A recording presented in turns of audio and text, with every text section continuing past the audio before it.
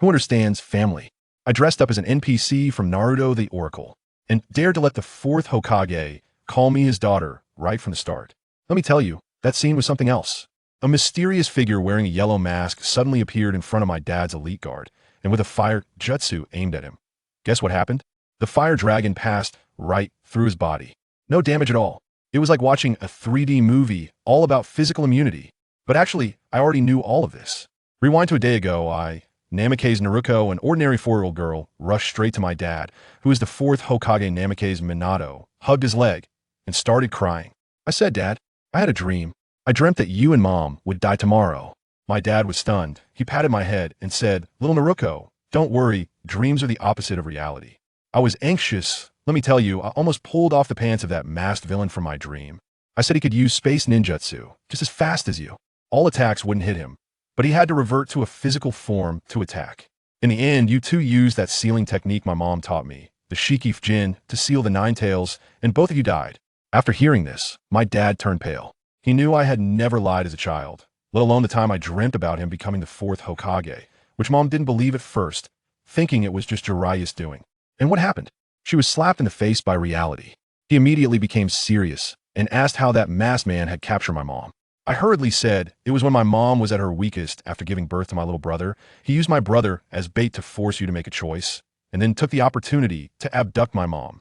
After that, the Nine Tails was extracted and directly dropped in the center of the village, starting a massive destruction. After hearing this, my dad's brows furrowed tightly, and he picked me up and placed me on the bed, saying, "Naruko, don't worry. Dad understands and will definitely not let this happen." Then everything went black, and I fainted. When I woke up again, I was stunned. I wasn't dreaming I had time traveled. Family. Those so-called dreams in my head were all from the anime Naruto I watched in my previous life. My name is Namikaze Naruko. I am Naruto's older sister. Tomorrow is the Nine Tails attack. I actually regained my memories at this crucial moment and got trapped in my own memory space. Unbelievable. I can only pray that my dad really took my words to heart. On my dad's side, with a flying thunder god technique, he rushed to find the third Hokage. And guess what? That old man was just grinning at a crystal ball, and when he saw my dad enter, he quickly covered it with a cloth, trying to hide what he was doing. My dad didn't even bother to mock him and told my prophecy in detail. The smoking pipe in the third Hokage's mouth fell to the ground with a thud. He immediately made a decision. It was better to believe than to doubt. He ordered the Leaf Village's defense level to be raised to the highest. All villagers evacuated to shelters overnight. Meanwhile, the underground emperor of the Leaf Village, Danzo, was also starting to stir. He was thinking about how to bring my dad down and take his place as Hokage, but upon hearing the commotion in the village, he thought his plan had been exposed. However, he quickly realized it was impossible. The masked man he contacted was as elusive as a ghost. So he proceeded with his plan, sending people to stall the third Hokage and instructed his subordinates to find out where my mom was giving birth. And the real mastermind, that masked man, Obito, had long since infiltrated the Leaf Village as if he had a god's perspective. One of Danzo's root subordinates even eagerly delivered top-secret information about my mom's delivery location. Obito sneered at the scroll he held, thinking how dirty the Leaf Village was. Soon, my mom, Kushina, was escorted by the third Hokage's wife, Bawako, to a secret barrier outside the village. Outside, dozens of Umbu surrounded the area tightly.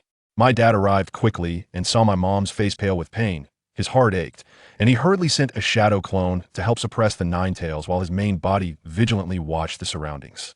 Just then, a fight broke out outside. A group of ninja cosplaying from the Rock Village charged in. This was classic bait and switch. At this moment, a white-haired handsome guy went crazy. Lightning release. Chidori. With a zapping sound, Kakashi Sensei made a dazzling entrance. He was incredibly quick and precise upon seeing Sharingan Kakashi. The opposing ninjas immediately turned tail and ran. Kakashi, remembering Obito's death, chased after them alone. The leading Umbu thought, "My disciple's disciple cannot be in danger." He quickly took a dozen people to support him. With all this commotion, the outer defense circle was suddenly half empty. The elite guard sent by the third Hokage, Shadow, felt a jolt in his heart, realizing something was wrong. Sure enough, the space in front of him twisted, and that man with the yellow mask appeared out of thin air. Shadow was also a tough character. Without saying a word, he raised his hand and unleashed a fire release, fire dragon technique. And what happened? The fire dragon went straight through the masked man's body, not even singeing a single hair. Shadow was dumbfounded. He had never seen such an absurd ninjutsu in his life. The masked man smirked mockingly, and the iron chain in his hand suddenly swung over. Shadow barely dodged it, countering with a few fireballs, which were easily passed through. He didn't believe the absurdity and tried to get close, but ended up passing right through the masked man's body. In that moment of distraction, the iron chain snuck up from behind and wrapped around his neck. Shadow finally reacted, realizing the chain was real. He desperately used the substitution technique to escape, but still received a deep gash on his chest and almost met his end. The other Umbu quickly surrounded him, but the masked man ignored them entirely, his body flickering and melting into the space, disappearing. The next second, he had already crossed into the barrier. Inside the barrier, my mom was in excruciating pain, drenched in sweat. My dad's shadow clone was desperately holding down the seal, his face turning purple, while the Ninetales was rampaging inside, and the seal was about to break. At this critical moment, with a loud cry, my little brother, Uzumaki Naruto, finally made his entrance. Oddly enough, upon hearing this cry, the once violent Ninetales suddenly quieted down for a moment. My dad was so excited he was almost in tears, looking at my mom with eyes full of love. Aunt Bawako, holding my brother, glanced at him and smiled. Oh, this little guy, crying so loudly, will definitely be a lively child in the future. Let me tell you, before she finished speaking, the atmosphere suddenly changed. My parents were having an 8 o'clock emotional reunion. My dad looked at my mom, tears in his eyes, just saying you've worked hard, and my mom weakly smiled back. My dad's clone was about to reinforce the nine-tail seal on my mom's belly, while his main body stayed close to Aunt Bawako holding my brother. But then, bam! A guy wearing an orange whirlpool mask appeared in the barrier, as if he teleported. I tell you, the security was as flimsy as paper. Seeing my dad protecting my brother the whole time, he sneered, saying it won't help to be prepared. In the next moment, someone flashed in front of Aunt Pia Lake. My dad's reaction was incredibly fast. He shouted, "Get out of the way," and flung his specially made kunai with a whoosh. But something outrageous happened. The kunai passed right through the masked man's body. It was like a 3D hologram. My dad was stunned, and his heart sank. He realized that my sister Naruko's prophecy had come true. This guy was immune to physical attacks.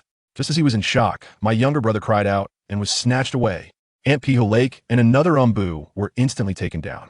My dad's eyes turned red with urgency, but he couldn't afford to stop his shadow clone. The Ninetales was about to break free from its seal. Gritting his teeth, he had to finish the sealing process first. With a loud bang, the evil chakra of the Ninetales was forcibly pushed back.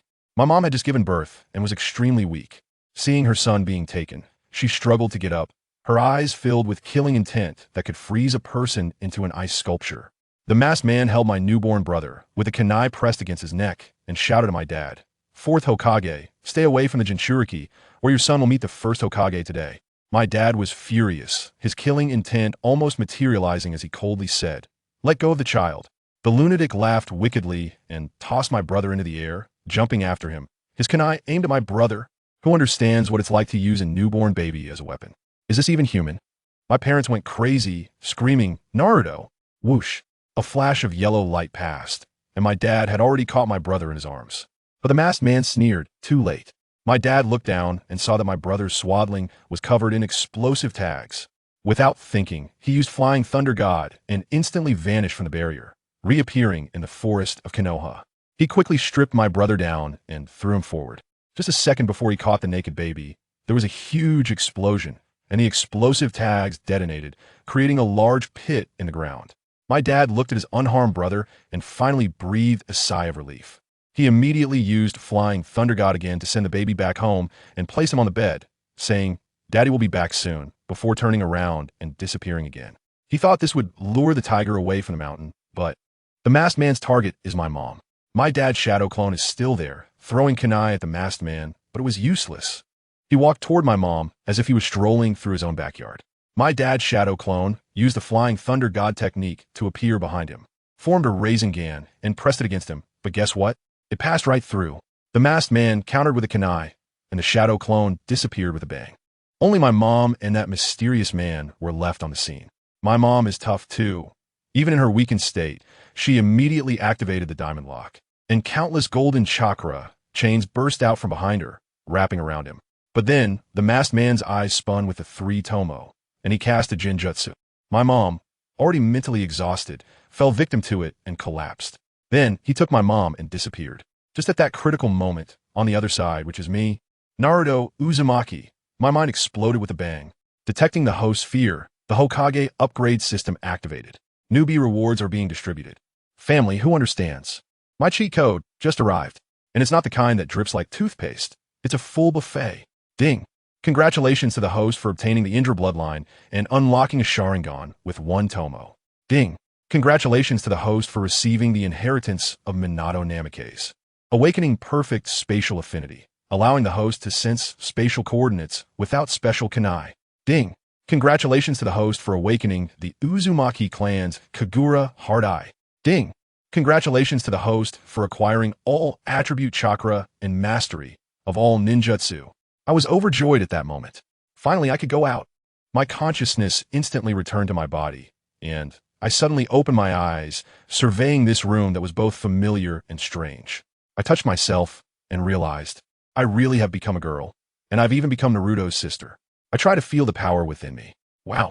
Is that evil and powerful force in my eyes the Sharingan? Moreover, the surrounding space in my eyes is filled with dense coordinate points, and I seem to be a part of that space. It's simply a blessing for photo editing. I no longer need to insert my eyes in advance to throw shurikens. With a thought, whoosh, whoosh, whoosh, I started flashing around the room wildly, creating countless afterimages. This speed is many times faster than my dad's Flying Thunder God technique. And once my Kagura Shingon is activated, everything within a 20-kilometer radius is in my sight. I can go wherever I want, and the chakra consumption is incredibly low. It's all about starting at the peak. But now is not the time to study this. I glanced at the time. It was 3 in the morning. I quickly got out of bed and ran outside. Naruko, you can't go out.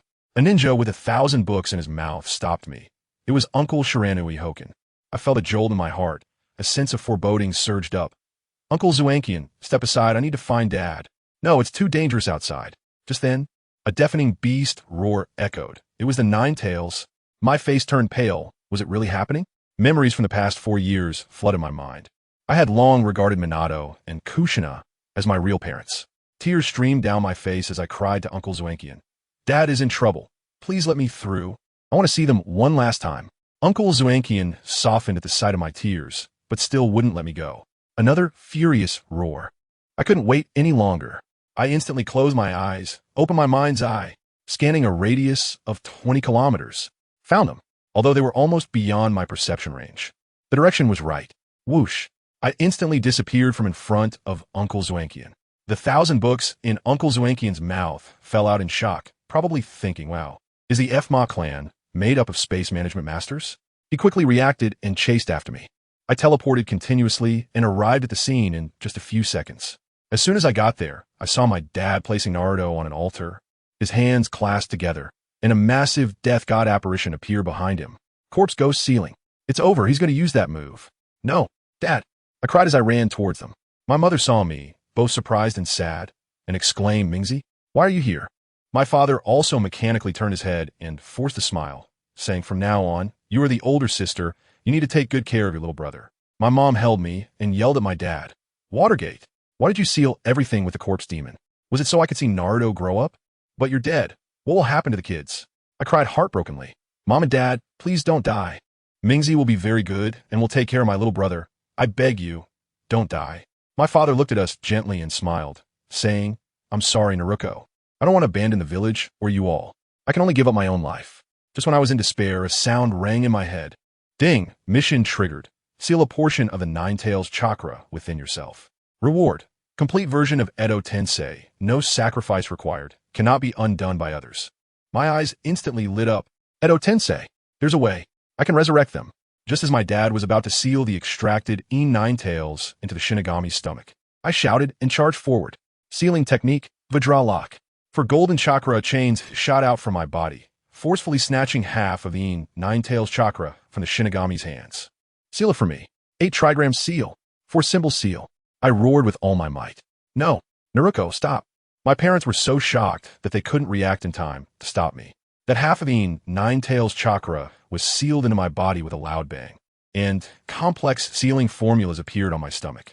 Ding, congratulations to the host for completing the task. Reward, perfect Edo Tensei. Great. With this, I will definitely find a way to resurrect my parents. However, it's It seems I will need to collaborate with Aunt Snake on this matter in the future. My mom held me and cried bitterly. Mingzi, why are you so foolish? My father watched as life force continuously faded away, knowing that time was running out. Over there, the Ninetales was still struggling wildly, trying to break free from my mother's chains. Calm down, I shouted, also using the adamantine ceiling to help my mother suppress the Ninetales. Don't underestimate me. The amount of chakra from the Uzumaki clan is no joke, and the pressure instantly reduced significantly. My mom reached out her hand, touching my face, her eyes filled with love and reluctance. Mingzi, I'm sorry. Mom won't be able to protect you anymore. Mom, don't say that. Everything will be okay. I cried out, but I could feel that her life force was nearly extinguished. The final moment had come. My dad handed my mom's last wishes and the keys to Toadine. My mom held us tightly, saying intermittently, make sure to eat enough every day. Don't catch a cold. Be careful of Teacher Jiraiya. Mom loves you all. I etched every word into my heart, and tears streamed down like they were free.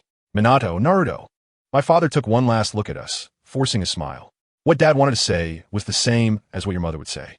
8 trigrams sealing. With his last ounce of strength, he sealed the remaining young Ninetales inside my brother Naruto. Wah wah wah. My brother cried out with all his might, as if bidding farewell to our parents. Dad, Mom, I screamed, but they had already lost their breath. I held back my grief and secretly collected their blood. This was the hope for the future.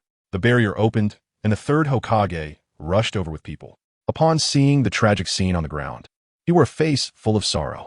I couldn't hold back any longer and threw myself in his arms, crying, Grandpa Sandame, Mom and Dad are dead. Sandame held me, tears streaming down his face as he comforted me.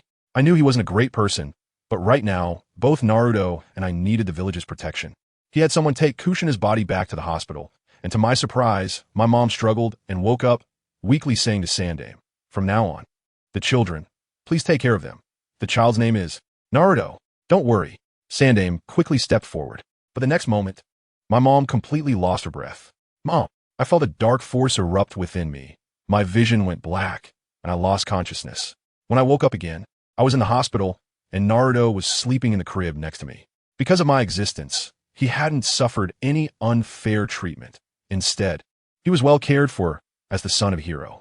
At the memorial service, Sandame gave a heartfelt speech. Kakashi stood there with a vacant look in his eyes, having lost another person close to him.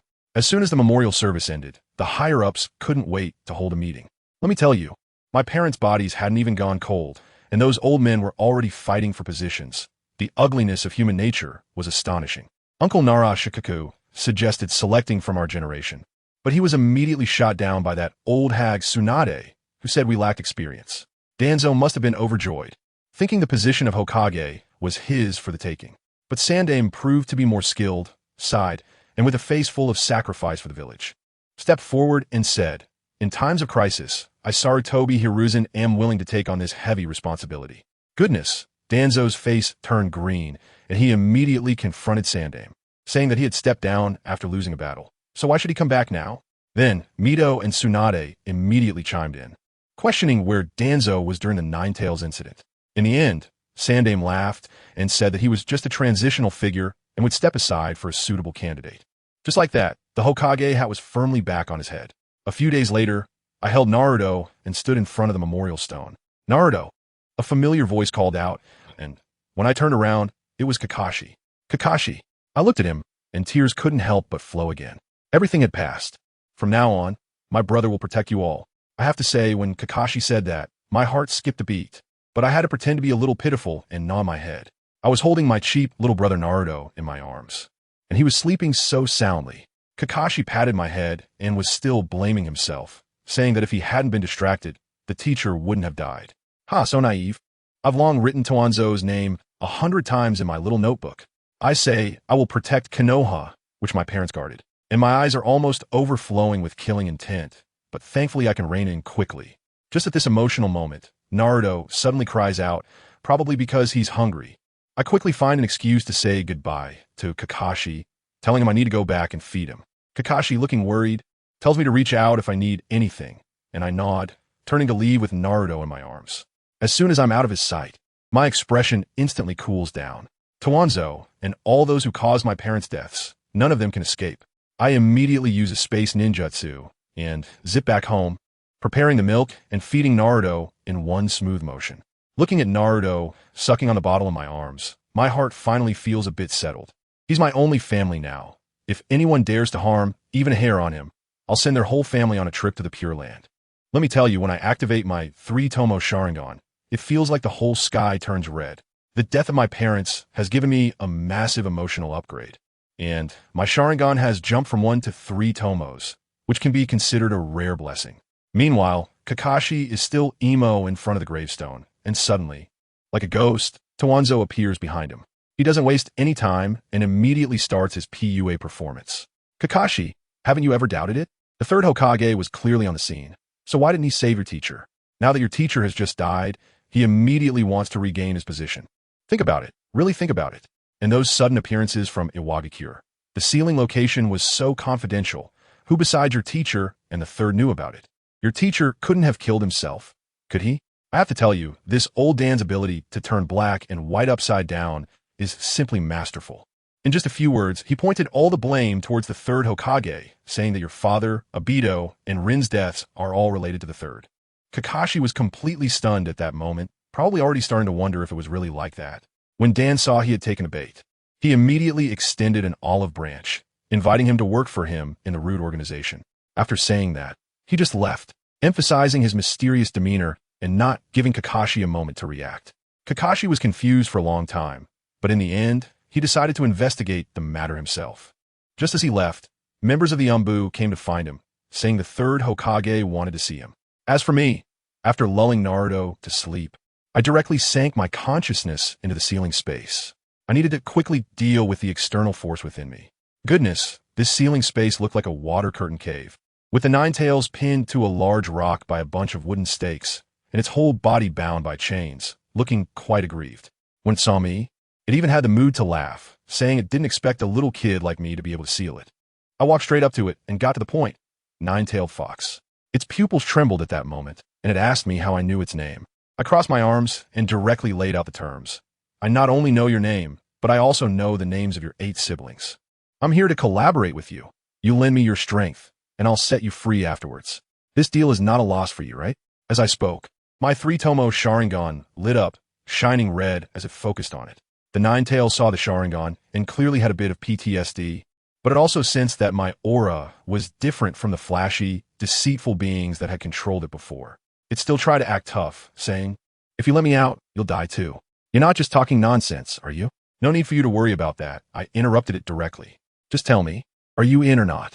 If you agree, I'll remove all these broken chains and wooden stakes from you right now, so you can lie back comfortably." The Nine-Tails, probably tired of being pinned down, immediately softened up when it heard it could be freed. It thought that with the Sharingan, I could extract its chakra without resistance. So it simply agreed. "Then that means you agree." I told it. "I need its power, but I also want to be friends with the tailed beasts.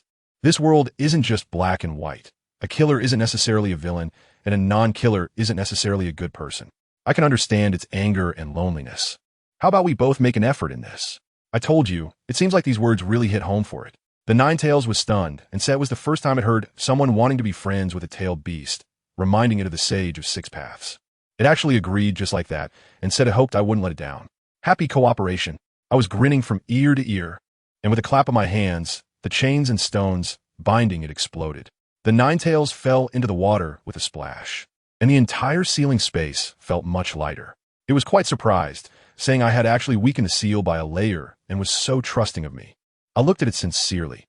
If we are friends, we should trust each other, right?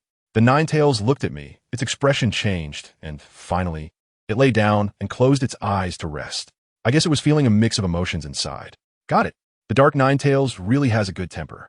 Unlike the light Nine-Tails in Naruto's body, which is like a firecracker. That one is better left for Naruto to deal with himself. I exited the sealed space, feeling completely refreshed, with my chakra flowing smoothly. I walked over to Naruto's bedside and saw him drooling in his sleep. I casually reinforced the 4-symbol seal on his abdomen, firmly suppressing the violent chakra of the Nine-Tails, so that he wouldn't even be able to perform a shadow clone technique later. With everything sorted, my training plan officially commenced. The system's gift of mastering all ninjutsu was simply exhilarating, but my physical skills and chakra control still needed improvement. I directly ran to the small forest and performed a multi-shadow clone technique, creating a dozen clones of myself. Okay, plan in action. You, go climb a tree. You go walk on water. You, practice wind release. You, practice lightning release. Everyone get to it. With my training efficiency, combined with the Nine Tails chakra and the Uzumaki bloodline, I wasn't worried about mental overload at all. Just as I was going all out in my training, Kakashi wasn't idle either. He had been fooled by Danzo and actually gave Danzo the itinerary of the third Hokage. Later, he infiltrated the third's home to steal information, trying to investigate the mysterious wood-release ninja, but ended up getting caught red-handed by the third. The old man was quite crafty. Not only did he not blame Kakashi, but he also took the opportunity to show him the research data on the first Hokage's cells, telling him that wood release was the only power capable of suppressing the Nine Tails. If wood release had existed earlier, Minato wouldn't have died. Upon hearing this, Kakashi immediately realized that Danzo actually had a wood release ninja under his command, and he had been hiding it during the Nine Tails incident. That old man was the true mastermind behind it all. Kakashi apologized to the third on the spot and confessed everything about being used by Danzo. The third, being a cunning old fox, not only forgave him, but also devised a plan for him to lead a group impersonating himself to follow the original route, while he would catch them in a trap. With this arrangement, Kakashi's loyalty skyrocketed. Meanwhile, I hit a bottleneck in my shuriken practice. Out of 10 shurikens, 7 hit the target, while 3 went who knows where, making me frown in frustration. Just then whoosh whoosh whoosh. A dozen kunai flew past me from behind, clanging and changing trajectory in the air, and in the end, bang, bang, bang, they all hit the target accurately, filling in the gaps of my missed shots. Who is it? So impressive. As I turned around, I saw a cool-looking little boy. I thought to myself, with that appearance and demeanor, could it be Uchiha Itachi? He even spoke to me in the tone of someone with experience, saying, more haste, less speed. Wow. My mind went ding, and the mission came, defeat Uchiha Itachi, recruit him as my little brother, and become the big boss myself. This is doable. I laughed at that moment. Do you think you're that much bigger? Aren't you just 1 year older than me? Come on, let's have a fight. I want to beat you. Itachi was quite polite, saying he didn't like fighting and offered to teach me how to throw shuriken instead. I scoffed directly. TCH, if you're scared, just say so. How about we practice together from now on? You have no objections, right? Itachi thought for a moment and surprisingly agreed, even adding to keep it within limits. Then let's get started. I wasted no time and threw a kunai at him. He easily blocked it, but I immediately followed up with a shadow clone technique, sending a flurry of kunai flying. He used a substitution technique to dodge, but his expression turned serious. Run? Can you escape? I instantly flashed behind him and kicked him away. Little Itachi cried out in pain, probably stunned, completely unaware of my movements. I quickly closed the distance, pressing a kunai against his neck and raised an eyebrow at him. Now you see the gap, right? Even though I can't throw kunai as well as you, your strength is really lacking. He was straightforward enough to admit he wasn't my match. You're not bad either, I said, putting away my kunai and patting his shoulder. From now on, you could be my little brother. I'll be your big sister, no problem, right? Uchiha Itachi looked completely confused at that moment, probably wondering what kind of bizarre development this was. A girl younger than him wanted to make him her little brother? Seeing his hesitation, I directly played my trump card. I pulled him over, brandishing the kunai in front of his eyes with a wicked smile. What's wrong? Unwilling? If you don't want to, what if I were to dig out those beautiful eyes of yours? Would that hurt? His face turned pale, but he still didn't relent. I had to take drastic measures. I moved the kunai down a bit and whispered with a chuckle in his ear. Do you want to be my little brother? If you're not willing, then your little brother might not need to exist anymore.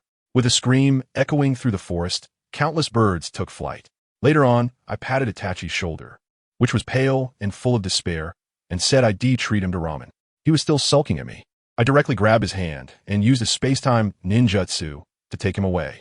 When he felt the spatial fluctuation, he was completely shocked, probably wondering how this little girl could use the fourth Hokage's flying thunder god technique. I dragged him to our ramen restaurant and shouted to the hand-pulled noodle uncle, "Uncle, 2 bowls of ramen, please." Smelling the delicious aroma of the ramen, Itachi's stomach unexpectedly growled, and his face turned red. I laughed out loud. This time it's on me. By the way, you, my little brother, still haven't told me your name. He hesitated for a long time before quietly saying, I am Uchiha Itachi. As soon as I heard it, Uchiha Itachi? Wow, that name sounds impressive. Let me tell you, this little brat may look all serious and indifferent, but deep down, he's just a shy guy who loves sweets, and his charm lies in that contrast. I stood with my hands on my hips, cleared my throat, and said, "My name is Namikaze Naruko. Remember it. From now on, you're my little brother, and you have to call me big sister when you see me. Got it?" You wouldn't believe how he frowned, looking like an old man. He was probably thinking, Namikaze? Isn't that the surname of the fourth Hokage?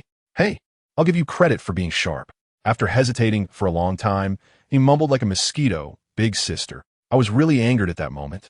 And I glared. Huh? Who are you calling big sister? Add the big character for me. Let me tell you, my gaze was absolutely on point, scaring him so much that he shivered and broke out in a cold sweat. In the end, this future exterminator of clans still obediently, albeit reluctantly, called out, Big sister. Ah, that's more like it. Just then, with a ding, the system in my head finally activated. Task completed. Reward?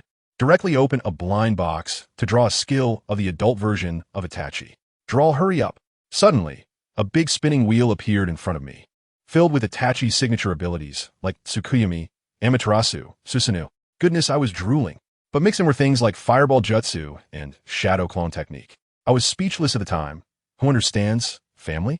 I had long mastered these basics, and I really hoped I wouldn't draw one of those things. Otherwise, I might as well find a block of tofu and end it all. The wheel started spinning, and my heart was in my throat. Guess what happened? It landed right in the gap between Fireball Jutsu and Shadow Clone Technique.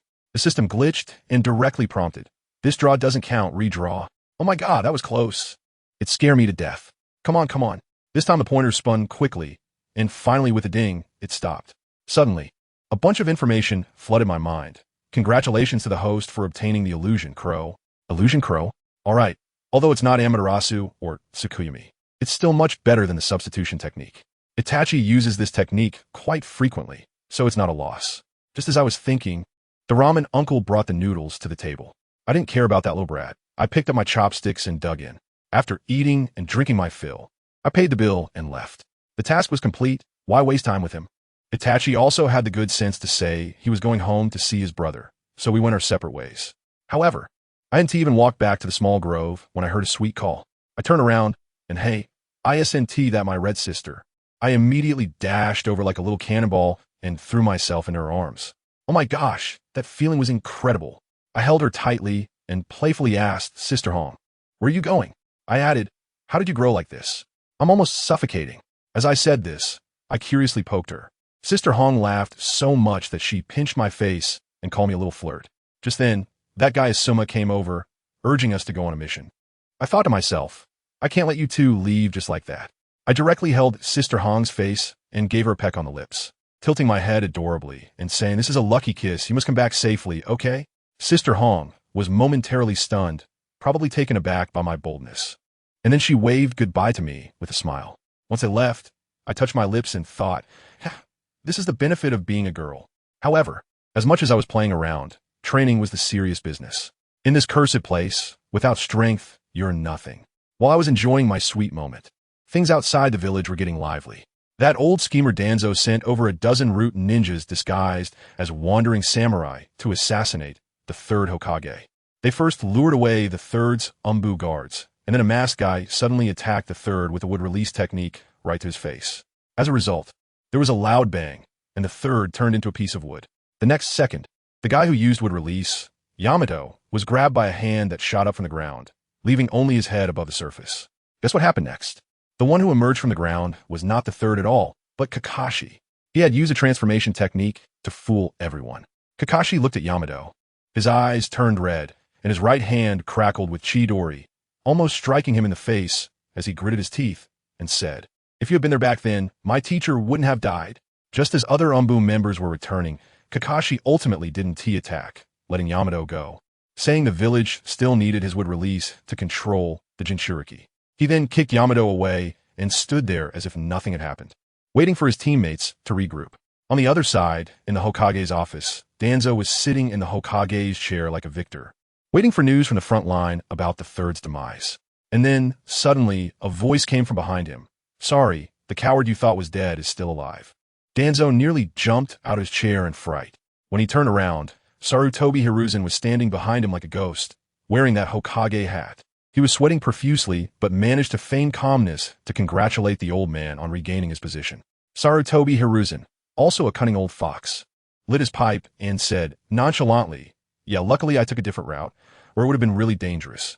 Tell me, who exactly tried to set me up? I'll make sure to kill him.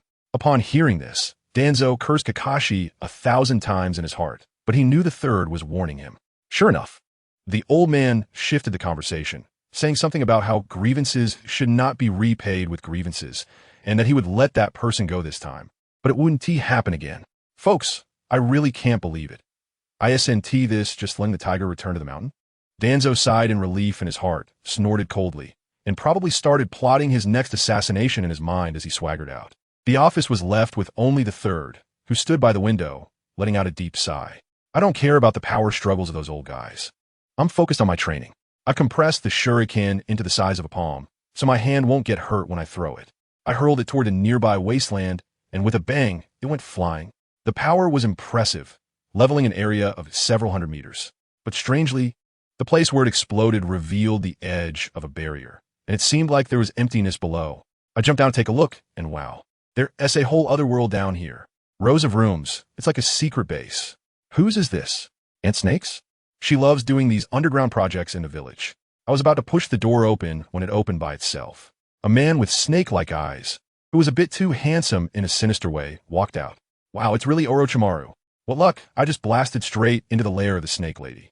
When he saw me, a little kid, he was a bit confused at first, but in an instant he sensed the nine-tails chakra within me, and his tongue flicked out to lick his lips. Ding! The system task has arrived. Become a partner with Orochimaru. Obtain Hashirama's cells. Reward. System assistance infusion. Awaken would release. My mind went blank for a moment. Intercolumnar cells? Awakening would release. I have the Whirlpool bloodline, Indra's chakra, and now Azura's would release. This overwhelming fortune has finally come to me. I immediately put on a well-behaved expression and bowed at a 90-degree angle. Lord Orochimaru. Orochimaru looked at me with interest. The daughter of Minato? Interesting. What do you want from me? I looked up and smiled at him, saying, Orochimaru, I want to make a deal with you. He laughed and said, what could a little kid like you possibly have to trade with me? I directly started building connections. Don't be fooled by my youth. According to seniority, Lord Jiraiya is my master, and you are my granduncle. How could I possibly deceive you? Then I dropped the bomb. Are you interested in Edo Tensei that doesn't require sacrifices? What? Orochimaru's eternally icy expression cracked for the first time. Of course, he could use Edo Tensei, but that technique requires living humans as sacrifices, which is a hassle. My version only requires DNA to summon infinitely. It's a dimensional strike. His expression changed instantly, and killing intent surged. He was probably contemplating how to tie me up and bring me back to the lab for dissection. I quickly put on a pitiful look. Sir, I'm just a child, I'm scared. He snorted coldly, reining in his killing intent, and took me into his laboratory. Inside, my goodness, there were all sorts of cell tissues and jars, and the operating table was a bloody mess. Most kids would have cried in fear, but me? I was even a bit excited. He casually tossed me a glass tube containing cells. Without hesitation, I formed the hand seals. Edo Tensei. Instantly, countless white shards emerged from the ground, and with a loud bang, a coffin rose from the earth. Orochimaru's eyes widened, muttering, I must obtain this technique. As the coffin lid fell, standing inside was none other than the first Hokage, Hashirama Senju. Although his eyes were closed and he hadn't activated, that aura was unmistakable. I was overjoyed, looking at the room full of glass tubes. Aren't these all interstitial cells? It's happening. Orochimaru couldn't sit still anymore and directly asked me what I wanted. I was straightforward and made a big request. I want your impure world reincarnation, all of your research data backups, and your cloning technology. He was taken aback and said he hadn't fully figured out the impure world reincarnation yet. I told him it was fine, that could wait. But the data and cloning technology had to be given now. He hesitated a bit, wanting to exchange for more forbidden techniques for me. I couldn't help but laugh. Lord Orochimaru, you're not losing out at all. The people summoned by my Edo Tensei have about 80 of their original strength and don't require any sacrifices. It's way stronger than what you have. Besides, all your research data, isn't it all in your head? Giving me a copy is just a piece of trash for you, right? Orochimaru weighed his options and ultimately compromised. After all, the allure of my technique was just too great. He opened his mouth and with a gulp, spat out a huge slime-covered scroll and tossed it to me. I took it with disdain and handed over the scroll I had prepared. Orochimaru eagerly opened the scroll, letting out a creepy laugh of hee-hee-hee as he read. As expected, It's the perfect version. This technique of yours is truly perfect. I tell you, when he smiled ominously, I heard a ding in my head, and the system prompt directly popped up. Congratulations on reaching a cooperation with Uncle Snake. The Hashirama cells are in hand. Wow, this feeling is simply too exhilarating. I expressionlessly put his scroll into the system space, but inside, I was already overjoyed. Just at that moment, I suddenly felt the entire basement's barrier shaking violently. I quickly activated my divine vision and scanned outside, and wow, Sarutobi Hiruzen, the third Hokage, was personally leading a team in battle gear to capture someone. Orochimaru also sensed it, and his expression instantly darkened. Is it Master Sarutobi? His expression showed a hint of reluctance to part with all the jars and bottles in the room. I burst out laughing at that moment, and the system task popped up in my mind, telling me to save Orochimaru and then pin the blame on Danzo, with the reward being the summoning scroll for the Dragon Cave. Oh wow, I love this task. I immediately told Orochimaru, Uncle Snake, don't panic. Outside is the third Hokage. You're probably betrayed by that old six Danzo, but don't worry, I can save you. Orochimaru looked at me in disbelief. The door is blocked. How are you going to save me? I directly pulled out a special kunai from my dad and waved it around, laughing mysteriously. Space ninjutsu, you get it? Taking you away is a matter of minutes. But before we go, we need to leave a souvenir for Danzo. He likes giving gifts. So let's return the favor with a big one. Orochimaru immediately understood. His eyes lit up. He truly knows how to play mind games. He gets it instantly. He quickly started acting, writing a bunch of reports, detailing everything about Danzo's human experiments, arm transplants with Sharingan, and various dark secrets all laid out clearly. While he was busy with that, I took the opportunity to sneak away all the remaining Hashirama cells from his lab. These are treasures and shouldn't go to waste. Once he finished his arrangements, I grabbed onto his clothes. There's no helping it. He's too short for me to reach his shoulders, and in the next moment, swish. We both vanished from our spot. I tell you, we had just left when the third Hokage brought people in. What happened? It was empty inside, nothing at all. The Umbu searched around and finally found the evidence left by Orochimaru on the table. When the third Hokage picked it up and looked, his face went dark. It was all the experimental records of Danzo, detailing all the terrible things he had done, yet not a single word mentioned Orochimaru. Well, the third Hokage believed it right away, thinking he had wronged his good disciple, and angrily cursed Danzo. But while he cursed on the outside, he must have felt pleased on the inside, saying that at least Danzo had done a service for Konoha. Otherwise, where would the wood-release ninja come from? I want to laugh. He was really playing both sides. In the end, he ordered the laboratory to be destroyed and took the black materials away. On the other side, I had already sneaked off with Orochimaru to the edge of the Konoha forest. He was there marveling at the space ninjutsu. And then suddenly he fixed his snake-like eyes on me, licked his lips with his tongue, and said ominously, Naruko, you really are an interesting little girl. I might even like you a bit. Family, who understands? I was so scared at that moment. I was only 4 years old, for goodness sake. What do you want to make me, a prime KPI? So disgusting. I quickly laughed it off, said I had things to do, and then used Flying Thunder God to escape. Back home, I was still in shock. That research maniac was really too perverted. Just as I caught my breath, the system reward arrived, the Dragon Cave summoning scroll. Just right, since Jiraiya wasn't in the village, I couldn't sign with the toad. So signing with a snake would be good too. I bit my finger, signed my name, and tried summoning. With a bang, a little green snake over a meter long appeared in front of me, gently rubbing its head against my foot. Hey, summoning technique, get? Meanwhile, on Danzo's side, upon hearing that Orochimaru had escaped, he was so furious he was stomping his feet at the root base. Just after he finished cursing, someone came to report that the third Hokage was looking for him.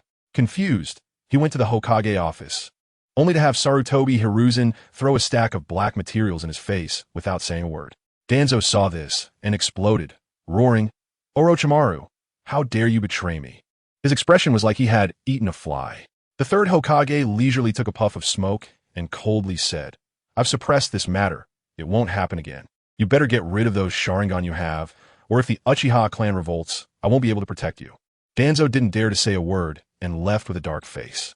Just after he left, my cheap master Jiraiya climbed in through the window.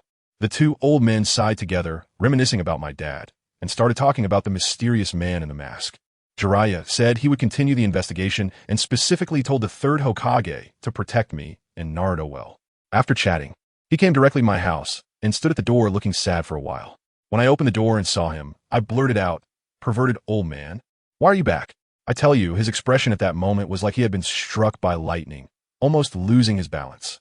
He even earnestly advised me, saying that girls should be ladylike and shouldn't be called that. I innocently replied, "Mom said so. Mom said you're just an old pervert." He was instantly petrified, probably thinking inside, "Kushina, you're ruining me." After we went inside, he noticed I was in a bad mood and said he would teach me ninjutsu. I pouted and laid it all out. "What can you teach me? I already know sealing techniques, and I've learned my dad's Flying Thunder God and Rasengan." He looked at me in disbelief, so I hugged Naruto, and with one hand, I created a massive Rasengan. His eyes nearly popped out, and he spat out the mouthful of drink he had just taken. I wasn't done yet. I threw a kunai, and with the Flying Thunder God, it appeared right in front of me. Now Jiraiya was completely dumbfounded, trembling as he pointed at me. "You little pervert, more perverted than your dad." After a long pause, he excitedly said, "There's one thing you haven't learned that your dad is exceptional at. Sage Jutsu. But you're still young. So let us start with summoning Jutsu." As he spoke, he took out the contract scroll from Mount Mayaboku. As soon as I saw it, the system in my head chimed again. Sign a contract and get a simulated training ground. Isn't this practically free? I immediately sweetly shouted, "Thank you, Grandpa Jiraiya." It made him so happy that he was almost bubbling with snot. After signing, the system rewards were credited. Let me tell you, this simulated training ground is simply amazing. It can generate an opponent that looks exactly like me for practice, and I can even summon powerful figures like the first Hokage. Although I can only summon them at 30% of their strength, it's perfect for accumulating combat experience. This is going to take me to the next level. I told Jiraiya that my goal is to become the first female Hokage, and it moved him deeply. He left with satisfaction, saying he would often come back to see us. After sending him off, I remembered the important task, merging with the Hashirama cells. I held Naruto and silently chanted, "System merge." The next moment, let me tell you, it felt like all my cells were having a party. My vitality surged wildly, and my chakra doubled instantly. It felt so good that I almost cried out. The system notification sounded. "Congratulations, host, you have successfully awakened," would release. I did it. I felt the immense power within me. Is this the power of the first Hokage? It's so strong. I couldn't help but clap my hands, controlling my chakra, and instantly, rows of green saplings sprouted on the floor of my house. Unfortunately, there was a camera on the ceiling watching me, so I couldn't go too overboard otherwise. The third Hokage would probably invite me for tea tomorrow. I was happily admiring my masterpiece when suddenly a crazy idea popped into my head. Let me tell you, isn't Naruto the reincarnation of Ashura? The first Hokage, Hashirama, is also a reincarnation of Ashura. So, rounding it off, isn't it just one person wearing two different disguises? If Hashirama cells don't reject me, a fake, wouldn't they be like going home for my legitimate younger brother? Goodness, if I give Naruto a shot too, will he directly awaken would release? I could already picture in my mind Kurama wearing Susanoo, topped off with a layer of the wood release Buddha, transforming into the ultimate nested doll form. That image was so beautiful I couldn't bear to look. No, this idea is too risky. It could lead to disaster. Although theoretically feasible, Naruto's protagonist aura would definitely protect him. But he is my little brother. What if something goes wrong and I end up crying? But hey, didn't I get the full set of cloning techniques from Aunt Snake? I'll clone a little Naruto first to use as a guinea pig. And if the experiment is successful, then I'll apply it to the original. This operation is simply perfect. So without hesitation, I left a shadow clone at home to watch over Naruto and zipped away using space ninjutsu to a small grove outside the village. Once I arrived, I clapped my hands and shouted, "Multiple shadow, clone jutsu, boom, boom, boom." Hundreds of me stood in a crowd. I put my hands on my hips, looking like a foreman, and waved my hand. "Brothers, let's get to work. Let's build our secret base. Give it all you've got."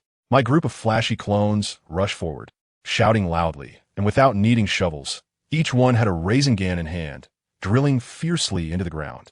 I have to say, using this thing as a power drill is highly efficient. In no time, a huge underground space was formed. I casually set up a ceiling barrier to ensure no one would discover it. All right, the work is done. No one slack off. I started giving orders. You all, go to the village and buy experimental equipment. Bring back all sorts of bottles and jars. And you guys go and borrow the village's electricity. Oh no, I mean borrow. We can't have our base without internet and power. The clones received their orders, each transforming into random villagers and blending into the village to start a big shopping spree. Before long, my secret base was filled with various high-tech instruments, and even the electricity was connected. Looking at this bustling scene, I nodded in satisfaction. While building the foundation, I couldn't let my strength fall behind. I directly called out to the system in my mind. System, enter the simulation training ground. I want to fight 10 of them. With a whoosh, I was pulled into a pure white space. In front of me was an electronic screen that resembled a game interface. Wow, it was filled with selectable opponents. From Hashirama Senju to Madara Uchiha, even my parents, and there were even options for Sage of 6 Paths mode. I glanced at my data, shadow level. Alright, that's decent enough. Let us find a shadow level opponent to practice on. I quickly set my sights on that masked guy, Obito Uchiha, without the Rinnegan. You, the one who betrayed your master and destroyed your clan, causing the death of my parents. Today I'll rip off your mask in the simulation arena. It's you. I tapped the screen, 100 power. The scene instantly switched, and I was standing face to face with Obito. Without saying a word, I clasped my hands together. Would release secret technique. Birth of the tree world. Starting big right from the get-go. That's the greatest respect for a villain. Countless giant trees sprang up from the ground and crazily rushed towards him. And what happened? That guy just stood there not moving, and all the trees passed right through his body, utterly useless. Kamuiha? I understand. I sneered coldly in my heart. Although your phasing technique is cheap. It has a time limit. A real man can only hold it for 5 minutes, and once the time is up, you're done. Moreover, my dad had long left a flying thunder god mark on you. In reality, if I wanted to take you down in an instant, it would be just a moment's work. While I was using would release for indiscriminate attacks, forcing him to maintain his intangibility and consume chakra. I was also looking for an opportunity. Sure enough, he couldn't hold back and unleashed a fire release, Storm Dance. The flames twisted by Kimui into a shape resembling a twisted pastry, and the power was quite strong. I responded with a water release, great waterfall technique. The water and fire mingling, instantly dousing him. Now's my chance. The moment he materialized his ninjutsu, I should have teleported with Flying Thunder God and hit him with a Rasengan, but I admit my practical experience is too lacking. I have all the gear, but can't keep up with the operation. Just that moment of hesitation allowed him to extend his intangibility for another 5 minutes. TSK, so troublesome. I threw a bunch of Flying Thunder God Kunai around him, then teleported behind him for a Rasengan, but still ended up hitting nothing and passed right through. The next second, the iron chain in his hand locked around my throat. But I was waiting for this moment. The instant he materialized his attack, I grinned and activated Flying Thunder God again, appearing behind him and landing a Rasengan solidly on his back. With a bang, Obito flew out like a spinning top, crashing through more than a dozen large trees, and his health bar dropped significantly. I found my rhythm. From here on, it was easy. I knew his weakness was to repeatedly pull and force his attacks, exploiting the openings when he materialized. After a few rounds, I had him spinning in circles. Finally, with my right hand crackling with lightning, Raikiri, one strike pierced through his heart. Ding, host wins. Ha! I took a breath. Even knowing all his weaknesses, it was still tough to fight, proving that combat experience is incredibly important. Next, I switched to several opponents, grinding experience through repeated battles. In the end, I even challenged my father, Minato Namikaze, but was utterly defeated by his elusive Flying Thunder God and instant Sage techniques. However, losing to my dad isn't shameful. I was even a bit proud. After spending a month in the training ground, my demeanor changed significantly. I became exceptionally composed. Next up, it's time for the main event, cloning Naruto. I assembled all the instruments and carefully extracted Naruto's cells, then followed the steps according to the data provided by Orochimaru. The result was failure. Again, it was still a failure. Damn it, failed again. For over a year, I've practically lived in this secret base, dealing with these bottles and jars every day. Just when I was about to give up, that tiny body in the petri dish finally took shape. Finally, succeeded. I looked at the soulless, puppet-like clone of Naruto and was so excited that I almost cried. Next, the most crucial step, injecting Hashirama's cells. I took a deep breath and slowly pushed the cells, infused with the power of the first Hokage, into the clone. I immediately activated my Sharingan, keeping a close watch on every cellular change inside. A miracle happened. After Hashirama's cells entered the clone, not only was there no rejection, but it seemed to find its family and merged perfectly. I have to say, as expected of the reincarnation of an Ajura, this performance is simply outrageous. If Aunt Snake were to see this scene, she would probably shout, "This is the art of science," and then take my brother for research. To be safe, I decided to observe a little longer, leaving a shadow clone to watch, and went home first. As soon as I entered the door, a wobbly little figure rushed over. Sister, sister, sister. I picked up Naruto and my heart melted. The little guy in my arms stretched out his tiny finger pointing outside. Catch, catch. This meant he wanted to go out to play. All right, let's go catch something. I put a little hat on him and carried him out the door. As soon as we hit the street, I felt it. The gazes of the villagers around us were something else. Some looked scared and kept their distance, muttering about the nine-tailed fox. Of course, there were also those who remembered my father fondly and nodded at us in gratitude. But there were always those few, like internet trolls in 2025, making snide comments. Isn't it the Hokage's duty to protect us? What else is he supposed to do? Who understands? Family? My father risked his life to save these people. And in return, they say it's to be expected? At that moment, I really wanted to use wood release to tie them all up and hang them upside down on Hokage Rock. But forget it, for Naruto's sake, I held back. I was out shopping with Naruto when I suddenly saw a familiar figure ahead, Itachi Uchiha. He was holding an even smaller baby in his arms. As soon as he saw me, he turned to run. Hey, little Itachi. I called out to him. Why are you running when you see your big sister? Itachi Uchiha froze, forcing a smile that looked worse than crying on his face. There's an urgent matter at home. Is that so? I said with a smile as I walked over. This must be your little brother, right? Let me take a look. I lean over to take a look, and wow. Isn't that Uchiha Sasuke, the little brat? Such a tiny bundle, quite cute. Come on, let your sister give you a hug. I reached out my hand to him. But this little kid Sasuke turned his head away, tightly hugging his brother, and said in a childish voice, no. Hey, my temper. I, the great sister of a time traveler, am offering you a hug as a favor, and you dare to refuse me? All right, if you don't want a hug, then you have to face the consequences. I smiled mischievously, stretched out my finger, and gently flicked the little bird on his small, but still wearing open crotch pants. Well, aha. Sasuke instantly burst into a thunderous cry. Itachi Uchiha was immediately petrified, probably not expecting me to be so mischievous, not even sparing a baby. I was absolutely overjoyed. Haha. Air Juzi, I'm the first person in the entire ninja world to flick your little chicken. This is simply a milestone in my journey through time. What is even funnier is that Naruto in my arms, seeing Sasuke crying, just kept laughing. Hee hee hee. Family. This is what they call fate, right? Uchiha Itachi had a helpless expression, probably thinking, Sasuke, this is the only time your brother didn't protect you well. After bullying the little one, I went to tease the older one. Come on, little weasel, I'll treat you to some three-colored dumplings. He was so scared that he waved his hands repeatedly. No, big sister, I really have to go back. After saying that, he hugged the crying Sasuke and ran away faster than a rabbit. TCH, so boring. I pouted, just about to hold Naruto and continue wandering, when I suddenly caught a glimpse of a familiar figure out of the corner of my eye. Isn't that Captain Yamato? He's running on a rooftop with a girl while being chased by a white-haired guy, Kakashi. I felt a jolt in my heart. This plot. I remember it seems to be about Orochimaru's defection. How did it come earlier? Could it be Ant Snake ultimately didn't escape this calamity? Sigh, Ant Snake. You played your tricks, but in the end, you couldn't outsmart that old man Danzo. I'll tell you, Snake Ant just took a couple of steps when, good heavens, Jiraiya directly blocked her way. The atmosphere instantly dropped to freezing point. When Snake Ant saw it was Jiraiya, she even smiled and said, oh, you really understand me. Jiraiya's face was as dark as a pot bottom, and he immediately questioned her about why she was conducting human experiments, saying those children were living beings. And guess how Snake Ant responded? Her twisted logic was simply outrageous. She said this world is inherently unfair, and their sacrifices were to witness miracles, proudly announcing, I succeeded. I have mastered the secret of immortality. Good heavens, I almost wanted to slap her while listening. Is that immortality? That's just changing your skin.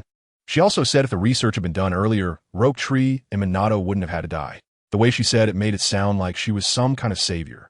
Jiraiya still wanted to persuade her to turn back, saying the third Hokage wouldn't blame her. Snake Ant knows herself very well. She said, there's no going back. I know better than you what kind of person Sarutobi Sensei is. If he really wanted to keep me, I wouldn't have been able to leave the gates of Konoha today. Family, who understands? This was the ultimate tug-of-war between a top PUA master and a clear-headed victim. That old turtle, the third Hokage, intentionally let Snake Ant go. He knew all about it. When the conversation got to this point, there was nothing more to talk about. Without saying a word, Jiraiya made a hand sign, and the ground beneath him instantly turned into a swamp, trying to trap Snake Ant. But who is Snake Ant? She knows Jiraiya too well. She gracefully transformed into a ball of fire and disappeared, leaving a harsh warning. Jiraiya, next time we meet, we'll be enemies. Don't hold back against my subordinates, or you'll die. Sigh, watching Jiraiya stand alone in place, his back looking as lonely as can be. The legendary 3 ninjas, Tsunade, is addicted to gambling. Orochimaru has defected for research, and he's the only one left. His only brother is gone too. This kind of blow, who can bear it? It was at that moment when Snake Ant completely ran away that a ding sounded in my head. Mission completed. Reward received. Smoke transformation. I tell you, this ability is simply heaven-defying. Not only can I be immune to physical attacks, but I can also turn into smoke to control others. And all the sensations of the controlled person, like what they eat and drink, will feed back to me. Good heavens, at that moment, some not-so-pure images flashed through my mind. If I could control a handsome guy too. Cough, cough, stop right there. I'm a serious person. It seems I need to quickly get my male clone out. Just thinking about it feels wonderful. I was happily plotting when I looked up and saw Jiraiya standing there like a lost, lonely old man. Looks like after his passionate exchange with Ant Snake. He is now in sage mode. I quickly floated over and patted his shoulder, asking, "What is up, Grandpa Jiraiya? You look down. That's not like you." He was startled to see me and asked how I got out of the village. Even seeing me floating in the air made his eyes nearly pop out. He wondered if I had secretly learned the techniques of the 3rd Tsuchikage. Could I tell him it was a gift from the system? Of course not. I opened my mouth and started to babble. No way, this is my own invention, pretty impressive, right? You know what? Jiraiya is really easy to fool. As soon as he heard it was my own creation, he immediately believed it and started praising me, calling me a super genius. On the way back, I teased him, asking why, at his age, he still wasn't married. Was it true, like my mom said, that he was a big lecher no one wanted? His expression was like he had just eaten a fly, quickly defending himself by saying he was devoted and that there was always someone in his heart, none other than Granny Tsunade. I acted innocent and said, "Mom said Grandpa Jiraiya is just too timid with the person he likes. If you were more like Dad, you would have already won over Sister Tsunade." This seemed to hit a nerve. He froze for a moment, then burst out laughing, his eyes filled with determination, saying he would marry Tsunade one day. All right. Seeing him like that, I cheered him on and reminded him to invite me to the wedding feast. Once back in the village, we parted ways. I had to hurry home to see my brother Naruto. To be honest, although being a girl has its perks, I still miss my pure manly body. I must get my clone body sorted out as soon as possible. Meanwhile, Jiraiya went straight to the Hokage's office. The 3rd Hokage, knowing full well, asked, "Did you not catch Orochimaru?" Jiraiya, looking disappointed, replied, "I caught him, but he got away." The 3rd was so nonchalant about it. If he ran away, then so be it. Damn, his acting deserves an Oscar. Then he started to persuade Jiraiya to stay, saying the village needed manpower and asking him to help this old man. Jiraiya, not being foolish, directly refused, saying staying in the village had no benefits and would instead arouse suspicion from certain people. He didn't want to die without knowing why. The implication was clear. It was a jab at Danzo. Seeing he couldn't keep Jiraiya, the 3rd changed the subject, saying he was preparing to send me to the ninja school. I tell you, the moment Jiraiya heard this, his killing intent exploded. His gaze was as cold as ice. And he firmly stated, "Keep that thing away from Naruto, or I won't mind letting him experience the feeling of death. If anything happens to them, I'll be the first to take him down." Everyone knew who that thing was. To up the ante, Jiraiya dropped a bombshell, saying I had already learned my dad's Flying Thunder God technique. The 3rd's eyes lit up upon hearing this. Wow. Doesn't this mean there's a new generation of Hokage heir? And it's his own disciple, so easy to control. He made the decision on the spot. Before leaving, Jiraiya coldly warned, just a warning to Danzo. If he wants to die, consider it said. After Jiraiya left, the 3rd pretended to sigh dramatically. "Ah, Jiraiya, are you also disappointed in me? I'm doing this for Konoha." He then turned and had Umbu summon Danzo. Before long, there was a knock at my door. When I opened it, lo and behold, the 3rd Hokage himself had come. He was grinning like a Buddha, asking if I wanted to go to ninja school, learn ninjutsu, and become a ninja. I understood right away. This old man was here to dangle a carrot in front of me. Coincidentally, the system in my head also chimed in, issuing a new task. Agree to enroll, graduate within a year, and the reward is a bloodline limit. Magnet release. What more is there to say? A reward delivered to my door should never be turned down. I immediately played the part, saying with longing, I want to go. I want to become the first female Hokage, just like Dad, to protect the village and Naruto. Acting is easy, right? First, I needed to reassure him so he wouldn't doubt me every day. He also wanted to send someone to take care of Naruto, but I just threw in Shadow Clone in his face, telling him I could handle it myself. The third was shocked to see I could even use Shadow Clone.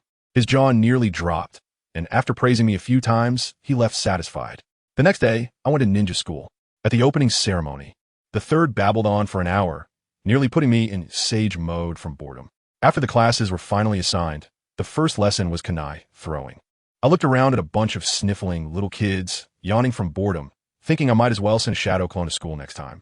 It was a complete waste of time. Just then, I spotted a little girl with a purple headband, Hyuga Tenkai, with Byakugan. She was incredibly cute. She was steady with her aim and hit the bullseye on her first try. Soon it was my turn, and I thought I couldn't be too low-key. I directly pulled out 8 kunai and performed a stylish trick shot in the air, hitting all 8 targets in the heart. Instantly, all the little boys in the class looked at me with hearts in their eyes. But then, this little Hyuga Tenkai was quite curious and activated her Byakugan to look at me. The next second, she let out a scream and sat down, her little face pale and trembling all over. Hey, this is interesting. It seems she saw the big tenet in my body. For such a young girl to activate Byakugan. This Hyuga girl is quite the genius. Isn't she? I tell you, this little girl was completely startled. Her face turned pale, and she almost fainted on the spot. As soon as I saw it, I thought, wow, an opportunity has come.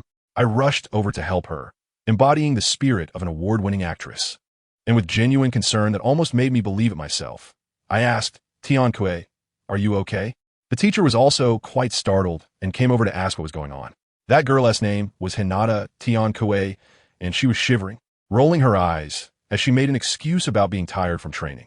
I couldn't help but chuckle inwardly, thinking, look how scared you are. I casually performed a palm technique on her, giving her a mental SBA treatment, and gently said, your eyes may be powerful, but you can't just look at anything, okay? Be careful next time. Goodness, her face turned bright red in an instant, looking at me as if I were a savior. My mind is racing with calculations, thinking about how to win over a girl and later, having a companion. I smoothly helped her to sit down beside me and casually asked, Tiankue, why are you wearing a headscarf on your forehead in this hot weather? Her expression immediately darkened, and she stammered that she was afraid of the cold. Seriously, who understands? This excuse is so weak that I don't even want to call her out on it. It's clear she has the marks of a caged bird from a broken family. I immediately seized the opportunity and asked with sparkling eyes, can we be friends? I don't have many friends. The little girl's eyes turned red at that moment, probably surprised that I, a fourth-generation descendant, would take the initiative to talk to her. And she was so moved that she nodded repeatedly yes. We are friends now. Got it. I silently celebrated in my heart. The sealing technique of the Uchiha clan is a family heirloom. Releasing a caged bird is a piece of cake, right? This move is a precise form of support. The day's classes ended just like that, but after school, it turned out that we were the only 2 left behind in the entire school.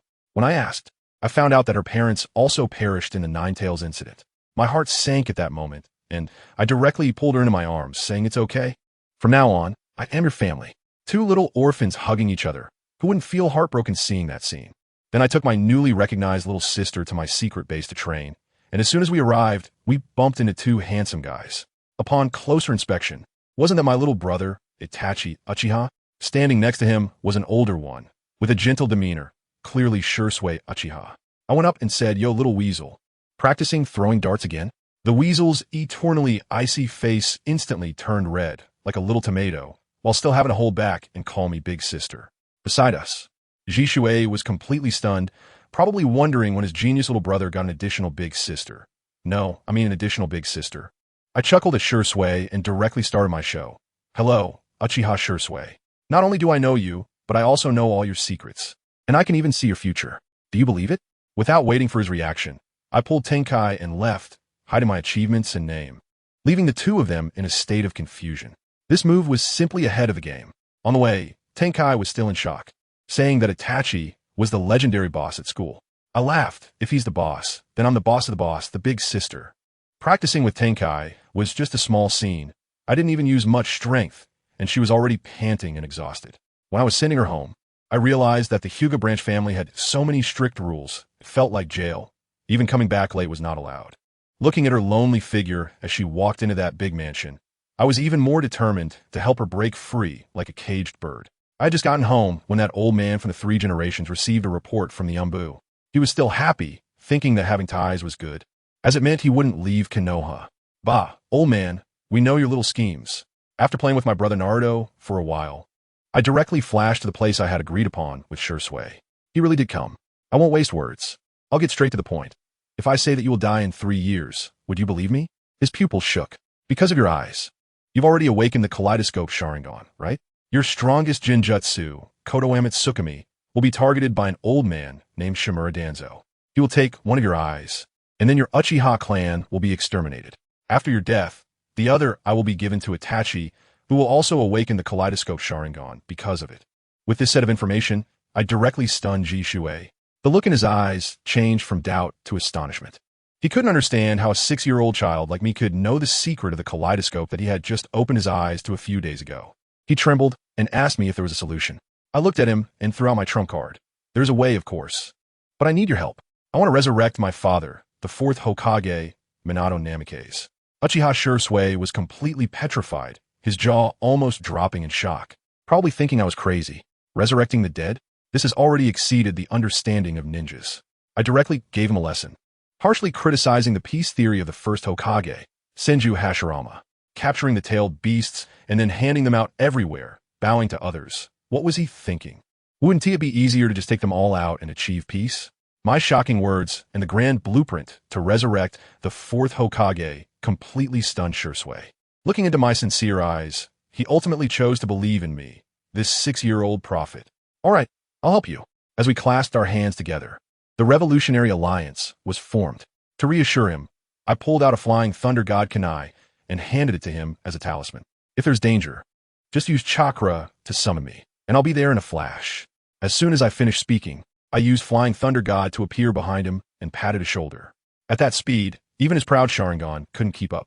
At that moment, the way he looked at me completely changed. But I didn't have time to stare at him. I felt something was off, a chill running down my back. So I decisively dodged away. Just as I left, a few masked individuals appeared, and upon seeing their uniforms, I knew they were from the route. They were looking around, searching for a long time, but found nothing, so they had to return in defeat. Meanwhile, in that dark and damp underground base, Danzo's face turned as black as the bottom of a pot when he heard his subordinates report that they had lost track of the target. Useless. Those 2 words squeezed out through his teeth. I can tell you, he's been eyeing Shursui's Kodoame Tsukumi for a long time. And he even wanted to pry out Kakashi's eye. It's simply a late-stage obsession with collecting Sharingan. He thinks that such treasures are wasted on others. And only someone as significant as him, who works for Konoha, deserves to possess them. Ha! I couldn't help but laugh. This old guy's vision is so limited. On the other side, I wasn't idle. When I got home, without saying a word, I pinned down my brother Naruto and said, Hashirama sells, let's get to work. This is a great thing. I must get it for my brother. I left a shadow clone to watch over Naruto, while I had something more important to do. What was it? To retrieve the treasure of our Uzumaki clan, the Shinigami mask.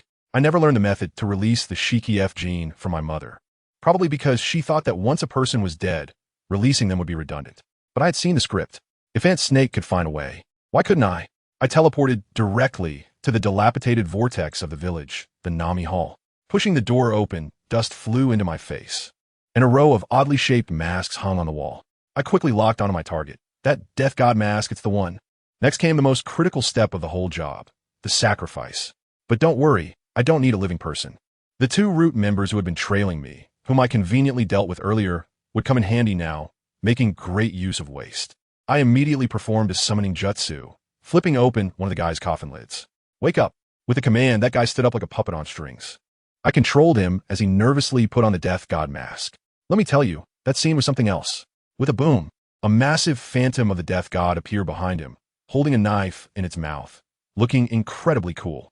I commanded that guy to slice open the Death God's belly. In an instant, a ball of blue, ghostly fire floated out, which was my father, Minato Namikaze's soul. Seeing that familiar soul, I felt a mix of emotions. Dad, I've come to take you home. After dealing with my dad's soul, the root sacrifice's soul was swallowed by the Death God. The summoning jutsu was automatically, and the mask fell to the ground with a clang.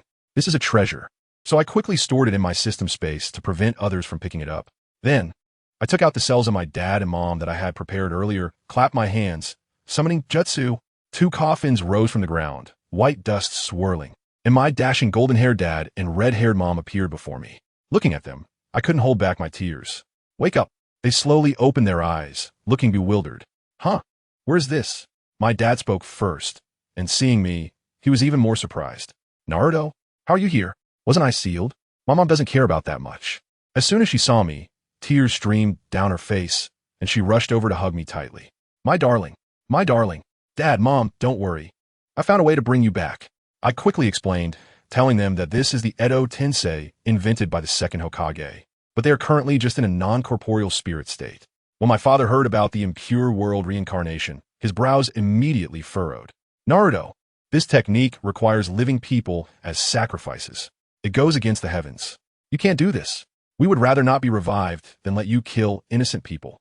My mom nodded repeatedly, saying, Yes, Mingzi, all I hope is that you and Naruto can live happily. Oh dear, my beloved parents, please don't rush to lecture me. I had already anticipated what they would say, so right in front of them, I performed the impure world reincarnation again, summoning the remaining root member without using any sacrifices. My dad looked at me, his eyes wide open. Wow. Our Naruto, is this amazing? Ha ha ha. Now he's relieved and happy, like a 200-pound child. Just then, suddenly, the system dinged and notified me that I had triggered a special mission to resurrect the couple, Minato and Kushina, rewarding me with the Dragon Cave immortal technique. I was overjoyed. Wasn't this basically a free gift? It felt incredible. But Naruto, even if we use Edo Tensei, how do we truly resurrect them? My dad was still a bit skeptical. Dad, Mom, follow me. I grabbed one of each of them and instantly vanished from the spot. The next second, the three of us appeared in the secret base in the village. What is this? Flying Thunder God? No way. My dad was stunned. I didn't feel any technique. Naruto, what kind of technique is this? I proudly put my hands on my hips and said, Dad, this is my research on your Flying Thunder God. The fourth stage of the Flying Thunder God that I developed myself. The Pro Max version. No need for kunai, direct spatial positioning. My dad and mom were stunned, their faces full of pride that their daughter is a genius. I took them into the lab and pointed at the large jars soaking in nutrient solution. Look, this is the clone I cultivated using Naruto's cells. Yours will be ready soon too. When my dad saw this, his face turned pale and he nervously asked, Clones? Naruko, you didn't do any human experiments, did you? Don't worry, Dad.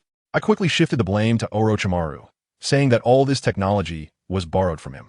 He defected. I just made good use of the materials. These clones have no life. They're just a bunch of cells. Only when your souls enter them do they count as real people. Then, I explained how I injected Naruto with Hashirama cells, hoping to awaken his wood release to control the Nine Tails. Of course, I also mentioned that I had already experimented on myself and successfully awakened wood release. This stirred up a hornet's nest. When my mom heard that I experimented on myself, she was heartbroken and hugged me tightly, tears in her eyes, saying, How could you be so foolish? What something happened to you? My dad also touched my head, looking guilty, and said, Mingzi, you must never do such foolish things again. Your mom and I would rather not come back to life and see you in any danger. I can only laugh it off and say that I successfully experimented with a clone first. After all, the outcome is good. Besides, the interstitial cells in Naruto's body have already perfectly fused. After hearing this, the two of them exchanged glances, both amused and helpless against me. Just then, my dad suddenly pointed at my clone, his brows furrowed into a shape. Naruko, why does your clone have a little bird down there? Huh, this was discovered? I awkwardly scratched my head and chuckled, saying, Oh, I just wanted to experience what it's like to be a man. Being a woman is so troublesome. Having to give birth and all. I'm not doing that. My dad's expression at that moment was just like he was constipated, shaking his head helplessly. As a result, my mom, my own mom, was like my internet mouthpiece. She covered her mouth and giggled, saying, Forget it, the child has her own ideas. What's the difference between being a man or a woman?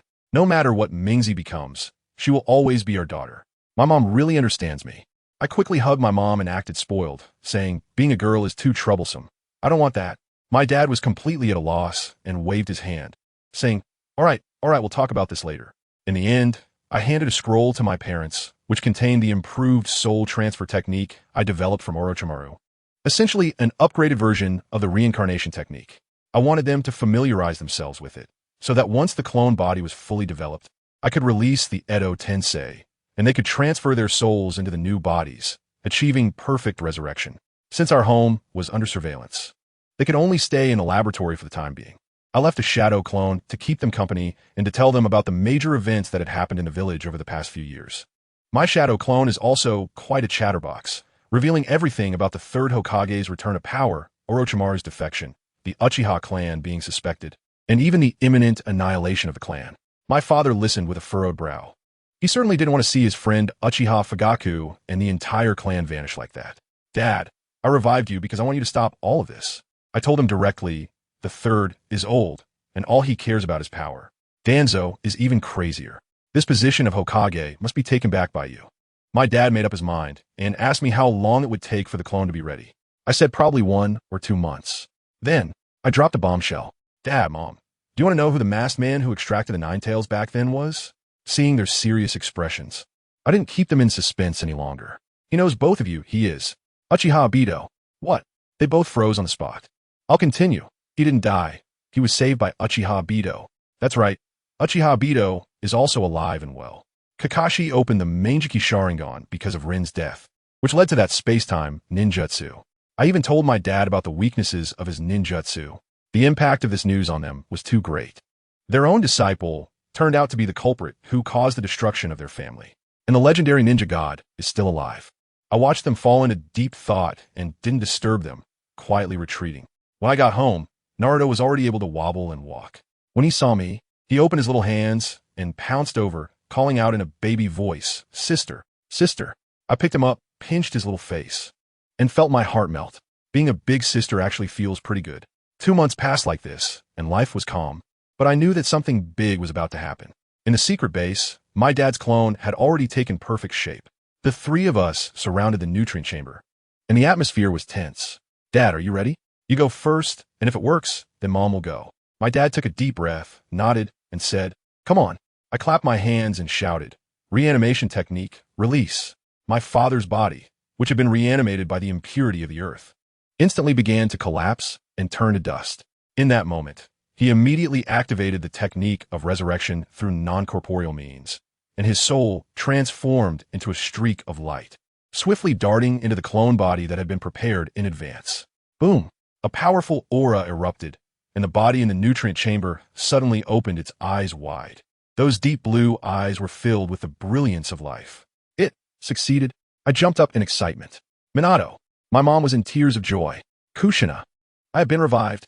My father, feeling his long-lost physical form, shouted excitedly, "Quick, it's going to be fine." I immediately followed suit and lifted my mom's curse of reincarnation. Soon, accompanied by an even stronger aura, my mom successfully came back to life. Ha ha ha. Kushina, we really came back to life. My dad rushed over and tightly embraced both my mom and me. The 3 of us held each other, tears streaming down our faces uncontrollably. From now on, our family would never be apart again, my mom choked out. I buried my head in their arms and nodded vigorously. Mom and Dad, we will never be apart again. I was feeling moved, and suddenly it hit me. Wow, the system rewards have arrived. The method for using the Dragon Cave celestial arts was instantly engraved in my DNA like it was factory settings. Let me tell you, that feeling was incredible. The power of chakra in my body increased several times over, and I couldn't help but feel overjoyed. All right, the sentimental moment is over. It's time to talk business. I looked up at my freshly resurrected parents and asked, "Dad, you 2 are now officially recognized as martyrs by Konoha. The grass on your graves is probably a meter high. How do you plan to explain this sudden resurrection to the villagers?" Although I already had a script in my mind, directly having Sure Sway control Danzo with Koto Amatsukami and have him admit that it was all an act, that the 4th Hokage couple didn't actually die, but were secretly on a mission for the greater good of the village. This reason would allow for a heroic return and also take care of Danzo in one fell swoop. However, I knew my dad was too principled and a bit rigid, so he definitely wouldn't agree to such a plan. I had to hear his thoughts first. Sure enough, Minato furrowed his brows like a QR code and said, "Indeed, we are currently deceased individuals. Our sudden appearance will definitely cause a huge uproar. We need to think this through carefully. I'll contact Jiraiya-sensei first. My mom, Kushina, seems indifferent. Whatever her husband says goes. And she has long stopped wanting to be a ninja." I thought to myself, fine, you adults can sort out your own issues. I won't interfere as a kid. However, thinking about Jiraiya-sensei, my heart is filled with mixed feelings. Who understands the family? Jiraiya's life is simply a big, unresolved issue. He almost pursued Tsunade, almost brought back Orochimaru, and almost saw Naruto become Hokage. Since I'm here, I can't let him have any more regrets. I must arrange everything clearly for him. I was there feeling a surge of emotions when suddenly, a massive dark energy flooded into my mind, causing intense pain in my eyes. I quickly lowered my head, not daring to let my parents see. In that instant, my eyes transformed from a simple curve to a kaleidoscopic Sharingan. A scarlet bagua pattern appeared in my pupils, both eerie and mysterious. Wow, is this really a kaleidoscope? I was startled and quickly closed my Sharingan. Luckily, my parents were too excited to notice my little move. Just as I was thinking about it, my dad suddenly spoke up. Naruto, I feel like something's off with my body. Did you add any other cells to me? I feel like I can use would release. And there's a dark power. Hee, I've been found out. I scratched my head and smiled. Dad, I just upgraded your body a bit with some high-tech configuration. I fused a bit of the first Hokage's and Uchiha cells, thinking it might come in handy when we fight Uchiha Madara in the future. After all, he's a real monster. Without some solid strength, we really can't take him on. Better safe than sorry. After listening, Minato fell into deep thought and finally nodded. Uchiha Madara, all right, just as long as you don't go using it recklessly in the village. You're quite the planner, kid. I patted his shoulder and encouraged him, Dad. You are young again and have would release plus half of a Ninetales. In the next decade, you'll be able to master the 6 paths of Minato. By then, when Madara crawls out of the ground, won't you be able to beat him with one hand? Seeing their atmosphere lighten up, I quickly took the hint and slipped away, saying, all right, you two lovebirds are finally reunited. I won't be a third wheel. There's a room over there. You know what I mean? Hee. Watching my mom's face turn red with embarrassment, I happily left the laboratory. I tell you, after being a little girl for so long, I almost forgot what it feels like to have a brother. I quickly took out the clone body I had prepared from system space. A male body about 18 years old, looking quite handsome like future Naruto. Smoke transformation. My entire soul turned into a red mist and directly entered the new body. Wow, what a long-lost feeling. I stretched my arms and legs. This is the form a strong man should have. After changing into a stylish outfit, I decided to go out for a stroll and see if I could tease some pretty sisters in the village. However, when I scanned with my Kagura's heart, I found that Red, Yuhi, and Akane were all absent from the village. What a loss. I changed my outfit for nothing. Just as I was about to head back, I suddenly saw Kakashi rushing out of the village like the wind. Is there a mission for the Umbu? I was feeling bored. And behind him were 2 sneaky guys, clearly from Root. That old man Danzo is up to something again? This could be fun. I immediately separated a few shadow clones to collect Rin and the other cells as backup, while I quietly followed Kakashi, following him through a maze of turns. He eventually jumped down a well. It was pitch black below. It was clearly a secret base, most likely Orochimaru's lair. I noticed that the Root members had actually taken a detour to ambush him inside. Interesting.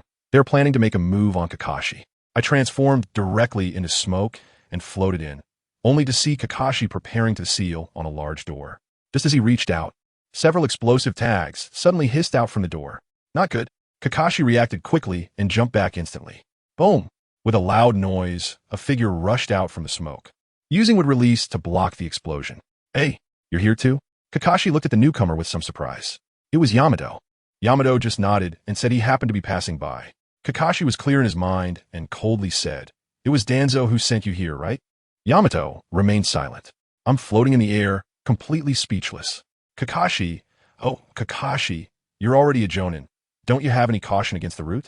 It's obvious they're here to stab you in the back, and you still say, let us go in together and take a look. It's just unbelievable. The 2 of them entered the door one after the other, and Yamato quietly took out a kunai, preparing to backstab him. As a result, Kakashi happened to take a few steps forward, narrowly escaping a disaster.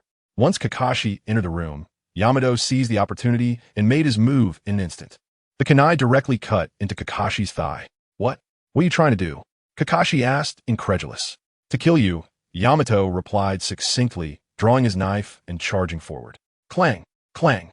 The 2 immediately engaged in combat. Kakashi still wanted to persuade him. Stop, don't force me.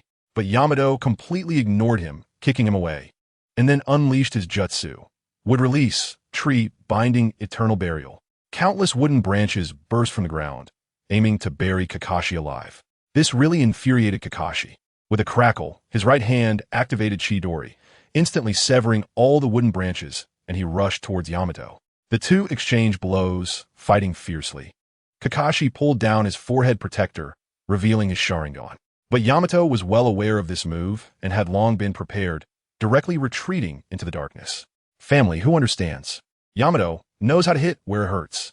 He suddenly emerged and said, "You, who can even kill your own comrades, have the nerve to talk about me? Wasn't Rin Noera killed by your own hands? Damn." As soon as these words were spoken, Kakashi immediately broke down. His whole being exploded with rage. Chidori.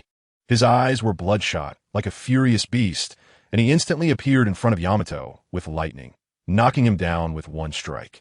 Kakashi's Chidori was stopped right in front of Yamato's neck, and he roared, "My Chidori only kills traitors. Are you a traitor of Konoha?" Yamato was already unable to move, but still stubbornly replied, "I am not a traitor. I must complete my mission. This is the route." Just as Kakashi was about to tie him up and take him back, another root ninja suddenly appeared. I thought to myself, great, Kakashi is running low on chakra. If another one comes, it's really over. Before they can make a move, a huge white snake suddenly sprang out from the side and swallowed the newly arrived root ninja in one bite. Immediately after, countless small snakes surged out, instantly wrapping Yamato up like a rice dumpling, and then the big snake swallowed him whole. Kakashi panicked, wanting to use Chidori to save him, but the chakra in his body fizzled and disappeared. It was over, the blue bar was empty. Seeing that these two were about to meet their end here, the bystander, couldn't just stand by and watch. "Fine, let me help you out." I hid in the shadows and quietly spat out a high-pressure water jet. Water release. Water severing wave. Toof. The water column accurately hit the white snake's head. And the next second, the huge snake's body exploded into a mist of blood. I tell you, the blood mist hadn't fully cleared yet when I suddenly appeared next to Kakashi. This guy was already on the verge of death, his whole body purple, looking like a poisoned eggplant, and he was about to meet the sage of 6 paths. Without saying a word, I directly slapped him with a healing technique. A flash of green light, and boom, he was fully revived on the spot. Kakashi opened his eyes, saw me, and was completely stunned, taking a while to squeeze out 2 words. "Naruto?" The next second, he jumped up like he was electrocuted, grabbed me, and wanted to run, mumbling, "It's dangerous here. Let's go." I directly grabbed him and said, "Bro, calm down. Don't rush to run away. The danger has been resolved." As I spoke, I shoved the little note left by Yamato into his hand. "Here, it's a letter from your root friend." Kakashi took the note with a bewildered expression, glanced at it, and his face suddenly changed, looking as anxious as an ant on a hot pan. "Not good. There's danger for Yamato. Naruto, hurry back with me." He then tried to pull me along.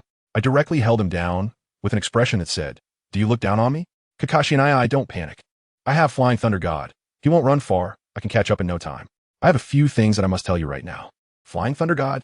Let me tell you, Kakashi's expression at that moment was a shockwave in his pupils. A 6-year-old child can use Flying Thunder God. Who wouldn't be stunned? He looked me up and down, as if he were looking at some prehistoric creature. I nodded calmly and said, "Yeah, I've got it, so you don't need to worry. Catching up to him is just a matter of minutes for us."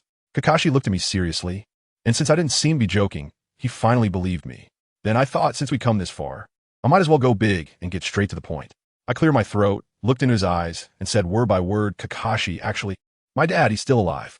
Wow. Kakashi was completely stunned, his mouth open wide enough to fit a raisin can. His first reaction was to think that I was imagining things due to excessive longing, and even try to comfort me. Say, "Naruko, don't be sad. Once a person is dead, they can't come back to life. We have to live well." I interrupted him directly. "No, Kakashi and it's true. My dad is coming back soon, and he will definitely reclaim the Hokage position. The 3rd Hokage and that group with Danzo will definitely try to make trouble. I just wanted to give you a heads up so you can be prepared." Kakashi looked at my sincere eyes, completely stunned. He plopped down on the ground. His eyes glazed over, and I guess his CPU was about to overheat. I smiled faintly and continued to add fuel to the fire. "Surprised, aren't you? Not only my dad, but I can also bring Lin back to life." Lin. Those 2 syllables acted like a switch, and Kakashi's expression changed instantly, from shock to fervor and disbelief. He grabbed me tightly, his voice trembling. "Naruto, is what you said true? Is the teacher really alive? Lin, can she really come back to life?" I looked at his expression and knew that this matter was settled. "Aren't you going to save that person named Jia? First, save him, and then I'll take you to meet my dad.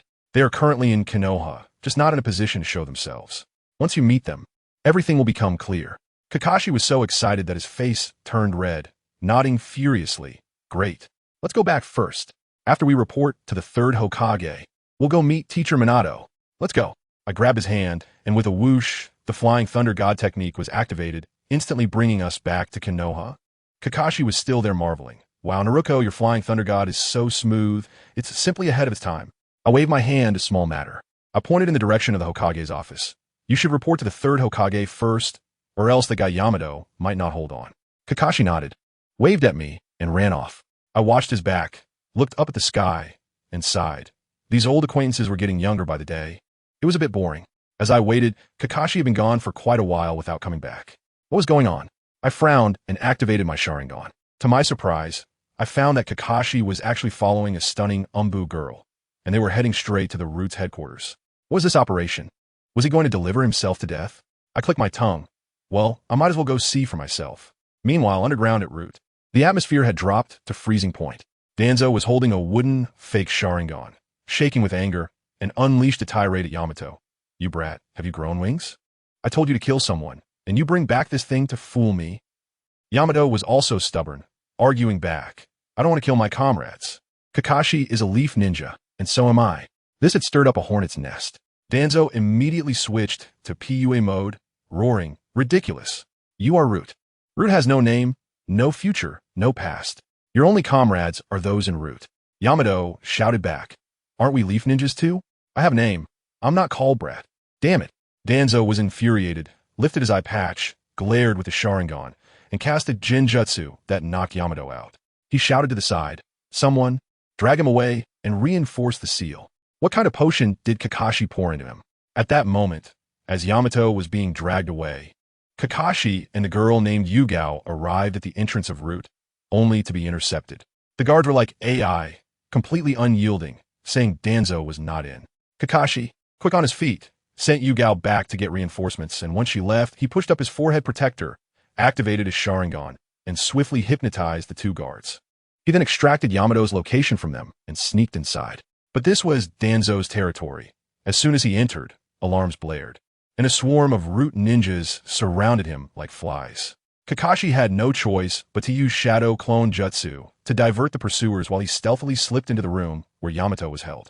When he found Yamato, the guy was still unconscious. Kakashi quickly dispelled the Jinjutsu. When Yamato opened his eyes and saw Kakashi, he was startled. What are you doing here? I'm here to save you. The third Hokage is coming soon. Hurry, follow me. Kakashi grabbed Yamato, and they began their escape from the secret room. However, they hadn't run far before they were discovered. Yamato quickly formed seals and used wood release, wood prison technique to temporarily block the pursuers, and the two of them ran for their lives. Just then, Danzo appeared with a large group of people, blocking their path like a final boss, his gaze as if he wanted to swallow them whole. Kakashi, you don't walk the path to heaven, but you barge into hell. Today, you both will stay here. As soon as he finished speaking, Danzo puffed out his cheeks and unleashed a barrage of wind blades. Wind release. Vacuum bullets. Yamato quickly pushed Kakashi back, forming seals to brace himself. Wood release. Wood pillar wall. Let me tell you, the gap between Jonin and Kaga level is just ridiculous. Yamato's wooden wall was as flimsy as paper. It didn't last even a second and was instantly shattered, sending him flying out with blood spraying everywhere. Kakashi quickly caught him, and both of them looked at the Root members surrounding them from all directions, their faces filled with despair. Danzo looked at them, his killing intent growing even stronger, and directly began to prepare his ultimate move, wind release, vacuum great sphere. A larger air cannon came roaring towards them, and with no way to retreat. Kakashi and Yamato could only form hand seals, one for earth style, earth wall, and the other for wood style, wood barrier, stacking 2 layers of defense together. And the result? With a loud bang, the 2 layers of defense shattered like eggshells, and the two were blown away like rag dolls covered in wounds. With Kakashi spitting out a mouthful of old blood, it seemed they were about to be wiped out. Just at this critical moment, a figure in a black robe and whirlpool mask suddenly appeared in front of them. Danzo's pupils contracted upon seeing the newcomer, clearly recognizing him. The mysterious person, which is me, spoke in an annoying tone. I say, Danzo, if you don't want these two from Konoha, how about giving them to me? Danzo's face turned dark. How could you be here? Oh, nothing much. I just like watching you Konoha folks fight amongst yourselves. Thought I'd come join the fun. I chuckled. I'll take these too. Dark arts technique. Instantly, the entire underground space was engulfed in darkness, unable to see a thing. Danzo was so furious that he yelled, randomly casting jutsu into the darkness. But when the light returned, the place was already empty. Damn it! Damn it! Danzo stomped his feet in anger, and just then, Sarutobi Hiruzen finally arrived with the Umbu, a bit late. Back at my secret base, Kakashi still thought I was the enemy who killed his teacher, and as soon as he landed, he retaliated with a Chidori to my face. I quickly, revealing my true form. Huh? Kakashi, are you trying to kill me?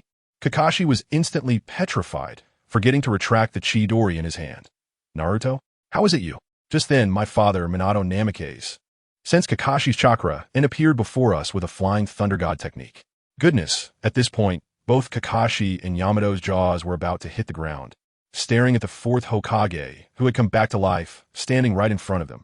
Their worldview was on the verge of collapsing. Kakashi's voice was trembling. Sensei. Minato, are you really alive? My dad is still as sunny as ever, nodding with a smile. Yeah, I'm back to life. Have you been doing well all these years? Kakashi was so excited that he stuttered, suddenly remembering what I said. He turned to look at me. Could it be that everything Naruko said is true? She really can bring people back to life? My dad said with a smile. Well, theoretically, it's possible. At this point, Kakashi completely lost his composure. He looked at me, his eyes filled with expectation. Naruto? I nodded, okay, as long as there are Lin's cells. However, I have something else to tell you. Actually, Obito is not dead. When you killed Lin back then, he was right there watching it all. The masked man I just transformed into is what he looks like now. He has already turned dark and wants to take revenge on Konoha. What? Obito is not dead? Kakashi was trembling all over, completely unable to believe it. I continue to strike. Kakashi, your left eye's Manjiki Sharingan is the best proof. You don't have Uchiha blood, so it's impossible for you to awaken it on your own. It was the scene of Rin's death that stimulated Obito next to you, causing him to awaken his Manjiki, which inadvertently allowed you to awaken yours as well. After you fell unconscious, all the ninjas from the Mist Village around you were killed by him. This series of revelations completely overwhelmed Kakashi's CPU. He could no longer hold on, and his knees buckled as he knelt on the ground, covering his face with his hands and crying in pain. I sighed and said to my dad, Dad, please comfort Kakashi for a moment. I'll take Jiawei first. My father nodded, walked over, and patted Kakashi on the shoulder. I called Yamato, who was still processing a huge amount of information, to another room. I got straight to the point. The curse seal that Danzo has on your tongue, I will remove it for you right now. Yamato looked shocked. You can that curse seal? I shrugged my shoulders and said casually, just kidding. All the sealing techniques in Konoha are simplified versions passed down from our Uzumaki clan. Breaking the seal for you? It's a piece of cake. Stick out your tongue. Yamato thought about it and got excited, remembering that it's Uzumaki Kushina, so he quickly squatted down and stuck out his tongue. I extended 2 fingers and lightly touched the curse seal at the base of his tongue, shouting, Bankai! In an instant, the black curse mark seemed to come alive, and I forcibly pulled it out from his tongue, dissipating into a cloud of chakra in the air. All right, I clapped my hands. Yamato felt an unprecedented sense of freedom and excitedly bowed to me. Thank you very much. But don't be too happy just yet. I looked at him and smiled slightly. The reason I'm helping you lift the seal is purposeful. As you can see, my father, the 4th Hokage, is still alive. Therefore, I want you to join my father's direct Umbu. From now on, you will have no connection with Root. They only see you as a test subject, while we will treat you as a true companion. Do you agree? Let me tell you, the expression on Day's face at that time was simply incredible, tangled up like a twist. He looked at me, then lowered his head, clearly moved, but afraid of jumping from one pit into another. After holding in for a long time, he finally spoke. I can join, but I have one condition. I don't want to lay my hands on the people in the village anymore. As soon as I heard it, I couldn't help but laugh and said decisively, of course. You don't know what kind of person my dad is? Back then, he risked his life to protect the village. Would he let you harm your own people? Don't worry. The ones we need to deal with are never our companions. I shifted my tone, my voice grew cold. But if it's those rogue ninjas who treat the village like their own backyard and use ninjas as tools, like Danzo and that muddy old man of the 3rd Hokage behind him, that's another story altogether. You've been at the roots for so many years. You know better than anyone the kind of things Danzo has done, right? And the 3rd Hokage just sat there watching, not saying a word. Do you think such a person is worthy of being Hokage? As soon as I said this, it struck a nerve with Day. He had already begun to doubt Danzo's brainwashing rhetoric because of Kakashi, and now with my words, he instantly understood. He suddenly looked up, his gaze resolute. I understand. I agree. I'm willing to join Lord Fourth's direct Umbu. Great. I was internally shouting a big yes. This is exactly what I wanted. Let me tell you, my dad, a hero who sacrifices for the village, is the true Hokage. Danzo and the third, who are always scheming behind the scenes, should have stepped down long ago. Just then, I heard a ding in my head. Who understands the family matters? The system dad directly sent me an incredible gift pack. Chakra absorption ability, and it includes all attributes, including Sage Jutsu and Yin-Yang release. Oh my god, this ability is simply amazing. In the future, anyone who fights me will find their chakra running out during the battle. It's all about making their chakra disappear. I almost laughed out loud at that moment. On the other hand, the atmosphere in the base was not as lively as mine. My dad was supporting Kakashi, who was as wilted as a frostbitten eggplant, mumbling about Obito and Rin. My dad looked at him with a face full of heartache and guilt, and could only comfort him. Kakashi, pull yourself together. Naruko said she has a way to revive Rin. As long as Rin comes back, there will definitely be a chance for Obito. Upon hearing this, Kakashi suddenly grabbed my dad's arm, as if he had grasped a lifeline. Teacher, can Naruko really revive Rin? If Rin can come back, then Obito. As he spoke, tears streamed down his face again, and he kept blaming himself, saying it was all because he was useless. My dad sighed and pointed at himself. Look at me, isn't this the best proof? You have to believe in Naruko. She and my son Naruto might be sent by heaven to save this world. Just then, my mom came out from inside and was surprised to see Kakashi. Oh, Kakashi is here too? Kakashi looked up, saw my mom, and was completely stunned, his mouth wide open. Kushina. Sis? My mom burst into laughter, walked over, and ruffled his white hair. Hee, I'm back to life too. You've had a tough time all these years, Kakashi. Hearing my mom say this, Kakashi's eyes turned red again, and he lowered his head as if he were something insignificant. No, I haven't done anything. It's okay, my mom gently patted him. Just your presence is the biggest help to us. Next, it's up to you to help Minato regain his position as Hokage. Kakashi then nodded heavily. That long-lost feeling of warmth made him relax a lot. My dad saw them and called out, all right, stop standing around. Come in and talk. I also want to hear about what has happened in the village over the years. Just as they were about to go in, I happened to bring Day over. I cleared my throat and cheerfully introduced. Dad, Mom, this is my new colleague, Kakashi. This is Jia, and I've already lifted the seal at the root for him. From now on, he will be directly under my dad's umbu, so Kakashi will have an extra helper. My dad nodded and looked at Yamato. The codename at your root is A, right? You need to change it to a new one here. Kakashi saw it was Yamato and immediately smiled. Lord Minato, his name is Tens. Tens? That's a nice name. From now on, your code name will be Tens. Come with me, my dad said as he was about to take him to complete the onboarding procedures. Yamato, oh no, now it's Tens, was stunned for a moment, then quickly bowed to my dad. Yes, Lord Fourth Hokage. Just then, as they took 2 steps, Yukimaru happened to come out of the lab carrying something. As soon as she saw Tens, her eyes lit up. Tens? What are you doing here? Tens was also surprised. Yukimaru? You're here too? It was Lord Naruko, who saved me. Yukimaru happily ran over, and then I stayed to be her assistant. My dad, seeing the situation, chuckled. Oh, it's an acquaintance? Well then, you two catch up here, Kakashi. We'll head inside first. Without saying a word, Yukimi grabbed Ten's hand and ran off to chat, looking extremely happy. Meanwhile, in the Hokage's office, the third Hokage was nearly pulling his hair out in frustration. Haven't found them yet. He shouted at the umbu in front of him. The umbu, frightened like a quail, knelt on the ground, trembling, reporting to Lord Third. There are no leads at all. Kakashi and that Mokutan ninja have completely vanished as if they were never here. Useless. The third slammed his hand on the table in anger. Broaden the search area. Even if I have to turn the whole village upside down, you must find them for me. Mokutan.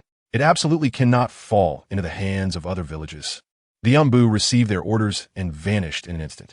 The third stood alone by the window, smoking his pipe, his expression dark enough to drip water. Who could it be? Could it be that guy again who uses space ninjutsu? What could his purpose be? Meanwhile, in our secret base, Kakashi had revealed all the messy affairs in the village over the years, especially the schemes of Danzo and the third, to my dad and the others. After listening, everyone was furious. After my dad finished listening to Kakashi's report, his expression became serious. The situation is more complicated than I thought. When I was Hokage, my power was severely undermined. The root was not under my control, and I couldn't mobilize the umbu directly under the third Hokage. If I want to regain the position of Hokage, I must plan carefully. He looked at Kakashi and said, "You've worked hard during this time. First, get in touch with our former subordinates, but hold off on any actions for now. Jiraiya-sensei will be back soon, and I want to hear his opinion first." I looked at the time and interjected, "Kakashi and I, it's getting late. You and Tenzu should head back. If you don't go back soon, that old fox Sarutobi will definitely get suspicious. Kakashi nodded. Yeah, then we'll leave first. Wait a minute, I said, pulling him back. Just going back like this won't work. You need to put on an act, pretending to be seriously injured while escaping. That way, you can fool the third Hokage. Kakashi and Tenzu exchanged glances and understood immediately. I directly used Flying Thunder God to send the two of them outside the village. Let me tell you, these two are really ruthless to themselves. To make it look realistic, they exchanged a glance, and without saying a word, each slapped their own chest, spitting out a mouthful of blood. Their faces instantly turned pale. I couldn't help but be amazed. You've worked hard. You've worked hard. Hurry back, the Oscars owe you a little golden statue. After saying that, I slipped away. The two of them supported each other, limping towards the village entrance. Just as they reached the entrance, the guarding ninja was so frightened by the sight that he lost his mind. Kakashi-senpai? What happened to you? As soon as he finished speaking, Kakashi and Tenzo fell to the ground simultaneously, passing out. Quick, go report to Lord Hokage. I'll take them to the hospital. The guarding ninja was thrown into chaos. The news quickly reached the third Hokage's ears. What? They returned heavily injured? The third was also taken aback and immediately rushed to the hospital with his men. Upon arriving at the ward, the doctor quickly reported, Lord Third, Kakashi, and the others were brought in on time. They are not in life-threatening danger, but they're severely injured and need a rest. The doctor also specifically mentioned that the one named Tenzo had an exceptionally strong constitution. Although he was injured just as badly, his recovery speed was astonishingly fast. Oh, the third raised the corners of his mouth slightly, thinking to himself that it must be thanks to the first-generation cells, and then sent the doctor out. Just as he walked to the bedside, Kakashi conveniently coughed and woke up. Lord Third Hokage, why are you here? Kakashi looked weak and struggled to sit up. Don't move. The third pressed him down and immediately bombarded him with a series of questions. What happened? Who took you? How did you come back so injured? Kakashi gasped for breath and began to recite the script he had prepared. It was that masked man who summoned the Nine Tails last time. He seems to be looking to collaborate with Danzo, saying he wants to wipe out the Uchiha clan. He wanted to capture us as leverage. Aingai fought desperately to escape. He was also injured, which is why he didn't pursue us. He threw Danzo under the bus, accurately and ruthlessly. After listening, the third appeared shocked on the surface, angrily scolding Danzo, what on earth do you want to do? But Kakashi's Sharingan caught the fleeting murderous intent that flashed in his eyes. I tell you, these two old actors, life is like a play, all relying on acting skills. The third Hokage pretended to comfort Kakashi for a moment, and even said he would assign Danzo to the Umbu under Kakashi's command, then turned to leave. As soon as he stepped out the door, his face darkened instantly. He whispered a command to the Umbu beside him. Send someone to keep a close watch on Kakashi and that guy. Also, warn Danzo to behave himself lately. In the hospital room, Kakashi had already sensed the extra auras outside the window. He sneered, knowing full well. Being monitored? Third Hokage. Your era is coming to an end. 7 days later, Kakashi and Danzo returned to the team after recovering. It was at that moment that a toad suddenly appeared in our base. My dad's eyes lit up as he exclaimed, Jiraiya-sensei is here. In an instant, he transformed and disappeared. The next moment, he appeared next to Jiraiya-sensei. Minato, is it really you?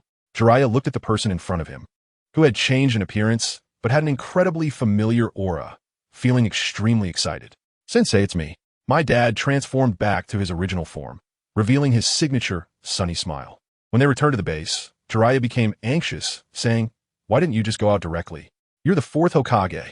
My dad sighed and said, Teacher, Konoha is no longer the Konoha it used to be.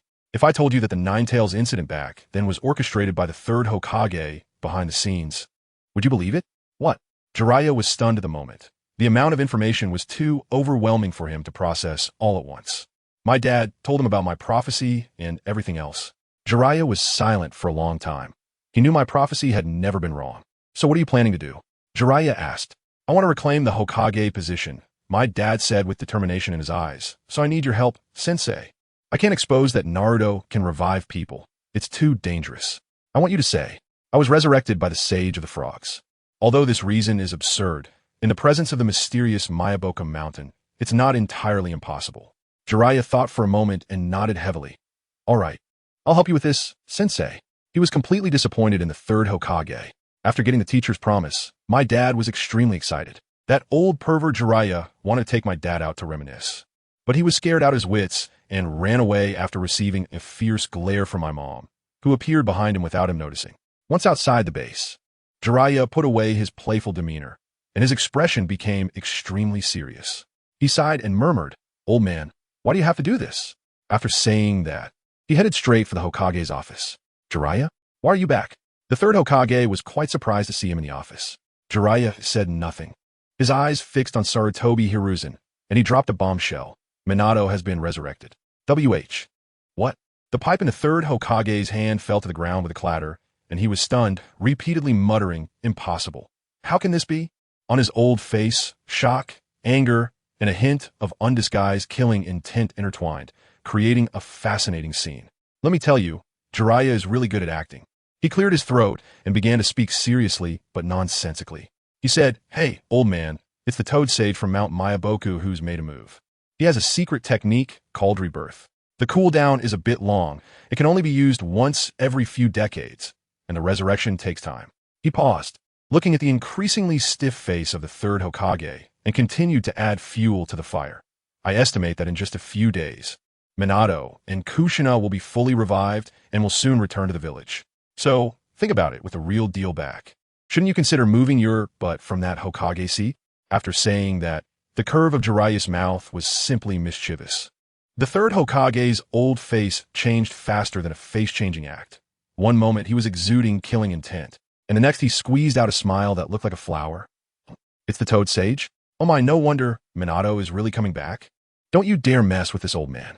I was watching from the side, and wow, that acting. The Oscars owe him a little golden statue." Jiraiya shook his head and sincerely said, "How could that be? As soon as I get any news, I'm the first to notify you, so you can prepare to welcome the hero back." The third Hokage slapped his thigh, looking very magnanimous. "Oh, that's great. Minato is our Konoha's hero. If he can come back, my worries will finally be lifted. I won't have to worry about a successor anymore. I can just hand it back to him. Perfect. Ha ha." The two were there exchanging flattery, making my skin crawl. Jiraiya saw that he had hit the nail on the head and left a remark that he would go pick someone up, then poof, he disappeared. As soon as he left, the door to the third's office closed, and the old man's face instantly turned as dark as a pot bottom. "Frog Sage, meddling in my business." He slammed his fist on the table, furious that it was Minato he was resurrecting, just looking for trouble. He was pacing back and forth in the office, his mind racing with calculations. He thought, with Jiraiya backing him up, he couldn't just stop this. It would be tough to resist with Jiraiya and Tsunade's influence. If it escalated, wouldn't it just be a joke for the other villages? But having to give up the Hokage's seat that he had just warmed up would be worse than killing him. Assassination? He shook his head. Minato was as slippery as an eel with his flying thunder god technique. How could he kill him? Frustrated, he scratched his head, and finally, a ruthless glint crossed his eyes. "It seems like this is the only way." He muttered ominously to himself, "Minato, don't blame me. If you have to blame someone, blame yourself for having to come back alive." After saying that, he directly called for the Umbu. "Go, summon Tenzo for me." Before long, Yamato arrived, kneeling on one knee. "Third Hokage-sama." The third put on a friendly smile and handed him a scroll. "Tenzo, there's a drill coming up. This is the content. Just follow the plan." Yamato didn't ask much and took the scroll and left. As soon as he left, the third leaned back in his chair, sneering, "Isn't it better to die quietly once? Why come back to die again?" Then he called another Umbu, whispered a few instructions, and that Umbu disappeared in a flash. Meanwhile, Yamato found a secluded corner to open the scroll, took a look, and was dumbfounded. His mind buzzed, and he quickly put the scroll away, thinking only one thing. This is not right. I must find Kakashi-senpai immediately. A day soon passed. Jiraiya had also communicated with Minato, and the three of them packed up and set off for Konoha. After 2 years away, Kushina looked at the familiar streets with slightly red eyes. Just as they stepped out of the forest and onto the main street of Konoha, they were immediately recognized. A passerby, who had been eating dango, looked up at Minato, and the dango fell to the ground with a thud. He rubbed his eyes and looked again, then used all his strength to shout, "I'm not seeing things, right? That's the fourth Hokage-sama, isn't it?" This shout caused the whole street to explode. What? Fourth Sama? Didn't he sacrifice himself? My God, it really is him. And Kushina-sama and Jiraiya-sama. Does anyone understand? Am I dreaming? The golden flash is back. Everyone went crazy, villagers, ninjas, crowding around from all sides. Minato still had that gentle demeanor, smiling and waving to everyone. The crowd became even more excited. It really is Fourth Sama. He smiled at me. Fourth Sama, we missed you so much. Of course, some people whispered, is this a ghost? A nearby person immediately slapped him. Ghost my foot. Can't you see Jiraiya-sama is right there? This can't be fake. Soon, Minato's former subordinates rushed over, each one emotional to the point of tears. Bowing at 90 degrees, Fourth Hokage-sama, we finally waited for you to come back. Minato looked at these familiar faces, feeling warm inside. I'm back. He asked everyone to disperse first, saying he would soon resume his position as Hokage and would call them together then. His old subordinates were like they had received a shot of adrenaline. Their backbone was back, and their good days were about to return. At this moment of public attention, no one noticed that several Umbu and Root ninjas quietly left the crowd. In the Hokage office, the third received the news. Oh, that was quick. He leisurely took a puff of smoke, but the killing intent in his eyes was thick and unyielding. Get ready over there. Don't let anything slip. He was filled with hatred. Minato Namikaze, you shameless guy. The Hokage position was originally mine. I gave it to you, and you died and returned it to me. Now why can you take it back just like that? Meanwhile, Danzo also received the news. Losing Yamato was already enough to anger him. And now hearing that the fourth had returned from the dead, his old face darkened to the point it could drip water. Is it really him? Yes, Danzo-sama. Kushina and Jiraiya are together with him. Danzo's single eye flashed with a sharp light. 2 dead people can be resurrected? Interesting. He became very interested in the secret of resurrection and immediately sent people to set up a barrier to lure Minato over. This secret I must get my hands on. He thought, as long as I master resurrection, I can achieve immortality. I can kill you once, I can kill you a second time. While these 2 major powers were plotting at Naruto's house, Naruko was playing with her little brother Naruto. Suddenly, with a bang, the window shattered. As soon as Naruko turned around, she felt a pain in the back of her head and was knocked unconscious. The black-clothed person picked up the unconscious Naruko and the frightened, crying Naruto and turned to run. But as they left, the real Naruko, holding the real Naruto, walked out from another corner of the room, looking coldly at the figure outside the window. The ones who had just been taken were just her 2 wooden clones. The black-clothed person was also an actor, deliberately holding 2 children and running past Minato and the others, crying loudly. Kushina's ears were sharp, and she immediately heard it. That's Naruto's cry. Minato, someone has taken Naruko and Naruto. Minato's eyes instantly turned cold. Good grief. Didn't even bother to act, just using my children as bait? Clearly, they don't want me to go to the office. You can mess with me, but touching my children is absolutely not allowed. Whoosh. He threw out a specially made kunai, and in the next second, he disappeared from his spot, chasing after them. Jiraiya and Kushina quickly followed. Jiraiya glanced back at the Hokage building, his eyes filled with disappointment. The black-clothed person ran wildly, deliberately leading Minato to an open area in the forest before stopping. Minato caught up, looking at him, his mind as clear as a mirror. Seems like this is a trap set up just for me. Let's see if you're prepared enough. The black-clothed person blocked the 2 children in front of him, sneering. Fourth Hokage, your son and daughter are in our hands. Surrender obediently. As soon as his voice fell, a massive barrier rose around them. Anti-space barrier, activate. Fourth Hokage, now your flying thunder god technique is useless. The black-clothed man shouted with a grim smile. Without your space-time ninjutsu, you're no different from an ordinary elite J-Nin. Brothers, attack. In an instant, over a dozen elite J-Nin jumped down from the surrounding trees. This situation is such that even a powerful shadow-level expert would have to shed some skin. Dozens of ninjutsu, colorful and explosive like fireworks, surged towards Minato. Minato looked at them, and a mocking smile crept onto his lips. You are quite confident. Perhaps the Omi would have found you a bit tricky to deal with. But now, he clapped his hands down hard on the ground. Wood release, secret technique, birth of the woods. Boom! The entire barrier shattered, the ground cracked open instantly, and countless saplings burst through the soil, then grew at a visible speed, turning into towering trees and countless vines that rushed towards the group of ninjas. Ah, what? Is this wood release? How could the 4th Hokage use wood release? Help! The group was completely stunned. This wasn't how the script was supposed to go. This move was a dimensional strike. They didn't even have time to react, and in an instant, 8 people were impaled on the trees. The remaining ones desperately tried to chop down the trees, but it was futile. They were only ensnaring themselves. Want to escape? Can you run? Minato snorted coldly, and the offensive of wood release intensified. Puffed, puffed, puffed. More screams followed, and in the end, Only 4 people remained, bound by vines like zongzi, their chakra drained. Hanging limply in midair, Minato walked over, pried open one person's mouth, and saw the cursed seal on the tongue.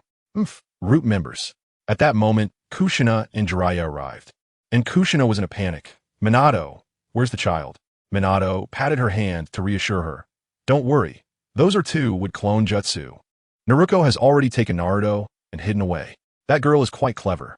After saying that, he created several shadow clones, one of which took Kushina home with Flying Thunder God to confirm, while the others carried the 4 live captives and a few corpses directly towards the Hokage's office. Jiraiya was dumbfounded the whole time, stammering, Minato, you would release his? Naruko injected us with first Hokage's cells, Minato briefly explained, his gaze cold as ice. The 3 of them barged into the Hokage's office. Upon seeing them, the 3rd Hokage's face changed quickly, turning from one of hostility to a joyous expression. Bursting into laughter, Minato, you're finally back. This is wonderful. Our Konoha is so lucky. I can finally retire. Minato looked at him with disdain, coldly retorting, is that so? 3rd Hokage, it seems you're not very welcoming of my return. The muscles on the 3rd's face twitched, but he still forced a smile. What are you talking about? Minato? Look, I prepared the handover documents, just waiting for your return. All right, Minato nodded, but ignored him, directly calling out, Kakashi. Kakashi appeared in a flash. Kneeling on one knee, 4th Hokage. Gather the old team, notify all clan heads and upper ninjas. I'm calling a meeting, Minato ordered. Yes. Kakashi complied and left. Then, Minato glanced at the root ninja on the ground, as if he were trash, saying to the 3rd Hokage, please send these people back to Root. Also, inform Danzo that he doesn't need to attend this meeting. The 3rd pretended to be innocent. Minato, what are you doing? Minato's killing intent nearly overflowed. The 3rd Hokage should understand very well, right? The 3rd knew he had been completely exposed, so he decided to go all out, feigning a confrontation with Danzo, ordering the bodies and live captives to be taken away, and hurriedly left the office. Only Minato and the other 2 remained in the office. Jiraiya sighed. He was completely disappointed in his former student. Minato turned around, deeply bowing to Jiraiya. Jiraiya-sensei, Konoha has rotted to the core. I need your strength. Jiraiya helped him up, his gaze firm. Don't worry, Minato. The strength I left with Tsunade is all yours. On the other side, Minato and Kushina's clone returned home, seeing Naruko playing with Naruto, and finally relaxed. Naruko ran over as soon as she saw them. Dad, Mom, is everything settled? Minato patted her head. It's settled. This time, Konoha must undergo a thorough cleansing. Kushina wanted to hug Naruto, but little Naruto clung tightly to his sister, making Kushina feel a pang in her heart. Naruko quickly coaxed her brother before he finally accepted his mother's embrace. Then, with a serious expression, she said to Minato, Dad, Danzo is hard to deal with. He has many Sharingan implanted and knows a forbidden technique called Izanagi. She detailed the effects of Izanagi, which could turn death and injury into a dream, explaining how Uchiha Madara had used it to deceive the 1st Hokage. If you face him, be careful. It's best to cut off his right arm before he can react. After listening, Minato's brows furrowed tightly. He didn't expect Danzo to be this insane for power. I can't stay here any longer with this shadow clone. I must quickly relay this information to the main body. Otherwise, if I really end up fighting that old guy Danzo and he uses his dirty tricks on me, where would I go to justify myself? I greeted Naruko and told her that Dad went out to take care of some matters. The little girl even waved her tiny fist to cheer me on. So cute. The next second, my shadow clone dissipated with a bang, and the memories instantly returned. Well, it turns out my main body just received the news, and his brows were furrowed into a knot.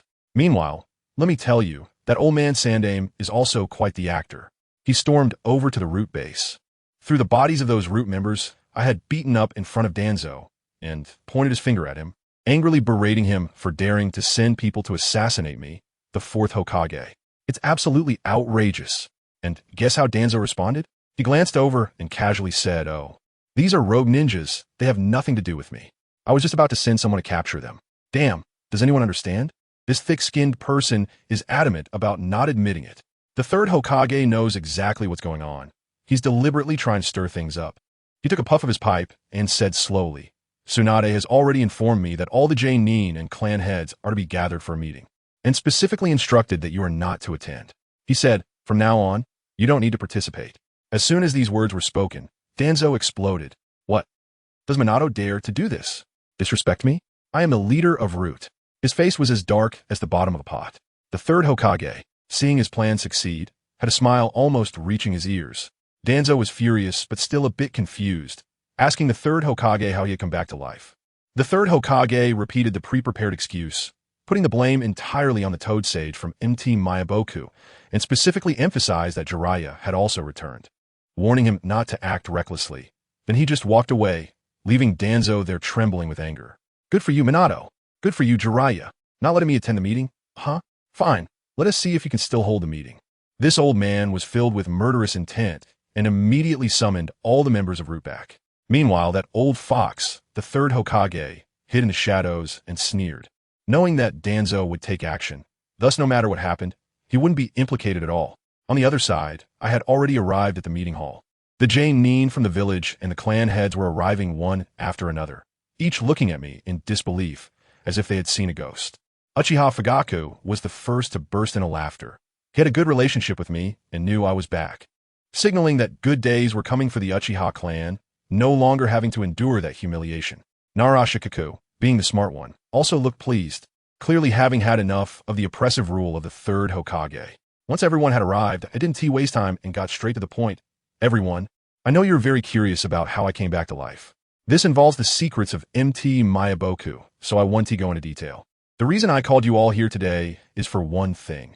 I, Minato Namikaze, am here to reclaim the position of the fourth Hokage.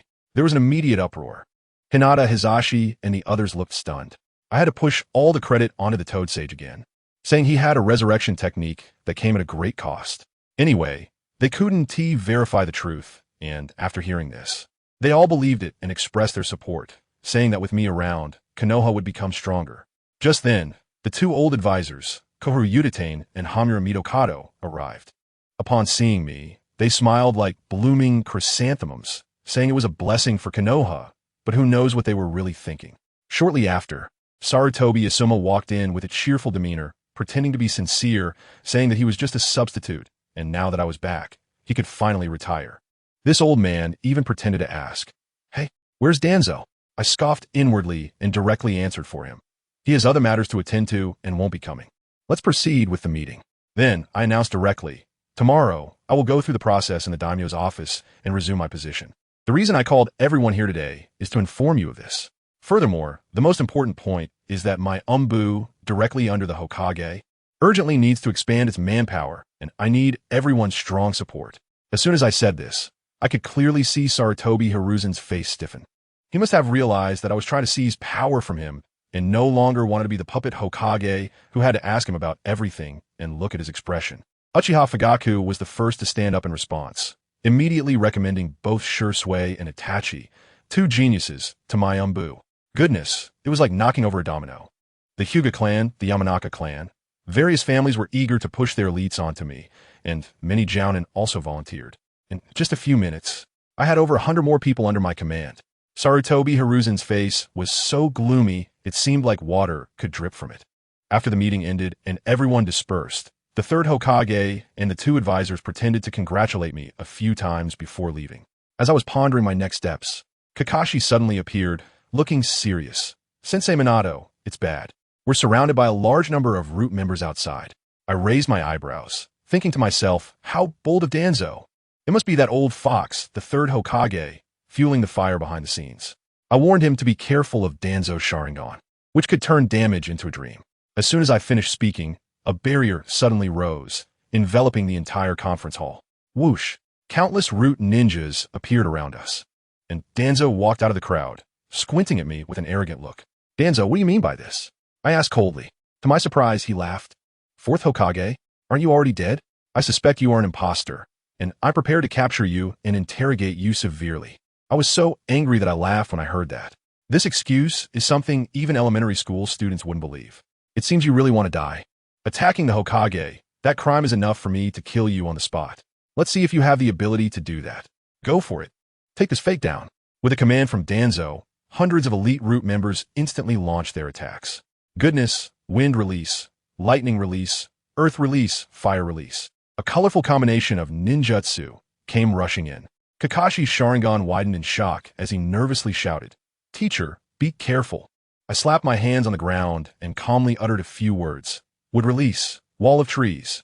A massive wooden shield, engraved with a demon mask, rose from the ground and firmly blocked our path. A deafening roar erupted as hundreds of ninjutsu crashed against it, leaving not even a mark. The entire place fell silent. What? Would release? Danzo's eyes were about to pop out. How could you possibly use would release? Not just him, even Kakashi was stunned, staring at me blankly, probably wondering if his teacher's resurrection came with some sort of cheat. I don't have time to shock them. I clasp my hands together again and say, would release. All-encompassing bag technique. In the next second, countless wooden hands emerge from the ground, grabbing the so-called elite root members one by one like chicks, pinning them down tightly, unable to move, their chakra being frantically absorbed, all of them wailing in despair. Danzo. I look at him. Your support is gone now. Surrender, and I can spare your life. This old man, seeing the situation was hopeless, actually bowed deeply and said sincerely, the fourth Hokage is right.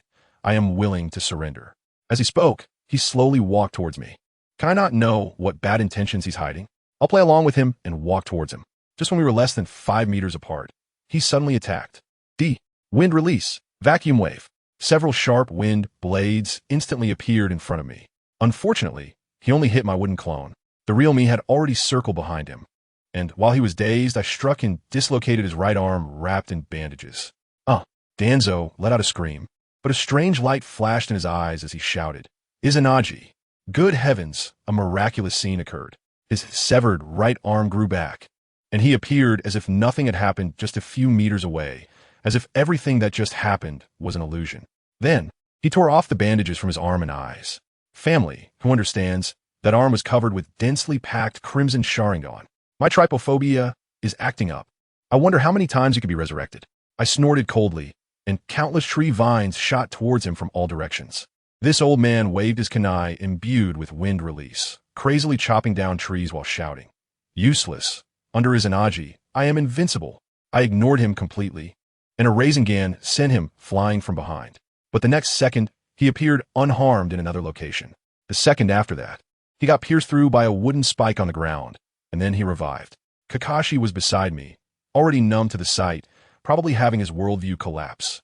Danzo realized that dragging this out wasn't a solution, so he panicked and bit his finger, slamming on the ground, summoning Jutsu.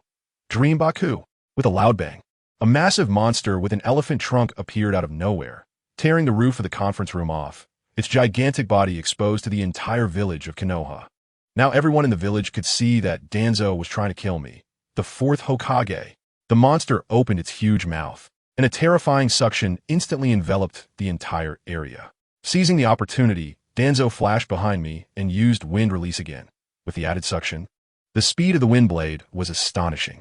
I didn't want the villagers to see this, but looking at the conference room that had turned into ruins, I sighed. Since you insist on seeking death, I will grant your wish. I clasped my hands together with great force, and my momentum surged. Would release. Technique of the wooden man. Suppress him. Boom. A gigantic wooden figure rose from the ground, and I stood firmly on its head. Danzo's attacks hit the wooden figure like a tickle. I controlled the wooden man to stretch out its enormous hand, blocking out the sun, and grabbed that dream monster in one hand. With a strong squeeze, the suction disappeared instantly, and I heard the creature let out a piercing wail. It screamed and poofed into a cloud of smoke, sent back to its home. Let me tell you, Danzo's face turned green, his eyes bulging like copper bells, probably thinking to himself, I have to run if I don't leave now.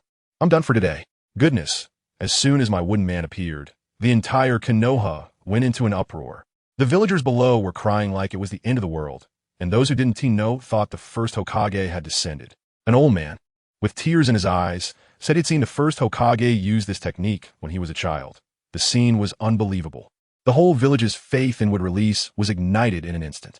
Even the third Hokage, I heard he was in his office at the time, and his smoking pipe fell from his hand, completely stunned. When Danzo saw this situation, he knew he had kicked a steel plate and turned to run, thinking he could use his last Sharingan technique, Izanagi, to escape. I couldn't help but laugh. Still trying to run? I controlled the giant hand of the wooden man to reach for him. Guess what? He was supposedly in a cheat mode, and, theoretically, my attack should have been ineffective against him, but with a smack, I still caught him like grabbing a chick. He was completely dazed, his face filled with confusion. Who am I? Where am I? Why isn't my cheat working? Just then, that kid Kakashi stepped forward, smirking, and let me tell you, that smile was simply too handsome. He directly mocked. Danzo, do you think you still have one last cheat left? It turned out that this old guy had already exhausted his eyes. He was just acting in Kakashi's illusion, playing a show by himself. Does anyone understand the information gap here? Danzo thought he still had one eye left, but in reality, he was already completely blind. Now he was completely defenseless, screaming in my wooden man's hand like a madman, but it was no use. He couldn't even move his chakra. I snorted coldly, and the wooden man waved its hand, smashing the barrier outside to pieces. My Umbu members quickly surrounded him, kneeling on one knee. I instructed them to drag all the unconscious root members away and keep guard, then walked up to Danzo, and with a 4-symbol seal, I directly locked his chakra. The old guy rolled his eyes and fainted on the spot. Later, Kakashi came to find me, asking how to deal with this toxic tumor. I thought for a moment. Although Danzo deserved to die 1,000 deaths, he was deeply rooted in the village, with many die-hard fans. Killing him directly would surely cause trouble. So, after discussing with Kakashi, we decided that we couldn't kill him directly. We needed to use him as bait to lure out his loyal fans who hadn't shown themselves yet. I had Kakashi spread the news, saying that Danzo was misled by someone and failed to assassinate me, and now he is sealed by me. I also explained that my resurrection was facilitated by the Toad Sage from Mount Mayaboku. You wouldn't believe it, this trick really worked.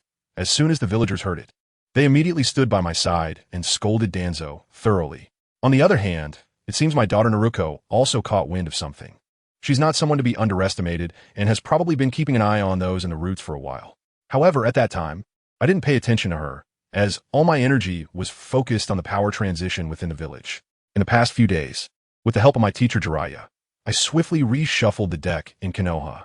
That old fox, the third Hokage, was clever.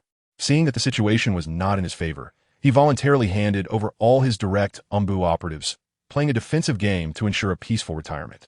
Of course, I accepted everything, but I also kept an eye out and had the Yamashiro clan check everyone one by one, just in case there were any spies among them. I also pulled Kakashi out of the Umbu. That place was too gloomy for him. I told him that Rin would be resurrected soon and suggested he take a break to prepare to be a leader of the ninja school and embrace a new life. Everything was arranged, and all that was left was to finalize the plan. I intentionally spread false information, saying that at 3 p.m. this afternoon, we would secretly escort Danzo to Konoha prison. And guess what? I had set up a trap here, just waiting for those bastards to come and attack the execution site. The 4 Umbu responsible for the escort were so nervous, constantly looking back. But what happened? They walked from one end of the village to the other without any issues. Not even a ghost in sight. They were dumbfounded, carefully threw Danzo into the deepest cell, and then sent a guy named Ziyuan back to report to me, while the others continued to lurk around the prison. When Ziyuan came back and told me, I was also puzzled. Have these root people changed their ways? Did such a loyal master just say no, and they actually listened? I was puzzled when another member of the dark side rushed in, looking pale, and said there was an incident in the prison. Danzo is gone. The person just evaporated in the cell, leaving only a pile of ash. I was stunned. There was no disturbance in the barrier, and the guards outside didn't see a single fly go in. This situation felt really eerie. Besides Obito, who can manipulate space, I couldn't think of anyone else who could pull off something like this. As for my dad, Minato, he never even considered it could be related to me. How could he possibly think that his well-behaved and adorable little girl would go and take out Danzo? So, this blame is definitely on Obito, and it's firmly on him.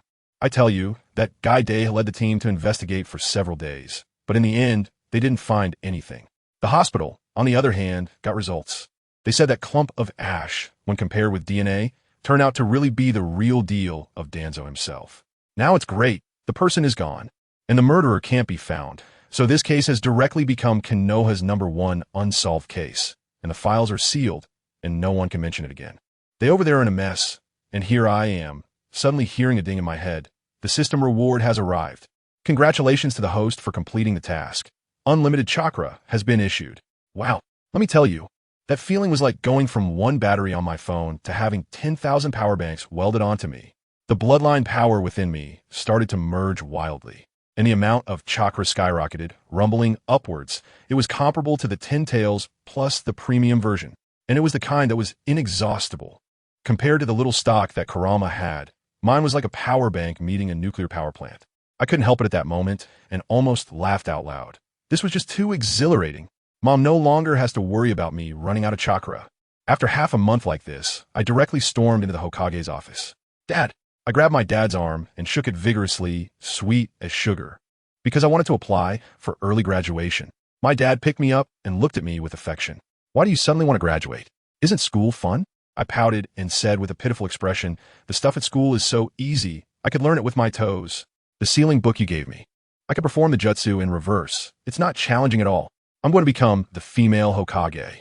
Staying at school every day is just a waste of my life.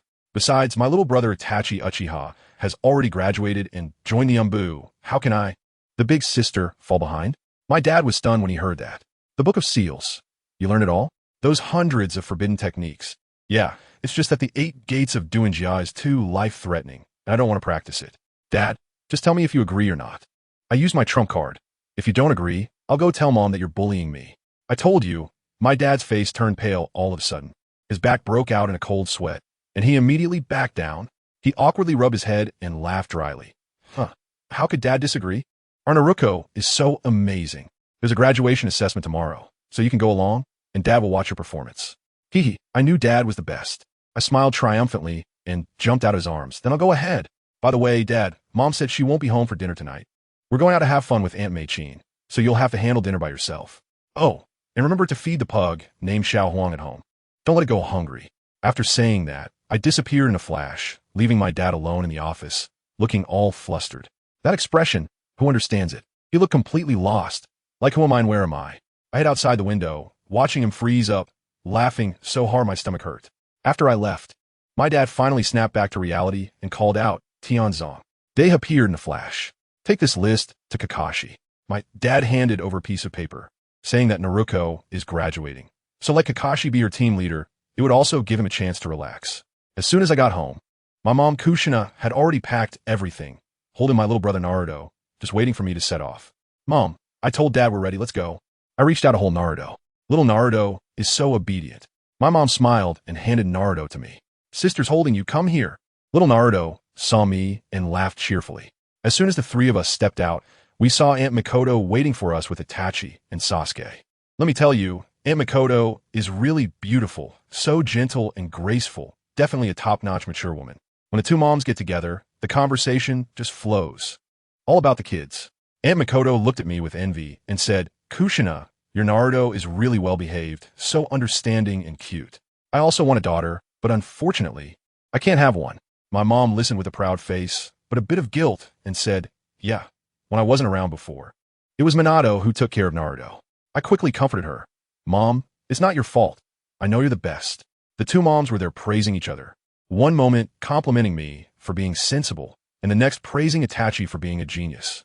Only Itachi maintained a cold expression the whole time, but his eyes would occasionally glance my way. Soon, we found a spot by the lake to set up camp.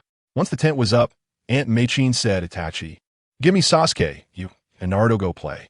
My mom also took Naruto from my arms and said, yes, you 2 go play. I'll chat with your Aunt Mikoto. Then I saw my mom put Naruto next to Sasuke. Naruto, this is Sasuke. You 2 should be good friends from now on. As a result, these 2 little brats were naturally incompatible.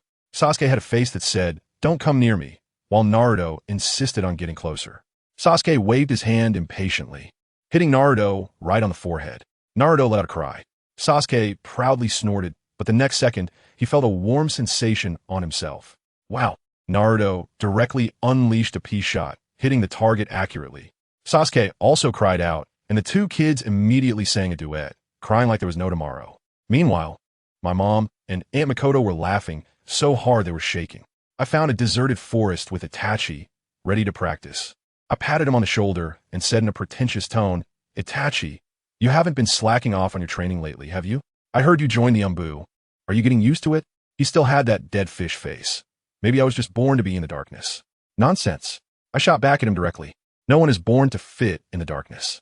That mess with the Uchiha was originally supposed to lead to extinction, but now, because of me, fate has changed.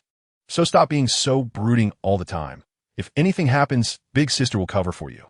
All right, enough chit-chat. Let me see how much your skills have improved. Itachi's gaze sharpened, and he nodded. You go first. I'm afraid that if I make a move, you won't have a chance. I raised an eyebrow at him. He wasn't polite either and immediately threw a wave of shuriken at me. Clang, clang, clang. There was a flurry of sounds as he used a body flicker technique to appear behind me. Fire release, Phoenix fire technique. Countless small fireballs surrounded me. I was too lazy to move, letting the fireball hit me. In the next second, my real body appeared behind him, and with a kick, I sent him flying. Such speed. Itachi flipped in the air and landed steadily, activating his Sharingan. The two Tomo spinning rapidly. Shadow, Shuriken Jutsu. Goodness, he was being flashy. A single shuriken instantly multiplied into hundreds, with invisible steel wires trying to tie me up like a big crab. Water style, water barrier. I clapped my hands, and a wall of water surged up, blocking all his broken shurikens. But he maneuvered the remaining shurikens from behind and tied me up tightly. Fire style, great fire dragon jutsu. A fire dragon roared and charged toward me. Boom! With a loud explosion, only a charred piece of wood was left where I had been hit. Earth style, heart decapitation jutsu. I emerged from beneath his feet and reached for his ankle. But he transformed into a flock of crows and flew away with a caw. His reaction was incredibly quick. Good reaction, but still too inexperienced. I had anticipated this move and had appeared behind his real body at some point, delivering a gentle punch. Bang! Itachi flew out like a kite with a broken string. His two Tomo Sharingan couldn't keep up with my speed. Damn, why is it still like this? Itachi lay on the ground, his fist pounding fiercely into the earth, feeling that he had worked so hard. With my current self, what qualification do I have to protect her? That sense of unwillingness and anger instantly stimulated his brain. He let out a roar, and the two Tomo in his eyes began to spin wildly, the shadow of a third Tomo flickering in and out of existence, but seemed to be lacking something. Stuck. I see. Not enough excitement, right? Then let me give you a hand. My gaze instantly turned cold, and I directly switched to sarcasm mode. Itachi, I didn't expect you to be such a useless piece of trash. With this little strength, you still want to be my underling? So many days have passed, and you haven't made any progress at all. I haven't even used 1% of my power, and you can't handle it? You're such a waste. Just go home and take care of your brother. I tell you, as soon as those words were spoken, Itachi's eyes instantly turned red. The humiliation and anger of being looked down upon by the one he loves became the final catalyst, completely unlocking the third Tomo that had been holding him back. 3 Tomo, unlock for me. A blood-red light flashed in his eyes, and a powerful ocular ability surged forth. He stood up, his 3 Tomo Sharingan fixed firmly on me, and his entire aura changed, with his chakra skyrocketing to the level of an elite Jonin. Finally unlocked, huh? I looked at him and nodded in satisfaction. Jinjutsu bubble. Itachi's eyes widened, and he cast a Jinjutsu directly at me. I pretended to be hit and froze in place. As soon as he saw that he had the upper hand, he rushed over to give me a palm strike. However, just as he got close, I countered with a punch that sent him flying. In midair, he quickly formed seals and cast water release. Water tooth bullet. 2 water dragons charged at me. Wind release. Great breakthrough. I blew out a typhoon of over 10 levels, directly skewing his water dragons. Fire release. Great fireball technique. He followed up with a 10-meter diameter fireball, simultaneously rushing towards me with his hands forming seals. Phoenix flower claw red. Water release. Small exploding water wave. I opened my mouth, and the water I spat turned the surrounding area into a lake in an instant. His fire release extinguished with a hiss, and the sky was filled with steam. At the moment when water and fire clashed, a kunai hidden in the flames shot out, but I easily deflected it. Immediately after, he used the water from the surface of a lake to form seals and summoned a giant water dragon. Not bad at using the materials at hand. Huh? I chuckled and formed seals as well. Water release. Water dragon bullet technique.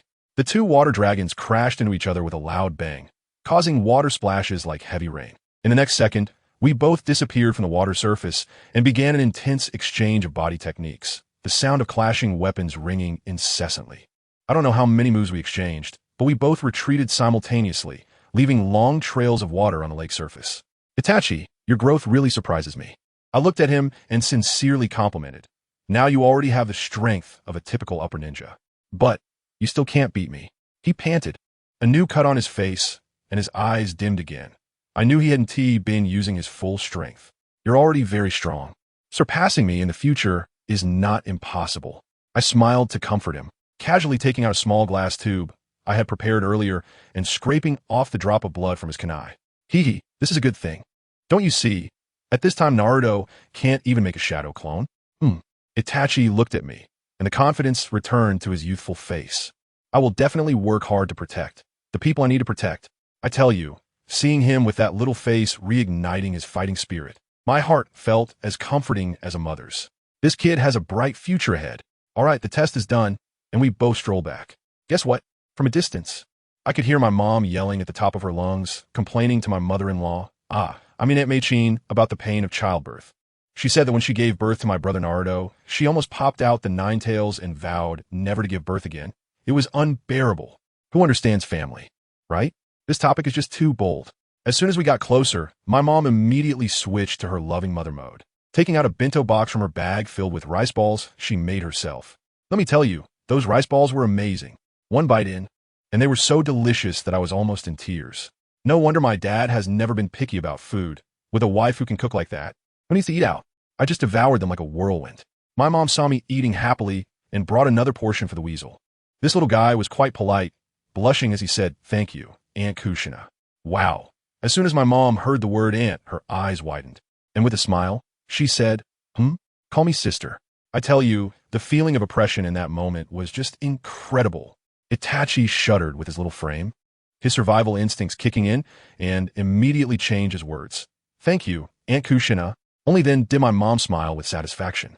Itachi must have felt like his mind was about to explode, thinking that both of us had the same aura, both being the kind of people who would resort to violence at the slightest disagreement. But surprisingly, he wasn't repulsed. Hey, this kid is quite interesting. What's even funnier is that after he tried a bite of the rice ball, his eyes lit up, saying it was even better than his favorite meatballs. At that moment, Aunt Mikoto also took out her bento, and I thought, here's my chance. No kidding, the appetite of the Uzumaki clan is like a pocket dimension. I immediately raised my hand. "Aunt Mikoto, I want to eat. In no time, all 3 boxes of bento were in my stomach. After I was full, the women were chatting away, while Itachi quietly worked on a shuriken next to us. As for me, I was mainly there for companionship. While my main body was indulging in food, my shadow clone had already gone outside to have a blast. This little life was just delightful. The scene shifts to our home. My poor dad, Minato Namikaze, came home from work to find the house empty, with just a dog wagging its tail waiting for him. Just as he found the dog food to feed the dog and was about to heat up his own meal, an umbu suddenly appeared in front of him. My dad has an aura that's 2 meters and 8 centimeters tall. While heating up his meal, he didn't even turn his head to listen to the report. It turns out that the old man from the 3rd Hokage sent some umbu, and my dad's people had already investigated them thoroughly. Right on the spot, my dad ordered to recruit and disperse that group, and then he dispatched 4 elite jonin to monitor the 3rd Hokage 24/7. Goodness, they even recorded how many times he went to the bathroom each day. This move highlighted his decisiveness. After he finished eating and washing the dishes, we leisurely returned home. I rushed into the room holding my little brother and shouted back to my parents, "Go to bed early. Keep it down. I have an exam tomorrow." My dad's handsome face instantly turned red, and my mom rolled her eyes at him. TSK, this family can't function without me. The next day was the graduation exam. The teacher was rambling about the rules, like transformation jutsu and shadow clone jutsu. I was almost dozing off. Finally, it was my turn, and I thought to myself, I have to do something impressive. I transformed into my dad's appearance with a bang, looking stunning, and then clapped my hands. Multiple shadow clone jutsu. In the next second, the entire classroom was filled with me. The 2 proctors were so shocked, their jaws nearly dropped, and they were stuttering as they handed me the forehead protector. Just as I grabbed the protector and was about to make my escape, an umbu blocked me and said my dad was here. As soon as I heard that, I immediately used the Flying Thunder God technique to flash right next to my dad, showing off in front of him. My dad picked me up, looking proud, and then mysteriously pulled out a scroll. I asked him what the gift was, and he pretended not to know. I rolled my eyes, and he couldn't help but laugh, saying he had prepared it long ago. When I opened it, wow, the Sword of Thor, the sword of the 2nd Hokage. My dad said this thing is powerful because the more chakra the user has, the stronger it becomes. It's like a cheat mode tailor-made for me. I instantly understood. No wonder that character in the anime used it like a firewood stick. Turns out they were just too weak to wield this divine artifact. I hugged my dad and gave him a kiss. This gift is amazing. Once he finished giving his graduation speech to those little kids, I couldn't wait to sneak away. I ran straight to my usual little grove, took out the Sword of Thor, and began pouring my lightning chakra into it. Ziz, ziz, ziz. A 40-meter-long blue lightsaber formed instantly. It was so cool. With a casual swing, I sliced through dozens of big trees, all perfectly cut, as if they could be used as mirrors. After a while, those trees even caught fire by themselves. The added paralysis and ignition effects are simply unbeatable. Just as I was enjoying it, the system chimed. Graduation reward received. Magnet release. Double happiness. I'm a little tuned on my way home. And as I just stepped out of the grove, I saw a muscular guy with a watermelon head and thick eyebrows doing handstands while walking, shouting slogans of youth. That must be our Kai Huang. The intensity of this training is simply not something a normal person can handle. I was just feeling emotional when the system suddenly chimed. Ding. Special task detected. Follow Might Guide to join physical training. Duration. 10 years. Task reward. The unscathed 8 gates of Samadhi formation. What the heck? 10 years? I was completely stunned on the spot. What kind of training would that require? However, unscathed 8 gates? Just thinking about how it could allow the Emperor of Kai to not have to sit in a wheelchair anymore. To kick off the grand finale and still go clubbing this. This has to be done for my beloved physical arts hero. I'm all in for these 10 years. Without hesitation, I went straight to find Kai. When I found him, he was there doing a handstand while watching the sunset, mumbling something about youth and passion. I didn't waste any time. I dashed up to him and sincerely said, Senior Kai, I, Naruko, want to train in physical arts with you. Please accept me. Goodness, when Senior Kai heard this, he got so excited that tears streamed down his face.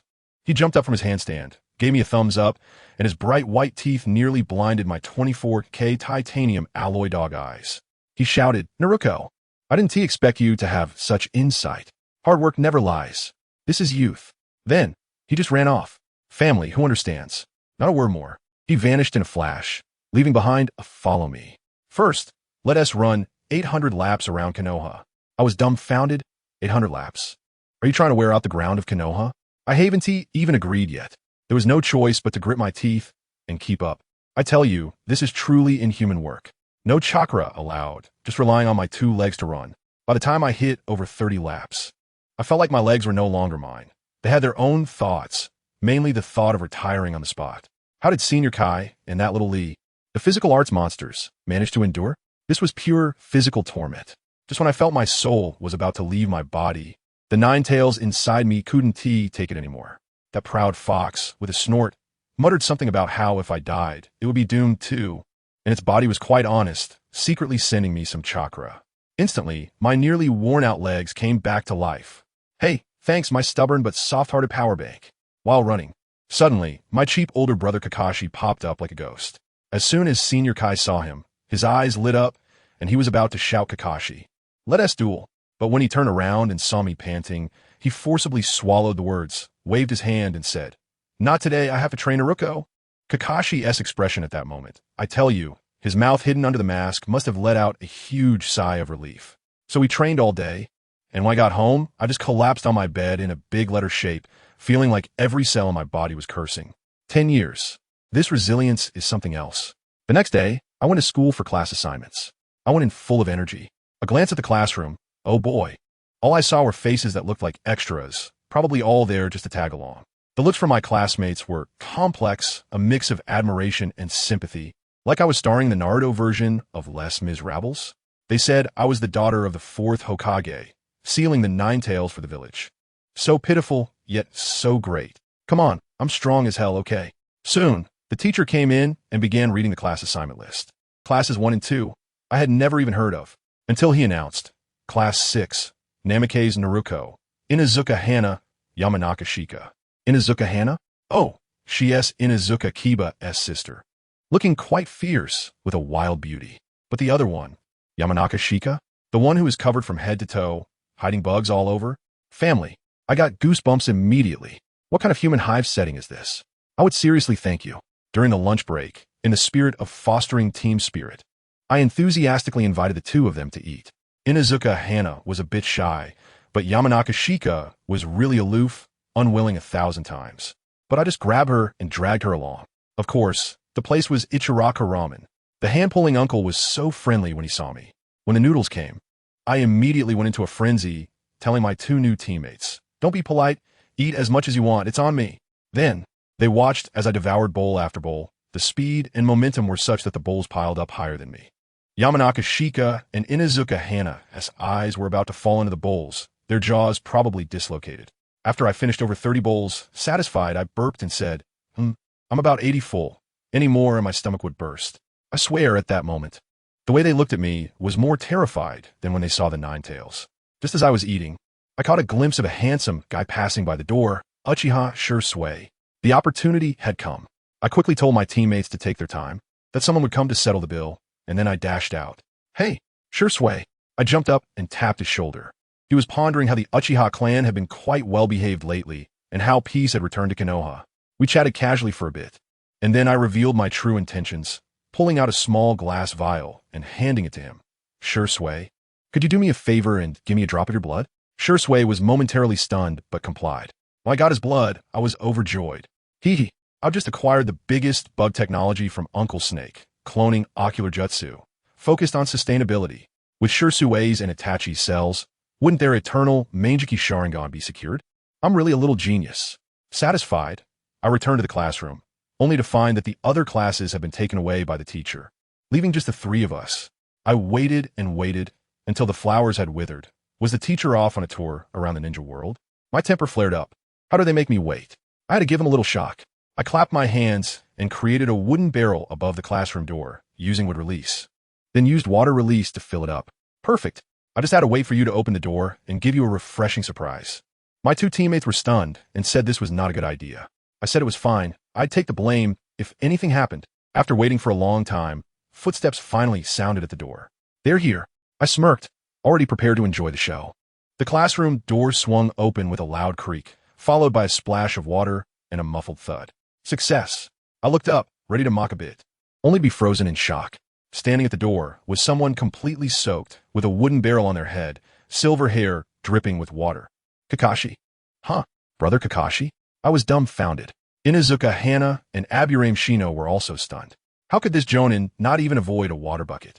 Kakashi, drenched, looked at me with a faint, awkward yet polite smile. Naruto, is this your welcome ceremony for me?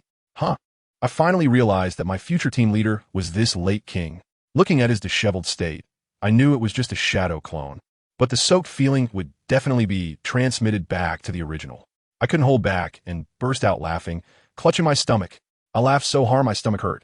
And then the next second, with a loud bang, the wet Kakashi in front of me exploded into a puff of white smoke. Wow. Turns out it was just a shadow clone. I was having a great time when the real Kakashi strolled out from behind the door, looking at me with a face full of resentment. My mood, which was quite nice today, was completely drenched by your bucket of water. Let me tell you, his expression was just like that of a bullied pet. Then he waved his hand, looking particularly cool, and said, I'm leaving, follow me. The two new teammates, Inuzuka Hana and Aburame Shino, quickly followed suit. On the way, the two girls couldn't hold it in anymore. Inuzuka Hana leaned over, her voice trembling. Naruto, is he really the legendary Sharingan Kakashi, the cold-blooded killer? Our teacher is actually him? The cool girl beside her, Aburame Shino, adjusted her glasses and added, that's right. The bugs in my body tell me this guy is extremely dangerous. He's the disciple of the fourth Hokage, making him your senior brother. Upon hearing this, Inuzuka Hana's eyes sparkled. Wow, the disciple of the fourth Hokage? That's so cool. We're so lucky to have such a strong teacher. I almost rolled my eyes listening to this, quietly revealing a spoiler to the two of them. Oh, it's not as amazing as you think. Kakashi-sensei only has the strength of a Kage-level ninja, and usually he's just slacking off and performing at a regular Jonin level. As soon as I said this, Yamanaka Shiki went completely offline. What? Kage-level strength? And only? Are you joking with that nonchalant tone, sis? Does anyone understand? In their big clans, Kage-level is the pinnacle, and now it's just so-so with me, making it hard for the kids to keep up. In the blink of an eye, we reached the rooftop. Kakashi leaned against the railing, that lazy demeanor returning. All right, old rules, self-introduction, hobbies, dreams, and dislikes. Let us hear them. Inuzuka Hana was the first to raise her hand, very enthusiastic. Inuzuka Hana. I love my dog, Gray. I hate people who bully dogs. My dream is to become a strong female ninja, like my mom. A perfect, energetic girl. Yamanaka Shiki was much cooler. Yamanaka Shiki. I like bugs. I hate strong smells. My dream is to become a powerful ninja like you. Sensei, Less talk, more toughness, I like it. When it was my turn, I cleared my throat, gotta bring out the momentum. Namikaze Naruko. I love beautiful older sisters. I hate it when others mess with the people I care about. As for my dream, I want to become the first female Hokage in the ninja world, spreading the glory of Konoha throughout the entire ninja world. After I finished, I even winked at Kakashi. Kakashi seemed a bit stunned after hearing my grand plan, probably thinking this little girl has quite the ambition. Isn't this basically wanting to unify the ninja world? But he nodded, showing approval for my aspirations. When it was his turn, hey, still the same old routine, refusing to say more than a word. Hitaki Kakashi. And as for what I like, I don't want to say. TCH, I knew it. He is still the same riddle man. After the introductions, the atmosphere suddenly changed. Kakashi smirked, and that smile looked anything but friendly. All right, warm-up is over. Starting tomorrow, we'll have official missions, but today, you have to pass my test first. He shook the 2 bells in his hand, ringing. See these? 2 bells for the 3 of you. Within an hour, those who grab a bell pass. Those who can't, go back to the ninja school for a do-over. My 2 teammates turned pale in an instant. After finally graduating, they were still being advised to drop out. Who can handle that? Kakashi was there fanning the flames, reminding us to have the determination to kill ourselves. Otherwise, none of us would get through. Wow, starting off with such intensity. At the signal, the 3 of us quickly hid. Shino Aburame made the first move, releasing a swarm of bugs, but Kakashi responded with a fireball jutsu, instantly turning them into charred insects, which made Shino heartbroken. Han Inazuka was hiding in the bushes, trembling with fear. She knew that with her meager skills, going out there would just be serving herself up as a meal, and she was nearly in tears from anxiety. I could tell at a glance that the guy on the field is a shadow clone. Are you kidding me? Playing this game with me? I immediately set a small goal in my mind. Today, I must have a good match with your true self without using big moves like Flying Thunder God and Wood Release. I instantly teleported and appeared next to a big tree, where Kakashi was watching the show. He saw me and wasn't surprised at all. Oh, you found me? The Flying Thunder God technique is indeed useful. I chuckled and said, Kakashi and I, play with a clone is so boring. Come on, let us have a one-on-one duel in a more spacious place. He nodded, and in an instant, we moved to the neighboring training ground number 4. This time he got serious, pushing his forehead protector up to reveal his 3-tomo Sharingan. I wasn't holding back either. I swiftly drew my Raijin sword, pointing its tip at him. Kakashi and I've heard that the Hitaki family's swordsmanship is impressive. Let me see it. He also drew a short sword from behind him, and I must say, he looked incredibly cool. The next second, we charged at each other, and it was a clanging of metal as sparks flew. After dozens of exchanges, neither of us could get the upper hand. Honestly, he was fast, but I swung my sword thousands of times every day, and the muscle memory was ingrained in my DNA, so I was holding my own. However, just relying on basic attacks wasn't enough. I don't really know any proper sword techniques. Wait, who said I can't create my own if I don't know any? As the thought crossed my mind, inspiration struck. I directly opened the sword domain and used the Thunder God's Sword Shadow clone technique. Boom, boom, boom. Instantly, hundreds of Thunder God swords appeared behind me, crackling with electricity. Just ask, isn't that an explosive scene? With a wave of my hand, I shouted, focusing on firepower coverage. All swords returned to the source. Go. Kakashi was dumbfounded. As the rain of sword was about to hit him, he quickly activated his ultimate move, sword technique, Moonlight Slash. A massive white sword energy slashed toward me. With a loud bang, our skills collided, creating a huge pit with a diameter of several dozen meters in the 4th training ground. Kakashi gasped, looking at me with a changed expression. Naruto, this move of yours is too outrageous. All right, I'll only use my last move. If you can catch it, I'll consider a loss. He held his sword with both hands above his head, and I tell you, the sky turned dark with thunder and lightning. Hitaki, sword technique, Sky Slash. A white light blade, dozens of meters long, charged toward me with a world-destroying momentum, leaving nothing in its wake. Good heavens, this aura directly locked onto me, and there was no way to dodge. I had to fight back. I merged all the Thunder God sword clones instantly, transforming into a blue giant sword dozens of meters long. All swords returned to one. Slash for me. Boom. That explosion, I felt like the entire Konoha heard it. When the smoke cleared, good grief, a radius of 1 kilometer had turned into scorched earth. I was astonished. This destructive power was simply outrageous. Kakashi was already exhausted, barely standing as he leaned on his knee, gasping for breath, his chakra nearly depleted. You won? I sheathed my sword and walked up to him. Kakashi, to be honest, this test is meaningless. The two of them are way too weak compared to me. If it really came down to a fight, they'd just be dead weight. What is the point of teamwork? Kakashi took a breath, patted my shoulder, and said, Naruto, you're strong, that's true, but you can't underestimate your companions. Their scouting abilities are much better than yours. The point of a team is to complement each other, not for you to go in solo. If that were the case, we could just send you on missions alone. He smiled, but you'd have guessed the real purpose of the test. As soon as we went back, we saw Inuzuka Hana and Aburame Shino tied up tightly to a wooden post, looking like two lambs waiting to be slaughtered. I couldn't help but burst out laughing.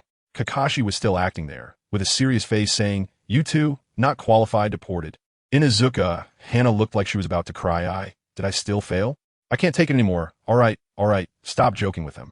If they leave, who am I going to do missions with? With a casual flick, a bolt of lightning cut the rope. Kakashi then burst into laughter, jokingly congratulating them, saying, you all passed. From tomorrow, Team 6 will officially start taking on missions. When Inuzuka Hana heard this, she went from a sorrowful face to directly taking off in excitement. What? We passed. Thank you, Kakashi-sensei.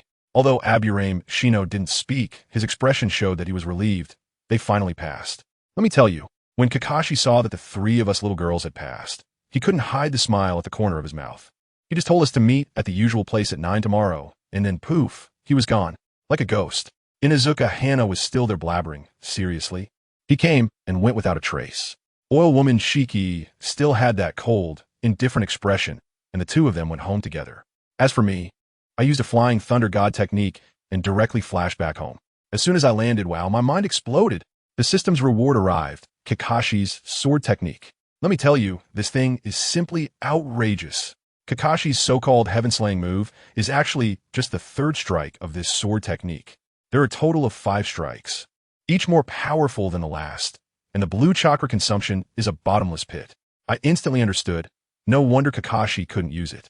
If he unleashed the whole set, wouldn't he directly split the Hokage Rock? If this were combined with my 8 gates of Duinja, wouldn't that be the judgment too? Zero version? 1 strike down, and the mountains would crumble and the earth would shake. It's unbelievable. I was happily thinking about a new cheat when the next morning I eagerly went to the meeting, expecting to receive some earth-shattering mission. Guess what? It was to clean the sewers. Who understands family? I was instantly petrified. Looking at Kakashi, I said, Kakashi, are you serious? You want me, a beautiful girl, to go dig in the sewers? He, on the other hand, seriously started lecturing me, saying that ninjas must adapt to any environment. Then tossed me 3 pairs of rain boots and clamps and ran off faster than anyone else, afraid of getting even a whiff of it. I was speechless at that moment, and Inuzuka Hana almost threw up right there, holding her dog, her face turning green. What a joke, making me go down there myself. Wouldn't that trigger my electronic vomiting mode? At that moment, the system chimed in, issuing a task that promised a reward of 10,000 Ryo for completion. I thought, this system is so stingy. What can you even do with 10,000 Ryo? But surprisingly, the system replied back with some attitude, saying it was an extra reward. And having something is better than nothing. Fine. Having it is better than not having it. Can I really go down like this? Multiple shadow clone technique activate. Boom, boom, boom. Hundreds of me jumped down, and the scene was like dumping dumplings directly launching a human sea tactic. Inuzuka Hana on the shore was stunned. Her eyes filled with little stars, probably thinking how terrifying Lord Naruto is. Before long, the stench-filled sewer was as good as new. Kakashi popped out from a tree somewhere, pretending to praise our teamwork. If it weren't for me, those two would have to endure this stench all day. I can't hold back my temper. As soon as the first task was assigned, I rushed to my dad's office, the Hokage, and said, Dad, what do you mean by this? Can you give us some proper tasks? Clearing drains, buying groceries, babysitting. Are these ninja tasks? In response, a bunch of people surrounded me in class, talking about rules, processes, and considering teammate strengths, blabbering on and on until my head hurt. Finally, my dad spoke up, saying that as long as we completed 100 D-rank tasks within a month, he would give us C-rank tasks. Fine, just 100? That's nothing for me. But then Kakashi doused my enthusiasm, saying a class could only take on a maximum of 5 tasks a day. TCH, what a hassle. The next month was a total whirlwind. My main body trained with Guy every day on taijutsu, and the intensity was beyond human capability. I went from gasping for breath after running 30 laps around the village to easily completing hundreds without breaking a sweat. My shadow clones handled the mundane D-rank tasks, finding cats, weeding, walking dogs. By the time the memories came back, I was thoroughly annoyed. One day while training, Guy suddenly pulled out a green pair of tight-fitting pants. He earnestly handed them to me, claiming they were special sportswear he wanted to gift me. At that moment, I was completely taken aback. The system chimed in, saying that if I wore this, my 10 years of training for the 8 gates would be cut in half. I could achieve it in 5 years. Let me tell you, I hesitated for a split second, and then decisively refused. No way. A warrior can be killed, but not humiliated. If I wore that, how could I ever show my face in Konoha again? After enduring a month, I immediately went to find my dad to claim his promise. Seeing my forlorn expression, he quickly flipped through the task list and finally found us a C-rank task, to go to a place called Tionwin Village and help fend off bandits. Finally, something decent. Inuzuka Hana and Aburame Shurji were both super excited since it was their first time leaving the village for a mission. Inuzuka Hana hugged her gray pup, amazed by everything around her, like Lu Lao Lao entering the Grand View Garden. We sped down the 30-mile road and soon arrived. However, as soon as we reached the village entrance, we saw thick smoke and heard cries for help. Oh no, the bandits had already started. Kakashi's expression darkened, and he was the first to rush in. We followed closely behind. The village was in chaos, with a fierce-looking bandit brandishing a knife at an old man. I felt my anger surge, and, without thinking, I used Flying Thunder God to appear behind him. The bandit was still shouting, but before he could finish, he felt a chill at his neck, and his head flew off. At the same time, Shurji unleashed her bugs, instantly wrapping several bandits in black cocoons. Inuzuka Hana and her pup transformed into 2 white tornadoes, rampaging through the crowd. Seeing them fight so fiercely, I couldn't just stand by. I activated my Flying Thunder God / mode, and let me tell you, at that moment, I transformed into a golden legend. Whoosh! One bandit was gone. Whoosh whoosh! Another wave fell. The villagers could only see a flash of golden light jumping around, and wherever it went, bandits fell in droves. Those guys probably couldn't even tell if I was male or female before everything went dark, and they met the Sage of 6 Paths. The remaining bandits, seeing the situation, were terrified and dropped their weapons to flee. Flee? Could they escape? I sneered. My figure vanished again, and the next moment, those dozens of fleeing bandits all collapsed to the ground, as if someone had pressed the pause button. Inuzuka Hana and her pup stopped, staring in disbelief, probably with their jaws nearly hitting the ground. She muttered, "My goodness, is this the strength of Naruto?" Although Shurji didn't say anything, I could feel her shock. She must have been thinking, no wonder her bugs trembled near me. It wasn't just because of the 9 tails. Let me tell you, just when Inuzuka Hana and Oil Woman Shiki were still doubting life, the old village chief came rolling over, grabbing us with a face full of snot and tears, thanking us profusely, almost bowing down to us. I was still being polite, saying it was the least we could do, and guess what? Kakashi, that guy is really something. Completely emotionless, he just appeared in front of the old man in a flash, shoving the mission scroll and pen right in his face, saying, "Grandpa, please sign here." Wow, talk about efficiency. After the old village chief signed, handed over the money, our first C-rank mission was officially complete. On the way back, Inuzuka Hana was so proud, her tail almost wagging to the sky, humming. I thought C-rank missions were so difficult, but it's just a few hundred bandits more than a D-rank mission. But then, Kakashi, our team's officially designated mood destroyer, poured cold water on her. With his dead fish eyes, he glanced over and said, "Don't celebrate too early. The only reason this was so easy is because of Naruko. Without her, with your chakra levels, dealing with a few dozen might be fine, but hundreds? They could wear you down in a wheel battle, and then you'd be like meat on the chopping block." Hearing this, Inuzuka Hana immediately became unhappy and wanted to argue back, but even the usually silent oil woman Shiki nodded, coldly adding, "Kakashi-sensei is right. My insect Jade can't be used many times, and once my chakra is exhausted, I can only rely on taijutsu. I really don't think I could beat hundreds of strongmen."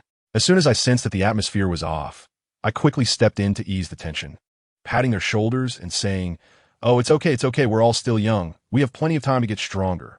But what I was really thinking was, it's been a while since I had such a good fight. Those data people in the virtual training ground can't compare to a real fight. My next target is to meet the first Hokage, Hashirama Senju, in the virtual arena and see just how powerful this legendary god of ninjas really is. You know what? Kakashi's tough love actually worked. Inuzuka Hana's expression changed instantly as she looked at me, her fists clenched tight, probably thinking, No way. I can't lose to her. I need to get stronger. I have to protect my brother, Kiba. For the next 6 months, we were like we were on steroids, frantically grinding C-rank missions. The three of us became increasingly in sync. Yamanaka Shika was responsible for reconnaissance, and Inuzuka Hana, surprisingly, even learned medical ninjutsu, able to heal both people and dogs. As for me, I was in charge of raw damage output. Once we found the target, we just jumped in and fought to the finish. Let me tell you, I actually have that Kagura's hard eye ability. I can sense everything within a radius of several dozen miles. But I just didn't say anything and let them explore on their own. Hey, what do you call this? This is efficient use of human resources. I only handle the final harvesting, playing the strategic lazy card. Finally, after 6 months of nonstop work, Kakashi showed some mercy and announced a 3-day break for us. As soon as Inuzuka Hana heard this, she was so excited she almost flew off the ground, saying she could finally go home and play with her brother. As for me, I vanished in a puff of smoke. You wouldn't believe Kakashi's expression at that moment. His jaw almost dropped, probably thinking, what the heck? The person I was talking to for half the day was actually a shadow clone? That's right, my real self had already been at home training. This is what you call high-level operation. I had just received the memories of my shadow clone when I felt a sudden impulse and used Flying Thunder God to teleport directly to the Hokage's office. My dad, Minato Namikaze, was standing by the window, looking at the village with a satisfied expression. When I asked, I found out that a delegation from the Hidden Cloud village had arrived to discuss signing a peace treaty. My dad was overjoyed, saying that peace is hard-earned and that it would allow the ninjas stationed at the borders to return from missions, which would also elevate the village's economy. As soon as I heard it, I thought, the opportunity has come. I immediately approached. Hey, Dad, since you're so happy today, can I discuss something with you? You see, I'm already 8 years old, and this mission training is making me feel like I'm growing fur. How about letting me directly participate in the Chunin exam? If that is not possible, I could settle for the Jonin exam. Kakashi was already a Jonin at 12, and I'm 4 years younger than him, so it seems reasonable, right? And what was the result? My dad immediately built a wall of paternal love, saying no, that it's a time of peace and the rules have changed. He said I was too young and to wait until I was 10, not to cause trouble for him. I was speechless at that moment, even trying to act cute and charming, but he wouldn't budge. He even told me to behave for the next few days and not to clash with the envoy from the Cloud Village. Wait, the Cloud Village envoy? The 51st year of Konoha? My mind went ding, and I felt a jolt. Family, who understands?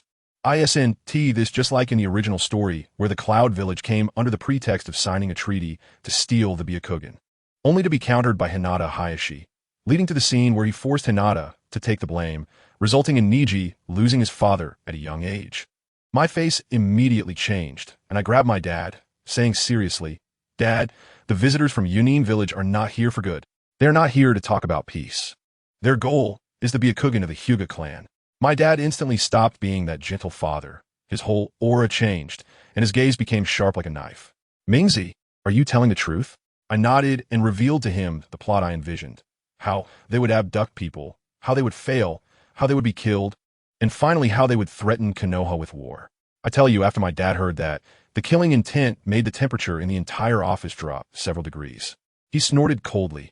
Humph, trying to steal our Konoha's bloodline limit? Want to threaten us with war? Do they really think Konoha is made of mud? If they want to fight, I, Minato Namikaze, am always ready to accompany them and let them see what would release is. Seeing my dot dominering. I directly gave him a thumbs up. That's more like it. Our Konoha isn't a place anyone can just step on. After the discussion, I slipped away.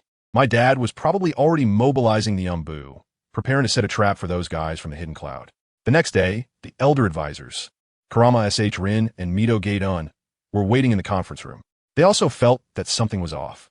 When did the simple-minded and physically strong guys from the Hidden Cloud ever love peace? Soon, the representatives from the Hidden Cloud were brought in. The leading guy was big and burly, and as soon as he entered, he started yelling. What is going on? You only sent 2 old geezers to receive us? Where's your Hokage? You look down on us from the Hidden Cloud. Huh? Wow, what a brazen attitude. However, Kurama SH Rin didn't even lift an eyelid and replied calmly. With your temper, we doubt you truly came for peace. Mito Gate, on being a heavyweight, smiled and smoothed things over, but his words hinted at their status. Oh, come on. He's at least a Jonin from the Hidden Cloud. He has some influence in the village. The underlying message was, who do you think you are to deserve our Hokage's personal visit?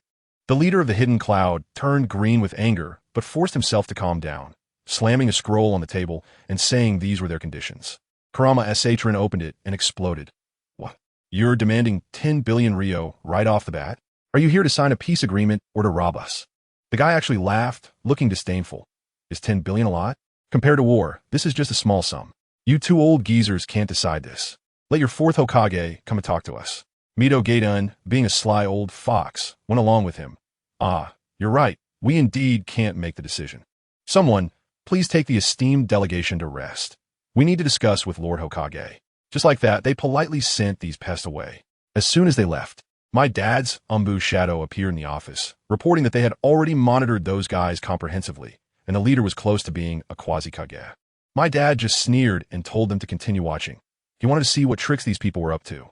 At that moment, a sudden ding sounded in my head, and the system task arrived. Ding. Special task triggered. Stop the hidden cloud from stealing the Byakugan and advocating for war. Engage personally. And intimidate the ninja world. Task reward. Special summoning beast, Sea Dragon King. Sea Dragon King? Wow, a dragon? There are dragons in this world? This is getting interesting. It looks like there will be a good show tonight. Sure enough, late at night, in the hidden clouds inn, that leader thought he was sneaking out without anyone noticing, completely unaware that all his movements were under the watchful eyes of dozens of pairs of eyes. He stealthily made his way to the Hyuga clan's territory, and hey, this guy was quite smooth, sneaking up to Hinata's room door, looking inside, with a grin almost reaching his ears, probably thinking he had succeeded. TCH, how dare you lay a hand on my sister-in-law? You're really asking for trouble. I'll tell you, I've been lying in wait at the Hyuga family for a long time, just waiting for this clueless fool to show up. That grandson moved pretty quickly, trying to make off with my future niece Hinata in his arms. I thought to myself, someone like him doesn't deserve to dirty my hands. So I casually sprouted a few small vines from under my feet and gently tripped him. Well, Hyuga Hizashi, that old brother, also has a bad temper. With a glare and a roll of his eyes, he charged forward like a cannonball. And what happened? I hadn't even seen clearly yet when a guy called Shadow suddenly popped up from the ground, directly using the Earth-style heart decapitation technique, planting the head of that Cloud Village leader into the ground, leaving just the head spinning outside. Hyuga Hizashi is also ruthless, without a second thought. He rushed up and slapped that head with a loud smack. I tell you, the sound was crisp. The brain matter must have turned to mush. Anyone who understands knows that in less than 3 seconds, the battle was over, clean and swift. Then this guy called Shadow started acting. He emerged from the ground, holding the unharmed little Hinata, and said to Hyuga Hizashi with a pained expression, "Oh my brother, you acted too quickly.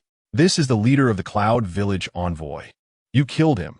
Now the fourth Hokage will have a hard time. If war breaks out, the responsibility will fall heavily on your Hyuga clan." I couldn't help but laugh. This Shadow was all about shifting blame and stirring the pot.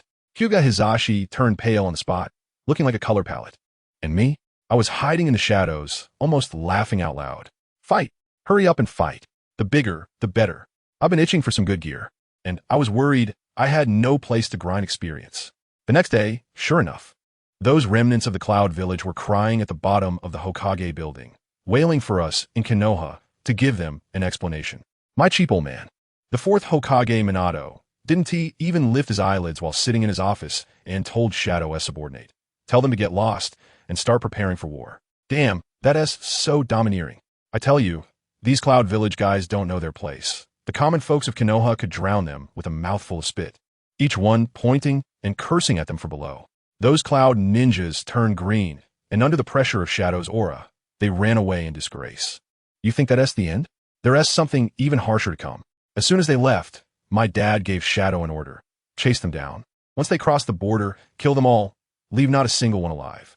The killing intent was so strong I could feel it from far away. Shadow shuddered on the spot, probably thinking to himself that the fourth is much harsher than the third. Wow, my dad was really angry. Then came a series of orders. Mobilizing troops, sending over 3,000 more ninjas to the border, and directly appointing Kakashi as the commander of this battlefield.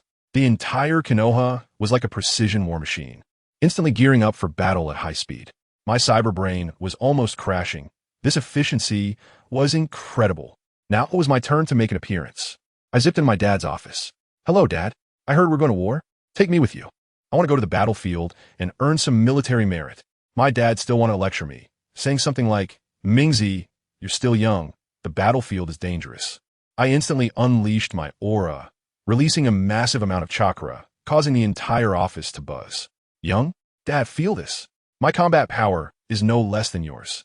Besides, there's the 8 Tails Jinchuriki on the other side. Who else can handle it besides my wood release? I'm going to be the first female Hokage in the ninja world. How can I be a greenhouse flower under your protection?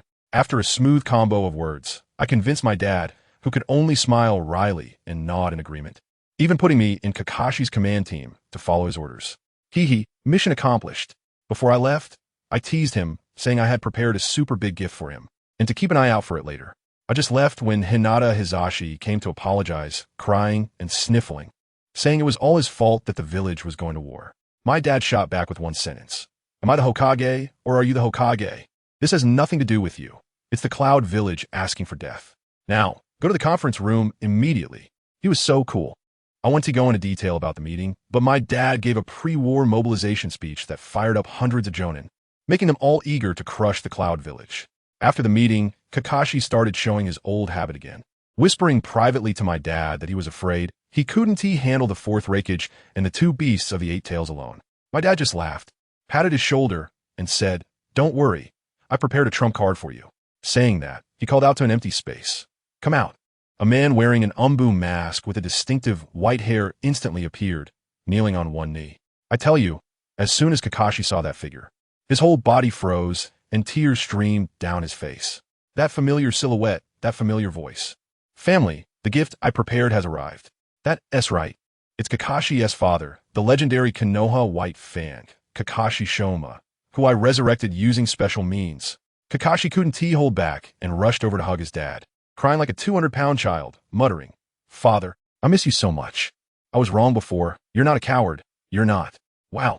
All those years of mental barriers were broken in an instant. I'm telling you, once that psychological obstacle was removed, Kakashi's aura changed completely. I could feel his chakra rapidly rising, and his strength skyrocketed. After all, this guy is an ultimate genius who graduated at 5, became a Chunin at 6, and a Jonin at 12. He was just held back by his father's incident. Now that his dad is back and the mental demons are gone, the strongest version of Kakashi is about to go online. As for Teacher Minato, he was also incredibly perceptive. Seeing the touching reunion of this father and son, he immediately said, Shuma-senpai, I'm Kakashi's teacher, not the Hokage. You two go ahead and talk." He gave Kakashi a reassuring look, and with a swoosh, he teleported away using the Flying Thunder God technique. That's what we call helping adults. Simply amazing. Only then did Kakashi dare to open his heart to his dad. The two of them talked from dusk till dawn, clearing up all the grievances and misunderstandings from the past decade. The next day, when they returned home, Uncle Shoma wore an umbu mask since he was deceased and had to keep a low profile. On the other side, I tell you, there was a young man who was now restless. Who? Itachi Uchiha. This guy heard from somewhere that our sister Naruko was also going to the battlefield tomorrow, and he was so anxious that he cornered Naruko in a small grove in the middle of the night. "Big sister, are you really going tomorrow?" Itachi's worried expression was practically written on his forehead. On the battlefield, swords and blades are merciless. You must be careful, and if you can't win, run.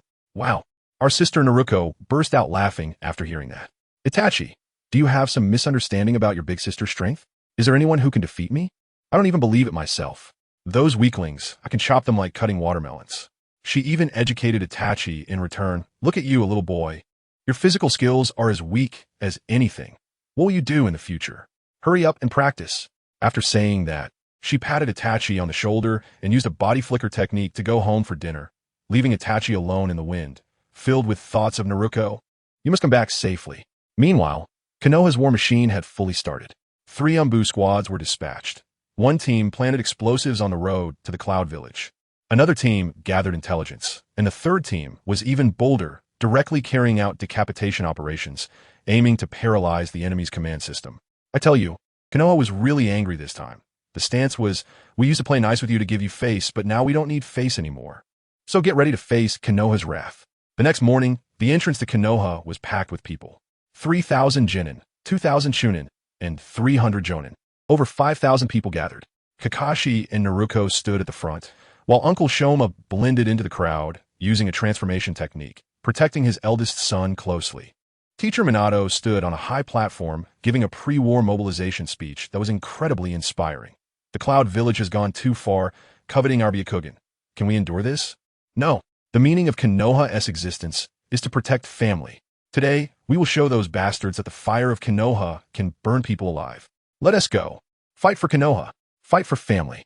Below, over 5,000 people roared, and morale soared. Kakashi led the charge, shouting, "Everyone, follow me." The grand army set off. Itachi, hiding behind the gate, couldn't hide his worried gaze even through the mask. His Sharingan was about to burst into flames. News spread quickly, and over at the Cloud Village, the door to the Raikage's office was nearly smashed in. What? All the people sent to Konoha are dead? The bodies were found near the Rock Village. Fourth Raikage AI was furious. This must be Konoha's doing. Framing it on the Rock Village. Do they think I'm a 3-year-old? How outrageous.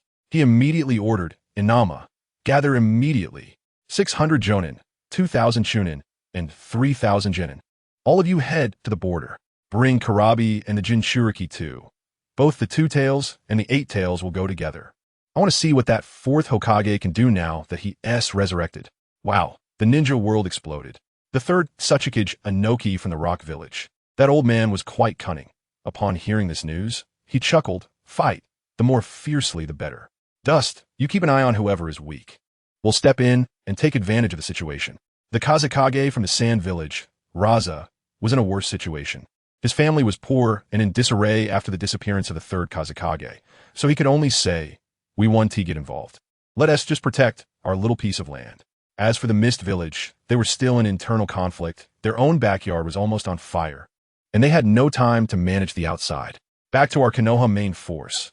Marching quickly, Kakashi felt the speed was still too slow and directly ordered, "All Jonin, come with me for a quick assault on the border. Naruko, you take charge of the rear, leading the Chunin and Genin to catch up." Naruko agreed readily. But guess who she is? She thought it was too slow. Seeing the main force's speed couldn't pick up, she directly got excited. "Hey, Kyuubi, lend me some chakra." The next moment, let me tell you, a classic scene arrived. Naruko erupted in golden chakra, directly activating the Nine Tails chakra mode. Then using the multiple shadow clone technique, thousands of golden Narukos appeared, rushing into the 5,000-strong team, slapping each of them. Boom! Family, who understands? This scene was simply too exhilarating. Over 5,000 Konoha ninjas collectively donned the Nine Tails chakra cloak. Each one instantly felt filled with power, their chakra skyrocketing several times. Feeling like they were on a cheat. The Nine Tails in the ceiling space was stunned. "Wait, Naruko, how did you know my chakra could be transmitted? I never told you." Naruko chuckled in her consciousness, pouring her ridiculously huge chakra into the Nine Tails body. "Don't worry, I'll make it up to you. We'll settle it fairly. Brother." The Nine Tails was completely stunned, frantically sending messages in his mind. "What? Is this chakra amount for real? It's dozens of times more than my complete form? What kind of monster is this?" Naruko didn't care about that. After buffing everyone, she shouted, "Everyone, Nine Tails mode activated, catch up with the Jonin in front." "Yes, Lady Naruko." More than 5,000 people surged forward like they were on rocket fuel, transforming into streams of golden light as they dashed wildly through the forest. In front, Kakashi and Shoma were running when they suddenly felt a massive chakra presence behind them, closing in like a rocket. Both were stunned. What is going on? Just as the words left their mouths, Naruko led a large force and caught up with them, grinning as she slapped Kakashi and Shoma on the backs, also giving them a golden body. "Hee Kakashi and I'm here." Then, using a space ninjutsu, she flashed among the 300 Jonin, instantly buffing everyone. She even made a special trip to Hinata's side, holding the young lady's hand tightly, touching it from left to right. Sister Hinata's hand is still so smooth. This left Hinata blushing furiously. Kakashi looked at the entire team shining in gold, his mouth almost stretching to his ears. Everyone full speed ahead.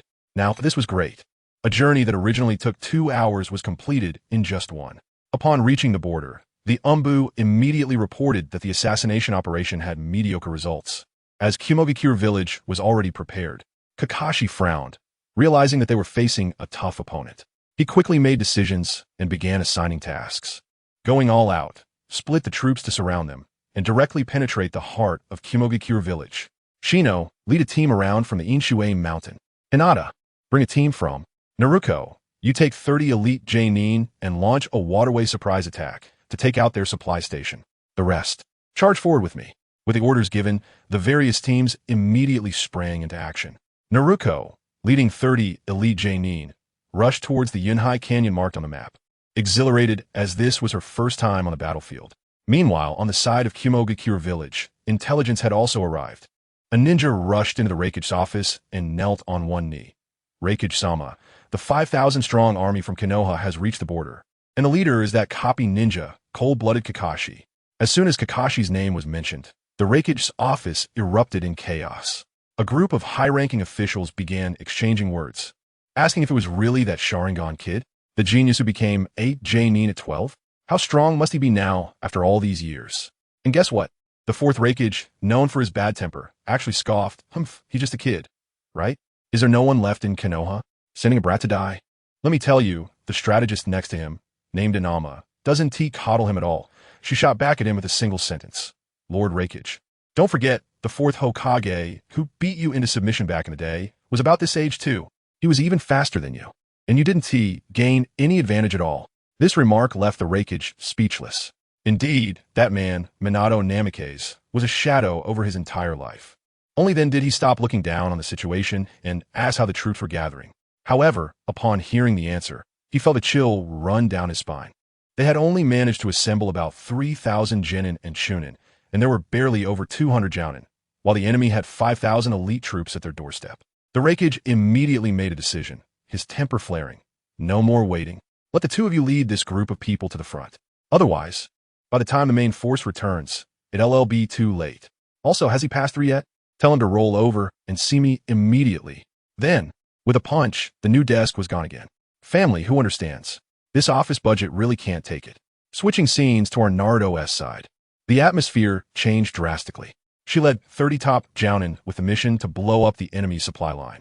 However, she found everyone running too slowly. They were on a picnic, so she simply stopped and said, "Everyone, don't move, hold hands, and form a circle. I'll use a shared location to teleport you all over." The 30 Jounin were immediately dumbfounded, their eyes wide as saucers. My goodness, Lady Naruto. Teleporting 30 people with flying Thunder God?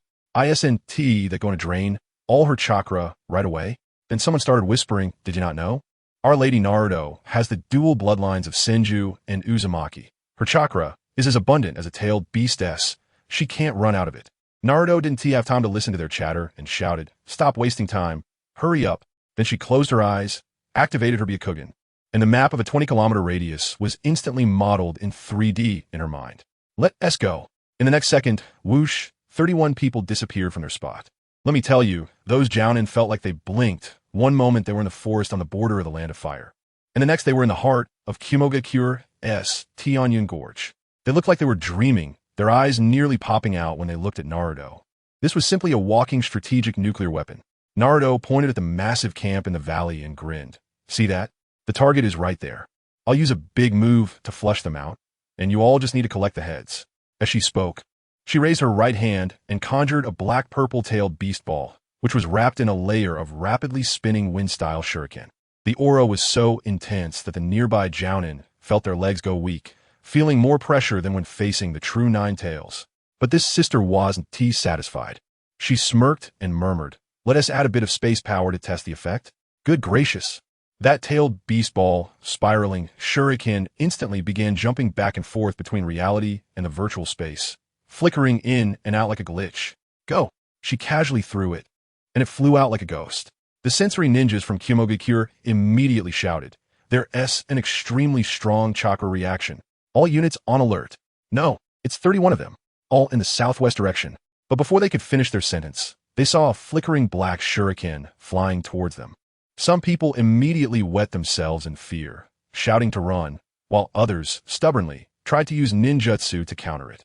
The most outrageous part came next. Halfway through its flight, the shuriken suddenly vanished into thin air. The KyuubiCrisis ninja were momentarily stunned. Then they burst into laughter. Huh. Who were they trying to scare? Just fired a blank and ran? This is the level of Konoha? I was wondering if they really didn't know how to write the word death. The next second, the vanished orb appeared out of nowhere right in the center of their camp.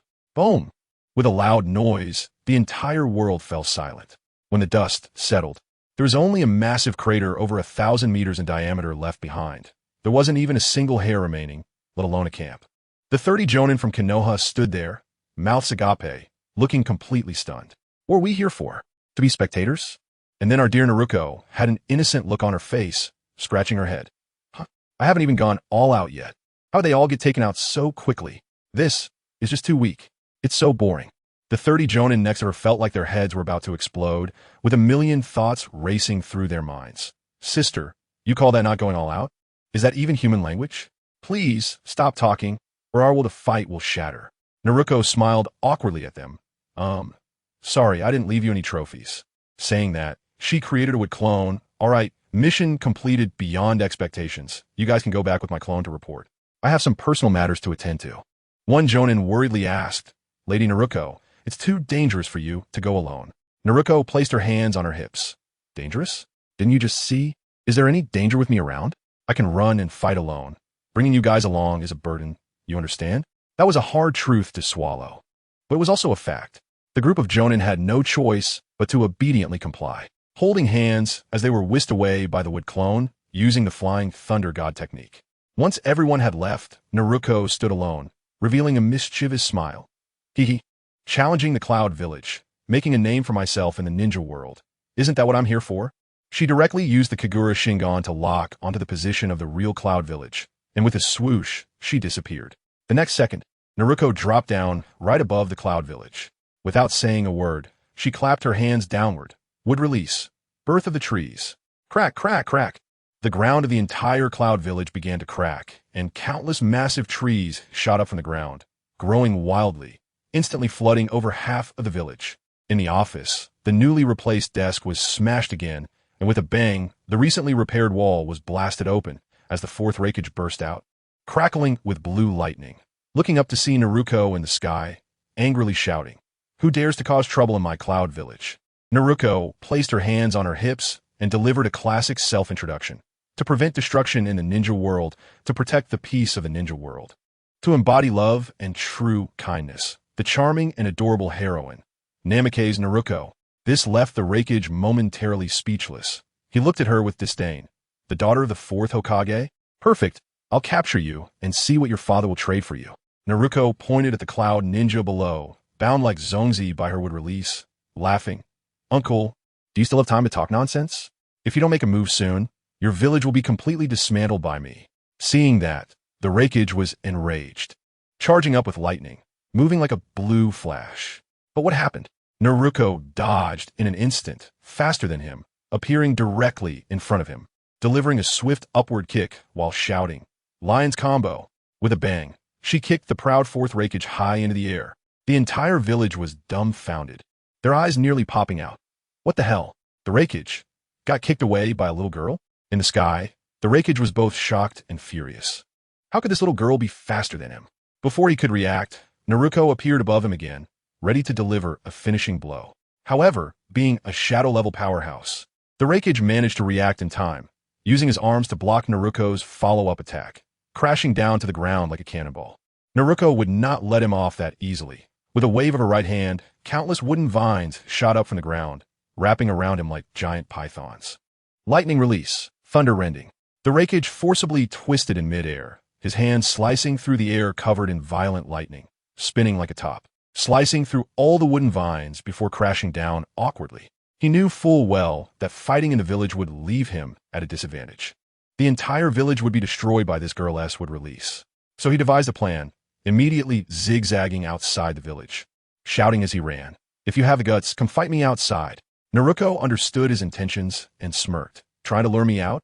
Sure, I'll oblige. She waved her right hand, causing the trees to slowly recede, then leisurely followed behind the Raikage. When the Raikage reached the seaside, he finally stopped, turned around, and revealed a confident smile. Let's settle this here. Little girl, I won't hold back any longer. Naruko crossed her arms, looking entertained. Oh? I'm curious to see how you 1T hold back. Lightning release chakra mode, full power. Zizizi. Let me tell you, the scene was spectacular. The fourth Raikage's body erupted with lightning, his hair standing on end, arcs of electricity crackling wildly, and his entire presence was like a Super Saiyan transformation, radiating overwhelming pressure. Naruko's eyes lit up at the sight, Finally, this was getting interesting. Come on, let me see your true speed. Whoosh! In an instant, the Raikage vanished from his spot, moving so fast that the naked eye couldn't catch him, and the next second he appeared right in front of Naruko, a fist containing terrifying power already swinging towards her. Uncle, you're fast. Naruko's voice echoed leisurely, but my speed is even faster. As soon as she finished speaking, just before the Raikage's punch could hit her, she disappeared again. By the time the Raikage reacted, Naruko was already behind him, leisurely reaching out to gently pat his shoulder. This infuriated him. The Raikage instantly turned into a firecracker. Spinning around to unleash a flurry of punches, the speed was electrifying. But who am I? I spread my hands wide, and the chakra of the Nine Tails surged forth. Colliding head-on with him, boom, boom, boom. We began trading blows right there, punches connecting with flesh, the speed so fast that it was almost impossible to see the shadows. The Raikage became increasingly astonished, probably thinking, where did this little brat come from? What kind of monster is she? Her strength is almost on par with mine? Well, of course, my years of training with Guy wasn't tea for nothing. The bloodline of the Uzumaki clan, combined with the Eight Gates training, made me practically superhuman. And let me tell you a secret, he can't hit me. Every time he threw a punch, the space would tremble, allowing me to predict where he was going to strike, as if I had a map of the whole area, making it ridiculously easy. The ground beneath our feet was trampled into pieces, and the stones fell into the sea with a clatter. I tell you, I was getting more and more excited as I fought. It had been a long time since I encountered someone this tough. Brother Lang looked at me with a different expression, both surprised and impressed, yet he still tried to sound tough. Your strength is great, worthy of respect. Respect or not, he didn't hold back. Suddenly, he let out a fierce shout, his elbows wrapped in lightning, and launched a powerful blow at me. I frowned and thought to myself, this is good. My body executed a spiral move, launching a spinning kick wrapped in golden nine-tailed chakra, shouting, Konoha Gale, bang, with a loud noise. We were both sent flying dozens of meters by each other's power, carving two deep grooves in the ground. I steadied myself and grinned. How is it? Konoha teacher Chin's taijutsu. Isn't it powerful? He had never heard of this and shook his head, but the wariness in his eyes was undeniable. The next second, he charged at me again, shouting a ridiculously long technique name that I couldn't even make out. Something like Thunder Duel Ninja Encounter must spit out Sharp Blade. I couldn't help but laugh. Never heard of Teacher Chun, huh? Then let me show you how strong he is. I immediately lifted my leg and spun like a top. The nine-tailed chakra soaring into the sky, transforming behind me into a roaring red giant dragon. Konoha, Divine Dragon. Goodness, when the Raikage saw this dragon, his face turned green, and he quickly retreated, muttering, what a powerful aura. Is this that Chin's taijutsu?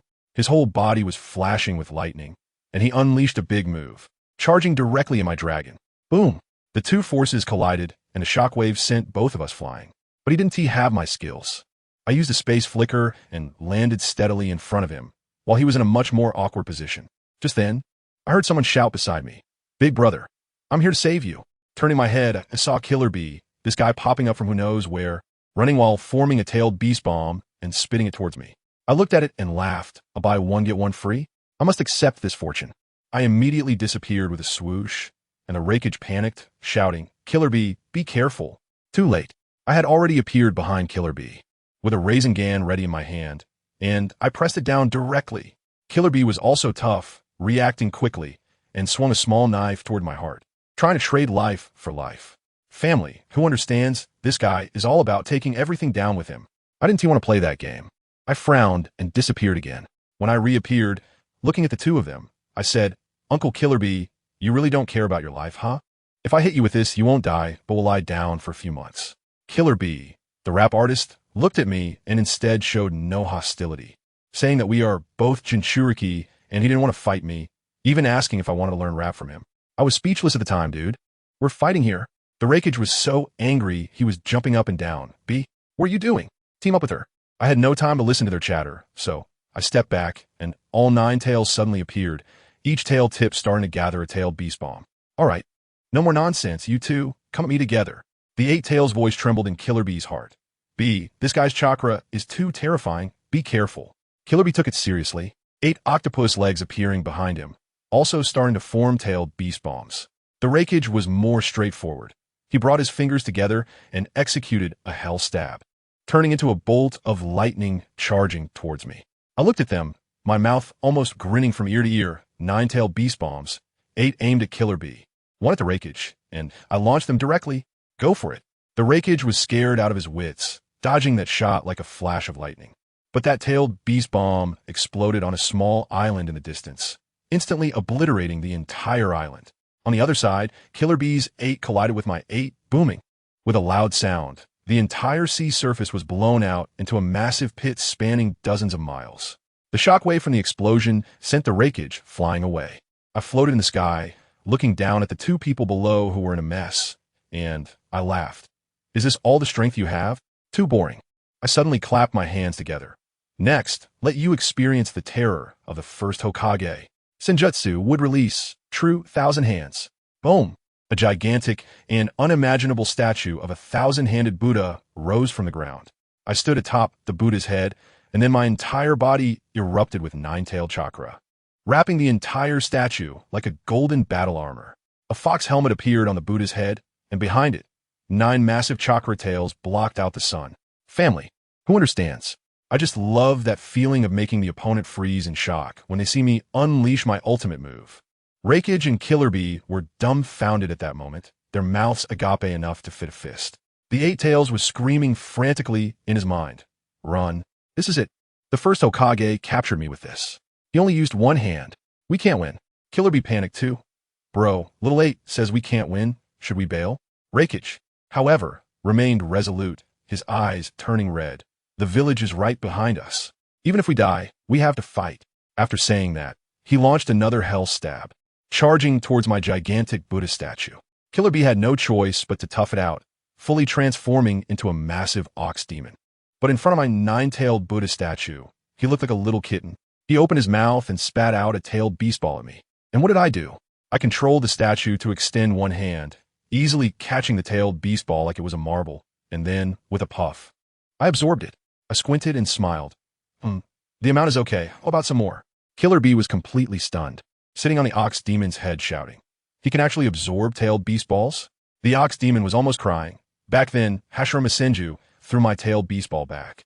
But this guy can absorb it directly. Killer Bee gritted his teeth and had the ox demon continuously spit tailed beast balls, trying to buy time for my brother. I watched a string of tailed beast balls flying over like candied hawthorns, and I was overjoyed. Bring on as many as you have. I'll absorb them all. The 1,000-hand Buddha statue extended several hands, catching all the tailed beast balls, instantly absorbing them clean, leaving only 1 in hand.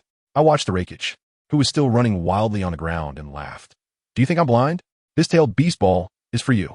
Saying this, I slammed the giant hand holding the tailed beast ball down. Killer Bee screamed in fright and hurriedly tried to wrap the Raikage with his tail. But it was too late, and with a bang, the area within several miles was reduced to ashes. If it weren't for the last-minute intervention of the Ox Ghost, the Raikage would probably have been done for. I looked at the 2 covered in dirt and dust, losing interest in playing. The wooden giant hand was as fast as lightning, grabbing the 2 of them in its palm before they could react like catching 2 chicks. The Ox Ghost chakra was instantly drained by me, turning back into Killer Bee. I squeezed them both and said, you 2 from the Hidden Cloud Village better behave in the future and not provoke us from Konoha, or next time I won't be so polite.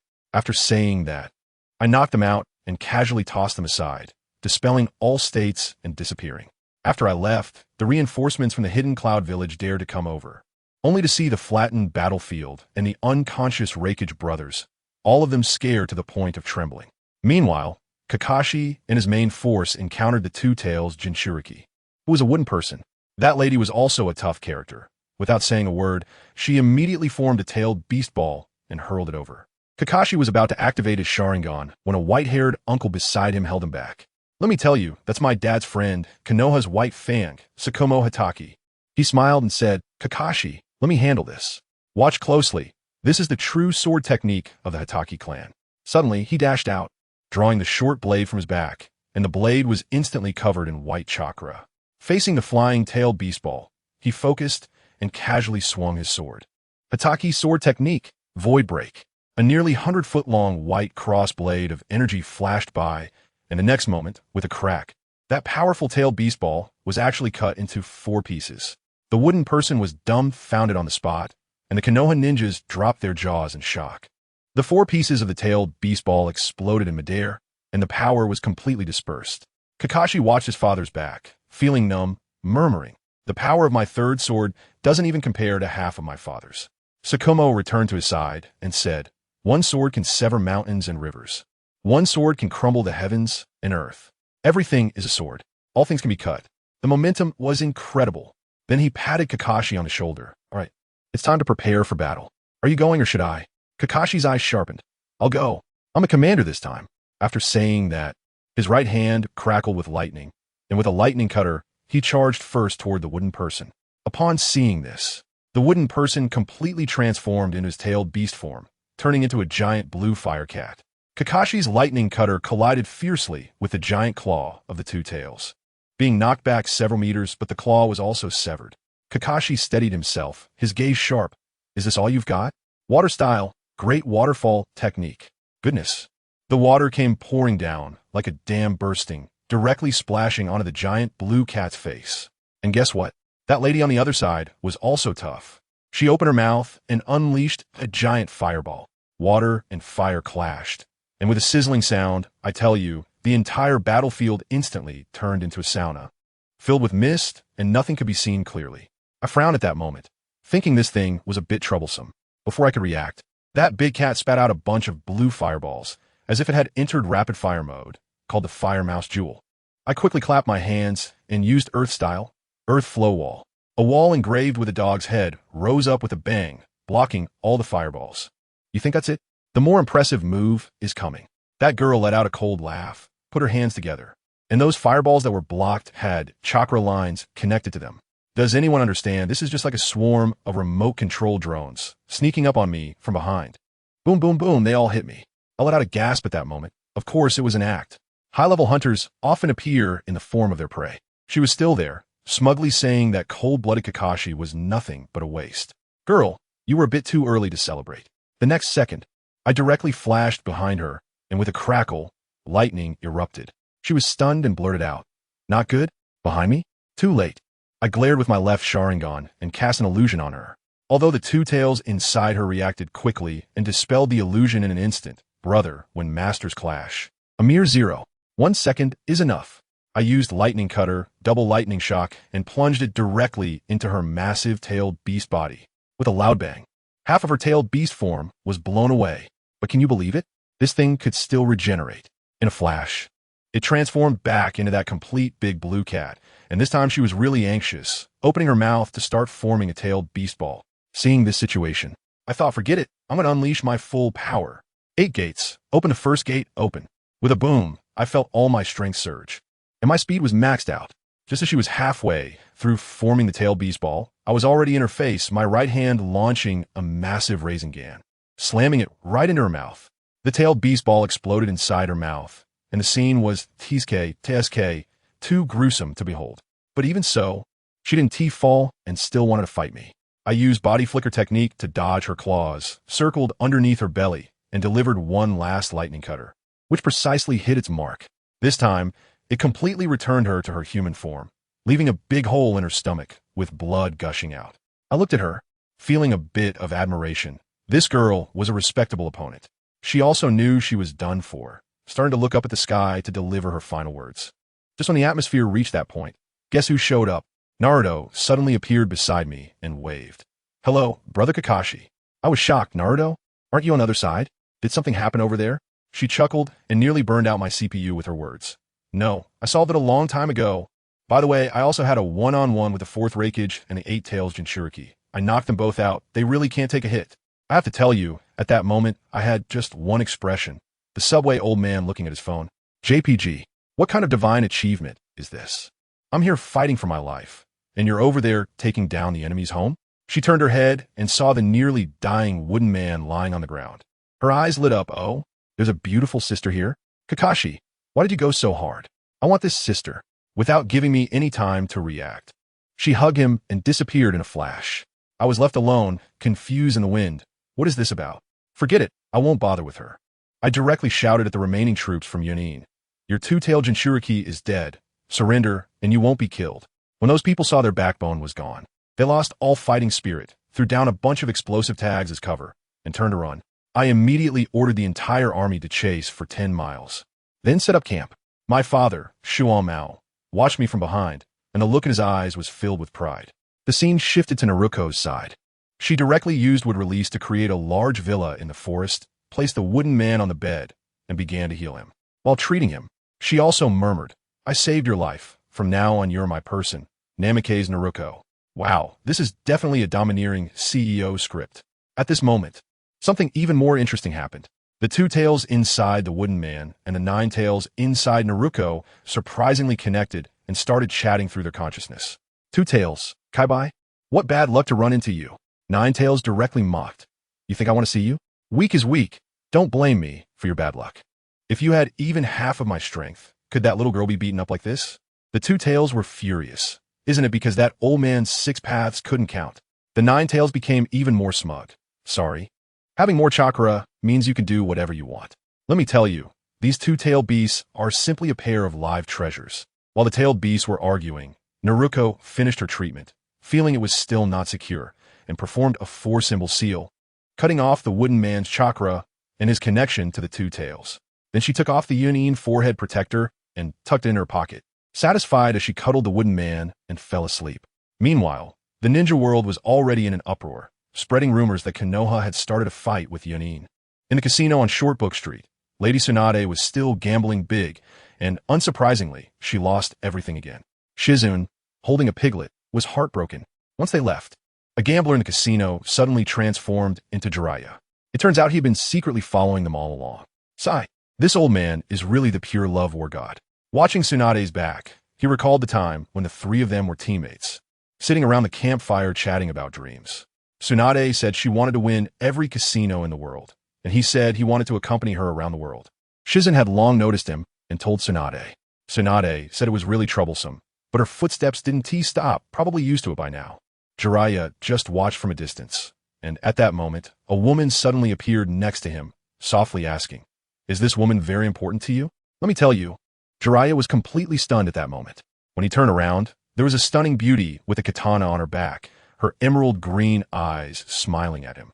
Jiraiya had seen all kinds of scenes, so he waved his hand and said, "Beautiful lady, if you want to duel, I don't have time. I'm busy dedicating myself to art and gathering materials." He was quite rude and took out a sketchbook to draw her. And guess what the woman said? She said, "Gather materials? Sure, as long as you promise me one thing. You can gather materials as you like." When Jiraiya heard this, he was intrigued and asked her what it was. The beauty smirked and threw out a bombshell. "Lord Jiraiya, let's have a fight, with marriage as the wager. If you win, I'll marry you." At that moment, it was like, family, who understands? This is simply the latest 2025 model of a cyber trap. Jiraiya was so scared he almost swallowed his brush, frantically waving his hand saying, No, beautiful lady, don't joke around.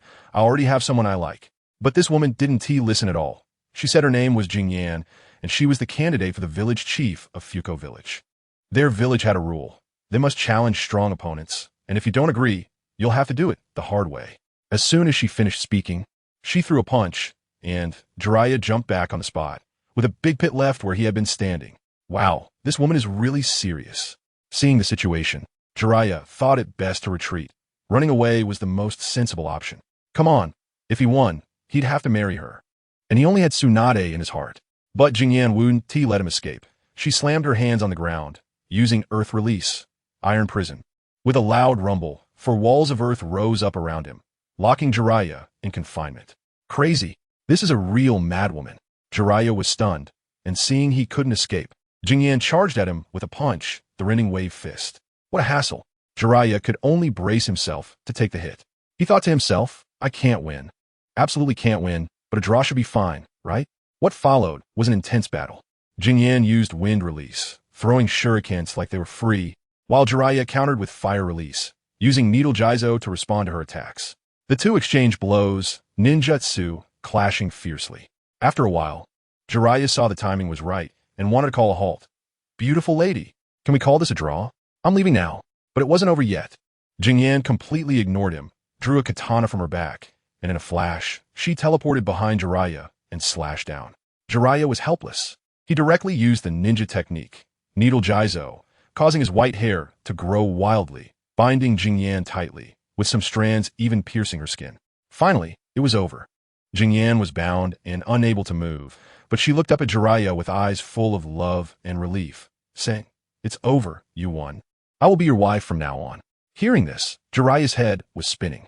He quickly retracted his hair and issued a good person card at lightning speed. It's a draw. Let us just call it that. I have someone I like. The one you just saw, even if she doesn't like me, I'm willing to protect her for a lifetime. Playing the deep affection card, Jingyan was stunned upon hearing this, but ultimately moved, saying, Lord Jiraiya, you are a real man. She also realized it was a draw, but hoped that in the future, Jiraiya's disciple could compete with her village's people.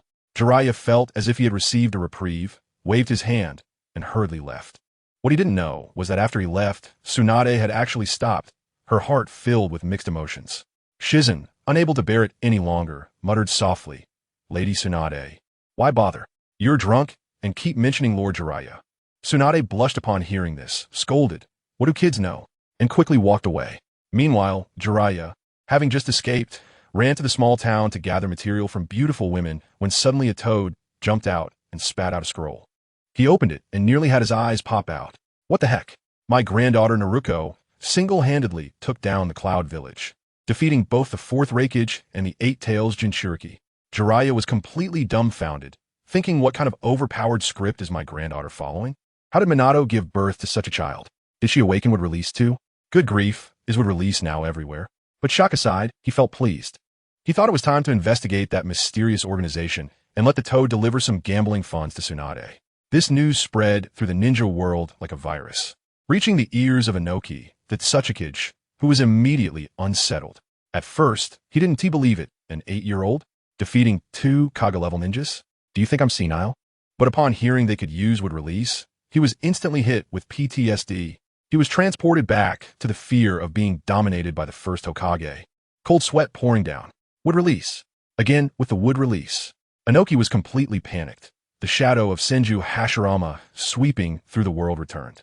He thought, after finally getting rid of those 2 freaks, now there's an 8-year-old? This is bad. If she grows up, won't the entire ninja world have to look at her face? No way, absolutely not. He immediately ordered the gathering of 500 elite ninjas to launch a night raid on the Konoha forces at the border of the Cloud Village. With only one goal, at all costs, kill Uzumaki Naruko. He felt it wasn't safe enough. So he sent people to persuade the Sand and Mist villages to join in, saying that if they didn't they would all be pressed down by Konoha in the future. The entire ninja world began to stir because of Naruko, and a deadly conspiracy aimed at her had quietly begun to unfold. But what about Naruko? What does she know? She was just waking up in a gentle embrace. Upon opening her eyes, good grief, the beautiful woman from the Cloud Village, Yuki, was lying next to her completely naked. When Yuki woke up and found herself undressed with a Konoha ninja beside her, she exploded, showing her claws and preparing to attack. But what happened next? Naruko hadn't even fully opened her eyes. She raised her hand and subdued her instantly. And then came the most dazzling move. The Manjiki Sharingan activated. She looked into Yuki's eyes, directly formatting her memories and reinstalling a new system. In the new system, Naruko was her savior, life mentor. And Yuki's family had perished because of Naruko's rescue. All her skills were taught by Naruko, and the 2 Tails inside her was always coaxing her to betray her benefactor. Being a big bad guy, after dealing with Yuki, she had to deal with the cat too. Naruko directly delved into the ceiling space and gave the 2 Tails a domineering warning. Be honest, or I'll drain your chakra. Follow me, and there will be meat to eat. Don't just ramble on. The 2 Tails was scared stiff by Naruko's Manjiki Sharingan and immediately backed down. When Naruko's consciousness returned, Yuki also slowly woke up. She looked at Naruko with eyes full of admiration and love, directly kneeling on one knee. Lady Naruko. Naruko nodded in satisfaction. Yuki, you're awake? How do you feel? Lady Naruko, I feel great. Yuki said with a face full of happiness. Lady Naruko, it's time to get up. I'll prepare breakfast for you. I tell you, this girl is really thoughtful. In no time, she made me a few grilled fish, and they tasted quite good. I patted the edge of the bed for her to sit down and eat with me, and we were there laughing and munching on fish together. The scene was such that anyone who didn't know would think it was some mountain king and his wife. After we were full and satisfied, she insisted on giving me a shoulder massage, and her technique was quite professional. I tell you, it was so comfortable. While she was massaging, I thought about how these past few days have been filled with fighting and traveling, and I felt all sticky. I slapped my thigh and said, let's go take a bath. We just happen to have a giant bathtub that can easily fit 5 people. But then this girl, when she got to the bathroom door, started acting all stubborn, saying something like, Lord Mingzi, you soak, and I'll just scrub your back. Oh, it made me so angry. I said, this is an order. Hurry up, or I'm going to lose my temper. I jump in first, and guess what? I turned around and used a move called fishing for the moon in the water, splashing her right into the water. Both her and her clothes got completely soaked. Family. Who understands? Just look at her bewildered and embarrassed expression. I couldn't help but laugh out loud. I said, we're both girls, why be shy? Come on, let me help you out. In no time, I stripped her down completely, and wow, what a figure. She seemed to get it, seeing me staring at her. She even deliberately puffed out her chest and giggled at me. I said, just wait, you didn't do it right earlier, now it's my turn. Let me show you what real massage technique is. My unique skill, focusing on a companionship service.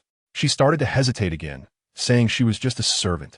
But I pressed her down and said, don't say that nonsense. I don't see you as a servant. You're my friend, got it? Just lie down. Now she behaved, floating on the water like a little sea otter. I pulled out my secret weapon from my system space, a bottle of top-quality lubricant. I told her today, I'm giving you the full package, a full-body essential oil, SPA. Ever heard of it? It's my original creation. Saying that, I poured the oil into my hands, then used a fire technique to heat the oil up. Professional, right? I placed my hands on her and pushed down from top to bottom. Wow, that girl immediately started to hum and moan, saying she had never experienced such a wonderful massage before. I said, this is just the beginning, wait. My technique can even enhance breasts. As my movements became faster, she became completely relaxed and said that my skills could be included in a medical ninjutsu textbook. I replied, that won't do. This is my unique skill, not to be shared. Just as I was applying pressure, she suddenly squirmed. I asked if she needed to pee, and her face turned as red as a monkey's, but saying she just let out a fart. All right, whatever you say. After the warm-up, I told her, sis, I'm going to increase the intensity now. This technique is called the golden hoop finger massage. Sounds powerful, right? But I must warn you, I haven't tried this on a living person yet, so you're my first guinea pig. It might hurt a bit, so bear with it. She was brave and said it was her honor to be a test subject for Lord Naruto. I said, that's all I need to hear. I brought my 2 fingers together, infused them with chakra, and pressed down on her sit bone with a pop. Wow, as soon as I pressed down, she was in so much pain that tears were almost streaming down her face, her forehead covered in cold sweat, yet she gritted her teeth and didn't make a sound. I realized this wasn't right. So I quickly used chakra to alleviate her pain while continuously encouraging her. Guess what happened next? In her pain, she gripped the edge of the bathtub so hard that with a crack, she crushed the large wooden tub. After I finished the entire set of techniques, she was completely exhausted but had that flushed look of extreme comfort on her face. She said she felt all her chakra come alive, warm, and incredibly comfortable. I thought, of course, just look at whose skills they are. I was even contemplating that when I returned to Konoha, I would open a women's beauty salon specializing in this. The business would definitely be booming. I looked at the pool of water stained red and remembered that although her wounds had healed, the bloodstains hadn't been washed away yet. I told her to rinse off again by herself, and I stepped out first. When she came out after cleaning up, I took a black swimsuit out of the system and threw it to her, saying, forget that ragged outfit, change into this. I just came out of the bathroom when suddenly a thought struck me. Who among my family understands this? The heavens have finally favored me with wealth. The system notified me that I had received a maid, and upon completing the task, I was rewarded with a special spirit beast called the Sea Dragon King, along with this swimsuit. The key is that the attributes of this swimsuit are incredible. Wearing it doubles my chakra and attack power. And it even has an invincible repair function. When Yumu tried it on, she was instantly amazed, saying she felt a continuous surge of power within her. With her chakra doubling, she even wanted to take it off and give it back to me, but I said, you dare? Can you take back something I gifted? I walked over, pulled up the zipper for her, and casually squeezed it a couple of times. The feel was indeed quite nice. In the end, I had her use a transformation jutsu to change into a regular person's face, since she is currently a missing person from the Hidden Cloud Village. Walking out like this would just be asking for trouble. Once I was sorted, let us shift our perspective back to the Hidden Cloud Village. That hot-headed guy, the 4th Reikage, kicked the bed to pieces as soon as he woke up and began raging. Hearing that Yumu had been defeated by Kakashi and was missing made him even angrier, with veins popping on his forehead. Just when he was about to tear the roof off, a subordinate came in to report that someone from the Rock Village requested an audience. The Reikage was puzzled, thinking that old Inoki wouldn't missed the chance to kick him while he was down. What could they possibly want now? When the Rock Ninjas entered, they were quite straightforward and got right to the point. Reikage-sama, we are here to discuss cooperation. The Raikage was in no mood for pleasantries and released a murderous aura, saying spit out. The rock ninjas were quite clever. They moved straight to the point. Raikage-sama, let's not beat around the bush. We are all here to deal with one person, Naruto Uzumaki. You've seen her would release. She is like the second Hokage. At just 8 years old, she can defeat both you and the Eight Tails without breaking a sweat. By the time she turns 20, do you think our village will even have a reason to exist? Let me tell you, this really struck a chord with him. The fourth Raikage's face darkened the more he thought about it, and lightning crackled all over his body. He slammed his right hand down on the table. Bang! Another brand new office desk was instantly destroyed. Gritting his teeth, he said, all right, what plans do you have in the land of fire? Let me hear them. I'll tell you. The ninja from Awagakure immediately revealed the plan on the spot, and it was quite a spectacle. He said, Lord Fourth Raikage, our Tsuchikage's intention is to carry out a decapitation operation. Our Awagakure will directly deploy 500 jonin. Plus our third Tsuchikage will lead the team personally to stab Konoha in the back.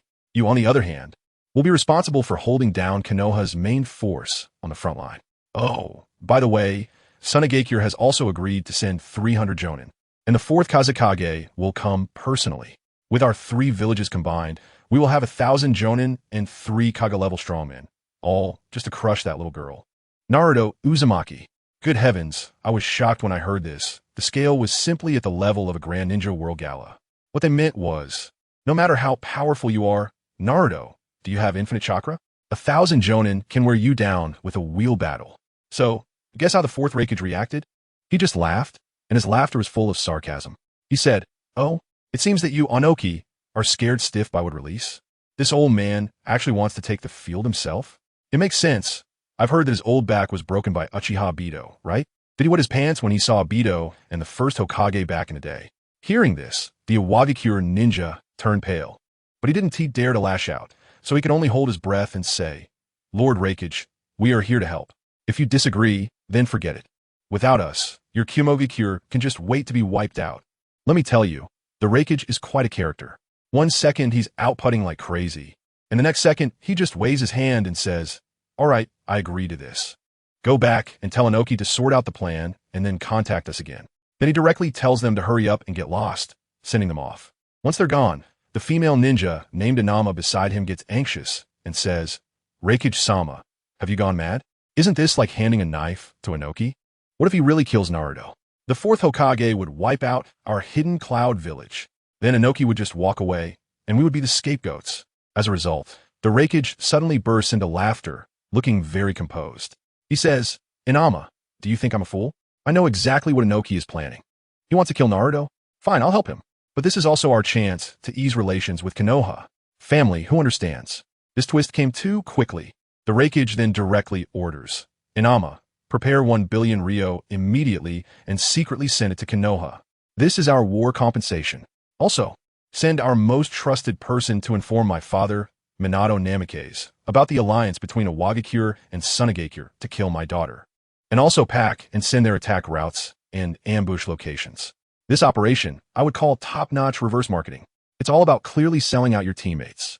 He intends to ally with Konoha to ambush and wipe out the elites of Awagakure and Tsunagakure while also avenging his father. On the other side, Inoki is still blissfully thinking his plans are brilliant. The Akatsuki organization also caught wind of this, and Black Zetsu, that old schemer, went to talk to Obito about it. Upon hearing about my father's revival, Obito was initially shocked, then got cocky, saying how strong could an 8-year-old child be. But he thought this could stir the waters and buy some time for their Akatsuki, so he decided to join in the fun. Back to my side, I was leisurely walking on the road with the 2 wooden figures when I suddenly sensed several chakra signatures sneaking up. The Umbu from the hidden cloud? What are they up to? Without a second thought, I used Flying Thunder God and appeared right in front of them, using would release. Binding. In an instant, I tied them up like big rice dumplings. The Umbu were so scared they nearly lost their minds. When they saw me, they spilled everything like bamboo shoots falling from a tube, saying they were sent by the Raikage to seek peace with Konoha. Upon hearing this, I couldn't help but laugh. Oh, surrender, huh? You should have said so earlier. I find it a hassle to fight against you guys. I said, all right, stop dawdling. I'll take you for a ride. Then I grabbed the wooden man with one hand and pulled the vines that bound them with the other, and whoosh. The Flying Thunder God technique activated. In an instant, it teleported them along with their luggage, from the battlefield hundreds of miles away directly to the entrance of Konoha village. Those few Ombu from the Cloud Village were completely stunned, you know? Their expressions were like when a phone signal drops from 5G straight to E. Their worldview shattered. Mumbling, we just arrived at Konoha? My God, fighting against such a monster. It's no wonder we lost. I swaggered into the village with these few captives who had already started to doubt life.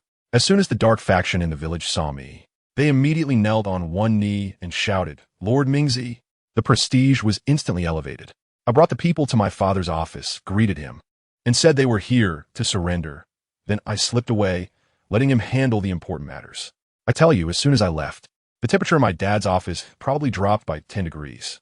After reading Lei Ying's letter and realizing that the people from Onoki's side wanted to kill me, the killing intent in his eyes was enough to ignite a scroll. Dare to touch his precious daughter? Iwagakure, Sunagakure, you really don't know how to write the word death. As for me, I first settled the two wooden figures and then went home. As soon as I entered the door, my silly little brother Naruto ran overexcitedly. This kid is almost 4 years old and is forced by my dad to practice physical techniques every day to the point of almost throwing up. He keeps pestering me to teach him ninjutsu and is shouting that he wants to defeat our dad to become the 5th Hokage. I softened my heart and said, all right, I'll teach you. With a quick flying thunder god technique, I brought him to a small grove. I said, watch closely, big sister will teach you something cool. Fire style, Phoenix fire technique. I slowed down my hand signs and released a large burst of sparks. Guess what happened next? This kid tried to imitate my hand signs, held his breath for a long time, and then, puff, out came a mouthful of black smoke. I couldn't stop laughing. He was not discouraged and tried again. Puff, a small flame the size of a lighter. He was still stubborn, holding his neck up, trying again and again. Even when his throat was almost smoking, he didn't stop. That stubbornness really shows he is my brother. I, Naruto Uzumaki, will definitely succeed. Fire style, Phoenix fire technique. Whoosh! Although Uzumaki Naruto tried to dissuade him, he showed no intention of giving up, forming hand signs again, vowing not to quit until he succeeded. In the next moment, countless small flames flew out of Naruto's mouth like they were free. Did he succeed? Not bad for this kid. Although he faced a lot of hardship, he finally succeeded. Uzumaki Naruto looked at Naruto in front of him. A slight smile appeared on his lips, and a hint of relief flashed in his eyes. Sister, look, I succeeded. Ha ha ha. I told you, I am a man who will become the 5th Hokage in the future. How could I not learn such a low-level ninjutsu? Hee hee. Seeing the flames he spit out, Naruto was extremely satisfied, showing a joyful expression and laughing heartily at Uzumaki Naruto. Well, our Naruto is amazing. Next, sister will teach you another ninjutsu. You have an attack now. Let us give you a defense technique. Watch closely, earth style, earth flow wall. Boom, boom, boom.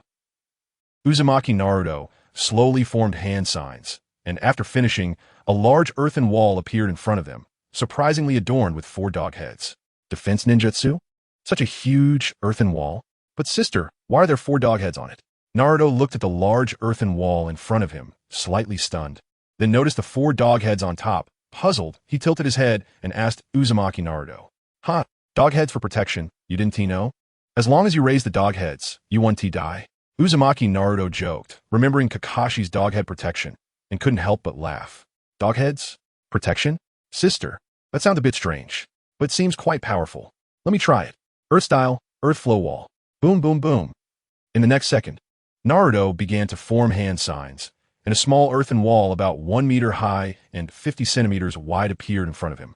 Ha ha ha, not bad. Naruto, you managed to use it on your first try. Increase the chakra supply, and go again, keep it up. Uzumaki Naruto smiled at the small earthen wall in front of him, cheering for Naruto. I want to believe it. Earth style earth flow wall. Boom, boom, boom. After familiarizing himself with it the first time, Naruto directly increased the chakra supply the second time, chakra bursting forth wildly. In front of him, 4 earth flow walls appeared, directly surrounding the 2 of them. Huh, this kid upgraded the earth flow wall directly? It turned into a multiple earth flow wall? Uzumaki Naruto was slightly stunned, looking at the 4 earthen walls in front of him. He didn't even expect that his brother would directly use the multiple earth flow wall, and even had 16 dog heads on it, astonishing everyone. Sister, look, am I amazing? Ha ha, I'm truly the future 5th Hokage, ha ha. Naruto couldn't help but laugh heartily at his masterpiece, admiring himself as he looked at the 4 earthen walls, pride flashing in his eyes. Now, Naruto was training ninjutsu very quickly without the interference of the Nine-Tails chakra. Unlike before, when he couldn't even use a shadow clone technique. Without the Nine-Tails chakra interference, he could perfectly control his chakra. Chapter 120. Let us go. Sister will take you to eat noodles. Barely okay. Alright, I'll teach you another wind style. Great breakthrough. More powerful ninjutsu. I'll teach you when you turn 5. For now, using these ninjutsu is completely enough. As for the substitution technique, you've already learned it, so I want to teach you. Watch closely. Uzumaki Naruto looked at Naruto in front of him, a slight smile appearing on his lips. Now Naruto had become a genius. Not only did he have a vast amount of chakra, but he also received training from the 4th Hokage system, greatly increasing his strength. Just with body techniques alone, he had already gotten great training. The strength of his body techniques allowed the Uzumaki clan to refine an even larger amount of chakra. It also reduced chakra consumption, making his potential even greater. Wow, so awesome! Naruto saw Uzumaki Naruto unleash the great breakthrough of wind style, directly blowing away hundreds of towering trees, leaving the ground in ruins, dumbfounded. Naruto, the great breakthrough of wind style has immense power, but it also depends on who it's used against. Ultimately, it's just a C-rank ninjutsu. What I used just now was only a fraction of its power. You saw how strong it already is. At full power, it's extremely terrifying. So, I hope you can use it well and not carelessly increase your chakra too much. The destruction it causes is beyond your imagination. Uzumaki Naruto smiled at Naruto. After all, Naruto's chakra was vast now, and if he mobilized too much chakra, it could easily cause significant damage. Using such ninjutsu in the village would likely get him caught and scolded by the 4th Hokage. Okay, I get it. I'll practice a bit. Naruto nodded, seemingly understanding, and then began to practice the great breakthrough of wind style seriously. The spiraling sphere's power was still too great for him. He was still small.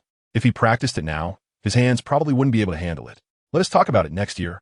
Once he grows a bit more, I'll teach him the spiraling sphere. Anyway, it's still early. There is no need to learn the spiraling sphere so quickly. Although I don't want Naruto to only know how to make a ball forever, making a ball is really fun. When internal matters are uncertain, make a ball. When external matters are uncertain, make a ball again. If it still doesn't T-solve it, make a few more balls. The spiraling sphere is simply the strongest ninjutsu, without exception. Uzumaki Naruto looked at Naruto, practicing wind style in front of him, a slight smile on his lips. Wind style, great breakthrough. Wind style. Then Naruto kept practicing the great breakthrough of wind style, seemingly having a special fondness for it. He practiced it much faster than other ninjutsu, quickly mastering the technique. Wind style great breakthrough. Whoosh! Instantly, Naruto unleashed a level 10 typhoon, dozens of towering trees crashing down in front of him, leaving the ground in chaos. Wow, so amazing? Sister, look at me, am I awesome? Ha ha ha! I am truly the future 5th Hokage. This ninjutsu is a piece of cake. Hee hee. Naruto saw his masterpiece and a smile flashed in his eyes, unable to help but praise himself a few times. Our Naruto is really great. Naruko reached out to pat Naruto's little head, revealing a hint of smile. Hee hee. Naruto, shy from his sister's compliment, reached up to scratch his head. Alright, Naruto, today's practice is about done. Sister will take you to eat Ichiraku ramen. Let's go. Naruko smiled at Naruto and prepared to take him to his favorite ramen shop. Wow. Oh yeah, sister is the best. I love ramen the most. Hearing Naruko say this, Naruto's eyes sparkled with joy. Let's go. Naruko chuckled lightly at Naruto, taking his hand, and in the next second, they appeared in front of Ichiraku ramen. Uncle Tucci, bring us 20 bowls of ramen. Upon arriving at Ichiraku ramen, Naruko waved at Tucci with a smile. Yo, Naruko is here. I haven't seen you for a while. And today you brought little Naruto along? Tucci squinted his eyes and smiled upon hearing Naruko's voice. Then glanced at Naruto, his face full of joy. Aren't you fighting recently? I went out for a stroll. Hee hee. Naruko smiled at Tucci, pulling Naruto to sit down together. Naruko, did you also go? Shursui, who was nearby, looked puzzled when he heard Naruko say she was on the battlefield too. As the daughter of the 4th Hokage, does she really have to go to the battlefield at the age of 8? But it's fine now. The fighting over there should be ending soon. Naruko nodded, smiling at Shursui in front of her. Really? That's good. No danger encountered. Shursui nodded, smiling at Naruko in front of him. Here, 2 bowls of ramen to start. Eat first. I'll cook more ramen soon. Ha! At this moment, Tucci directly handed over 2 bowls of ramen and placed them in front of the 2, filled with seafood, looking very delicious. The ramen made by Uncle Tucci still smelled just as good as ever. Just the smell makes my appetite soar. Naruto, let's dig in. Today, sister is treating. Eat as much as you want. Naruko's eyes lit up at the sight of the big bowl of seafood in front of her, and she immediately picked up her chopsticks to get started. Hee hee, Uncle Tucci is still so good. Then I'm going to dig in. Slurp. Naruto happily laughed, picked up his chopsticks, and began to eat, looking blissful, clearly knowing how delicious it was. Huh, Uncle Tucci, is this a new product? It's even better than before. Haha, so delicious. After taking a big bite, Naruto's eyes lit up, looking at Tucci and laughing. Ha ha ha. Little Naruto likes it. That's great. This is the newest ramen I've developed. It tastes best when hot. Eat more. Today, I'll give you a 50 discount. Tucci, receiving Naruto's approval, was also very happy, directly giving Naruto and Naruko a 50 discount on their ramen. Uncle Tucci, you say that every time. You give a 50 discount every time we come. How do you make money? Naruko shook her head at Tucci in front of her, knowing that every time she or Naruto came to eat, it was always a 50 discount. Haha, money can't be earned forever. Chapter 121, a challenge for Naruto. As long as you eat happily, I'll be happy too. Nothing is more important than happiness, right? Tucci smiled at Naruko and Naruto, then continued to cook ramen. Thank you, Uncle Tucci. Naruko smiled at Tucci. Ha ha ha, just eat more. Liking the ramen I cook is the biggest recognition for me. Tucci laughed heartily as a chef. The happiest thing for him is to see others finish all the ramen he makes, leaving no broth behind. This is the recognition for chefs, and it makes them even happier. Sure enough, they are here. At this moment, Uchiha Itachi pulled Uchiha Sasuke into Ichiraku ramen, and seeing Naruko's figure, he squinted and smiled. Brother, I don't want to eat ramen, I want to eat rice balls. Uchiha Sasuke looked up at Uchiha Itachi, pouting, looking unhappy. Sasuke, I'll take you to buy rice balls later. Uchiha Itachi gently tapped Sasuke's forehead, revealing a gentle smile. Brother says this every time. Uchiha Sasuke's face turned red, pouting and huffing. Uchiha Itachi smiled back, leading Sasuke into Ichiraku ramen. Hey, little Itachi, what brings you here? Want to eat ramen together? Naruko was a bit surprised to see Uchiha Itachi walk in, as she hadn't noticed until now. Just passing by with Sasuke. Big sister, would you please treat us to ramen? Uchiha Itachi nodded at Naruko, squinting his eyes and smiling. TCH, you're the young master of the Uchiha clan, and you still want me to treat you? You should be treating me instead. Besides, I'm the big sister. As a little brother, shouldn't you treat me? Naruko pouted, thinking it was ridiculous that a Uchiha young master was so stingy, wanting her to treat him. Then today, I'll treat you. What do you think, big sister? Uchiha Itachi smiled at Naruko, directly pulling Uchiha Sasuke to sit down. Brother, I don't want to be here. This woman is scary. I don't like seeing her. Uchiha Sasuke suddenly felt a strange fear upon seeing Naruko, as if something was deeply imprinted in his heart, feeling that this woman was very scary, pulling Uchiha Itachi and wanting to leave. Huh? Little Sasuke, do you think I'm scary? Naruko smiled at Uchiha Sasuke, revealing a strange smile. Uchiha Sasuke saw Naruko's terrifying eyes and immediately hid behind Uchiha Itachi, trembling. Naruko couldn't help but laugh at Uchiha Sasuke's reaction. Little Sasuke, you're so funny. Watching the terrified Uchiha Sasuke, Naruko smiled, then glanced at Naruto, who was still happily eating his noodles without being disturbed. Why am I afraid of this bad woman? This woman is so strange. Her eyes are weird. It feels like she wants to eat people. Uchiha Sasuke looked at Naruko in fear, feeling she was very scary and not like a woman at all. In Uchiha Sasuke's impression, only his mother resembled a woman, gentle and virtuous. Hey, it's Sasuke. I just noticed you. Today I learned a lot of ninjutsu. How about we have a spar? Last time you said, I only knew taijutsu. Today let me show you what a genius is. At this moment, Naruto had already devoured a large bowl of ramen at lightning speed, looking satisfied, and only then did he hear Uchiha Sasuke's voice, quickly turning to look at him and issuing a challenge. TCH, just based on you? I can't escape even from my own kunai, and you want to fight me? I won't pay you any mind. Brother, let's go quickly. Uchiha Sasuke looked at Naruto with a face full of disgust, recalling the time Naruto had urinated on him, which was the biggest stain of his life. He wished he could just pull Uchiha Itachi away right now and didn't want to see the two siblings in front of him at all. Really? Then it's fine for Naruto and Sasuke to have a little battle. I also want to see the growth of Naruto and Sasuke during this time. Uchiha Itachi smiled at Naruto, then glanced at Uchiha Sasuke, completely disregarding his desire to leave. Instead, he wanted the two to fight together. And this statement directly shocked Uchiha Sasuke. Brother. Uchiha Sasuke was displeased to see Uchiha Itachi directly agreeing to Naruto's challenge on his behalf. Sasuke, you are a genius of our Uchiha clan, not afraid of any challenge. Your brother also emerged from countless challenges. Didn't you say you wanted to be a true genius like your brother? A genius does not fear any challenge, and you naturally cannot back down from this one. Because your brother knows that you, Sasuke, are the best. Uchiha Itachi looked at Uchiha Sasuke in front of him, cheering him on with a narrowed smile. Brother? Upon hearing Uchiha Itachi's encouragement, Uchiha Sasuke's eyes sparkled with endless light. His brother was the man who illuminated his entire world. I accept your challenge.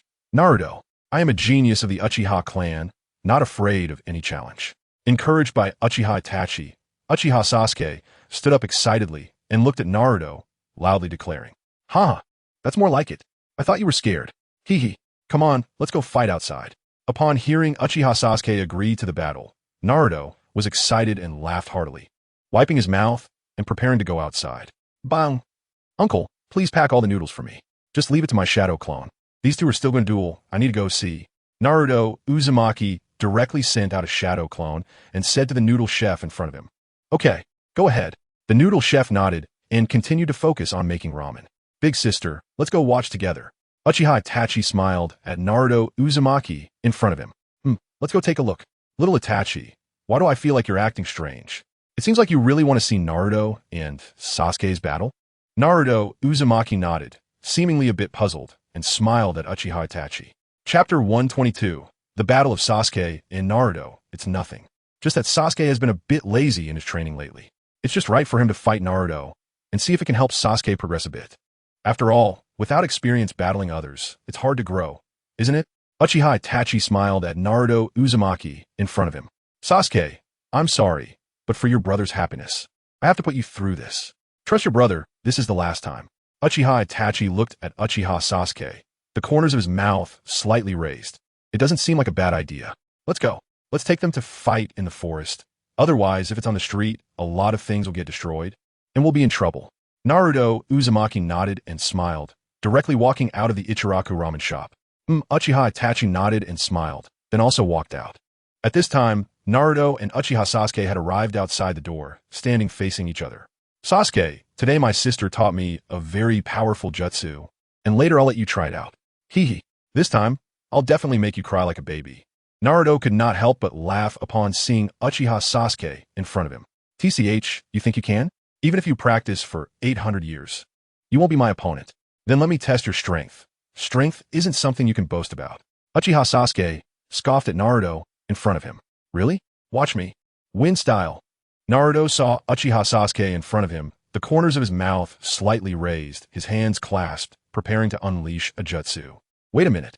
Just then, Naruto Uzumaki's sister walked over and directly lifted Naruto's hand. "Sister? What are you doing?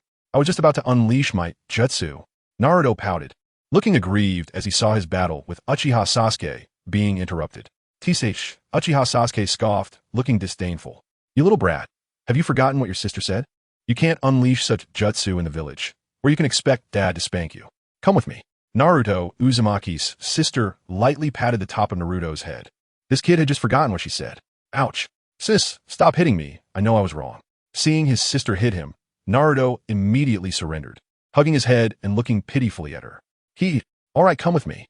Seeing Naruto's expression, Naruto Uzumaki's sister couldn't help but laugh. "Huh?" Uchiha Itachi was taken aback by Naruto Uzumaki's sister's smile. "What are you dazing out for? Let's go." Seeing Uchiha Itachi in a daze, Naruto Uzumaki's sister directly pulled Naruto and Sasuke, then disappeared from the spot. "Huh? She really is a scary woman. She just brought me to the forest in an instant. Even my brother doesn't have such ability. This woman is terrifying." Uchiha Sasuke looked around. He had just been on the street, and the next second he found himself in the forest, his face showing signs of fear. "It's nothing. Just seeing Sasuke in front of me reminded me of myself back then." Uchiha Itachi's face slightly flushed, but it was quickly concealed. "Were you this aloof before? How'd I not notice?" Naruto Uzumaki's sister was slightly taken aback, looking at the aloof Uchiha Sasuke, almost bursting out laughing. Uchiha Itachi squinted and smiled, his gaze focused on Naruto and Uchiha Sasuke in the field, occasionally glancing at Naruto, Uzumaki's sister. Now it's fine. Hee. Sasuke, take this. Wind style. Naruto looked around, with no one to disturb them. He clasped his hands together and prepared to unleash a jutsu. Whoosh! Just then, Uchiha Sasuke was faster, pulling out a kunai from who knows where and sending it flying towards Naruto. Not good. Upon seeing the kunai flying towards him, Naruto furrowed his brows, quickly dropping his hands and raising the kunai to deflect it away. Whoosh, whoosh, whoosh. In the next second, Uchiha Sasuke's kunai came flying again, at a speed so fast that it was hard to defend against. Such speed. But I'm not made of clay. Whoosh, whoosh, whoosh. Naruto furrowed his brows, quickly flipping backward to evade the kunai flying at him, creating distance between himself and Uchiha Sasuke. Wind style, great breakthrough. Fire style, fireball jutsu. Whoosh, whoosh, whoosh. A wind release and a fire release collided, unleashing tremendous wind force and massive heat in the vicinity. Bang, bang, bang. The power of the wind release breakthrough was immense, but the fire release unleashed by Uchiha Sasuke was also formidable. The fire release was blown apart into countless small fireballs that fell to the side, and the flames ignited the nearby trees due to the wind's influence. Whoosh, whoosh, whoosh. After releasing the fire release, Uchiha Sasuke threw out countless shurikens, directly shooting through the massive fireball towards Naruto's face. What a hassle, always using shurikens. Earth release, earth flow wall. A dog head to save my life. Wait, why did I say that? My sister's words are always so strange. Suddenly, a wall of earth appeared right in front of Naruto, marked with 4 dog heads, making him wonder why he said such a thing. Bang, bang, bang. The shurikens struck the earth flow wall in front of him, embedding themselves with no reaction at all. Fire release, Phoenix fire technique. Then Naruto leaped lightly onto the earth wall, quickly formed hand seals, and unleashed countless flames towards Sasuke. Damn, how'd he learn so many ninjutsu? I just started learning the Phoenix fire technique, and my brother only taught it to me recently.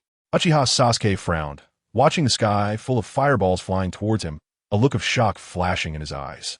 He couldn't understand how Naruto could unleash such powerful ninjutsu, leaving him utterly astonished. Since the Uchiha clan had not rebelled, Itachi Uchiha had plenty of time to guide Sasuke, significantly improving his strength. In the past, Sasuke lacked guidance, while Itachi was busy navigating between the village and the clan, leaving him with no extra time to instruct Sasuke. Now it was different. There were no discussions of rebellion within the Uchiha clan.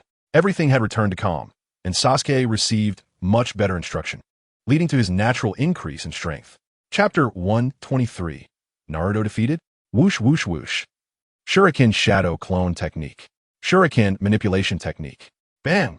The next moment, Uchiha Sasuke directly performed a backflip and released countless shurikens, controlling them with invisible chakra threads, shooting them at Naruto without any blind spots. What the hell? So fierce? Seeing the countless shurikens flying towards him, Naruto jumped off the earth wall. Bang, bang, bang. Countless shurikens struck the earth wall, creating a loud noise. Phew, that was close, that was close.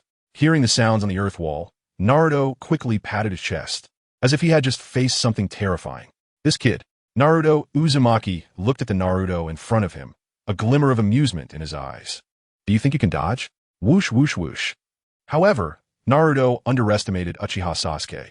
The shurikens were controlled by chakra threads, directly shooting towards Naruto below the earth wall. Bang, bang, bang. Don't come over. Help. Ah. Bang, bang, bang. Naruto was pierced by countless shurikens, lying on the ground motionless. Fighting me? I am a genius of the Uchiha clan. Bang. Huh. Hearing Naruto's scream, Sasuke smirked slightly, looking confident of victory. But the next moment, Naruto suddenly emerged from the ground, delivering a punch to Sasuke's jaw, sending him flying. Ah. Bang. Hit by Naruto, Uchiha Sasuke was sent flying, disbelief flashing in his eyes. Ha ha ha. How about that? I'm impressive, right? This is my unique tactic, wahahaha.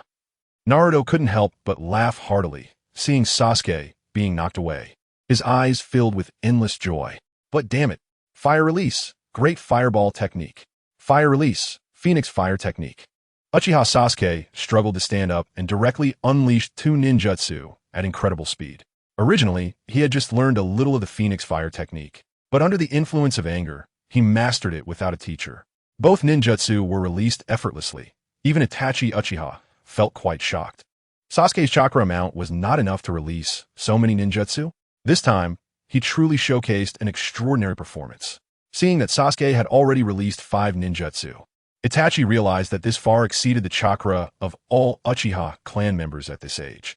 The Uchiha clan originally had limited chakra, and now Sasuke could release so many ninjutsu at the age of 4, which was indeed rare.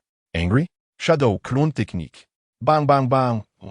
Although Naruto learned the Shadow Clone Technique, the massive chakra poured in, transforming it into the multi-Shadow Clone Technique. Before Uchiha Sasuke appeared hundreds of Narutos. The Uchiha brothers were left dumbfounded. Brothers, let's go. Beat him up. Naruto sent out hundreds of clones, and with a rallying cry, hundreds of little Narutos charged at Uchiha Sasuke. Bang bang bang. Countless little Narutos turned into white smoke after being touched by the Great Fireball Technique and Phoenix Fire Technique, filling the area with white smoke. Bang. At that moment, one Naruto burst out from the white smoke, throwing a punch at Uchiha Sasuke. Get lost. Uchiha Sasuke's taijutsu was no joke, directly kicking the charging Naruto into white smoke. However, there were just too many clones of Naruto, and 2 fists couldn't fight against 4 hands. Eventually, Uchiha Sasuke, exhausted, was overwhelmed by a swarm of Naruto clones. Hit him for me, haha. Seeing Sasuke struggling, Naruto began to pile on top, laughing heartily. Idiot. Meanwhile, Uchiha Sasuke, not knowing when, walked out from behind a tree, looking at Naruto, who was still excited, and curled his lip. Really? Are you talking about me? Unbeknownst to Win, Naruto was sitting on a tree branch, looking down at Sasuke with a smile. When did he? Uchiha Sasuke froze slightly, suddenly feeling a chill down his back, shock and unwillingness flashing in his eyes. Your strength is pretty good. My sister and dad often say to use your brain against enemies. Hee, all the ones I beat you with were shadow clones. That smoke was to confuse your sight. You didn't notice, did you? But you can't be blamed. After all, I'm the future 5th Hokage. Having such strength is only normal. Ha ha! Naruto looked at Uchiha Sasuke, a slight smile on his lips, directly jumping down from the branch, looking excited. Damn! Uchiha Sasuke glared at Naruto beside him, burning with anger, unable to believe he actually failed. This was a significant blow to him. Originally, Uchiha Sasuke believed he was a genius and would definitely surpass his brother. However, he was unexpectedly defeated by Naruto, which left him with an indescribable feeling of anger and humiliation. He clenched his fists tightly and lowered his head with a gloomy expression. Sasuke, winning and losing are common in battle. You cannot let one failure make you angry and lose your direction. Your brother also failed in the past. Failure is not frightening. What is frightening is that you don't even dare to accept the outcome of failure. No one is born invincible. Do you think your brother is invincible? Your brother still has many people he cannot defeat, and their strength is greater than mine. But your brother will not be discouraged, and neither should you. I believe in you. You can definitely become stronger than me. Itachi Uchiha saw Sasuke Uchiha's displeased expression and appear before him, reaching out to poke his forehead with a smile. Brother? Sasuke replied. Brother is a genius of the Uchiha clan. There is no one among his peers who can match him. Isn't brother strong? It's normal for older people to be stronger than brother, but I can't even defeat those of my own age. Sasuke looked at Itachi, a hint of dimness flashing in his eyes as he shook his head, nearly crying. Chapter 124. Itachi Uchiha battles Naruto. Sasuke, Naruto is stronger than me. I'm still a year older than him. When did brother become the strongest among his peers? But brother will keep working hard to become the strongest. And you should too. I believe you can do it. Naruto became strong through his own efforts. If you cannot defeat him, it shows you are not working hard enough. Keep it up. Itachi Uchiha smiled at Sasuke, placed his palm on his head, and ruffled his hair vigorously. I will definitely become stronger, work harder, and next time, I will defeat Naruto. Brother, my hair is all messed up, Sasuke exclaimed, looking at his brother, clenching his fists, filled with infinite confidence. Then he saw his disheveled hair and pouted. Ha ha ha. Itachi laughed, turning to look at Naruto and Boruto. Little Sasuke's strength is quite good. He just lacks some chakra and tends to be overly self-assured. Having confidence in oneself is good, but one must also see the opponent clearly before making decisions. Even a lion uses all its strength to catch a rabbit. Next time, be careful. Regardless of the enemy in front of you, just use your full strength. If the enemy is weak, it will be a quick defeat. If they are powerful, You won't suffer losses either. Boruto approached Naruto and Sasuke, smiled at them, and reached out to pat the happy Naruto. Sister, I'm awesome, right? Hee hee. Seeing Boruto coming over, Naruto couldn't help but raise his fist and boast. Barely okay. Boruto smiled at Naruto. Even a lion uses all its strength to catch a rabbit? Sasuke furrowed his brows and began to ponder. All right, today's battle ends here. You both should reflect on your shortcomings. You saw Sasuke's words. Your confidence is strong, but you have a dismissive attitude towards others. Therefore, your failure was inevitable. Your combat skills are quite mature, although there is still room for improvement. But I feel that your most important task at this stage is to adjust your mindset. Boruto looked at Sasuke and began to educate him, secretly enjoying himself while doing so. Seeing Sasuke's proud demeanor from childhood made him want to give him a good beating. However, Sasuke did not appreciate it and snorted coldly, showing no desire to get close to Boruto. Naruto, although your chakra is vast, you cannot use it recklessly. This battle plan was quite good, using shadow clones to attract Sasuke's attention and then taking him by surprise. Use all your chakra where it is needed, ensuring every bit of chakra is effective. Avoid waste. Then Boruto also criticized Naruto, wanting him to conserve chakra. Having unlimited chakra doesn't matter. You could do whatever you want, but Naruto cannot waste chakra, so it's better not to waste it. I understand, sister. Naruto nodded at Boruto with a smile, appearing humble and eager to learn. He knew that if he showed even a hint of impatience, he would be met with a punch the size of a sandbag. He was very experienced with such matters. Big sister, during this time, I also want to test my training results. How about we fight? I want to see how big the gap is between you and me. At this moment, Itachi looked at Boruto and made this request, showing a determined expression. Fight me? Are you feeling brave? Or is your skin itchy? Boruto was slightly taken aback, looking at Itachi with some confusion. No, I want to fight Big Sister because I don't have a good training partner. I want to see the results of my training during this time. Itachi shook his head and walked directly toward Boruto. Aren't you going to find your brother Shursui? Why come to me? Forget it. Seeing you like this, I'll agree to it. Hee. Boruto was speechless. Clearly, Itachi could train with Shursui but chose to fight with her instead, which was a typical case of seeking punishment. However, seeing Itachi willingly seek punishment made her smile slightly, and she agreed. Everything is for the sake of improving strength. Itachi squinted and smiled, scratching his head. All right, then I'll make it happen. Boruto nodded, and then walked to a slightly more open area. Shadow clone technique. Boom, boom. Boruto then created 2 clones, each standing beside Sasuke and Naruto to prevent them from getting hurt from excessive attacks. Sasuke, pay attention. Watching strong people fight is beneficial for both of you. Itachi glanced at Sasuke, then slowly walked to the open space, standing opposite Boruto. Strong people fighting? Sasuke furrowed his brows, looking at Boruto and Itachi in the arena. Deep in thought, it's rare to see my sister fight someone else. I must watch closely and learn.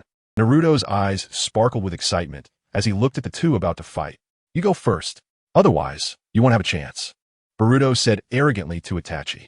I'll go first, big sister. You better be careful. Itachi drew a katana and instantly vanished from his spot. Good speed. Your taijutsu has improved, huh? You're no longer as weak as before. Very well, let me see your taijutsu. Seeing Itachi disappear in an instant, Boruto's lips curled up slightly as she drew a kunai, standing still. Whoosh! Ding, ding, ding. In the next moment, Uchiha Itachi launched an attack from behind Naruto Uzumaki, who quickly turned around to counter, blocking all of the terrifying sword techniques. Wow, such speed! My eyes can't keep up. Uchiha Sasuke watched Itachi and Naruto fight in the arena. He could only hear the sounds of their battle and couldn't see their movements at all, his eyes flashing with shock. Chapter 125, Uchiha Itachi Awakens, Mysterious Kaleidoscope. Damn, I want to see more clearly. Why can't I see anything? Sister, what is going on? Can't you fight a bit slower? How can I see like this? Naruto turned to look at Naruto Uzumaki's shadow clone, pouting in annoyance. Slap. Ouch. Naruto Uzumaki directly smashed a fist the size of a sandbag on Naruto's head, making him grimace in pain. Silly boy, if I slow down, I might get cut. Can't see clearly, huh? Then you should train hard. Taijutsu is also very important.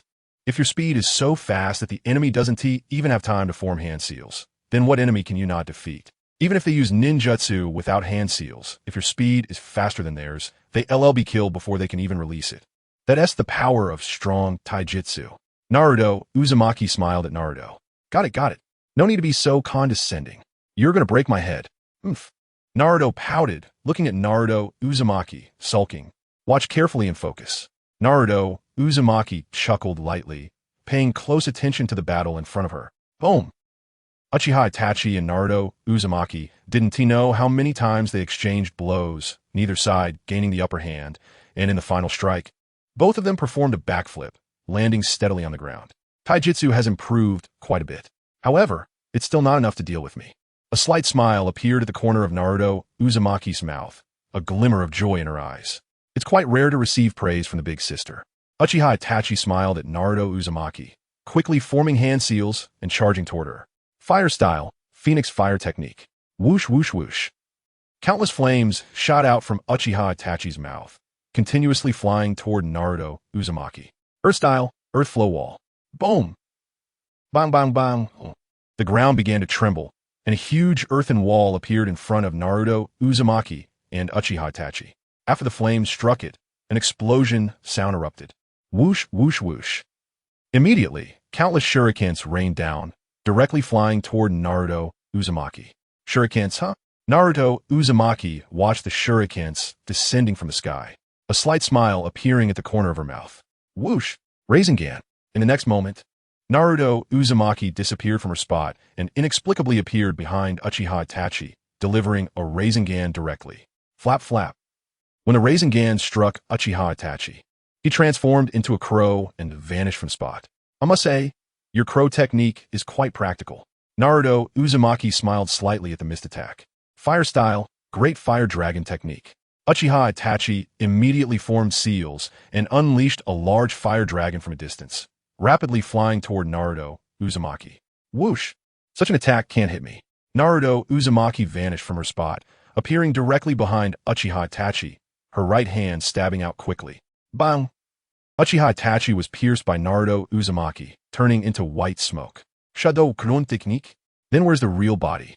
Naruto Uzumaki did not activate the Kagaya Byakugan, and was just having fun with Uchiha Itachi, not intending to go all out. Shuriken Shadow Clone technique. Whoosh whoosh whoosh. Ding ding ding.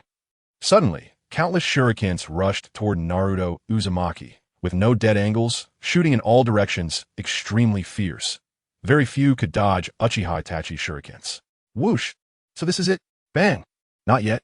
Naruto Uzumaki appeared behind Uchiha Itachi again, performing another shadow clone. Illusion, Kagetsu technique. Out of nowhere, Uchiha Itachi appeared and directly cast an illusion on Naruto Uzumaki. Huh.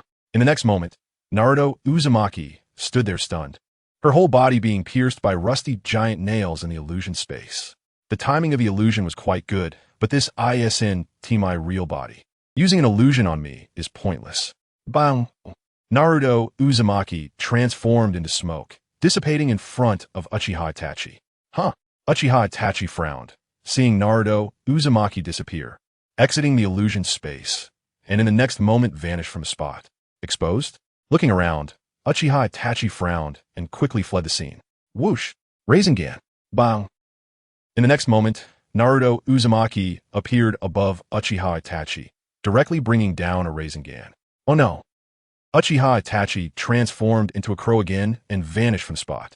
However, this time he used the crow substitution technique, appearing dozens of meters away, gasping for breath. The speed of Flying Thunder God is simply too fast. It's hard to guard against. Feeling Naruto Uzumaki's speed, Uchiha Itachi felt a deep frustration. Such speed is difficult to contend with. Damn it, will I never be able to surpass Naruto in my life? As a man, I'm actually weaker than the person I like. Damn it, damn it. Endless anger flashed in Uchiha Itachi's eyes. It was anger at his own incompetence, and his heart was filled with unwillingness. Found you. Chidori. ZZZZ.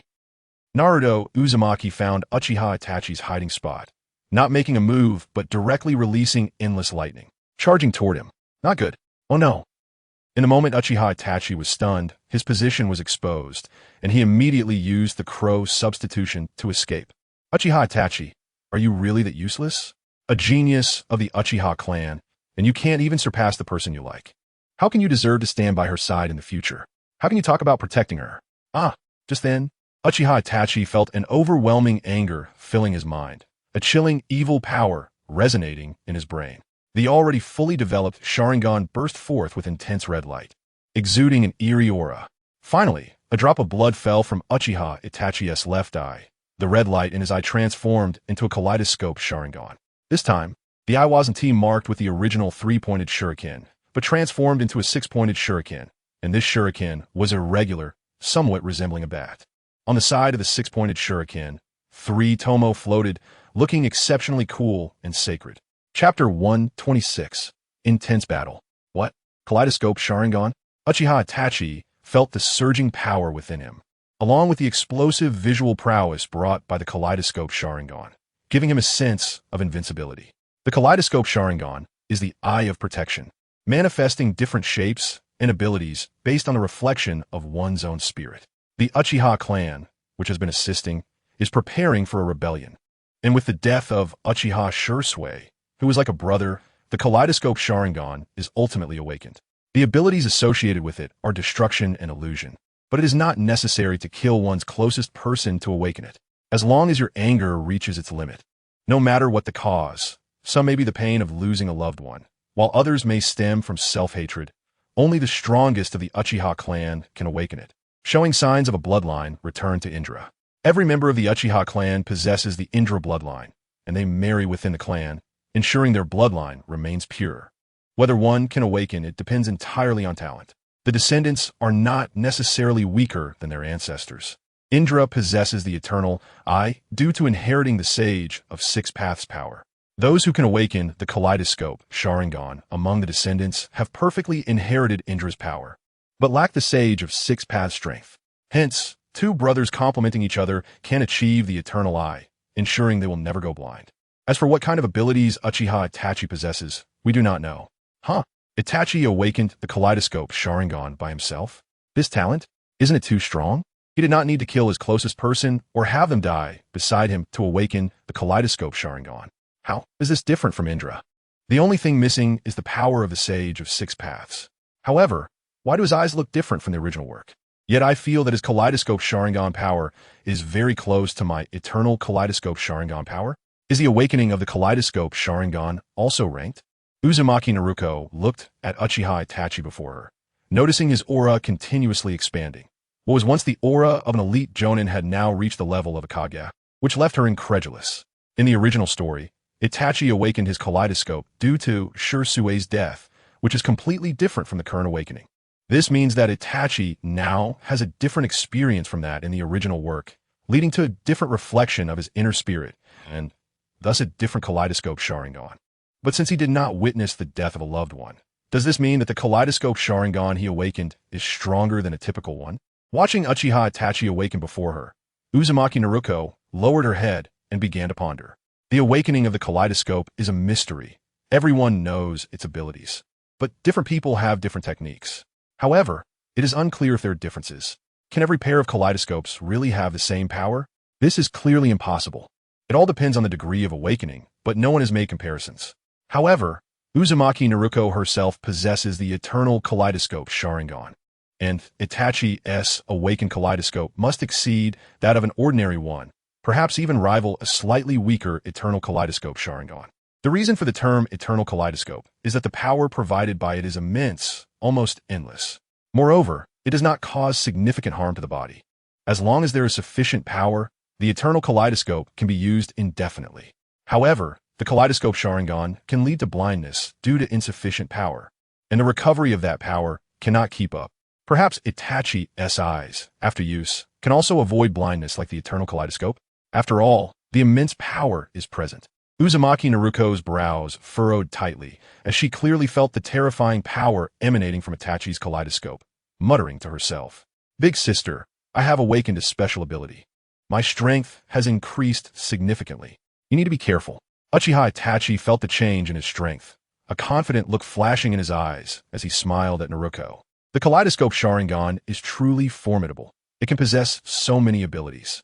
Perhaps I will be able to rely on these eyes to protect Naruko. After awakening the kaleidoscope Sharingan, Uchiha Itachi felt his strength surge, finally having the power to protect Uzumaki Naruko, which made him very happy. Is that so? Then let me see your strength. Come on. Whoosh. Rasengan. Uzumaki Naruko's lips curled slightly as she appeared directly above Uchiha Itachi, launching another Rasengan down. Uchiha Itachi's lips curved slightly, standing still without any movement. Huh? Uzumaki Naruko suddenly realized that she had passed directly through Uchiha Itachi's body, momentarily stunned. What? Kamui? After passing through, Naruko sensed something was off, and just as she was about to leave, her right foot was caught by Uchiha Itachi. Whoosh! Uchiha Itachi grabbed Naruko's foot with his right hand and kicked it away. Whoosh! The next second, Uzumaki Naruko vanished from the spot. But her shoe was caught by Uchiha Itachi. Huh? Uchiha Itachi looked at the shoe in his right hand, momentarily taken aback, then instinctively put it away before disappearing from the spot. When he reappeared, he was already in front of Uzumaki Naruko, brandishing a katana towards her. What incredible speed! Itachi has awakened a technique similar to Kamui, and it's incredibly fast. What kind of ability is this? Uzumaki Naruko's brows furrowed as she felt Uchiha Itachi suddenly appear in front of her, astonished. Clang, clang, clang. Now it's the physical body. What a great opportunity. If I can hit Uchiha Itachi's katana with kunai, then it's definitely his physical form. Uzumaki Naruko vanished from the spot. In the blink of an eye, she appeared behind Uchiha Itachi, quickly stabbing with kunai. Again, she passed through Uchiha Itachi, leaving her deeply shocked. Slap!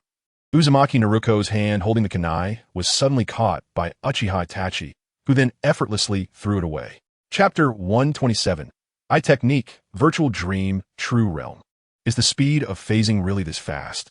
Even Obito's Kamui cannot achieve this. My space ninjutsu cannot affect him at all. Moreover, I did not feel any fluctuations in space. What kind of I technique is this? Being thrown away, Uzumaki Naruko furrowed her brows tightly. Not understanding Uchiha Itachi's I technique made it difficult for her to harm him at the moment. Everyone's I techniques are unique, each with their own extraordinary powers. Since Uzumaki Naruko cannot awaken the Kaleidoscope Sharingan now, she can only rely on space ninjutsu and some minor techniques to battle. Whoosh, whoosh, whoosh.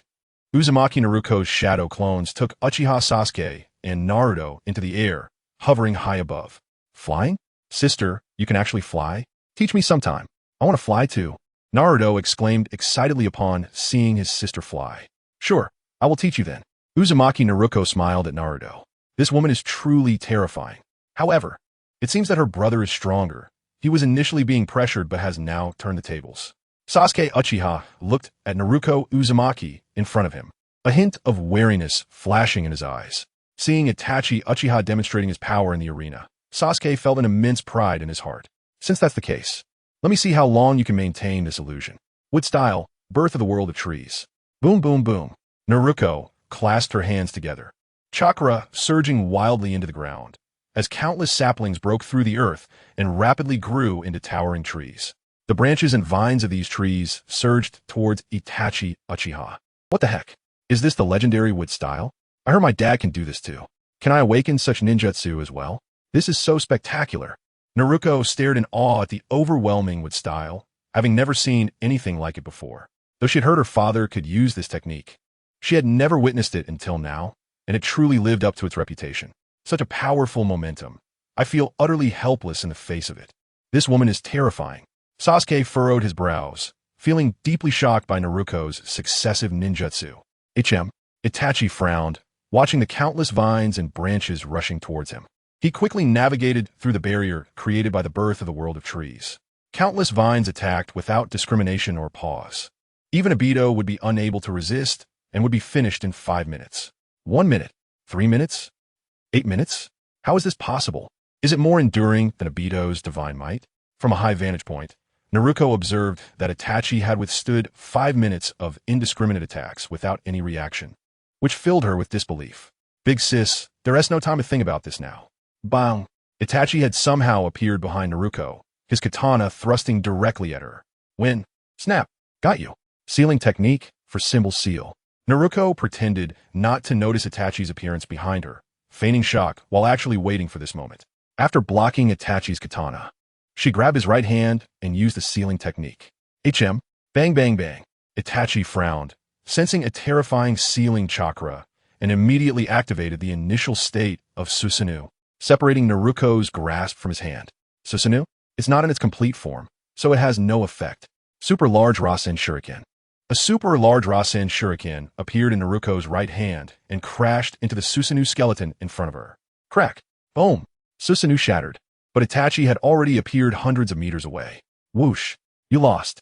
The next second, just as Itachi was preparing to enter a special state, a voice reached his ears, and Naruko grabbed his right shoulder, her kunai against his neck. Flying Thunder God technique? Itachi was momentarily stunned, looking down to see that when Naruko had caught him, she had placed the Flying Thunder God technique on him. Little Itachi, your Mangekyou Sharingan ability is impressive. You can actually ignore so much of my attack damage. Naruko released Itachi, a slight smile on her lips. Yes, it's a dojutsu that merges dreams and reality. As long as I don't appear, I can never be harmed. In dreams, I cannot be hurt, but the weapons in my hands can shift between dream and reality. Like a soul attacking others with a weapon. Others can't harm me, but I can harm them. This dojutsu is called Reality of the Dream. Itachi looked at Naruko and smiled. A dojutsu that combines reality and dreams? Similar to Kamui, but different from Kamui since Kamui has space. However, Itachi's dojutsu combines dreams and reality, somewhat akin to his Anaji. But it doesn't require the sacrifice of an eye, right? His Reality of a Dream? This dojutsu is even more impressive than Kamui. Naruko looked at Itachi. Her eyes filled with amazement. I didn't expect Itachi to awaken such an ability. But what about the dojutsu in your other eye? Naruko was eager to know what Itachi's other eye's ability was. Big sis, you seem to know a lot. But this is my secret. I can't tell you, haha. Itachi teased, knowing that his dojutsu was his strongest weapon, and he couldn't let others know. The fewer people who know, the better. So he could catch them off guard. TCH, if you want to say it, fine. But your strength is already quite impressive. With such a dojutsu, you can move freely in this ninja world. As long as you're not backstabbed, you should be fine. Naruko pouted, but since Itachi wouldn't say, she didn't press further. Let us call it a day for today's battle. Your strength has improved nicely, but using the Mangekyou Sharingan puts a lot of strain on your body, so you should use it sparingly. In a few days, come find me, and I'll help you find a solution. Chapter 128. The eye opened just for you. Looking at the sky, Naruko decided not to continue the battle. Their fight had nearly reached a natural conclusion. If they continued, she would have to unleash her special abilities. At that point, one Susanoo and one wooden figure would make it seem like there was an enemy attacking Konoha. How about we go eat something together? I need to accompany Sasuke to buy rice balls. Today, both my parents are out on missions, so I can only eat out. Itachi smiled at Naruko, a hint of anticipation in his eyes. No thanks, Naruto, and I already bought a lot of ramen. You two go eat. We need to head back to deal with the ramen. See you next time. Naruko shook her head, having packed a lot of ramen to take home. So she went to go shopping. Waving at Itachi, she disappeared from the spot. Bang! After Naruko's shadow clone set Sasuke Uchiha down, it transformed into smoke and vanished. Another shadow clone then took Naruto and disappeared into the air. Sigh. Itachi watched the spot where Naruko had disappeared, lost in thought, and finally sighed. Brother, what are you daydreaming about? You promised to take me to buy rice balls. Sasuke ran over, seeing Itachi in a daze, snorted and turned his head away. Let us go. I'll take you to buy rice balls. Itachi affectionately reached out to ruffle Sasuke's hair. He then walked in front of Sasuke and crouched down. Come on. After squatting down, Itachi turned and smiled at Sasuke. Okay. Sasuke's face lit up with joy as he clambered onto Itachi's back, hugging his brother's neck tightly with a blissful expression. Brother, this woman is so scary. She created such a large forest out of nowhere. But brother is also very strong, pressing her down and fighting. As expected, brother is the strongest. By the way, brother, what was that red skull that came out just now? It looked really powerful and felt familiar. Uchiha Sasuke squinted and smiled, feeling particularly happy watching his brother display such might. Naruto's strength is far beyond this. My strength still cannot match hers. I need to work harder. Sasuke's training must not fall behind either. As for that red skull, I believe Sasuke will definitely possess it too. Uchiha Itachi turned to look at Uchiha Sasuke and smiled, because it wasn't a Mangekyou Sharingan born from enduring pain. Uchiha Itachi would not think of making Uchiha Sasuke experience pain, as his understanding of the Mangekyou Sharingan has undergone a higher degree of change. The Mangekyou Sharingan, the eye of love of the Uchiha clan. Naruto, this is an eye open just for you.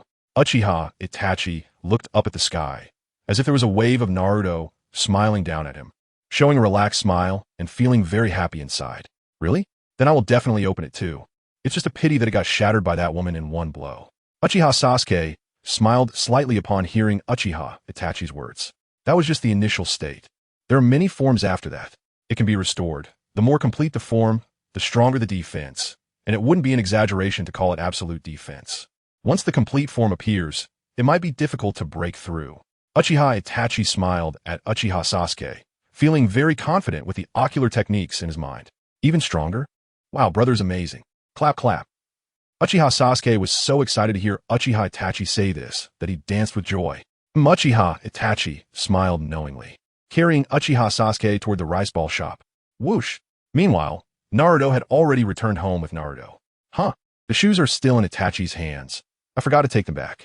Never mind, I don't need them anymore. I have plenty of shoes. After returning home, Naruto remembered that her shoes were still with Uchiha Itachi, but she wasn't planning to get them back. She had many shoes, and Kushina especially liked to buy her clothes and shoes, so it didn't matter if she was short one pair. Creak! Just then, the door opened, and Kushina walked in from outside. Huh? My Naruto is back. Come here, mommy will hug you. Seeing Naruto, Kushina quickly put down the basket of vegetables and directly hugged her in her arms. Mom, I'm still here. Why did you only see sister and not me?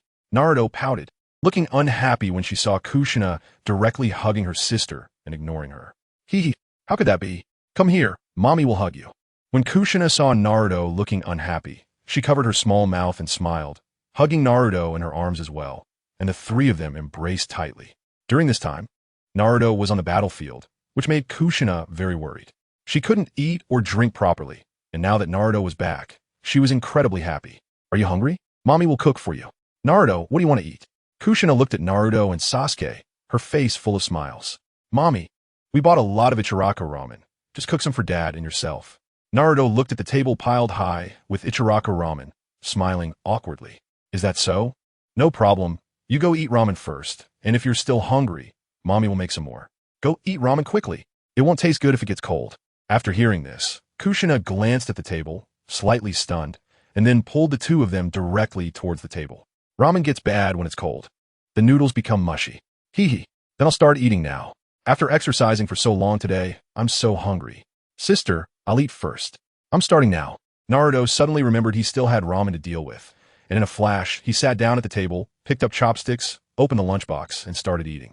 Mom, let me help you wash the vegetables. Let Naruto eat first. This ramen is probably only enough for him. Seeing Naruto enjoying his meal, Naruto smiled slightly, directly picked up the nearby vegetable basket, and walked toward the kitchen. Chapter 129 Itachi, I like you. Our Naruto is so well-behaved. Isn't Naruto going to eat some? I see there's so many bowls. Are over 20 bowls, all for Naruto? Seeing Naruto's well-behaved appearance, Kushina smiled, and then looked at the more than 20 bowls of ramen on the table. It's okay. Naruto has a big appetite. He loves ramen. Just let him eat enough today. Hee. Naruto shook her head at Kushina and walked straight into the kitchen. You girl. Seeing Naruto's demeanor, Kushina smiled, her eyes flashing with a hint of heartache. The more Naruto behaves well, the more Kushina feels guilty about her daughter. It's all because she and Minato are not around that Naruto is so well-behaved and understanding. She would rather Naruto be a bit more noisy and mischievous. Every time she sees Naruto, she feels like she's grown up, but she's just an 8-year-old child. Itachi, you're here too? What have you been doing lately? Just then, a woman in a purple short-sleeve shirt saw Uchiha Itachi and looked delighted, holding a bag of snacks in her hands. Izumi? What are you doing here? Uchiha Itachi looked at Uchiha Izumi in front of him, his eyes somewhat evasive. Uchiha Izumi's feelings for him. How could Uchiha Itachi not notice? But he already has someone he likes now and doesn't he want to delay her. He just wants her to find a good man who will love her. Not much. I just happened to pass by and bought some dumplings. Itachi, do you have time to take a walk together? Uchiha Izumi looked at Uchiha Itachi, squinting her eyes and smiling gently. Uchiha Itachi glanced at Uchiha Sasuke behind him, feeling a bit troubled. Bad woman, what do you want? Do you want to take my brother away? My brother said he would train with me. Uchiha Sasuke seemed to dislike any woman who wanted to get close to his brother, snorting coldly, pouting, and looking unhappy. Sasuke, you can't say that. You go back with your brother's shadow clone first.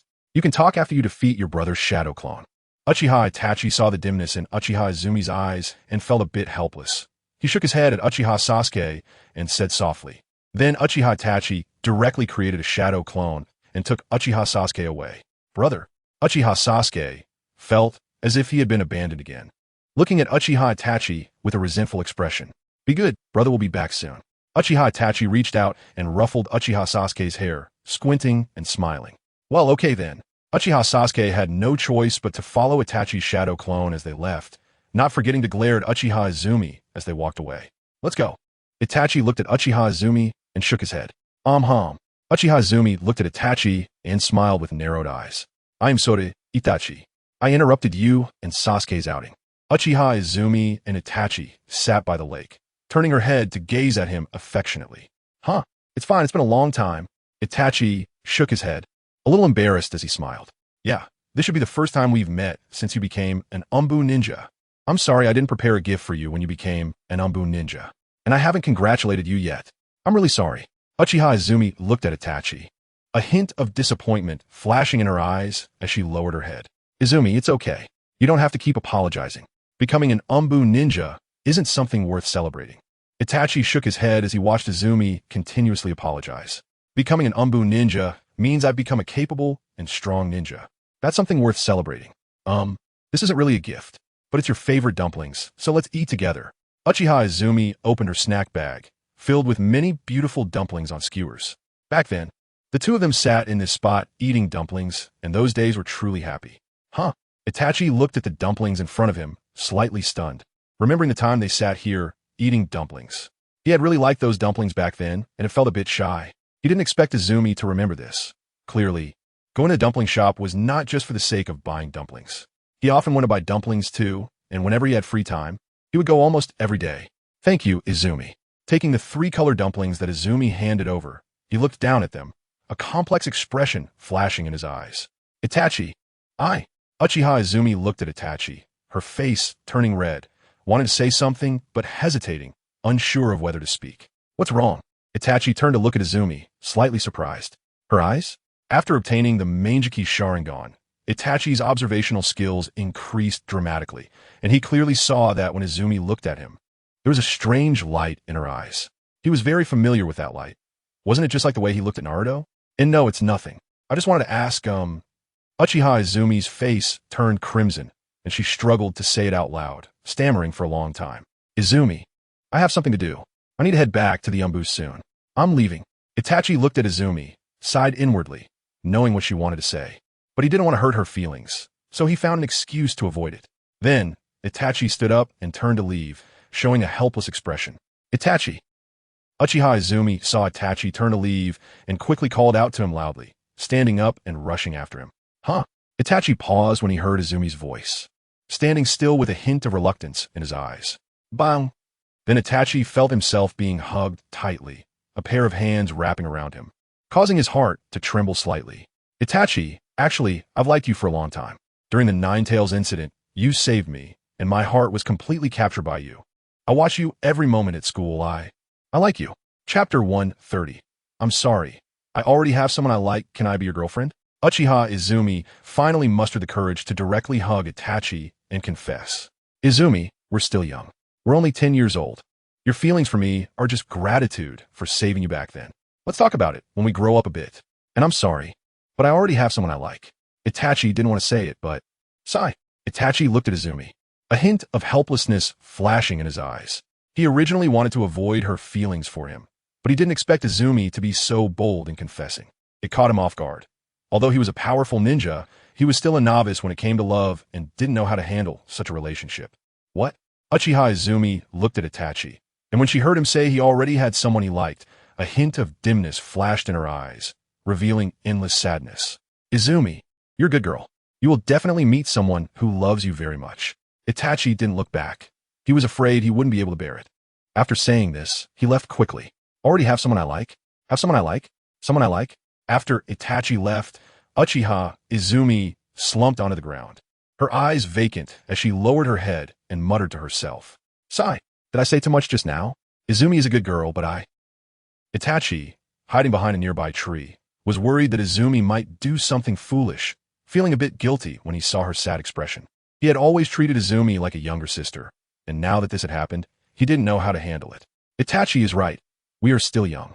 He said I'm grateful, but what is he feeling? I can't give up. If I give up, won't that just benefit someone else?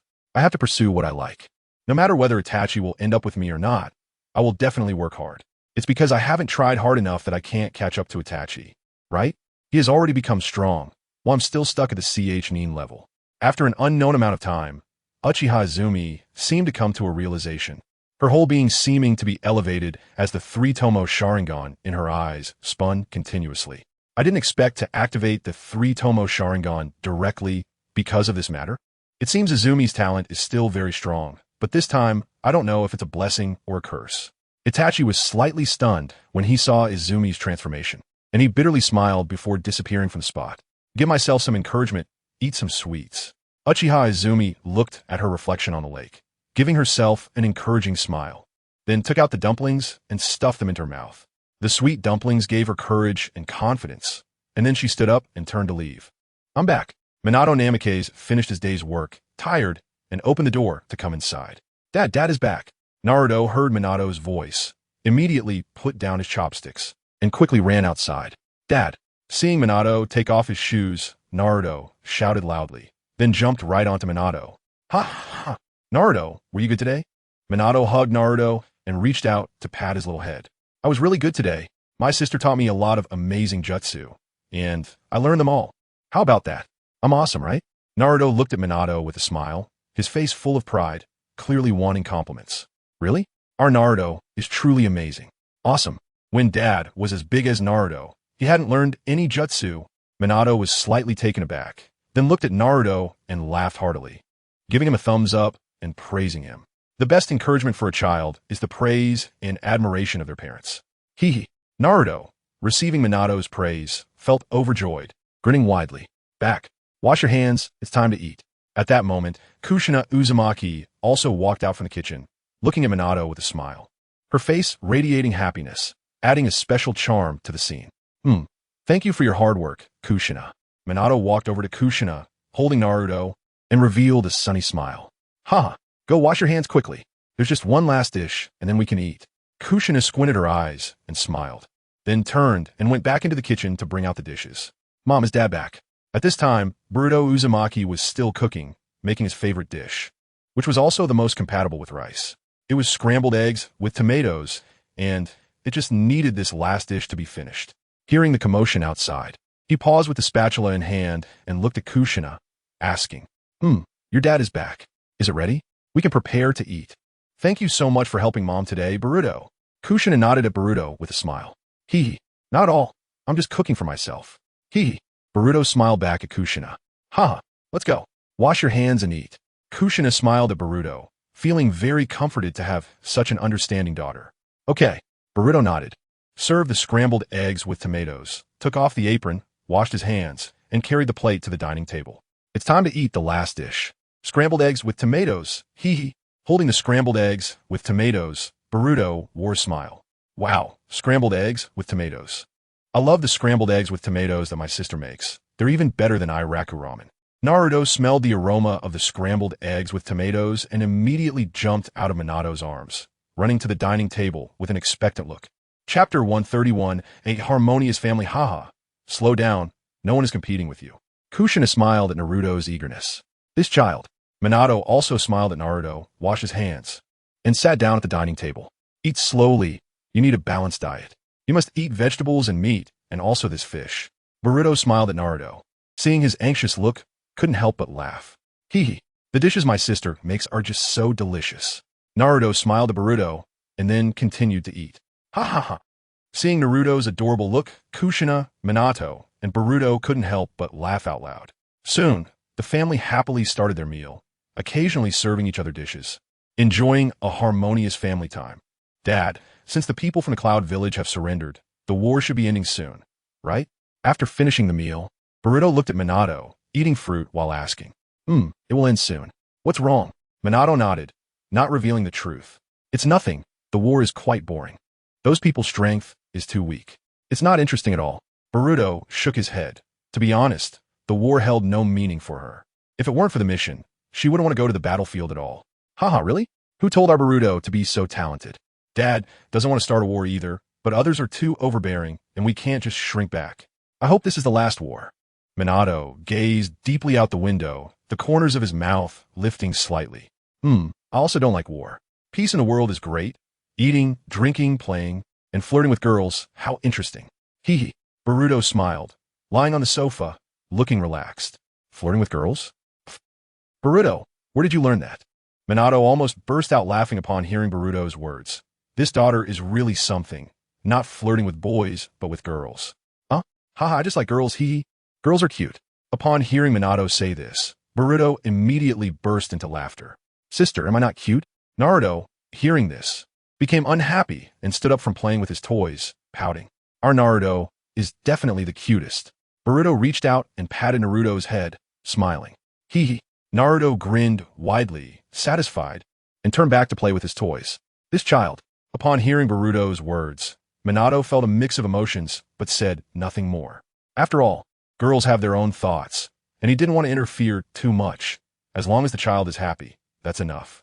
He was quite open-minded and wouldn't force Boruto to do anything. Has Boruto not been found yet?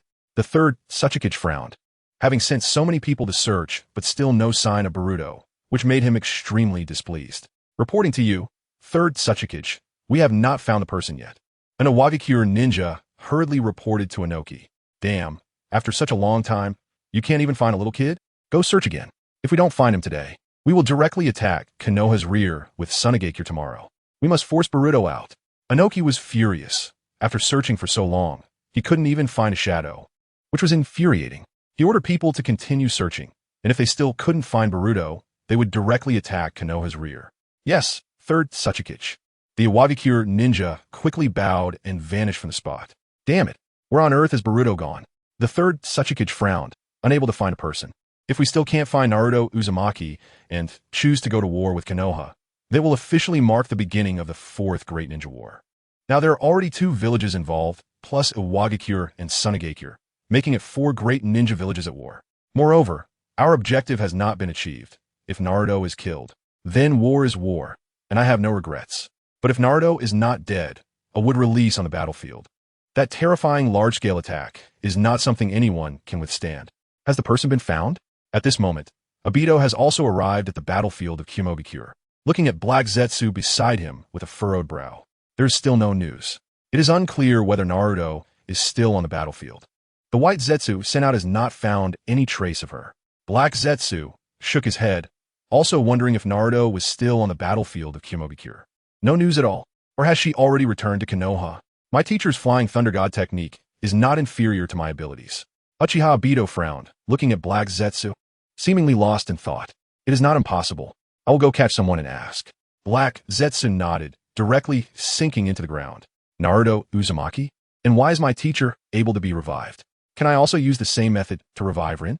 Obito's brow furrowed in his eyes. Nothing is more important than Rin. This time he came out not to really kill Naruto, but to learn from her the true reason behind Minato's revival. Because of the last battle, he felt he had not overcome his teacher's formidable strength. Therefore, it was obviously impossible for him to re-enter Konoha. Moreover, he would get no information from there, but he might be able to get some from Naruto, which could be simpler. If he could use the same method to revive Rin, then he would not have to carry out the Eye of the Moon plan. He just wants to take Rin far away. He just wants the world to have Rin's presence and companionship. Rin, you must bless me to find a way to revive you. Obito is skeptical about the Eye of the Moon plan, but now there is no way to revive Rin. So he can only choose to execute it. If he can find a method, he could revive Rin and make her forget everything from the past, and they could fly away together. At that time, they could live a happy and fulfilling life, finding a hidden paradise to live in. Wouldn't that be good? Chapter 132. The fourth Hokage goes to the front lines. Obito has received news. Naruto Uzumaki has taken the Two Tails Jinchuriki and then disappeared. It is still unclear where she is. Unable to determine whether she has returned to Konoha. At this moment, Black Zetsu returned and brought news. However, the information he received was also limited, knowing only that the Two Tails Jinchuriki was taken away by Naruto and then vanished without a trace. Is that so? It seems this time the objective cannot be achieved. Then let's leave for now. You have White Zetsu stay here and see if he can find her whereabouts. As long as he finds her, inform me. I need to go to Kirigikure and strengthen the Jinjutsu. I cannot let that Mizukage break free from my control. Uchiha Obito frowned, a hint of disappointment flashing in his eyes, and he directly used Kemui to disappear from the spot. Humph. Uchiha Obito still wants to revive Rin? If you revive Rin, how can you still be useful to me? It seems I must deal with Rin's corpse properly. Otherwise, it will always be a ticking time bomb. Black Zetsu frowned. He had heard everything Obito had just muttered to himself and instantly disappeared, preparing to head to Konoha to clean up Rin's corpse. Sure enough, Dad. Are you hiding something from me? Sneaking out, and I caught you, right? Hee hee. Just as Minato Namikaze appeared in the Konoha camp, a figure silently appeared behind him, which was none other than Naruto Uzumaki. She had been watching TV when she suddenly sensed Minato's chakra disappearing, and then sensed his chakra from a very far distance, quickly chasing after him. Then she saw Minato actually arriving at the battlefield of KyuubiCrisis, looking puzzled. Let's go see what Dad is sneaking around here for. Naruto furrowed her brow and followed him. Whoosh! At this moment, a figure appeared within the Konoha camp. Who is it? Lord 4th Hokage. The patrolling Konoha ninja noticed the movement and hurried over, seeing it was actually Minato, and quickly approached to pay their respects. Keep it quiet. Minato nodded and headed directly toward Kakashi's camp. Yes, Lord 4th Hokage. The patrolling Konoha ninja quickly nodded and disappeared from the spot. Who is it? Kakashi was just about to rest when he suddenly sensed someone outside the tent and frowned. Kakashi, it's me. Minato walked in from the entrance, looking at Kakashi in front of him and smiled. Teacher Minato, what brings you here? Kakashi was slightly taken aback to see Minato come personally and quickly approached. Take a look at this. Minato directly handed a scroll to Kakashi, shaking his head. What is it? The Wagakure and Tsunagakure actually teamed up with KyuubiCrisis to hunt Naruto? This is simply outrageous. Kakashi looked at the scroll, momentarily stunned, and his expression instantly darkened. Teacher Minato, you came here for this matter, right? What are you planning to do? After looking at the scroll and putting it away, Kakashi looked at Minato with some confusion. Since a Wagakure and Tsunagakure want to get involved, then you hit them hard. Soon they will send the attack routes of Tsunagakure and a Wagakure. You must pay special attention to this matter to prevent KyuubiCrisis and the Wagakure from conspiring. KyuubiCrisis cannot be trusted entirely. Be careful and vigilant. After obtaining the routes, send someone to investigate. Confirm there are no problems, then launch an attack on a Wagakure and Tsunagakure. The reinforcements being dispatched are already on the way, but they are not heading to the battlefield of KyuubiCrisis. This time the attack is on Tsunagakure and a Wagakure, and if they start on the 1st, don't blame me for retaliating on the 15th.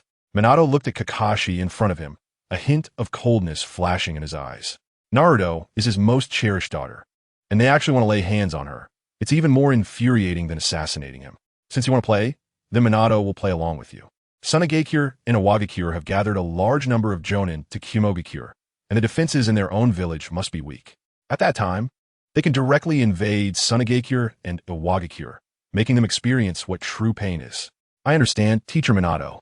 I will arrange this matter properly. No matter what KyuubiCrisis' intentions are, I will not let them succeed. Teacher Minato, you can rest assured to arrange the command for other fronts. Kakashi looked at Minato in front of him, nodding. The enemy they faced in this battle was terrifying, but he must also withstand the pressure. Since he has become the commander of this main battlefield, he cannot back down. Very well. Thank you for your hard work, Kakashi. Be sure to take care of yourself. Minato Namikaze reached out and patted Kakashi's shoulder, a hint of expectation flashing in his eyes. Now, Minato had begun to pave the way for Kakashi, his only remaining disciple, and naturally wanted him to inherit the Hokage position. After all, he would eventually grow old, and among the second generation of ninjas, only Kakashi was qualified to become the next Hokage. As for the generation above, there's no need to say more. By that time, he would be retired. And how old would they be? And the next generation, Naruto's generation, was even younger, still just kids. As for the next generation, there would be no qualifications at all. Yes, Sensei, I promise to complete the mission. Kakashi nodded, a glint of determination flashing in his eyes. Well then, I'll be on my way. Minato nodded and disappeared from the spot. Now, having fused a large number of cells from Hashirama Senju, Minato possessed an enormous chakra reserve. And with the continuous improvement of his space ninjutsu, his chakra consumption for the Flying Thunder God technique had significantly decreased. The chakra consumed for long-distance teleportation was now only 1/3 of what it used to be, which was a significant improvement. Don't worry, Sensei. No matter who it is, if they try to harm Naruto, I will eliminate them. A glint of killing intent flashed in Kakashi's eyes as he clenched his fists. By now, Kakashi had long regarded Naruto as his younger sister. If someone wanted to kill his sister, he naturally wouldn't let them off the hook. Come here. Kakashi then shouted directly into the void. Whoosh! Lord Kakashi. A ninja appeared beside Kakashi, kneeling on one knee. This was now Kakashi's trusted subordinate. Chapter 133. Summoning Beast. See Dragon King as a commander, it was easy to gain many loyal followers. Ninjas revered the strong, and as long as you could lead them to victory, they would follow you unconditionally. I see. Iwagakure and Sunagakure? I don't think I've offended you. Have I? Do you want to join forces to hunt me down? Who gave you the confidence that you could kill me? Also, shouldn't you respect your elders and love the young? I'm still so small, and you want to unite to kill me? Should I send them a congratulatory gift? Seems rather interesting, doesn't it? No, it should be said that it's becoming more and more interesting. Hee. Naruto's lips curled slightly as he overheard the conversation between the two. He didn't expect that Iwagakure and Sunagakure would meddle in this, which made him feel a bit displeased. How dare they plot against me in secret? I'm going to give them a big surprise. Dad's out. Time to disappear. Whoosh! Naruto sensed Minato had come out and quickly vanished. Minato had just stepped out of the tent and looked thoughtfully at the spot where Naruto had disappeared. This girl, how did she follow me? Did she overhear what I said? Instead of staying at home, she even learned to track? This girl, although Naruto had left, her chakra presence was still familiar. Even if it was just a trace, Minato sensed it, shook his head, and felt a bit helpless. But now that Naruto had also left, he could no longer sense her chakra, so he shook his head and disappeared from the spot. That was close. Dad's sensing ability is too strong. I almost got discovered. Next, should I go give Inoki a big gift? Hee. This old man is quite bad for daring to lay hands on me. I'll show you what it means to be as red as a flower. Naruto's lips curled slightly, a glint of amusement flashing in her eyes. By the way, I haven't used my Sea Dragon King yet. I wonder what kind of summoning beast the Sea Dragon King is. It's just that no one has seen it. Let me sign the contract first. Suddenly, she remembered that she had one summoning beast left to contract. After completing a mission last time, she had signed a contract with a Sea Dragon King. Now it was just the right time to use it, and she directly took out the scroll and signed her name. Summoning technique. Bang! After signing the summoning scroll, Naruto immediately used the summoning technique, and a large cloud of smoke appeared in front of her. Roar! Suddenly, a massive creature appeared before Naruto, letting out a sound akin to a cow's moo, but longer and more commanding. Upon hearing this dragon's roar, even Naruto felt a tremor in her heart. What? Is this the Sea Dragon King? This is too big, right? How many meters is that? Looking at the enormous Sea Dragon King enveloped in smoke, Naruto's eyes flashed with shock. This must be at least 2,000 to 3,000 meters long, right? Did I use too much chakra? This is way too long. Naruto stared at the gigantic, overshadowing Sea Dragon King, dumbfounded. This was the largest summoning beast she had ever seen. Even her true Senju was only about 800 to 1,000 meters high. But the length of this Sea Dragon King was at least twice that of her true Senju, if not more. Roar! The Sea Dragon King roared, the smoke dissipating to reveal its true form, a pair of enormous dragon eyes locking onto Naruto. The giant dragon was entirely blue, with antlers like a deer, a head like a camel, eyes like a rabbit, a neck like a snake, a belly like a clam, scales like a fish, claws like an eagle, 5 claws, paws like a tiger, ears like a cow, overshadowing the sky, hidden among the clouds, extremely mysterious.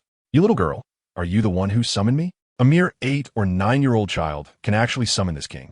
And you're human? Why have you summoned me? The Sea Dragon King looked at Naruto, its brow furrowing, a hint of shock flashing in its eyes. It never expected that someone could sign a summoning contract with it. Its summoning scroll was clearly kept in its treasure vault. How can anyone take it away? Huh? This dragon seems a bit different. Naruto looked at the Sea Dragon King in front of her, frowning and murmuring to herself. Little girl, I'm asking you a question. Where did you get my summoning scroll? The Sea Dragon King frowned, staring at the silent Naruto, a glint of fierceness flashing in its gaze. Is this what you mean? I don't know. I picked it up. What? Do you have a problem?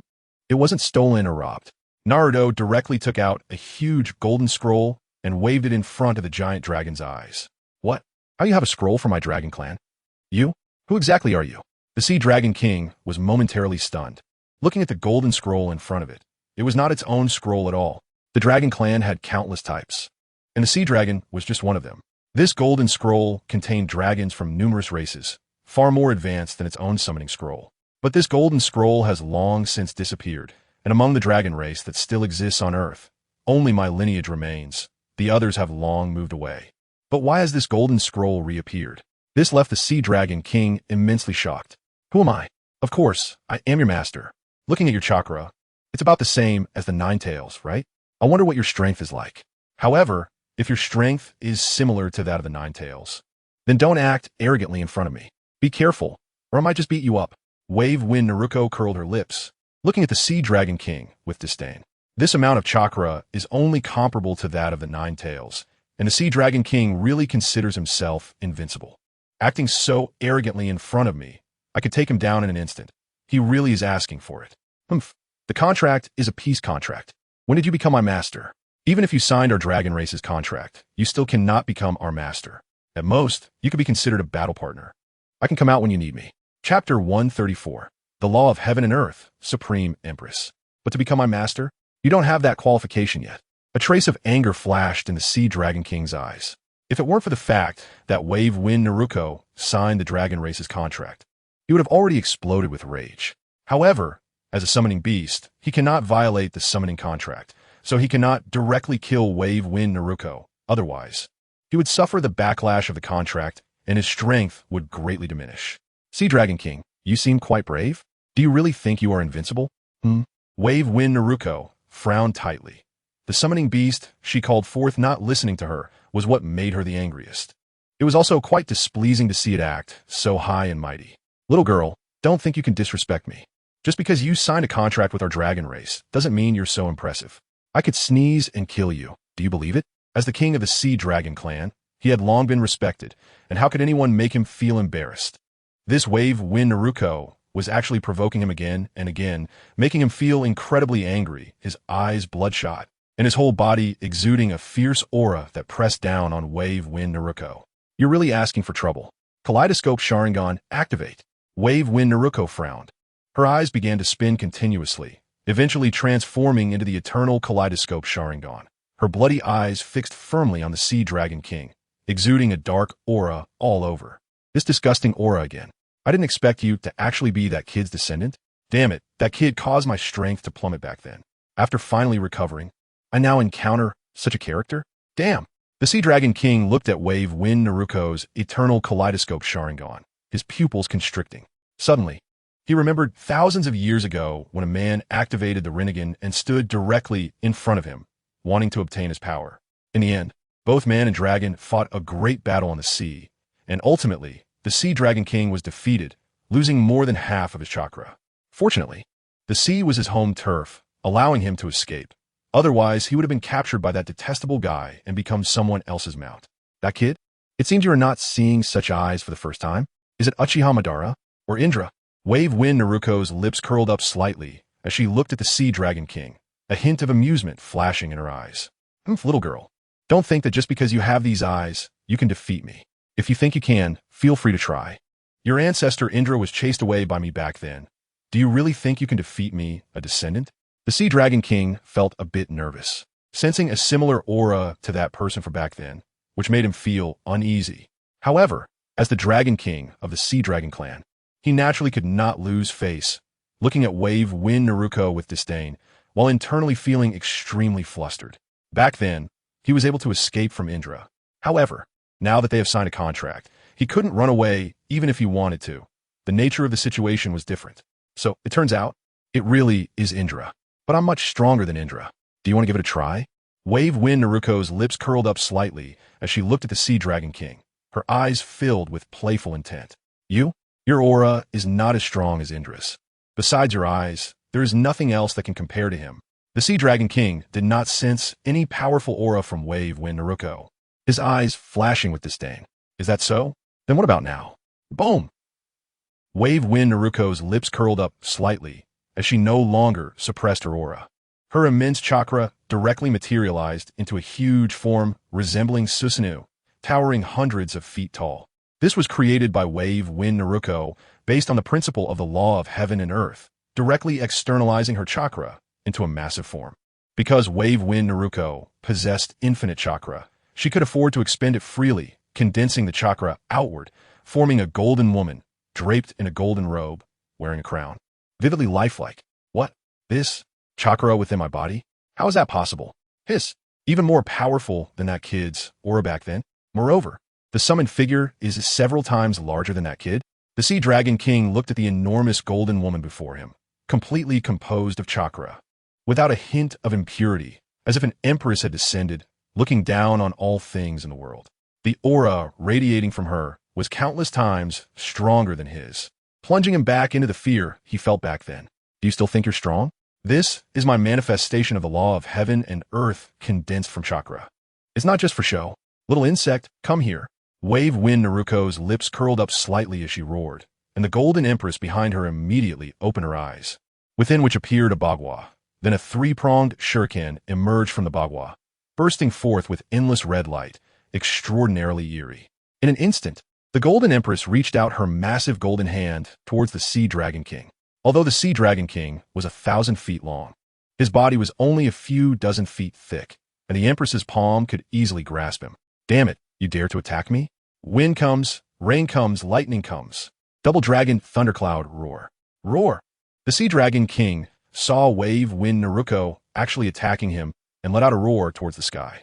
In an instant, the entire world dimmed, dark clouds gathered, and thunder roared. Crash! Accompanied by a violent storm, the trees in the surrounding forest were blown in all directions.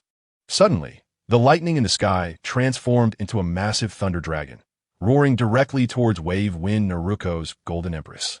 Meanwhile, all the rainwater turned into a water dragon, and the thunder dragon and the water dragon spiraled together, forming a vortex, rushing towards the golden empress behind withNaruko.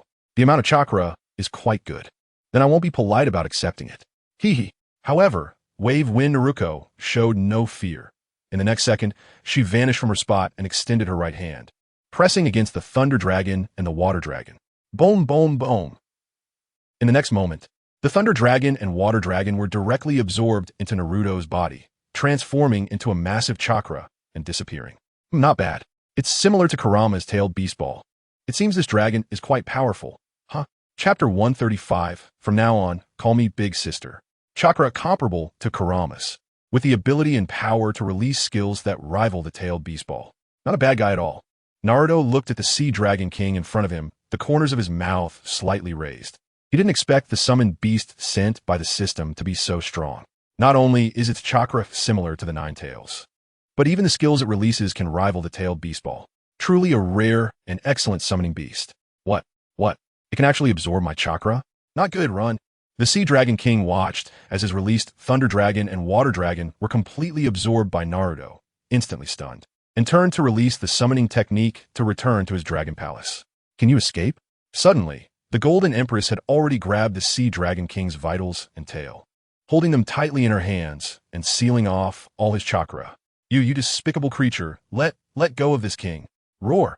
The Sea Dragon King was extremely furious, never expecting that one day he would be toyed with like a snake by someone else. Feeling his chakra completely sealed and unable to move, endless fear flashed in his eyes. What? Now you know fear? I haven't even used my power yet. I haven't even used these eyes. Want to give it a try? Naruto looked down at the Sea Dragon King, standing on top of his dragon head, smiling broadly. Oomph. You win. Let me go. I admit I'm not your opponent, but our dragon clan has its pride. I cannot become your slave, but you can be my boss. The Sea Dragon King snorted coldly, his face reddening, but most people wouldn't notice. Now the Sea Dragon King realized just how terrifying Naruto was. He was completely not her opponent, not even comparable to Indra back in the day. All right, then from now on, call me Big Sister. Naruto looked at the Sea Dragon King, pouted, and didn't say much more, directly retracting the celestial law form. Yes, Big Sister. The Sea Dragon King's face flushed red, turning away as he muttered. This is not surrender. This is bearing humiliation and heavy burdens. Yes, bearing humiliation and heavy burdens. The Sea Dragon King felt quite aggrieved inside, but there was nothing he could do. After all, he was outmatched. All right, do you dragons all have to be this long? Can you shrink a bit? This long is really inconvenient. Naruto waved her hand, retracting her eternal Mangeki Sharingan, looking at the Sea Dragon King with a frown. Big Sister, we can shrink.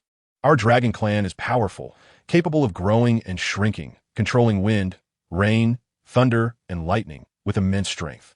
We can fly and move through the earth. Nothing we can't do. The Sea Dragon King instantly got into character, looking at Naruto, raising his dragon head with a proud expression, chattering nonstop. All right, enough already. I get it. Now shrink down for me, A few dozen meters is enough. Don't be this big. Naruto was somewhat speechless. As soon as this Sea Dragon King started introducing himself, he began to get carried away, and she quickly stopped him from speaking. Oh, all right, big sister. The Sea Dragon King was suddenly interrupted in his enthusiasm, slightly stunned, and after a while, he reacted and shrank to about 50 meters. That's better. Transformation technique. Bang. In the next second, Naruto transformed into the masked man, Obito Uchiha. I can't casually use the Manjiki outside, but if I turn into Obito, I can use it freely, right? Hee hee. Old man Inoki, wait, your lady is coming to collect the debt. The corners of Naruto's mouth slightly lifted, a glimmer of amusement flashing in her eyes. Then she looked down at the Sea Dragon King, filled with smiles. Let's go, little sea, to a Wagakure. You know the way, right? Then Naruto directly sat atop the dragon's head and reached out to pat his head. Iwagakure? What place is that? Not too sure. I've never been there. The Sea Dragon King hadn't left his home for 1,000 years, so he had no idea what a Wagakure was or how to get there. Then just fly forward. Follow my commands. Naruto was speechless. A dragon who had lived for so many years didn't even know where a Wagakure was, so she could only give him directions. All right, big sister, hold on tight. The Sea Dragon King nodded, directly soaring forward. Although I can fly myself, this Sea Dragon King's speed is quite fast. At least it's much faster than my flying speed. However, compared to my space-time ninjutsu, it's still many times slower. But it doesn't matter. I can treat it as a rest and a fun trip. The scenery in the sky is still as beautiful as ever. The corners of Naruto's mouth slightly lifted as she felt the strong gale rushing against her, but it had no effect on her. Watching the countless beautiful sights below pass by quickly, she smiled. Turn right ahead. Turn left. Keep going straight. Almost there. Right here, you can stop now. Naruto looked down. They had already arrived at Iwagakure. To be honest, Iwagakure was much simpler compared to Konoha, and the outside was all rocks, bare and lifeless, lacking any vitality. All right, big sister. The Sea Dragon King stopped directly in midair, 10,000 meters high. Because the Sea Dragon King was flying too high, the people below couldn't see or notice them at all. Then let me give you a big surprise.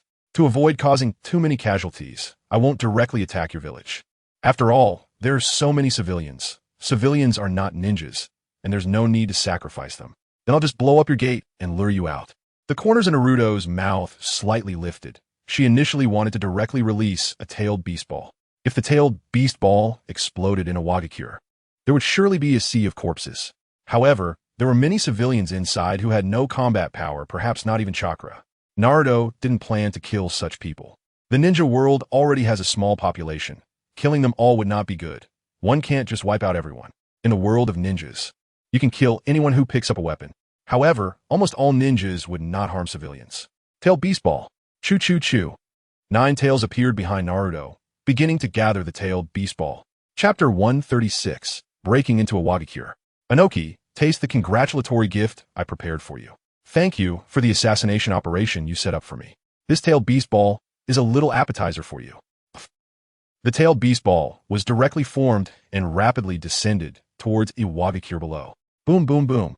The tailed beast jade fell with a loud noise, illuminating the entire Iwagakure, causing everyone outside to look up at the falling tailed beast jade. What is that? Why do I feel a sense of fear? What is it? A meteor? Such powerful chakra? I feel like I can barely breathe.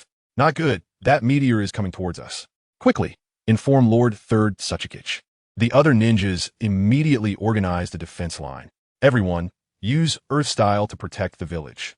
Yes, everyone hurry, gather all the ninjas. In an instant, all the ninjas of Iwagakure began to move. Some went to notify Inoki, while others started to organize ninjas to release Earth style. Everyone input their chakra to unleash the Earthquake Core. Yes, Earth style, Earthquake Core. Boom, boom, boom. Thousands of Iwagakure ninjas collectively used the Earthquake Core, creating a massive cylindrical mound of earth that rose rapidly, at least several hundred meters high. The thing is coming down. Quickly, input all chakra into my body. Hurry, Earth style, mountain earth technique. Boom, boom, boom. On top of the massive cylinder created by the Earthquake Core, 2 semicircular mountains appeared, directly aiming to encase the falling tailed beast jade. What aura? Such immense chakra? At this moment, Inoki was just about to rest. He planned to attack Konoha from the rear tomorrow, and wanted to sleep early, but suddenly felt a massive chakra rushing towards Iwagakure, and immediately stood up and flew outside. Report. Lord Third Tsuchikage, it's bad. A mysterious object is coming towards our Iwagakure. The Iwagakure ninja rushed to Noki, panic flashing in their eyes. Mysterious object? I'll go check it out. Noki was slightly taken aback and disappeared from the spot. What? Isn't that the tailed beast Jade? Not good. After coming out, Noki saw in the sky that what was falling was indeed the tailed beast Jade, and shock flashed in his eyes. Lord Third Tsuchikage, let me handle it. At that moment, a figure clad in brown-yellow armor, holding an umbrella on his head and a mask over his mouth, looked up at the rapidly descending tailed beast Jade. Han, I'm counting on you. Noki frowned, looking at the five-tailed Jinchuriki before him. Yes. Roar. Choo-choo-choo. Han immediately activated his half-tailed beast state and began to gather tailed beast Jade in his mouth. Whoosh, whoosh, whoosh. Soon, Han formed a tailed beast Jade and shot it towards the tailed beast Jade released by Naruto. Interesting. Is this your tailed beast? Let's see how many you could take. Choo-choo-choo. Others couldn't see Naruto, but she could see them clearly. Seeing Han release the tailed beast Jade, her lips curled up slightly, and the 9 tails behind her began to gather tailed beast Jade again, directly forming 9 in succession. Bang, bang, bang. The tailed beast Jade from the 9 tails and the tailed beast Jade from the 5 tails collided hundreds of meters in the air, creating a tremendous sound. Bang, bang, bang. The massive explosion directly shattered the Earth style created by thousands of ninjas into dust. Block it, we must block it. Earth style, multiple Earth flow walls. Boom, boom, boom. Countless ninjas saw their Earth style crumble and immediately released more Earth style, creating hundreds of earthen walls, trying to block the aftermath of the explosion. Bang, bang, bang. Hundreds of earthen walls instantly collapsed, turning to ruins, but since they didn't hit the ground, the damage was much less, barely being blocked by their hundreds of earthen walls. Good, that was close. 3 earthen walls left. We almost met our end. The power of this tailed beast Jade is truly terrifying. I couldn't tell in the air before. I didn't expect it to be tailed beast Jade, such a horrifying thing. For a moment, the ninjas of Iwagakure felt a sense of survival, breathing a sigh of relief. Whoosh, whoosh, whoosh. But before they could relax, 9 tailed beast Jades descended from the sky, rushing towards the gates of Iwagakure without restraint. That's right, this is just the gate of Iwagakure. Even if it explodes, it would only destroy their gate. It wouldn't harm the civilians inside, which was also Naruto's intention. She is not a killer and will not let anyone who wants to kill her go, but she doesn't want to cause too much slaughter either. She has no interest in killing these insignificant beings. However, she is very interested in playing. She came to play to scare people. As for whether to kill them or not, that's another matter. Not good. 9-tailed beast Jade, such speed. Lord Third Tsuchikage, we need you to deal with this. I can only handle 5. Let everyone retreat. This place will soon become ruins. Han frowned, looking at the tailed beast Jades in the sky, and began to gather tailed beast Jades, but he could only gather 5 at a time. He was powerless against the rest. Leave it to me. Everyone retreat. Get out of the gate area. Leave immediately. Hurry. Noki nodded and shouted to everyone to retreat. The power here is very strong. It could easily injure them. Yes. Lord Third Tsuchikage. Whoosh, whoosh, whoosh. All Iwagakure ninjas began to retreat. This place was too dangerous. Staying any longer could mean death. Dust style, original world separation technique. Dust style, original world separation technique. Dust style, original world separation technique. Noki frowned, looking at so many tailed beast Jades in the sky, stretched out his hands, and released his unique bloodline limit, continuously using it 4 times, charging directly at the tailed beast Jades in the sky. Noki has come out. Hee. What an opportunity. Naruto saw Noki appear, a slight smile on her lips, and disappeared from the spot. Chapter 137. Susanoo, complete form bang. Ouch! Noki suddenly felt a pain in his waist from being kicked, and his whole body was sent flying, smashing through several walls before finally stopping, spitting out a mouthful of blood, looking quite disheveled. But damn it, who is it? Because Noki was focused on countering the falling tailed beast Jade. He had no attention on his surroundings. He didn't expect to be ambushed the next second, and this was something he hadn't realized until it was too late. Noki? I didn't expect you to still be here. Hee ha ha ha. At that moment, Naruto appeared right in front of Noki, activating her Sharingan and staring intently at him. You? Who are you? Noki looked at Naruto, and a crimson Sharingan appeared in the whirlpool mask, a hint of fear flashing in his eyes. Years ago, he had trembled in fear at the sight of those eyes, belonging to someone who possessed such eyes. The person appeared before him once again, causing him to shudder, awakening the fear that had been buried within him for many years.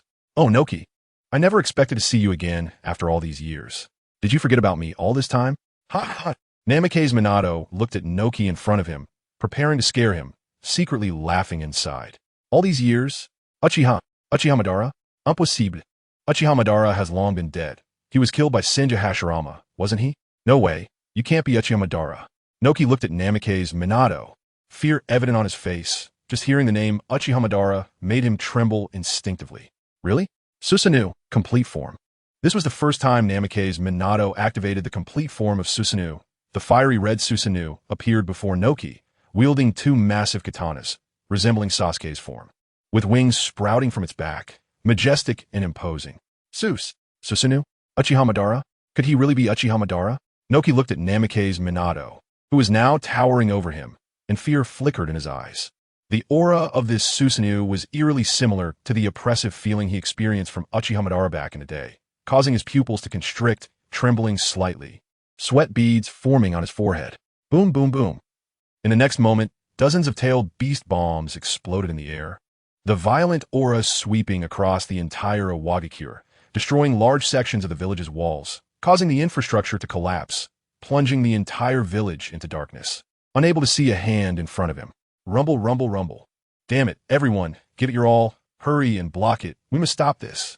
Earth-style, multiple earth wall. Earth-style, great earth wall. Rumble, rumble, rumble. Countless towering earth walls rose to try to block the explosive force of the tailed beast bombs. Boom, boom, boom. But in the next second, all the earth walls turned to dust, sending thousands of ninja flying, crashing into nearby walls, spewing blood. Medical team, quick! Where's the medical team? Damn it! The village is destroyed. We're all going to die. Everyone, put in more effort. We must stop the enemy's attack. What is this fiery red thing? Protect the third Tsuchikage. Quick, support the Tsuchikage. In an instant, Iwagakure fell into utter chaos. Earth-style, earthquake technique. Just then, a large, burly man charged out, spitting out countless rocks from his mouth, forming a massive rock monster over 10 meters tall, rushing toward the third Tsuchikage. It's Lord Dust. Everyone, put in more effort. We cannot let this person breach the village. Earth-style, transformation technique. Lord Yellow Earth is here too. In an instant, all the top experts of Iwagakure appeared, quickly rushing towards Namikaze Minato. Countless pieces of land were overturned, forming a mudslide-like mass, directly pushing towards Namikaze Minato. Petty tricks. Seeing the attacks from several people, Namikaze Minato scoffed, drew a katana, and slashed at the two. Rumble, rumble, rumble. The enormous katana, carrying an unstoppable momentum, went straight for Yellow Earth and Dust. Not good. Such powerful force before the attack even arrives. I already feel it's unstoppable. Damn it. Everyone attack together. Earth-style, earthquake core. Yellow Earth looked at the powerful Namikaze Minato, a flicker of wariness in his eyes, and immediately roared at the ninjas behind him. Yes, Earth-style, earthquake core. Rumble, rumble, rumble. In an instant, massive rocks suddenly rose from the ground before everyone, continuously elevating like pillars reaching the sky. Earth-style, mountain earth technique. Yellow Earth did not stop there, frowning. He formed seals again, creating two enormous semicircles that pressed down towards Namikaze Minato. Earth-style, super heavy stone technique. Dust frowned, wrapping the giant rock man beneath him in another layer of heavy rock, smashing down towards the Susanoo that was 10 times larger than him. Finally, this is getting interesting? Ha ha ha, but still too weak. Whoosh.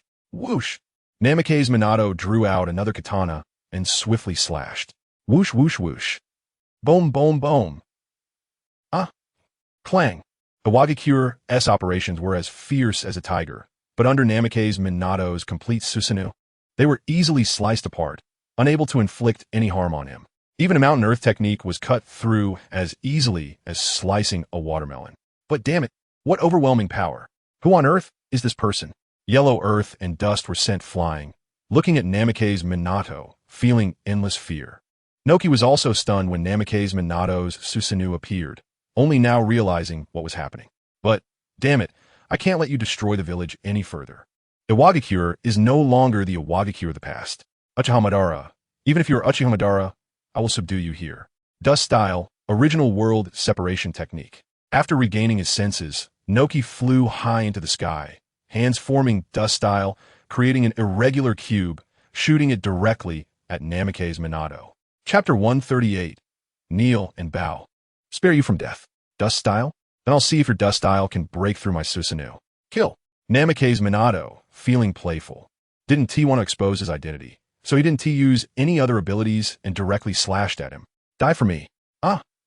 Noki went completely mad, pouring all his strength into the dust style, wrapping Namikaze Minato's Susanoo's arms. Due to the complete Susanoo being too large, Noki couldn't T wrap it entirely, even with all his strength. Rumble, rumble, rumble.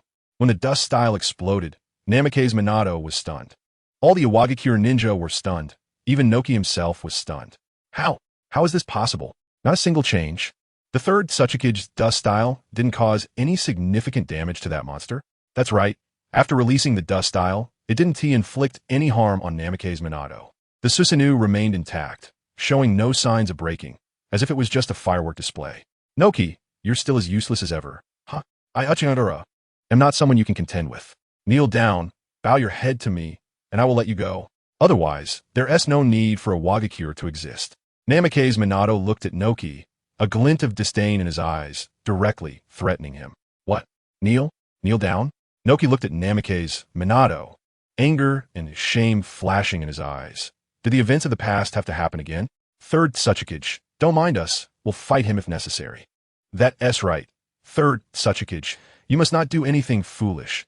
This is the dignity of a Wagakure. We cannot kneel. The third Tsuchikage, please don't. Our Wagakure has only standing to die, not kneeling to live. Indeed, I swear I will not kneel. Because of Naruto Uzumaki's words. All the Iwagakure ninjas were ignited with anger, each burning with fury, staring at the gigantic Susanoo before them, as if forgetting death. Is that so? Do you really want to fight me head-on? Then your fate is already sealed. Naruto Uzumaki slightly raised the corner of his mouth, a hint of mockery flashing in his eyes, and directly controlled his katana, striking down towards the ground. You will not harm our Wagakure. Tail Beast Ball. Peep, peep, peep. Boom! Because Naruto did not release another Tail Beast Ball, the five-tailed Jinchuriki directly shot a Tail Beast Ball at her. Hung, as a Jinchuriki, had made great contributions to a Wagakure and was extremely powerful. He would never allow anyone to harm a Wagakure, and after releasing the Tail Beast Ball, he rushed towards Naruto at high speed. If a Tail Beast Ball, is it useful to me? Naruto curled his lips, seeing the tailed beasts as chakra extractors. Releasing a Tail Beast Ball was simply sending chakra to her. Dust release, limit removal technique. Meanwhile, Noki was also gathering a more powerful dust release. The previous dust release had no effect at all, so he had to use a more powerful dust release with all his might. Phew! The tailed beast ball carried a devastating power, and all the Iwagakure ninjas watched with anticipation, hoping it would have some effect.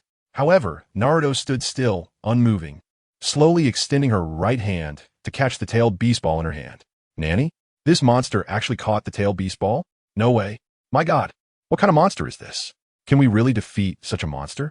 So terrifying, such a person can no longer be called human. This is simply a god. Thousands of Iwagakure ninjas were once again dumbfounded, watching Naruto's Susanoo reach out and grab the tailed beast ball, all of them dropping their jaws in shock. Nutrients. Here it comes again. Although not much. Naruto directly grabbed the tailed beast ball and absorbed it completely into her body, licking her tongue with a smile. What? She actually absorbed the tailed beast ball directly? Is this really Uchiha Madara? Why does he have such power? Damn, what to do? What to do? Noki furrowed his brows tightly, sweat beads covering his forehead. He didn't understand why Uchiha Madara was still alive and why he inexplicably attacked Iwagakure. Forget it. No matter who you are, you must die. In the end, Noki gathered the strongest dust release and charged directly at Naruto. Boom, boom, boom. This is not an ordinary dust release, but an upgraded version of dust release, world removal technique. It not only has a larger range, but also greatly increased power and a sustained damage effect.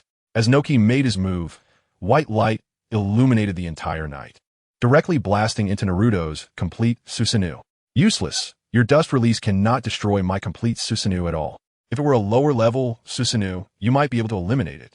But this complete form is not as trashy as you imagine. Since you refuse to kneel, I can only force you to kneel. Boom, boom, boom. Although explosions erupted around Naruto, she was completely unaffected, walking step by step towards Iwagakure. The towering Susanoo shook the entire earth with each step. and every step filled the hearts of all Iwagakure with endless fear. After the explosions subsided, Naruto, with her complete Susanoo, had already reached the five-tails Jinchuriki, grabbing in her hand like a small chick. A Jinchuriki? In front of Susanoo? It's just garbage. Attempting to resist me? Is it possible? Chakra. I will graciously accept it. The corner of Naruto's mouth slightly raised as she absorbed the chakra coat from Han's body, causing him to fall into a coma. Then Naruto casually tossed the unconscious Han aside. Boom, boom, boom. After Han fainted, he was thrown by Naruto, crashing into countless buildings before finally stopping. Damn, it had no effect at all? Why is it so powerful? Why? Naka's face twisted with rage, fear flashing in his eyes as he looked at Naruto before him, internally roaring. Noki, I will give you one last chance. Kneel and bow your head. Otherwise, Iwagakure will be destroyed. Chapter 139, Kneeling. Crazy blame, shifting Naruto looked down from above, gazing at Noki before her, threatening him once again. You! Noki trembled all over, unable to control himself. The overwhelming aura and immense chakra radiating from Naruto filled him with endless fear. Third Tsuchikage, it can't be. It can't be third Tsuchikage. Even if we die, we must stand and die. Countless Iwagakure ninjas wanted to replace the fear reflected in their eyes with anger. Each of them was terrified to death. But their words were very tough. They had never encountered such a terrifying existence. Father, the yellow earth furrowed his brows, looking at Noki, who was caught in a dilemma, his eyes flashing with helplessness. Their Iwagakure could not possibly resist such a strong opponent. Behind them were tens of thousands of Iwagakure villagers and ninjas, and this choice was indeed very difficult. It seemed easy to kneel, but actually doing it was very hard. Not answering? Then let the entire Iwagakure be destroyed with you. The corner of Naruto's mouth slightly rose, watching whether Noki would kneel, daring to plot against her and wanting to unite others to set a trap for her. Not killing you, but just making you kneel was already a bargain for you. Then Naruto raised two katanas again, a slight smile on her lips, and suddenly swung them towards Iwagakure. What to do? Can't win? Do we really have to let Iwagakure perish? Iwagakure has cost me so much effort. Will it really be in vain like this? Why does history repeat itself? I just want to make the village stronger. Why can't I do it? Why? Noki looked at the katanas swinging towards him, a hint of despair and helplessness flashing in his eyes. No, Iwagakure cannot be destroyed. If kneeling could exchange for Iwagakure survival, then it would be worth it. As long as Iwagakure does not perish, one day it will become stronger. In the end, Noki came to a realization, looking at Naruto before him, a hint of determination flashing in his eyes. Wait, Uchihamadara, I will kneel. As long as you do not continue to harm Iwagakure, I am willing to kneel. Noki raised his head to look at Naruto, finally uttering the words he most dreaded to say, his face twisted and his eyes flashing with shame and helplessness. No. Third Tsuchikage. Third Tsuchikage, no, we cannot kneel. Why are we so weak? Why? Can't help the existence. Can't help the third Tsuchikage? Third Tsuchikage. All the Iwagakure ninjas understood the words of Inoki, the third Tsuchikage. He was merely trying to ensure the survival of Iwagakure, and to live, sacrifices had to be made. Yet he rushed forward without hesitation, causing all the Iwagakure ninjas present to feel an overwhelming sense of shame and guilt. Oh, Inoki kid, are you finally going to kneel? Come on, bow to me. Naruto Uzumaki looked at Inoki with a slight smirk. Humph. Inoki snorted coldly, his body trembling uncontrollably as he shakily bowed his head to Naruto. In that moment, endless humiliation flashed in his eyes, but for the sake of Iwagakure, he had to make concessions. Such a strong person was not something they, as a single ninja village, could deal with. Ha ha! Very good, very good. Inoki, remember this. Those who do many wrongs will meet their own demise. I look forward to our next meeting. By the way, I've now established an Akatsuki organization, and I hope you can find me. Soon, I will rule the ninja world again, and your Iwagakure will just be my first target. I won't be polite in taking your five tails. Just to let you know, Uchiha Madara is back, and everything will be under my control. Naruto Uzumaki laughed heartily, looking at Inoki with a hint of mockery in his eyes before publicly announcing the existence of the Akatsuki organization. Then, Naruto directly dispelled Susanoo and vanished from the spot. The next moment, he appeared beside Han and directly took him into the system space. He then returned to the top of the Sea Dragon King. This girl is too terrifying. She's many times more frightening than Indra back in the day. Sigh, I never expected that I, the Sea Dragon King, would one day become someone else's mount. How ridiculous. The Sea Dragon King glanced at the scene where Naruto had just played and felt a hint of apprehension in his eyes. He knew that Naruto hadn't even used his full strength, yet even the power he had just displayed was enough to match his own. For someone so strong to be only 8 years old was a bit of a shock to the Sea Dragon King. Let's go. Turn around. And now, let us go to Tsunagakure to deliver a congratulatory gift. Naruto Uzumaki reached out and patted the Sea Dragon King's head, finding a comfortable spot to lie down. All right, big sis. The Sea Dragon King had no choice but to turn around and fly away, following Naruto's instructions along the way. Akatsuki? Those damn guys actually capture Han. What do they want with the tailed beasts? Could it be? No, this is bad. They can't be planning to gather all the tailed beasts and use them to dominate the world. Can they? No, this matter concerns the entire ninja world. We can't just act on our own in Iwagakure. We must investigate the intentions of this Akatsuki organization, and then combine the strength of the 5 great ninja villages to eliminate Uchiha Madara. Uchiha Madara was originally a rogue ninja from Konoha. Now is the perfect time to rope them in. It seems we must postpone dealing with Naruto Uzumaki. It will be best to let Naruto deal with Uchiha Madara, and then both can perish together, just like Uchiha Madara and Senju Hashirama back in the day. Although it's uncertain if this is really Uchiha Madara, he possesses a power similar to that of the original Uchiha Madara. Inoki furrowed his brows, sensing that he could no longer feel Han's chakra. It was clear that he had been captured by Naruto. Moreover, the organization he mentioned and the capture of the tailed beasts made Inoki immediately think of the terrifying implications. If there was a powerful being comparable to Uchiha Madara, combined with the power of the 9-tailed beasts, who in the world could stand against the Akatsuki? Someone, start cleaning up the aftermath. Chapter 140. Golden AK-47, Lus, you take charge. I'm tired. I'll rest first. We can discuss anything tomorrow. Also, cancel the encirclement of Naruto Uzumaki for tomorrow and inform Tsunagakure and KyuubiCrisis about this. Additionally, send someone to Konoha to say that Uchiha Madara is still alive and preparing to dominate the world. He has also established an organization called Akatsuki. Now is not the time for internal conflict, so they should pause their battles. We need to clarify the objectives of the Akatsuki organization first. Inoki's brow was tightly furrowed as he descended from the sky and ordered Lust beside him. Yes, third Tsuchikage. Then Iwagakure began repair work. Fortunately, each of them was skilled in earth release, so dealing with the uneven ground was quite simple. Soon, several ninjas from Iwagakure rushed towards Konoha.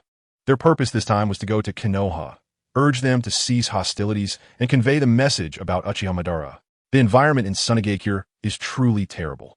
No wonder they want to break out. Without doing so, given their financial and material resources, the number of people who can survive is minimal. However, the world is cruel. Everyone must adapt to the environment.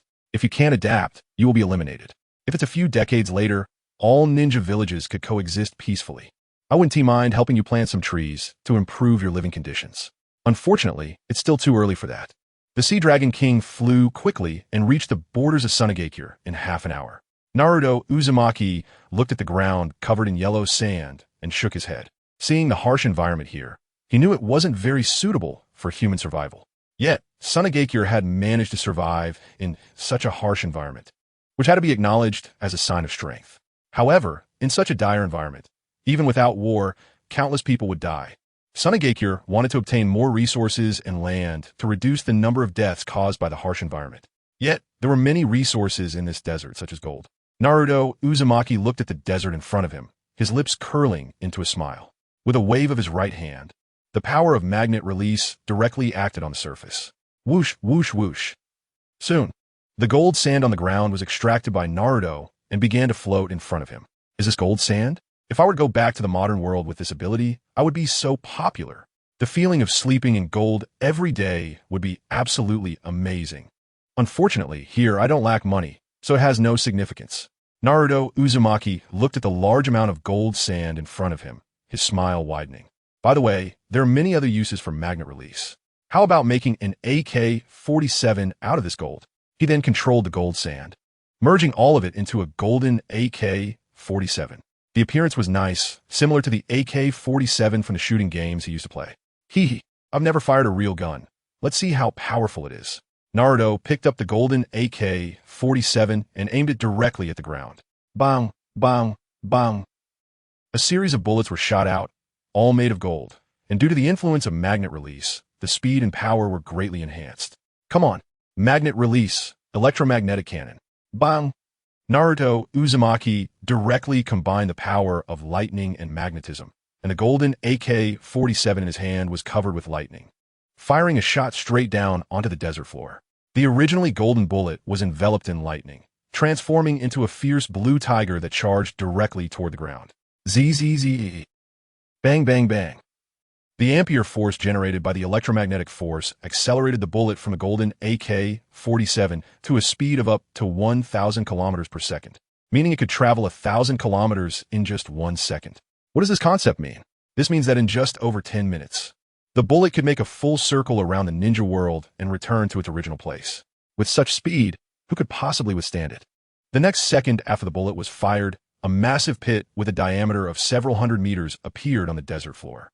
Oh, this small AK-47 can unleash such power? Not bad, not bad. Its power is quite formidable, isn't it? In terms of pure speed, it's even faster than a tailed beast bomb, and its power is comparable to that of a spiraling shuriken. This isn't even my full strength, just barely. Ha ha! Today, let me show you what it means to pa pa pa. Naruto Uzumaki laughed heartily, seeing the extent of his attack's power in the desert, a slight smile appearing at the corner of his mouth. Bang! The next second, Naruto Uzumaki transformed directly into Uchiha Madara, wearing the Akatsuki outfit. With a golden AK-47 in hand and his explosive hair flowing in the wind, he looked incredibly cool. I have to say, Uchiha Madara is quite handsome. Off to Sunagakure. I hope he can bring me some fun. Hee hee. Naruto Uzumaki swaggered towards Sunagakure, carrying the golden AK-47. Then he released the summoning technique and walked alone in the desert, quickly heading towards Sunagakure. A target was spotted. Aim. Fire. Ha! When Naruto Uzumaki arrived outside Sunagakure, he saw a few guarding ninjas in the canyon, lying in the desert, activating their Sharingan to aim at Sunagakure, and fired a shot. Whoosh! Bang! Just as Naruto fired, in less than a second, the Sunagakure ninja he aimed at fell to the ground, a blood hole appearing in his forehead. This assassination ability is quite good, isn't it? Let's go again. Pa pa pa. With the enhancement of the Sharingan, Naruto's eyesight surged, and he began to sweep fire with the golden AK-47. Soon, all the gatekeeping ninjas in the canyon were killed. The entire process took only 3 seconds. Not bad. Not bad. This feeling of gunfighting is really great. Ha ha. Naruto stood up and laughed heartily. Who? What's going on? Why do they fall? Not good. Look at their foreheads. Enemy attack. Enemy attack. Hurry and notify the 4th Kazekage. Chapter 141 Golden Barret. Attack on Sunagakure. A few Sunagakure ninjas preparing to switch posts were slightly stunned when they saw their companions lying on the ground. They approached to check and were shocked to find they had been shot in the head, feeling incredulous. One Sunagakure ninja immediately ran toward the village. The other ninjas held kunai and looked around. But as they glanced around, they found nothing. Hee hee. This camouflage technique is quite good, very practical, and perfect for assassination missions. You can't see me. Next is your turn. First aim at that one trying to escape. The corner of Naruto's mouth slightly rose, getting addicted to shooting, directly transforming the golden AK-47 into a golden Barret. Through the scope, he aimed at the Sunagakure ninja who had just left to report back. Bang! A shot fired, and the corner of Naruto's mouth slightly lifted. Ah! The Sunagakure ninja who just left was shot in the back of the head, his body flying forward several meters, falling into a pool of blood, dead. What? Be careful, there's an enemy. Damn, who is it? Let's not stick around. We need to leave quickly, or we might be the next to die. Go, hurry up. The Sunagakure ninjas, seeing their comrade killed, were instantly terrified and turned to flee. Can you run? Bang! Bang! Bang! The next second, Naruto Uzumaki fired several more shots, aiming and shooting with incredible speed. Ah, Bula Numera. No. Soon, the few Sunagakure ninjas who had come to switch posts were also shot dead by Naruto. Not bad shooting skills, huh? No decline in technique. Not bad, not bad. Naruto stood up, dispelled the camouflage technique, and swaggered towards Sunagakure with the golden Barret. Mata, how is the manpower preparation going? Tomorrow is the time to advance. Raza frowned, looking at Mata with concern. Reporting to the 4th Kazekage, the manpower is ready. Are we really going to deal with Konoha this time? Konoha is still very strong. If we provoke them, it seems there will be no benefit for us in Sunagakure. Mata frowned, looking at Raza, a hint of helplessness flashing in his eyes. Oomph, do you all really think we're going to kill that so-called would-release ninja? Naruto Uzumaki. She is the daughter of the fourth Hokage. If we kill her, do you think you'll let us off? Our Sunagakure is not yet strong enough to confront Konoha, let alone the Yellow Flash. His speed is renowned far and wide. He is an extremely difficult opponent. This time, our target is not Konoha, but Iwagakure. Last time, Iwagakure ambushed us in Sunagakure, and we haven't settled the score properly. If it weren't for the fact that I had just taken office and our finances were empty, how could we have merely repelled them? Rasa snorted coldly, stating that there are no absolute friends or enemies in the ninja world. There are only interests. If Iwagakure had attacked Sunagakure, it was only because I had just succeeded the position of fourth Kazekage, lacking money and resources. How could I let Inoki go? And this time, since Inoki is so fearful, uniting with Iwagakure to attack Konoha is merely a ploy. His true aim is to directly attack Iwagakure, assault its rear, and obtain a large amount of resources. Over the years, we have developed and collected countless amounts of sand gold, barely solving the subsistence problem for Sunagakure. But this is not sustainable. We must quickly acquire good land, and we need to attack to survive. Hiss, what does the fourth Kazekage want? Understood. The personnel are in place, just waiting for the fourth Kazekage's instructions tomorrow morning. Hearing Raza's words, Mata gasped and quickly lowered his head. Well, go back and rest. Don't spread rumors. We depart early tomorrow. Raza nodded, looking at Mata with a light smile. Yes, fourth Kazekage. Mata nodded and turned to leave. Een village is fully mobilized. This is a great opportunity for our sand-hidden village. Oh Yaomu, do you really think everyone is as foolish as you?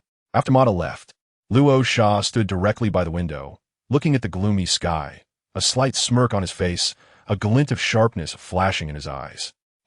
What is that? Luo Sha, highly sensitive to danger, sensed a powerful aura locking onto him and immediately vanished from his spot. Bang, bang, bang. The next moment, the entire wind shadow building exploded, turning into ruins. Who is it? Sneaking around? Show yourself.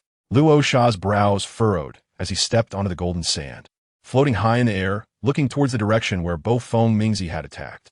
Oh, I didn't expect your strength to be quite good. Able to dodge my shots? Not bad, not bad. Bo Feng Mingzi floated in the air, facing Luo Sha from a distance, carrying the golden beret on her shoulder, smiling. Sharingan, are you from the Uchiha clan? What do you Leaf Village want? To assassinate the wind shadow in my sand-hidden village? Do you want to start a war between our two ninja villages?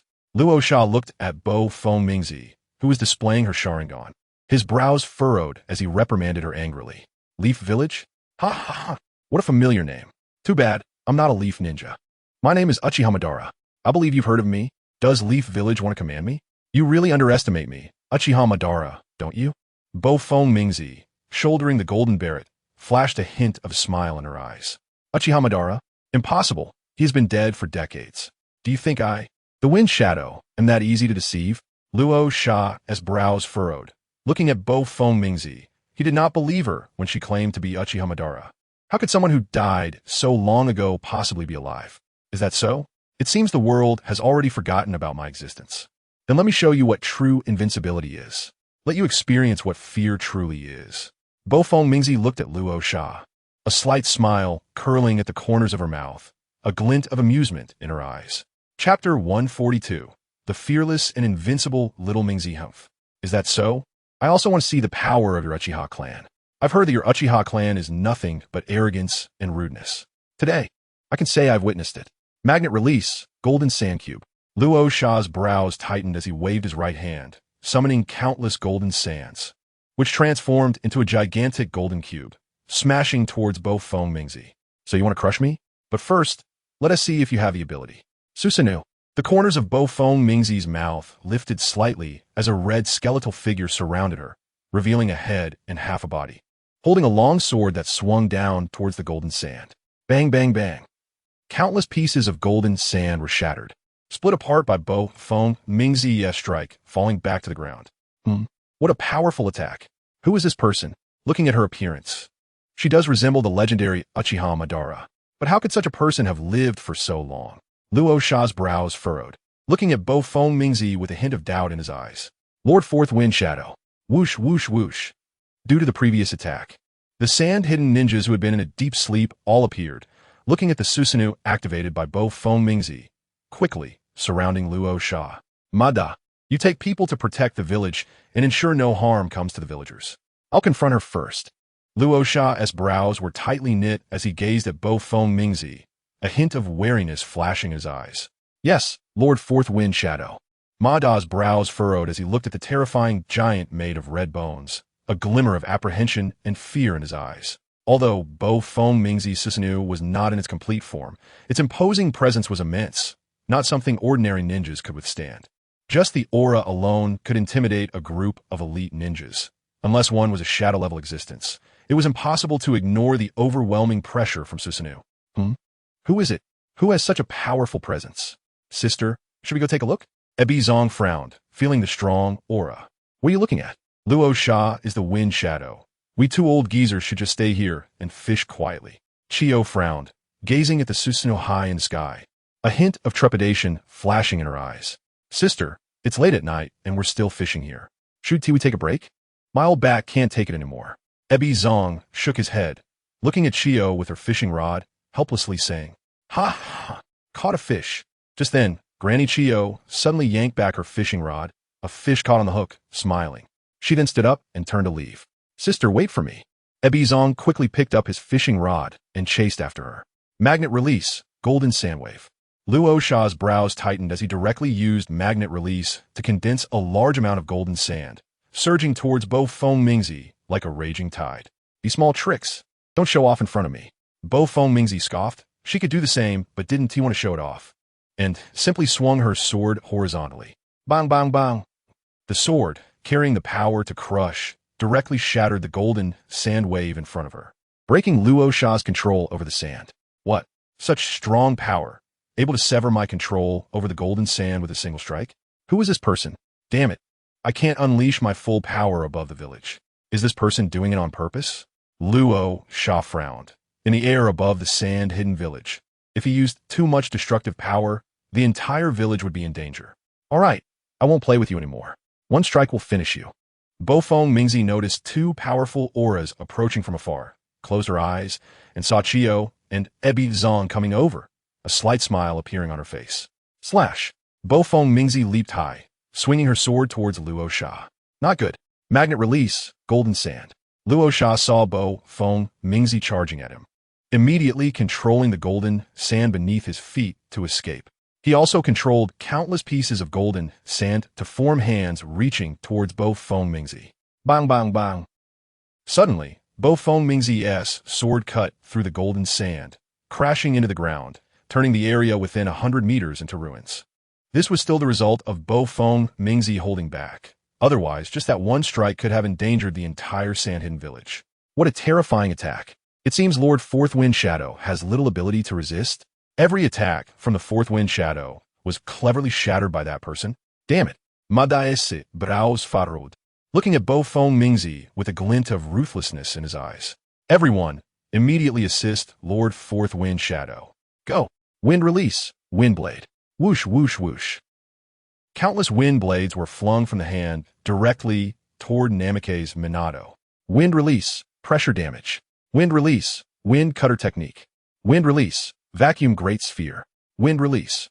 In an instant, numerous wind techniques were directed at Namikaze's Minato. Whoosh, whoosh, whoosh. The next second, countless kunai, each tied with explosive tags, flew toward Namikaze's Minato. Boom, boom, boom. Bam! The explosive tags detonated in midair. And with the power of the wind release, the flames quickly expanded, roaring toward Namikaze's Minato. Humph! Namikaze's Minato snorted coldly, waving his right hand. The katana directly split the flames in front of him, and the remaining wind attacks merely tickled the Susanoo, causing no significant impact. Magnet release, cylinder. Magnet release, gold sand burial. Facing Namikaze's Minato's overwhelming power, Rasha decided not to hold back any longer. Otherwise, the entire Sunagakure would not be enough for her to destroy. A massive cylinder formed in the air, and then countless gold sands surged toward Namikaze's Minato. In an instant, the gold sand completely surrounded Namikaze's Minato's Susanoo, attempting to drag it underground. Meanwhile, the giant cylinder descended from the sky, aiming to smash Namikaze's Minato directly into the ground. Susanoo, complete form. Namikaze Minato's lips curled slightly, and the Susanoo began to grow larger, its original skeletal frame clad in layers of armor. Equipped with 2 katana at its waist, exuding a commanding presence. Chapter 143, You Are Truly Garbage. Boom, boom, boom.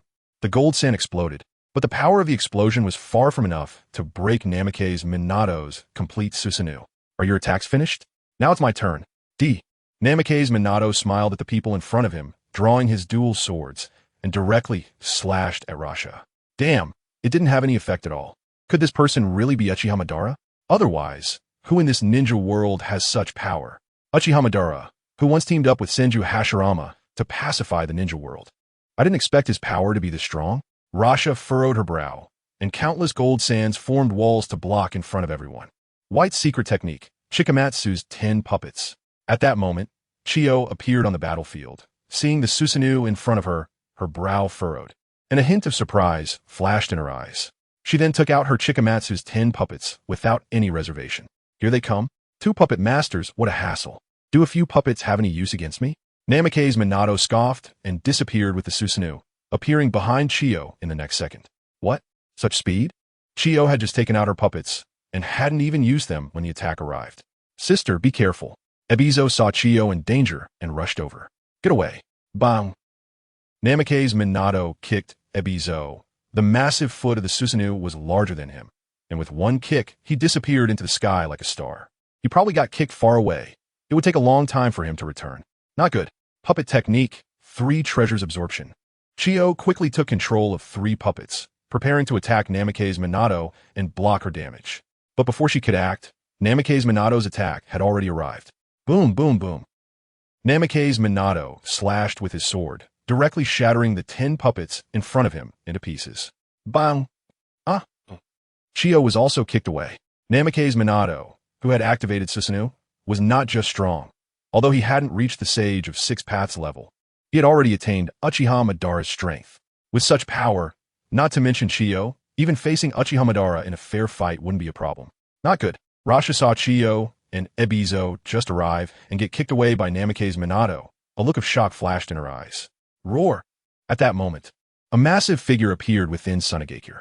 To her surprise, it was Shikaku breaking free from Gaara, transforming into its complete form. I'm back. Ha ha ha. After Shikaku emerged, it laughed loudly, its tail swinging wildly. Huh? Was that aura? No way. Mangeki Sharingan? Shikaku, who was previously very excited, saw the Mangeki Sharingan not far away, and a look of shock flashed in its eyes as it turned to flee. Alright, it was caught. Hee hee. Let's give him one. Wind release. Vacuum wave. Originally, Shikaku wanted to run away, but seeing Namikaze Minato entangled, it smiled and directly shot a vacuum wave at her. Whoosh! Instantly, a massive chakra transformed into a giant wind ball, flying toward Namikaze Minato at high speed. What? Failed again? Gaara, you ultimately still cannot control the power of One Tail. Rasha saw One Tail appear. A hint of helplessness flashed in her eyes as she shook her head. But now it's just right. I can push it back. After pushing back this strong opponent, I can seal One Tail. Then, Rasha's right hand continuously churned, and the gold sand rushed toward Namikaze Minato. One Tail? Are you out of your mind? You dare to attack me? Namikaze Minato furrowed his brows, seeing One Tail attacking him, waved his right hand, and directly split the vacuum wave that was shot at him. Then, Namikaze Minato's right eye's eternal Mangeki Sharingan glared at One Tail, causing Shikaku to freeze in place. No, not this feeling again, so annoying. Shikaku felt its body unable to move, and its pupils transformed into a pair of Byakugan eyes, completely losing consciousness. Humph. Namikaze Minato snorted coldly, directly deactivating Susanoo, leaped lightly, and disappeared from the spot, reappearing above Shikaku's head the next second. Damn, he can directly control the tail beast? Could this person really be Uchiha Madara? Rasha furrowed her brow, looking at Namikaze Minato standing atop One Tail, a look of shock flashing in her eyes. Let you taste the attack of your own tailed beast. Hee hee. Wind release. Vacuum wave. Whoosh. Namikaze Minato directly controlled Shikaku, releasing a vacuum wave toward Rasha. Damn it, useless Gaara. You're just causing me trouble. Rasha furrowed her brow, watching the vacuum wave flying toward her, chakra surging wildly as the gold sand formed a golden sand wall. Boom, boom, boom. The vacuum wave collided with the golden sand wall, causing a massive explosion. Humph! Rasha clenched her right hand, and the gold sand wrapped around the explosion area, ensuring everything exploded within the gold sand. Otherwise, Sunagakure would suffer tremendous losses. Let me give you Tailed Beast Bomb. Try this. Ha ha ha. Namikaze Minato directly controlled Shikaku to release the Tailed Beast Bomb. Whoosh, whoosh, whoosh. Whoosh! The Tailed Beast Bomb quickly formed at Shikaku's mouth, charging toward Rasha. Boom, boom, boom. Wherever the Tailed Beast Orb passed, it formed huge ravines, rushing forward with a devastating force. Damn guy. Magnet release. Gold dust surfing. Rasha furrowed his brows, immediately gathering countless grains of gold dust and charging directly towards the Tailed Beast Orb. Boom, boom, boom. After a massive collision, the Tailed Beast Orb shifted direction and charged directly towards the right side of Sunagakure, avoiding the destruction of the village. Alright, I'm done playing with you. I will take your Tailed Beast without hesitation. Thank you for your gift. The Akatsuki organization welcomes your retaliation. Ha ha! Remember my name, Uchihamadara. I'll let you go this time because you are simply too weak. Whoosh! Namikaze Minato looked at Rasha in front of him, a slight smile appearing at the corner of his mouth, and directly disappeared with Shikaku. Chapter 144. The Ninja World Shakes. Namikaze Minato's plans. Damn it, come back to me. Ah! Rasha saw that Namikaze Minato had taken Shikaku away, burning with rage. What Minato took away was not only his son, but also the only tailed beast in their village. However, no matter how much Rasha shouted in fury, Minato could not return Shikaku to them. Lord 4th Kazekage. Lord 4th Kazekage. The ninjas of Sunagakure showed a look of shame, looking at Rasha in front of them, their eyes flashing with helplessness and self-blame. It was all because of their lack of strength that ultimately led to Shikaku being captured. Not only was Shikaku taken, but their village also suffered significant damage, with at least hundreds or thousands of casualties. This was a major loss for Sunagakure, but they were powerless to do anything. Lord 4th Kazekage. Marta looked at the 4th Kazekage in front of him, a hint of helplessness flashing in his eyes, unsure of what to do. Marta, cancel tomorrow's plan. Send someone out to look for the whereabouts of this Akatsuki organization. Also, spread the news that Uchihamadara is still alive to the other 4 great ninja villages. This time, our Sunagakure is in a tough spot. We can only unite. Additionally, mention the purpose of the Akatsuki organization, regardless of whether they aim to capture tailed beasts. Add this point as well. Rasha's brows furrowed tightly, an endless coldness flashing in his eyes as he instructed Marta in front of him. Yes, Lord 4th Kazekage. Marta nodded and hurriedly turned to arrange it. Uchihamadara, no matter who you are, I want you dead. You must die. Endless anger flashed in Rasha's eyes. He never expected to encounter such a situation. The people of his village were no match for a single person. Such an opponent was simply too terrifying. They had to find a way to eliminate this person. One person could destroy a nation. With only 5 great nations, wasn't that an easy task? Now it had reached a point where everyone was in danger. Only by uniting could they resist Uchihamadara. After all, Uchihamadara was also a rogue ninja from Konoha. If he really was still alive, Konoha would naturally be the first to join the fight. They had taken away their Shikaku, and they didn't know who would be next. Coming to their Sunagakure must have a purpose. But just taking away one Shikaku indicates that their goal is very likely the tailed beast. In an instant, both Iwagakure and Sunagakure suffered heavy losses. KyuubiCrisis was no different, losing the 2 tails and countless casualties. Have you heard? What explosive news do you have this time? I heard that Iwagakure was attacked by a mysterious powerful being. I saw from afar a huge fire-red giant. The aura was simply terrifying, and I hurriedly ran away. Fire-red giant? What is that? Are you blind? What do you mean I'm blind? I saw it clearly. Even from dozens of miles away, I could hear the explosion clearly. Moreover, after that red giant disappeared, I went to Iwagakure. Guess what I saw? What did you see? Don't keep us in suspense. Hee hee. I saw the entrance of Iwagakure completely wrecked, with countless casualties. In an instant, the major events of Iwagakure were crazily spread by these passing merchants, and everyone knew that Iwagakure had been attacked. The entire ninja world began to tremble. After all, Iwagakure was one of the 5 great ninja villages, and it was being attacked. Moreover, the attack on Iwagakure was silent. This was not a village-to-village war. Furthermore, Iwagakure was directly left in ruins, which was even more shocking. Meanwhile, Namikaze Minato also received the news, which came from Anoki. Uchihamadara, Namikaze Minato frowned tightly upon seeing the letter sent from a Wagakure, because a special figure appeared on it, Uchiha Madara. Previously, Namikaze Minato had been told by Naruto that Uchiha Madara was still alive, and now Iwagakure was also sending news that Uchiha Madara was still alive. There was also a member of the Akatsuki organization aiming to dominate the world and had captured the 5 tails from Iwagakure. This made him feel a tightening in his chest. After all, Naruto and Namikaze Minato both harbored the 9 tails, and even he himself had the 9 tails within him. This meant that the 3 of them could also become targets of Uchiha Madara, which made him a bit worried. It wasn't a big deal for him, and it was a bit better for Namikaze Minato. But if a powerful being directly captured Naruto, even he might not be able to react in time. The Akatsuki organization? Jiraiya-sensei had previously passed back news that there was this mysterious organization, said to have collected many powerful rogue ninjas. However, they had never tracked their whereabouts. Could it be this organization? Uchiha Madara? Moreover, a single person activating Susanoo would not be a match for the entire Wagakure. It seems that attacking a Wagakure and Tsunagakure cannot be rushed. Namikaze Minato frowned tightly. After seeing this news, he dismissed the idea of attacking a Wagakure and Tsunagakure. Unknown danger is the greatest danger. Now that a Wagakure has already suffered heavy losses, which ninja village will be next? This is something Namikaze Minato couldn't judge. But he had to be on guard. Someone. Then, Namikaze Minato shouted into the void. Lord 4th Hokage. Whoosh! Immediately, a member of Umbu appeared before Namikaze Minato. Immediately notify everyone that tomorrow's battle plan is cancelled. All ninjas will proceed with their tasks, as usual. Namikaze Minato frowned and instructed the Umbu member in front of him. Yes, Lord 4th Hokage. Whoosh! The Umbu member immediately vanished from the spot. I never expected Uchiha Madara to still be alive. This is truly hard to believe. Could be like Naruto, using some special means? Regardless, Uchiha Madara's appearance. If he really intends to dominate the world and destroy Konoha, then I cannot sit idly by.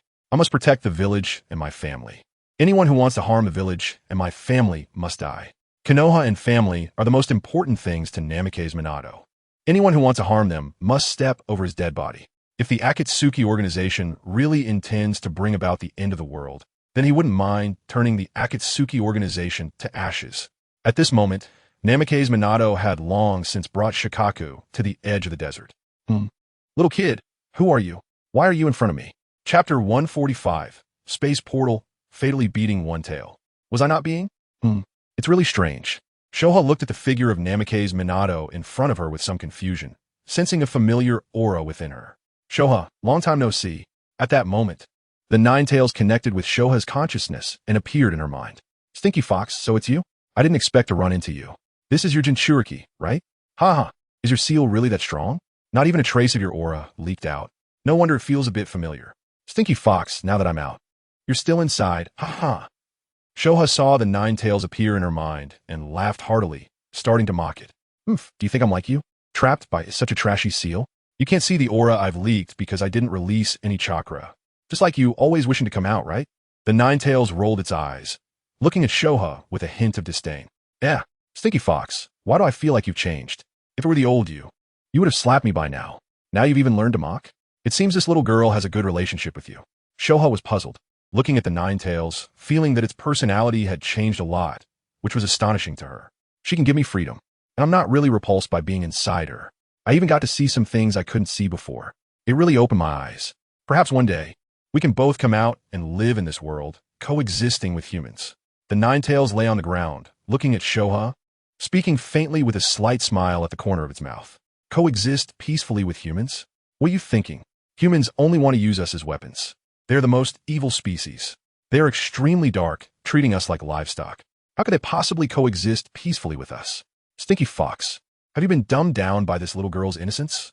Shoha looked at the 9 tails in front of her, slightly stunned, her eyes flashing with disbelief. Originally, the 9 tails was a conglomerate of hatred. It found it harder to believe in humans than other tailed beasts. But this time, was it the first to believe in humans? However, Shoha didn't believe it. After so many years of being sealed, had anyone ever been able to fulfill such a wish? Do you think I'm as foolish as you? The 9 tails said without raising its eyelids. How much smarter are you than me? I haven't seen it. Shoha pouted, her eyes flashing with a hint of anger. Crossing her arms. Believe it or not, I advise you not to be so arrogant. Otherwise, you'll have to suffer. With that, the nine tails disappeared from Shoha's consciousness. Arrogant? Am I arrogant? What can this little girl do to me? Just right. Weren't you so arrogant? I'll just beat your Jinchuriki flat and see if you're still arrogant. Ha ha ha. Shoha smirked, then looked at Namikaze Minato before her, who seemed like an ant, her eyes flashing with a hint of amusement. Shoha, I saved you, and you're talking to me like this? Namikaze Minato looked at Shoha, floating in front of her, his eyes flashing with a hint of a smile. Save me? With you? Go die. Humans are all evil, and you're no exception. Ha ha ha. Shoha looked at Namikaze Minato in front of her, her eyes flashing with disdain, and her right hand directly slapped towards her. Ding. Detected that Shoha is extremely arrogant. Mission activated. Ding. Mission content. Beat Shoha up, then force her to call you big sister. Mission reward. Space portal. Just then, the system's mission appeared, actually requiring Namikaze Minato to beat up Shoha. Oh, space portal? I wonder what that's like. I wonder if it's similar to Kamui, but it's a pretty good ability. Hith hith. Shoha, I'm sorry, but who told you to be so arrogant? Namikaze Minato heard the system's mission, a slight smile appearing at the corner of her mouth. It seems you won't cry until you see the coffin? Then let me show you what fear really is. Would release. Wooden man technique. Namikaze Minato saw Shoha actually attacking her, her eyes flashing with anger, and she immediately clasped her hands together. Bang! Rumble. In an instant, a wooden man hundreds of feet tall appeared, making Shoha look like a child in front of it. What? Oh my god! Isn't this the technique of Senju Hashirama? Run! Shoha saw the gigantic wooden man suddenly appear in front of her, her eyes flashing with a hint of fear, and she turned to run. Can you escape? Weren't you very arrogant just now? Namikaze Minato rolled her eyes, directly controlling the wooden man to extend its giant hand, grabbing Shoha in its grasp like a big toy. Ah! Damn it, let go of me, let go of me. Stinky fox, why didn't you mention she could use would release? Damn it. I don't want to be sealed. Shoha struggled endlessly in the wooden man's hand, but it was futile. She could only roar to the sky in anger. She even blamed the Nine Tails for not telling her that Namikaze Minato could use would release. Oomph. I already told you not to be so arrogant. Now you regret it, huh? Blame me? The Nine Tails chakra appeared outside, staring intently at Shoha in front of her, with a hint of disdain in its eyes. You, couldn't you remind me? We're on the same side. Don't get it mixed up? Stinky fox. Shoha saw the Nine Tails chakra appear in front of her and yelled angrily at it. Oomph, boring. You're talking too much. The Nine Tails rolled its eyes and chakra surged out, transforming into a giant fox paw that slapped down on Shoha's head. Stinky fox, you. Shoha saw the Nine Tails actually adding insult to injury, her eyes flashing with endless rage, and she began to curse again. Say one more word, and it won't just be a slap. The Nine Tails' eyes filled with murderous intent as it looked at Shoha in front of her. Oomph. Shoha finally quieted down, turning her head away and no longer speaking. Chapter 146, Shoha's Big Sister. Kyuubi, do you want me to beat her? Ha ha ha. Namikaze Minato looked at the Nine Tails and Shoha fighting each other, a slight smile appearing at the corner of her mouth. Do as you wish. The Nine Tails chakra was directly retracted, returning to Namikaze Minato's body. Stinky fox, you. Shoha didn't expect the Nine Tails would strike again, making her incredibly angry. Shoha, what are you going to do next? Do you want to try what it feels like to be beaten? Hith. Namikaze Minato's lips curled up slightly. For the sake of the mission, she could only apologize to Shoha. Of course, the two of them are not friends, so there's nothing to apologize for. You, what do you want to do? Shoha looked at the innocent-looking Naruko Uzumaki in front of him, a flicker of fear flashing in his eyes. Her naive and innocent smile was chilling. What do you want to do? Beat you up. A wicked smile crossed Naruko's eyes as she raised her other empty hand and slapped Shoha. Bang, bang, bang. You despicable humans, you really are not good things. Ah. You actually hit me. I'm furious. Ah. Shoha was continuously slapped by Naruko, losing count of how many times he had been hit. His face was completely swollen, both cheeks sunken in, yet he continued to roar in anger. You seem quite unconvinced. Do you want to dance too? Naruko looked at Shoha, who still appeared defiant, and activated her eternal Mangeki Sharingan, her blood-red eyes fixed intensely on Shoha. Eternal Mangeki Sharingan? How? How is that possible? How can one person possess would release and the eternal Mangeki Sharingan? Who exactly are you? Impossible, this can't be. Shoha trembled at the sight of Naruko's eyes. The mere presence of would release was already terrifying enough, and now seeing the eternal Mangeki Sharingan made his eyes nearly fall out in shock. Shoha, I'll give you a choice. From now on, call me Big Sister, and I'll let you go. Otherwise, every time I see you, I'll beat you up again. Then I'll seal you away. My sealing technique is not as trashy as the one from Sunagakure. You must know about the sealing techniques of the Uzumaki clan, right? Sealing you for tens of thousands of years would be no problem at all. Naruko looked at Shoha, the corners of her mouth slightly curling up. The Uzumaki clan? How is that possible? How could someone possess so many bloodlines? Wouldn't he that make them like the Sage of Six Paths? Who is this little girl? And I have to call her Big Sister? Shoha was momentarily stunned, looking at Naruko in disbelief. A single person possessing the bloodlines of the Senju, Uchiha, and Uzumaki clans? How could that be possible? In Shoha's impression, only the Sage of Six Paths had all those bloodlines.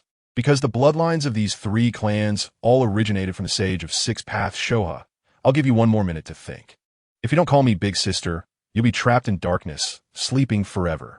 You won't be able to come out for eternity. Naruko looked at Shoha, the corners of her mouth curling up, a hint of wickedness in her eyes. You. Shoha looked at Naruko, his heart trembling slightly. With such a girl, no, such a monster staring at him, did he really have any choice left? I don't want to be sealed again, despicable humans. How dare you threaten me? But I can't beat her. What to do? Sage of Six Paths, help me. Shoha felt an overwhelming sense of despair. Facing Naruko, his eyes filled with endless fear. Seeing Naruko was like seeing the Sage of Six Paths from before. That aura was terrifying enough to scare anyone. 30 seconds left.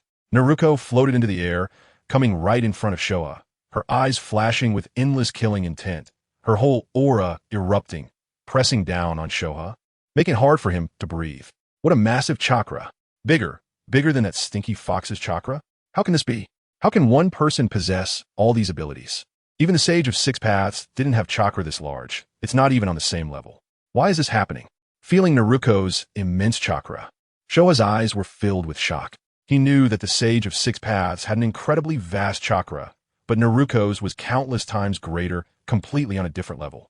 What shocked him even more was that, after living for so many years, aside from Hashirama Senju's chakra being a bit larger, almost no one had such powerful chakra. But now, someone with chakra even larger than that of the Sage of Six Paths appeared right in front of him. How could he not be shocked? 10 seconds left. 10, 9, 8. Naruko's killing intent surged. Looking at Shoha, her right hand waved, and the giant wooden hand struck again. Sudanov? Big Sister, don't hit me anymore, I surrender. To avoid being sealed again, Shoha could only choose to compromise. The sealing techniques of the Uzumaki clan are not just talk. Even the Ninetales cannot resist their super sealing techniques. Even being sealed for 100 years would be bearable for him, let alone tens of thousands of years. Who knows what kind of super sealing techniques the Uzumaki clan has that can seal him for tens of thousands of years. Ding! Congratulations to the host for completing the task. Task reward, Space Portal. At that moment, Naruko's task was completed and she gained a special ability. Space Portal can traverse to any space without hand seals. When the Space Portal is activated, a black hole will appear in front of you, and by diving into the black hole, you can reach any desired space. Traverse any space? This ability is quite good, being able to traverse to any space. Combined with my space ninjutsu is simply a perfect match. Ha ha ha! After receiving the task reward and reading the description, a smile appeared on Naruko's face. You are quite sensible. At this moment, Naruko was very happy. Coming back to her senses, she looked at Shoha, a slight smile on her lips. Then Naruko released her grip on Shoha and directly canceled the Wooden Man technique. Next, the 8 trigrams sealing technique. Chapter 147, Sealing One Tail. Master and disciple dialogue. Naruko immediately performed the 8 trigrams sealing technique, pressing it onto Shoha's belly. Big Sister, you promised not to seal me. Despicable human, you lied to me. Shoha began to shrink, his entire body being pulled into Gaara's body. Meanwhile, the young Gaara fell directly from the air. Thud! Naruko caught the falling Gaara, a slight smile on her face. Gaara, the love of your own Shura? He's also a pitiful child. From now on, just accompany Naruto. 2 tragic lives will be changed. Looking at the Gaara in her arms, Naruko smiled slightly. Shoha, don't worry. This seal is just to reinforce the seal, so you won't disturb this child asleep. If you want to come out, it's not impossible. But not now. Don't worry, it won't be long, just a few years at most. I hope you and Gaara can become good friends in the future. You two will eventually become good friends. Naruko also reminded Shoha inside Gaara, her lips curling up. By the way, apply an illusion on Gaara's face so that others can't see his appearance. The Sand Village's Shine Village is causing trouble. Although it won't stir up much of a storm, it's still a hassle. Looking at Gaara, Minato Namikaze smiled and directly used his eternal Mangeki Sharingan to cast an illusion on his face. This illusion can make others see an unclear version of his true face. Without the eternal Mangeki Sharingan, it's impossible to see what his real face looks like.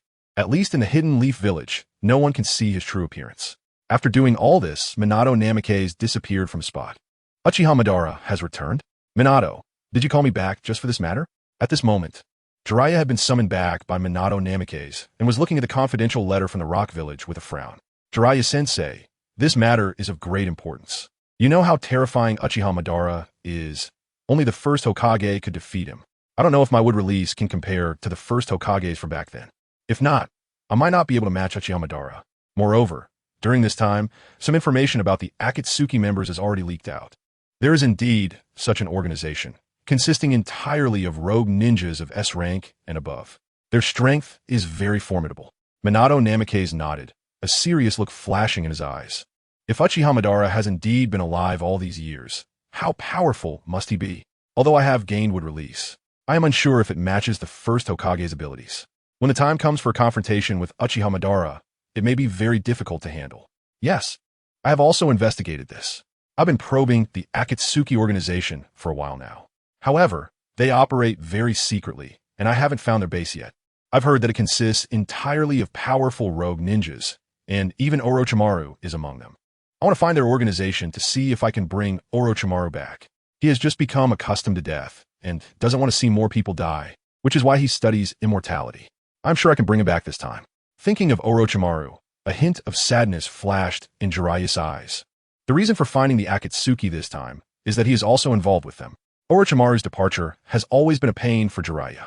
Naruto's pursuit of Sasuke ultimately brought him back, but Jiraiya wants to bring Orochimaru back, only to find himself dead.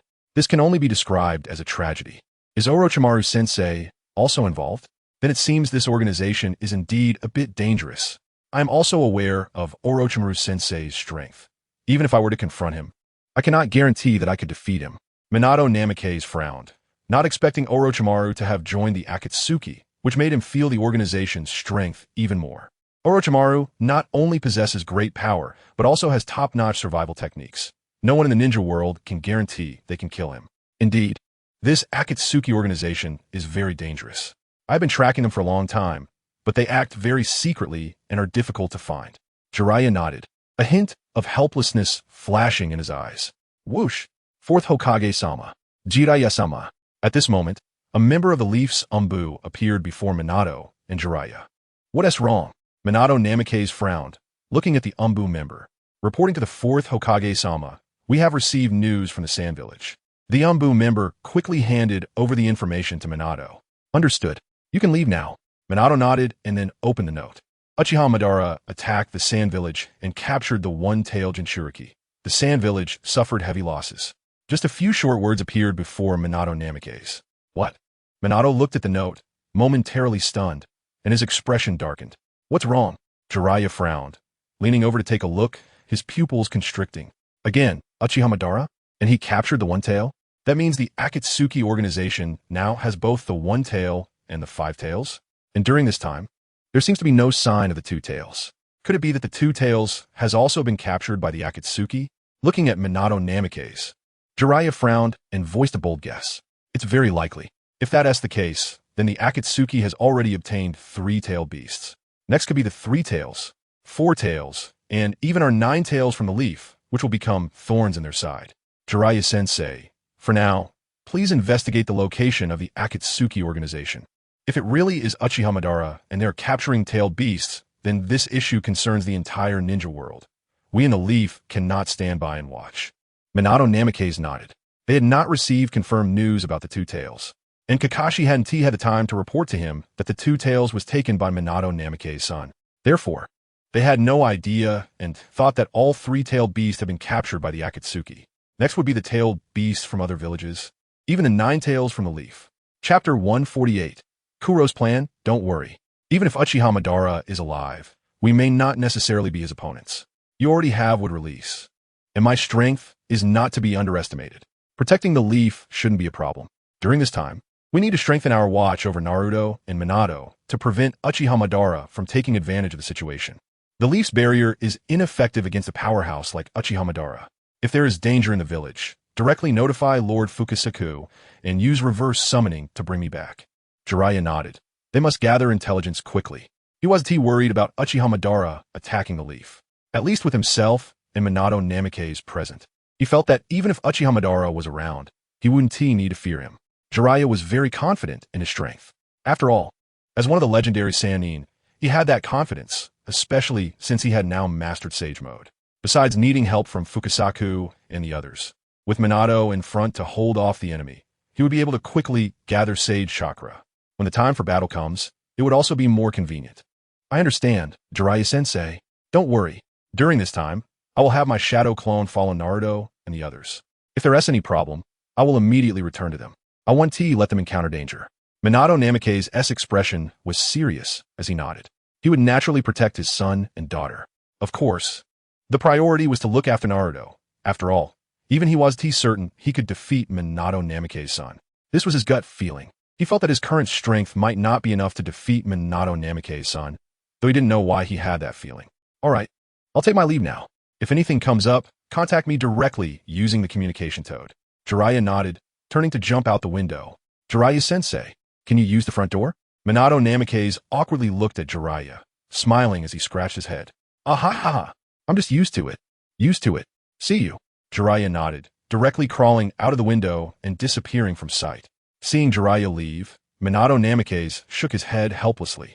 Uchiha Madara, regardless of whether you're truly resurrected or have never died, if you threaten Konoha, you must die. Minato looked at the note in his hand, his brow furrowed. Fists clenched, and an endless killing intent flashed in his eyes. Kumin, Minato then shouted into the void. Whoosh! Fourth Hokage-sama. An Umbu member immediately knelt before Minato. Immediately issue a notice to call for a ceasefire with Kakashi and quickly withdraw everyone back to Konoha. Also, inform the 4 great ninja villages to be on guard. The Akatsuki organization's target is likely all the tailed beasts, so they must be on high alert. If there are any doubts, a 5-Kage summit can be held to probe their intentions. Minato immediately instructed the Umbu ninja in front of him that due to Uchiha Madara's appearance, all previous plans were cancelled. This is no longer a time for civil war in the ninja world. We must conserve our strength and avoid unnecessary sacrifices. Yes, 4th Hokage-sama. Whoosh! In the next second, the Umbu member immediately vanished from his spot. I hope nothing goes wrong. Fighting someone like Uchiha Madara, even if I can hold my own, the village will still suffer massive losses. If I unleash all my power, Konoha could be destroyed in an instant, let alone fighting Uchiha Madara. At that time, Konoha could suffer countless casualties. Even if we win this battle, what would be the point? I still hope Uchiha Madara doesn't resurrect. Someone like him is too dangerous. After the Umbu member left, Minato lowered his head and murmured to himself. With all my power, I could easily destroy Konoha, let alone fight Uchiha Madara. If a battle with him could destroy Konoha, how many lives would be lost? Such a battle, even if victorious, would still leave Konoha in shambles. How could this happen? Who is impersonating Uchiha Madara? Damn it! How dare they ruin my plans? Who on earth is it? After receiving news from outside, Black Zetsu was filled with rage. He hadn't done anything, yet someone outside started impersonating Uchiha Madara. Moreover, they had also captured Shikaku and Kokuo, which shocked him even more. Who in the world possesses such power today, and can activate Susanoo? This level of power filled Black Zetsu with anger and fear. Because the situation was gradually slipping out of his control, as a strategist, felt like he was being led by the nose by someone else, which was frightening. The problem was, he had no idea who was on the other side, who was playing chess with him. He didn't believe anyone knew of his existence. Yet this mysterious person captured Shikaku and Kokuo.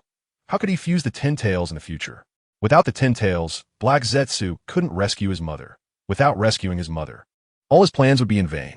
He had to find this person and ensure they didn't ruin his plans. Damn it, whoever can activate Susanoo must be from the Uchiha clan. But why would someone from the Uchiha clan capture tail beasts? Damn Uchiha clan. It seems they can't be left alone. I need to find an opportunity for Obito to wipe out the Uchiha clan. Uchiha clan, just wait.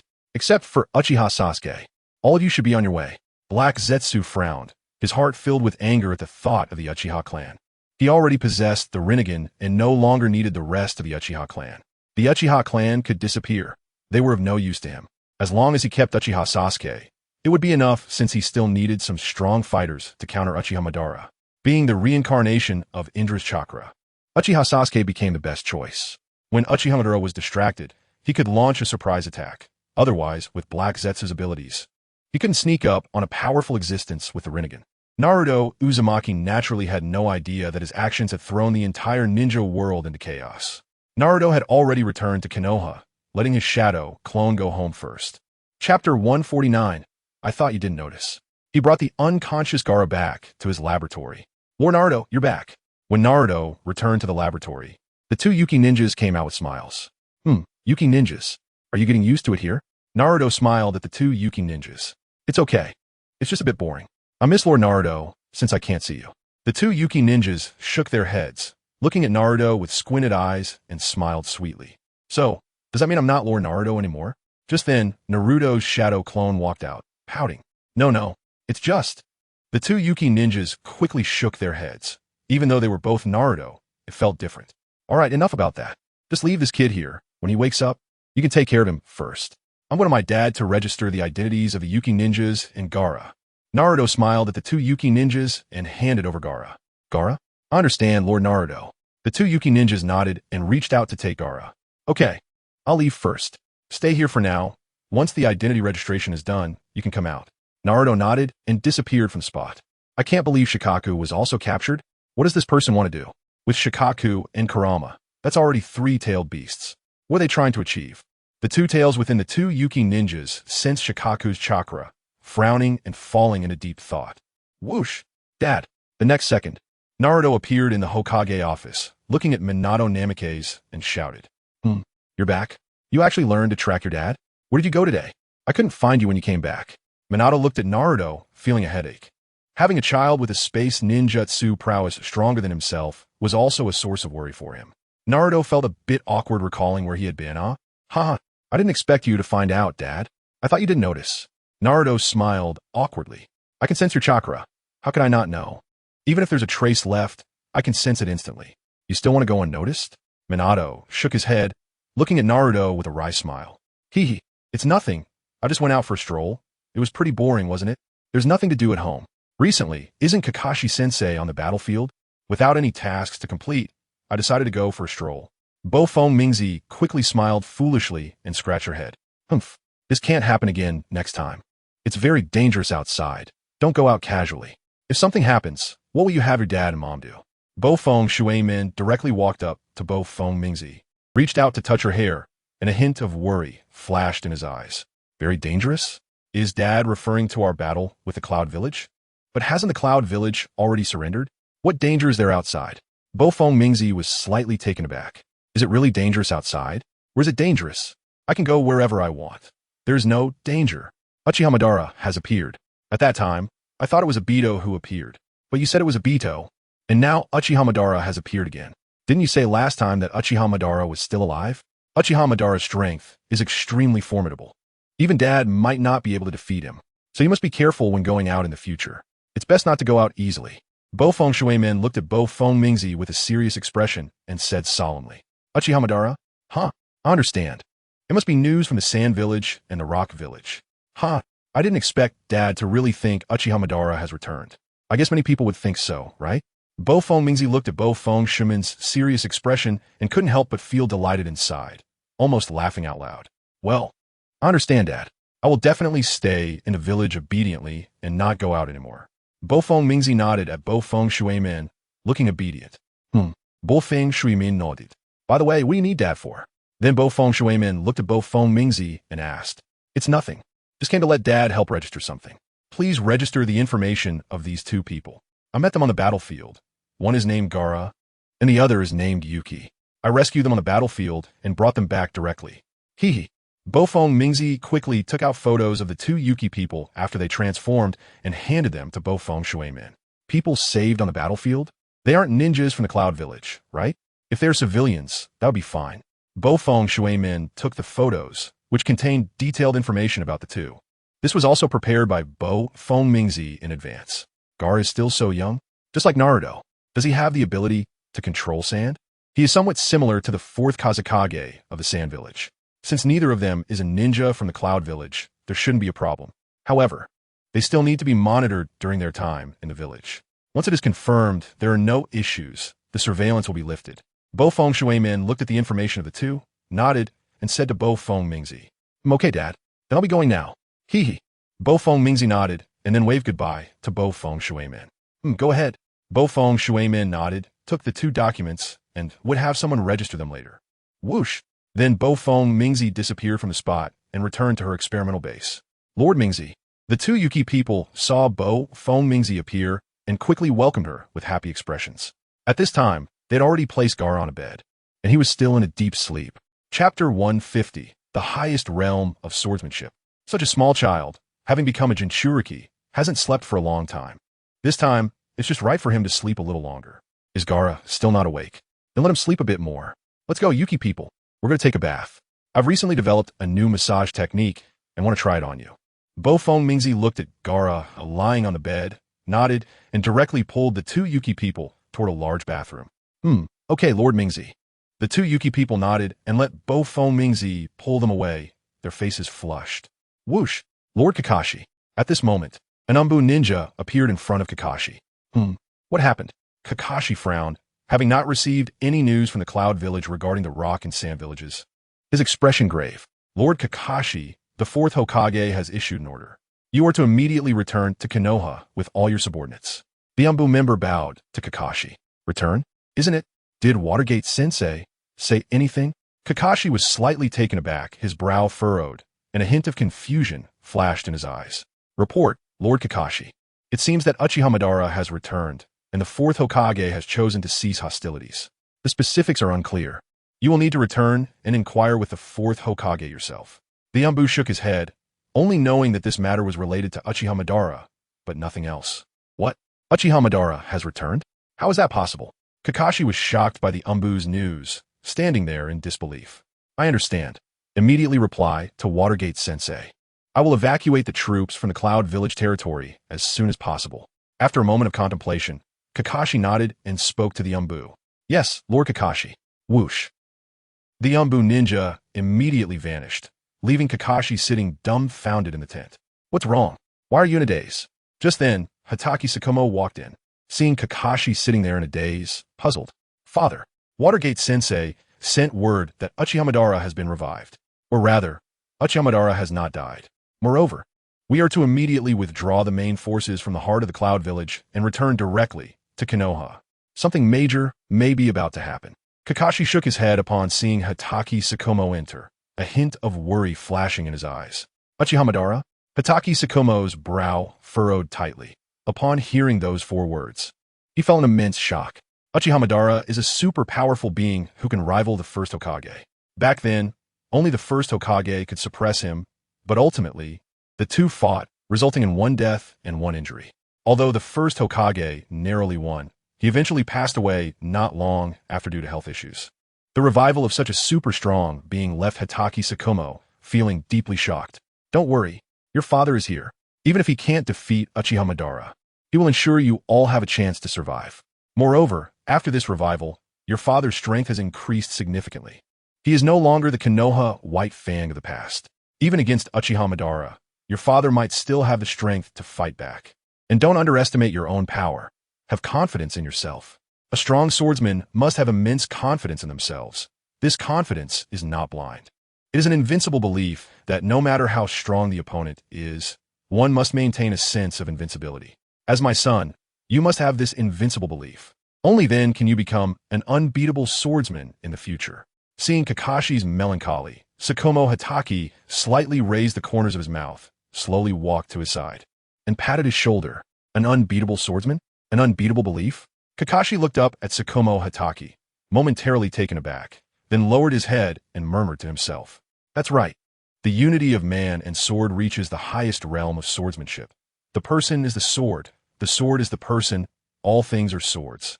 And all things are me. This is the highest realm of swordsmanship. Once the sword is drawn, charge forward fearlessly, even if there is a dead end ahead. You must use the sword in your hand to carve a bloody path.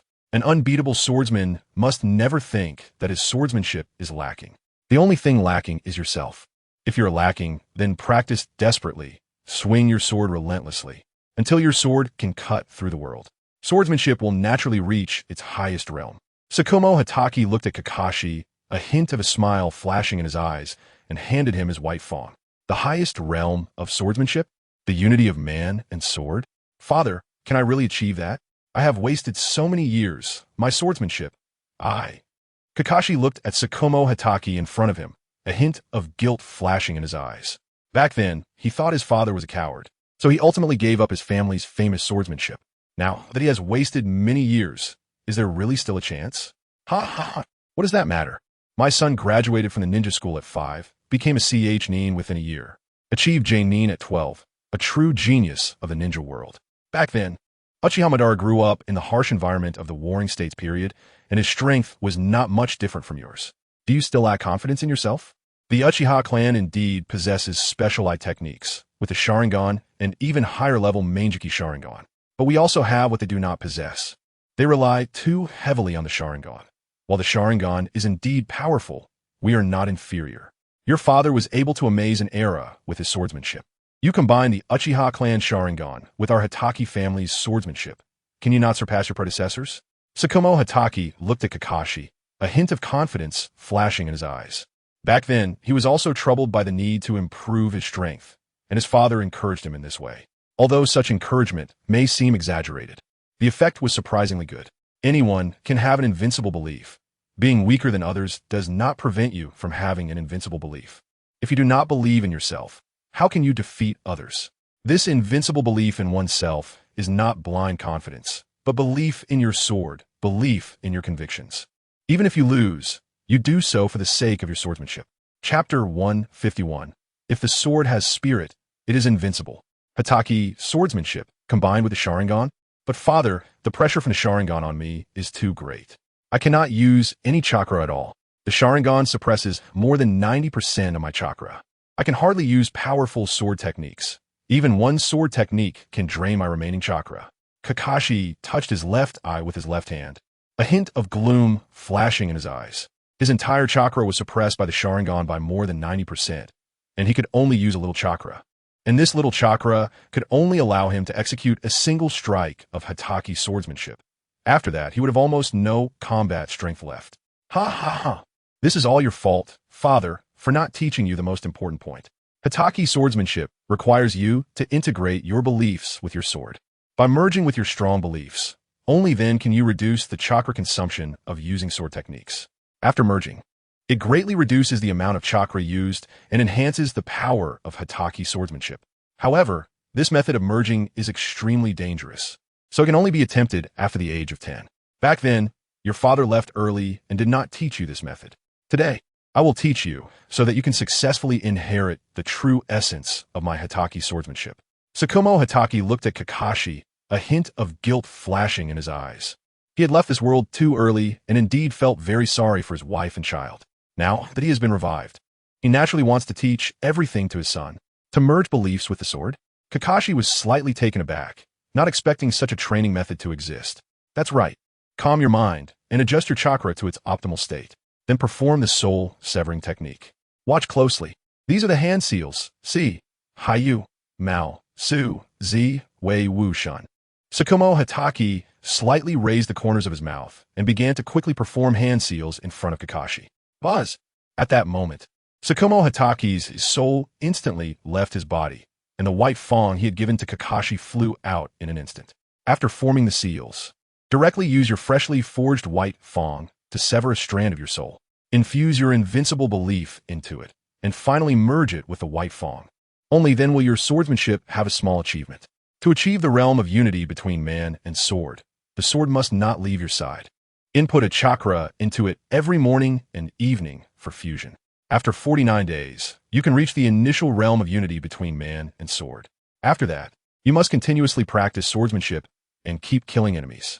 After killing enemies, you could devour a strand of their soul to strengthen your white fang. It can also enhance the resilience of the white fang itself. The spiritual Tsukumo Hatake looked at Kakashi in front of him, and began to explain continuously. Yes, father. Si, hai, yu, mao, su, zi, wei, shin. Sur Séverine technique. Buzz. At that moment, Kakashi's soul also left his body, and the white fang behind him instantly emerged, appearing in his spiritual right hand. Invincible belief? I don't know if this is invincible belief, but anyone who wants to destroy what I care about, no matter who you are, must die. My belief is to protect. Kakashi directly infused his belief into it, and then struck, directly slicing off a small piece of his own soul. Soul severing causes great harm to oneself. That pain is even more terrifying than being bitten by 1,000 ants, causing Kakashi's face to turn pale and his body to lose all color. Buzz! White fang continuously flashed with white light, then directly devoured the strand of soul that Kakashi had severed. Buzz, buzz, buzz. After devouring the soul, the white fang seemed to become sharper, and a trace of crimson appeared on the blade, flashing by. Whoosh, whoosh, whoosh. After Kakashi's soul returned, he gasped for breath, collapsing directly onto the ground. His clothes soaked with sweat, his face deathly pale. It succeeded. Now the white fang has successfully transformed. If the sword has spirit, it is invincible. Tsukumo Hatake looked at the white fang that was devouring Kakashi's soul, the corners of his mouth slightly rising, a hint of satisfaction flashing in his eyes. Did it succeed? Kakashi felt the white fang floating in front of him. A hint of joy flashed in his eyes, and his complexion became much rosier. White fang. Father, I feel a sense of intimacy coming from the white fang, as if the sword is part of me, and I am the sword. Looking at the white fang in front of him, Kakashi grabbed it directly, feeling an unusual closeness. Yes, your soul power is extremely strong. Originally, it would take 79 days of nurturing, but now you've directly surpassed that time. You are now capable of initially achieving the realm of unity between man and sword.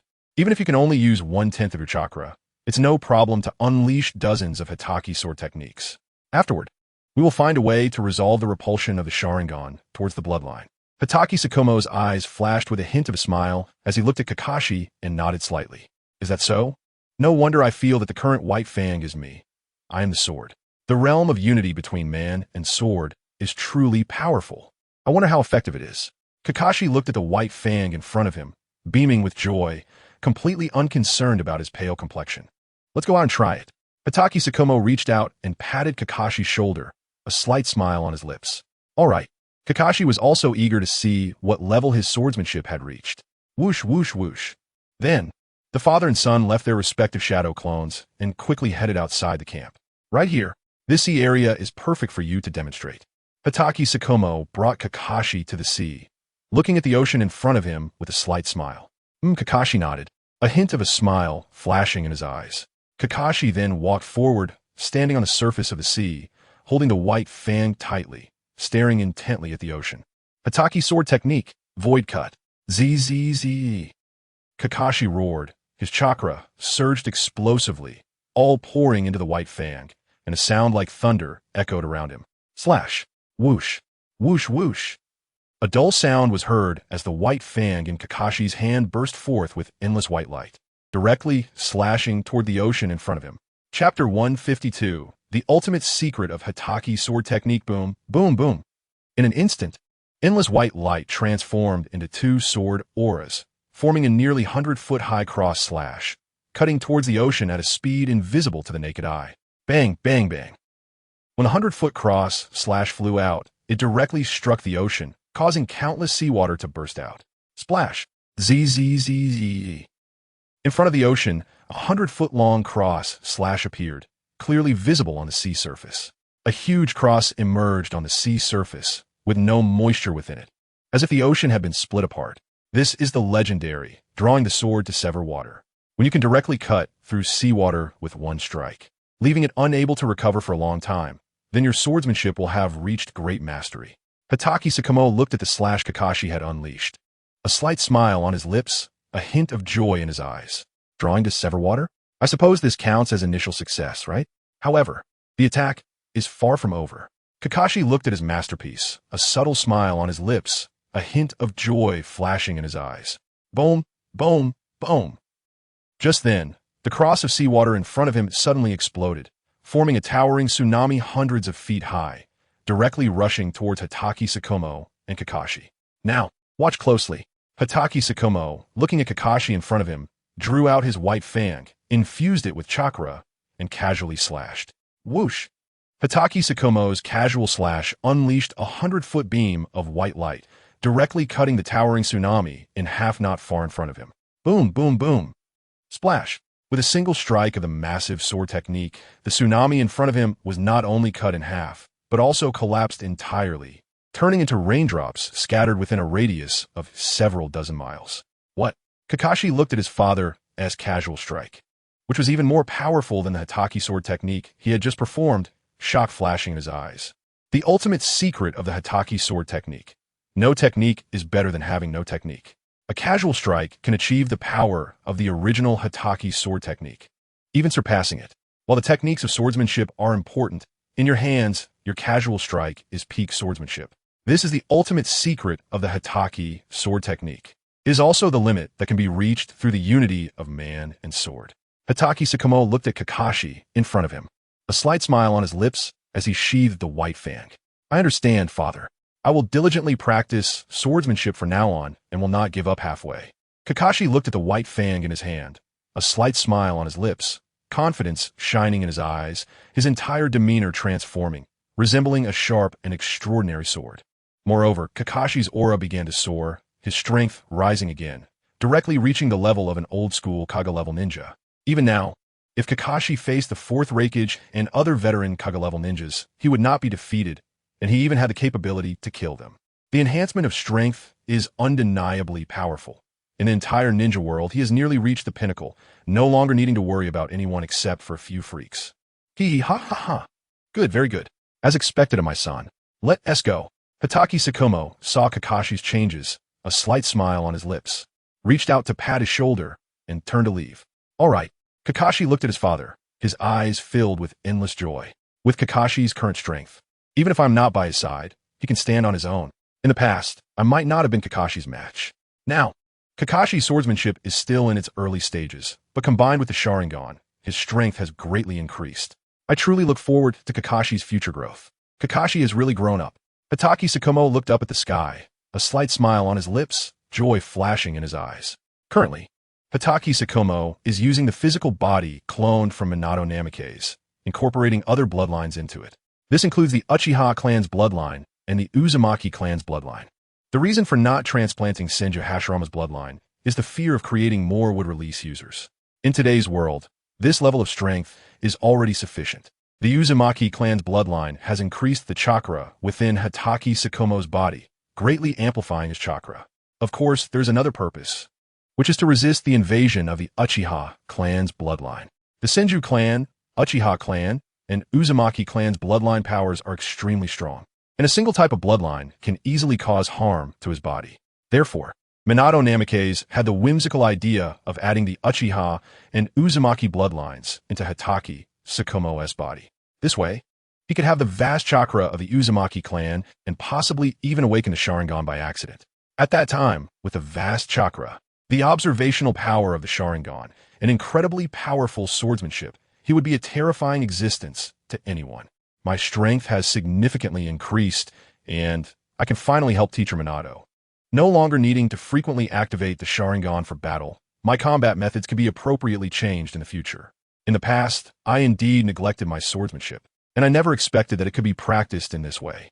However, my father didn't tell me at the time, but the honing of my swordsmanship could allow me to grasp higher realms more quickly. Now, I can only take it slow. However, it won't be long before I can become the peak powerhouse in this world. I will also reach the highest realm of the unity of man and sword. Kakashi looked at the sky, the corners of his mouth slightly raised, and a flash of confidence appeared in his eyes. The return of Tsukumo Hatake had allowed him to regain his strong confidence and possess an invincible belief as the once-buried new star of Konoha re-emerged. Lord Fourth Raikage, the people of Konoha have withdrawn from our Cloud Village's territory. This battle has finally come to an end. However, Iwagakure, Suna, and Konoha have reported that Uchiha Madara has made an appearance. It's unclear if it's true. Furthermore, the 5 tails from Iwagakure and the 1 tail from Suna have been captured by Uchiha Madara. The Akatsuki organization they established has not yet sent any news. It is even possible that our own shinobi have already been captured by the Akatsuki.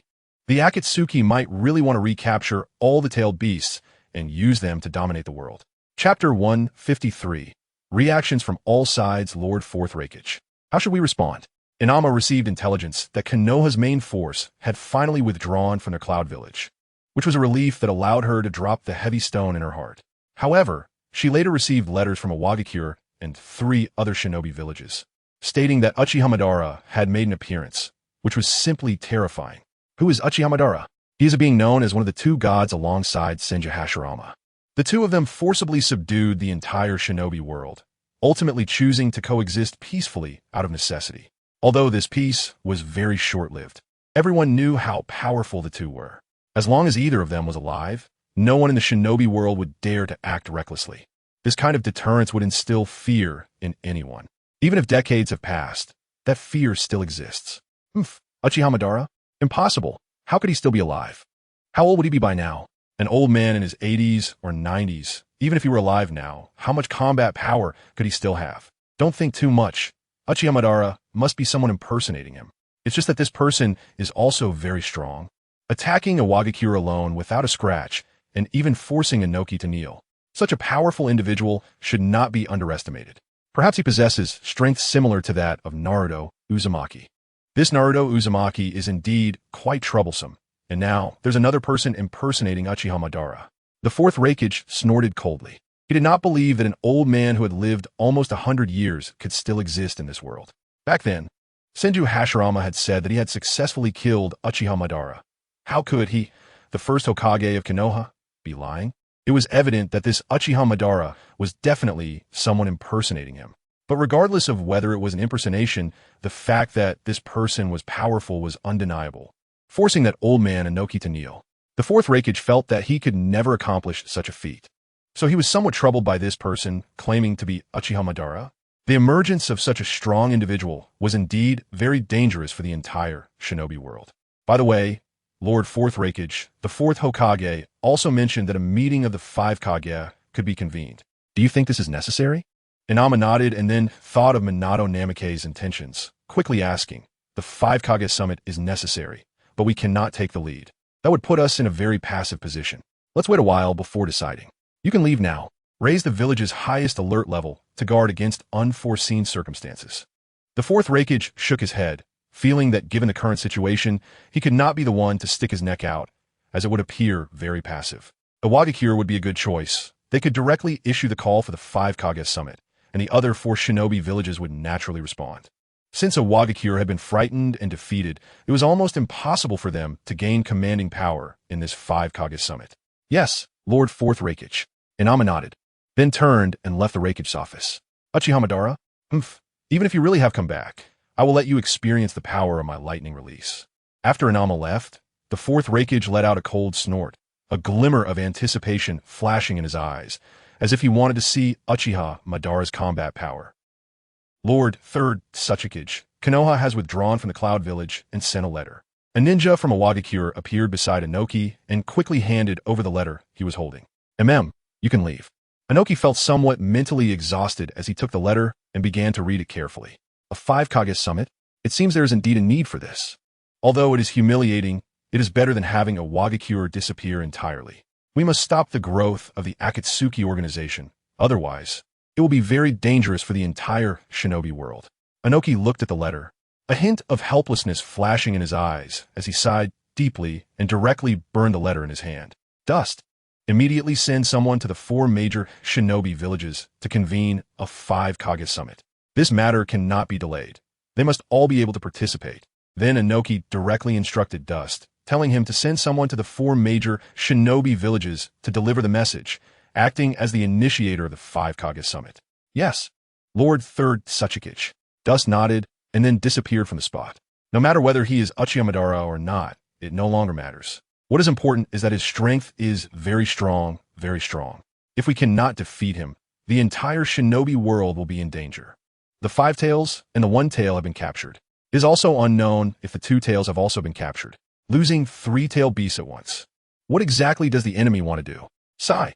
Inoki watched Dust leave, letting out a deep sigh as a hint of gloom flashed in his eyes. The 5 Kage summit is indeed necessary. We must quickly rescue Gaara. Although Gaara is a failed Jinchuriki, he is still a child. Sigh. Karura. Don't blame me. I have always wanted to develop Suna well, but I ultimately ended up in this situation. Gaara, you must not come harm. Far away in Suna. Raza's eyes flashed with longing as he began to miss his wife. His wife died after giving birth to Gaara, causing him to harbor some resentment towards Gaara. Ultimately, he sealed him as a Jinchuriki, but he turned into a half-finished Jinchuriki, leading to even more disappointment and disgust. However, this time when Gaara was captured, he finally felt a flicker of conscience and began to worry about Gaara's life. Whether it was for the one tale inside him or genuine feelings, it was hard to tell. What is happening? White Zetsu, why has such a thing occurred? Uchiha Obito furrowed his brows tightly. He had only been to the Hidden Mist Village for 2 days, and such a thing had already happened. The early exposure of the Akatsuki organization and someone impersonating Uchiha Madara had seemingly brought a sense of unity to the entire ninja world. This made Obito feel somewhat surprised. If all 5 major ninja villages united, their strength would be extremely terrifying. At least at his current stage, he couldn't defeat them. His current strength could handle a few Kaga-level opponents, but how many Kaga-level powerhouses did the 5 major ninja villages possess? He simply couldn't cope with them. Chapter 154.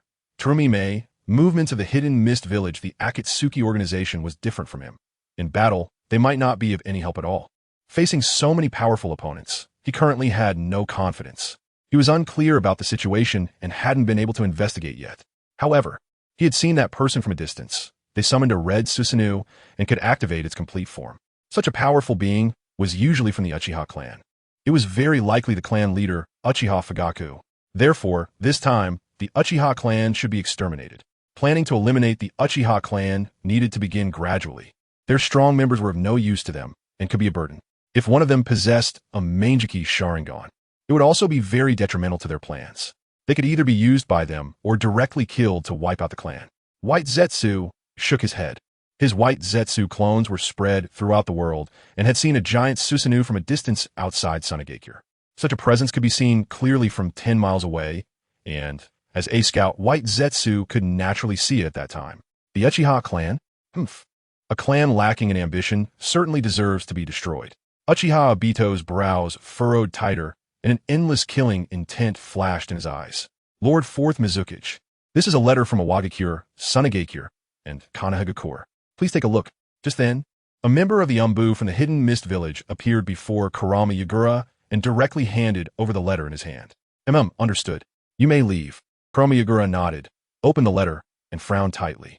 The news of Uchiha Madara's emergence spread rapidly, and soon the people of the Hidden Mist Village were aware of it. Lord Terumi Mei, do you think that the 4th Mizukage, as the host of the 3 Tales, will become a target for the Akatsuki organization? Moreover, recently, the 4th Mizukage behavior has been somewhat strange. He doesn't seem like the same 4th Mizukage as before. In a certain location in the Hidden Mist Village, a man wearing a black eye patch over his right eye looked at the stunningly beautiful girl beside him, who was around 16 years old, with a frown, expressing his inner doubts. The actions of the 4th Mizukage during this time have caused our Hidden Mist Village heavy losses. I have already informed the elders about this matter, but they have not made a decision yet. We shouldn't act rashly during this time. It would be easy for others to find a handle on us.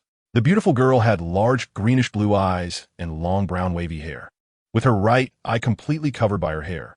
She wore a blue off-shoulder-long dress, and her fair legs were clad in fishnet stockings as she nodded at the man in front of her. Yes, Lord Terumi Mei. I just don't know how the 4th Mizukage will decide next.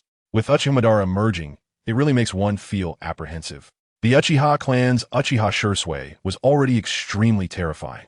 When his subordinates encountered him, they had no strength to fight back. They didn't know how strong the Uchiha clan's strongest member, Uchiha Madara, was. The man nodded, recalling the last time he saw Uchiha Shursui, who had directly chosen to abandon the mission and leave with his men, his face turning red. A hint of shame flashed in his eyes.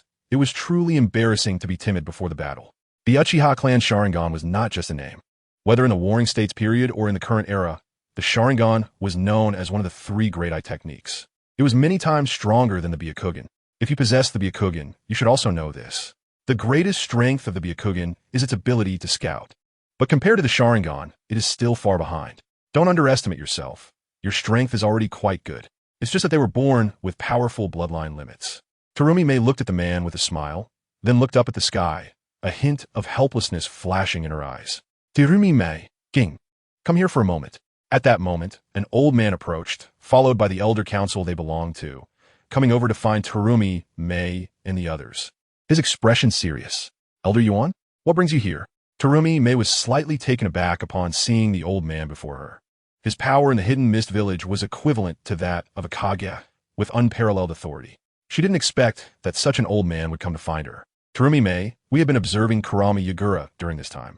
We indeed feel that he has been somewhat abnormal lately, so we plan to take you two to take a look.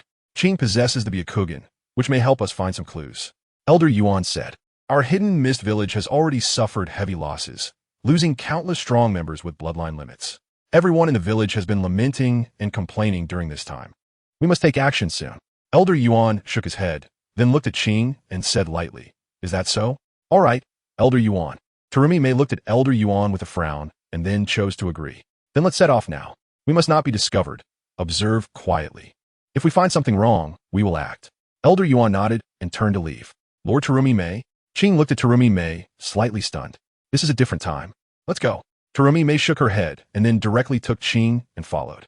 Eventually, they arrived at a building near the Mizuki's office building. Qing, check from this side to see if you can find anything. Elder Yuan pointed to the Mizuki's office building across the street and nodded. Yes, Elder Yuan. Qing nodded and walked forward. Byakugan, activate. At that moment, Qing activated her Byakugan and began to observe the Mizuki's office. There is someone beside the fourth Mizuki? Who is this? Sharingan? Not good. The fourth Mizuki chakra is chaotic. He is clearly under Genjutsu control. Qing saw someone from the Uchiha clan in the Mizuki's office and noticed the abnormality in the fourth Mizuki chakra. It was evident that he was under Genjutsu control, and she quickly deactivated her Byakugan. Uchiha Obito furrowed his brows tightly, sensing that someone was observing him, and he immediately became aware of it. Damn it, how could the Hidden Mist Village have Byakugan? It seems this plan cannot be executed.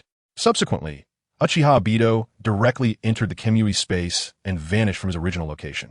Chapter 155, Fourth Mizuki Controlled? Genjutsu released Lord Terumi Mei, Elder Yuan. The fourth Mizuki is under the control of a member of the Uchiha clan. He is currently in the fourth Mizuki's office. The fourth Mizuki was controlled by an illusion from the Uchiha clan Sharingan. Ao immediately reported this truthfully, looking at the group of elders in front of him, his eyes flashing with shock and urgency. What? Uchiha clan members? How could that be possible? Everyone, head to the Mizuki's office immediately. Go. A group of elders rushed towards the fourth Mizuki's office, disappearing from their spots in an instant. Ao, is this true? Terame furrowed her brows, looking at Ao with a shocked expression. Yes, Lady Terame. I wouldn't mistake it. That was definitely the Sharingan. That person likely sensed my probing and has already left. Ao nodded, looking at Terame. Let's go. Terame nodded and disappeared from the spot. Yes, Lady Terame. Whoosh. In the next moment, Terame and Ao also vanished, and the group headed towards the Mizuki's office. Creak. They arrived at the Mizuki's office, immediately opening the large door to find Kagaya Yagura still sitting in a chair. What are you doing? Elder Y. Kagaya Yagura frowned, looking at the group of elders with a hint of confusion in his eyes. Ao, dispel the fourth Mizuki's illusion. Elder Y urged Ao to act quickly. Jis, Eldidi. Ao nodded and placed his right hand on his chest. Dispel. Ao then used the hand seals to dispel the illusion directly on Kagaya Yagura. Buzz! In the next moment, Kagaya Yagura shivered and opened his eyes. Elder Y, what is this? What happened? After the illusion was dispelled, Kagaya Yagura frowned, looking at the elders with some confusion. Fourth Mizuki, just now you were controlled by the illusion of the Sharingan. We just broke the illusion off you. It's all fine now, Terame said, her brows tightly knit, looking at Kagaya Yagura. I was controlled by the Sharingan? Me? Kagaya Yagura was slightly taken aback, then began to recall the events of the past years, his eyes flashing with shock and anger. I'm sorry. Kagaya Yagura stood up and bowed to the elders and Terame. He expected to have done such things over the years. This had greatly weakened the strength of the entire Kirigakure, filling him with anger and shame. Fourth Mizuki, you cannot take all the blame. Since the illusion has been dispelled now, everything is fine. After this, Ao, please stay by the fourth Mizuki's side to prevent any further appearance of Uchiha clan members. Elder Y shook his head. It was obviously impossible to replace him now, so they decided to let Kagaya Yagura continue as being under an illusion. Even though it was inexcusable, it was still a Mizukage who fell under an illusion.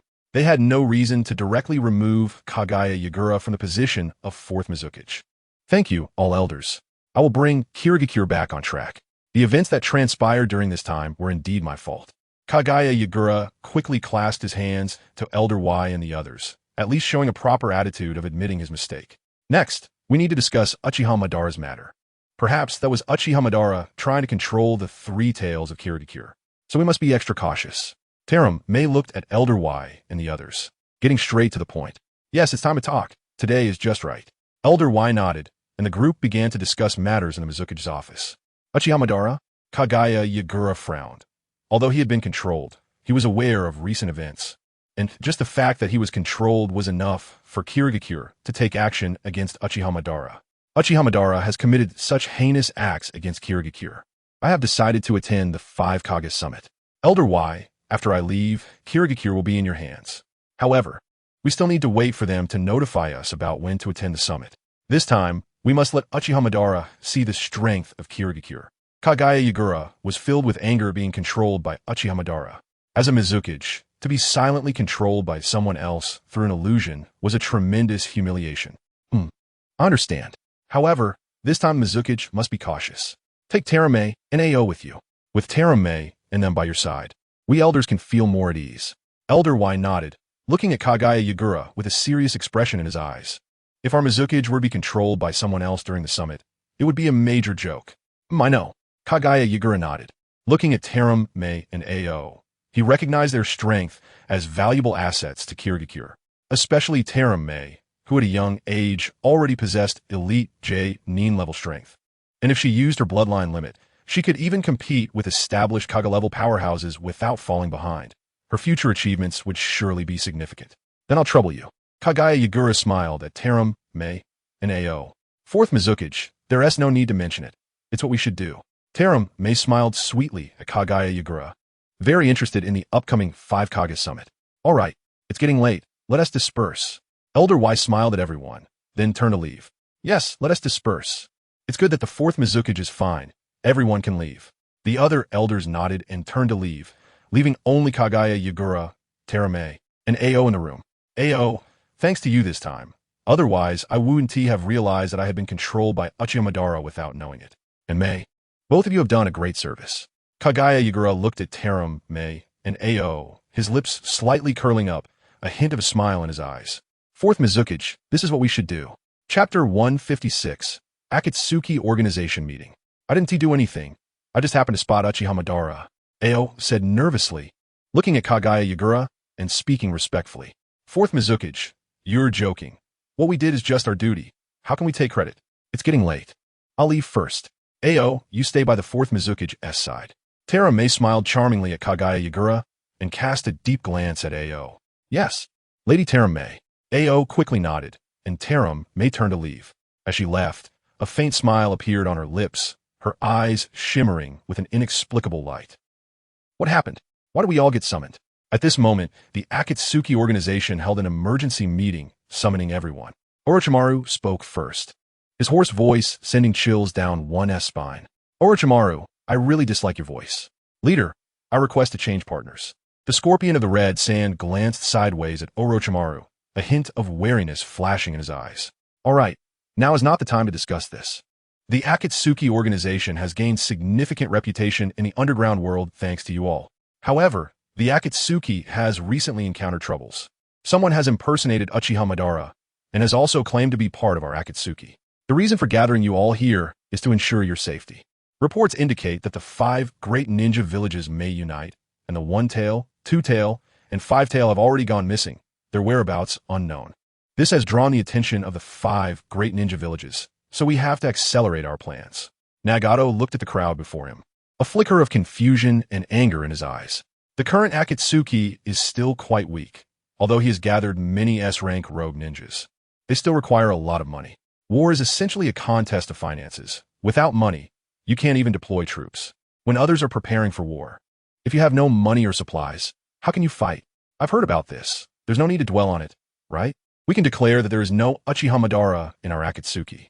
Besides, Uchiha Madara has been dead for a long time. Is it possible he still exists? It's obviously a frame-up, and we can completely ignore it. Orochimaru furrowed his brow. The incident involving Uchiha Madara made him feel something was off. He had searched all of Konoha and found no body of Uchiha Madara, so it was highly likely that someone else had gotten to the body first. Or perhaps Uchiha Madara really wasn't dead. After all, it's not unusual for a person to live to 80 or 90, even if it's rare. But back then, Senja Hashirama had clearly killed Uchiha Madara. So how could he be revived? Orochimaru felt that this matter was not simple, but he couldn't pinpoint exactly what was wrong. Scorpion's words seemed to have some truth. There was no need for them to get involved, as doing so might only bring trouble. Scorpion rarely agreed with Orochimaru. The 5 great ninja villages? I once assassinated the first Hokage. Why should I fear them? If they come, let them come back without return. Kisame scoffed, seemingly looking down on the 5 great ninja villages. Oh, are you bragging again?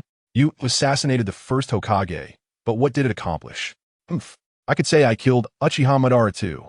Biwa Juzo smirked, glancing at Kisame, his expression defiant. All right, our time is limited. Let us prepare for the next phase. Those without missions should head to the various ninja villages and capture the tailed beasts in their villages before they form an alliance. Specifically, the 4 tails from Iwagakure, the 3 tails from Kirigakure, and the 8 tails from Kyumogakure. Leave the 9 tails for last. Kakuzu, you are responsible for locating the 3-tailed beasts that were captured by the fake Uchiha Madara. Nagato looked at everyone, his Rinnegan fixed on them as he commanded. Capture the tailed beasts? Are we starting now? Kisame frowned, looking at Nagato with some confusion. Yes, we are starting now. The 5 great ninja villages have intentions to form an alliance, so this matter cannot be delayed, Nagato said calmly. After capturing the tailed beasts, what is next? Orochimaru frowned. Hearing Nagato's plan for the first time, they will become our ultimate power to conquer the world. Nagato met Orochimaru's gaze, his expression calm. Tailed beasts? I actually think their usefulness isn't that great. There are better methods, Orochimaru said with a slight smirk, a cold smile flashing in his eyes. The leader's words must have their reasoning. We will follow the arrangements. At this moment, Kagaya glanced at Orochimaru and said in a hoarse voice, All right, no more idle talk. Let's start assigning tasks. Juzo, you, and Kisame will be responsible for the 3 tails in Kirigakure. After that, Nagato looked at Kisame and Juzo and instructed them. No other tasks? Kirigakure, I really don't want to go there. Biwa Juzo sneered. He originally came from Kirigakure and was reluctant to return for a mission. You're more familiar with the terrain there. Orochimaru and Scorpion, you two will head to Iwagakure to capture the 4 tails. After speaking, Nagato disappeared from the spot, and everyone else vanished in unison. Meanwhile, the 4 great ninja villages also received a letter from Iwagakure, seeking the opinions of each village to convene a 5 Kage summit. Inoki's tone this time was very humble. It was the first time seeing him humbled, The 4th Raikage's lips curled up slightly as he looked at the letter in his hand, a hint of amusement in his eyes. However, the 2 from a land of wood don't know if they were also captured by that Uchiha Madara. If so, this 5 Kage summit is still necessary to attend. But when I go out, I must first hide Killer Bee. Otherwise, if Uchiha Madara comes, it won't be easy to deal with. The 4th Raikage placed the letter aside, stood up, and walked out. This time, he planned to hide Killer Bee first, so others wouldn't be able to capture the 8 tails. Chapter 157. The 5 Kage Summit arriving early. The 5 Kage Summit. First, solve Uchiha Madara, then discuss the Akatsuki. Where there are people, there will be war. I don't know if sealing the 9 tails within Naruto was right or wrong. Now Naruto also has the power of the 9 tails, and I still have a quarter of its power within me. I hope it won't cause trouble for their future. Minato, the 4th Hokage, naturally received the news and looked thoughtfully at the letter in his hand. Ultimately, the 5 Kage Summit was scheduled for a week later, in the Land of Iron. Oh, Dad, I heard tomorrow is the day of your 5 Kage Summit. Are you going to deal with the Akatsuki? Naruto looked at Minato, unsure of what to say. He originally wanted to take revenge on Inoki and Sunagakure, but now the 5 Kage Summit was being held early, and he didn't know if the subsequent events would be completely disrupted. Yes, the Akatsuki is very dangerous. Even Orochimaru-sensei is involved, and the people inside are very powerful. They've captured 3-tailed beasts. I wonder what they plan to do specifically. What do you think? Minato asked, chuckling at Naruto's earlier expression. Father, I think the 5 Kage Summit is actually unnecessary. At least we in Konoha won't have any problems. The other ninja villages are all terrible. If they die, so be it. Besides, even if we form an alliance, the 4 other ninja villages will drag us down in battle. There will still be many casualties among ninjas, and uniting with them won't be of any use. Naruto frowned. Starting the 5 Kage summit now could very well prompt the Akatsuki to initiate their tailed beast capture operations early, or even spark the 4th Great Ninja War ahead of time. This is not what Naruto Uzumaki wanted to see, so naturally, he felt that Minato Namikaze going to the 5 Kage summit was meaningless. Uchiha Obito's strength is unfathomable, and forming an alliance is still necessary. If the 4 great ninja villages are destroyed, our Konoha will be isolated and helpless. If we can't stop Uchiha Obito, then it will be dangerous.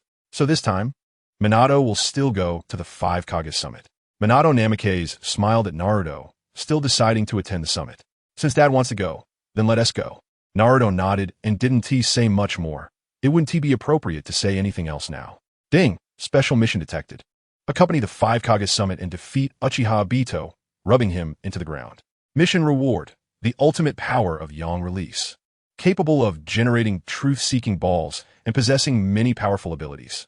At that moment, the system in Naruto's mind actually appeared, and this time the reward was very generous. Actually, the power of Yang release. It is well known that Naruto later acquired the power of Yang release from Sage of 6 Paths, eventually able to fly, and could condense truth-seeking balls, even bringing the dead back to life. Even the dying body of Guy could be revived, and Kakashi's eye could also be restored. Such powerful abilities can only come from Yang release. Yang release? Wow. Isn't this just the truth-seeking ball that Naruto would have afterward? I'm not lacking anything right now, but I really do need a truth-seeking ball. Having the truth-seeking balls around me seems pretty cool, right? Rubbing Obito into the ground. Isn't that a very simple task? He. After seeing the system's mission, a hint of a smile flashed in Naruto's eyes, and the corners of his mouth slightly lifted. Dad, I also want to go with you to the 5 Kage summit. He then looked at Minato with an expectant expression. You want to go too? Minato was slightly taken aback when he saw Naruto in front of him, then lowered his head and thought for a moment. It's fine to have Naruto by my side. I can leave a wood clone to protect Naruto. Having him by my side can also better protect her. After all, they're the most dangerous now. In the end, Minato decided it was safer to keep Naruto by his side. All right, this time Dad will take you along. But once we get there, you mustn't run around. You have to stay by Dad's side, understood? Minato looked at Naruto's expectant eyes, smiled gently, and reached out to pat her little head. I understand. Thank you, Dad. Upon hearing Minato's agreement, Naruto quickly laughed. Ha ha. Seeing Naruto so happy, Minato also laughed heartily. What are you two father and daughter laughing about? Naruto, do you have time? Come with Mom to buy groceries? Just then, Kushina Uzumaki came out after mopping the floor, looking at Naruto and Minato with a smile. Okay, Mom. Naruto quickly got up and walked over to Kushina, actively taking the basket. It's nothing. We're preparing to take Naruto to the 5 Kage summit tomorrow. Minato smiled at Kushina. Really? You must protect Naruto when you go out. Then we'll head out to buy groceries. There is still a Hokage at home who needs to eat. Kushina smiled at Minato. She had no worries. Being beside her husband was the safest place for Naruto. She was already aware of the Akatsuki organization, so she stayed close to Naruto at all times. No matter where Naruto went, she would follow. Sometimes, she would even send a clone to follow him, fearing her son might be taken away. And as for Naruto's sudden appearances, she had tried chasing him once, but couldn't catch up. He slipped away in an instant, making her both happy and worried as a mother. Thank you for your hard work, Kushina. Minato reached out, scratching his head, with a big smile. Well then, let us go. Kushina smiled charmingly at Minato, taking Naruto's hand and heading out to buy groceries. This kind of life is really good. I will never allow anyone to disrupt my family. Minato watched as Naruto and Kushina left, a strong killing intent flashing in his eyes, then lowered his head and began to read. Swish! 4th Hokage Lord. Not long after Naruto and the others left, a member of the Umbu appeared in front of Minato. Itachi, is everything prepared? Chapter 158. Heading to the land of iron. Uchiha, Itachi, smiled. Minato raised his head, looking at the Umbu member before him. 4th Hokage Lord, we have already surveyed the dangers on the way to the land of iron, and the Umbu has sent people to monitor the necessary routes. There will be no problems. This person was Uchiha Itachi, who hurriedly reported to Minato. Very good. Itachi, you will accompany me tomorrow. If the Akatsuki organization really feels a sense of crisis at this 5 Kage summit, They will definitely arrange for someone to cause trouble. You are responsible for protecting Naruto, and also have Shursui come along. Minato nodded and instructed Itachi. Yes, fourth Hokage Lord. Itachi was slightly surprised, not expecting Naruto to go along this time. He felt a joy in his heart, but his expression remained unchanged, as if nothing had happened. You can go now. Minato smiled at Itachi. Yes, fourth Hokage Lord. Swish. Itachi immediately disappeared from the spot. I didn't expect Naruto to go along this time. I won't let anyone harm Naruto. On a rooftop somewhere, Itachi slightly raised the corners of his mouth, a hint of confidence flashing in his eyes. Early the next morning, Naruto woke up early, wearing a red short-sleeved chipao, and walked towards the Hokage office. Kakashi, while I'm away, I'm leaving the village to you.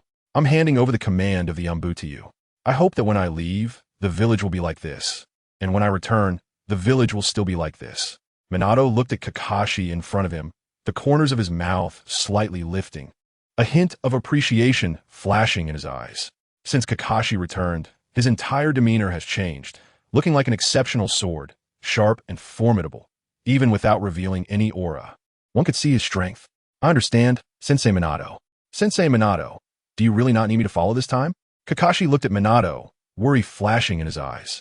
Don't worry. In this world, there really isn't anyone who can keep a teacher like me. Minato reached out and patted Kakashi's shoulder, the corners of his mouth slightly lifting, a hint of confidence flashing in his eyes. Even if Uchiha Obito were before me, it wouldn't matter. Leaving will be very easy. Yes, Sensei Minato. You can rest assured. I will ensure the mission is completed. When you leave, the village will be like this. And when you return, it will still be like this. Kakashi nodded, a hint of a smile flashing in his eyes. Very good, then I'll take my leave. It's time to set off. Bluffing Watergate nodded, then stepped out of the office. Dad. Just as he exited the office door, Bluffing Naruko's voice reached him, smiling. Are you here? We're about to set off. Let's go. Bluffing Watergate walked straight ahead. Okay. Bluffing Naruko nodded and followed him. As the two walked out of the Hokage office building, Uchiha Itachi and Shursui appeared behind them, always guarding their safety. Dad, aren't you tired from hurrying? We could get there faster. Bluffing Naruko pouted. This speed is like a turtle crawling. We might as well just teleport. Ha ha ha. Why rush? They haven't arrived yet. No need to hurry. We'll be there in about an hour. Patience is key when doing things. Just think of it as a stroll. Bluffing Watergate couldn't help but laugh at Bluffing Naruko's impatient expression. I just think walking is a waste of time. With this time, we might as well get there early and train for an hour. Bluffing Naruko pouted. She was already used to using space ninjutsu to hurry. Walking so slowly was meaningless. We're almost at the border of the Iron Country. Don't be impatient. Girls shouldn't be so rash. It's better at home, isn't it? Why are you so fidgety now? Bluffing Watergate smiled. His daughter was usually well-behaved, but today she seemed unusually impatient, leaving him puzzled. Uchiha Itachi couldn't help but chuckle, glancing at Bluffing Naruko with a hint of amusement in his eyes. What's so funny? Bluffing Naruko furrowed her brows and shot him a fierce glare. No, I'm not laughing. Uchiha Itachi held back his laughter, looking at Bluffing Naruko while his heart was already filled with joy. Sigh, the silly kid. Uchiha Shursui, as Uchiha Itachi's brother, though not a biological one, knew him better than anyone else. He knew Uchiha Itachi liked Bluffing Naruko, but didn't point it out, standing aside with a stern expression and saying nothing. All right, we are at the Iron Country now. Since you don't want to linger, let us speed up. Bluffing Watergate smiled and shook his head at Bluffing Naruko's demeanor, quickening his pace. Bluffing Naruko raised her fist towards Uchiha Itachi, her eyes clearly indicating she wanted to hit him. However, in the next moment, Bluffing Naruko disappeared from her spot and caught up with Bluffing Watergate. You need to stay calm, understand? When pursuing a girl, you need to be a bit aloof. Don't rush in, or else she might not like you. Uchiha Shursui looked at Uchiha Itachi with a disappointed expression, whispering in his ear, then hurried to catch up. Uchiha Itachi felt his face flush at Uchiha Shursui's words, not expecting his secret to be found out. Be aloof? But I can't stay aloof. What should I do? Uchiha Itachi looked down at his hands, slightly stunned, then shook his head and followed. Is this the Iron Country? It's my first time here. Bluffing Naruko looked at the Iron Country ahead, glancing around, but didn't find anything particularly special. All right, let's go meet the leader of the Mitsuba. Bluffing Watergate looked around the environment, smiled, and walked straight into the city of the Iron Country. Just then, the fourth Kazekage, Raza, arrived at the city gate of the Iron Country with his subordinates. Lord 4th Kazekage. Ahead is the 4th Hokage, and that little girl is bluffing Naruko from the intel. Her strength is extremely formidable, and there are even rumors that she has surpassed the 4th Hokage at only 8 years old. Chapter 159. The 5 Kages Gather.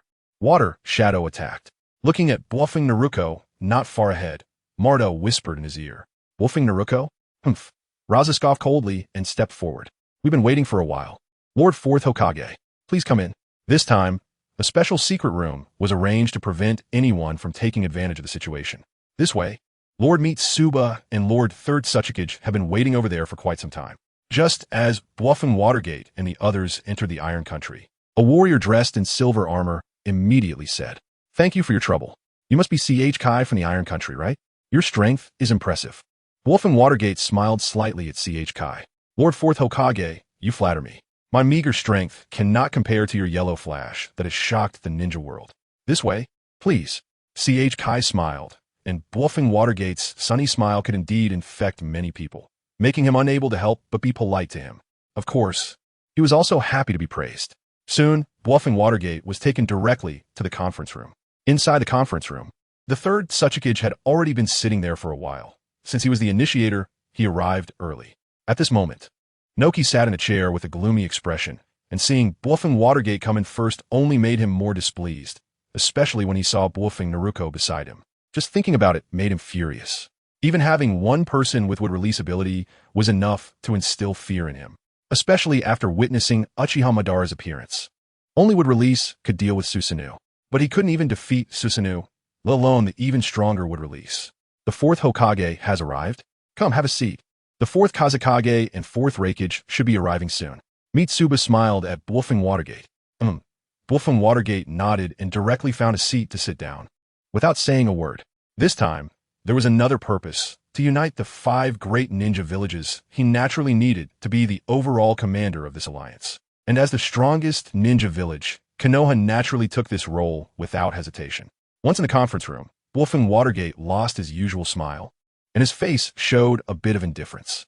Tsh. Noki saw Bluffing Watergate's arrogant demeanor and curled his lip, a hint of disdain flashing in his eyes. But he didn't say much. Not long after, the 4th Kazekage entered, and a few minutes later, the 4th Raikage also entered and sat down, all appearing very calm. The last to arrive was the 4th Mizukage, who came with 3 people, Terumi, Mei, and Ao, but they seemed to have encountered some trouble, looking a bit disheveled. 4th Mizukage, what happened to you? Coming to a meeting all disheveled. Noki secretly laughed, glad that he wasn't the only one embarrassed. Looking at Yuki Yagura with a concerned expression, but his words constantly belittled their strength. A dignified Mizukage and also a Jinchuriki, arriving all disheveled to attend the 5 Kage summit was somewhat amusing. Noki, how can you speak like that? The Mist Village is farther away from us, so it's only normal to be a bit dusty. Moreover, I heard that you knelt before Uchiha Madara, yet you still have the audacity to criticize others?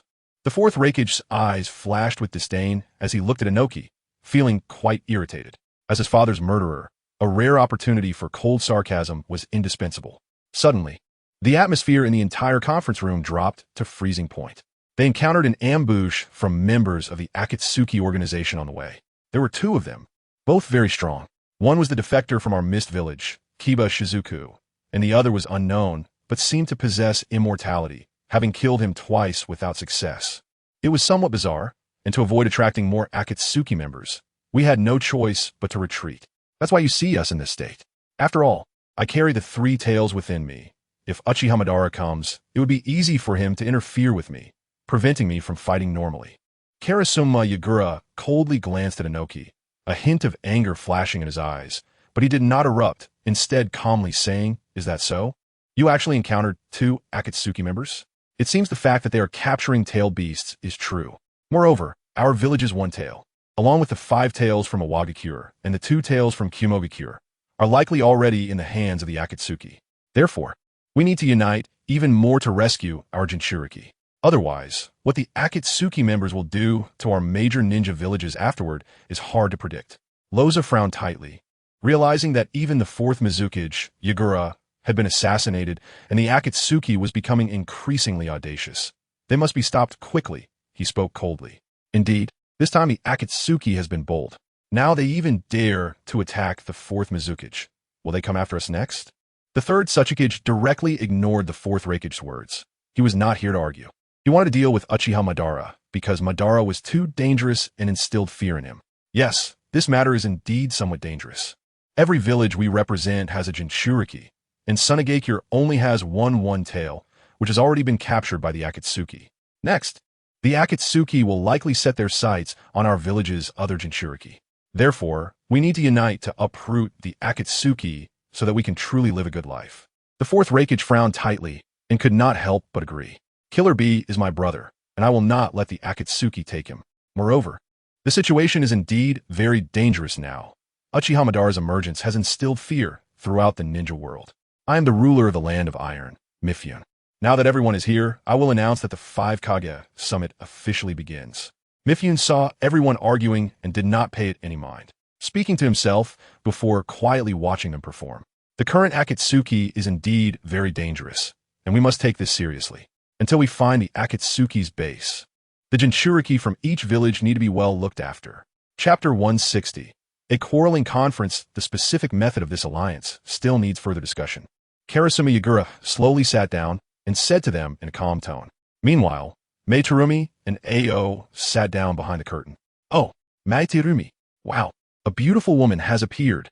That figure, that outfit, it's just wow. Suddenly, Naruko Uzumaki saw Meitarumi appear and a hint of amazement flashed in her eyes.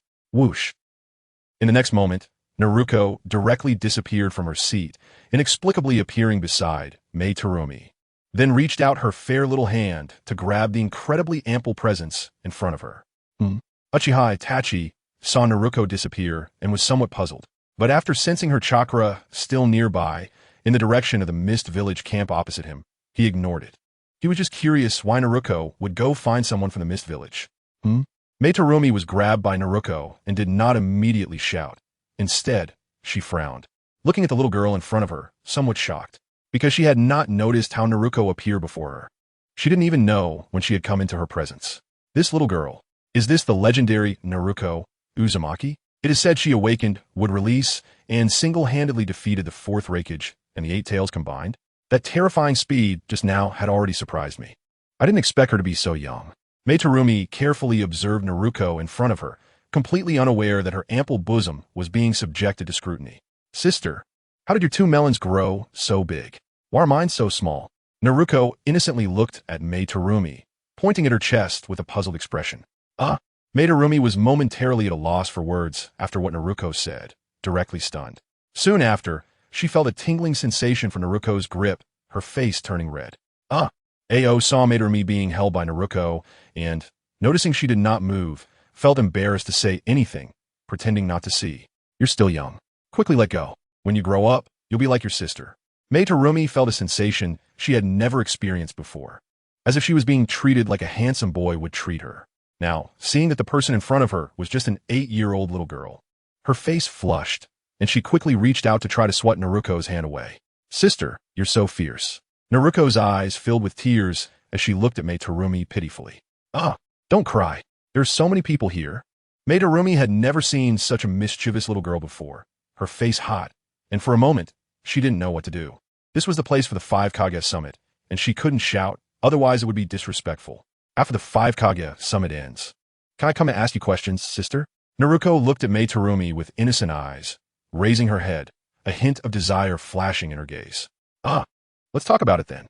Meitarumi did not want to continue entangled with Naruko, saying lightly, as if she reluctantly agreed. She just wanted Naruko to leave her as soon as possible. With so many people around, it was indeed a bit embarrassing to be held by a little girl. Meitarumi, being inexperienced and also a girl, had never encountered such a situation before. Okay, then I'll come to find sister to play later.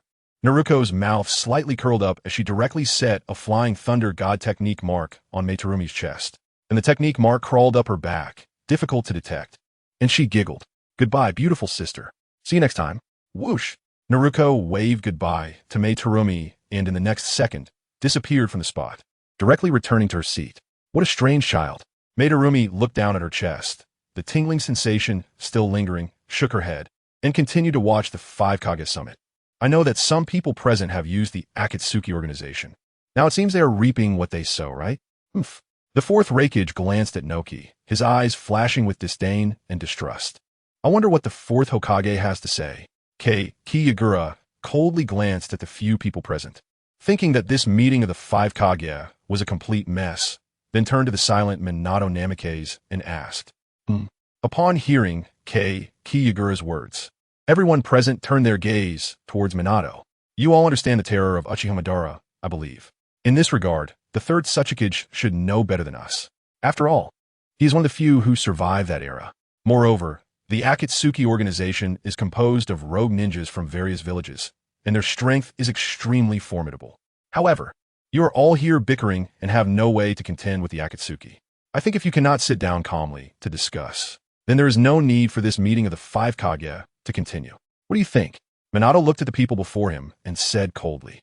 Having held power for a long time and seen through the wickedness of human hearts, Minato's tone was naturally different, showing much growth. Each word struck at their hearts, making the four Kage present feel a sense of dread, especially Noki, who felt immense fear just thinking about Uchihamadara. Fourth Hokage, what do you think we should do now? Kyuubi nodded and looked at Minato. Although he was the youngest here, no one dared to underestimate his formidable presence.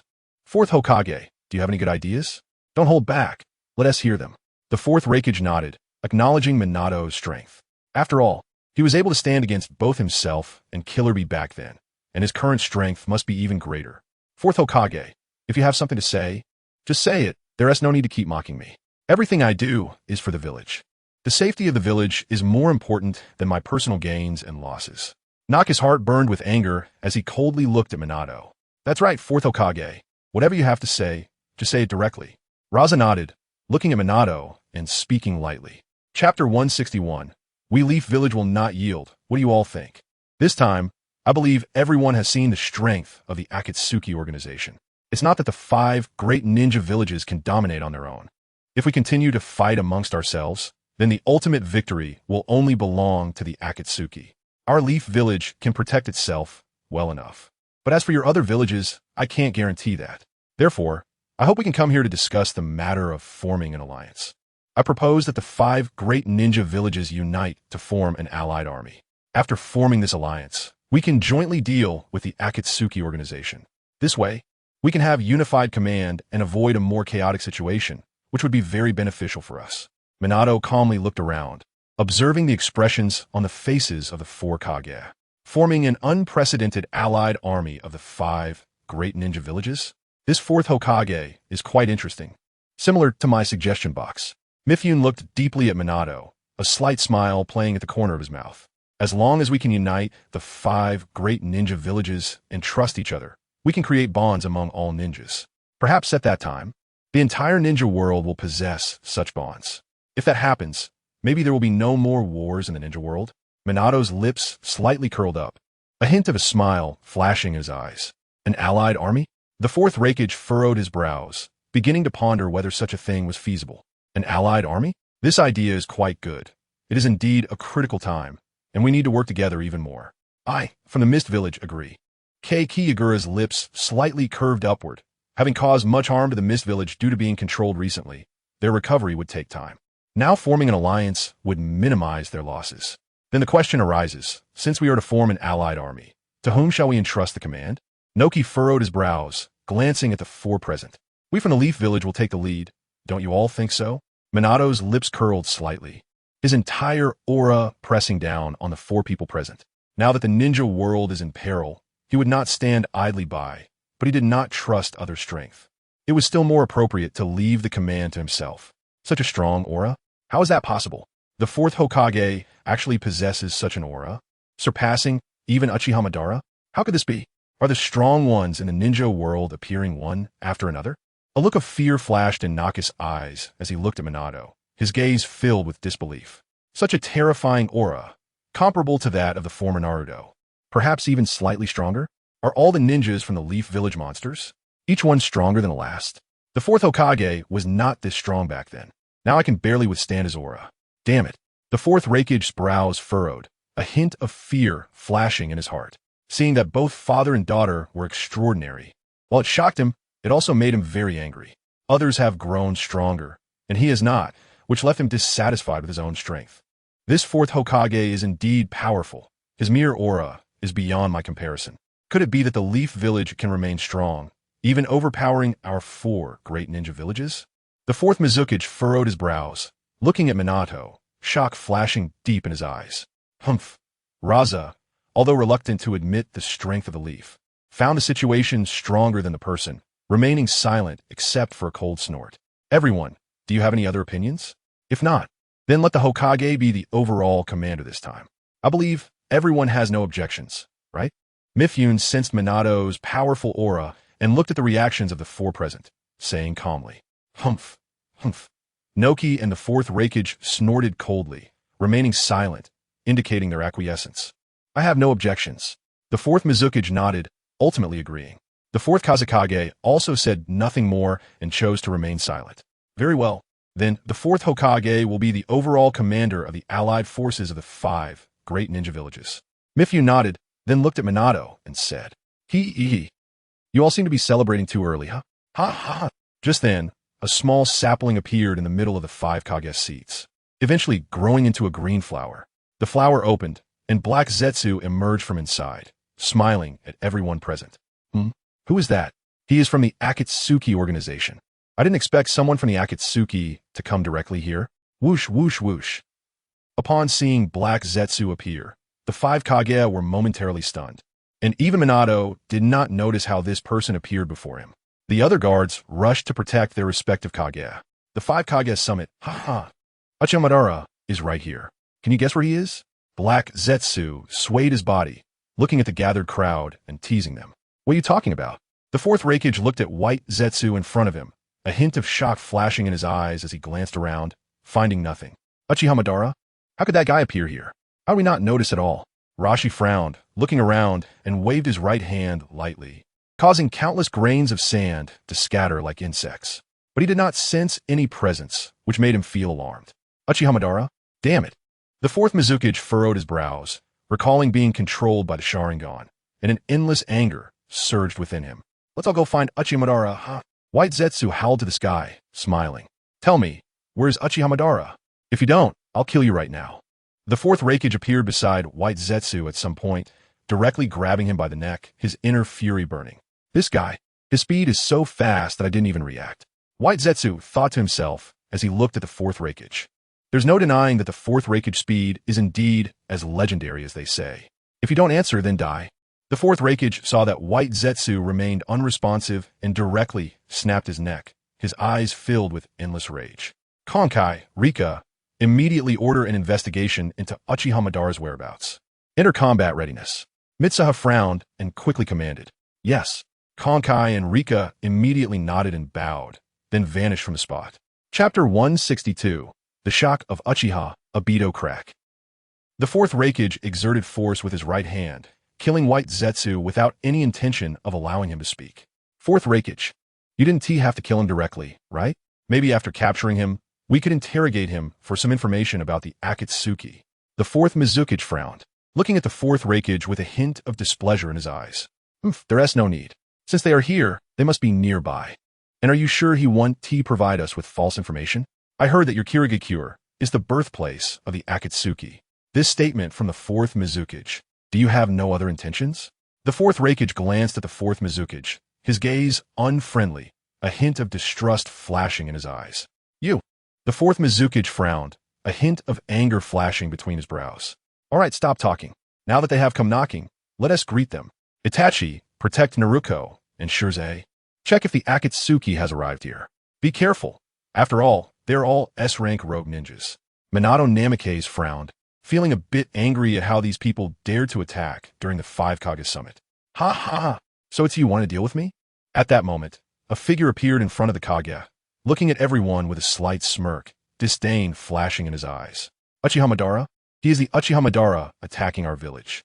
The third Tsuchikage frowned, seeing Uchiha Obito in front of him, a hint of fear flashing in his eyes. The fear that Naruto brought him was too strong, and having taken on Obito's appearance made Noki feel that this Obito was Uchiha.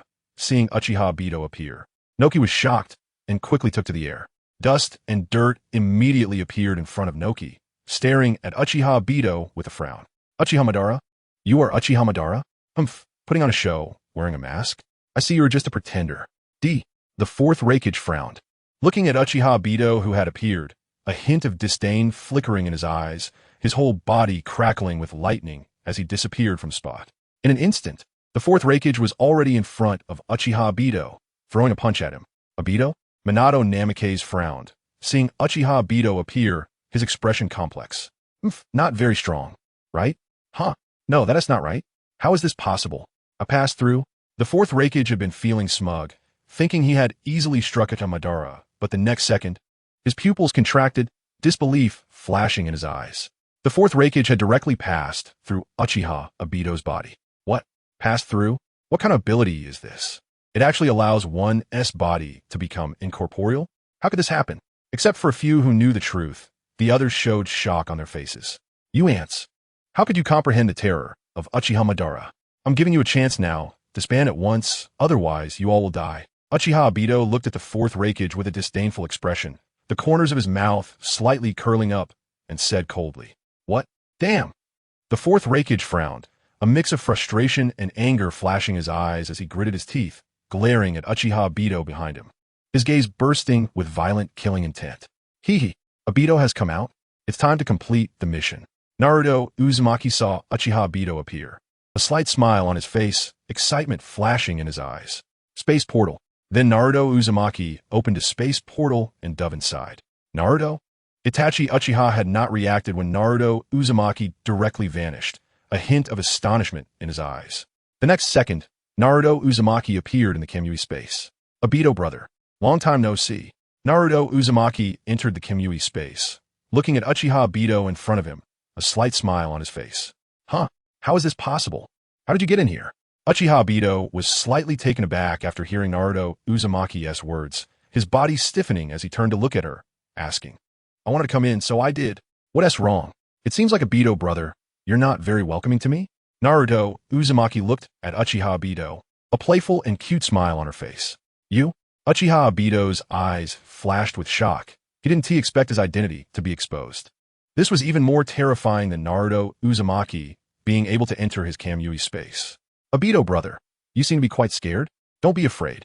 I'm still the Naruto who used to run around you in Kakashi.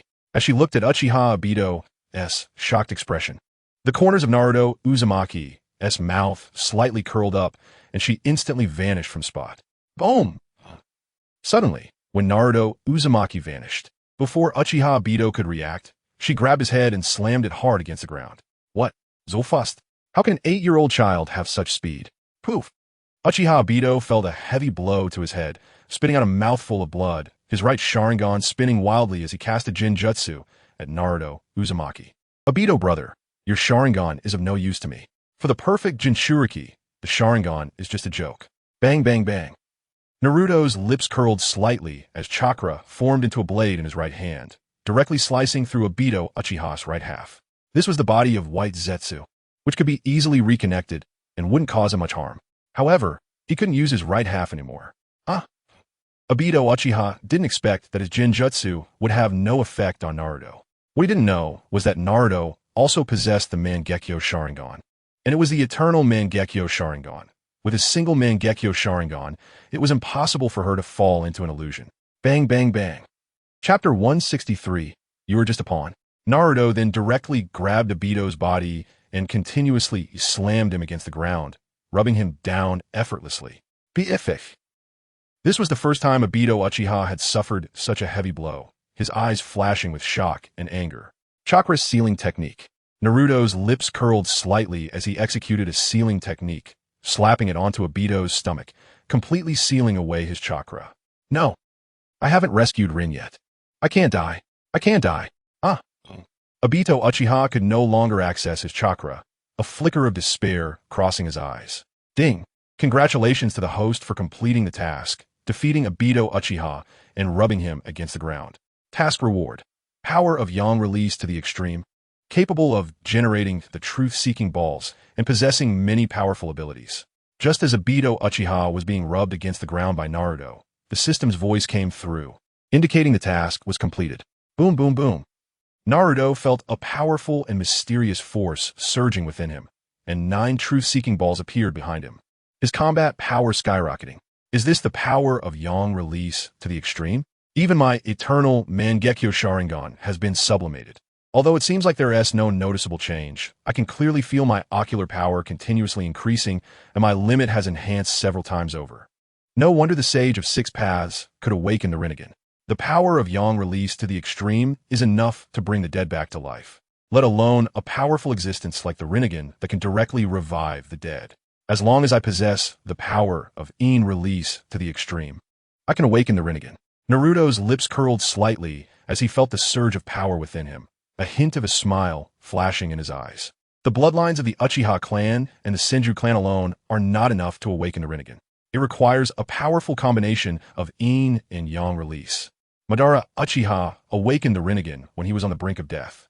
This indicates that death brought him endless fear or anger, directly stimulating him to awaken the Rinnegan. The awakening of the Rinnegan also requires boundless rage. The Sage of Six Paths awakened in a similar manner. He killed his own brother, who was controlled by his mother. Such anger prompted him to awaken the Rinnegan. However, this does not apply to me. Even if my parents died, I could bring them back to life. And I no longer feel such immense anger within. Perhaps I can only awaken the Rinnegan once I obtain the power of yin release to the extreme. Naruto furrowed his brows, recalling past cases of Rinnegan awakening, his expression serious. At least right now, it is indeed very difficult to awaken the Rinnegan. Specific conditions must be met. Obito, what do you think? Did you really think you could rely on the Moon Eye plan to revive Rin? You can't even defeat me. How can you activate the Moon Eye then? Looking at Obito, whose chakra was sealed, Naruto crouched down and smiled at him. I didn't expect to fall into your hands? Naruto, you truly are the daughter of Minato-sensei. It seems I have failed miserably. Not only could I not protect Rin, but I also couldn't make this world pay a price. Obito Uchiha looked at Naruto, a self-deprecating smile appearing on his face as he thought of Rin, his heart filled with pain. Even if you executed the Moon Eye plan, you wouldn't be able to revive Rin. Moreover, Rin was specifically killed by Madara Uchiha. He deliberately made you see it, just to stimulate you to awaken your Mangekyo Sharingan, to have you complete his subsequent plans and revive him. Naruto looked at Obito Uchiha and directly entered the persuasion mode. I'm really curious. How did you know I was Obito, and how did you know about Madara Uchiha? Obito Uchiha was not someone who could be easily deceived with just a few words. He looked at Naruto with a hint of curiosity in his eyes. How did I know? Because I possess a pair of prophetic eyes. Naruto activated her eternal Mangekyo Sharingan, the 8 trigrams appearing, followed by 3 spinning shurikens imprinted within. The crimson eternal Mangekyo Sharingan locking onto Obito Uchiha. What? Eternal Mangekyo Sharingan? How is that possible? How could you possibly have the eternal Mangekyo Sharingan? Obito Uchiha looked at Naruto, his eyes filled with shock. A pair of crimson eternal Mangekyo Sharingan appear before him, leaving him completely dumbfounded. Because I have returned to my ancestors. The Uchiha clan, Senju clan, Hyuga clan, Take-Torai clan, and the Uzumaki clan are all descendants of the Sage of Six Paths. Each of us carries the bloodline of the Sage of Six Paths. Not only have I awakened the wood release of my ancestor Ashura, but I have also awakened the bloodline of the Sage of Six Paths. Now I possess this pair of eternal Mangekyo Sharingan. Naruto's lips curled slightly as she looked at Obito's astonished expression and chuckled softly. Return to ancestry? The bloodline of the Sage of Six Paths? Obito Uchiha was slightly taken aback, looking at Naruto with some confusion. Indeed, our few major clans are all descendants of the Sage of Six Paths. You also know that the Mangekyo Sharingan possesses many ocular techniques, each unique to the individual. What I awakened is the prophetic technique. Otherwise, how do you think I could know you are Obito Uchiha? After you died back then, you were saved by Madara Uchiha, who then fused with White Zetsu, forming your current new body. Finally, Madara designed for the Mist Village to capture Rin Noera, originally intending for them to kill her. However, later on, Kakashi chased after them, and due to the overwhelming numbers, he was outnumbered. Rin chose to die at Kakashi's hands directly, so as not to endanger her village. And Madara had White Zetsu notify you, prompting you to rush over madly, only to see Rin being killed. Ultimately, you awakened your Mangekyo Sharingan. ISNT that right? Am I correct? If I didn't have these prophetic eyes, do you think I could know so many details? Naruto looked at Obito Uchiha, beginning to spin a tail, chuckling lightly as she sat down on the ground. Madara Uchiha? It was Madara Uchiha who designed Rin's death? Chapter 164, Subverting Obito Uchiha. Madara Uchiha? Madara Uchiha? Uchiha Obito was stunned, his eyes somewhat vacant, and then he began to mutter to himself. I still let you see for yourself. Everything I saw in my eye of prophecy. The corners of Minato's mouth lifted slightly, knowing that Uchiha Obito had taken a bait, and directly cast an illusion on him. Everything in the illusion was created from what he had seen and heard, not real prophetic images. However, everything was extremely familiar to Uchiha Obito. From when he was saved, even the conversations were exactly the same. Then, in the end, he gathered the 9-tailed beast to become the 10 tails Jinchuriki, and was ultimately controlled to resurrect Uchiha Madara. Then Uchiha Madara was pierced by Kagaya's heart, leading to the final battle. Everything was laid out before Uchiha Obito, making him completely believe that it was all real. I must say, knowing the plot really allows for anything. An illusion can recreate scenes. It's incredibly convenient. After seeing all this, Uchiha Obito couldn't help but burst into laughter, his laughter mixed with bitterness and despair. I never expected I would become the tool that killed Rin. In the end, it was my fault that Rin died. It turns out I'm the sinner. Ha ha ha! Uchiha Obito laughed and cried at the same time. His eyes instantly filled with tears, sobbing like a child. Ding! Special mission detected. Persuade Uchiha Obito to abandon the Moon Eye plan. Mission reward. Power of Een released to the extreme, with 1 fusion included. Meanwhile, the system inexplicably issued another mission, requiring Namikaze Minato to persuade Uchiha Obito to continue the Moon Eye plan. Should I continue executing the Moon Eye plan? What is the system's purpose? Without the Moon Eye plan, I can still unify the entire ninja world, right? However, this power of Een released to the extreme is indeed a good thing. Fusion? Could it be to unlock my Rinnegan? I am really looking forward to it. Hee hee. The corners of Namikaze Minato's mouth lifted slightly. Although she didn't know what the system's purpose was, as long as it was beneficial to her, it was not a problem. Moreover, she was also very curious whether the ultimate Yin-Yang power could help her unlock the Rinnegan. Obito, actually, I can revive Rin. It just depends on whether you are willing. She said, I know you hate this world and might think that you don't want Rin to live in this ugly world even if she is revived. But where there are people, there is war. This is unavoidable. You still have to activate the Moon Eye plan. Namikaze Minato shook her head as she looked at the heartbroken Uchiha Obito. Revive Rin? You can revive Rin? Uchiha Obito was momentarily stunned upon hearing Namikaze Minato's words, a glimmer of excitement flashing in his eyes. Although Uchiha Obito hated this world, he hadn't seen Rin for a long time, and he missed her. If he could revive Rin, that would be wonderful. Continue executing the Moon Eye plan? Isn't that a scam? Why continue? Uchiha Obito then reacted and looked at Namikaze Minato with some confusion. Although it's a scam, it can make the entire ninja world tense. At that time, a united army will be formed to deal with you, and your people in each village will develop bonds with each other. Facing a powerful enemy together will create an even stronger enemy. Then the ninja world will be in a relatively peaceful state. At least it won't easily fall into chaos again. Only through mutual understanding and tolerance can real peace be achieved. Namikaze Minato smiled as she looked at Uchiha Obito and stated her purpose. Of course, she had one more sentence that she didn't say. There is no absolute peace. Peace also has a time limit. Just like in the past with Hashirama Senju, this time limit is when they think the enemy has disappeared, or when no powerful enemy appears again. Then each village will still have selfish desires and will begin endless battles. Even if the entire ninja world is unified, it still cannot achieve eternal peace. Where there are people, there is war. Where there is war, there are intrigues endlessly. Is that so? Maybe what you said is right. Letting the world feel pain will create their own bonds. Then the world will be at peace, and Rin can live in such a beautiful world. No matter how long such a world can last, as long as it lasts until we grow old and die, that is enough. A hint of determination flashed in Uchiha Obito's eyes as he looked at Namikaze Minato with a smile. Thank you, Minato. I entrust Rin to you. I don't want to know how you will revive Rin, but please, you must revive her. Thank you very much. In the end, Uchiha Obito looked at Namikaze Minato, struggling to stand up, and bowed to her. Don't worry, I will revive Rin. You continue executing the Moon Eye plan, and I will inform Rin of everything at that time, so she knows you are a true hero. Namikaze Minato nodded, looking at Uchiha Obito, her mouth slightly lifting. A glimmer of a smile flashed in Uchiha Obito's eyes. Release. Namikaze Minato placed her right hand directly on Uchiha Obito's abdomen and released the sealing technique.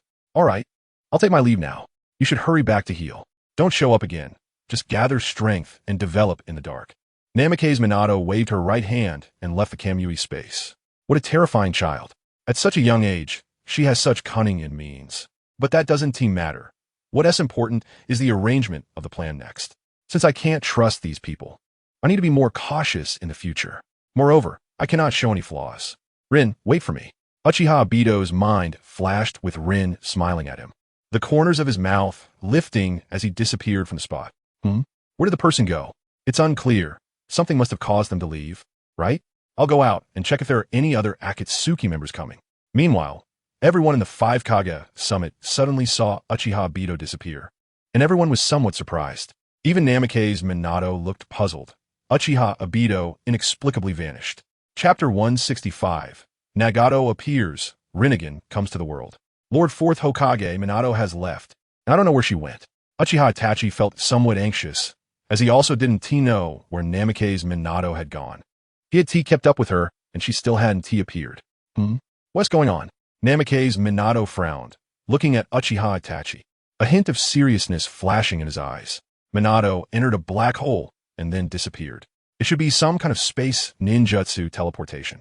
Uchiha Itachi said with a furrowed brow. This girl, I told her not to leave. Why doesn't she listen? Namikaze Minato said helplessly. This child was really worrying, and he didn't know where she had gone now. Forget it, let her be. Itachi, check the surroundings to see if any Akatsuki members have appeared. I have a bad feeling. Bluffing Mizuki turned to Uchiha Itachi in front of him, shaking his head and giving orders. Yes, Lord 4th Hokage. Whoosh! Uchiha Itachi immediately disappeared from his spot. Ding! Congratulations to the host for completing the task.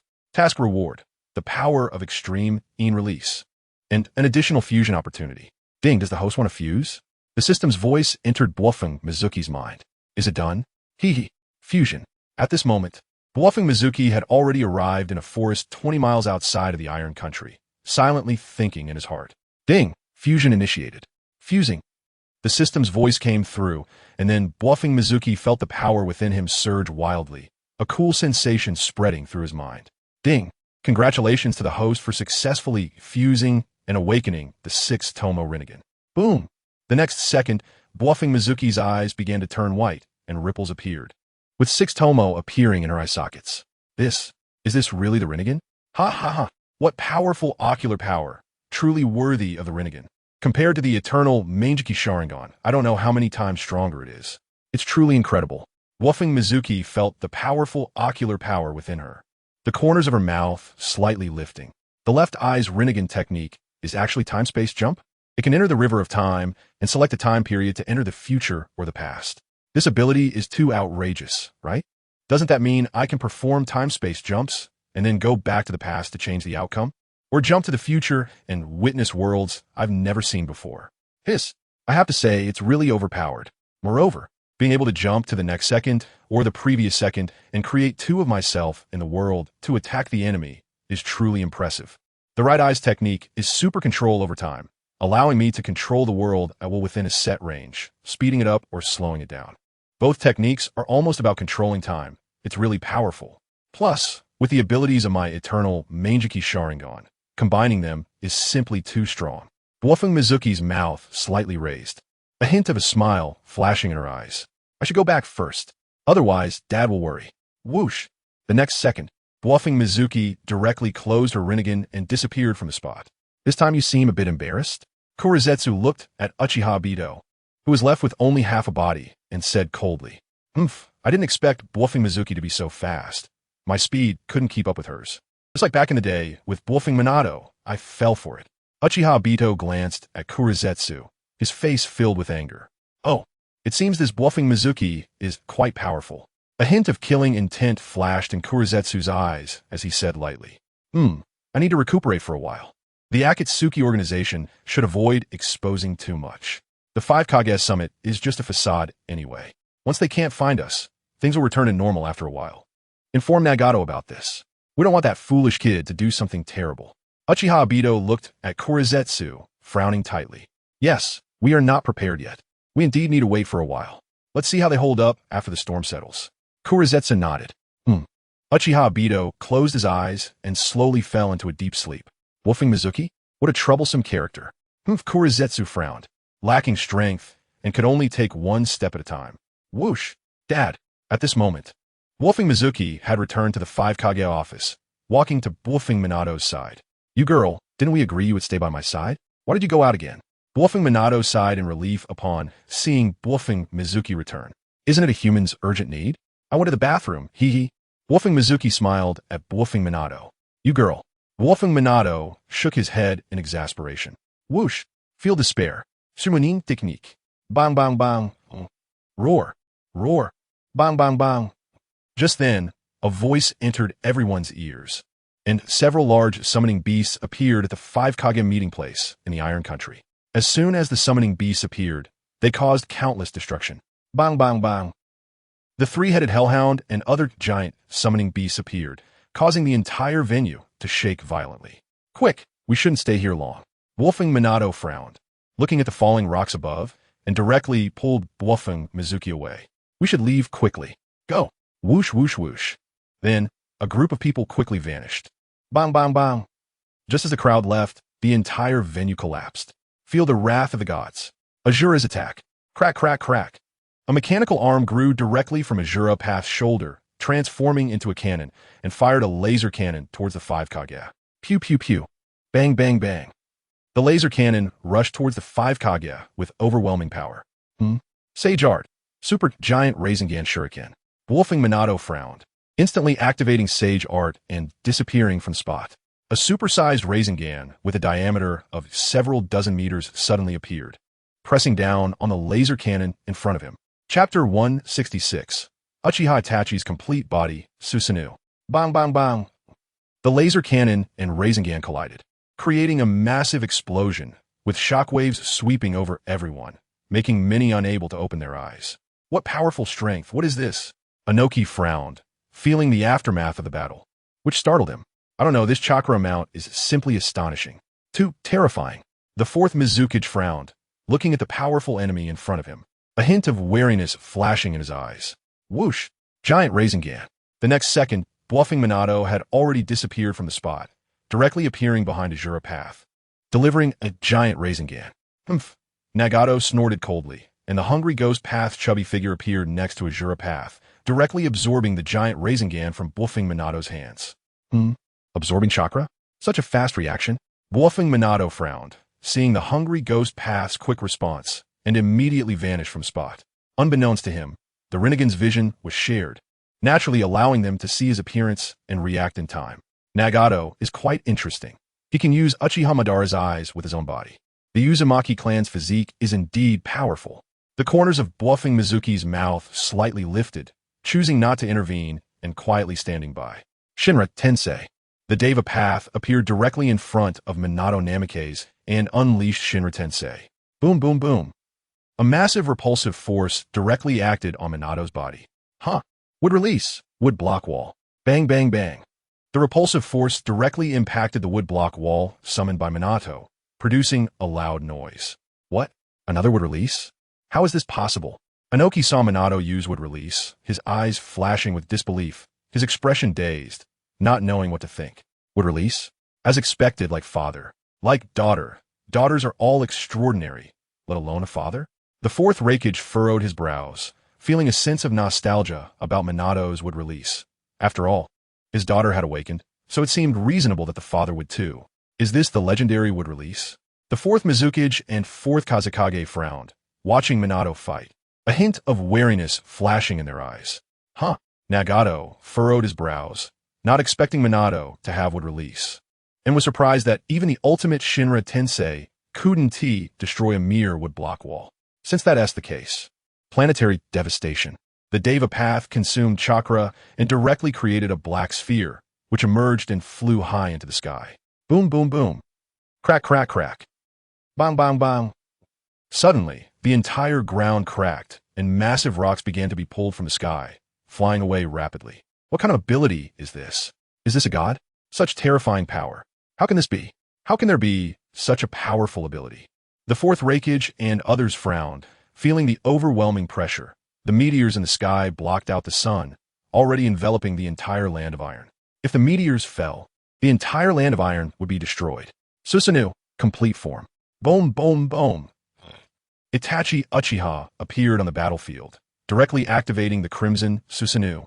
Towering 100 feet tall, sprouting wings, holding a shield in his left hand and a giant sword emitting flames in his right hand, with a red gourd hanging at his waist. Slash! Swish, swish, swish. Flying high into the sky, Itachi swung his sword, and the entire planetary devastation collapsed. Such strong power. Susanoo? Another Susanoo? What is Konoha trying to do? Why are there so many geniuses appearing in Konoha? Inoki trembled, feeling the oppressive force emanating from Susanoo, filling him with endless fear. Konoha is producing talents, but what about us? Ha! The fourth Mizukage chuckled self-deprecatingly, truly amazed by Konoha's strength. His heart filled with bitter laughter. Damn Konoha, have they really become this powerful? The fourth Kazekage frowned, looking at the Susanoo that brought him endless pressure, shaking his head. HMPH, a triviale technique. The fourth Raikage scoffed, seemingly unconcerned. Although shocked, he didn't worry, believing he was not inferior. Huh? Complete Susanoo? Itachi Uchiha? Reaching such a level at such a young age? You're impressive, but I want to leave. No one can stop me. Nagato furrowed his brows. Plans can't keep up with changes. Faced with such powerful 5 Kage and Itachi Uchiha in front of him, he lost the desire to continue fighting. Sumunin technique. The next second, Nagato's 6 paths of pain disappeared from the spot. Huh? Left? Itachi Uchiha frowned, seeing Nagato had already left, his brows furrowing as he released Susanoo and returned to Minato's side. Forget it. Don't chase. He has already gone. Minato Namikaze's brows were tense as he looked at the place where Nagato vanished, a hint of wariness flashing in his eyes. This planetary devastation is indeed a super-wide area attack. If it erupts in Konoha, the entire village would be destroyed. This is the only thing he was worried about. He wasn't afraid of a direct confrontation, but if there were heavy casualties among the villagers, that would be a great loss. Yes, fourth Hokage-sama. Itachi Uchiha nodded, seeing Naruto return, feeling relieved.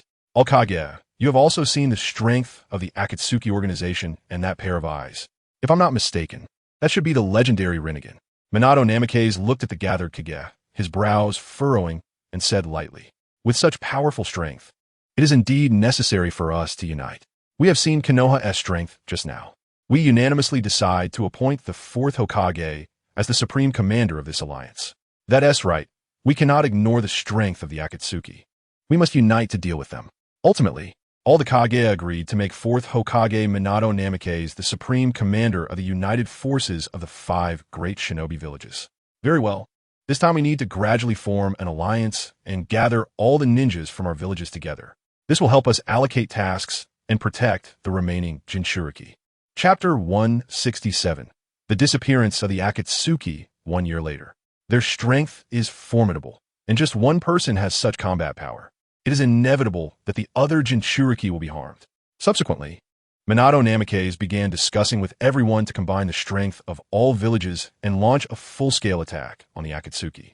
Good. I have no objections. All Kage unanimously approved, and everyone began discussing the final battle location and command center, ensuring that all details were clearly agreed upon. Thus, the 5 great shinobi villages rarely united, gathering all the elites together. A week later. Now the most important thing is to find the Akatsuki South gathering place. Only by locating the Akatsuki can we proceed with the next plan. Time is somewhat pressing. Minato Namikaze sat in the command center, his brows furrowed. Up to now, they had not found the hiding place of the Akatsuki. Time was indeed tight. After all, the 5 great shinobi villages had united, and it was uncertain when things might explode. By then, before they even started attacking the enemy, their own side might start fighting. During this time, everyone should be careful when going out and use transformation techniques to change their appearance. Now that the 5 great shinobi villages have united, our situation is very unfavorable.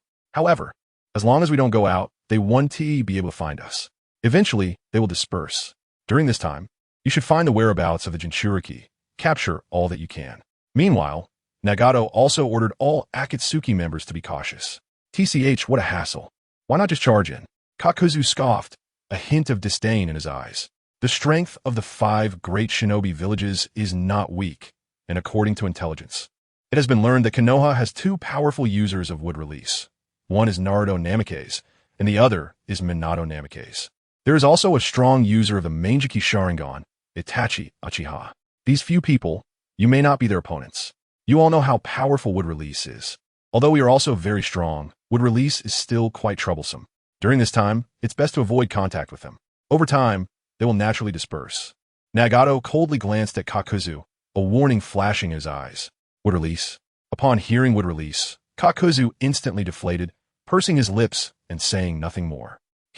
Leader, I actually have a good method that can help you obtain the nine-tailed beasts. Orochimaru's mouth curled up slightly as he licked his tongue and smiled at Nagato. Oh, what method? Nagato furrowed his brows and looked at Orochimaru with suspicion. I have a technique that can summon the dead. As long as I find the DNA of all the deceased Jinchuriki, I can obtain the chakra of the nine-tailed beast from the dead. Then, wouldn't the leader be able to get the nine tails? Orochimaru's mouth curled up slightly, a glimmer of amusement in his eyes. Summoning the dead? I didn't expect you, Orochimaru, to have such an ability. This is feasible. Ju, this matter will be entrusted to you. Find the DNA of those deceased Jinchuriki. Nagato nodded and then looked at Black Zetsu. Yes. Black Zetsu nodded and then sank into the ground. Orochimaru's mouth curled up slightly, a flash of amusement in his eyes. Isn't it great to have someone search for DNA for himself? Plus, he could obtain so many Jinchuriki for free through impure world reincarnation. 3 months later, why is there not a single piece of news? It's as if they've vanished without a trace. This is really troublesome. Minato Namikaze furrowed his brows, a hint of shock flashing in his eyes. They have been searching in the ninja world for a full 3 months, and in that time, they have not discovered any clues, which he found hard to believe. The 4th Hokage has been missing for 3 months. We should return to the village. If we find the whereabouts of the Akatsuki organization later, we can gather everyone then. Naka's brows were tightly knitted. 3 months without returning to the village. If there was danger in the village, they would be unable to defend it. Moreover, 3 months have passed. If they don't return soon, the ninjas under their command will start to riot. Indeed, it has been a bit too long, and without any news. We need to reconsider our plans. This time wasted here is a drain on resources. The 4th Mizukage nodded, as his village suffered heavy losses when he was under control. Plus, he hadn't returned in 3 months, so it was almost time for him to go back. Minato Namikaze furrowed his brows as he looked at the 4 Kages in front of him, who all expressed their desire to return first. Waiting to gather again after discovering the Akatsuki members.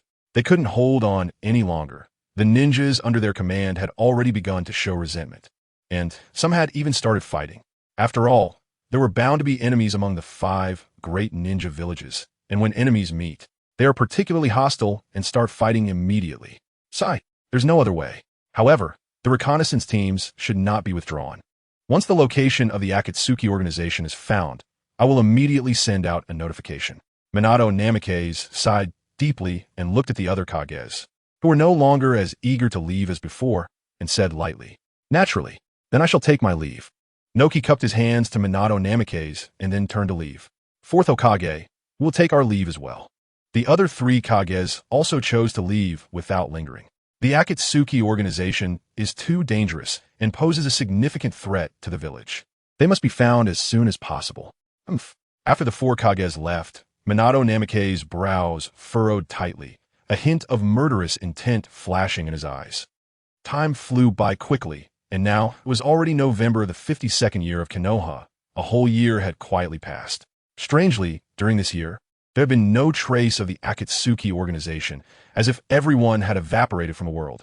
Sister, I finally learned the ninjutsu you taught me today. Little Naruto, now 5 years old, excitedly boasted in front of Kushina.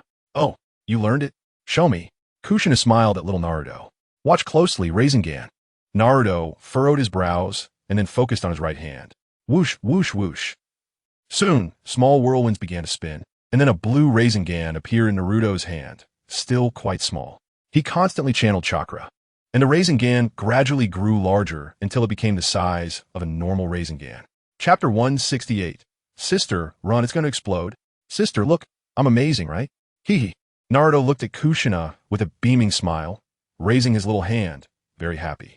Yes, our Naruto is really great. Kushina was also a bit stunned. She didn't expect Naruto's talent to be so high. He was only 5 years old and could already master the Rasengan. She had only used it in front of him 2 or 3 times, and it was not like she was teaching him according to Jiraiya's method.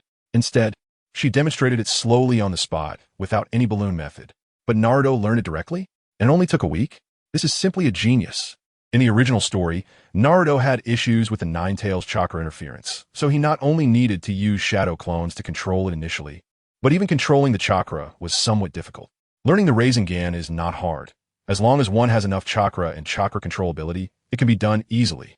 Over the years, I've taught Naruto to climb trees and walk on water, run and jump, which greatly strengthened his chakra control. The wood release power within him has also begun to awaken. It should awaken soon, right? I'm really looking forward to it. Kushina smiled slightly as she looked at Naruto, who had a face full of "I'm a genius." Hee, this thing is actually very simple. Hee. Naruto was very happy to be praised by Kushina. His face flushed with a little shyness, rarely receiving such compliments from his sister. Whoosh, whoosh, whoosh. While Naruto was happy, he did not release the Rasengan in his hand. The Rasengan lost control of the chakra and instantly began to go berserk. Sister, run's going to explode. Kushina felt the violent energy coming from Naruto's right hand and shouted. Kushina saw the raging Rasengan in Naruto's hand, reached out her right hand, and then directly controlled the Rasengan to grow larger, continuously expanding until it transformed into a giant Rasengan. Naruto, now sister will teach you. This is the upgraded version of the Rasengan, the giant Rasengan. Believe in yourself and release the Rasengan forward. Then Kushina smiled at Naruto, urging him to release the giant Rasengan in his hand. Giant Rasengan? Wow, that's amazing. Naruto's eyes lit up as he saw the giant Rasengan in his hand. Then he kicked off with his right foot, leaping into the air, flipping over, and controlling the giant Rasengan to press into the lake ahead. Boom, boom, boom. Instantly, a massive whirlpool appeared in the river, shooting into the sky. Splash, splash, splash.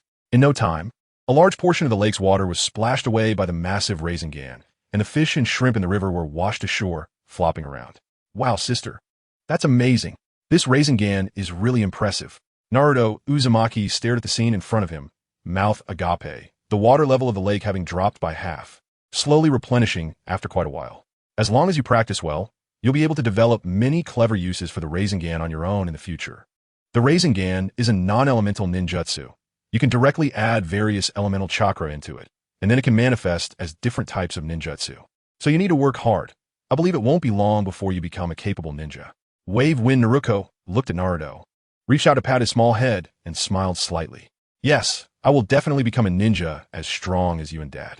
I want to take Dad's place and become the 5th Hokage, then protect you, Mom, and everyone in the village.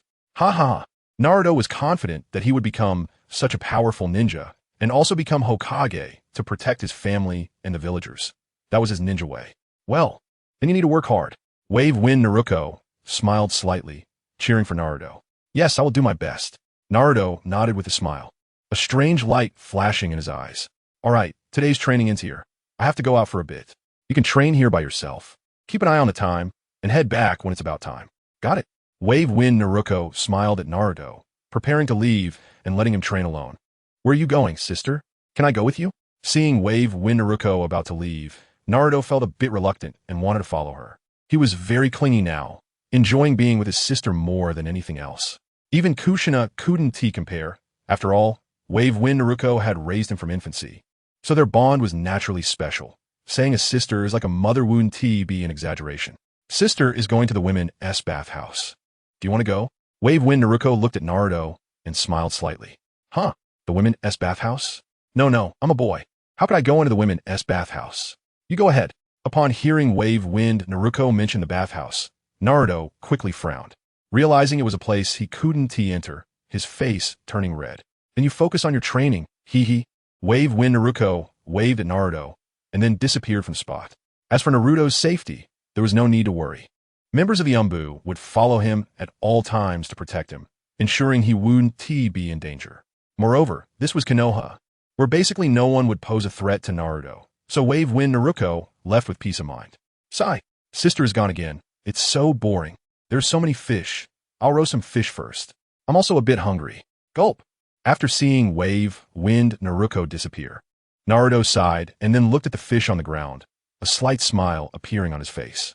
Over the years, Wave Wind Naruko often took Naruto to hunt for wild game, roasting fish, chicken, bears, etc. Anything found in the Forest of Death was often caught and eaten by them. So Naruto had developed quite a skill in barbecuing. After all, he was the one doing the hard work. Wave Wind Naruko called it. This is to train your hands-on ability, and it counts as a form of training.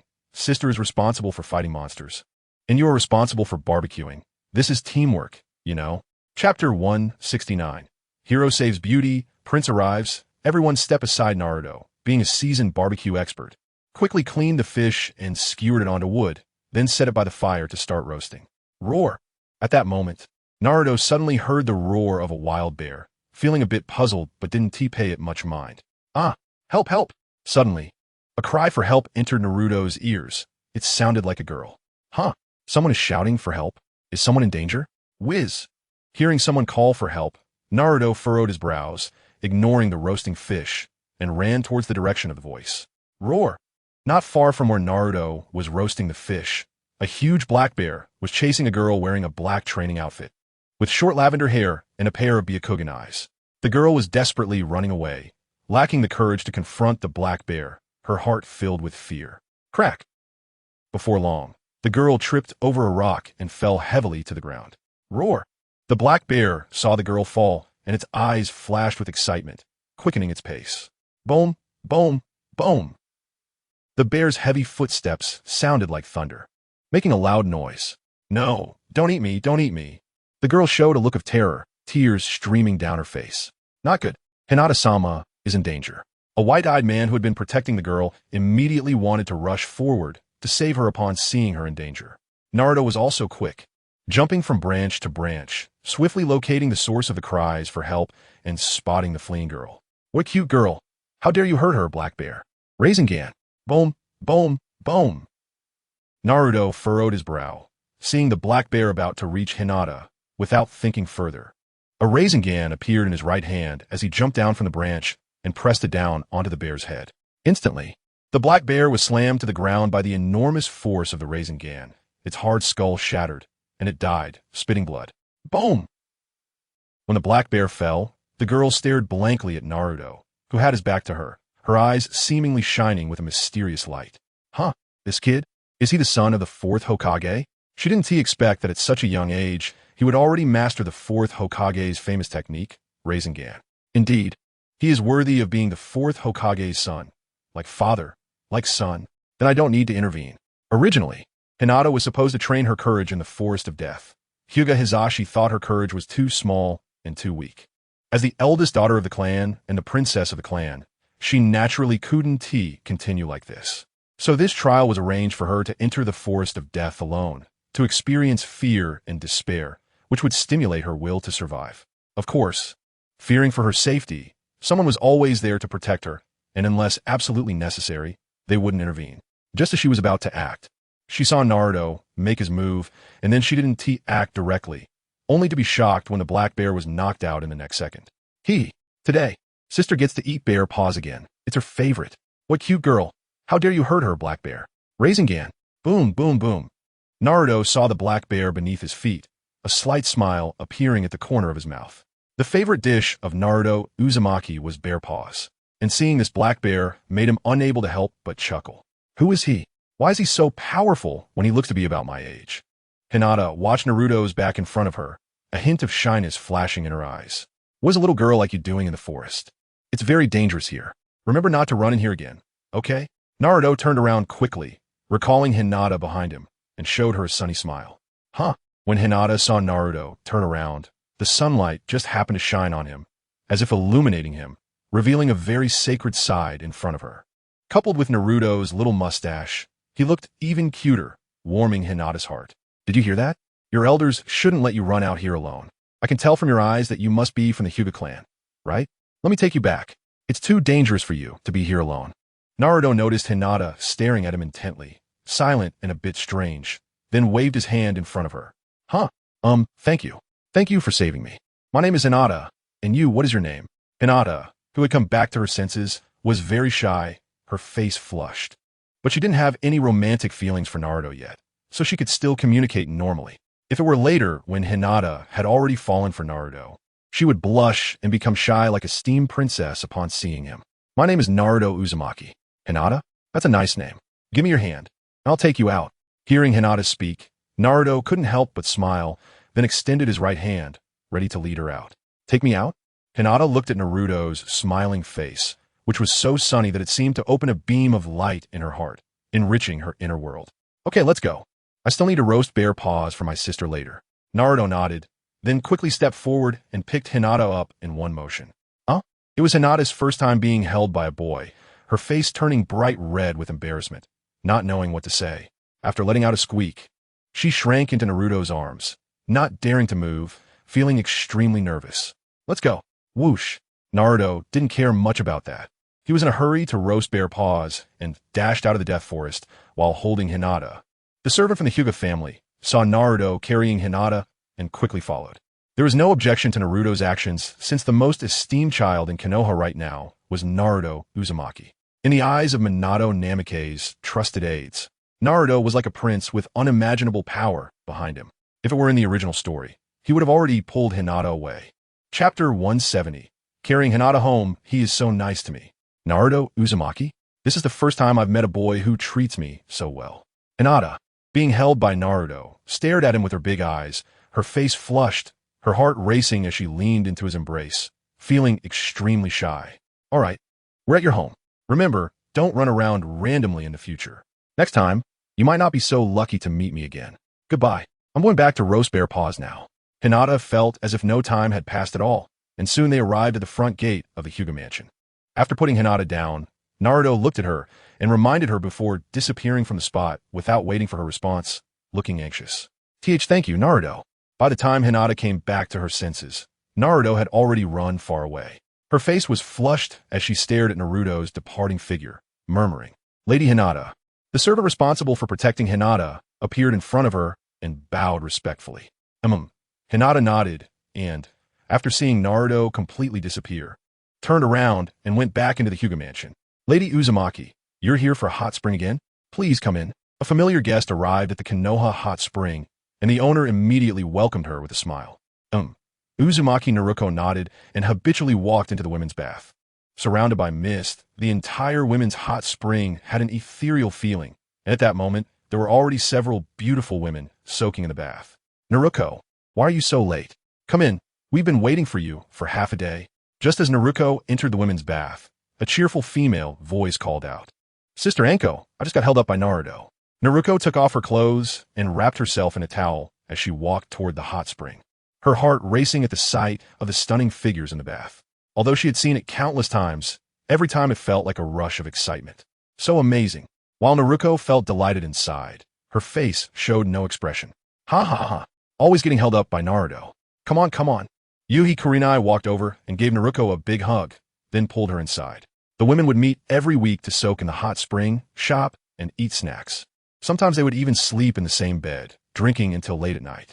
Naruko was no exception, secretly joining them for drinks, living a happy life like a celestial being. Naruko, come help me with a massage. My shoulders have been sore lately, not sure why. At that moment, Kurenai waved at Naruko. The women often massaged each other, especially since Naruko taught them some special massage techniques that made them feel relaxed and pleasant. So they frequently helped each other with massages. Okay, Kurenai. Naruko nodded, breaking free from Anko's arms and walking over to Kurenai, her fingers itching at the sight of her perfect figure. Then, Naruko started massaging Kurenai's shoulders. Kurenai was now 20 years old, with a perfect figure, her skin smooth and fair. Naruko's massage technique was top-notch, almost as good as a professional masseuse. Each time, it could lift the spirits of the girls, who enjoyed Naruko's massages, feeling like they were floating. Naruko, help me with a massage too. My back has been sore lately. Yui Shizen came over, unable to contain herself after watching Naruko's fluid massage technique. Sister Shizune, you'll have to wait a bit. One at a time, no rush. Naruko smiled at Shizune and continued to give Kurenai a thorough massage. Naruko, a bit harder and faster. This area has been hurting a lot. Maybe I twisted something while practicing ninjutsu. When Uzumaki Naruto pressed a spot on Yugao's back, she couldn't help but tremble, indicating that she had indeed injured her meridians during training. All right, Naruto nodded and then increased the pressure of her hands a bit more. Yuhi Kurenai was soaking in the hot spring, lying flat on the surface, enjoying Naruto's massage, feeling mentally refreshed, and all her fatigue completely disappeared, unable to suppress a moan. Luckily, I'm a woman now. Otherwise, I really couldn't handle such sounds. Naruto felt both pain and pleasure, realizing there was nothing she could do, but she was very happy. The several beautiful women from Konoha in front of her had all grown up, and their charm was not just talk. All right, after half an hour, Kurenai's entire body was done with the SA massage, and the sounds of relief were quite loud. If it weren't for Naruto putting up a barrier in the bathroom, people outside would have heard something unusual and thought something was going on inside. Much more comfortable now. Thank you, Naruto. Kurenai's entire body was flushed. Her face showed joy, and there was still a lingering feeling of wanting more. Such a comfortable feeling could only be felt by someone who was extremely tired. Hee. Sister Kurenai is joking. What else there to think? Sister Yuya, let me help you with a massage. Lie down. Naruto smiled sweetly at Kurenai and then walked over to Yuya. All right. Yuya directly lay on the water surface, closed her eyes, and enjoyed Naruto's massage. This little girl is quite cute. Just too shy. Her little face is all red. As Naruto walked, she thought of Hinata Hyuga and smiled slightly. Huh, Sasuke? Why do you have time to come out today? Come on, let's have a match. How about it? Just then, Naruto saw Uchiha Sasuke walking not far ahead, wearing a blue shirt and short sleeves, with the Uchiha clan symbol on the back, hands in his pockets, looking cold. She hurriedly ran up to him. Chapter 171, Naruto's Provocation. Not interested. Sasuke saw Naruto and seemed disinterested, directly walking past her, coldly saying, TCH, are you afraid of being beaten by me? I knew it. You must be scared. How did it feel to be beaten by me last time? Seeing Sasuke walk past her, Naruto was slightly taken aback, the corners of her mouth curling up as she sneered. What did you say? I would get beaten by you? Who knows who would beat whom? Sasuke, upon hearing Naruto's words, turned around like a cat whose tail had been stepped on, looking at her with a fierce expression, clearly very angry. Isn't that so? You definitely don't want me to beat you. Last time you were left with a black eye, haha. Besides, you can't beat me anyway, rather than fight you. I might as well train myself. You can't beat me. I'm out of here. A hint of amusement flashed in Naruto's eyes as she waved goodbye to Sasuke and quickly walked away. Damn it, I won't lose to you. Naruto, don't be so full of yourself. Sasuke was furious at Naruto's words, his face red, pointing at her and shouting. And you don't dare to fight me. To put it bluntly, you just can't beat me. TCH, boring. Naruto rolled her eyes at Sasuke and then quickly left. Damn it, Naruto, I want to duel with you. Sasuke shouted angrily at Naruto, pulling out a kunai from his pocket and throwing it at her. Hee, gotcha. Hearing the sound of something whistling behind her, Naruto smirked, quickly bent down to dodge the kunai. Since you've made a move, I'll graciously teach you a lesson. Shadow Clone Jutsu. Bang, bang, bang. In the next second, Naruto created dozens of clones, rushing towards Sasuke from different angles. A trivial skill. Shuriken Shadow Clone Jutsu. Whoosh, whoosh, whoosh. Having seen Naruto use the Shadow Clone Jutsu before, Sasuke directly threw the shuriken in his hand, which transformed into countless shuriken shooting towards Naruto as clones. Bang, bang, bang. Numerous Naruto clones turned into smoke, raising a cloud of white mist. Ha! Rasengan. Naruto charged out from the smoke. A Rasengan in her right hand aimed directly at Sasuke. Whoosh. Fire release. Great fireball jutsu. Sasuke quickly performed a backflip, rapidly forming seals, and spat out a huge fireball towards Naruto. Bang! With a loud bang, the great fireball was shattered by Naruto's Rasengan and continued to rush towards him. What? Sasuke furrowed his brows, shocked to see his feared great fireball jutsu actually being broken, a hint of disbelief flashing in his eyes. This is my newly learned technique. Rasengan. It's an A-rank ninjutsu. You can't beat me, haha. Naruto looked at Sasuke, a glint of pride in her eyes, unable to resist showing off. Damn it. A-rank ninjutsu? The Uzumaki clan is really infuriating. Such massive chakra. Even I can't use A-rank ninjutsu right now. After hearing Naruto's words, a flash of anger crossed Sasuke's eyes. He currently didn't have enough chakra to use even an A-rank ninjutsu, yet she could use chakra freely, making him feel a bit resentful. Joe, what are you two doing? Naruto, you can't use such a powerful attack right now. Just then, a lazy voice entered their ears. Clap. In the next second, Naruto's right hand was caught in someone else's grip. Huh? Kakashi, big brother, why are you here? Naruto smiled brightly as Kakashi held her right hand, dispelling the Rasengan. Just passing by. Naruto, the destructive power of the Rasengan is too great. You can't use it casually, understood? Kakashi smiled at Naruto and released her hand. TCH. Sasuke landed on the ground, his face dark, pouting, but a hint of anger flashed in his heart as he turned and walked away. Hey Sasuke, we haven't finished yet. Seeing Sasuke leave, Naruto shouted loudly. All right, Naruto, let us go. Today I'll take you for ramen. Kakashi glanced at Sasuke, his brows furrowed, then smiled at Naruto. Great, let us go, let us go. Upon hearing ramen, Naruto immediately grabbed Kakashi's hand and ran towards Ichiraka Ramen. Slow down. Kakashi smiled, squinting his eyes at Naruto's excited expression. Damn it, why is there such a huge gap between me and Naruto? Why? Sasuke ran alone to a pond, looking at the water, and shouted angrily. The strength of others doesn't just depend on talent. It also requires effort. Sasuke, don't underestimate yourself. With your talent, you will definitely not fall behind in the future. Unbeknownst to him, Itachi Uchiha had already appeared beside Sasuke, patting his head and smiling with narrowed eyes. Brother, are you back so early today? Don't you have any missions to do? Sasuke heard Itachi's voice, and his face lit up with joy as he rushed into his embrace. Yeah, I came back a bit early today. What's wrong? Did you face another setback? Itachi smiled at Sasuke and pulled him to sit by the pond. I just had a match with Naruto, and he can already use A-rank ninjutsu. I can barely master B-rank ninjutsu. Sasuke looked at the pond, a hint of gloom flashing in his eyes. Is that so? But you can't be discouraged. When I was your age, I couldn't beat Naruto either. But soon, you'll grow stronger. I believe in you. Itachi looked at Sasuke with a gentle smile. Brother, why are those two siblings so abnormal? Aren't we the most powerful clan in Konoha? Why do they always seem to have the upper hand over me? Sasuke turned to Itachi, feeling puzzled and somewhat unconvinced. Because their strength is very strong. There's no strongest clan in the world, only the strongest individuals. Whether it's the Uchiha clan, the Hyuga clan, or the Uzumaki clan, they're all extremely powerful existences. It's not that they aren't strong. Our strength also comes from the tireless efforts of our ancestors. Chapter 172.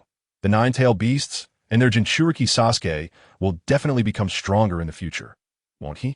Itachi smiled at Sasuke, reminiscing about the time he couldn't even withstand a single move from Naruto. Is that so? Can I become as strong as you, brother?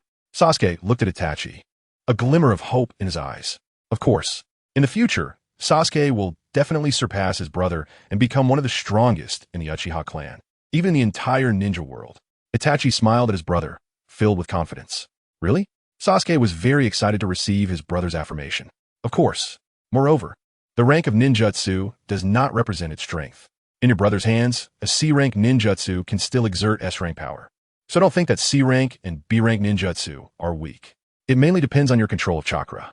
Of course, under equal control, a rank ninjutsu is naturally much stronger, as the chakra consumption is not proportional. Come on, brother will take you to train. Today, I'll teach you a few more ninjutsu. Let's go. Itachi smiled at Sasuke and directly pulled him away. C-rank can also exert S-rank power? I understand now. Brother, I will definitely work hard. After hearing his brother's words, Sasuke's eyes flashed with determination, his fists clenched tightly. Go for it. Itachi quickly led Sasuke to their exclusive training ground, encouraging him along the way. Although Itachi is now in the Umbu, the tasks are not many, and there aren't too many tedious matters, so he has more time to train Sasuke. As a result, Sasuke's strength has become much stronger, several times more powerful than in the original story. After all, only the strong of the Uchiha clan truly understand how to train the children of the Uchiha clan. Kakashi's training for Sasuke is only basic and does not have the depth that Itachi provides. Itachi can create a series of training methods specifically for Sasuke, saving time and effectively helping him enhance his strength. Just like when Orochimaru trained Sasuke, it was more thorough than Kakashi's training, and his strength grew rapidly during that time. Of course, as a seasoned super strongman, Orochimaru has a deep understanding of the Uchiha clan, so his training methods are more effective. Whoosh! Fourth Hokage-sama. At this moment, Uchiha Shursui appeared in the Hokage's office, kneeling on one knee and bowing his head. Is it Shursui? What is it? Wave Wind Minato smiled upon seeing Uchiha Shursui. Fourth Hokage-sama, there has been an incident. It seems someone has tampered with Mito-sama's grave. Uchiha Shursui quickly reported to Wave Wind Minato. What? Mito-sama's grave? That's not good. Upon hearing Uchiha Shursui's words, Minato suddenly thought of a terrifying idea. Let's go take a look. Bring Hinata Hizashi with us. Then Minato disappeared from the spot, heading towards Uzumaki Mito's grave. A quarter of an hour later, Minato, along with Hinata Hizashi and Uchiha Shursui, arrived at Uzumaki Mito's grave. Hizashi, check if Mito-sama's corpse is still there. Are there any signs of tampering? Minato looked at Hinata Hisashi, a hint of anger flashing in his eyes. Yes, fourth Hokage-sama. Byakugan, activate. Hinata Hisashi immediately activated his Byakugan and looked into the grave. This, fourth Hokage-sama. Mito-sama's grave seal has been tampered with, and the seal has been broken. Upon opening his Byakugan, Hisashi saw everything in the grave, and to his shock, the originally set seal had indeed been broken. Damn it. Immediately call the sealing team to reinforce the seal. Damn it. Is it the Akatsuki organization again? What do they want? They actually want to desecrate the souls of the dead. A hint of anger flashed in Minato's eyes. He knew from Uchiha Shursui that the grave had been tampered with, and it must be the Akatsuki organization trying to do something. Furthermore, from Naruto, he learned that Orochimaru could also use the Edo Tensei technique, indicating that the Akatsuki organization might have some movements. They were hiding, preparing for a larger conspiracy. Shursui, have people guard this place closely. This time, it seems the Akatsuki organization is planning a bigger plot. Minato's face darkened as he turned to leave, a hint of endless killing intent flashing in his eyes. Yes, fourth Hokage-sama. Uchiha Shursui nodded quickly. Orochimaru, I have prepared all the DNA of the 9-tailed beast for you. Here are the 9 individuals you need. Let's begin. At this moment, White Zetsu had gathered all the cells of the 9-tailed beasts and directly handed them over to Nagato. Hee. All right, leader. Orochimaru took the DNA of the 9-tailed beasts in his hand, a hint of a smile flashing in his eyes as he licked his lips. Edo Tensei. Then, Orochimaru directly used the Edo Tensei technique, treating the 9 individuals in front of him as sacrifices to perform the technique. In fact, Orochimaru didn't need to use sacrifices to perform Edo Tensei. However, he didn't want the Akatsuki organization to obtain such powerful 9-tailed beasts. If he used the Edo Tensei technique that Naruto taught him, the strength would reach 80% of its original power or even more. This would naturally make the Akatsuki organization even stronger, but if he used his previously immature Edo Tensei, their strength would be less than half. And thus the chakra of the 9-tailed beasts they obtained would be significantly reduced. Bang, bang, bang. In the next moment, 9 coffins appeared directly in front of Nagato. Clap, clap. After the coffins were opened, 9 original Jinchuriki appeared before Nagato. Hee. Boss, let's get started. Orochimaru looked at the 9 Jinchuriki with a hint of a smile in his eyes. Everyone get ready. We'll start sealing with the one tail. That old monk. Nagato nodded, and then a group of people stood on the outer path golem. Hee. Is this the original one-tail Jinchuriki? Just an old monk. At this moment, Haiden had just joined the Akatsuki organization and couldn't help but laugh when he saw the old monk in front of him. Let's begin. Orochimaru slightly raised the corners of his mouth, directly controlling a clone to manifest the one-tail's chakra outside its body. Chapter 173. Naruto enters school Kurenai. Did you go for a bath again today? You look much prettier. Asuma Tsurutobi, holding a bouquet of flowers behind him, walked up to Kurenai Yui, who was standing at her doorstep, and smiled as he asked, Asuma? What brings you here? I just got back from bath. Did you need something? Kurenai Yui looked at Asuma in confusion and asked, No, I just wanted to. Kurenai, will you be my girlfriend? Asuma Tsurutobi pulled out a rose from behind and handed it to Kurenai, showing a sincere expression. Girlfriend? Kurenai looked at Asuma in surprise, not expecting him to confess to her, and was momentarily stunned. That's right, will you be my girlfriend? I've liked you for a long time. Asuma Tsurutobi smiled at Kurenai, completely losing his previous calm demeanor. I am sorry, Asuma. Thank you for your feelings. However, I already have someone I like. I'm sorry. Kurenai finally shook her head and decisively rejected Asuma, looking at him. Really? Is that so? Then congratulations. He. Asuma Tsurutobi looked at Kurenai, his original smile abruptly stopping, his face turning pale, and he awkwardly smiled as he retracted the rose. You should go. You'll definitely find a girl who loves you. I'm sorry. Kurenai nodded and hurriedly ran into her house, ignoring Asuma. Sigh. Asuma Tsurutobi watched Kurenai enter her home, sighed deeply, a hint of disappointment flashing in his eyes, and turned to leave. Asuma, you're a good man, but I don't like men, I like women. Kurenai shook her head as she watched Asuma's departing figure. At this moment, Kurenai had long been influenced by Naruko Uzumaki, and now she didn't like men, but rather liked women. That's why they, a group of women, would hang out together, either going to the bath, shopping, or dining. They often slept together at night, playing some little games which was quite common. They no longer needed men. Due to the Akatsuki's absence, the 5 great ninja villages knew they were hiding. Therefore, the ninja world was unusually quiet during this time, with no wars or special events occurring. The biggest event was merely some graves being disturbed, which made the 5 great ninja villages very angry. But they were helpless. Time passed quickly, and now it was March 53. Naruto was already 6 years old, entering school, and starting at the Ninja Academy. Naruko Uzumaki also successfully became a jonin in Konoha, but although she became a jonin, she didn't enjoy doing those boring tasks and preferred to hang out with a group of women every day, having a great time. All right, now let the teacher see your skills, using this to introduce yourselves. Let's see what basic ninjutsu you all know. Irika smiled as he looked at the surrounding students. What is this? So troublesome. A group of children showed helpless expressions, having no interest at all. Ha ha ha. All right, let's first see your basic ninjutsu. Who will go first? It's you, Sasuke Uchiha. You lead the way and give it a try. Irika smiled as he looked at the children in front of him. Wow, Uchiha. Is that the Uchiha clan? I heard they are very wealthy. I hope I can marry him when I grow up. That's right. The Uchiha clan is the elite of the elite, an absolute super family in Konoha. Wow, Sasuke, it's really Sasuke. Sasuke, go for it. Sasuke, I like you. Sasuke is so handsome. I really like you, Sasuke. A group of girls, upon hearing Irika's words, immediately became infatuated, waving their hands excitedly as they looked at the cool Sasuke, their eyes sparkling with love as they shouted.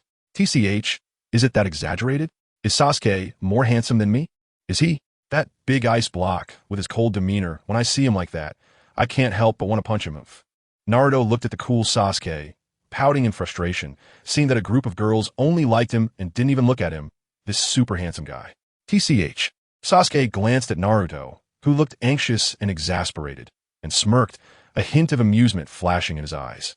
Over the years, he had fought with Naruto and never won once, but at least he had won in terms of being popular with girls. What does this mean? It means he is more handsome than Naruto, which everyone recognized, making him feel much better. Damn, Sasuke. Are you asking for a beating again? Always showing off in front of women. That's all you know how to do. Naruto, seeing Sasuke's mocking expression, instantly got a bit angry and raised his fist to threaten him. There's nothing I can do. Who told you to be less handsome than me? Sasuke patted Naruto on the shoulder, mocking him. Damn it, damn Sasuke. Just wait. Next time I will make you understand why the flowers are so red. Seeing Sasuke's arrogant demeanor, Naruto was furious, ready to spit fire. Meanwhile, Sasuke's clone walked towards everyone, having unknowingly already used the shadow clone technique. Very perfect, Sasuke. You did well. Irika nodded as he saw Sasuke's performance and directly gave him a score. Wow, Sasuke is so handsome, so powerful. I didn't even notice when he released the shadow clone technique. That's really impressive. That's right, not only is Sasuke handsome, but he's also so strong. I really like him. Sasuke, I want to have her babies. I have to say, how come this little girl is so mature? Seeing Sasuke Uchiha use a shadow clone technique, she was completely mesmerized. Such trash ninjutsu, I disdain to use it. I can casually summon hundreds or thousands of them. Naruto pouted, looking at Sasuke in front of him, full of discontent. Why is he so powerful and yet more popular than me? All right, next, Naruto Uzumaki. Irika smiled as he looked at Naruto. Naruto Uzumaki? Is he the son of the 4th Hokage? I heard that the 4th Hokage's daughter, Naruko, is the strongest female ninja in the village. I wonder what his strength is like. But Naruto-kun is also very handsome. Naruto-kun, I love you too. Chapter 174, Entrance Exam. Naruto and Sasuke fight again. Don't you like Sasuke? Why are you suddenly trying to steal my Naruto-kun? I like both. Is that a problem? Naruto-kun, I love you, and I want to have your children. When everyone heard Naruto's name, they finally realized that he was the son of the 4th Hokage. They waved at him, their eyes filled with affection. Now you know how amazing this handsome guy is, right? Watch me, shadow clone technique. Boom, boom, boom. Naruto heard a group of female classmates cheering nonstop. With a smile on his face, he stepped forward and performed the shadow clone technique. What? Wow. Naruto-kun. Hello, Naruto-kun. So amazing? Look at all these Naruto-kuns. This is so impressive. Naruto-kun is so cool. So cool. I love you, Naruto-kun. In an instant, thousands of Narutos appeared in the field, filling the area to the brim. Even the branches of the trees were completely occupied, and everyone present was shocked. Wow, he truly is the son of the 4th Hokage. This is just too strong. Irika looked at the dense crowd of shadow clones, swallowed hard, his eyes flashing with disbelief. Cough, cough, cough. All right, very perfect. Next, Irika coughed softly a few times and scored Naruto. TCH. Sasuke glanced at Naruto's shadow clone technique, curled his lips in slight dissatisfaction, but said nothing more. Ha ha! Sasuke, how about that? Am I cool or what? Naruto couldn't help but show off to Sasuke, excitement flashing in his eyes. Sasuke didn't say anything more. And Naruto-kun, so cool. Hinata stood to the side, watching Naruto, her face flushed, her fingers touching shyly, looking down. Irika then had everyone demonstrate the clone technique. Alright, next is the combat segment. To fully understand your combat abilities, I need to see your fighting skills. First, Akimichi Choji and Nara Shikamaru. Irika looked at everyone, the corners of his mouth slightly rising. A hint of a smile in his eyes. School is really troublesome. TCH. Shikamaru scoffed and walked over. Teacher, I'm no match for Shikamaru, but he can't handle me. Choji looked at Irika, not wanting to fight Shikamaru, pulled out a bag of chips and stuffed them into his mouth, grinning foolishly. It's okay, just one fight is enough. The teacher just wants to see your strength. Go. Irika smiled at Choji, not stopping him from eating. He knew the Akimichi clan's special needs to constantly replenish energy, and since they weren't in class now, it was understandable to eat a little before the fight. All right. Choji nodded and walked to the center of the field with Shikamaru. Shikamaru, go easy on me. I'm afraid it will hurt. Choji said softly to Shikamaru. Got it. So troublesome. Shadow imitation technique. Shikamaru rolled his eyes and immediately used the shadow imitation technique to control Choji. Teacher, I can't move. I give up. Seeing himself controlled by Shikamaru, Choji quickly froze, offering no resistance. Irika watched the two and felt a bit speechless, shaking his head. Next group, Uchiha Sasuke and Uzumaki Naruto. Irika read out again. Sasuke, look, it's your turn to get beaten up. You were so arrogant just now, and now I'll make you lose face. Seeing Sasuke's indifferent expression, Naruto felt quite displeased, pouting and thinking to himself. Tulp. Sasuke didn't refuse. He knew he might not be Naruto's match, but he wasn't discouraged. Itachi taught him that no matter the situation, one must never give up and must work hard to achieve what they want. One cannot be defeated by failure. One must find the reasons for their failures to become stronger. And over the years, it was the increasing battles with Naruto that had rapidly enhanced his strength, constantly finding reasons from his failures, eventually reaching the powerful level of an elite Chunin at just 6 years old. Sasuke, go for it. Sasuke, defeat Naruto, you're the best. Who said that? Our Naruto-kun is the strongest. Naruto-kun, go. I love you. Sasuke, go for it. We'll always support you. Naruto-kun, go. We'll always support you too. When it was time for Uchiha Sasuke to fight Naruto, everyone felt excited. The girls split into two groups, cheering for Naruto and Sasuke respectively. Sasuke, are you ready? Naruto looked at Sasuke and smiled slightly. Sasuke snorted coldly, a hint of wariness flashing in his eyes. Whoosh! A special kunai appeared in Naruto's right hand, capable of turning into a chakra blade, a small weapon prepared for him by Minato. He immediately charged at Sasuke with incredible speed. Whoosh! Tulp. Sasuke flipped out a kunai in his right hand and charged at Naruto as well. Clang, clang, clang. Naruto and Sasuke immediately engaged in battle, their speed so fast that even Irika could barely keep up. These two little freaks are just too amazing. Even I wouldn't necessarily be their match. Irika watched the two fight, momentarily stunned, completely shocked. Fire release, great fireball technique. Sasuke and Naruto quickly separated, immediately forming a hollow fist with his right hand, bringing it to his mouth, and exhaling a huge fireball with a diameter of about 5 meters, rushing towards Naruto with scorching heat, creating a ravaged scene on the ground, leaving a trench behind. Wind release, great breakthrough.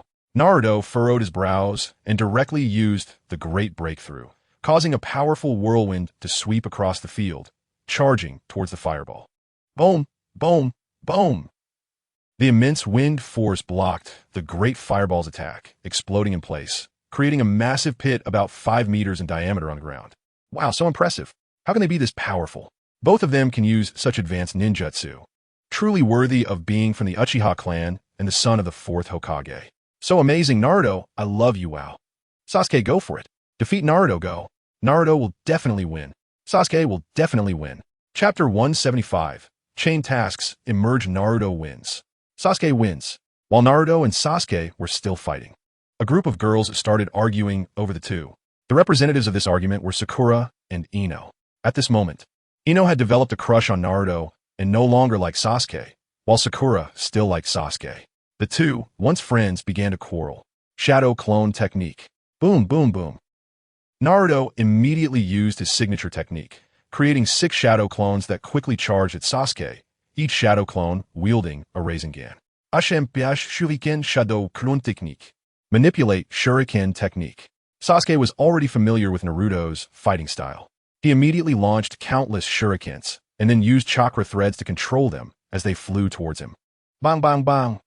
The shurikens shot out by Sasuke were extremely fast and could be directed, quickly breaking through Naruto's shadow clones. Haha, come at me. Naruto dashed towards Sasuke with a smile, moving at high speed. Great Fire Dragon Technique. Sasuke quickly formed seals, 5 in 1 second, and 2 massive fire dragons suddenly appeared in front of him. Roar! The fire dragons roared and rushed towards Naruto. What the? You master new ninjutsu? And unleashed 2 fire dragons? That's impressive. Earth Style, Earth Flow Wall. Dog Head for protection. This was the first time Naruto saw Sasuke use the Great Fire Dragon technique, and it seemed he was quite skilled, already able to summon 2 fire dragons. Boom, boom, boom. Naruto single-handedly formed seals, and a massive earthen wall appeared in front of him, with 4 dog heads emerging from the wall. Bang, bang, bang. 1 fire dragon crashed into the earthen wall, while the other was controlled by Sasuke to fly into the sky and charge at Naruto again. You just won't give up, will you? Scatter. Seeing the fire dragon diving towards him from the sky, Naruto pressed his Rasengan against it. Bang, bang, bang. The 2 attacks collided, creating a violent explosion. Whoosh! Taking advantage of the explosion's recoil, Naruto quickly retreated, his expression serious. Sasuke, your strength has increased again. Naruto steadied himself, looking at the battered earthen wall in front of Sasuke, and spoke calmly, putting away his underestimating thoughts. Only now you realize? It's too late. Let me show you the Kusanagi sword my brother gave me. Whoosh! A slight smile appeared on Sasuke's lips as he took out a scroll with his right hand, opening it to reveal a Kusanagi sword in his grasp. This sword was forged by someone imitating the original Kusanagi sword that Itachi had, originally intended as a gift for Naruto. But Sasuke took it for himself when he saw how much he liked it. Sasuke thought it was specially made for him by his brother. The Kusanagi sword? It's even cooler than the kunai have. Naruto was momentarily taken aback when he saw the sword in Sasuke's hand, then glanced at the kunai in his own hand and pouted. Let's see your sword skills. Come on, let's duel. Sasuke gripped the sword in his right hand, unsheathed it, and charged quickly at Naruto. Who is afraid of who? Check out my chakra sword. ZZZ. Naruto directly infused chakra into his kunai, transforming it into a sword over a meter long, and charged at Sasuke. Both little freaks. Are these really 2 6-year-old children? Their strength is at least that of elite Nin, if not stronger. Truly, the 4th Hokage really knows how to produce strong offspring. Iruka was completely shocked by Naruto and Sasuke. Their battle could only be described as dazzling. Clang, clang, clang.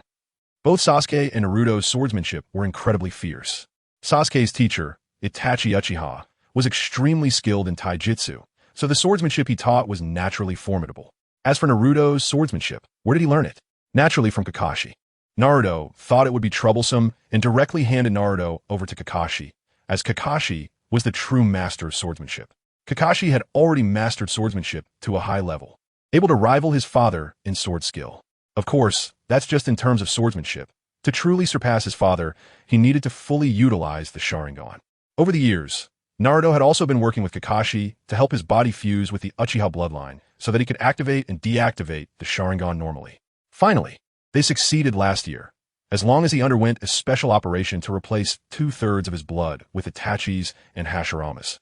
His body reached a balanced state where it wouldn't show any reactions or manifest Hashirama's face.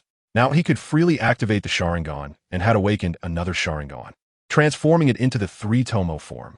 Now, Kakashi could truly be called the Sharingan Kakashi. 1 Manjiki Sharingan and 1 3-Tomo Sharingan, both with extremely powerful abilities. Who would have thought Itachi's bloodline power was so strong? It's already infinitely close to the power of reincarnation, not any weaker than Uchiha Madara. Madara's bloodline power is extremely close to Indra. After all, he is the reincarnation of Indra's chakra, but it still cannot compare to the true bloodline of Indra. Indra didn't need his brother's Manjiki Sharingan to awaken the eternal Manjiki Sharingan. However, Itachi's bloodline power is also infinitely close to Indra. Moreover, he did not experience the death of Uchiha Shursui, and his eyes were not awakened by seeing a family member die. The power of these eyes is stronger than the usual Mangekyou Sharingan that requires killing a family member or witnessing their death. Their power is not on the same level. As long as Itachi doesn't frequently use the complete Susanoo every day, he doesn't need to worry about the risk of blindness. Naruto was in his laboratory, looking at the experimental results he had obtained, a hint of a smile flashing in his eyes. Ding! Special task detected. Task 1 activated. Please assist Uchiha Shursui in awakening the eternal Mangekyou Sharingan. Task reward. Special bloodline limit. Original Byakugan of the Otsutsuki clan. Ding! Special task detected. Task 2 activated. Please assist Uchiha Itachi in awakening the eternal Mangekyou Sharingan. Task reward. Special bloodline limit. Killing Ashbone. Ding! Special task detected. Task 3 activated. Please assist Uchiha Itachi in awakening the Rinnegan. Task reward. One small 10 tails with self-awareness. Chapter 176. Uchiha Shursui's eternal Mangekyou Sharingan. However, I have already cloned the Mangekyou Sharingan of the two. It's time to switch them out. After swapping out their eyes, they will both awaken the eternal Mangekyou Sharingan. Especially Itachi. I'm really looking forward to your changes. Looking at the two bodies in front of him, Naruto had a glint of amusement in his eyes. After so many years, he had finally managed to clone Uchiha Shursui and Uchiha Itachi. He had successfully awakened the Mangekyou Sharingan, and now it was time for them to show their capabilities. Subsequently, Naruto stepped forward, directly removing the eyeballs from the two bodies and placing them in a special glass tube, disappearing from a spot. Whoosh, whoosh, whoosh. Clang, clang, clang. At this moment, Uchiha Itachi and Uchiha Shursui were training, engaged in battle, utilizing all forms of combat, sword techniques, taijutsu, ninjutsu, jinjutsu, and more. Aside from not using the power of the Mangekyou Sharingan, they used nearly everything they could. Huff, huff, huff. Uchiha Itachi was panting heavily, looking at Uchiha Shursui with a hint of wariness in his eyes. Huff, huff, huff. Itachi, I didn't expect you to have made such great progress over the years. You're almost surpassing me, your brother. Truly impressive. Uchiha Shursui looked at Uchiha Itachi in front of him, his eyes flashing with shock. Unknowingly, his little brother had grown to such an extent that even he, as the older brother, felt somewhat embarrassed. Itachi, your strength is very strong. In a full power battle, I may not be your match. I didn't expect there to still be a gap between us. Though it's small, I understand that my experience is still lacking. Uchiha Itachi looked at Uchiha Shursui, panting, took out a towel to wipe the sweat from his body, and shook his head. Ha ha ha, I just have a bit more battle experience than you. In terms of true strength, you are not much weaker than me. I have been hailed as the strongest man of the Uchiha clan. Now, I should add you to that list. Uchiha Shursui laughed heartily, took out a canteen, and drank heartily before tossing it to him. Uchiha Itachi nodded, took a sip of water, and a hint of a smile flashed in his eyes. Whoosh, what's making you so happy? Tell me about it. At this moment, Nara Shikamaru appeared before the two, unable to help but ask upon seeing their smiles. Big sister, big sister. Uchiha Shursui and Uchiha Itachi were slightly taken aback upon seeing Nara Shikamaru's figure. It's nothing, just had a battle earlier. Itachi's strength is already comparable to mine. Uchiha Shursui smiled at Nara Shikamaru. Really? I have always recognized Itachi's strength. He will only get stronger. Nara Shikamaru looked at Uchiha Itachi and nodded with a smile. Hee hee. Uchiha Itachi looked at Nara Shikamaru looking at him. His face rarely flushed, and he smiled foolishly, no longer displaying his usual indifference. By the way, I came to find you both for a reason. Look at this. Nara Shikamaru smiled at the two and took out 2 pairs of Mangekyou Sharingan. Mangekyou Sharingan? Mangekyou Sharingan? Uchiha Shursui and Uchiha Itachi exchanged glances, their eyes flashing with shock. That's right, this is cloned using your blood. Once you replace your eyes with these, you will no longer suffer from blindness or insufficient eye power when using the Sharingan. Ultimately, you will achieve the eternal Mangekyou Sharingan. So who wants to go first? Nara Shikamaru smiled at the two. Eternal Mangekyou Sharingan? Uchiha Shursui frowned tightly, looking at the Mangekyou Sharingan in front of him. During his missions, he often used the Mangekyou Sharingan, and eventually, his vision began to deteriorate slightly. Although the change was not significant, he knew that his vision had indeed changed. Now that Naruto said that simply replacing his eyes would grant him the eternal Mangekyou Sharingan. He was curious and directly reached for the Mangekyou Sharingan in front of him. Za! Uchiha Shursui directly reached out, removed his pair of eyeballs, and then replaced them with another pair of Mangekyou Sharingan. He returned his original Mangekyou Sharingan to Naruto. Boom! Boom! Boom! As soon as Uchiha Shursui replaced his eyes with the Mangekyou Sharingan, his nerves quickly connected, and once the connection was complete, his eye power surged several times. And the Mangekyou Sharingan began to change, spinning wildly. First, it entered his original Shuriken Mangekyou Sharingan, and after spinning, changes began to appear around him. A six-pointed star appearing in his pupils, with the original Shuriken imprinted within. Boom! Boom! Boom! As Uchiha Shursui activated the eternal Mangekyou Sharingan, his aura surged dramatically, reaching the level of Uchiha Madara, infinitely close to the Six Paths realm. Is this the eternal Mangekyou Sharingan? Wow, such powerful strength. I feel like the old me wouldn't last 10 moves against this pair of eyes. What terrifying power. Uchiha Shursui looked at his hands, feeling the inexhaustible eye power in his mind, completely stunned. I didn't expect your aura to expand so much. Shursui, you truly are the strongest of the Uchiha clan. This strength is not much worse than the old Uchiha Madara. Naruto smiled as he looked at Uchiha Shursui. Originally, Uchiha Shursui had already surpassed the strength of a Kage, and after obtaining the eternal Mangekyou Sharingan, his combat power was nearing the Six Paths level. Although he had not reached the Six Paths level, he was already close to invincibility under it. Unless he encountered someone like Hashirama Senju, the strongest under the Six Paths, or faced peak Uchiha Madara, he would not be at a disadvantage. Shursui, you become so strong. Is this the eternal Mangekyou Sharingan? What terrifying strength. Uchiha Itachi was stunned by Uchiha Shursui's transformation. He did not expect Uchiha Shursui to become so powerful, just looking at his aura. It was clear he was several times stronger than before. Itachi, it's your turn now. Come on. Naruto smiled at Uchiha Itachi, directly handing over the other Mangekyou Sharingan. Uchiha Itachi smiled gently at Naruto, directly taking the glass tube. Chapter 177. Itachi awakens the Rinnegan Za. Uchiha Itachi then also reached out and removed his eyeballs, taking out the Mangekyou Sharingan and directly embedding it into his eye socket, placing his original Mangekyou Sharingan into the glass tube. Boom, boom, boom.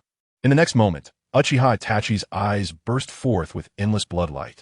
The patterns above his eyes did not change, but 3 small tomo floating around began to show 3 traces, connecting the 3 tomo together. Boom, boom, boom. After Uchiha Itachi's eternal Mangekyou Sharingan was activated, his aura continued to surge, reaching the level of Uchiha Shursui. But it did not stop. It continued to expand. Not bad. Your aura is not much different from Shursui's, and it's even still expanding. So let me give you an extra boost. Naruto saw the changes in Uchiha Itachi, whose eternal Mangekyou Sharingan was developed to its limit, and his aura faintly suggested it might surpass Uchiha Shursui's. Naruto then summoned the powers of Extreme Yin and Extreme Yang in his hands, pressing them onto Itachi's temples, directly injecting the 2 powers into Uchiha Itachi's eternal Mangekyou Sharingan. Uchiha Itachi screamed in pain as his eternal Mangekyou Sharingan was greatly stimulated. The eyes stopped spinning, and 2 trails of blood flowed from the corners of his eyes. Thump, thump, thump. Then the 3 heard Uchiha Itachi's heart beating violently, and his aura surged again. Crack! The 3 heard a sound like shattering glass, and Uchiha Itachi's aura reached its peak, as if breaking through some barrier. Whoosh, whoosh, whoosh. Suddenly, Uchiha Itachi's eyes began to spin again, and the speed of the rotation increased faster and faster. Boom, boom, boom. Ultimately, Uchiha Itachi's eyes changed, revealing a series of patterns, and a pair of white Rinnegan appeared in his eye sockets. Uchiha Itachi roared loudly, his overwhelming aura expanding outward. Puff! Rinnegan? Uchiha Shursui felt a powerful aura approaching, and was directly knocked away, spitting out a mouthful of blood, his eyes flashing with a hint of shock. Ha ha ha! It worked. However, Namikaze Minako felt nothing at all, only getting thrown back without any harm. Seeing Uchiha Itachi's change, she couldn't help but laugh heartily. This? Uchiha Itachi felt the endless power within his pupils. Witnessing his own transformation, along with some newfound abilities in his mind, making him feel incredible. Rinnegan? Is this the Rinnegan? What a terrifying ability. Such powerful strength. Even 100 of me wouldn't stand a chance against the current me. This kind of power has surpassed my understanding. Calling it divine wouldn't be an exaggeration, right? Uchiha Itachi felt the power surging within him, lost in endless shock, murmuring to himself. Now, Uchiha Itachi had officially stepped into the Six Paths level, becoming the sixth existence at this level in the ninja world. Feeling his strength, he had an invincible sensation. Good. Finally, it didn't betray my efforts. Itachi, your talent truly astonishes me. I transferred my Six Paths power to you, and unexpectedly, it only took a small amount to awaken your mutation. You've finally become a Rinnegan. In this world, hardly anyone can rival you now. Namikaze Minako looked at Uchiha Itachi, admiration flashing in her eyes.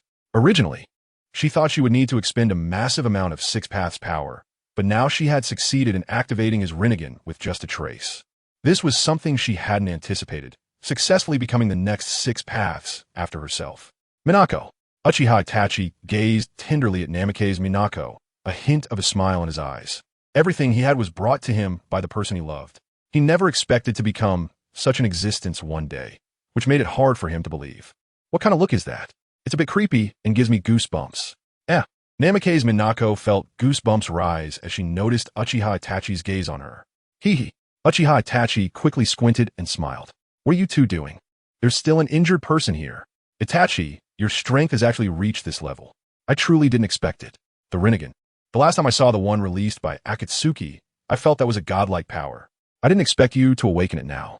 Does that mean after our eternal Mangeki Sharingan, we will transform into Rinnegan? What powerful eyes! Uchiha Shursui slowly walked over from a distance. Seeing the appearance of Namikaze Minako and Uchiha Itachi, couldn't help but shake his head, softly saying, These eyes grant me immense power. I truly believe in the existence of gods in this world now. Such strength, aside from gods, no one else can possess. Uchiha Itachi smiled at Uchiha Shursui, feeling the surging power within him, a glint of amusement in his eyes. Ding! Detected that the host has completed Task 1. Successfully assisting Uchiha Shursui in unlocking the eternal Mangeki Sharingan. Task Reward. Special Bloodline Limit. Tsutsuki Clan, Original Byakugan. Ding! Detected that the host has completed Task 2. Successfully assisting Uchiha Itachi in unlocking the eternal Mangeki Sharingan. Task Reward. Special Bloodline Limit. K. Satsu Haiketsu. Ding! Detected that the host has completed Task 3. Successfully assisting Uchiha Itachi in unlocking the Rinnegan. Task Reward. 1 small 10 tails with self-awareness. At this moment, a system prompt appeared in Namikaze Minako's mind, making her feel much stronger. If the 6 paths were divided into levels, roughly categorized as entering the 6 paths, mid-level 6 paths, and peak 6 paths, the original Namikaze Minako was at mid-level 6 path strength for ease of power differentiation. After obtaining the original Byakugan and K. Satsu Haiketsu, her strength reached the peak of 6 paths, and she could now contend with the Sage of 6 Paths as a 10 Tails Jinchuriki.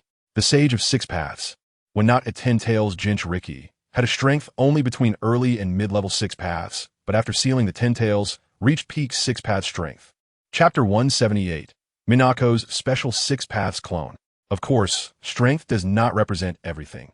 Just like Kagaya Tsutsuki, whose strength was clearly greater than the Sage of 6 Paths, but was merely a weak fighter with great power, ultimately being sealed away. Because Namikaze Minako possessed infinite chakra, she did not need to seal the 10 tails within herself to have unmatched potential. However, her bloodline power could not compare. But now, with the most original Byakugan, the purest Byakugan, the bloodline power finally caught up. Alright, you two brothers catch up? I'm off. Hee. Namikaze Minako smiled at Uchiha Itachi and Uchiha Shursui, then disappeared from the spot. Minako. Uchiha Itachi called out hurriedly as he saw her leaving, but it was too late. She had vanished. Stop calling. She's gone. Let be. Don't worry, you're still young.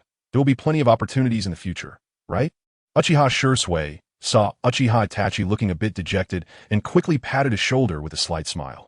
Uchiha Itachi nodded, a hint of gloom flashing in his eyes as he closed his Rinnegan. Come, let us test our strength again. This time, Let us not stay in the village. Let us go to the seaside and see your current strength. I want to verify my strength too. Seeing Uchiha Itachi's dejected expression, Uchiha Shursui directly pulled him away from the spot. Uchiha Itachi had no interest in fighting at this moment, but was already pulled away by Uchiha Shursui. The clan's Byakugan? This Byakugan is actually this strong?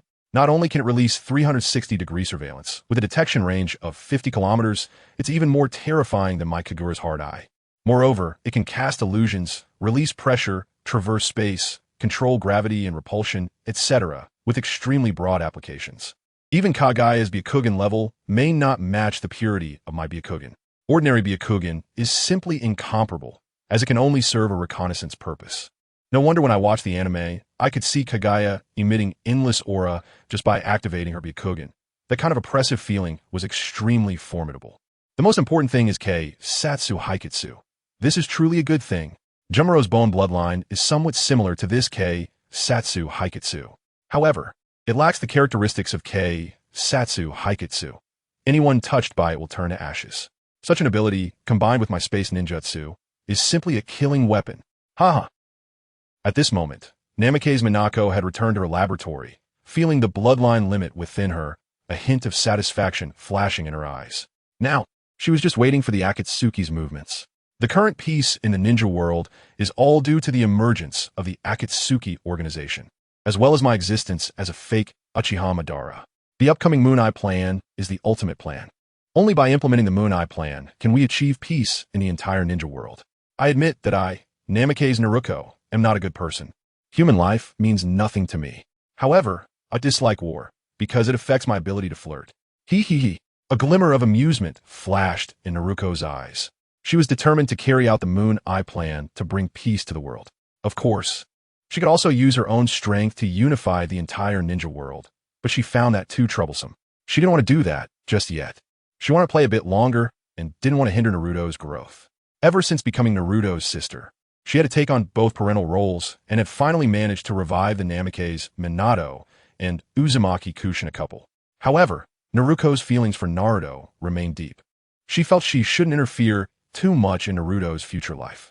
Naruto's life had already changed, and his strength had grown significantly, meaning his growth would naturally accelerate. As an elder sister, Naruko only needed to silently support him from behind. Naruko now resembled a mother, treating Naruto as her most important child. Moreover, she was increasingly accepting her identity as a girl. If it weren't for still liking women, she might almost forget that she used to be a man. As for Itachi's Manjiki Sharingan, it should be preserved for now. She would eventually give it to that brat Sasuke to directly awaken the eternal Manjiki Sharingan. Let's keep it for now. What about Shursui's Manjiki Sharingan? Then let it be used for my seventh body. All of my 6 paths are alive. A slight smile appeared at the corner of Naruko's mouth as she headed toward her laboratory. As she walked, she saw large glass jars everywhere, containing numerous human bodies, all immersed in special containers, almost identical to Orochimaru's equipment.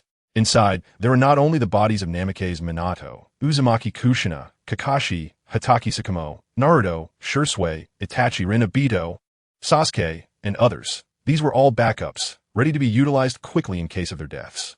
Obito's body had just been cultivated. She had pressed him down last time and left some blood, which she brought back. These were all preparations made in advance by Naruko, and the number of clone bodies was not limited to just these. Many mature bodies had already been stored in her system space. When Naruko stood in front of her own body and looked at the dozen or so glass jars, a slight smile appeared on her lips. Glug, glug. Crash. Naruko walked to the equipment and pressed a button, extracting all the nutrient solution, exposing her 6 bodies to the air. Now was the time to separate her soul. My 6 paths are different from Nagato's 6 paths. They directly separate the soul's power. I am them, but they are not me. This just happens to help me strip away the previous female memories before I awakened. This way, I can become a perfect female form. After all, I always believed I was a girl before awakening my memories. This segment of memory will be stripped away. Next is the soul separation. However, I still need to use yin-yang release to transmit the soul.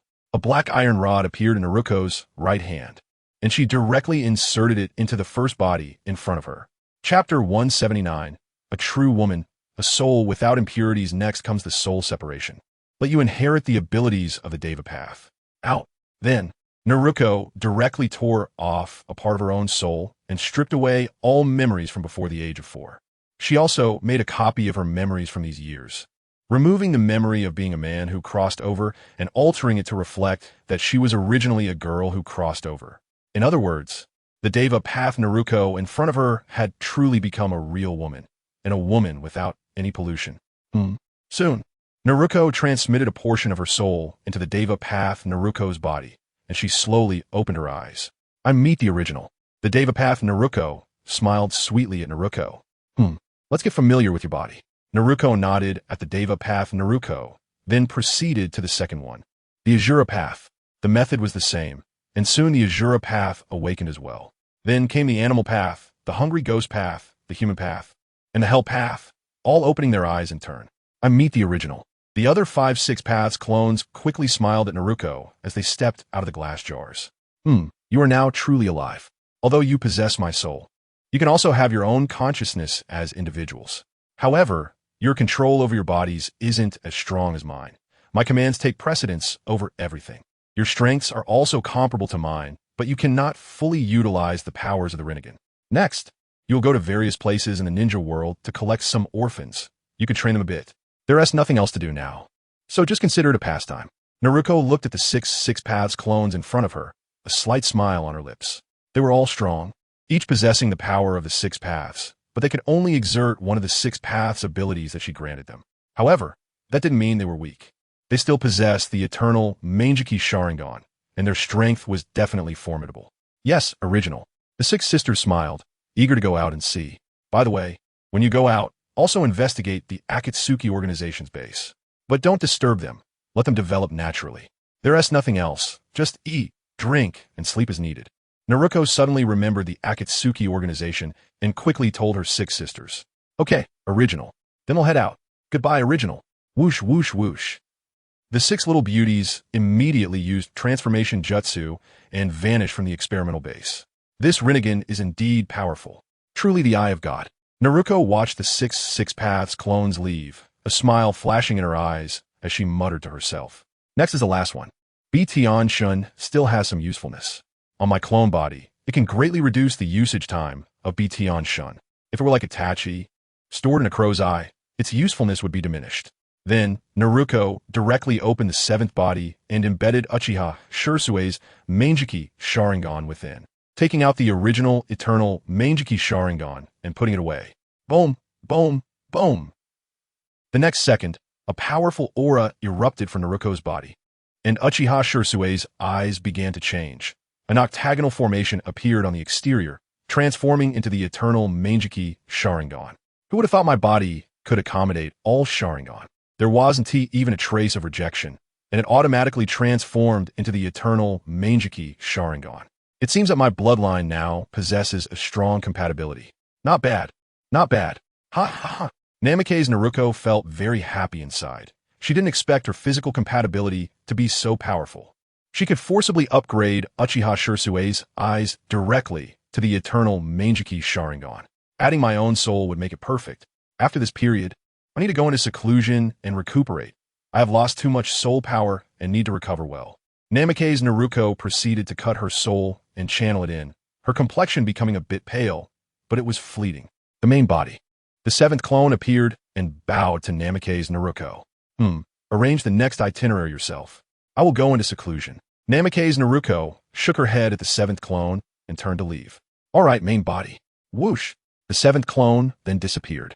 Namikaze Naruko created a shadow clone to handle things at home while she entered deep seclusion to begin repairing the excessive consumption of soul power. I'm missing a lot of soul power. It seems necessary to catch some evildoers to devour their souls and strengthen my own soul. Whoosh! Namikaze Naruko vanished from her spot, leaving no trace. The timeline shifts back to the battle between Uchiha Sasuke and Naruto. Their fight had entered a state of stalemate, with neither able to gain the upper hand. Their swordsmanship and taijutsu were nearly equal. Bang, bang, bang. Whoosh. Naruto and Sasuke clashed swords, moving backward and leaving 2 long scratches on the ground. Sasuke, I didn't expect your swordsmanship to improve so quickly. Looking at Sasuke, Naruto's lips curled up slightly as he chuckled. You're not bad either. Sasuke panted heavily, looking at Naruto, feeling that his stamina was starting to lag. But he maintained a facade of calm. This physique is truly impressive. Next, I want to... Naruto looked at Sasuke, wanting to continue the attack. Alright, stop. Naruto and Sasuke, you both are strong, evenly matched. I don't know how much longer you two will fight. There are many classmates who still need to battle. You should take a break. At that moment, Naruko approached, as the two had already been fighting for nearly an hour. The battleground had become fragmented and in ruins, and neither had held back at all. Naruko could no longer tolerate it, and quickly intervened. Oh, okay, Naruto-sensei. Hey. Upon hearing Naruko's words, Naruto quickly nodded, stowing away his special kunai and smiling at him. Chapter 180. Casting Jinjutsu on Sasuke, forcing open the Sharingan. Tisich. Sasuke glanced at Naruto, pouted, and said nothing further, directly putting away the Kusanagi sword and turning to leave. Wow, Sasuke is so cool and powerful. I love you. Naruto-kun is the coolest. He has been pushing Sasuke to fight. Sasuke is impressive. Naruto is impressive. In no time, the women on both sides began to argue again. It must be said that wherever there are women, there is war. Hee. Sasuke, don't go. Let's go. I'll treat you to ramen. Ha. Watching Sasuke leave, Naruto quickly ran up shamelessly. Just moments ago, they were fiercely battling, and now he seemed like a different person. Tch. Sasuke pouted but did not refuse. After frequently battling together, it had already become a habit to go eat ramen afterward. Hee. Now that the Uchiha clan won't be exterminated, it will be difficult for Sasuke to awaken his Sharingan through hatred. Just right. Today I'll let him enter an illusion and experience what despair is. This way, he will directly awaken his eyes. At this moment, the god path Namikaze Naruko appeared in the Uchiha clan. The god path Namikaze Naruko is completely a girl, with her own consciousness, and the first thing she thought of was Sasuke. Since Sasuke wouldn't experience the clan's extermination, it might take a long time for him to awaken his eyes. To avoid changing the plot too much, she appeared directly in the Uchiha clan's territory, preparing to cast Jinjutsu on Uchiha Sasuke. This way, it would stimulate him to awaken his eyes. Whoosh, whoosh, whoosh. The god path Namikaze Naruko opened her Kagaya's heart, eye, and found Sasuke's room. He was still sound asleep. Jinjutsu dream space. Approaching Sasuke's bedside, the god path Namikaze Naruko extended her hands, flipped up Sasuke's eyelids, and directly cast a Jinjutsu. In the illusion, a blood moon hung high in the sky. I'm back. Huh? Brother? Dad? Mom? Where did you go? How strange. Why is no one home? Where are the family members? Why is everyone missing? Sasuke returned home from school, and as he entered the clan, he could not see anyone, which made him feel puzzled. No, Itachi, you traitor. Bang, bang, bang. After searching the entire clan and finding no one, Sasuke was about to return to his room when he heard screams and quickly ran over. No, brother. Why? Brother, they're all clan members, right? Why kill them? Sasuke ran to the training ground and saw the bodies of clan members everywhere, whether male or female. Even children were not spared, blood flowing like a river. Just moments ago, it was silent, but now it was filled with cries of slaughter, and the culprit turned out to be his own brother? Hee. Sasuke, you're back? Uchiha Itachi, with his Manjiki Sharingan, stared at Sasuke, his entire being filled with killing intent, gripping a blood-stained katana in his right hand, slowly walking towards Sasuke. Bang. It was the first time Sasuke saw his brother filled with killing intent, feeling that endless malice, and he collapsed to the ground, letting out a miserable cry, feeling a deep fear. Brother, what happened to you? I am Sasuke. Seeing his brother's transformation, Sasuke was extremely terrified, his pupils constricting, feeling very tense. Sasuke, I have always played the role of the ideal big brother in your eyes, just to measure your potential. You have become my opponent for measuring my potential, and this includes the possibility. So please hate me, despise me. You have always wished to surpass me, so I can let you live. For my own future, and for me to awaken the eternal Manjiki Sharingan. See clearly, this is my Manjiki Sharingan. You, like me, have the qualification to awaken the Manjiki Sharingan. But there is one condition, which is endless hatred or endless love. Just like me. Uchiha Itachi looked at Sasuke, pointed to his scarlet eyes, and a smirk crossed his lips, taunting. No, it won't happen. Brother, it won't happen. Brother, you are lying to me. You're lying to me. It won't happen. It won't be like this. No, I won't. Sasuke saw his brother's fierce appearance. With a face full of murderous intent and eyes filled with endless fear and disbelief, and he burst into tears. Impossible? Look carefully. Mom and Dad are here too. Itachi Uchiha looked at Sasuke and laughed loudly. With a wave of his right hand, two figures appeared beside Sasuke, namely Fugaku Uchiha and Makoto Uchiha. Itachi, what do you want to do? Let go of me and your mother. What do you want to do? Uchiha Fugaku shouted loudly at Uchiha Itachi, his face red with anger. Itachi, what do you want to do? Let us go. Let go of your brother. This is your brother. Stop it. Uchiha Makoto was also nearby and immediately shouted towards Uchiha Itachi. Dad, Mom, why has Big Brother become like this? Woo woo. Sasuke looked at Uchiha Fugaku and Uchiha Makoto beside him, crying why? To become stronger for me. Clang. Uchiha Itachi shook his right hand, producing a sound of blades clashing, and suddenly thrust forward. Stab. Uchiha Makoto lowered her head to look at the katana stabbed into her body, spat out a mouthful of blood, and collapsed directly to the ground. No, Mom. Ah! Uchiha Sasuke saw his mother die right in front of him and roared, ha ha! What else? Za! Uchiha Itachi laughed maniacally, drew his katana, and directly decapitated Uchiha Fugaku. Splatter! Blood gushed out, splattering on Sasuke's face. Blood, no don't, it's not real. This isn't real. Ah! Uchiha Sasuke roared, his anger instantly ignited in his mind. A wave of clarity washed over him, and his pupils burst forth with dazzling crimson light. His left eye transformed into a single tomo, while his right eye directly became a double tomo Sharingan. Sasuke's strength now was much greater than before, yet he still harbored illusions about his brother, who had killed their entire clan along with their parents. Chapter 181, Big Sister. Why are you here? Ultimately, he could only awaken a single tomo in one eye and a double tomo in the other, because in his eyes, even the entire clan and his parents paled in comparison to Uchiha Itachi. In Sasuke's heart, his brother was the most important person in the world, the one who loved him the most. Even his parents could not compare in his heart, which prevented him from fully unleashing all his hatred. Sasuke, you are weak. Why are you so weak? Is it because your hatred is not enough? The death of your entire clan, the death of your parents, and it only allowed you to awaken one single Sharingan and one double Sharingan? You are too weak. You temporarily have no family to kill. Oh, my foolish brother. Do you want to kill me? If you want to kill me, then hate me. Only hate me, despise me. Then live like a rat, scraping by. Always escape. Always think about how to survive. When you someday possess eyes like mine, that will be the time when I take your eyeballs out and turn them into an eternal kaleidoscope Sharingan. This will be the meaning of your existence in the future. Ha ha! Uchiha Itachi continued to provoke, looking at Uchiha Sasuke in front of him, his eyes flashing with endless mockery. I will kill you. Ah! Uchiha Sasuke gathered his courage, and the Kusanagi sword appeared in his right hand as he charged directly at Uchiha Itachi, suddenly thrusting the sword forward. Goo. In the next moment, Uchiha Itachi transformed into a crow and disappeared from his spot. My foolish brother. Live on in humility. After speaking, Uchiha Itachi disappeared from the spot, leaving Uchiha Sasuke with tears streaming down his face. Why? Ah!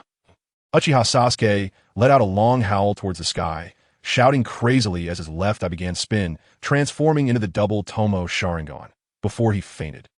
In the real world. Done. I didn't expect that he would finally achieve the double Tomo Sharingan. It seems that Itachi's guidance over the years has really helped Sasuke.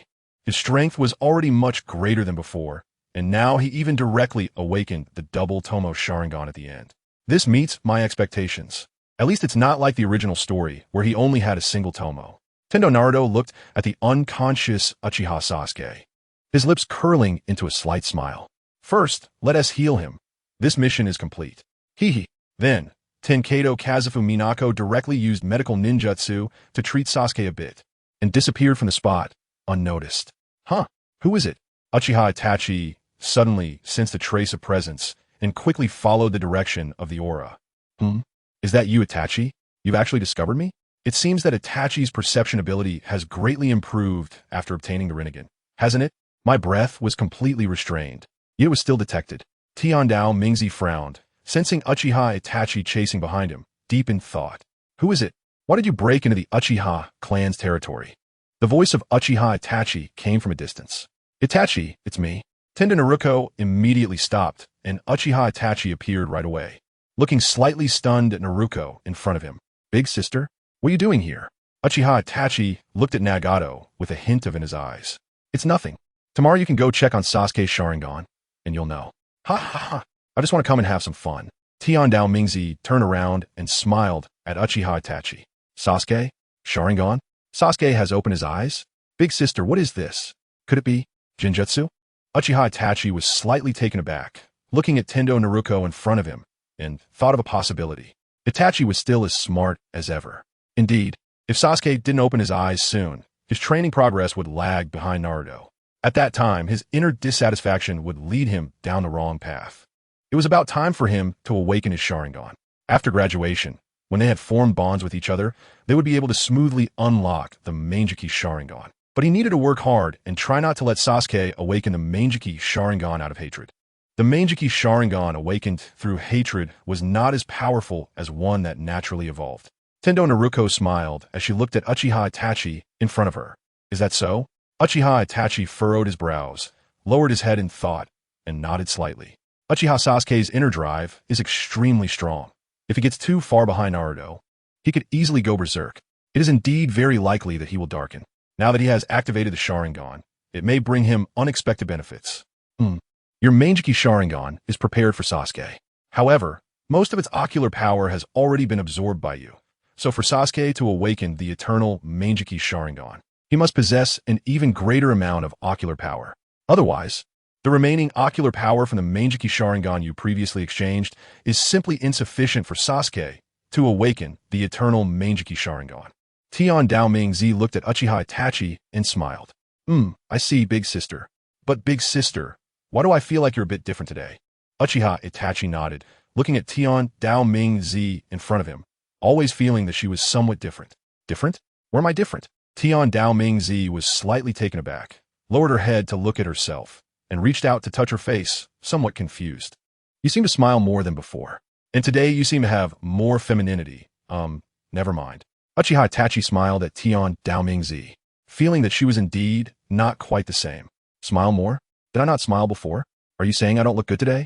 Tian Dao Mingzi looked at Uchiha Itachi, slightly stunned, and then, under the moonlight, her Rinnegan flashed with a blue light, appearing unusually eerie yet somewhat handsome. No. Big sister is the most beautiful. How could you not look good? Uchiha Itachi quickly shook his head moving like a rattle drum, constantly shaking. I was just joking with you. All right, I'm leaving now. You should go back and rest. Tian Dao Mingzi found Uchiha Itachi's reaction amusing, smiled gently, and waved at him. Okay, so beautiful. It was rare to see Tian Dao Mingzi showing such an innocent smile, making Uchiha Itachi's heart feel like it was melting. What beautiful. Itachi? What are you talking about? Tian Dao Mingzi noticed Uchiha Itachi staring blankly at her, somewhat puzzled, and waved her hand in front of him. Chapter 182. You look so good when you smile. Big sister. Good night. Go back to sleep. I'm a bit sleepy, goodbye. Whoosh. Uchiha Itachi came back to his senses, saw Tian Dao Mingzi in front of him. His face flushed, and he directly disappeared from the spot. What the hell? So strange? Tian Dao Mingzi frowned, somewhat puzzled, watching Uchiha Itachi flee in embarrassment, feeling a bit dazed. Forget it, doesn't matter. Then Tian Dao Mingzi also disappeared from the spot, leaving no trace. Hoo. That feeling again, heart racing so fast. Today's Mingzi has really changed a lot. I rarely saw her smile like this before. She looks really good when she smiles. When Uchiha Itachi returned to his room, his face was flushed, his heart raced, but a smile crossed his lips. Let's go check on Sasuke. It should be tough for him to open his eyes in the illusion, right? After his heart rate stabilized, Uchiha Itachi stood up and walked towards Uchiha Sasuke's room. Open his eyes, double Tomo. Not bad. As expected of Sasuke, such a little genius. Uchiha Itachi looked at Uchiha Sasuke, who was still sound asleep, with a slight smile. It seems Mingzi has helped Sasuke too. Sasuke, tell me, if you had a sister-in-law like this, would you like it? Touching Uchiha Sasuke's face, Uchiha Itachi smiled. I'll transmit some of my eye power to you. This eye technique of yours will be stored in your eyes. Maybe one day in the future, it can protect your life. Uchiha Itachi looked gently at Uchiha Sasuke, directly opened Sasuke's eyes, transmitted his eye power to him, and sealed his illusionary dream eye technique in his eyes. As long as Uchiha Sasuke encountered danger, it would trigger automatically. Sleep well. Tomorrow, everything will be fine. Uchiha Itachi gently covered the quilt that Uchiha Sasuke had kicked off and turned to leave. So painful. Dad, Mom. After getting up, Uchiha Sasuke felt pain all over his body. After regaining some consciousness, he immediately got up and ran outside. Mom! Woo woo! When Uchiha Sasuke saw Uchiha Mikoto making breakfast for him, he ran over and hugged her tightly, crying out loud. Sasuke, you're awake so early? What's wrong? Why are you crying? What happened? Hearing her precious son crying, Uchiha Mikoto quickly put down what she was doing, turned around, and hugged Sasuke with concern. I had a nightmare last night. Woo woo. I dreamed that my brother killed Dad and Mom. It scared me to death. Sasuke cried as he recounted the nightmare he had last night. Ha! Silly child, that was just a dream. It's not real. Don't cry, Dad and Mom are just fine. Uchiha Mikoto laughed out loud after hearing Sasuke's words, reached out to pat his back, and comforted him. It scared me to death. Uchiha Sasuke hugged Uchiha Mikoto and, seeing that his mother was okay, felt a bit relaxed. What happened? Just then, Uchiha Fugaku heard the commotion and walked in, looking puzzled. Dad! Uchiha Sasuke quickly released Uchiha Mikoto's embrace and directly hugged Uchiha Fugaku. What's going on? Uchiha Fugaku looked confused at Uchiha Sasuke's expression. Ha! Last night Sasuke had a dream, a scary dream. It's nothing. Uchiha Mikoto smiled sweetly at Uchiha Fugaku. Silly child, that was all fake, just a dream. It's okay now, it's okay. Uchiha Fugaku reached out to pat Uchiha Sasuke's head, a hint of tenderness flashing in his eyes. The dream last night was so real, it scared me to death. Uchiha Sasuke nodded. That dream felt too real. So real that he felt endless terror. Ha ha ha, it was just a dream, don't be afraid. Dad and Mom are right here. Uchiha Fugaku smiled at Uchiha Sasuke. Breakfast is ready. Sasuke, go wake your brother up for breakfast. Uchiha Mikoto smiled at Uchiha Sasuke, asking him to go call Uchiha Itachi to eat together. Oh, okay, Mom. Uchiha Sasuke knew it was just a dream and felt very happy inside. How could my brother harm me? It was all just a dream, all fake. Uchiha Sasuke thought to himself, then stood up happily and ran towards Uchiha Itachi's room. Brother, wake up for breakfast. Uchiha Sasuke shouted loudly as he walked into Uchiha Itachi's room. Where's brother? Upon entering the room, Uchiha Sasuke looked around but did not see Uchiha Itachi's figure. Whoosh, whoosh, whoosh. At that moment, several shurikens flew directly towards Uchiha Sasuke. Uchiha Sasuke frowned and disappeared from the spot. Top, top, top. As Uchiha Sasuke dodged away, he found 4 shurikens stuck in the ground. Who is it? Come out. How dare you invade our Uchiha clan? Whoosh, whoosh, whoosh. Uchiha Sasuke frowned tightly and immediately threw the shuriken in his hand towards the position where the shuriken had just been shot. Tap, tap, tap. In the next second, Uchiha Sasuke realized that there was no one at the previous location. Where is he? Uchiha Sasuke frowned and looked around, unable to see anyone. A bead of sweat trickling down his forehead. Whoosh, whoosh, whoosh. In the next moment, countless shurikens flew towards Uchiha Sasuke at high speed. So fast. Damn it. Uchiha Sasuke frowned, quickly dodging the incoming shurikens, cursing under his breath. Faced with so many shurikens, Uchiha Sasuke could only evade, having no ability to counterattack. This is my brother's room. I can't burn it down. Who is this damn guy? Why can't I see him? Uchiha Sasuke frowned, dodging while constantly searching for the person attacking him. But no matter how he looked, he couldn't find the attacker. Chapter 183. Finding someone you truly love. Whoosh, whoosh, whoosh. But the shurikens did not stop. Instead, they flew even faster. Z. Soon, bloodstains began to appear on Uchiha Sasuke's body, clearly indicating that his speed and vision couldn't keep up. Damn it. Uchiha Sasuke cursed under his breath, a flash of anger appearing in his eyes as the double Tomo Sharingan suddenly appeared in his eye sockets. What? That? Isn't that a dream? My eyes? The Sharingan?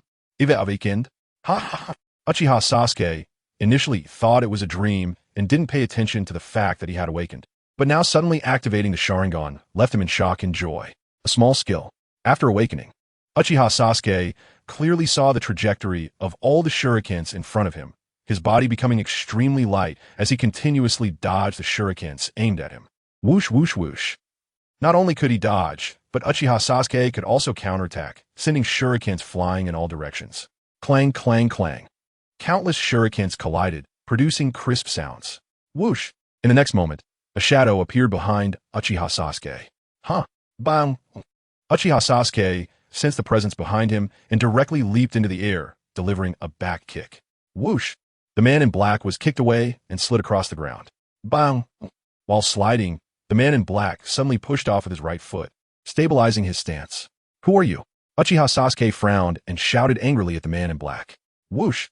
The man in black completely ignored him and charged again. Whoosh! Bang, bang, bang.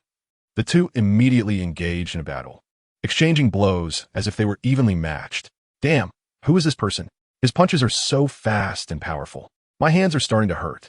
Uchiha Sasuke frowned, looking at the man in black, shock flashing in his eyes. Whoosh! Just as Uchiha Sasuke was distracted, the man in black charged again, throwing a punch straight at his face. Not good. Uchiha Sasuke regained his focus, but the fist the size of a sandbag was already in front of him. However, it was too late for Uchiha Sasuke to dodge, and a few drops of cold sweat dripped from his forehead. The fist stopped just 1 millimeter away from Uchiha Sasuke's face. Gulp! Uchiha Sasuke swallowed hard, looking at the man in black before him. Bang! As the smoke cleared, Uchiha Itachi's figure appeared before Uchiha Sasuke. Brother, are you bullying me? Humph. Uchiha Sasuke saw that the one who had just attacked him was actually Uchiha Itachi, pouting with his hands on his hips and turning his face away. Ha ha! Good reaction time, and you've awakened the double Tomo Sharingan. Our Sasuke is truly a genius. Uchiha Itachi reached out to pat Uchiha Sasuke's head, laughing heartily. I was still defeated by my brother. When will I surpass you? Uchiha Sasuke pouted, a hint of disappointment flashing in his eyes. If it weren't for my brother just now, I would have been dead if it was someone else. Sasuke is already very strong. At that time, even you might not have been as strong as Itachi. It's rare for someone to awaken the double Tomo Sharingan at 6 years old. It's okay that you can't beat your brother now. When you grow up, you will definitely be able to defeat him. Uchiha Itachi ruffled Uchiha Sasuke's hair, squinting and smiling. Yes, I will definitely defeat my brother in the future and become the strongest man in the ninja world. I will not give up. Uchiha Sasuke looked at Uchiha Itachi and smiled, a hint of confidence flashing in his eyes. All right, let's go. Uchiha Itachi smiled at Uchiha Sasuke. And then the illusion before them shattered, and the two appeared in Itachi's room, where there were no signs of a fight. What? Brother, what was that just now? Was that an illusion? Why didn't I notice anything with my Sharingan? Uchiha Sasuke was slightly stunned, looking at the shattered illusion, shock flashing in his eyes. Yes, that's my brother's ability. In the future, Sasuke will also get his own abilities, so you must work hard. When you truly want to protect someone, you will awaken a power similar to your brother's. Do you understand? Uchiha Itachi smiled at Uchiha Sasuke, directly carrying him on his back as they walked towards Uchiha Fugaku and the others. Someone I truly want to protect. I just want to protect my brother, my dad, and my mom. And brother, what does it mean to awaken power? What kind of power? Uchiha Sasuke was curious. The person he truly wanted to protect was his brother and his parents, but deep down, the person he really wanted to protect was only his brother. Even Uchiha Fugaku and Uchiha Mikoto were far less important to Uchiha Sasuke than Uchiha Itachi in his heart. It's this pair of eyes. With these eyes, you can have the same power as your brother, even surpass your brother's power. But you must find someone you truly need to protect, whether it's a lover or your best friend. When your love for them transcends, you will awaken your own Manjiki Sharingan. Uchiha Itachi directly opened his Manjiki Sharingan, a pair of strange eyes appearing before Uchiha Sasuke. Manjiki Sharingan. Uchiha Sasuke suddenly remembered the eyes he had seen in his dream, his pupils contracting. Shock and a hint of fear flashing in his eyes. A lover? A best friend? The person I truly need to protect? Brother, then who is your lover? Don't you want to protect me? Uchiha Sasuke then lowered his head, frowning, and casually asked, My lover? Uchiha Itachi was slightly taken aback. Then a scene appeared in his mind, and he smiled faintly. The one I most want to protect is, of course, Sasuke. Itachi Uchiha smiled at Sasuke Uchiha, turned his head, and prepared to go have breakfast. I will also protect my brother well in the future. I will definitely become stronger, even more powerful than my brother. Look at Naruto, still being arrogant with me. Now that I've awakened my Sharingan, I can definitely give him a thunderous blow and defeat him decisively. Last time we had a tie in the sword fight. This time I will definitely be able to defeat him. I need to fight him to improve my strength. Chapter 184. Itachi Uchiha's killing intense Sasuke. Uchiha smiled. Thought of Naruto, and the corners of his mouth lifted slightly as he clenched his fists, eager for another sword fight with him. Sasuke needs to work hard. Itachi Uchiha didn't want to discourage Sasuke, so he smiled at him. Is Itachi here? Come, sit down for breakfast quickly. Today, you don't have to go to the Umbu. It's rare for the whole family to have breakfast together. Mikoto Uchiha smiled gently when she saw Itachi carrying Sasuke in. Okay, Mom. Itachi smiled back at Mikoto, set Sasuke down, and the family sat together, enjoying a harmonious breakfast. Father, I heard there are opposing voices in the clan again. After breakfast, Itachi sat with Fugaku Uchiha and said coldly, Yes, I don't know who stirred this up. I haven't found the source yet. These people's thoughts are very dangerous and could easily bring us back to the situation we were in 4 years ago. You know about this matter, right? Fugaku nodded, a hint of worry flashing in his eyes. Father, any opposing voices against the village must be eradicated. Peace is hard won, and we cannot let a single rotten apple spoil the whole barrel. A glint of killing intent flashed in Itachi's eyes as he looked at Fugaku.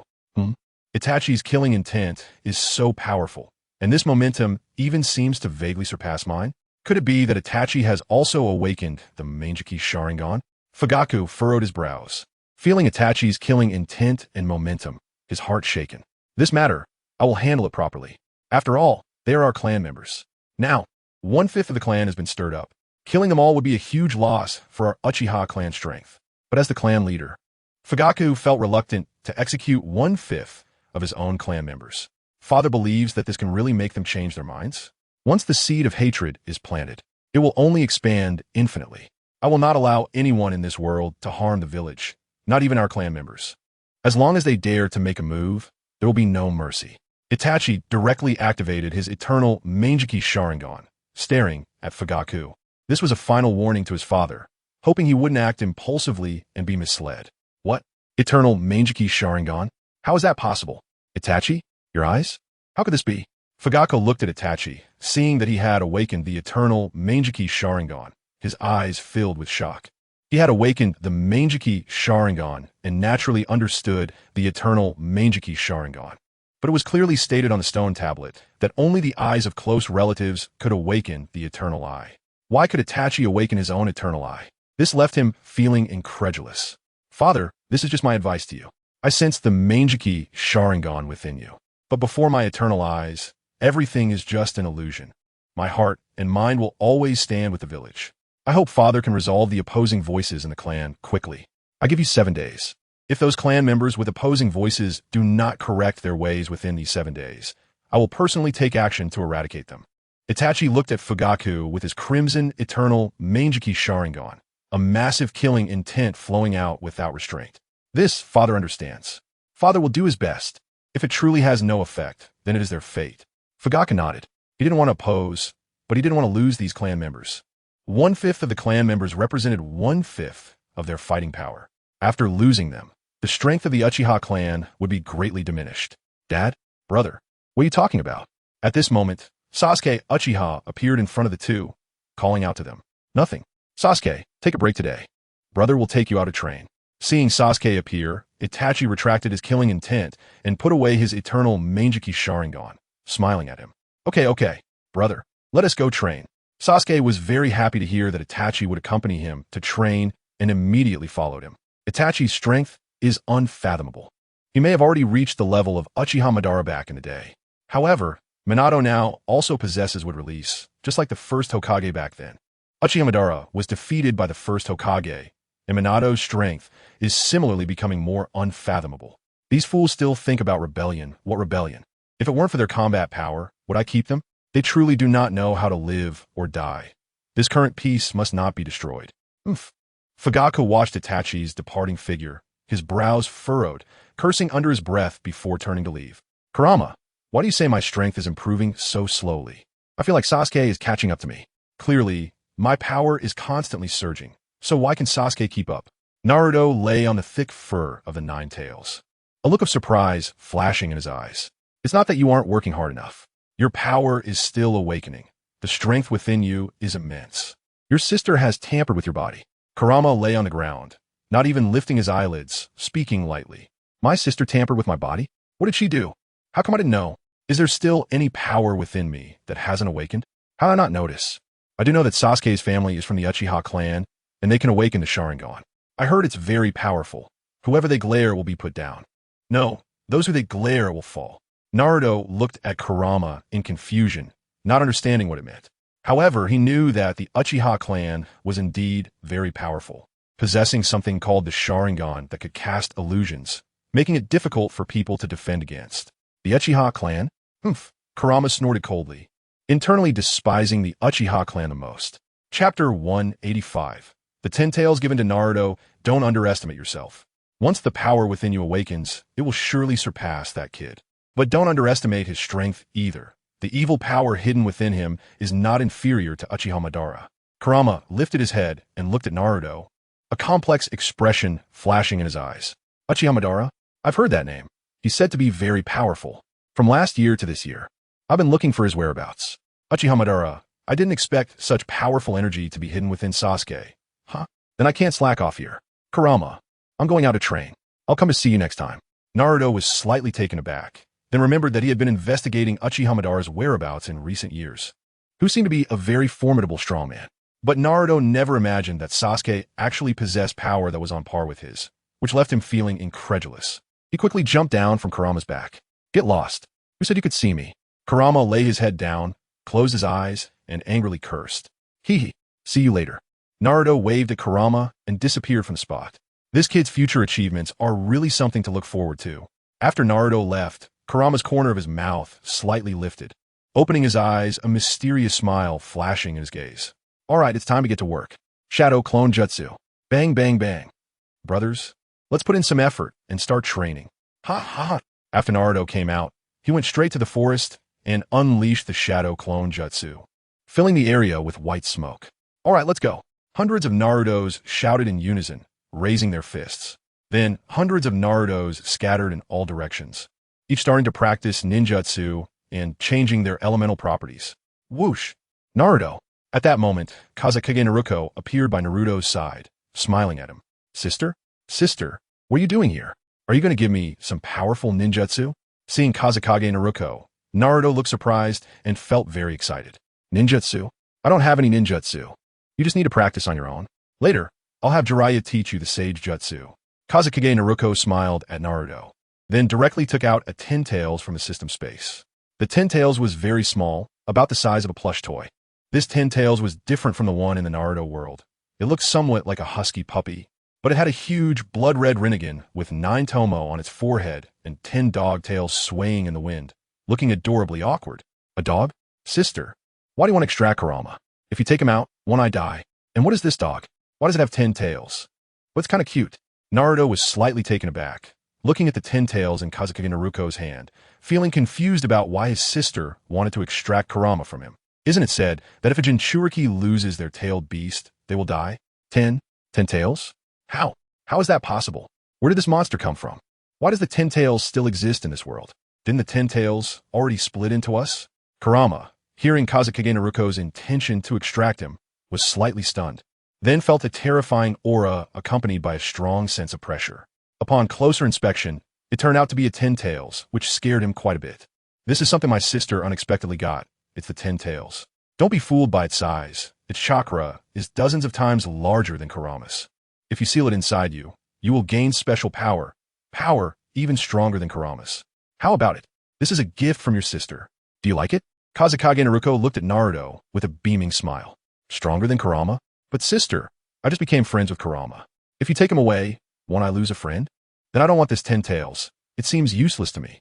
Naruto shook his head, looking at Kazekage-Naruko with some reluctance. After all, Naruto had been with Kurama for 6 years, and they had developed a bond over time. He was determined that he would never abandon Kurama. Although he didn't know what his sister intended to do by extracting Kurama, he wouldn't allow anyone to harm Kurama, even if it was his own sister. Don't like it? Kazekage-Naruko frowned, looking at Naruto and pondering.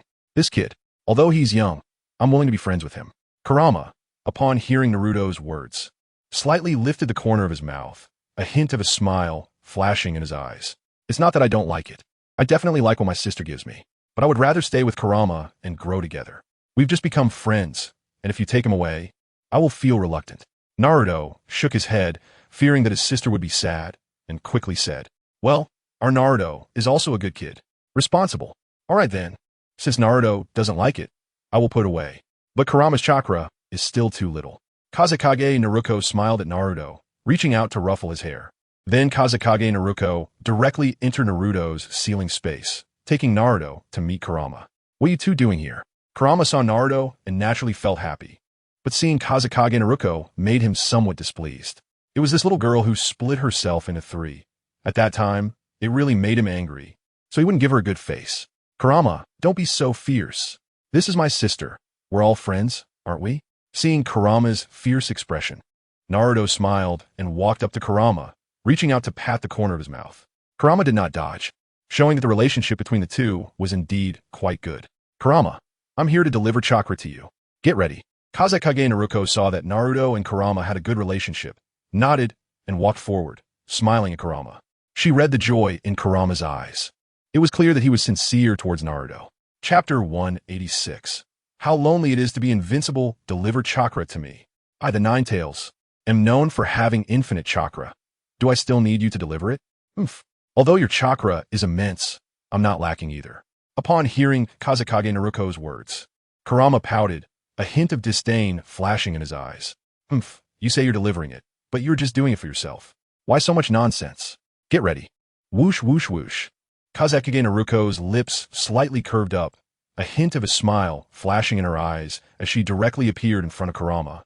Hovering in the air, her right hand resting on Kurama's head, pouring her endless chakra directly into Kurama's body. What? How is this possible? What kind of chakra quantity is this? I sensed her chakra was immense, but I didn't expect it to be this vast. It's as if it's a bottomless pit. How many times larger than mine? When Kazekage Naruko touched Kurama, Kurama felt an infinite amount of chakra surging towards him, countless times larger than his own. Shock flashing in his pupils. It's a bit strange to be talking to myself. Kurama. At that moment, the chakra of Inkai Bai emerged, taking on a chakra form, and it smiled at the shocked Yonkai Bai in front of it. I didn't expect your chakra to be so immense now. It's several times stronger than our combined complete form. It seems you've gained such benefits as well. To be honest, talking to oneself is indeed quite strange. Yonkai Bai looked at Inkai Bai, and a look of shock flashed in its eyes. The magnitude of Inkai Bai's chakra was even greater than when they were originally combined. Boom, boom, boom. The original Kai Bai's body rapidly expanded. After being separated, Yonkai Bai's body had shrunk by more than half, but now it had returned to its prime and was even expanding further. Wow, so big. Kai Bai has expanded a lot. Gained weight. Naruto looked at the ever-growing Kai Bai, momentarily stunned, and instinctively said, Naruto, I'm getting stronger, not gaining weight. Am I fat? Roar. The greatly expanded head of Kai Bai looked at Naruto in front of it, and a hint of amusement flashed in its eyes. Ha ha ha, you've gained a lot of weight compared to before. Naruto didn't find the look in Kai Bai's eyes particularly frightening. He smiled slightly, and a hint of amusement flashed in his eyes. TCH. Kai Bai smirked and then looked at Inkai Bai and Naruto, lost in thought. You are now stronger than before. You're still a bit weaker than the Ten Tails, but you're much more agile than it. Its intelligence is comparable to that of a child. Speaking of which, your overall strength has already surpassed that of the Ten Tails. Staying inside Naruto is beneficial for you. Naruto looked at Yonkai Bai and smiled. The current Kai Bai is not much different from the Ten Tails. Originally, Kai Bai was the majority of the Ten Tails, and the other tailed beasts combined might not even possess chakra as vast as Kai Bai's. Now, with the chakra infused by Naruto, the chakra within is several times larger than before, which shows how abundant it is. I never planned to go out. Yonkai Bai looked at Naruto coldly. Young, your expression has already given you away. I really don't know that we are now one entity, different individuals. Inkai Bai smiled at Yonkai Bai, with a hint of softness in its smile. Naturally, we are considered one entity. You are me, and I am you. It's just that we are separated now. Sooner or later, we will merge again.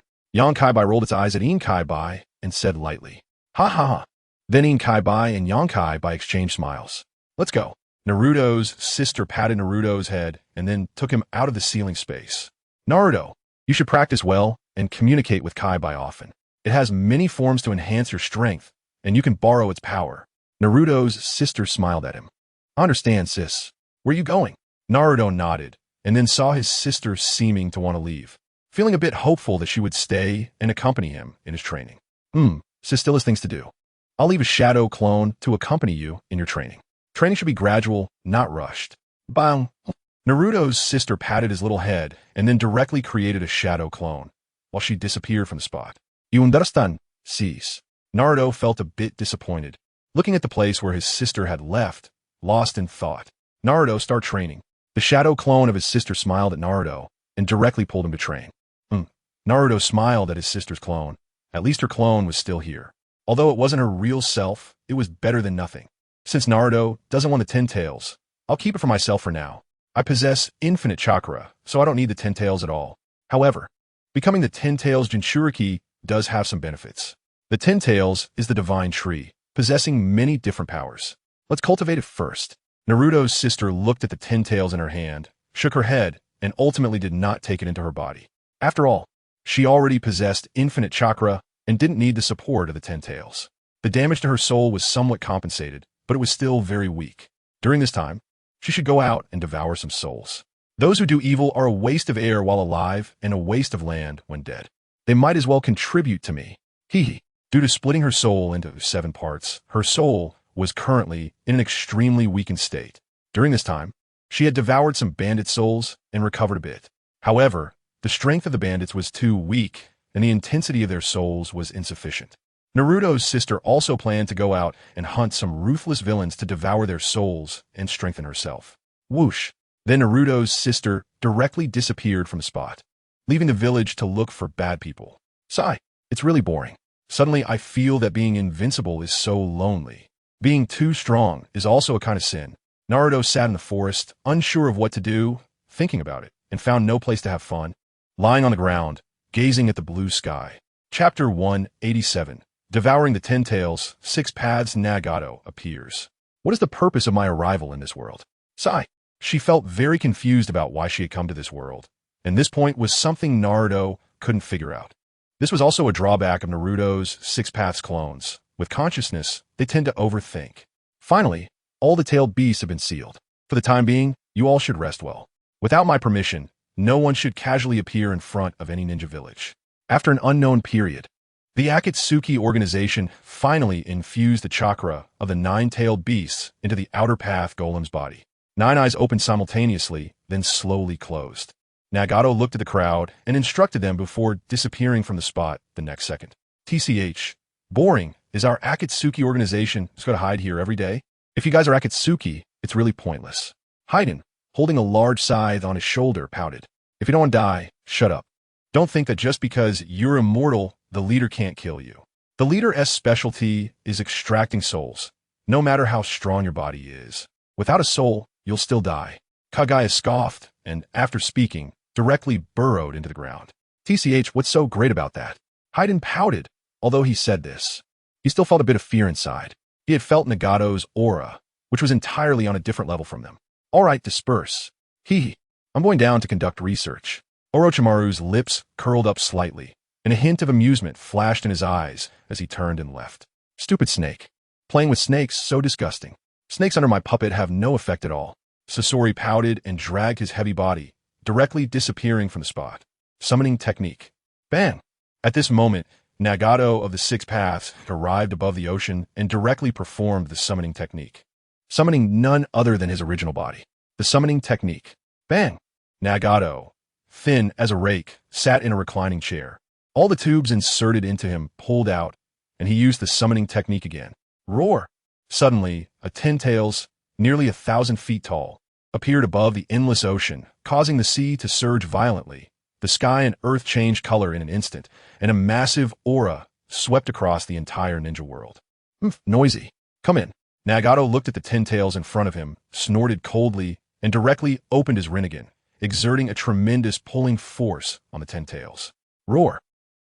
The 10 tails roared in anger, but ultimately could not escape the fate of being drawn into Nagato's body. Boom, boom, boom. Suddenly, Nagato's originally emaciated body began to rebound. He, who was nearly on the brink of death, now appeared normal, his physique starting to return to normal, and all the black rods inside him were forced out. But strangely, the 6 paths clones did not dissipate and could still be controlled by him, while Nagato's short red hair began to change, eventually turning white. The Akatsuki outfit also transformed into a white robe, wrapping around him, and he regained his original beauty. No longer emaciated. Immediately afterward, 2 unknown horns grew on his forehead, 6 tomo appeared on his chest, 9 true seeking balls appeared behind him, and a pitch-black rod appeared in his right hand, which ultimately transformed into the creation god sword of the sage of 6 paths, the Tenzin Spear. Ah! As Nagato roared, a massive aura erupted. Bang, bang, bang! In the next second, the sea surface exploded, transforming into towering waves that spread in all directions. Is this the power of the Sage of Six Paths? Ha ha ha ha ha! After absorbing the 10 tails, Nagato's strength was sublimated, directly reaching the power of the original Six Paths, Obito. Do not underestimate Nagato. His strength is exceptionally formidable, originally possessing an enormous amount of chakra, and controlling the Six Paths clones could wipe out the entire Konoha village. This was still the result of his body being severely injured, and he did not exert his full power to preserve his strength. The true strength of Nagato is far beyond this. When he was around, even Obito dared not act recklessly, because Obito knew he was no match for Nagato. Obito could completely seize Nagato's Rinnegan and become the later sage of Six Paths Obito, but he lacked the strength and could only wait for Nagato's death.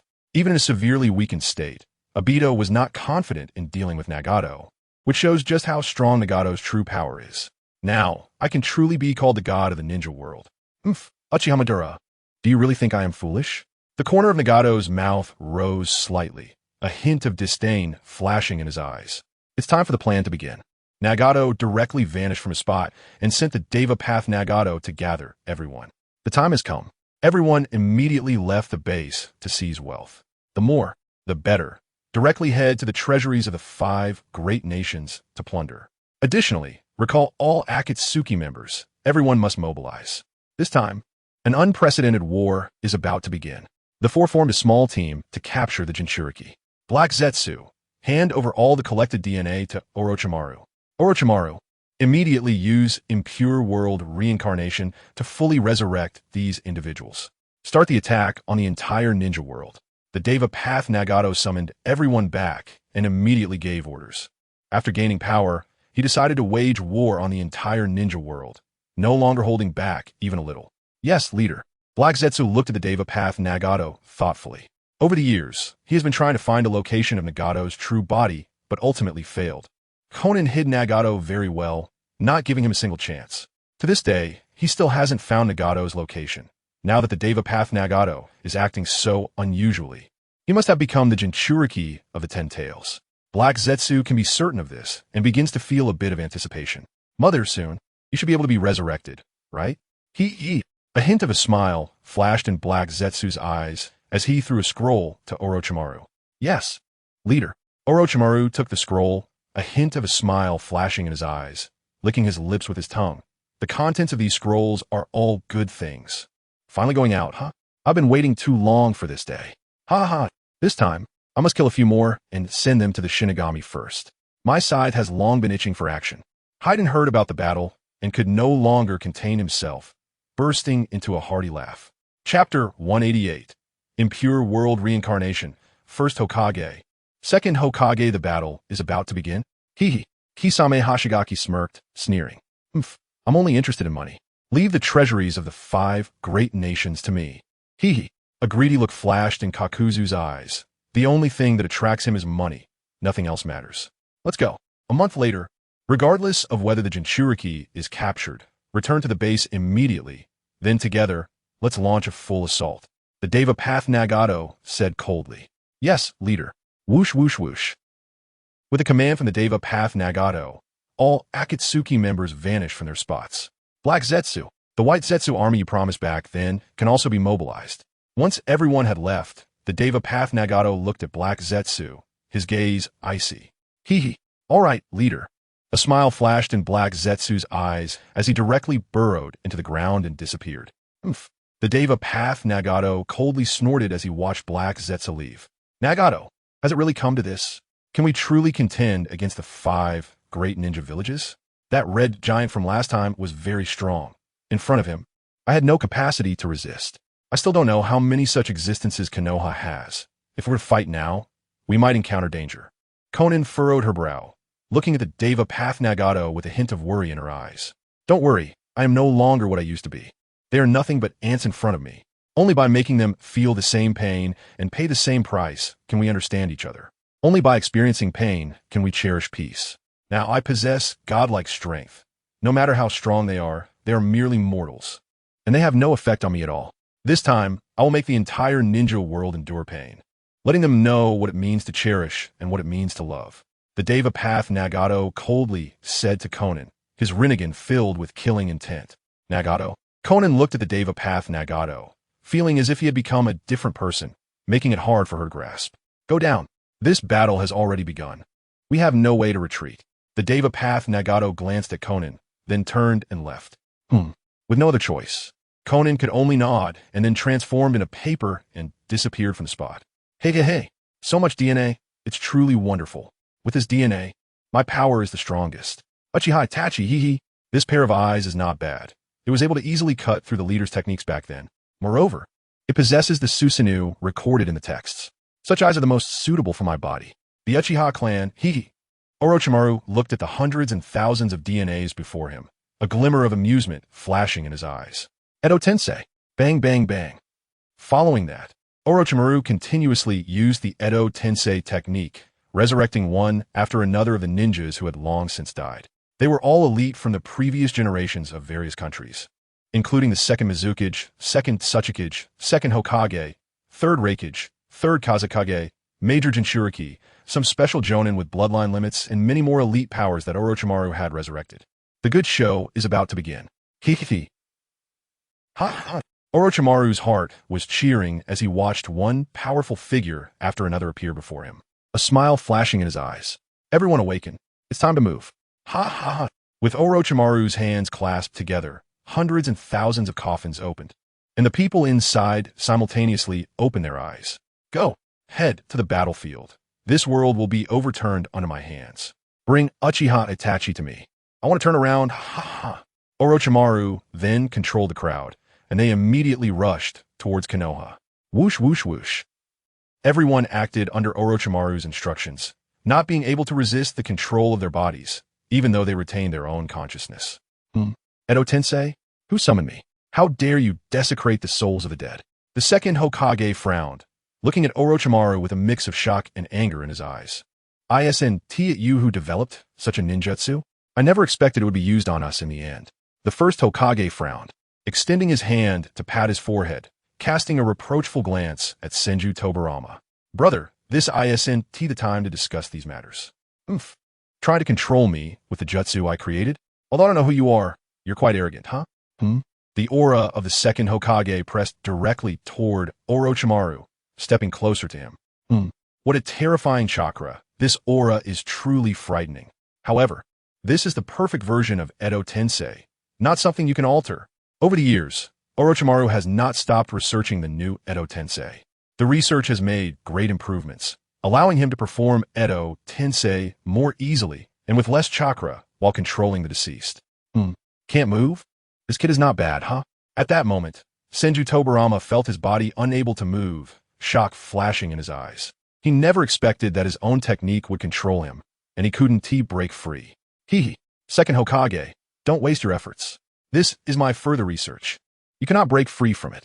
I should actually refer to you as my master. Orochimaru looked at Senju Tobirama, a smug smile flashing in his eyes as he sneered. Master? So you are the disciple of the little monkey? What do you want by summoning us? And you just said to capture Uchiha Itachi? Has the Uchiha clan betrayed us? Heading to Konoha? Are you planning to attack Konoha? Senju Tobirama frowned, looking at Orochimaru with contemplation. Indeed, I am a disciple of Hiruzen. My name is Orochimaru. However, I am now a rogue ninja. I seek immortality, which my master does not understand. I had no choice but to leave. Orochimaru licked his chin with his tongue, a hint of nostalgia flashing in his eyes. Chapter 189. God of Ninjas terrifying as such. Immortality? Another forbidden technique? Orochimaru, what is the current situation in Konoha? Do you really intend to annihilate Konoha by gathering so many powerful figures? A strong killing intent flashed in Senju Hashirama's eyes as he coldly looked at Orochimaru. Annihilate Konoha? No, I don't want that. I only want to take a body. But there are people who want to destroy Konoha now. No, they want to destroy the entire ninja world. Orochimaru sneered at Senju Hashirama. He had no intention of destroying Konoha, but many people did. What? Someone actually wants to destroy Konoha? Even the entire ninja world? It seems this world still lacks peace. Endless anger flashed in Senju Hashirama's eyes. His aura was not directed at anyone, but still instilled infinite fear in Orochimaru. Just now, I felt that the second Hokage was already very strong, but the first Hokage, without directing his aura at me, could make me feel endless fear. How? How can he be this strong? Stronger than the second Hokage by dozens of times. No wonder he is called the god of ninja. Orochimaru frowned, feeling incredulous in his heart, realizing how vast the gap between the two brothers was. How dare you? Anyone who harms Konoha deserves to die. Boom, boom, boom. What matters most to Senju Hashirama is Konoha. Now he can exert 80% of his strength, his aura exploding, forcibly breaking the Edo Tensei. How is this possible? How could this happen? Past Kages could not break it. Why can the first Hokage alone not be restrained? Orochimaru spat out a mouthful of blood. He had no system and could not control someone like Senju Hashirama, who was infinitely close to the Sage of Six Paths. His pupils contracting, fear flashing in his eyes. Tobirama, let us go. Then Senju Hashirama ignored Orochimaru. They still needed Orochimaru's Edo Tensei. If they killed him, the Edo Tensei would naturally be undone. At that time, they wouldn't be able to help the village. Senju Hashirama directly approached Senju Tobirama, patting his shoulder. Damn it! How could he so easily break my control? The god of ninjas is terrifying indeed. Orochimaru never expected that the Senju Hashirama, at 80% power, could effortlessly break his control and even help Senju Tobirama break free as well. Whoosh, whoosh, whoosh. In the next second, Senju Hashirama and Senju Tobirama vanished from the spot, quickly heading towards Konoha. I didn't expect Hashirama to be revived as well. Interesting, increasingly interesting. However, it seems different from my previous expectations. I was originally supposed to be directly resurrected, but now it has turned into this. At that moment, Uchiha Madara appeared before Orochimaru, a slight smile on his lips, a glimmer of amusement in his eyes.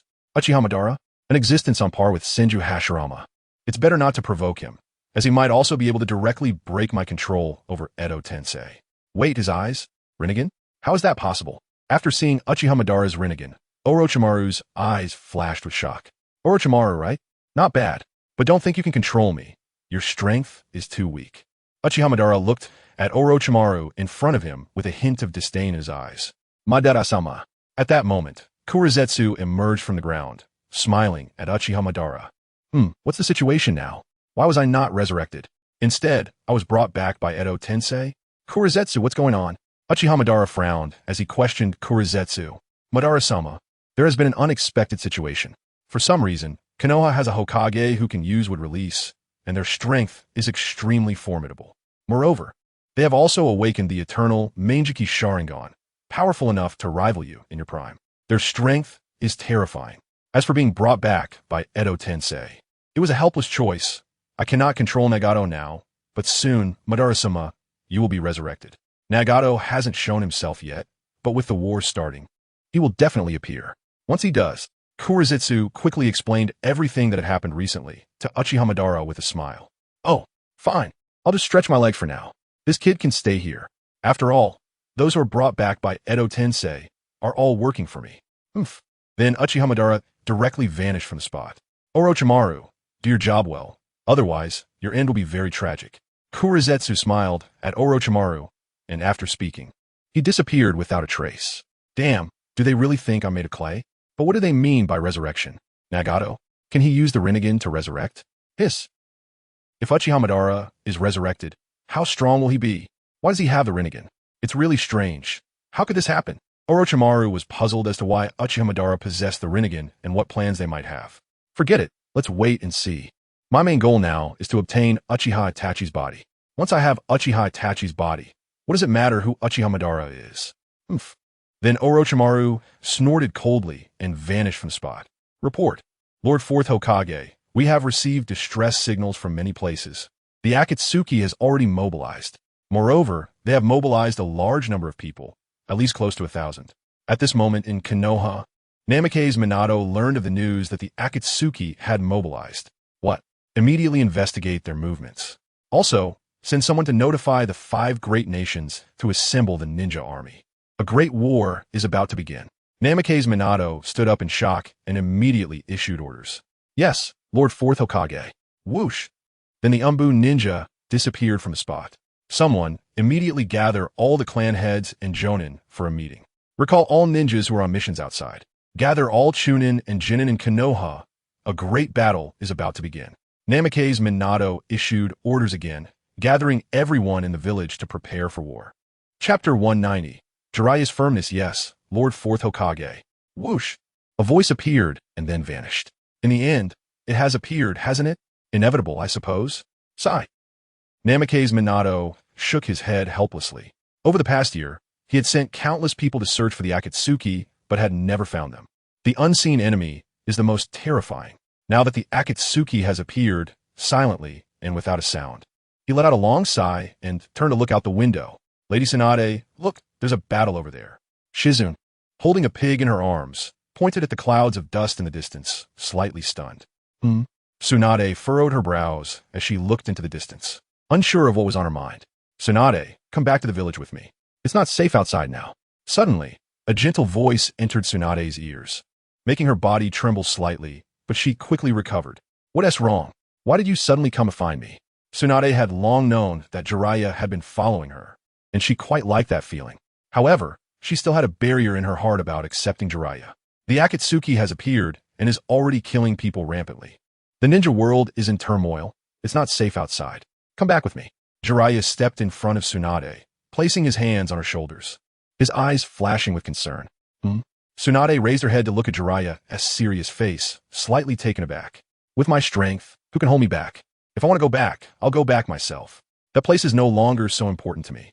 Tsunade then turned her head away, tried to suppress the urge to leave with Jiraiya, and said coldly, the members of the Akatsuki are all S-rank rogue ninjas. Orochimaru is among them. You have a hard time dealing with Orochimaru, let alone their other powerful members? Come back with me. This time, Jiraiya's attitude was extremely firm. He would not allow anything to happen to his only loved one. The members of the Akatsuki are extremely powerful and very mysterious. He had to be cautious and must take Tsunade back. Orochimaru is among them, Tsunade replied, but Jiraiya, do you think I'm not Orochimaru's opponent? If they come, then they come. What's the worst that could happen? Just dying, what's the big deal? Tsunade's eyes flashed with a hint of anger at Jiraiya's words, and she struggled to break free from his hands, turning to leave. Not going back. Then you have to go back. Jiraiya frowned tightly, directly grabbing Tsunade's arm with one hand and pulling Shizune with the other, using reverse summoning to head to Miyaboka Mountain. Bang! You? Jiraiya, what do you want to do? Where I go and what I do is none of your business. Why do you care about me? Who are you to me? Tsunade furrowed her brows, looking around and realizing she had been brought to Miyaboka Mountain by Jiraiya. A hint of anger flashed in her eyes as she swung her right hand towards him. I just want you to be safe. I just want to protect you. I'm not anyone to you, but you're the woman I love most in this life. I won't allow anything to happen to you. Even if I die, I won't let anything happen to you. You can hit me, scold me, but you absolutely cannot come to harm. Jiraiya stood straight, facing Tsunade's fist, completely unconcerned. He shouted loudly at her. You? Tsunade's fist stopped just a millimeter away from Jiraiya, and for some reason, a hint of a smile flashed in her eyes. But her mouth and face remained cold as she dropped her fist and turned to leave with Shizune. Little Jiraiya, what are you doing? You can even argue with Tsunade. Let me tell you, couples quarrel, but they make up in the end. It's nothing serious. Go and comfort her. At that moment, Sage Fukasaku smiled at Jiraiya, putting on a profound appearance. Lord Fukasaku, it's okay, as long as Tsunade is safe. Next, I will head to Konoha. This time it concerns the safety of the entire ninja world, and I won't let anything happen to Konoha. Tsunade, you should stay here for now. When you want to leave and return to Konoha, you can send a messenger frog to notify me. Jiraiya watched Tsunade's departing figure, a hint of gloom flashing in his eyes, and he forced a smile at Sage Fukasaku. All right, I understand. Go. Be careful, and if you can't handle it, remember to summon us 2 old geezers. We still have some use. Sage Fukasaku smiled and nodded at Jiraiya. Jiraiya nodded, then left Mount Miyaboku. Tsunade pulled Shizune to a secluded corner, sat down on the ground, covered her head with her hands, and cried. Lady Tsunade, why can't you accept Lord Jiraiya? You know his love for you, and you clearly love Lord Jiraiya too, so why won't you admit it? Bear it alone is truly painful. Shizune looked at Tsunade in such pain, a hint of heartache flashing in her eyes as she squatted down and spoke softly. Who said I like him? He likes so many women. He's lecherous, loves to drink, and is so careless, not reliable at all. How could I like him? Tsunade explained to Shizune, tears still flowing down her face. Lady Tsunade, stop lying to yourself. You should ask yourself these questions. Do you really not like Lord Jiraiya? He is powerful and gentle with you. He has been protecting you all these years, and even sending you money. He never opposed anything you wanted to do, always silently supporting you. You say Lord Jiraiya likes women, but have you ever seen him having intimate relations with anyone? Lady Tsunade, you know Lord Jiraiya better than I do. You just can't get out of your uncle's shadow. Shizen shook her head, continuing to speak to Tsunade. Having followed Tsunade for so many years, Tsunade was like a mother to her, raising her since she was little.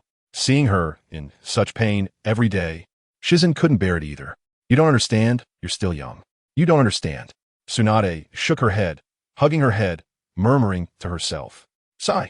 Shizen shook her head, rarely seeing Tsunade like this. It was her first time witnessing it. Jiraiya, I'm sorry. Tsunade felt immense guilt, sitting on the ground, burying her head in her chest, unable to stop the tears flowing down her face. Jiraiya-sensei, you've returned? Just in time, we're going to a meeting. It's even better that you're here. Minato Namikaze was about to go to the meeting when he saw Jiraiya climbing in through the window, looking delighted.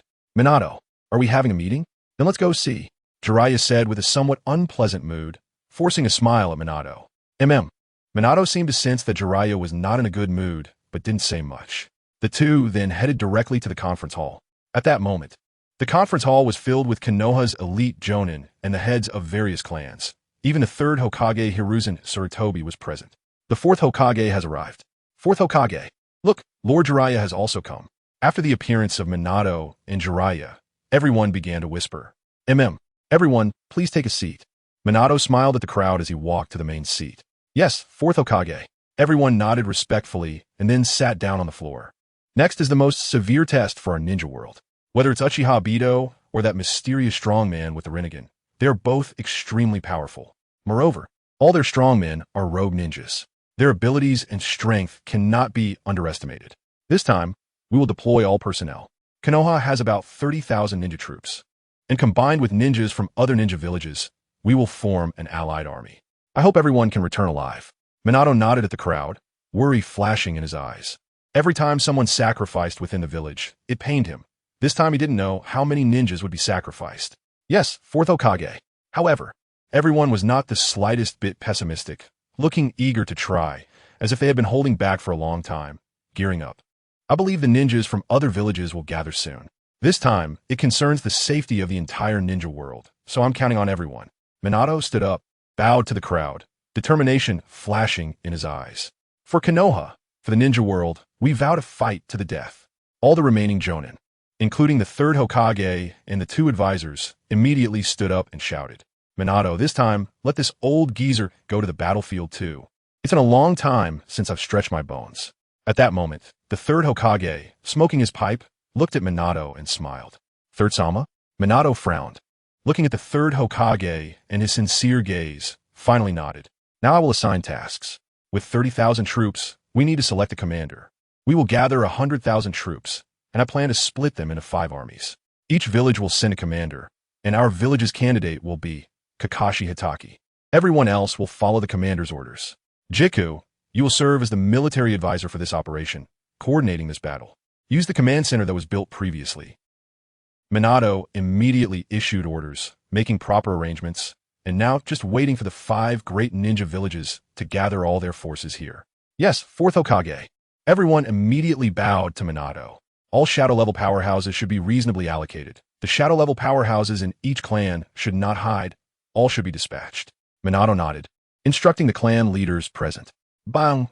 The next second, 2 figures suddenly burst into the meeting hall. Oh, are you all in a meeting? Did I come the wrong time? At that moment, the voice of Hashirama Senju echoed in everyone's minds. Hashirama? The first Hokage? The second Hokage? How? How are they all alive? My God, what is going on? Look, the first Hokage and the second Hokage are not quite right. It's not their true bodies. That's right, what on earth is going on? All the jonin present, including the third Hokage and others, felt shocked. How could Hashirama and Tobirama Senju suddenly appear? First Hokage? Second Hokage? You? Wolfgang Mizuno saw Senju Hashirama and was slightly taken aback, then stood up and disappeared from the spot, ready for battle at any moment. Huh? Who are you? Senju Hashirama asked with a hint of confusion upon seeing Wolfgang Mizuno appear before him. I am the fourth Hokage, Bluffing Mizuno turned around and pointed to the large characters behind him. Oh, so you're the fourth Hokage. It seems the village has been doing well. Senju Hashirama smiled as he looked at Bluffing Mizuno. Master, first Hokage, how did you come back to life? Could it be? At that moment, the third Hokage approached, bowing to Senju Hashirama and Senju Tobarama, thinking of something. Has the little monkey also grown so old? That's right. It was your disciple who used the Edo Tensei technique I created to summon us. However, his strength was lacking and was dispelled by my brother. He has already managed to control my level of power. Your disciple is quite strong, but why did he betray Konoha? Senju Tobarama crossed his arms, looking at Bluffing Mizuno with a frown. Orochimaru, I'm sorry, master. The third Hokage was slightly taken aback and bowed to Senju Tobarama again. All right, Tobarama. Now is not the time to discuss this. Orochimaru has summoned many powerful beings with Edo Tensei. I can sense a lot of strong chakra. They are likely all powerful beings who have already died. The situation outside is chaotic. What do you plan to do? Senju Hashirama asked Bluffing Mizuno. We are planning to gather all the ninjas from the 5 great shinobi villages to unite against the Akatsuki organization. In fact, they have been hiding for a year. Previously, the entire shinobi world united, but in the end, we couldn't find their hiding place. Chapter 192. Those who harm Konoha shall die. We could only leave it unresolved. This time they have started a war, and it seems they are well prepared. This battle will involve the entire shinobi world, and all the ninja villages must take part. Bluffing Mizuno shook his head at Senju Hashirama. Is it difficult to see the 5 great ninja villages unite? That's good. I can also help you deal with some of them. This body allows me to exert 80% of my combat power, which is already quite good. I'll handle those strong opponents. Senju Hashirama smiled at Bluffing Mizuno. Then let's discuss our strategies below. Bluffing Mizuno nodded and then sat back down, preparing 2 more stools for Senju Hashirama and Senju Tobarama. Oh! Meanwhile, Bluffing Naruko was lying on the bed, bored, laughing casually, seemingly in no hurry. I didn't expect the Ninja World War to start ahead of schedule. Is it because I've meddled too much? The savior Naruto hasn't even grown up yet. What hassle? Bluffing Naruko looked at the ceiling, a hint of helplessness flashing in her eyes. Whoosh! At that moment, a figure appeared beside Bluffing Naruko. Master, the 10 Tails has appeared. Moreover, it has been devoured by Nagato. The momentum after being devoured is comparable to mine. The visitor is not friendly. Hungry Ghost Path Naruko appeared beside Bluffing Naruko and said to her, Nagato devoured the 10 Tails? What's going on? Did Nagato become the 6 Paths Nagato? Interesting, really interesting. Ha ha ha. This kid Nagato, who was the early big boss, has now become the ultimate boss? Although the history has changed, it seems to be getting more interesting. I wonder how it will ultimately evolve. I am somewhat looking forward to it. Ha ha ha. Upon hearing Hungry Ghost Path Naruko's words, Bluffing Naruko immediately sat up, a hint of joy flashing in her eyes. The strength of 6 Paths Nagato is not weak. It is somewhat different from what we expected. What should we do now? Should we directly eliminate the Akatsuki organization? Hungry Ghost Path Naruko asked Bluffing Naruko. No need. We are not saints. Who cares about their survival? Our own people can be revived, so why should we care? If they die, they die. It's not a big deal. Because of our existence, many ninjas have survived. These people can be used as cannon fodder. Orochimaru has turned into Orochimaru, and Uchiha Bito has turned into Nagato. We could just watch the show, hee. Bluffing Naruko smiled at Hungry Ghost Path Naruko. All right, master. Then I'll go watch the show first. You stay here. Hungry Ghost Path Naruko nodded, smiled at Bluffing Naruko, and then disappeared from the spot. Hey, is this Hungry Ghost Path looking for trouble? How dare she talk to me like that? TCH. You think I can't see what you see? It's just a matter of whether I want to see or not. It's really boring. Bluffing Naruko pouted, looking at the place where Hungry Ghost Path Naruko had disappeared, muttering to herself, Father, the great war is imminent. 7 days have passed. Have you resolved it? Uchiha Itachi walked to Uchiha Fugaku's side and said coldly, Now the entire ninja world is in chaos, and Konoha cannot afford to be in turmoil either. If any voices of rebellion within the clan are not eliminated, it will be an unprecedented disaster for Konoha. Just give me a little more time. The Great War is imminent, and it's a time to use people. Even if I use them as cannon fodder, it is safer than killing them directly. Uchiha Fugaku frowned, looking at Uchiha Itachi and shaking his head. In his heart, he still found it difficult to take action against his clansmen. In this unprecedented battle, he still needed his clansmen under his command to achieve merit. If he suddenly lost so many powerful allies, the combat power of the Uchiha clan would be greatly reduced. At that time, if other clans gained the upper hand, they would think the Uchiha clan had fallen and was no longer as strong as before. So you mean, Father, you haven't resolved it? Uchiha Itachi directly activated his eternal Mangekyou Sharingan, looking at Uchiha Fugaku coldly. Itachi, what are you trying to do? I'm your father. Uchiha Fugaku also activated his Mangekyou Sharingan, looking at Uchiha Itachi and reprimanding him angrily. Father? It is precisely because you are my father that I am here wasting words with you. Otherwise, they would have died 7 days ago. Since father can't resolve it, then let your son resolve it personally. Uchiha Itachi coldly stared at Uchiha Fugaku, then turned to leave. Whoosh! Itachi, I won't allow you to do this. Uchiha Fugaku appeared in front of Uchiha Itachi coldly. Father, you can't stop me. Uchiha Itachi directly passed through Uchiha Fugaku's body. Passed through? Is this the ability of Itachi's Mangekyou Sharingan? The eternal Mangekyou Sharingan is much stronger than my Mangekyou Sharingan. Can I really not stop Itachi? Uchiha Fugaku frowned, watching Uchiha Itachi grow more distant, shaking his head. Sigh, I don't want to protect you.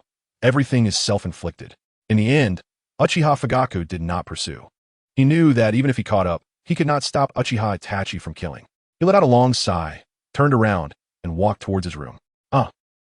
Uchiha Itachi, you actually slaughtered our clan members? You deserve to die. You deserve to die. Then Uchiha Itachi went alone to eliminate all voices opposing Konoha. He killed one person after another on the list, and in the end, he did not spare even the third and fifth elders of the clan.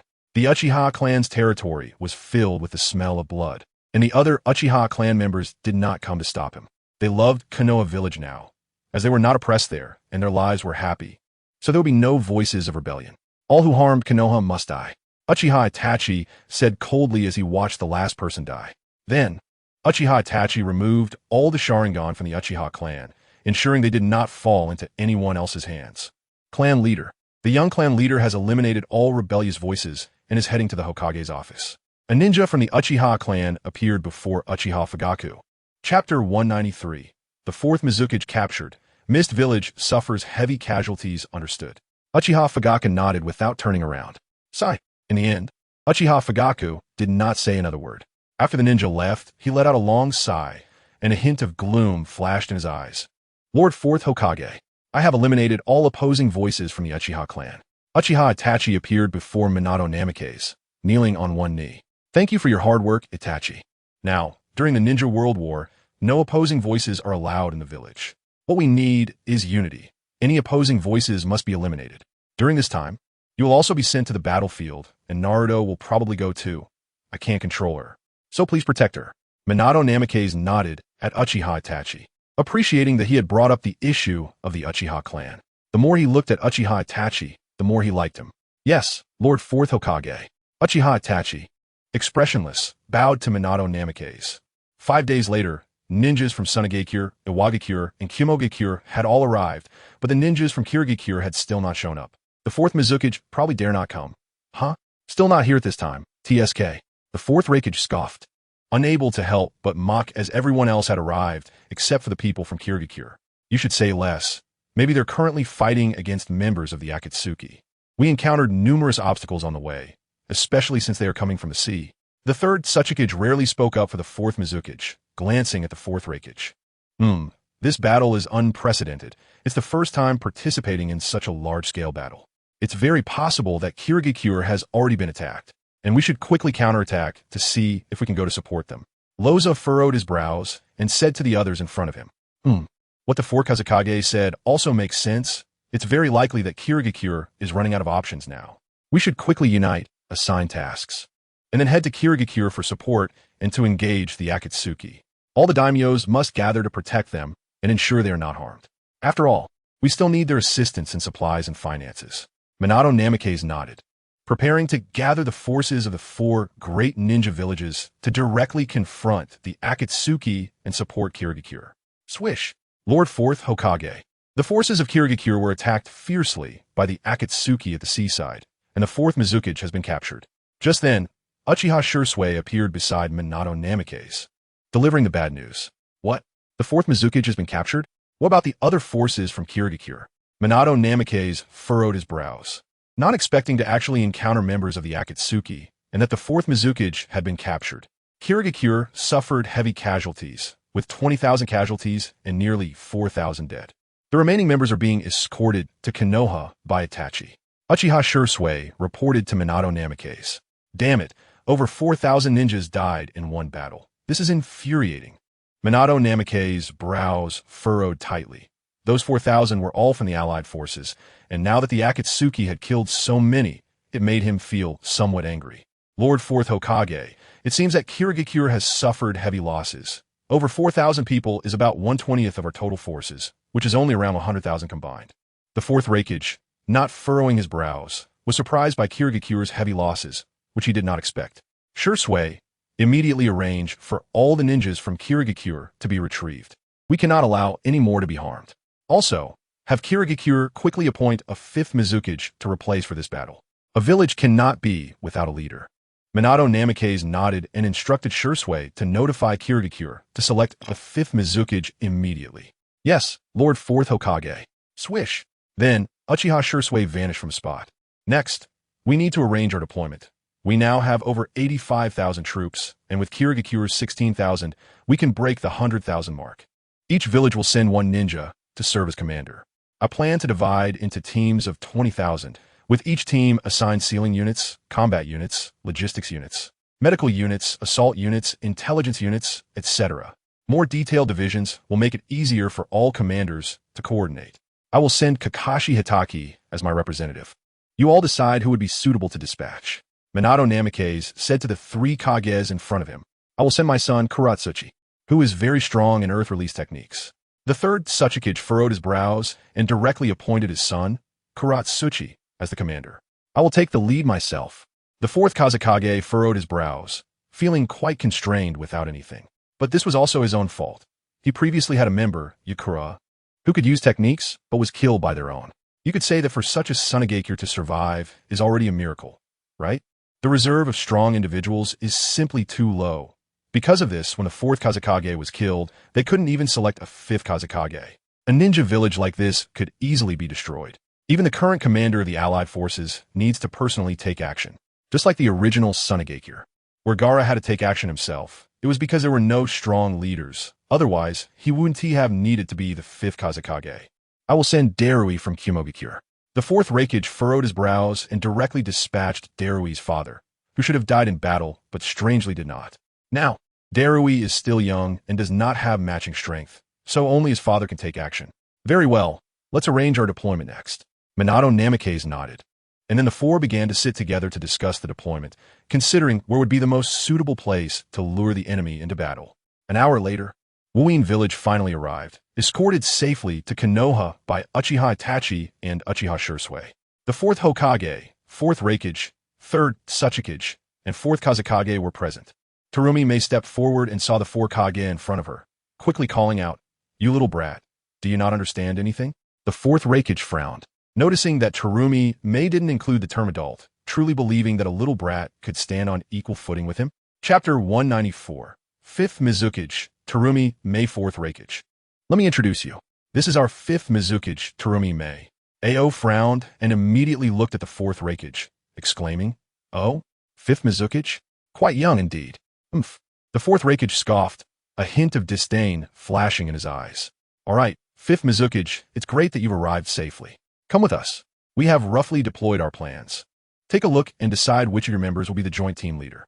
Minato shook his head and looked at Terumi Mei, asking, Joint team leader? We'll send Ao. Terumi Mei frowned, having just taken office and lacking strong candidates. Ao was not only powerful, but also wise. More than sufficient to be a joint team leader. Soon, the 5 great ninja villages gathered together, directly mobilizing a coalition of 100,000 ninjas. The 3 ships brought their samurai to join the ranks, totaling 110,000 ninjas and samurai in the coalition. Minato took on the role of overall commander and joint team commander, sending out withClone to command operations at headquarters. His real body followed the 5 great teams into battle, with each team dispatching a withClone as a precaution. A single withClone of Minato possessed strength surpassing the other 4 Kage, so there was no need to worry about encountering very powerful enemies on the road. If any powerful enemies appeared, Minato could sense them immediately and rush to provide support. Lady Tsunade, we've received news from the communication toad. The battle has begun outside, and everyone is fighting. Moreover, the first Hokage has appeared. It seems Lord Orochimaru has used the impure world reincarnation technique to summon him. The second Hokage has also been summoned, but both the first and second Hokage are not under control and have already broken free, now assisting the ninja coalition in battle. Do we really not have to go to the battlefield? Ino looked at Tsunade and directly relayed the news she received. What? Grandpa and great-grandpa have been summoned? Orochimaru, how dare he desecrate their souls?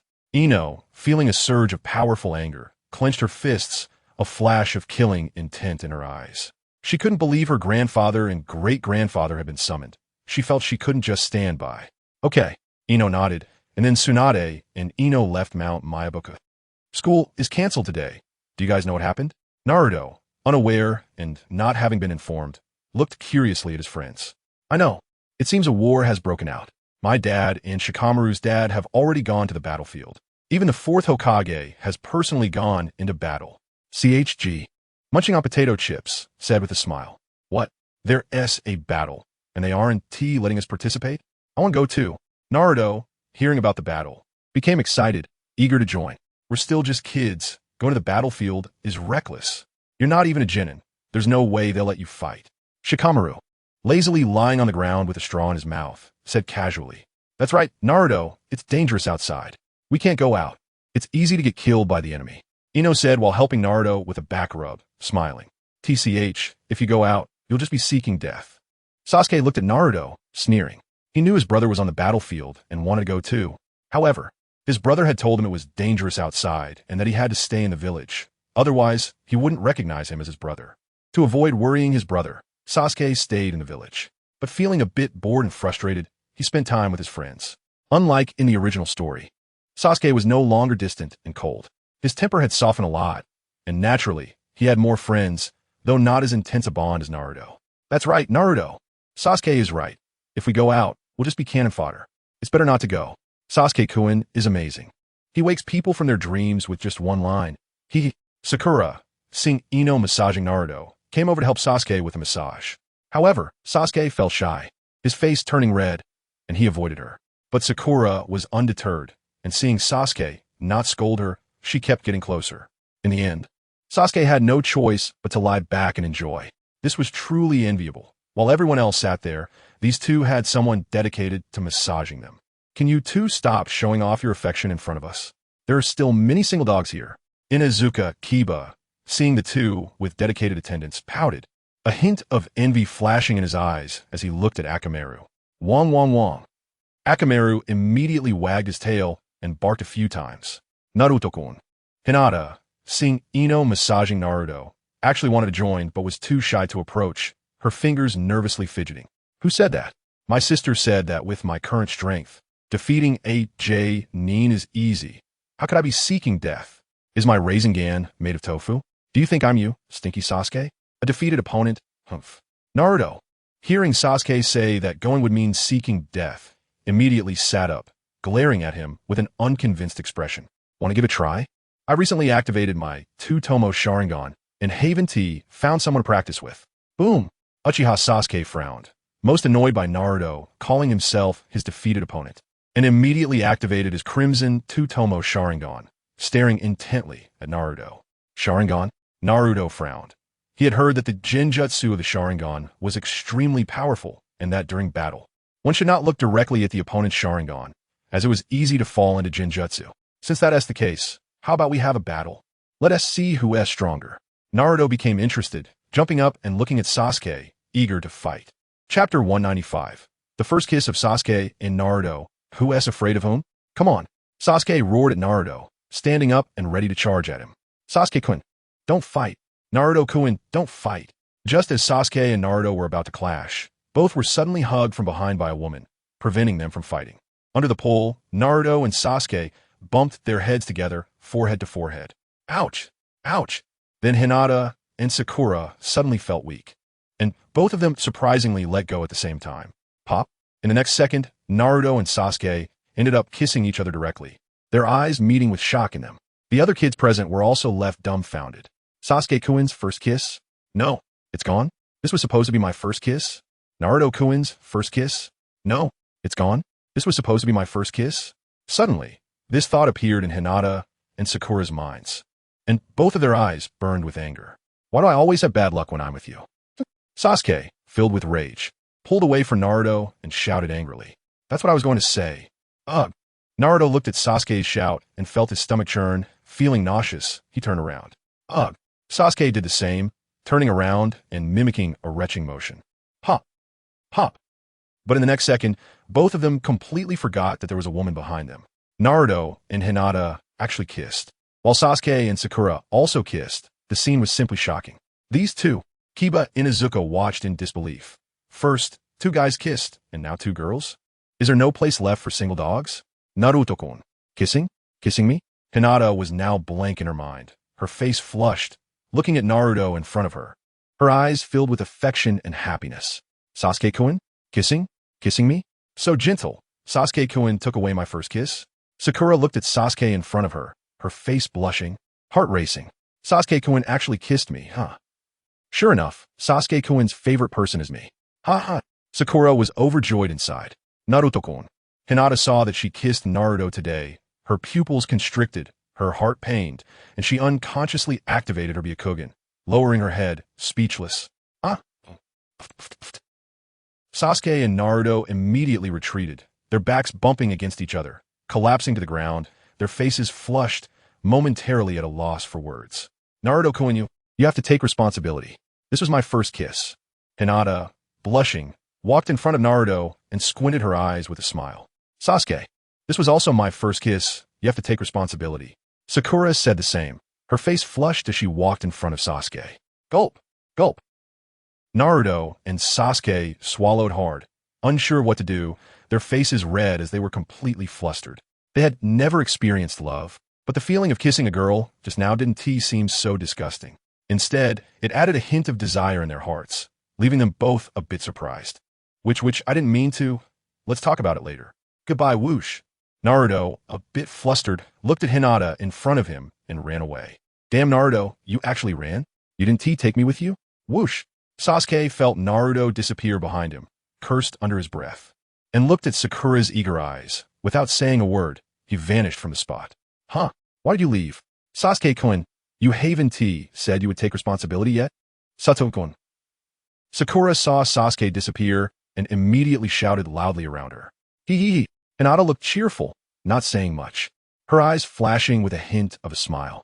Outside of Konoha, all the members of the 5 great ninja villages gathered, totaling 11,000 people. Suddenly, enormous trees appeared beneath Minato's feet, growing infinitely tall. It's the 4th Hokage. Is this the wood release of the 4th Hokage? So powerful, even from this distance. I can feel the immense aura of the 4th Hokage. You 4th Hokages are indeed strong.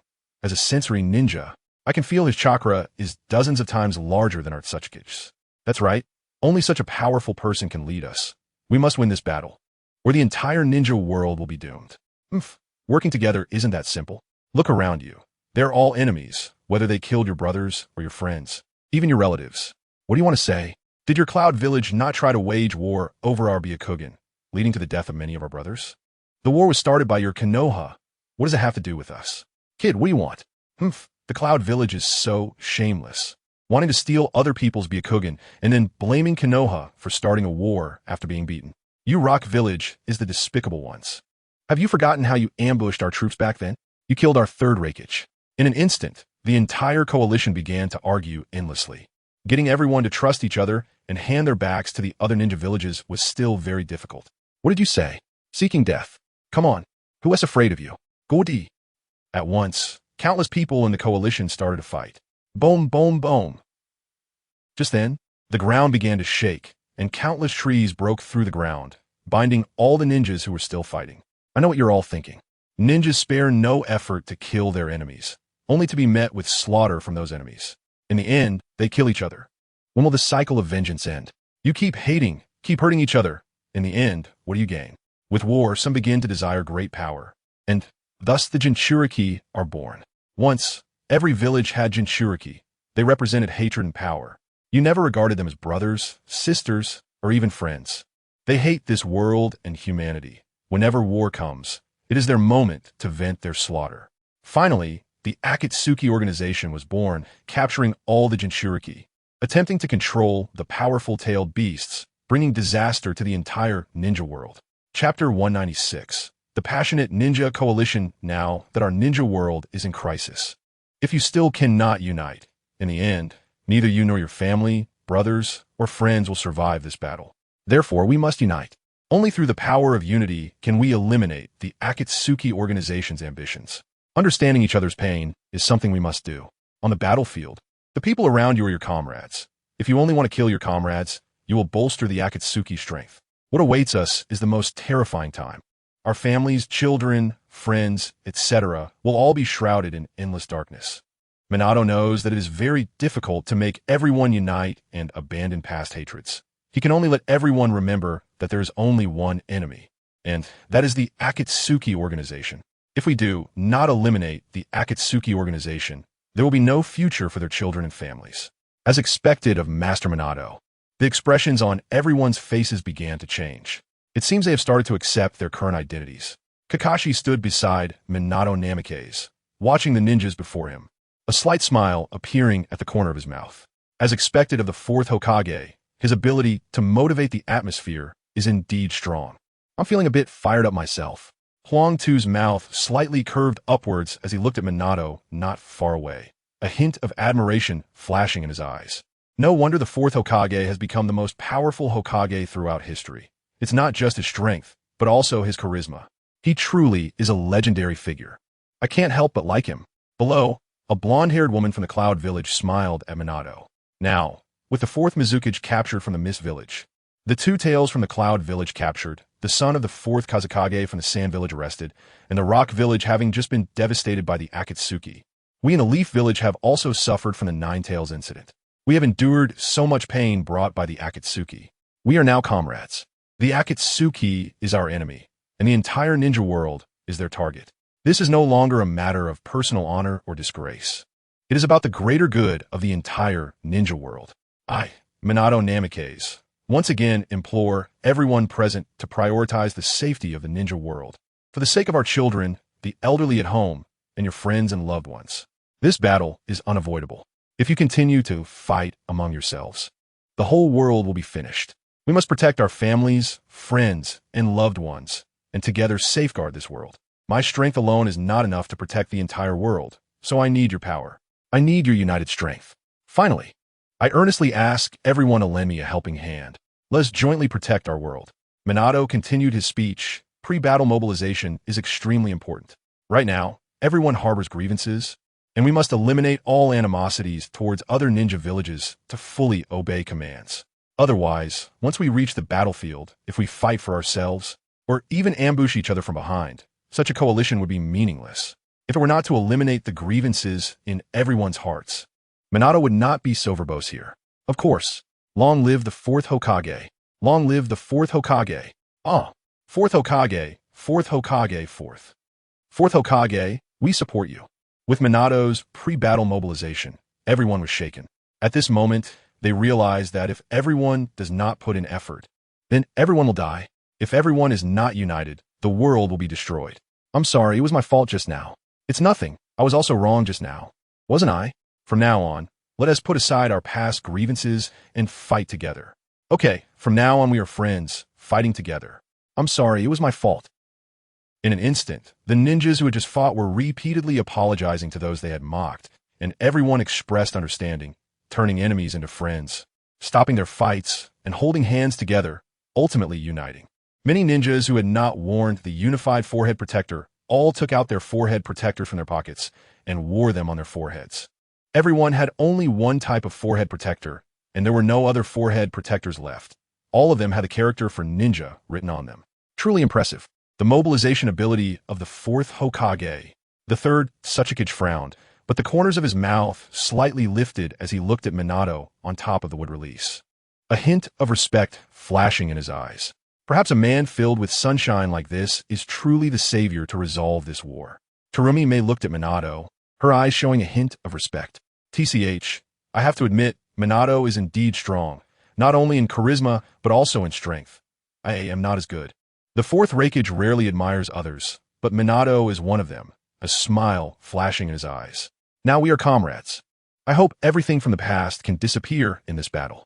Peace in the ninja world may really be very important. The fourth Kazekage looked at Minato, his tightly furrowed brow relaxing, and a slight smile appeared on his lips. Gaara, are you okay? Dad was wrong, if you're still alive. I want to personally say to you, I'm sorry. Then the fourth Kazekage looked up at the sky, thinking of his youngest son, worried about what Gaara's situation is now. Because of Minato's words, it seemed that everyone present with dark hearts had undergone evolution and transformation. It was as if what Minato said illuminated them like the light of Buddha, causing everyone to emit a desire for life and peace. The more passionate ninjas became, the stronger their power would be after uniting. Kakashi, the next world belongs to you. Dad believes you can become an unparalleled strong warrior with your own power. Tsukumo Hatake looked at Kakashi, a hint of a smile flashing in his eyes. Kakashi felt his father's gaze and turned to see him smiling at him, returning the smile with a look of determination in his eyes. Truly, the fourth Hokage is so cool. Why couldn't I have been born in that era? I also want to marry the fourth Hokage. I really like the fourth Hokage. A group of female ninjas, seeing Minato's handsome appearance, couldn't help but become infatuated. Chapter 197. I didn't expect Tsunade would cry for me. Dad really is attracting so many little sisters. I definitely won't tell Mom when I go back. But these little sisters are really cute. Hee. Naruto Uzumaki floated high in the air. Looking down and seeing his dad showing off, couldn't help but chuckle. Naruto, where are you planning to go next? Itachi Uchiha, floating in the air, asked Naruto beside him. Itachi, could you stop following me? If I want to go somewhere, I will naturally go. You go kill the enemies. Why are you following me? Naruto was slightly taken aback, turned his head, and looked angrily at Itachi. The fourth Hokage wants me to follow you and protect you. I'm just following orders. Itachi's face turned red, and he scratched his hair. Do I really need your protection? If you don't go down, I might get angry. Naruto frowned, looking at Itachi and coldly snorting. Naruto, don't make it difficult for me. I have to follow the fourth Hokage's orders. Itachi shook his head, looking at Naruto. You. Naruto pointed at Itachi with a frown, unsure of what to say. Then just follow me. I'm going to the women's restroom. You won't follow me in there, right? Then Naruto snorted coldly and disappeared from the spot. Itachi quickly followed. Watching Naruto enter the restroom, Itachi waited outside. Summoning technique. Bang! Naruto directly summoned Tendo Naruto. The real one? Did you summon me for something? sister.Naruko was slightly taken aback, looking at the figure in front of her, Naruko, and asked with confusion, No, you go deal with Itachi. Following me all day long is driving me crazy.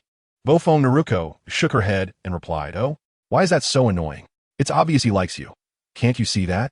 If he likes you, of course, he'll stick to you. The 6 paths of Naruko all had direct thoughts, acting like an observer. Even things that Naruko couldn't see clearly, sister.Naruko could see clearly. Like me? Don't joke around. I don't like men. Hey, sister, do you like Itachi? How about I give him to you? Naruko was slightly taken aback, then shook her head. She didn't like men, only women. She then looked at sister.Naruko, who was her only normal female 6-path clone. If sister.Naruko followed Uchiha Itachi, wouldn't that be good? Me? sister.Naruko was slightly taken aback, and her face turned red. Who likes him? Please don't talk nonsense. Although I like men, I'm not someone who would just fall for anyone. How could I like that big ice block, Uchiha Itachi? sister.Naruko shook her head repeatedly, denying it. Big ice block? No. Itachi is quite cheerful in front of me. He wouldn't be cold to others. After all, he's my little brother. It's the same for you. He doesn't know you aren't me. Hurry up and distract him. Don't let him bother me. I still want to hit on girls on the battlefield. No, wait. I mean protect the female ninjas. That's my noble mission. Naruko quickly pushed sister.Naruko out. This is an order. Bye. Naruko said coldly, then smiled at sister.Naruko and waved her hand, disappearing from the spot. She ran away? sister.Naruko was slightly taken aback, then saw Naruko leave and shook her head helplessly as she walked out. Jiraiya. At that moment, Tsunade had unknowingly walked up behind Jiraiya. Tsunade? What are you doing here? Jiraiya was slightly taken aback upon seeing Tsunade. The ninja world war has begun. As a part of the ninja world and the princess of Konoha, shouldn't I be here? Tsunade's face turned red for a moment. glancing at bow-phone Minato in the distance with a hint of nostalgia in her eyes. Ha ha ha. Of course, I want you to join me. I can't wait for you to participate in the battle. It's been a long time since we fought side by side. Jiraiya laughed heartily, almost letting something slip. Really? Tsunade looked at Jiraiya, a subtle smile crossing her lips. Then let's make a bet. Tsunade smiled at Jiraiya, her gambling spirit rising again. Huh, a bet? What are we betting on? Jiraiya was slightly taken aback, looking at Tsunade with some confusion. Bet on whether we can survive this time. Tsunade looked at Jiraiya, her lips curving slightly upward. Then what do you choose? Jiraiya smiled at Tsunade.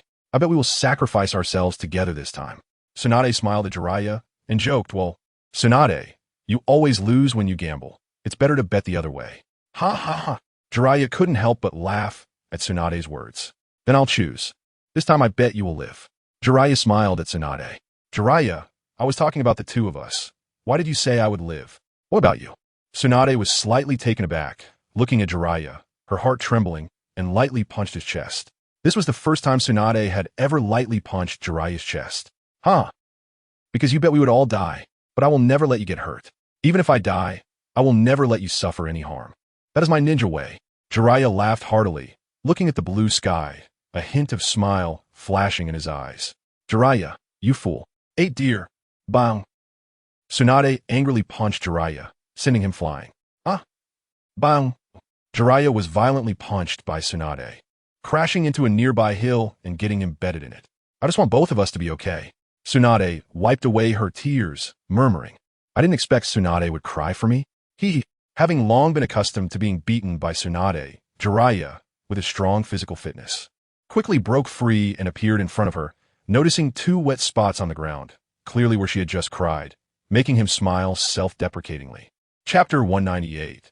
The 4th Great Ninja War begins next. I will have Shizune in charge of the medical team. I've already given her the task. Which team are you preparing to join? Tsunade turned around, wiping her tears, and said, Me? I'm heading to the sensory team. Having learned sage techniques, my sensing ability is quite strong. I can also protect the ninjas in the sensory team. You should also join the medical team. After all, your medical ninjutsu is much stronger than Shizune's. Plus, with your phobia of blood, you're not suitable for the battlefield right now. Jiraiya shrugged, a slight smile on his lips, very confident in his sensing ability. However, he was somewhat worried about Tsunade. After all, she had a fear of blood, and if it acted up during battle, there would be no one to protect her if he wasn't around. Then I'll join the sensory team, too. The sensory team is one of the most important teams, and I can assist with healing, which is more suitable for our team to push forward. It's been a long time since we fought side by side. I kind of miss it. Tsunade smiled at Jiraiya, knowing he was worried about her, but she was equally concerned about him. On the way back, she had heard that there were strong ninjas on the other side, and some possessed the Rinnegan, worrying that Jiraiya might encounter them and be unable to handle them alone. So this time, she chose to fight alongside Jiraiya, as they originally were comrades fighting side by side. Is that so? That's fine. Jiraiya didn't oppose. Being able to protect Tsunade closely made him happy. Adding Tsunade in other places would make him uneasy, but being by his side, at least he could protect her. Big brother, I sense Tsunade's presence. Senju Tobirama stood on a high ground, sensing Tsunade's presence, and said to Senju Hashirama, Tsunade? Why is she here? Where is she? Senju Hashirama was slightly taken aback. He wondered why his granddaughter was here. Can't you sense it yourself? Senju Tobirama frowned, curling his lip. Oh, haha. I almost forgot. I can sense too? Senju Hashirama laughed heartily at Senju Tobirama, scratching his head, making it hard to imagine that this was the man known as the god of ninja. TCH, Senju Tobirama curled his lip. We are already dead, so let's not disturb Tsunade. If we meet, let's just forget about it. Senju Hashirama looked at Tsunade, who was talking to Jiraiya, a slight smile on her lips. It's up to you. Senju Tobirama shrugged, crossing his arms, too lazy to speak. Now I announce that the Great War officially begins. Everyone, follow me. In the end, Minato Namikaze roared and led the charge towards the battlefield. Long live the 4th Hokage. Immediately, an army of 110,000 surged out behind Minato, forming neatly according to their respective units, without a trace of panic. Many white birds appeared in the sky, a product of the super beast imitation technique, with ninjas sitting on them, flying forward together. These are the Air Force teams cultivated by Minato over the years, unexpectedly utilized in such a battle. Meanwhile, The sensing ninjas at headquarters immediately activated, connecting to the battlefield for complete command. The victory of the fourth great ninja war must belong to us. The fourth Raikage watched the retreating troops, gritting his teeth, recalling the Akatsuki members, filled with anger. This is natural. With the combined strength of the entire ninja world, we will surely eliminate all the Akatsuki members. The third Tsuchikage nodded, his brow furrowed, a hint of worry flashing in his eyes. He only had one son, who had already gone to the battlefield, and as a father, he was naturally very concerned. Don't worry, this time, we will definitely win. The fifth Mizukage, Meitarumi, raised an eyebrow, glancing at the vast army, a glimmer of golden light flashing in her eyes. Subsequently, all the daimyo and non-combatant civilians began to migrate toward Konoha. The ninja world can be without ninjas, but it cannot be without civilians. Civilians are everything. The battlefield covers the entire ninja world, and only Konoha is the safest. The north is about to become a battlefield, including the villages of the Mist, Rock, and Cloud, all of which could potentially become new battlegrounds. Everyone must be evacuated to avoid the fighting of the ninja army. Hey. This time, I want to earn my teacher's recognition, to let my teacher know what art truly is. Unknown to when, a small child riding a white bird flew toward the battlefield, no more than 8 years old, recklessly rushing out. Grandpa, Daidara Naikin is missing.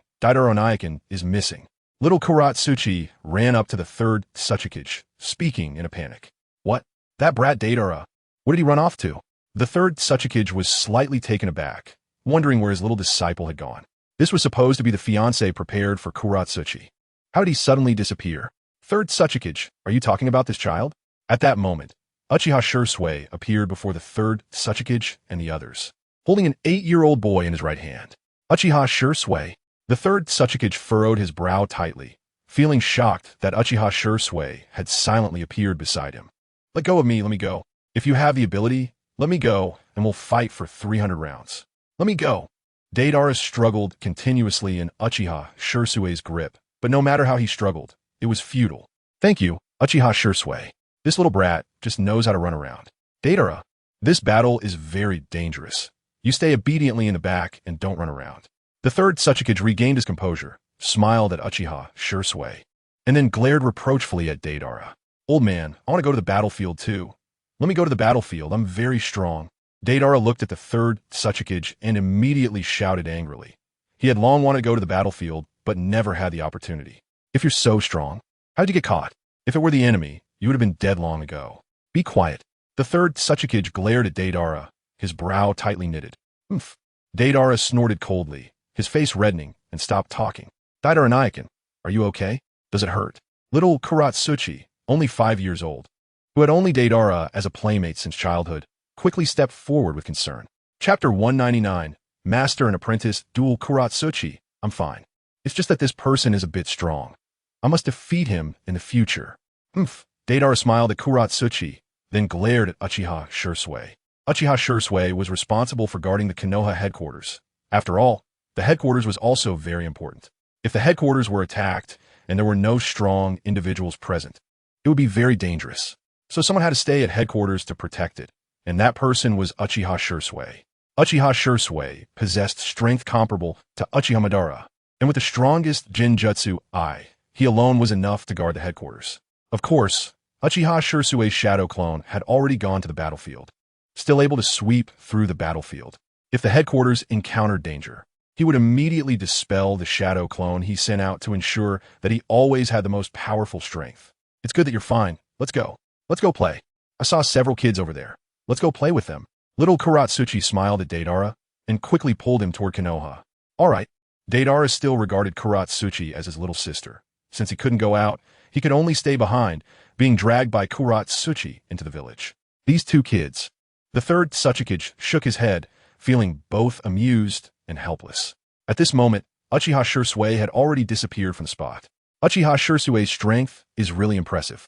It seems to even surpass mine.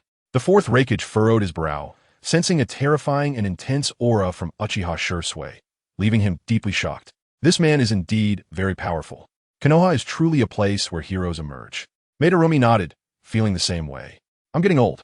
I don't have as much energy as you. After this battle is over, I think it's time for this old bone of mine to retire. The third Tsuchikage shook his head, recently facing setbacks that made him contemplate stepping back behind the scenes, shaking his head as he turned to leave. First unit, disperse. Second unit, disperse. Third unit. After leaving Konoha, the 5 armies immediately split up, each led by Kakashi Hitaki, the 4th Kage, Ao Kuratsuchi, and Darui respectively. Meanwhile, Minato Namikaze's real body followed Ao's 3rd unit, while his clone followed the other 4 teams to attack. Long time no see, Akatsuki. Just then, Orochimaru suddenly sensed a familiar aura nearby, his lips curling up slightly. This time, Akatsuki was responsible for the scouting assault team, having already infiltrated deep into enemy territory, where she found Orochimaru summoning and controlling the place of Edo Tensei. Not good. Orochimaru? Akatsuki suddenly heard Orochimaru's voice, and a chill ran down her back, prompting her to leap away lightly. Bang! Sure enough, just as Akatsuki left, Orochimaru's attack followed, his neck extending to bite at her, but he missed. Orochimaru, I didn't expect to meet you here. You are now a super wanted criminal threatening the ninja world. This time, I will definitely kill you here. Thank you for all these years, for teaching me so much knowledge and abilities. I will use the abilities you taught me to defeat you here. 4 shurikens appeared in Hondo's right hand and shot towards Orochimaru. Hondo, such a young age, and you dare to claim you will defeat me? You are truly naive, Orochimaru said. Whoosh, whoosh, whoosh. Seeing the shurikens coming towards him, Orochimaru easily dodged and then shot out his long tongue, which was several hundred meters long, directly towards Hondo. Not good. Whoosh, whoosh, whoosh. Upon seeing Orochimaru's attack, Hondo immediately used the body flicker technique to escape and began to dodge, her brow furrowing, a hint of panic flashing in her eyes. Bang! In the end, Hondo was still caught by Orochimaru's tongue, which quickly pulled her towards him. Damn it! Hidden Shadow Snake Hands! Hondo's brow was tightly furrowed as her left hand transformed into a snake shape, and 4 pitch-black venomous snakes flew out from her sleeve, charging towards Orochimaru. Bang! Bang! Bang! The 4 giant snakes, each several dozen meters long, rushed towards Orochimaru and then bit into him. Come to me. Ah! Hondo shouted angrily, yanking Orochimaru back towards her. Then, Hondo flipped a kunai from her left hand and stabbed it fiercely at Orochimaru. Little Hondo, you've made some progress. Hee-ha! But the next second, the figure of Orochimaru appeared behind Hondo. The Orochimaru he had caught in his hand turned into a puddle of mud. When did this happen? Bang! Hondo heard Orochimaru's voice behind her, and a chill ran down her spine. The next second, she was violently blown away by a tremendous force. The kunai she had been holding fell to the ground at Orochimaru's feet. Ah! Hondo screamed in agony as she flew out, crashing hard onto the ground and kicking up a cloud of dust. Little Hondo, you are far from being able to deal with me. Orochimaru licked his long tongue and, dressed in Akatsuki's clothing, appeared even more handsome. Is that so? Orochimaru, I will take you down with me. Bang! The next second, Hondo's voice unexpectedly appeared right in front of Orochimaru, the kunai under his feet transforming into smoke and turning into Hondo, who directly grabbed Orochimaru's arm and pressed him down to the ground. Stab!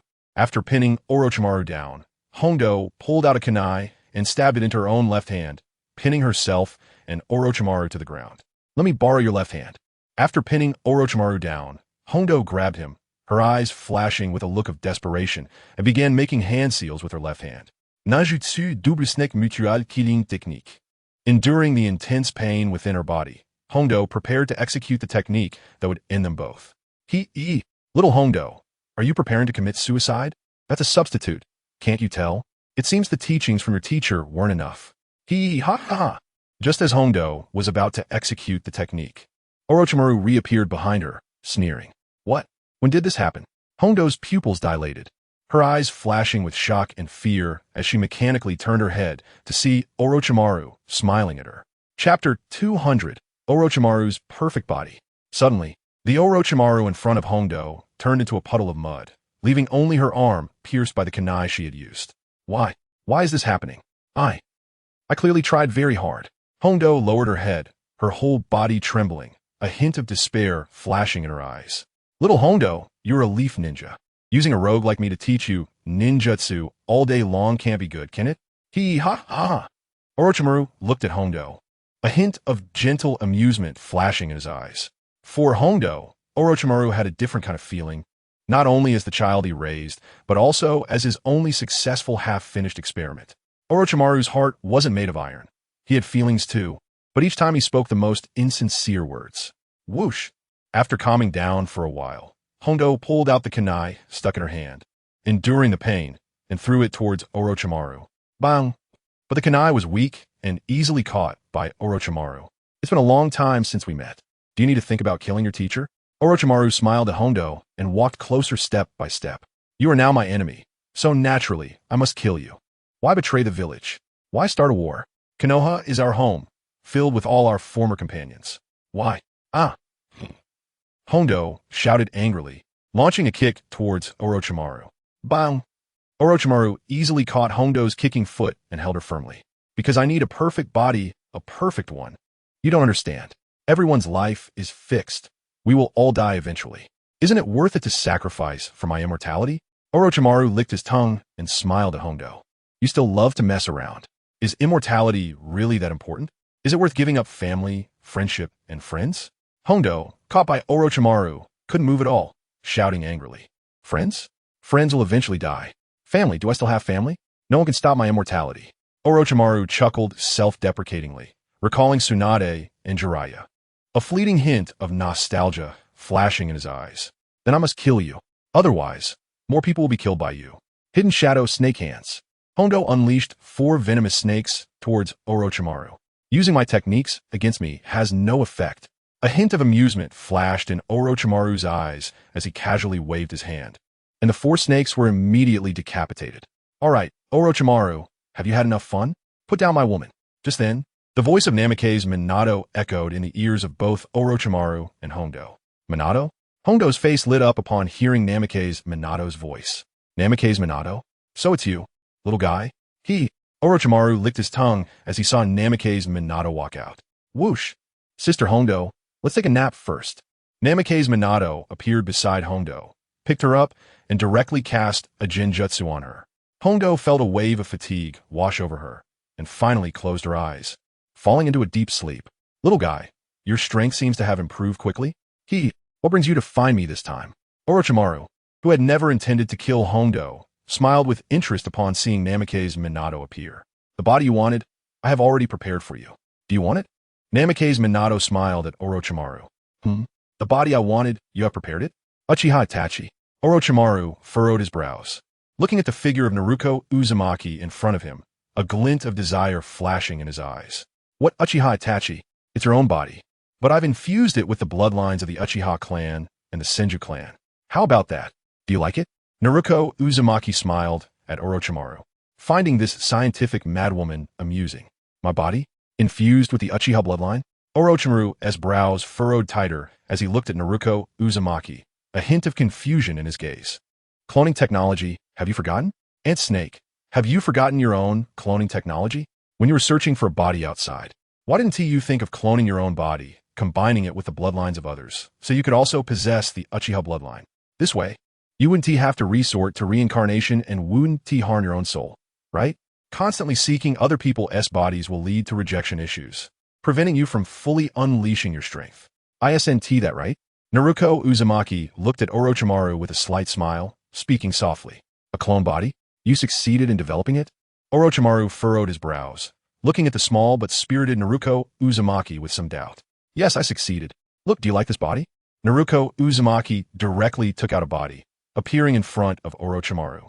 Before him stood a body identical to Orochimaru's. Such a massive chakra. I never expected you could clone such a perfect body.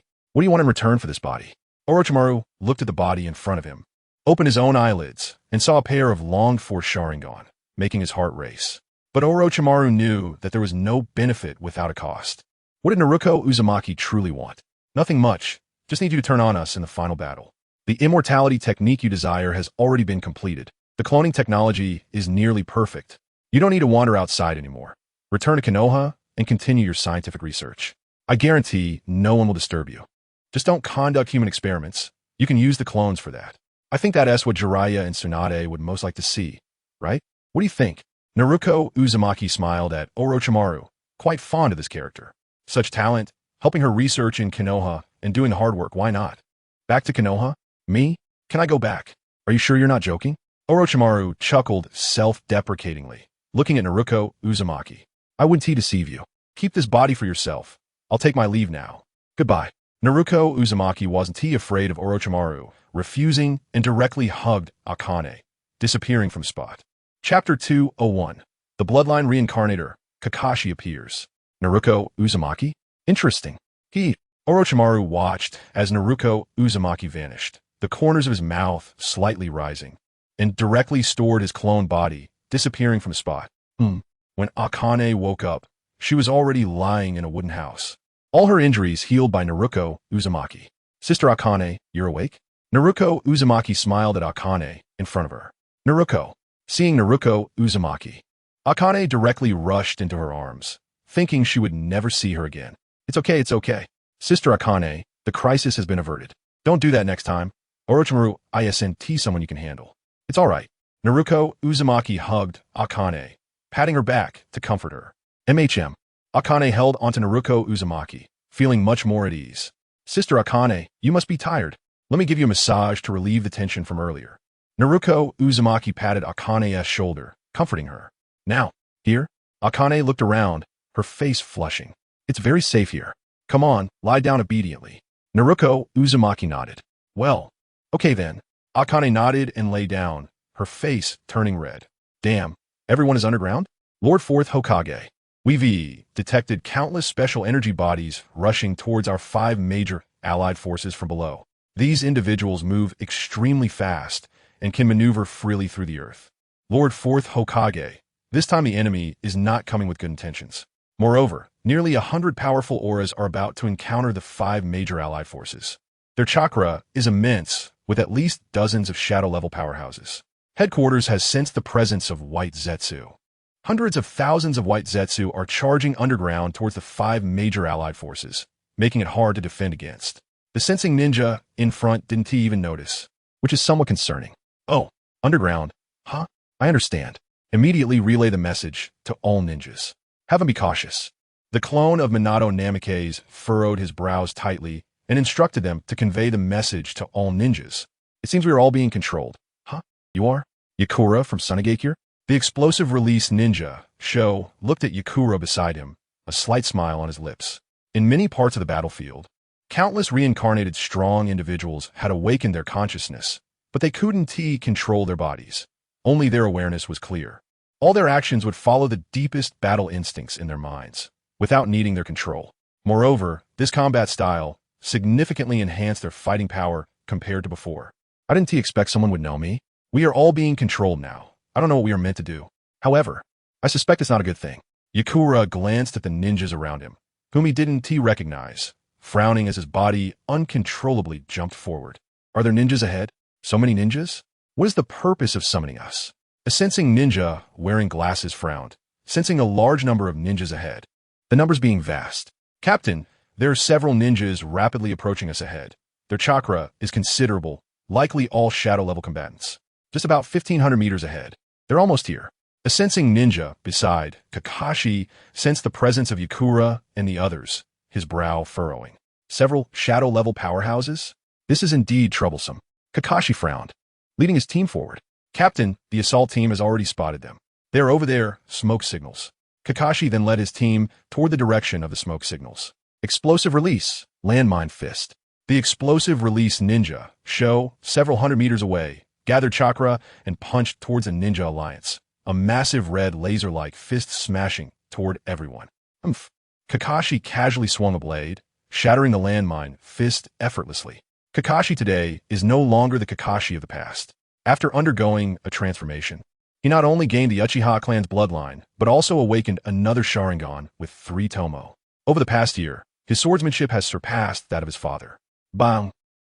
With a single strike, Kakashi shattered the landmine punch of his opponent, producing a violent explosion. The recoil sent the opponent flying hundreds of meters away, resulting in their instant death. Captain Kakashi is incredibly strong.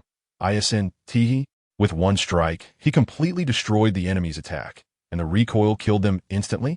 My goodness, is he even human? Captain Kakashi is too powerful. In that moment, everyone felt a sense of shock. Kakashi's decisive strike left everyone in awe. instantly boosting morale. Cough, cough, cough. Kakashi? Is there really someone so powerful? However, it seems that my body won't die. Even if I die, I can still resurrect. The opponent stood up, having come back to life, and looked at Kakashi in confusion. Kakashi? That knife? Are you from the Hatake clan? Yakura furrowed her brow. Looking at Kakashi's white fong, which was a nightmare for the Sand Village in the past, something she was well aware of. Indeed, I am Hatake Kakashi. This time, you have been resurrected through Edo Tensei. They want to use you to rule the entire ninja world. So you could die now. Kakashi coldly gazed at the ninjas before him, a glint of endless killing intent flashing in his eyes. Oh, you brat, quite arrogant, aren't you? Even though I'm already dead, being looked down upon by a junior doesn't sit well with me. Let us see who dies first. Magnet release, shuriken. Troy smirked, looking at Kakashi, and immediately threw 2 giant square shurikens. Whoosh! Meanwhile, Yakura had already rushed over, launching a kick. Humph! Kakashi snorted coldly. At this point, he had no need for techniques. A casual strike was the ultimate secret of the Hatake swordsmanship. Whoosh! Kakashi swung his sword, unleashing a blade of light that charged toward the few people in front of him. Bang, bang, bang! Troy's square shurikens exploded as soon as they made contact with the blade of light, turning into a pile of rubble. Chapter 202. The 5 Kaga-level powerhouses. Countless pieces of paper flew, and the square shurikens reformed in Troy's hands. Such powerful strength, Troy's brow furrowed. Had this been a real fight, he would have already lost. His weapon was destroyed, and his combat power had dropped significantly, not to mention defeating Kakashi. Bang! Yakura's feet were enveloped in white smoke. Seeing Kakashi's blade of light coming, she immediately performed a backflip to evade the attack. As for the opponent, he was far enough away to quickly escape the attack range. Whoosh! In the next second, Kakashi appeared behind Yakura and cast a genjutsu on her, causing her to vanish from her spot and crash to the ground. Sealing team. Kakashi slammed Yakura to the ground and immediately controlled her, calling for the sealing team. Here, the sealing team quickly arrived and began sealing Yakura before them. Such speed, such powerful attacks. Is this Hatake clan member really this terrifying? Troy's brow furrowed as he looked at the Hatake Kakashi before him, a hint of shock flashing in his eyes. Now is not the time for you to be distracted. Kakashi had already vanished from where he stood and appeared behind Troy. Not good. Such speed. Bang! Troy heard Kakashi's voice and quickly turned around, raising the giant square shuriken to block Kakashi's attack. Whoosh! Kakashi instantly disappeared from sight, and lightning appeared in his right hand. Raikiri. PCHH. Ah! Kakashi's Raikiri pierced through the opponent's heart. Fainting? Damn it, but you've already been tainted by my magnet release. Ha ha ha! Die for me. Go. Whoosh whoosh whoosh. Seeing the opponent pierce through the heart, Troy smirked and threw the square shuriken in his hand. Such speed. Kakashi's brow furrowed as he saw the square shuriken rapidly approaching him, and he vanished from his spot, taking the opponent's body with him. Whoosh whoosh whoosh. But the square shuriken seemed to have eyes, quickly turning to chase after Kakashi. Magnetic? Humph. Kakashi sensed something was off, and his violent chakra surged outward, blocking the magnetism. Bang! In the next moment, losing the support of the magnetism, the square shuriken shot forward and crashed into the ground. Sealed. The opponent was still recovering from their wounds. Kakashi immediately slammed them down, and the sealing team rushed over to seal them, moving with incredible speed and efficiency. You can actually negate my magnet release's magnetism? Hatake Kakashi, you're indeed a strong one. Troy's brow furrowed as he looked at Kakashi, a hint of admiration flashing in his eyes. Summoning technique. Bang bang bang. The next moment, the bespectacled ninja used the summoning technique. Bang bang bang. Several coffins appeared before everyone, and the old 7 ninja swordsmen emerged. Would release, binding. At that moment, Minato Namikaze clasped his hands together and immediately bound the newly emerged individuals with wood release. 8 trigram seal. He quickly sealed the 8 trigram seal onto them. Teacher Minato, this move of yours is really convenient. Kakashi felt a bit helpless. This big shot acted immediately, and his speed was truly impressive. We can't delay here for too long. Let you try a few strikes. The power is not bad. Ha ha! Minato's shadow clone looked at Kakashi and couldn't help but laugh. As expected of Lord 4th Hokage, a single wood release can control and seal people. With Lord 4th Hokage here, what we have to worry about? So strong. Wood release is amazing. If it were the first Hokage's wood release, I can only imagine how powerful it would be. No wonder he is called the god of ninjas. Long live Lord 4th Hokage. The coalition members saw Minato Namikaze take action. Their eyes filled with shock as they raised their hands and shouted loudly. Everyone, continue to charge forward. Follow me. Kakashi nodded and called everyone to move forward at full speed. Lord 4th Hokage, 5 kilometers away, a person has appeared. Their power is terrifying, stronger than the 3rd Tsuchikage. Moreover, they can even turn invisible. If it weren't for my Byakugan, I wouldn't have seen them at all. The captain of the 3rd Division is AO, but Minato Namikaze is right beside him, quickly reporting. Has he arrived? Can turn invisible and possesses chakra more terrifying than the 3rd Tsuchikage. It seems to be the 2nd Tsuchikage. Minato Namikaze's brow furrowed as the coalition members awaited his orders. Discovered? As expected of Minato? Naruto Uzumaki only mentioned turning against me from behind, but did not say I couldn't play here. As a return for the body you have given me, I will add some spice to your father's side. Ha ha ha. Orochimaru controls the entire situation, and his ability to control the Edo Tensei is dozens of times more powerful than Kabuto's. Kabuto needs to absorb Orochimaru's chakra to perfectly control the Edo Tensei coalition. In contrast, Orochimaru can control the Edo Tensei coalition with ease. Just now, Orochimaru has completed the impure world reincarnation technique and obtained the powerful body he has dreamed of. Not only does he possess a pair of Mangekyou Sharingan, but he also has chakra even larger than his original. This makes Orochimaru feel extremely satisfied. In this body, he feels his power has surged dozens of times, making him exceptionally excited. Summoning technique. Bang bang bang. Soon, 4 figures appeared in front of Minato Namikaze. The 2nd Tsuchikage, the 3rd Raikage, the 3rd Kazekage, the 2nd Mizukage, and the 1st Jinchuriki of the 9 Tails, Kushina Uzumaki.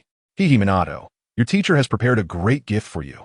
Orochimaru often teaches Minato, so Minato almost always refers to Orochimaru as Teacher Orochimaru. Orochimaru recognizes Minato as strength, and this time he directly brought him 5 Kage-level powerhouses. Lord Kushina? Damn it, previously destroying the seal and taking away Lord Kushina's DNA. Minato furrowed his brows tightly, and seeing Kushina in front of him, an endless killing intent flashed in his eyes. The good show is about to begin. Orochimaru looked at the chessboard in front of him, his mouth curling up slightly. Chapter 203. The odd 2nd Tsuchikage and 2nd Mizukage? Where's this? The 3rd Raikage opened his eyes and looked at the scene in front of him, somewhat puzzled. His brows furrowed. How funny. We enemies actually meet again in such a scene. This should be the Edo Tensei of that 2nd Hokage guy, right?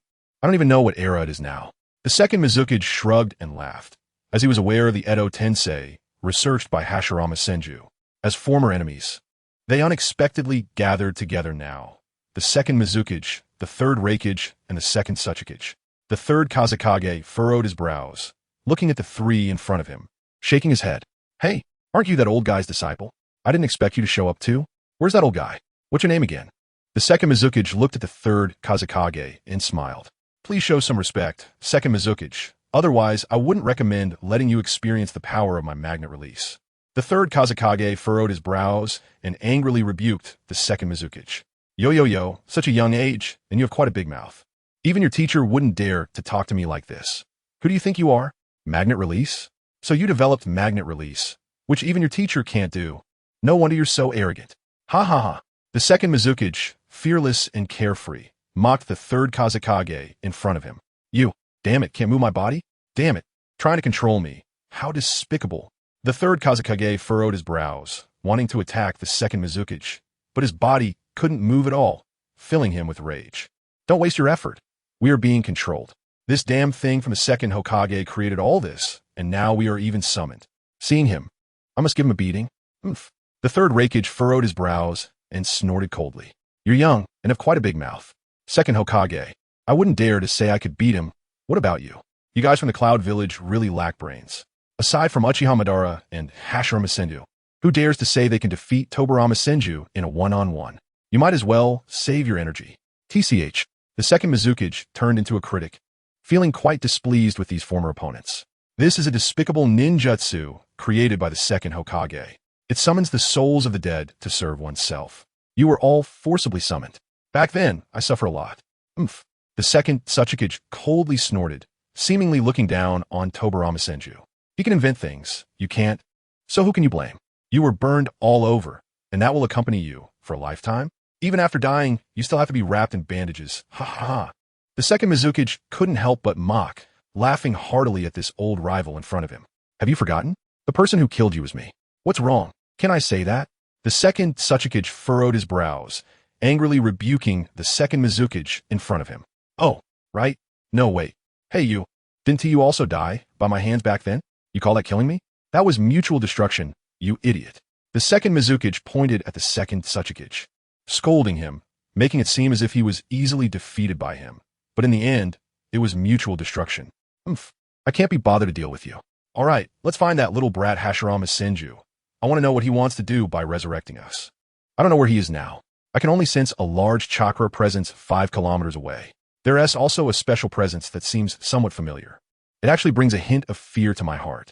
The second Tsuchikage coldly snorted and then carefully sensed, finding countless chakra presences 5 kilometers away, approaching them. There is also one presence that makes him feel fear. Is it Minato Namikaze's presence? Kushina Uzumaki furrowed his brows, sensing Minato's presence, murmuring to himself. Minato Namikaze? Hey, isn't that the wife of Hashirama Senju? Kushina Uzumaki? That little brat, Tobarama Senju, even dares to summon his sister-in-law? Wow, this kid is quite bold. The second Mizukage suddenly heard Kushina's voice, slightly stunned, turning to look. Everyone is very familiar with Kushina Senju as the woman of the god of ninjas. She is known by all. The one who summoned us is not the second Hokage. He was already dead in my time. The third Kazekage shook his head. Then who is it? Who could summon us? What is their purpose? Could it be? The second Tsuchikage and the others furrowed their brows, feeling puzzled. Being in the future is really a bit uncomfortable. It feels strange. The second Mizukage shrugged, feeling somewhat unaccustomed to suddenly appearing in the future world. Let me clarify one thing. We are not in the future. We are just the dead from the past, suddenly resurrected and summoned. In the end, we are still dead. The second Tsuchikage looked at the second Mizukage in front of him, pointing at him with a look of stupidity. Don't interrupt me when I'm speaking. I hate it when someone interrupts me. Be careful, or I'll kill you. The second Tsuchikage furrowed his brows, looking at the second Mizukage. A flash of anger in his eyes. Are you stupid? I'm already dead. You killed me. How else do you want to kill me? And you were killed by me, you idiot. Want to kill me? Come on, welcome to try. The second generation of Water Shadow immediately started to argue with the second generation of Earth Shadow. And to be honest, these two were quite interesting. Immediately send a contact message to headquarters. Just say the third generation of Thunder Shadow, the second generation of Earth Shadow, the second generation of Water Shadow, Lord Uzumaki Mido, and the third generation of Wind Shadow have been resurrected. The fourth generation of Fire Shadow immediately spoke to Ching. Yes, Lord Fourth Hokage. Ching nodded and immediately had someone inform headquarters. Lord Ching's third team sent a contact message, reporting the discovery of 4 enemies. They are the second generation of Earth Shadow, the second generation of Water Shadow, Lord Uzumaki Mido, the third generation of Wind Shadow, and the third generation of Thunder Shadow. Headquarters immediately received the message and relayed the content. Bang! What? Even Dad is. Damn, Akatsuki, I will definitely tear you to pieces. The fourth generation of Thunder Shadow was filled with rage, his fists clenched, and an endless killing intent flashed in his eyes. Chapter 2:04 Familiar faces emerge. 5 people? Didn't we sense only 4? Terumi May frowned and said in confusion. The 5th generation of Water Shadow. One of them is the 2nd generation of Earth Shadow. He possesses dustless mist, which allows him to become invisible and cut off sensory perception. The 3rd generation of Earth Shadow frowned, not expecting that his teacher had also been summoned. I see. That makes sense. Terumi May nodded, her brow furrowed. But it doesn't matter. The true body of the 4th generation of Fire Shadow is over there. No matter how many strong ones there are, it is futile, isn't it? Then Terumi May glanced at the clone of Namikaze Minato, and the corner of her mouth slightly curled up. Let's hope so. The 3rd generation of Earth Shadow pouted, not saying much more. Not good.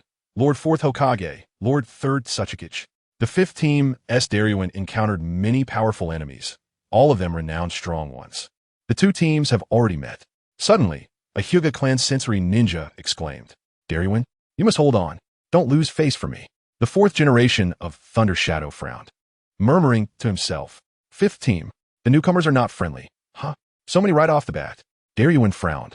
Watching the white Zetsu continuously rushing up from the sea, a hint of seriousness flashing in his eyes. Everyone prepare immediately. The enemy is about to arrive. Prepare the explosive tags and shurikens. Then Daryuin immediately ordered everyone to get ready for the attack. Yes, yes. All ninjas got into a state of readiness. Prepare to strike at any moment. There are too many of them. Akimichi dings a frown, watching the continuously emerging white Zetsu. Not only are there many, but their strength is also very formidable. Many powerful chakras are hidden among them. Hyuga Hizashi frowned, opening his Byakugan to constantly explore. Lord Hizashi, at the 10 o'clock direction. Strong enemies detected. A member of the Hyuga clan immediately shouted to Hyuga Hizashi. What? That is... father? Hyuga Hizashi saw his father, Hyuga Tenjetsu, at the 10 o'clock direction. Disbelief flashing in his eyes. How is that possible? Even Lord Kinkaku and Lord Ginkaku have appeared? An older ninja, seeing Kinkaku and Ginkaku appear, had shock flash in his eyes. Lord 4th Hokage, on the battlefield of the 5th team, sensed two powerful beings with Nine-Tails chakra, their chakra extremely vast. Also Lord Dance, a ninja from the Hyuga clan, immediately shouted. It seems to be our Kumogakure brothers, Kinkaku and Ginkaku. The 4th generation of Thunder Shadow's pupils contracted. These two old guys have come out. Dance? Even Kato Dance has come out? Namikaze Minato frowned, somewhat worried about Tsunade and Jiraiya on the battlefield. He had received news that Tsunade and Jiraiya were also heading to the battlefield, and Tsunade's disciple, Shizune, had already become the commander of the medical unit. My dad has the 4th Hokage, so it should be a bit better. But the 5th team has to face the Kinkaku and Ginkaku brothers, which will be a bit difficult. Given the situation, it seems I have to take action myself. The 4th generation of Thunder Shadow frowned, a hint of worry flashing in his eyes. After all, the 5th team is his own people. If they are defeated, it would be too embarrassing.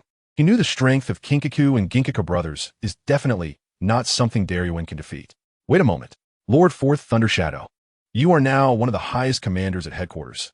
You must not lose your composure. We must wait until the final battle arrives before we can take action. This is your responsibility to your subordinates.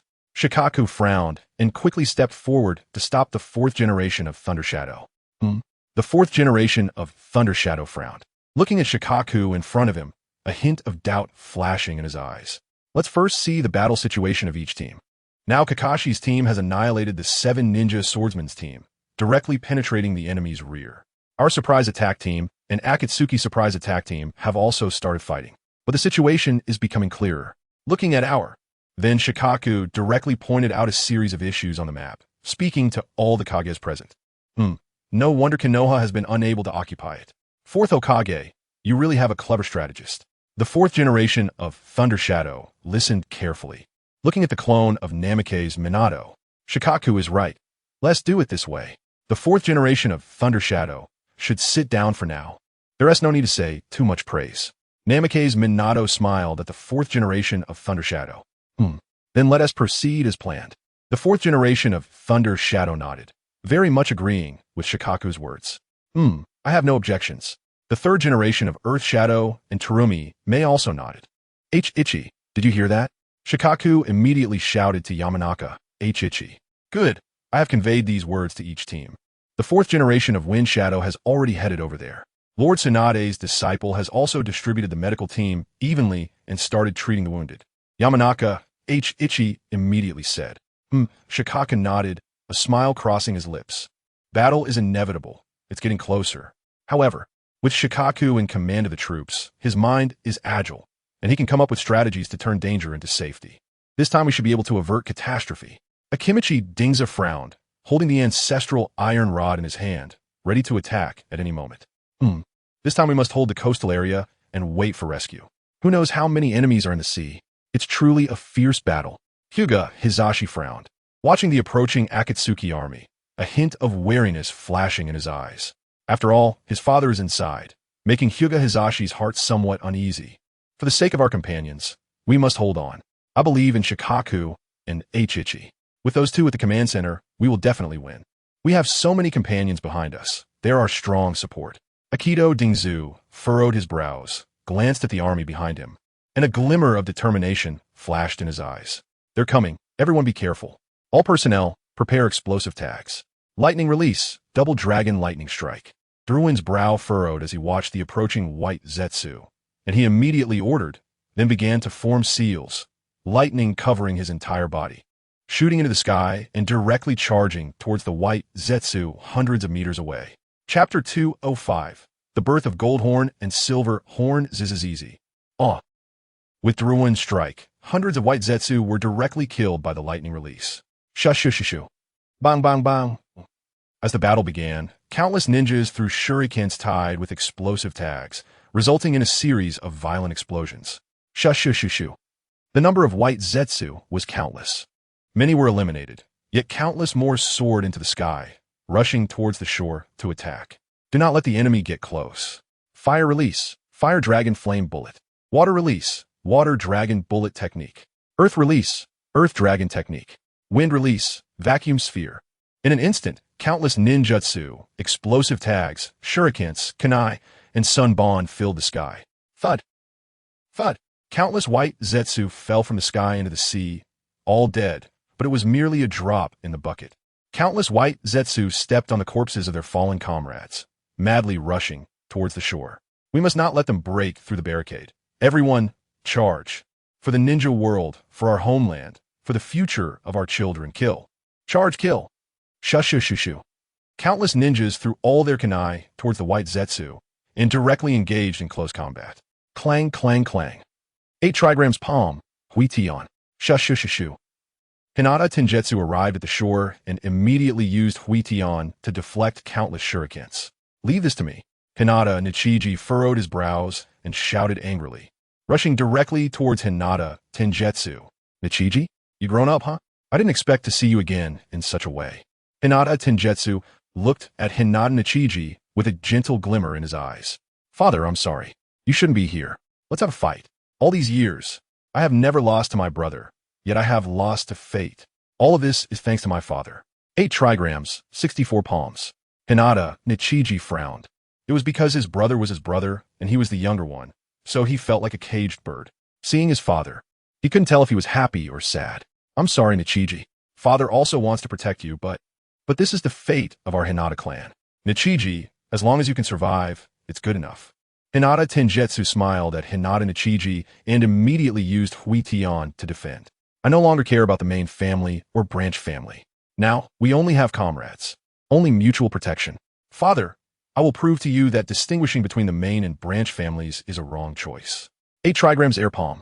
Hinata Nichiji channeled chakra into his hand and directly struck towards Hinata Tenjutsu. 8 trigrams palm, great Huition. Hinata Tenjutsu directly used a larger Huition to block Hinata Nichiji's 8 trigrams air palm. That's great. In fact, I don't like it either. Hinata Tenjutsu smiled at Hinata Nichiji. Super enlargement technique. Take this. Aikido Dingzu directly used the super enlargement technique, transforming into a giant over 10 meters tall. The ancestral iron rod in his hand also grew larger, and with a casual swing, he slaughtered dozens of white Zetsu. What a shame. To be hit by a technique created by the second Hokage whom we defeated, right? Goldhorn. Silverhorn curled his lips. Having been revived and realizing it was a technique created by a Senju Tobarama that led to his embarrassment. Although it is disrespectful to the old predecessor, I have to make you suffer again. Druin's brow furrowed as he looked at Goldhorn and Silverhorn in front of him, a hint of wariness flashing in his eyes. Silverhorn, this kid seems quite arrogant. Should I go up and beat him? This junior should also be from our Cloud Village, right? Goldhorn looked at Druin with a slight smile on his lips. Should be, right? I haven't seen him before. He must be an inconspicuous kid. How dare he be so arrogant towards us? Let him know our power. He. Silverhorn smirked and disappeared from his spot, appearing behind Druin the next second, attempting to strike him. Captain, be careful. Samwee's brow furrowed as she saw Druin in danger and immediately rushed over to block Silverhorn's attack. Bang! Here come 2 more to their deaths? Silverhorn furrowed his brows, looking at Samwee with a hint of disdain in his eyes, but after his attack was blocked, he leaped back to Goldhorn's side. Samwee, Azui, what are you doing? Retreat. These are not opponents you should be dealing with. Step aside. Druin frowned. The 2 in front of him were too young and did not provide much help. Uncle Druin, don't underestimate me. I'm at least a special Jonin, he. Azui smiled with a glimmer of determination in her eyes. Be careful. If they're indeed the Goldhorn and Silverhorn recorded in history, Their strength should not be underestimated, and they possess the legendary Six Paths ninja tools. We must be cautious. Sammy furrowed her brows as she looked at Goldhorn and Silverhorn in front of her, the most feared being the Six Paths ninja tools in their hands. Oh, Six Paths ninja tools? What are those? They sound interesting. Sister, I'm going. Ajui's lips curled up slightly as she looked at Goldhorn and Silverhorn, a hint of mischief in her eyes. You little brats seem quite arrogant, not taking my brother and me seriously. Then let us show you what true strength is. Goldhorn and Silverhorn then directly took out the Six Paths ninja tools, looking at the three little kids in front of them with disdain. The Six Paths ninja tools include 7-star sword, red gourd, flashing gold rope, banana fan, and amber purifying bottle, located in the Cloud Village. Is this the Six Paths ninja tools? Druin furrowed his brow as he looked at the Six Paths ninja tools in front of him, a hint of wariness flashing in his eyes. We're coming. Goldhorn. All right, Silverhorn. The two brothers Goldhorn and Silverhorn smiled at the three in front of them. Shush. At that moment, White Zetsu appeared around the three, charging towards them. Sister, leave this to me. You go deal with Goldhorn and Silverhorn. Cloud Flow, Fire Flame Slash. Ajui furrowed her brows, seeing the White Zetsu appear. Leaped high, drew her katana from her back, flames erupting from the blade, and immediately cut down several White Zetsu. Chapter 206. Being so rude to my little beauty. You really don't know how to die. Fire surrounded Ajui and her companions in a circle, protecting them. I want to see what abilities you have. Ha. Seeing Baiju easily dealt with, as he floated away, charging directly towards Jin Jiao and Yin Jiao. Azzy, what are you doing? Don't run around. You're no match for them alone. Sam E, noticing as he rushing towards Jin Jiao and Yin Jiao, showed a worried expression and immediately ran after him. Jin Jiao. If everyone could be as nagging as him, wouldn't we be invincible? Ha. Yin Jiao smiled as he charging towards them, looking quite irritated. Well, let me handle these idiots. You take care of this fool. Wah. Jin Jiao charged directly towards Druin. I understand, Jin Jiao. Then I'll take care of this fool. Yin Jiao grinned and rushed towards Azzy. Clang, clang, clang. Soon after, Yin Jiao and Azzy clashed, and Azzy was kicked away. Azzy was unilaterally beaten, spitting blood. Seeing his brother being beaten, Sam E immediately rushed over. Your opponent is me. Bam! Jin Jiao appeared in front of Sam E, striking with his right fist.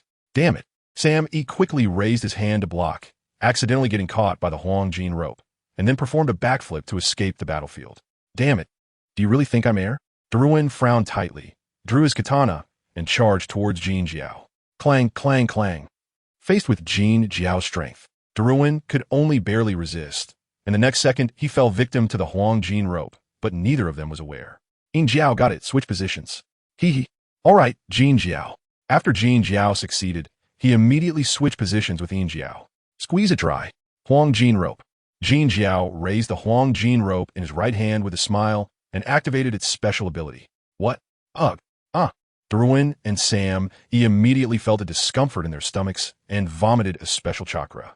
Sister? Uncle Druin? What? What is that?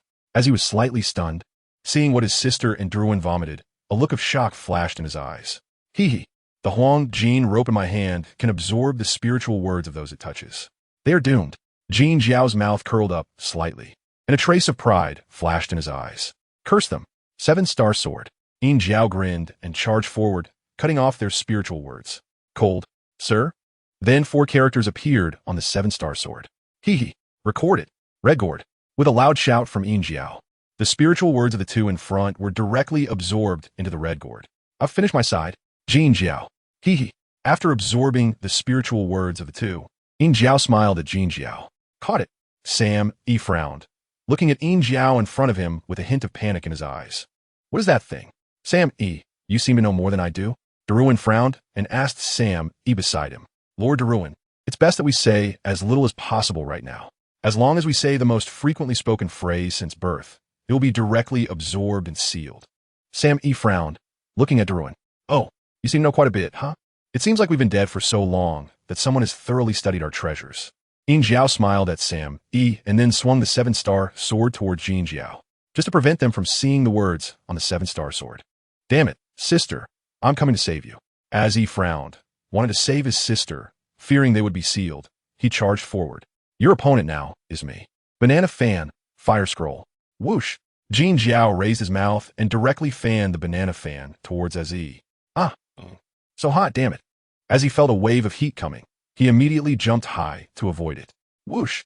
The next second, Jin Jiao disappeared, appearing behind as E, and kicked him away. As E. Sam E frowned, watching his brother being kicked away, feeling helpless. You're really useless, TSK.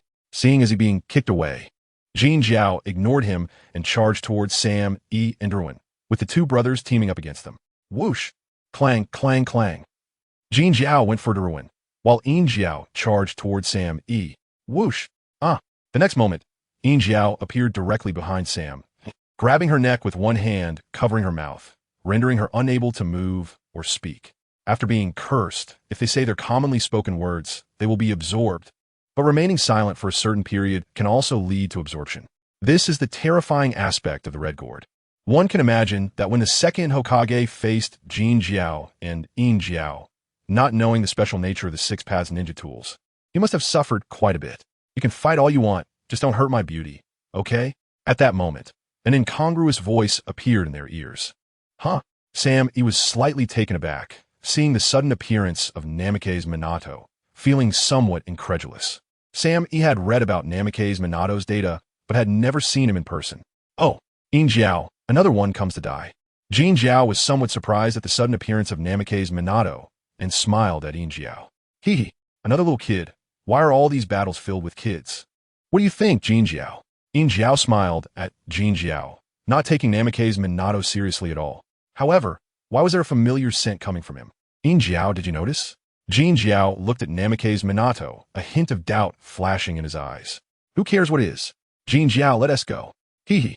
Yin Jiao laughed and directly knocked Sam E unconscious, then charged towards Namikaze Minato. You're so rude to my little beauty. You really don't know how to live. Seeing Sam E knocked unconscious and thrown onto the sea, a trace of anger flashed in Namikaze Minato's eyes. Chapter 207. Namikaze Minato takes action. In the next moment, Namikaze Minato disappeared from his spot and appeared beside Sam E. Wow, she really is big, but I like it. Namikaze Minato smiled at Sam E, directly creating a shadow clone and holding her in his arms. Huh, such fast speed. Yin Jiao was slightly taken aback, seeing Namikaze Minato disappear. A look of shock flashed in his eyes. You seem quite arrogant. Namikaze Minato's voice entered Yin Jiao's ears. What? So fast. Jin Jiao, save me. Yin Jiao was slightly stunned, feeling a chill run down his back upon hearing Namikaze Minato's voice. Super big spiral pill. Bang! On the right hand of Namikaze Naruko, a supersized Rasengan with a diameter of over 40 meters appeared, pressing down on Yin Jiao. Yin Jiao was directly annihilated within a Rasengan, and the red gourd in his hand was immediately grabbed by Namikaze Naruko. Six Paths ninja tools? This old man of six paths must have been peeping at our journey to the west, right? Namikaze Naruko looked at the red gourd in her hand, curled her lips, and then put it away. Damn it! How dare you kill my Yin Jiao? Jin Jiao saw Yin Jiao being killed, and, not knowing he would be resurrected, was filled with rage, and the chakra of the nine tails emerged all over his body, directly transforming into a half-tailed beast. Roar! A gigantic half-tailed beast version of the nine tails appeared on the surface of the sea, and in an instant, the calm sea became turbulent, with countless waves rushing toward the shore. What kind of monster is this? Quickly scatter, the water is coming. Whoosh, whoosh, whoosh. Countless ninjas saw the water coming and jumped to higher ground, witnessing Jin Jiao's half-tailed beast transformation, their eyes flashing with shock. How is this possible? Why does it feel like a nine-tails Jinchuriki? This evil chakra seems to be that of a nine-tails Jinchuriki? How could this be? Why is this happening? Countless ninjas were shocked, wondering why Jin Jiao and Yin Jiao possessed nine-tails chakra. How could Jin Jiao and Yin Jiao have obtained nine-tails chakra? At that time, they were only 7 or 8 years old, and the nine tails had already been sealed in Mito's stomach. This author must have forgotten, right? To forcibly give Senju Tobarama an ending, he should have set the ages to be around 50 or 60. He died at 44, and Konoha had been established for at least over 30 years. Did Jin Jiao and Yin Jiao participate in hunting the nine tails when they were 7 or 8? Namikaze Naruko curled her lips, looking at Jin Jiao as he exploded with rage, unable to help but think. Hey, I resurrected again? Jin Jiao. How did you transform so quickly? After Yin Jiao was killed, it wasn't long before he was revived, and seeing Jin Jiao in his half-tailed form, he couldn't help but shout, "You're okay? All right." The stuff that the second Hokage researched does seem to be capable of resurrection. You scared me. Ha ha ha. Jin Jiao remembered that Yin Jiao had resurrected and realized that the second Hokage's Edo Tensei indeed couldn't kill them. Since that's the case, I won't hide anymore. Ha ha. Yin Jiao laughed heartily, his whole body covered in Nine-Tails chakra, directly transforming into a half-tailed beast. Two Nine-Tails Jinchuriki? What was going on? The Nine-Tails Jinchuriki isn't from our Konoha, is it? Who are these two? Why are they transforming into Nine-Tails? Such terrifying chakra, it's astonishing. Since we formed an alliance, I'll tell you, before Uchimadara captured the Nine-Tails, we from KyuubiCrisis were already preparing to capture the Nine-Tails. These two are the brothers Jin Jiao and Yin Jiao, who were devoured by the Nine-Tails at that time, but they survived and then obtained Nine-Tails chakra. What? Are you saying they escaped from the belly of the Nine-Tails? Did they escape from its backside? Don't say such foolish things. Hurry and notify headquarters. As for response plan, the ninjas on the shore saw the two Nine-Tails transformations and flashed a hint of fear in their eyes. That massive chakra is simply unimaginable. Don't worry, Lord Naruko is here, and Lord Naruko's would release specifically restrains the Nine-Tails. That's right. Lord Naruko will definitely be able to defeat the two Nine-Tails transformed Jin Jiao and Yin Jiao. Go, Lord Naruko. Afterward, someone saw Namikaze Naruko standing right in front of Jin Jiao and Yin Jiao, showing no signs of worry. The Nine-Tails in front of Namikaze Naruko are just trash. Has the Nine-Tails appeared?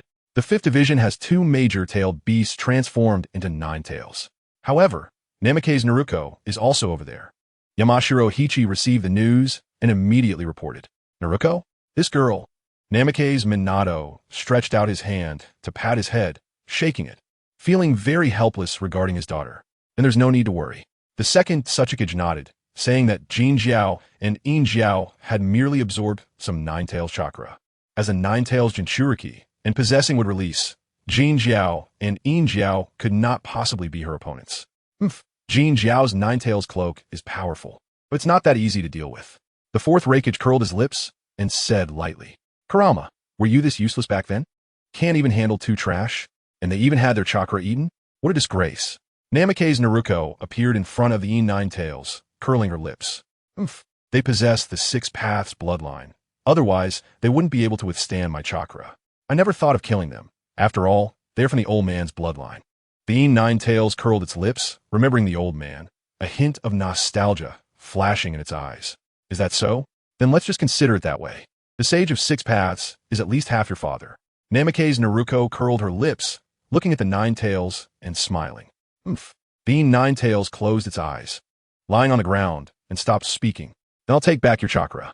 Hee. Namikaze Naruko smiled at the Yin Nine-Tails, her consciousness appearing in the outside world. Whoosh whoosh. Whoosh. The two half-tailed beasts, transformed Jin Jiao and Yin Jiao, immediately extended their tails, charging toward the shore. Here they come. Be careful. Quickly defend. Quickly defend. Everyone be careful. Hurry and scatter. It's dangerous. All the ninjas saw the tails attacking them and immediately dodged. Boom, boom, boom. At that moment, several giant trees suddenly rose from the shore, blocking the attacks of Jin Jiao and Yin Jiao. Chapter 208. Devouring Jin Jiao and Yin Jiao's Nine-Tails chakra. It was Lord Naruko who made the move. Lord Naruko is so powerful, truly worthy of being Lord Naruko.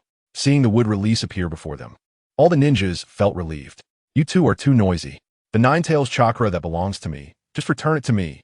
Namikaze Naruko walked step by step toward Jin Jiao and Yin Jiao. Little girl, you're pretty arrogant. Huh? Yin Jiao, go, kill her for me.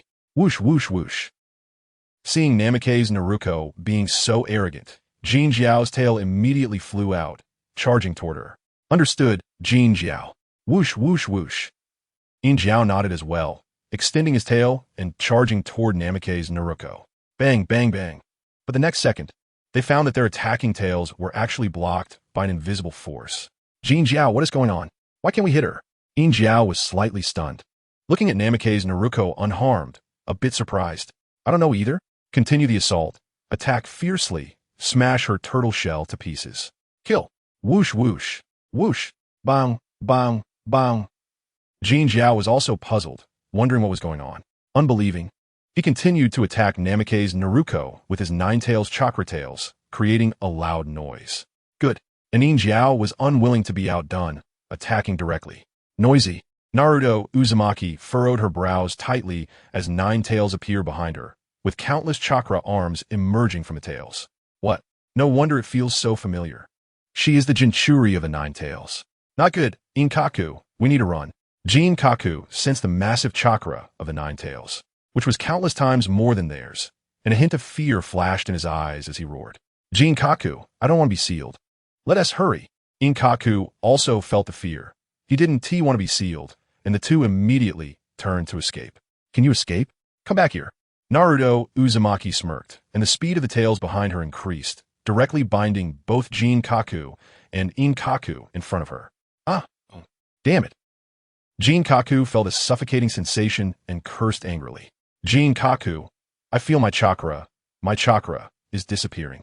Ah, oh. In the next moment, Inkaku felt his chakra being crazily drawn out, all absorbed by Naruto Uzumaki. Sealing team. Naruto Uzumaki shouted loudly to the back. Sealing team, hurry up. Go to Lord Naruto's side and seal these two. Quick, sealing team. Whoosh, whoosh, whoosh. Then the members of the sealing team appeared immediately and completely sealed Jinkaku and Inkaku. Actually, Naruto Uzumaki could have directly released the two from their Edo Tensei. But she didn't do that. This was also a training opportunity. If it weren't for seeing Samui being captured, she really wouldn't want to intervene. Cough, cough, cough. This amount of chakra is really too little. TCH. Naruto Uzumaki absorbed all of Jinkaku and Inkaku's chakra, curling her lips in disdain. This little beauty, I'll take her away. Hee hee. Then Naruto Uzumaki hugged Samui and disappeared from spot. All teams dispersed to support other squads. Team 8, Team 10. Follow me. Akimichi Choji shouted and headed to support other teams. The battle here was over, but the fighting in other places continued. Yes. Whoosh, whoosh, whoosh. Team 3, Team 5, follow me. Whoosh, whoosh, whoosh. For a moment, as the victors, the morale of the Ninja Alliance soared, having secured the coastline. They immediately went to support other troops. I didn't expect Naruto Uzumaki to resolve Jinkaku and Inkaku so quickly. Really impressive. However, although Shikaku's plan was perfect, it still lacked the most crucial step. It seems this time, I still need to take action myself. Inoki frowned tightly, thinking for a long time, and ultimately decided to take action personally. Lord Third Tsuchikage, what do you mean by that? Shikaku frowned, looking at the third Tsuchikage in front of him. The second Tsuchikage is not a simple character. I need to deal with him personally. He is my teacher. He taught me dust release. I never expected that after living for so long, I would still have the opportunity to fight my teacher. Truly worthy of having lived so long. Inoki frowned and directly jumped down from his seat, looking at Shikaku and saying, Are you worried that our fourth Hokage can't handle 5 Kaga-level strong opponents? Shikamaru was slightly taken aback. He indeed hadn't thought of that connection. Yes, I admit your fourth Hokage is very strong, but I know my teacher best. His strength is extremely formidable. Not to mention the second Mizukage, who perished with him back in the day. Plus, the strength of your Konoha's first 9 tails Jinchuriki, along with the father of the third Raikage and the third Kazekage, who is known as the strongest wind shadow. Each of them is incredibly strong. My going this time will also help your fourth Hokage withstand some of it. The third Tsuchikage frowned, feeling somewhat worried, glancing at the clone of Minato Namikaze, and said faintly, 5 Kaga-level strong opponents against 1 Kaga-level strong opponent. He felt the odds were against them. Ha! Minato Namikaze's clone didn't say much. Saying too much might discourage the third Tsuchikage. So he just smiled. Inoki, you might as well save your worries. The speed of the fourth Hokage, even I can't match. My father wouldn't be able to catch up either. The fourth Hokage also has sealing techniques. Dealing with the 9 tails Jinchuriki is a piece of cake. As for your master and the wind shadow and water shadow, in the face of absolute speed, the chances of losing will be greater. The third Raikage shook his head, thinking that Inoki going would be futile. He knew Minato Namikaze's strength. After so many years, he must have become even stronger. Lord Third Tsuchikage, your concerns are indeed somewhat unnecessary. If it weren't for our fourth Hokage stepping in, the issues you pointed out might have been something I hadn't considered. But with our fourth Hokage here, everything is not a problem. Any strong opponent is powerless in front of our fourth Hokage's would release. Shikaku glanced at Minato Namikaze and then smiled at the third Tsuchikage. Chapter 209 Jiraiya versus Hans what? Would release? Wasn't he the previous would release from your subordinate named Yamato? The third Tsuchikage was slightly taken aback, looking at Shikaku and the fourth Hokage, a hint of shock flashing in his eyes. They only learned after arriving in Konoha that Konoha actually had two would release users. One was naturally Naruto Uzumaki, and the other was Yamato. They knew Yamato's strength. His would release wasn't very strong, but they knew Naruto Uzumaki's strength was very formidable. However, they never expected Minato Namikaze to also use would release. During the previous speech, he did indeed show would release beneath his feet, but they thought it was Yamato's would release. Now it seems it was indeed Minato Namikaze's own use. Lord Third Tsuchikage, I appreciate your kindness, but rest assured, I still have confidence in dealing with those few. Minato Namikaze's clone smiled at Inoki. Since that's the case, then I will wait and see. Inoki nodded and then sat back down, his inner shock lingering. Tsunade, be careful. I sense several extremely strong chakras ahead. Jiraiya frowned, feeling that several extremely strong chakras seemed to be coming from ahead. I feel it too. There seem to be two familiar presences. They should be our old friends. Sundara frowned, sensing two familiar chakras, a hint of wariness flashing in her eyes. Jiraiya nodded. Every step taken, he kept Tsunade tightly protected behind him, leaving no openings. Just ahead. So it's you two little brats? Tsunade and Jiraiya from Konoha? I didn't expect to run into you here. Just then, an old man in a diving suit appeared not far away, looking at Tsunade and Jiraiya, chuckling lightly. So it's you, Hans. Jiraiya frowned. Seeing Hans in front of him, a hint of wariness flashed in his eyes. Hee, I didn't expect my old lady to still see you. Huh? Tsunade-heim? Now you can't play dead anymore. Suddenly, an old woman sprang out from behind Hans. It was Chiyo. Chiyo, you're not dead too? Tsunade frowned tightly, looking at Chiyo in front of her with some surprise. Wasn't she fine just a moment ago? How did she suddenly die? And was summoned back? Ha ha. You didn't expect this, did you? I was actually kicked to death by Uchiha Bito. Ha ha ha. Chiyo looked at Tsunade with a smile. Uchiha Bito? Tsunade frowned tightly, and a trace of disbelief flashed in her eyes upon hearing the name. It turned out that last time, when Naruko attacked Sunagakure, she accidentally crushed Chiyo and Chiyo's puppet, and after the two flew into the air, they died up there. It truly felt like flying. Puppet old lady. Stop the nonsense. Summoning technique. Bang. Hans wasted no time and directly performed the summoning technique, summoning his own summoned beast, the salamander. Salamander, go for it. After summoning the salamander, Hans shouted directly. Swoosh. The salamander opened its huge mouth and sprayed out countless poisonous mists. Wind release. Great breakthrough. Jiraiya frowned tightly and immediately used wind release, and a powerful typhoon swept in, blowing away the poisonous mist in front of him. Jiraiya, as expected of someone I recognize. Have you already gained such powerful strength? A C-rank wind release can be used by you with A-rank power so easily. Hans, seeing his poisonous mist easily blown away, frowned tightly, and a small sickle appeared in his right hand. There are still many surprising things to come. Jiraiya frowned tightly, staring closely at Hans. I'm not playing dead. Don't forget about me. Chiyo immediately summoned her 10-puppet brigade, smiling at Tsunade in front of her. Old lady, let me take care of you. Tsunade snorted coldly. She had fought Chiyo dozens of times, almost always winning, and this time would be no different. Then Tsunade directly clenched her right fist and charged toward Tsunade. Tsunade, be careful. Jiraiya frowned tightly. The Edo Tensei 1T die. And even if one can defeat the opponent, it doesn't necessarily mean they can kill them. You should worry about yourself. Swish, swish, swish. Hans sneered, waving his right hand, directly throwing the sickle in his hand toward Jiraiya. Lion's main technique. Jiraiya dodged and interlocked his fingers. His hair behind him instantly grew and swept towards Hans. Swish, swish, swish. Jiraiya first bound Hans's sickle, then quickly swept toward Hans along the chain of the sickle. Such a powerful pulling force. It's much more terrifying than before. Hans frowned tightly. Trying to pull back his sickle was no longer realistic, so he retreated. Can you escape? Bang! Jiraiya roared, and countless white hairs erupted from the ground, wrapping around Hans. What? How can it be so fast? Hans, in disbelief, looked at Jiraiya and found it hard to believe that his strength had become so much weaker compared to others. Rasengan. Jiraiya suddenly retracted his hair and pulled Hans towards him, forming a Rasengan in his right hand, pressing it against Hans's stomach. No, no, my poison pouch. Hans felt his poison pouch rupture, and the poison gas instantly escaped, a look of shock flashing in his eyes. Bang, bang, bang. Jiraiya then pressed hard, releasing all the power of the Rasengan, and the tremendous force shattered Hans's respirator. Ah! Hans screamed and was sent flying. How is this possible? How is this possible? I have always sought peace and wanted to establish a village to unify the ninja world. Why can't I even defeat a kid who once lost in a handshake? Why?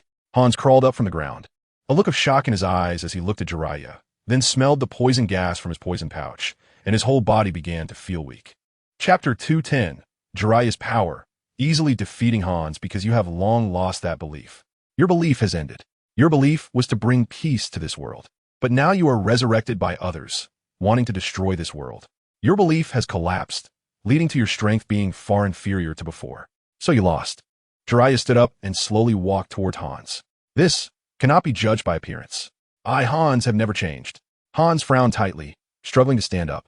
Boom! You've escaped my control, as expected of Hans. Humph. Orochimaru frowned tightly, sensing Hans breaking free from his control, a hint of appreciation flashing in his eyes. For symbol seal, Jiraiya frowned tightly, took out a sealing scroll, tightly wrapping Hans, and finally setting up the 4-symbol seal on it. Hans, you have not brought harm to the ninja world. You are a hero. Looking at Hans in front of him, Jiraiya shook his head, then charged directly towards Chiyo. Frog oil bomb. As Jiraiya charged towards Chiyo, he sprayed countless frog oil from his mouth, directly coating the 10 puppet brigade. Jiraiya?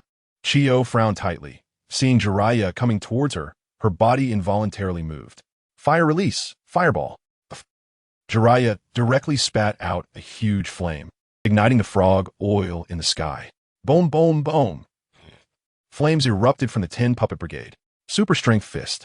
Then Tsunade soared into the air, smashing a puppet to pieces with a punch. Swish, swish, swish.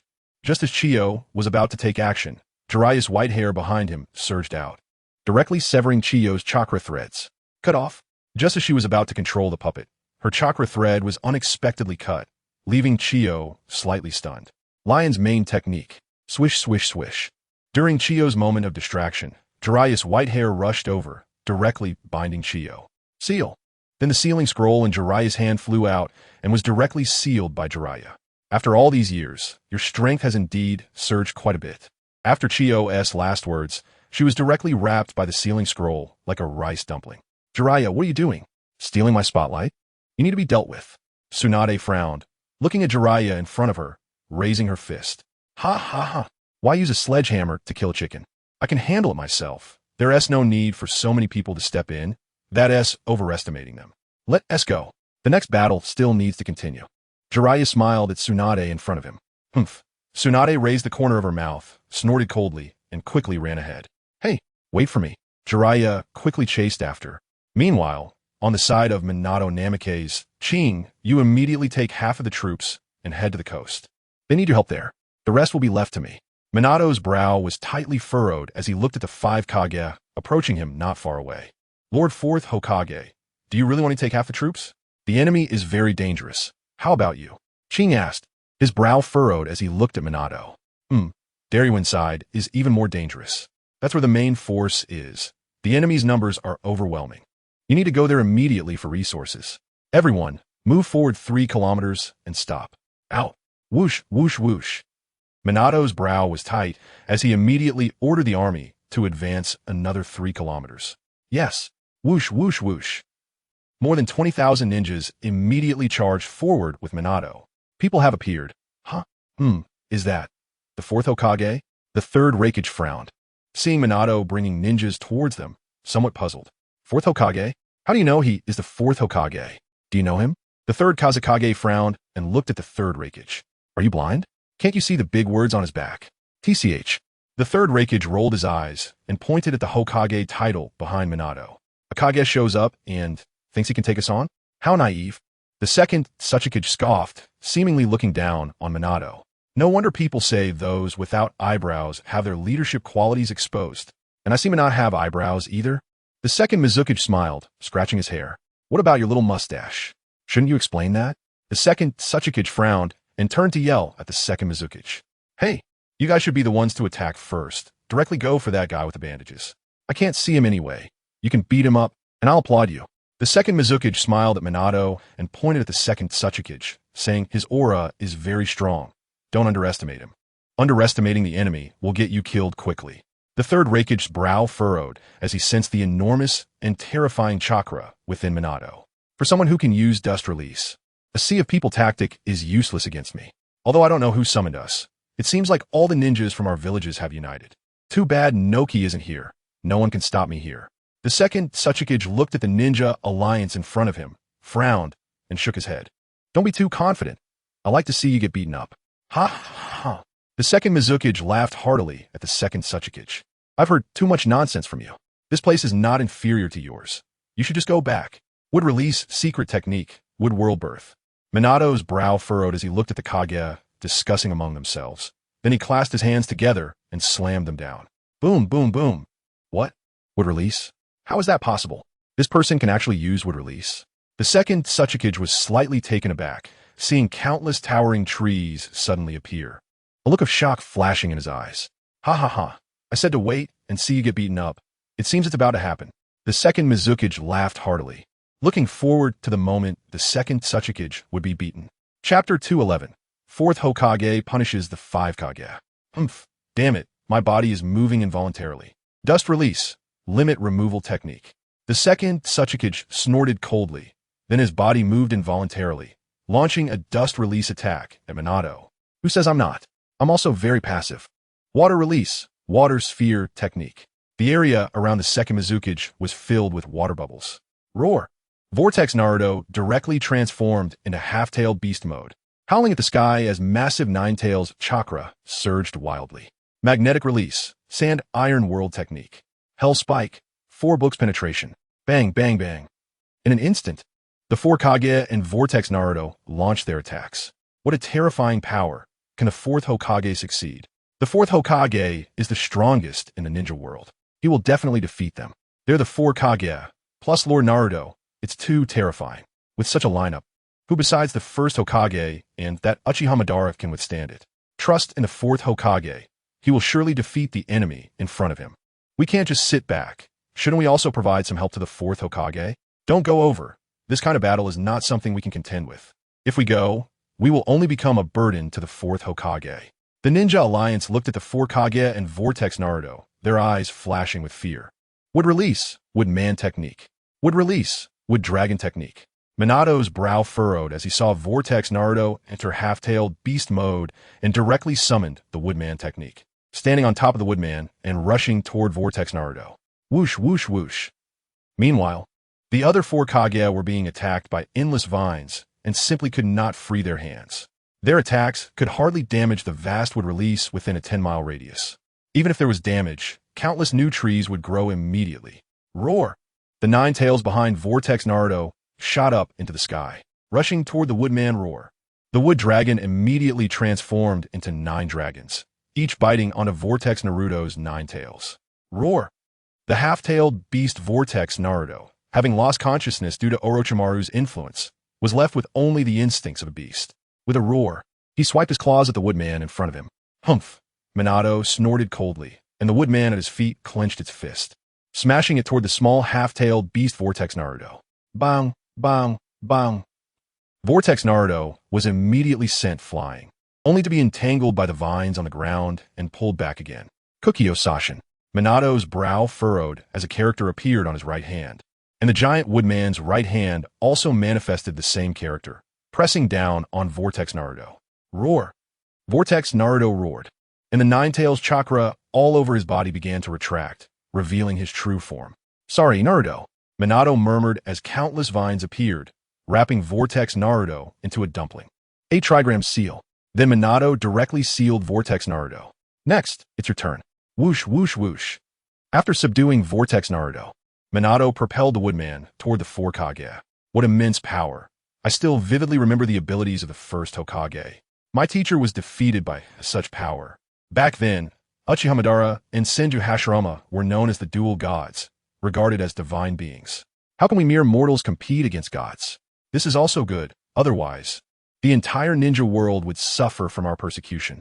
The second Tsuchikige's eyes flashed with a hint of fear, but it eventually turned into a smile. The 5 great ninja villages have united, and among them are people from my own village. I cannot harm them. I never expected to encounter someone who can use would release. Unfortunately, I did not witness the ninja god of the past. The current 4th Hokage is also quite powerful. Lightning release chakra mode, fully activated. Let me witness your strongest combat power. Hell stab, one book in hand. The 3rd Raikage instantly disappeared from his spot, leaping up and quickly charging towards Minato Namikaze. Whoosh! I forgot to tell you. In terms of speed, Minato Namikaze, never lose to anyone. At this moment, a clear sound rang in the 3rd Raikage seer. What? When? The 3rd Raikage was stunned. He never expected that there would be someone faster than him in this ninja world. Minato Namikaze no longer needs to rely on Flying Thunder God. He can move freely within the range of his vision, quickly traversing space. Would release, Spiral Wood Shuriken, first form, suddenly appearing behind the 3rd Raikage. The Spiral Wood Shuriken, first form in his right hand, manifested and smashed directly into the 3rd Raikage. How? How is this possible? Bang, bang, bang. The 3rd Raikage was slightly taken aback, feeling a powerful force surge into his body, as if countless shuriken were stabbing him from within. With a scream, he was sent flying backward. It should be over. Minato Namikaze smirked, and wooden vines bound the 3rd Raikage, sealing him away. Would release, Flower Tree World descends. After sealing the 3rd Raikage, Minato Namikaze joined his hands together, and countless vines shot up into the sky, wrapping around a remaining 3rd Kazekage, 2nd Tsuchikage, and 2nd Mizukage. What is this? What is this? Such terrifying power. A hint of fear flashed in the eyes of the 3rd Kazekage as iron stone wings manifested behind him, quickly dodging the countless wooden vines rushing towards him. Bang, bang, bang. Countless enormous vines relentlessly whipped at the 3, pinning them to the ground. Then, massive red flowers bloomed, releasing countless pollen that enveloped the 3. Poisonous? There's a sense of weakness. This pollen is toxic. The 3 felt their bodies weaken upon inhaling the pollen. Whoosh, whoosh, whoosh. The vines beneath the 3 emerged, binding and sealing them completely. How strong? Is this the power of the 4th Hokage? 4 immensely powerful Kage, along with the first Jinchuriki of the 9 tails, 5 Kage-level powerhouses, were like pigs and dogs before the 4th Hokage. Chapter 212. Sarutobi Hiruzen versus Sarutobi Sasuke. Almost instantly, they were sealed by the 4th Hokage. What are we doing here? I feel like we were just here to watch a show. What a harsh truth to say. It hurts my pride, you know? The Ninja Alliance seemed to be watching a show from behind, witnessing everything being annihilated by their 4th Hokage. 5 Kage-level powerhouses sealed within 3 minutes was beyond their imagination. On a certain battlefield, the 3rd Hokage, wearing armor and wielding a giant Vajra-Rui staff, was bravely fighting against countless white Zetsu, tirelessly swinging his Rui staff. Little monkey, have you grown so old? At that moment, Sarutobi Hiruzen heard a familiar voice and trembled. Father? Father? Sarutobi Hiruzen turned to see Sarutobi Sasuke standing before him, feeling it was unbelievable. Little monkey, what is going on? Why am I here? Is this the technique of Tobirama? Is Tobirama still alive? Sarutobi Sasuke frowned, looking at Sarutobi Hiruzen with a hint of confusion in his eyes. Father, someone is trying to summon you to attack the entire ninja world and aims to destroy it. The ninja world has formed an alliance to resist these ambitious individuals. I never expected that you would also be summoned. Sarutobi Hiruzen looked at Sarutobi Sasuke, a hint of wariness flashing in his eyes. He knew his father well. His strength was unfathomable, and he was one of the top superpowers during the Warring States period. Now that he was old, he was unsure if he could defeat his father. The Ninja Alliance? It seems that the ninja world has had a relatively peaceful time these years. Now, there is even a Ninja Alliance. Has true peace been achieved in the ninja world? Sarutobi Sasuke smiled, looking at Sarutobi Hiruzen. A brief peace, but perhaps the world can really return to peace after this turmoil. Sarutobi Hiruzen shook his head, looking at Sarutobi Sasuke, gripping the Vajra-Rui staff tightly. Is that so? That's great. Peace is what everyone looks forward to. If it was not realized in Tobirama's hands, perhaps it could be achieved in your hands. Wonderful. Sarutobi Sasuke smiled, looking at Sarutobi Hiruzen with satisfaction. Next, I will seal my father. Excuse me. Shadow Clone Technique. Bang, bang, bang. 5 elements, great bullet technique. Facing his father, Sarutobi Hiruzen held nothing back, knowing his father's strength, and directly used the 5 elements combination ninjutsu. Little monkey, not bad. You've grown a lot. You know your father's weaknesses. There's no need to hold back. Sarutobi Sasuke's body unconsciously moved, immediately releasing a dirt wall to block in front of him, while he disappeared from the spot. Bang, bang, bang. Explosions sounded, and dust filled the sky, with everyone on the battlefield feeling a violent force. Earth release, Earth Dragon Bullet. After Sarutobi Sasuke disappeared, he appeared dozens of meters away, quickly forming seals and releasing an Earth Dragon towards Sarutobi Hiruzen. Earth release, Earth Flow Wall. Sarutobi Hiruzen frowned, directly releasing a dirt wall to block the Earth Dragon. Earth release, Earth Flow Great River. Then Sarutobi Hiruzen released a mudslide towards Sarutobi Sasuke. Earth release, Earthquake Core. Sarutobi Sasuke pressed his hands on the ground, lifting the earth in front of him. Water release, Water Dragon Bullet Technique. He then formed seals again, and a water dragon appeared above Sarutobi Sasuke, pouncing towards Sarutobi Hiruzen. Little monkey, now is the time. Sarutobi Sasuke stood his ground, taking control of his body's usage rights. Vajrarui Staff, extend. Whoosh, whoosh, whoosh. Bang! Crash! Sarutobi Hiruzen frowned, and the Vajrarui Staff in his hand immediately extended, smashing the water dragon bullet before him. Vajra Prison Wall. The suddenly growing Vajrarui Staff transformed into dozens of Vajrarui Staffs, pinning Sarutobi Sasuke in place, forming a huge cage around him. Monkey Demon S hand. The Monkey King furrowed his brow, reached out his hand, and grabbed Sarutobi Sasuke in front of him. Sealing team, seal him immediately.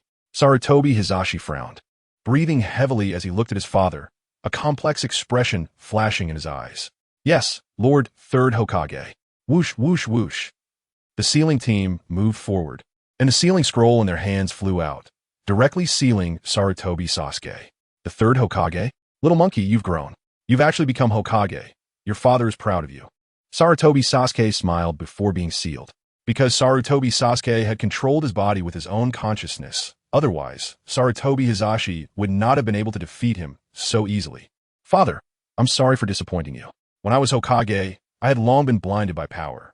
But now I have gradually come to see this position differently. I won't be like that anymore. A hint of regret flashed in Sarutobi Hizashi's eyes, whether it was for his own father or for the ninjas he had harmed in the past. Finally, I can make a big move. Whoosh, whoosh, whoosh. Hashigaki Kisame looked at the ninja army in front of him, a slight smile on his lips, as he threw the Samahata into the air. Bang! Water release, exploding water shockwave. Hashigaki Kisame clasped his hands together, instantly expelling endless seawater from his mouth, completely covering the area within several miles, directly transforming the entire battlefield. What a terrifying chakra. Is this still a human? As far as I know, only the second Hokage could do this. This person in front of me can actually use water release to reshape the entire battlefield. What terrifying chakra. This battle is very dangerous, but we cannot show weakness. That's right, brothers, let's go. Earth release, Earthquake Core. In an instant, the Earth release ninjas united to unleash the Earthquake Core, directly raising their land to avoid the impact of the seawater. Everyone, youth is endless. Let me go first. Might Guy grinned, revealing his bright white teeth, and quickly charged toward Hashigaki Kisame. Chapter 213. Guy Fairshus Hoshigaki Kishama boom, boom, boom. As Might Guy charged towards Hashigaki Kisame, a towering wave rose from the water's surface, crashing down towards him. Might Guy furrowed his brow, quickly leaping lightly to dodge, then charged forward again. The good show has just begun. Hashigaki Kisame sank to the bottom of the water, disappearing from sight. Where's he? Guy frowned, unable to find any trace of him, a hint of wariness flashing in his eyes. Bang, bang, bang.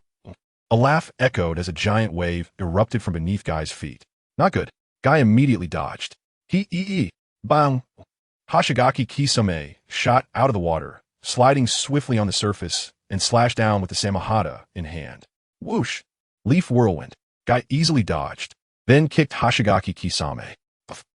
Splash! Not good. Water clone. After one kick shattered the Hashigaki Kisame in front of him. It turned out to be a water clone, and Guy immediately dodged. Nice taijutsu, but you still have to die. Hashigaki Kisame appeared behind Guy, raising the Samahata in his hand to strike. Effort will never betray a person. Open the first gate. Boom, boom, boom. Guy opened the first gate and immediately turned around to kick. Bang! What?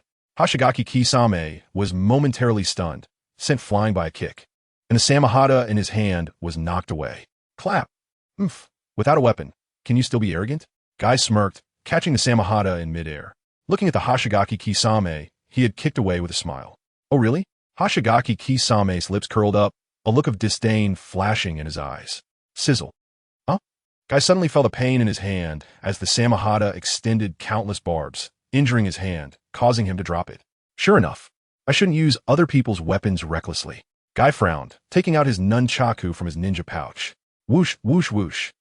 After taking out the nunchaku, Guy swung them around, then thrust his hands forward, creating gusts of wind that howled forward, stirring the seawater on the surface, forming a giant wave that charged towards Hashigaki Kisame.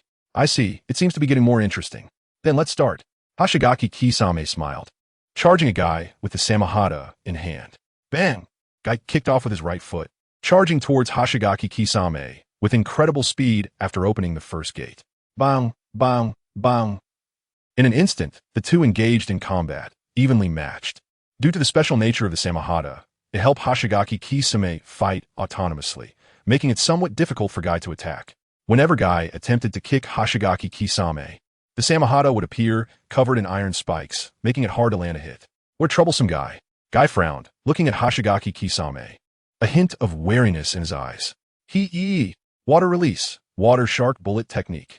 Hashigaki Kisame quickly formed seals, and a water-shaped whirlwind shot into the sky, from which a shark emerged, charging towards Guy to bite him.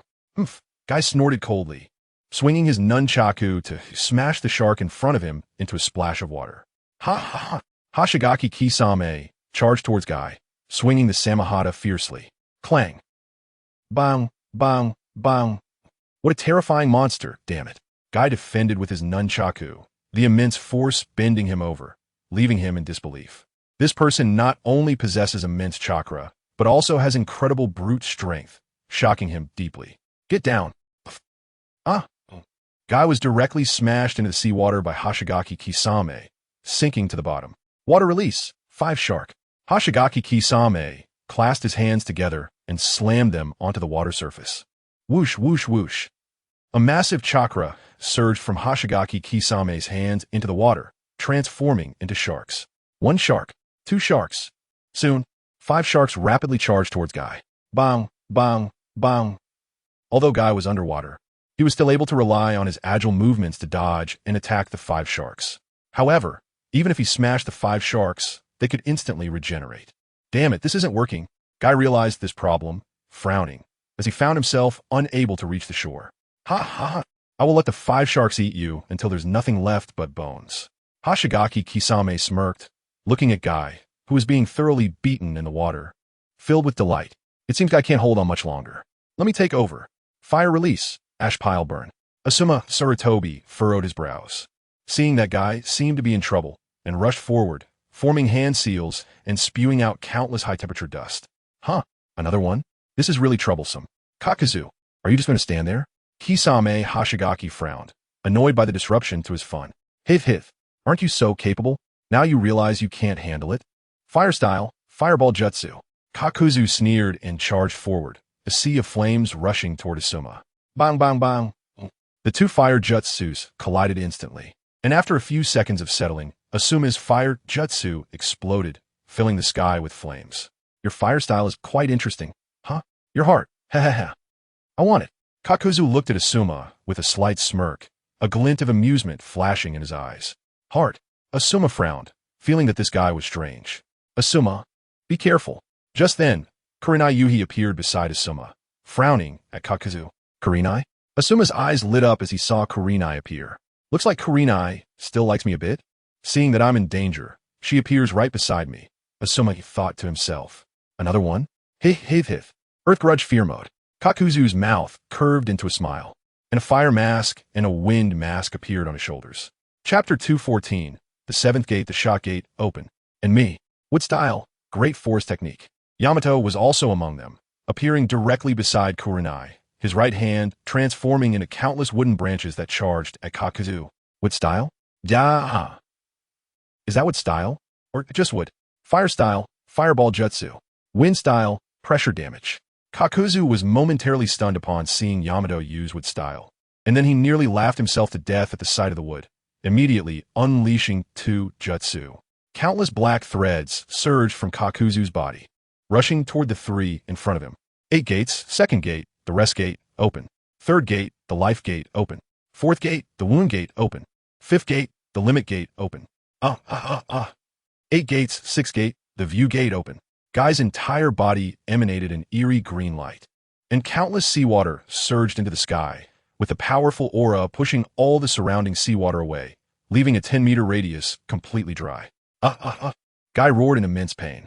What? Such terrifying power? Such terrifying momentum? Such massive chakra? Kisame was slightly taken aback, then quickly leaped up, standing on a water column. His brows furrowed. Guy roared, shooting upward and delivering a powerful kick at Kisame, flames erupting from his foot. Bang! What? So fast? Kisame was sent flying by the kick, disbelief flashing in his eyes. Whoosh! In the next second, my guy seemed to run through the air, quickly appearing in front of Kisame. To the peacock. Bang, bang, bang. Guy's fists were swinging relentlessly, countless fiery fists raining down on Kisame. Kisame felt a wave of intense pain wash over him, his entire body in agony. After Guy finished his assault, Kisame's body was engulfed in flames, falling onto the water surface. Hiss. The fire met the water, creating a cloud of white smoke. Cough, cough, cough. You almost killed me. Truly worthy of being a rare beast. It's really rare to see a ninja with such powerful taijutsu. Kisame frowned, looking at the shocking wound on his abdomen, a look of shock flashing in his eyes. Shark skin, human fusion. Shark skin swam over, and Kisame frowned, directly using human fusion to merge it into his own flesh. Boom! Suddenly, shark skin and Kisame fused, transforming into a half-human, half-fish creature. Hoo. Guy panted heavily, shocked to see that Kisame was still alive. Seventh gate, the shock gate, open. With Guy's roar, his eyes turned bright red, his aura surging again, emitting a blue stream of energy. The next technique is a powerful taijutsu that is incomparable to the previous one. A one-hit kill punch. This is not something you can see easily. Guy was willing to risk his life to take down this powerful ninja in front of him. Blue energy? Even more terrifying chakra than before. Water style, great shark bullet technique. Kisame frowned, formed hand seals, and a gigantic shark dozens of meters long charged toward Guy. Day tiger. Roar. With Guy's roar, a giant gray-white tiger howled to the sky, quickly charging toward Kisame. This move of mine is not the ordinary great shark bullet technique used before. This technique can absorb and devour chakra, growing stronger continuously. The stronger your chakra, the stronger it becomes. Kakuzu's mouth curled up, a glint of amusement and disdain in his eyes. How is this possible? That white tiger is clearly shrinking. Why hasn't my great shark bullet grown? It should have absorbed chakra by now, right? Is this not a chakra sphere? But in the next second, Kisame was stunned, watching as his great shark bullet did not grow despite his own chakra shrinking, sensing a hint of crisis. Roar, youth, roar. With Guy's roar, the white tiger unleashed all its power, directly breaking through the great shark bullet in front of it and enveloping Kisame. Boom, boom, boom. Kisame felt the overwhelming power cover him, and then collapsed to the ground. Boom, boom, boom. The day tiger generated a powerful and terrifying shockwave, causing the allied ninjas behind to feel the terror, nearly being blown away, all gripping the ground tightly with their chakra. Guy looked down at Kisame and delivered punch. Kisame spat out a mouthful of blood, collapsing to the ground as the seawater quickly receded. Seal team, seal his chakra. Guy shouted loudly. Yes. Whoosh, whoosh, whoosh. The sealing team immediately sprang into action, completely sealing Kisame's chakra. The Yamanaka clan is gathering intelligence, Guy said, then joined the battlefield against Kakuzu. Kakuzu split into 4 monsters, each attacking the 3, and after one heart was killed, he immediately switched to another heart from the rushing allied ninja. Earth Grudge Fear, final shot. The 3 grievances of wind, fire, and thunder. The Yumienju monster, after accumulating chakra, suddenly fired a terrifying chakra cannon at the three. Whoosh! In the next second, Guy, still in the seventh gate state, appeared in front of Kakuzu and directly shattered Kakuzu's 3 hearts with 3 punches. What? Such speed? The useless Kisame Hashigaki was actually defeated? Kakuzu roared in anger, completely helpless against Guy's speed. He realized that Kisame had already been defeated. Guy, be careful. After he is killed, he can consume a person's heart to revive. You should have 5 hearts, Asuma Tsurutobi said, frowning as he looked at Guy. Understood. Whoosh, whoosh, whoosh. Bang, bang, bang. Towards the peacock. Bang, bang, bang. Guy roared and directly vanished from his spot, crushing another monster's heart. Chapter 2:15. The Four Shadows Battle Uchihamadara. Then he charged towards Kakuzu's main body, unleashing countless fiery fists that destroyed Kakuzu's last heart. Kakuzu never expected to be killed in an instant by an unknown ninja. He couldn't even see Guy's speed. In the face of such rapidity, he had no control over his fate and was directly killed by Guy in front of him. Bang! In the end, Kakuzu's 5 lives were instantly taken by Guy. After completing everything, Guy released the 7th gate state, kneeling on the ground and gasping for breath. Guy, are you okay? Medical ninja, hurry, treat Guy. Asuma and Yamato rushed over, worry flashing in their eyes. And no, I'm fine, just a bit exhausted. I just need to rest. Guy shook his head, explaining that he had just managed to withstand the damage from his 7th gate. The prolonged battle left him a bit drained. Senior Guy is really too strong. I didn't expect a taijutsu ninja to be this powerful. So strong. He can be called the strongest taijutsu user in the ninja world. But this battle, we finally won, someone said. That's right, we finally won. The ninja coalition was deeply shocked by Guy's strength. Who would dare to say they were undefeated in the face of such a powerful taijutsu ninja? Oh, a wood-release expert has appeared? Interesting, very interesting. I didn't expect that besides Hashirama, there would be someone else who could use wood-release in this world. Just then, a voice echoed in the ears of all the ninjas present. Huh, who is that? Such terrifying chakra. Who is this person? This is Uchihamadara, who attacked our village last time. He is Uchihamadara. What? Madara. He is Uchihamadara? All the ninjas present looked at Uchihamadara with furrowed brows, their eyes flashing with shock. Uchihamadara? Such terrifying chakra, such a powerful aura. Minato Namikaze frowned, seeing Uchihamadara not far in front of him, a hint of wariness flashing in his eyes. What? Uchihamadara has appeared on the battlefield? The 4th Raikage was slightly stunned after hearing the news. A look of shock crossed his eyes. It seems it's time for us to take action. The battle has reached its final stage. The 3rd Tsuchikage frowned, his eyes flashing with shock. In that case, let's set off.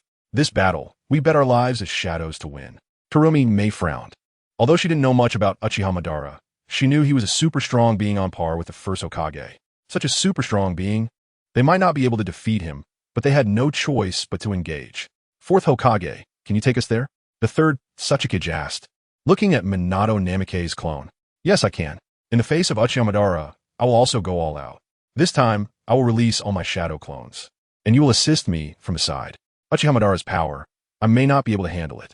Minato Namikaze had not fought Uchihamadara before, and even if he could defeat him, he felt uncertain inside. Having the 3 shadows with him would at least greatly increase his chances. All right, let's go. Terumi May nodded and stepped forward. Hand in hand, I will take you over. Shikaku, from now on, you are the highest commander, responsible for coordinating the entire battlefield. Minato Namikaze instructed Nara Shikaku. Yes, 4th Hokage-sama. You can count on me. Shikaku nodded quickly. All right, let's go. Whoosh. Minato Namikaze's clone took the 3 shadows and disappeared from the spot, reappearing on the battlefield of Minato Namikaze. The 3rd Tsuchikage has arrived. The 4th Raikage is here too. The 5th Mizukage has also come. 4 shadows have mobilized to battle Uchihamadara. It's too strong. Can the Uchihamadara in front of us really be defeated? Just now, the 4th Hokage consumed a lot of chakra. Perhaps before the consumption, he could defeat him, but now, it's really uncertain. The ninja troop felt reassured seeing the 3 shadows appearing, but many were still worried inside, fearing they couldn't defeat Uchihamadara. Is everyone here? Fire release. Great fire annihilation. Uchihamadara smirked, a look of disdain flashing in his eyes as he unleashed endless flames from his mouth, engulfing the entire battlefield. Such a terrifying range. Quickly use water release. Water release. Water barrier. Boom, boom, boom. Hundreds of water-release ninjas released endless water towards Uchiha Madara, colliding with his great fire annihilation, starting to cancel each other out. They finally managed to block his attack, with steam filling the air, engulfing the entire battlefield. Fire release, multiple great fireball technique. Uchiha Madara leaped lightly. Hundreds of gigantic fireballs appeared behind him, raining down on the battlefield. Not good, he's coming. Bang, bang, bang. The sky was filled with flames, and the battlefield erupted. We can't let him attack any longer. Earth release, earthquake core. The third Tsuchikage frowned, slamming his right hand on the ground, causing the earth beneath Uchiha Madara's feet to rise suddenly. Whoosh! Sage Art, Super Giant Rasengan. Minato Namikaze instantly activated the Sage technique. Over the years, he had become more adept at Sage techniques, and the quantity had increased tremendously. Even Senju Hashirama would not dare to say he could surpass Minato Namikaze. Combining various high-quality genes, Minato's strength had long surpassed the past. Minato Namikaze's figure appeared behind Uchiha Madara, and a super giant Rasengan suddenly smashed into him. Bang, bang, bang. The massive super giant Rasengan directly struck Uchiha Madara, creating a tremendous explosion, with endless shockwaves sweeping across the battlefield, sending countless ninjas flying. Roar! Susanoo. Uchiha Madara furrowed his brows and directly activated Susanoo, a giant Susanoo appearing on the battlefield. What? Susanoo? Wave Wind Minato was immediately sent flying, his eyes flashing with shock. Chapter 216. Wave Wind Minato goes all out, True Thousand Hands. Would release, would golem technique. Would release, would dragon technique. Sage Fox mode, activate. Boom, boom, boom. Seeing Uchiha Madara directly use Susanoo, Wave Wind Minato immediately used the Wood Golem technique and activated Sage Fox mode. Boom, boom, boom. A massive Wood Golem immediately appeared in front of Susanoo and threw a punch. Ah! Susanoo, complete form. Uchiha Madara furrowed his brows, sensing the terrifying power emanating from the Wood Golem, and immediately activated the complete form of Susanoo, swinging his fist. Bang, bang, bang. Boom, boom, boom. Two massive forces swept across the entire battlefield, turning everything within several miles into ruins. Everyone run. Earth release, great earthquake. Earth release, multiple earth wall. Boom, boom, boom. Countless earth release ninjas immediately used earth release techniques, attempting to resist the attacks of the two. Bang, bang, bang. Not good. Their power is too strong, run. Activate earth release defense and leave immediately. Hurry. The third Tsuchikage furrowed his brows and immediately flew into the sky, instructing everyone to release earth release. Would release secret technique, birth of the forest. Wave Wind Minato furrowed his brows and immediately released would release, safely isolating everyone. You dare to distract yourself while fighting me? Whoosh! Uchiha Madara smirked, immediately drawing his katana and slashing down. Not good. Bang! Wave Wind Minato's Wood Golem was sent flying dozens of meters, crashing into a rock. Dissolution release, dissolution monster technique. Kuratsuchi furrowed her brows and directly spat out a warm current.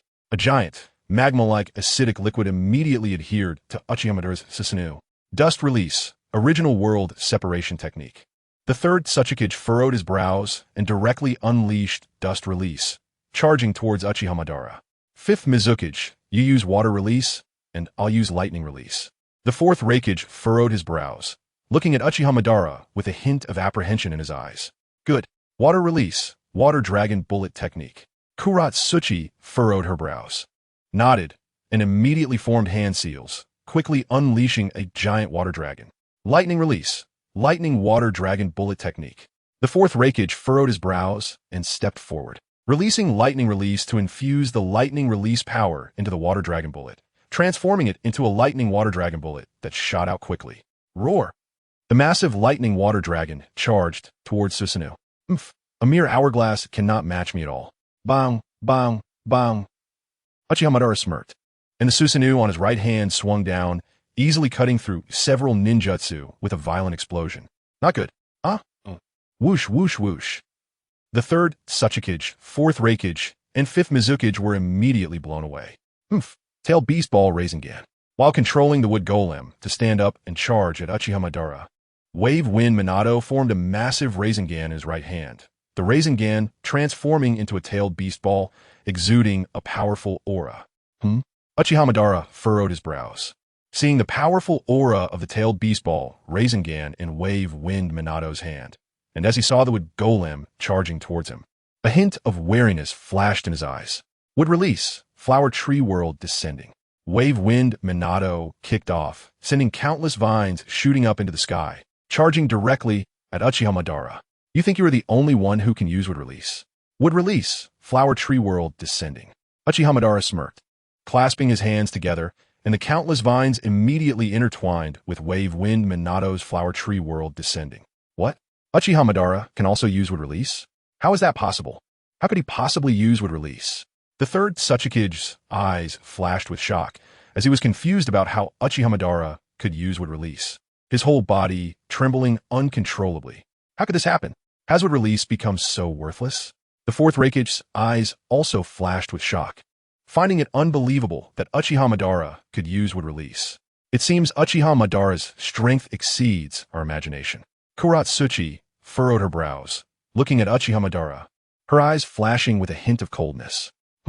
Wave wind Minato furrowed his brows and directly vanished from his spot, appearing inside Susanu's inner space. Spatial abilities? Truly a troublesome ability? However, such ninjutsu is of no use to me at all. Uchiha Madara furrowed his brows as he saw wave wind Minato appear behind him, ripples appearing in his eyes, and the Rinnegan suddenly manifesting in his eye sockets. What? The Rinnegan? How is that possible? After wave wind Minato pressed the tailed beast ball Rasengan down, he felt a massive suction force emerge, causing the tailed beast ball Rasengan in his hand to slowly shrink. Damn it! Sage Art, tailed beast ball Rasengan. Die for me! Wave wind Minato furrowed his brows, feeling the power of the Rasengan in his hand being continuously absorbed, and immediately infused it with sage techniques, causing the tailed beast ball Rasengan in front of him to grow larger and its power to increase. Whoosh! The next moment, wave wind Minato directly vanished from his spot. He couldn't withstand such an explosion with his physique. Can't absorb it? Damn it! Uchiha Madara felt that he couldn't absorb the sage art tailed beast ball Rasengan, furrowing his brows and cursing angrily. Bang, bang, bang. Boom, boom, boom. Crack. Suddenly, Uchiha Madara's complete form Susanoo shattered. It can actually break my complete form Susanoo. I feel the power of Hashirama once again. Ha! Ha ha ha! For some reason, I feel very excited. Uchiha Madara floated in the air, looking down at wave wind Minato on the ground, smirking, a glimmer of amusement in his eyes, holding the Uchiha fan in his right hand, laughing madly. The best show is yet to come. Sage Art. Would release. True Thousand Hands. Wave wind Minato furrowed his brows, looking at Uchiha Madara, a boundless killing intent flashing in his eyes. Boom, boom, boom. In an instant, the ground shook, and the entire battlefield could clearly see a giant thousand-armed Buddha statue towering thousands of feet high. Chapter 217. Heaven Obstructing Star. Heaven? Is this the power of the fourth Hokage? Such powerful strength. Fourth Hokage, can you win? You definitely can. Fourth Hokage, go for it. Fourth Hokage, you must give it your all. In such a battle, we can't intervene at all. Damn it. Letting the fourth Hokage face such a powerful foe as Uchiha Madara alone, and we could do nothing. We also need to contribute to the fourth Hokage. We can't just stand by and watch. This is war. Even if we die, we must take Uchiha Obito down with us. Seeing the gigantic statue of the thousand hands in front of us, everyone present felt an overwhelming shock. The towering statue, standing 1,000 feet high, brought endless pressure to everyone. Is this the fourth Hokage? The true thousand hands? This is the overwhelming power of the first Hokage from back then. The battle at the Valley of the End was quite significant. Just seeing it from afar made me tremble with fear. I never expected such power to appear again. It's truly terrifying. We were still thinking about attacking Konoha. How ridiculous it seems now. Noki floated in the air, staring at the massive, true thousand hands in front of him, fear flashing in his eyes. Remembering that he wanted to kill Naruto Uzumaki back then. Had he really done so, I fear that the Hidden Stone Village would no longer exist. The fourth Hokage defeated me back then, although I wasn't convinced. Seeing him today, I truly am no match for him. However, we can't just watch. Uchiha Obito in front of us is our greatest enemy. The fourth Raikage frowned, looking at Uchiha Obito and Minato Namikaze, admiration flashing in his eyes. It's difficult for us to break through Uchiha Obito's Susanoo. This battle is indeed extremely dangerous. Only the fourth Hokage can match him. Meiterumi shook her head, looking at the fourth Hokage, admiration flashing in her eyes. Oof. If it weren't for this body only being able to exert about 80% of its power, how could a mere ant like you dare to challenge me? Uchiha Obito frowned, looking at the true 1,000 hands that appeared before him, anger flashing in his eyes. Although this near-perfect Edo Tensei has limited Uchiha Obito's power, not only can't his Rinnegan use its full strength, but his abilities are also suppressed. But do you think that with just this, you can defeat me? Ha ha! You are too naive. Let me show you what the power of the Rinnegan truly is. Uchiha Obito laughed heartily, and his complete Susanoo manifested once again, beginning to hand seals rapidly along with it. Heavenly Obstruction Meteor. Boom! A gigantic meteor with a diameter of 1 kilometer appeared in the sky, blocking out the sun and covering the entire battlefield. What? How is this possible? Damn it. Is this really the power of a human? Is this for real? What the hell is this? The gap in power? It's truly like heaven and earth apart. Is this the power of a god? Can we really escape? A meteor? How is this possible? Is this also a ninjutsu? All the ninjas on the battlefield looked up at the sky, despair flashing in their eyes. Can such a thing truly be created by humans? They couldn't imagine, nor could they believe it. Tailed Beast Cloak. Minato Namikaze frowned. The massive chakra of the Nine Tails surged out, enveloping the entire true 1,000 hands, transforming the statue into a golden, lifelike form, as if it were a golden Buddha statue. Block it for me. Whoosh, whoosh, whoosh. Boom, boom, boom. Following this, countless giant hands made of Nine Tails chakra surged into the sky, directly holding it down, causing the ground beneath to crack apart. As expected of someone with would release in Nine Tails chakra, to so easily block my heavenly obstruction meteor, then what will you do about the second one, fourth Hokage? Hee hee. Uchiha Obito's lips curled into a sneer, disdain flashing in his eyes. Suddenly, another gigantic meteor with a diameter of 1 kilometer appeared in the sky and crashed down again. Boom, boom, boom. Crack, crack. Boom, boom, boom. The second gigantic meteor directly smashed into the first meteor, causing the first meteor to crack and begin to fall again. Damn it, although I can shatter it. If such a meteor falls, it will cause massive casualties. Now, even though I can move the meteor while fighting Uchiha Obito, it consumes a vast amount of chakra. It's hard for me to maintain the true 1,000 hands. How can I defeat Uchiha Obito? Minato Namikaze is not in the Edo Tensei state now. Although his chakra is immense, moving such large meteors requires an enormous amount of chakra.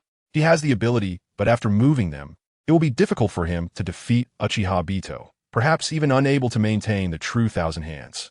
After all, the chakra consumed by the true 1,000 hands is measured in tons. Dozens of chakra wouldn't be enough to use one technique of the true 1,000 hands. Now Minato Namikaze is in a dilemma. If he consumes too much chakra, what will he do if Uchiha Obito uses such meteors again?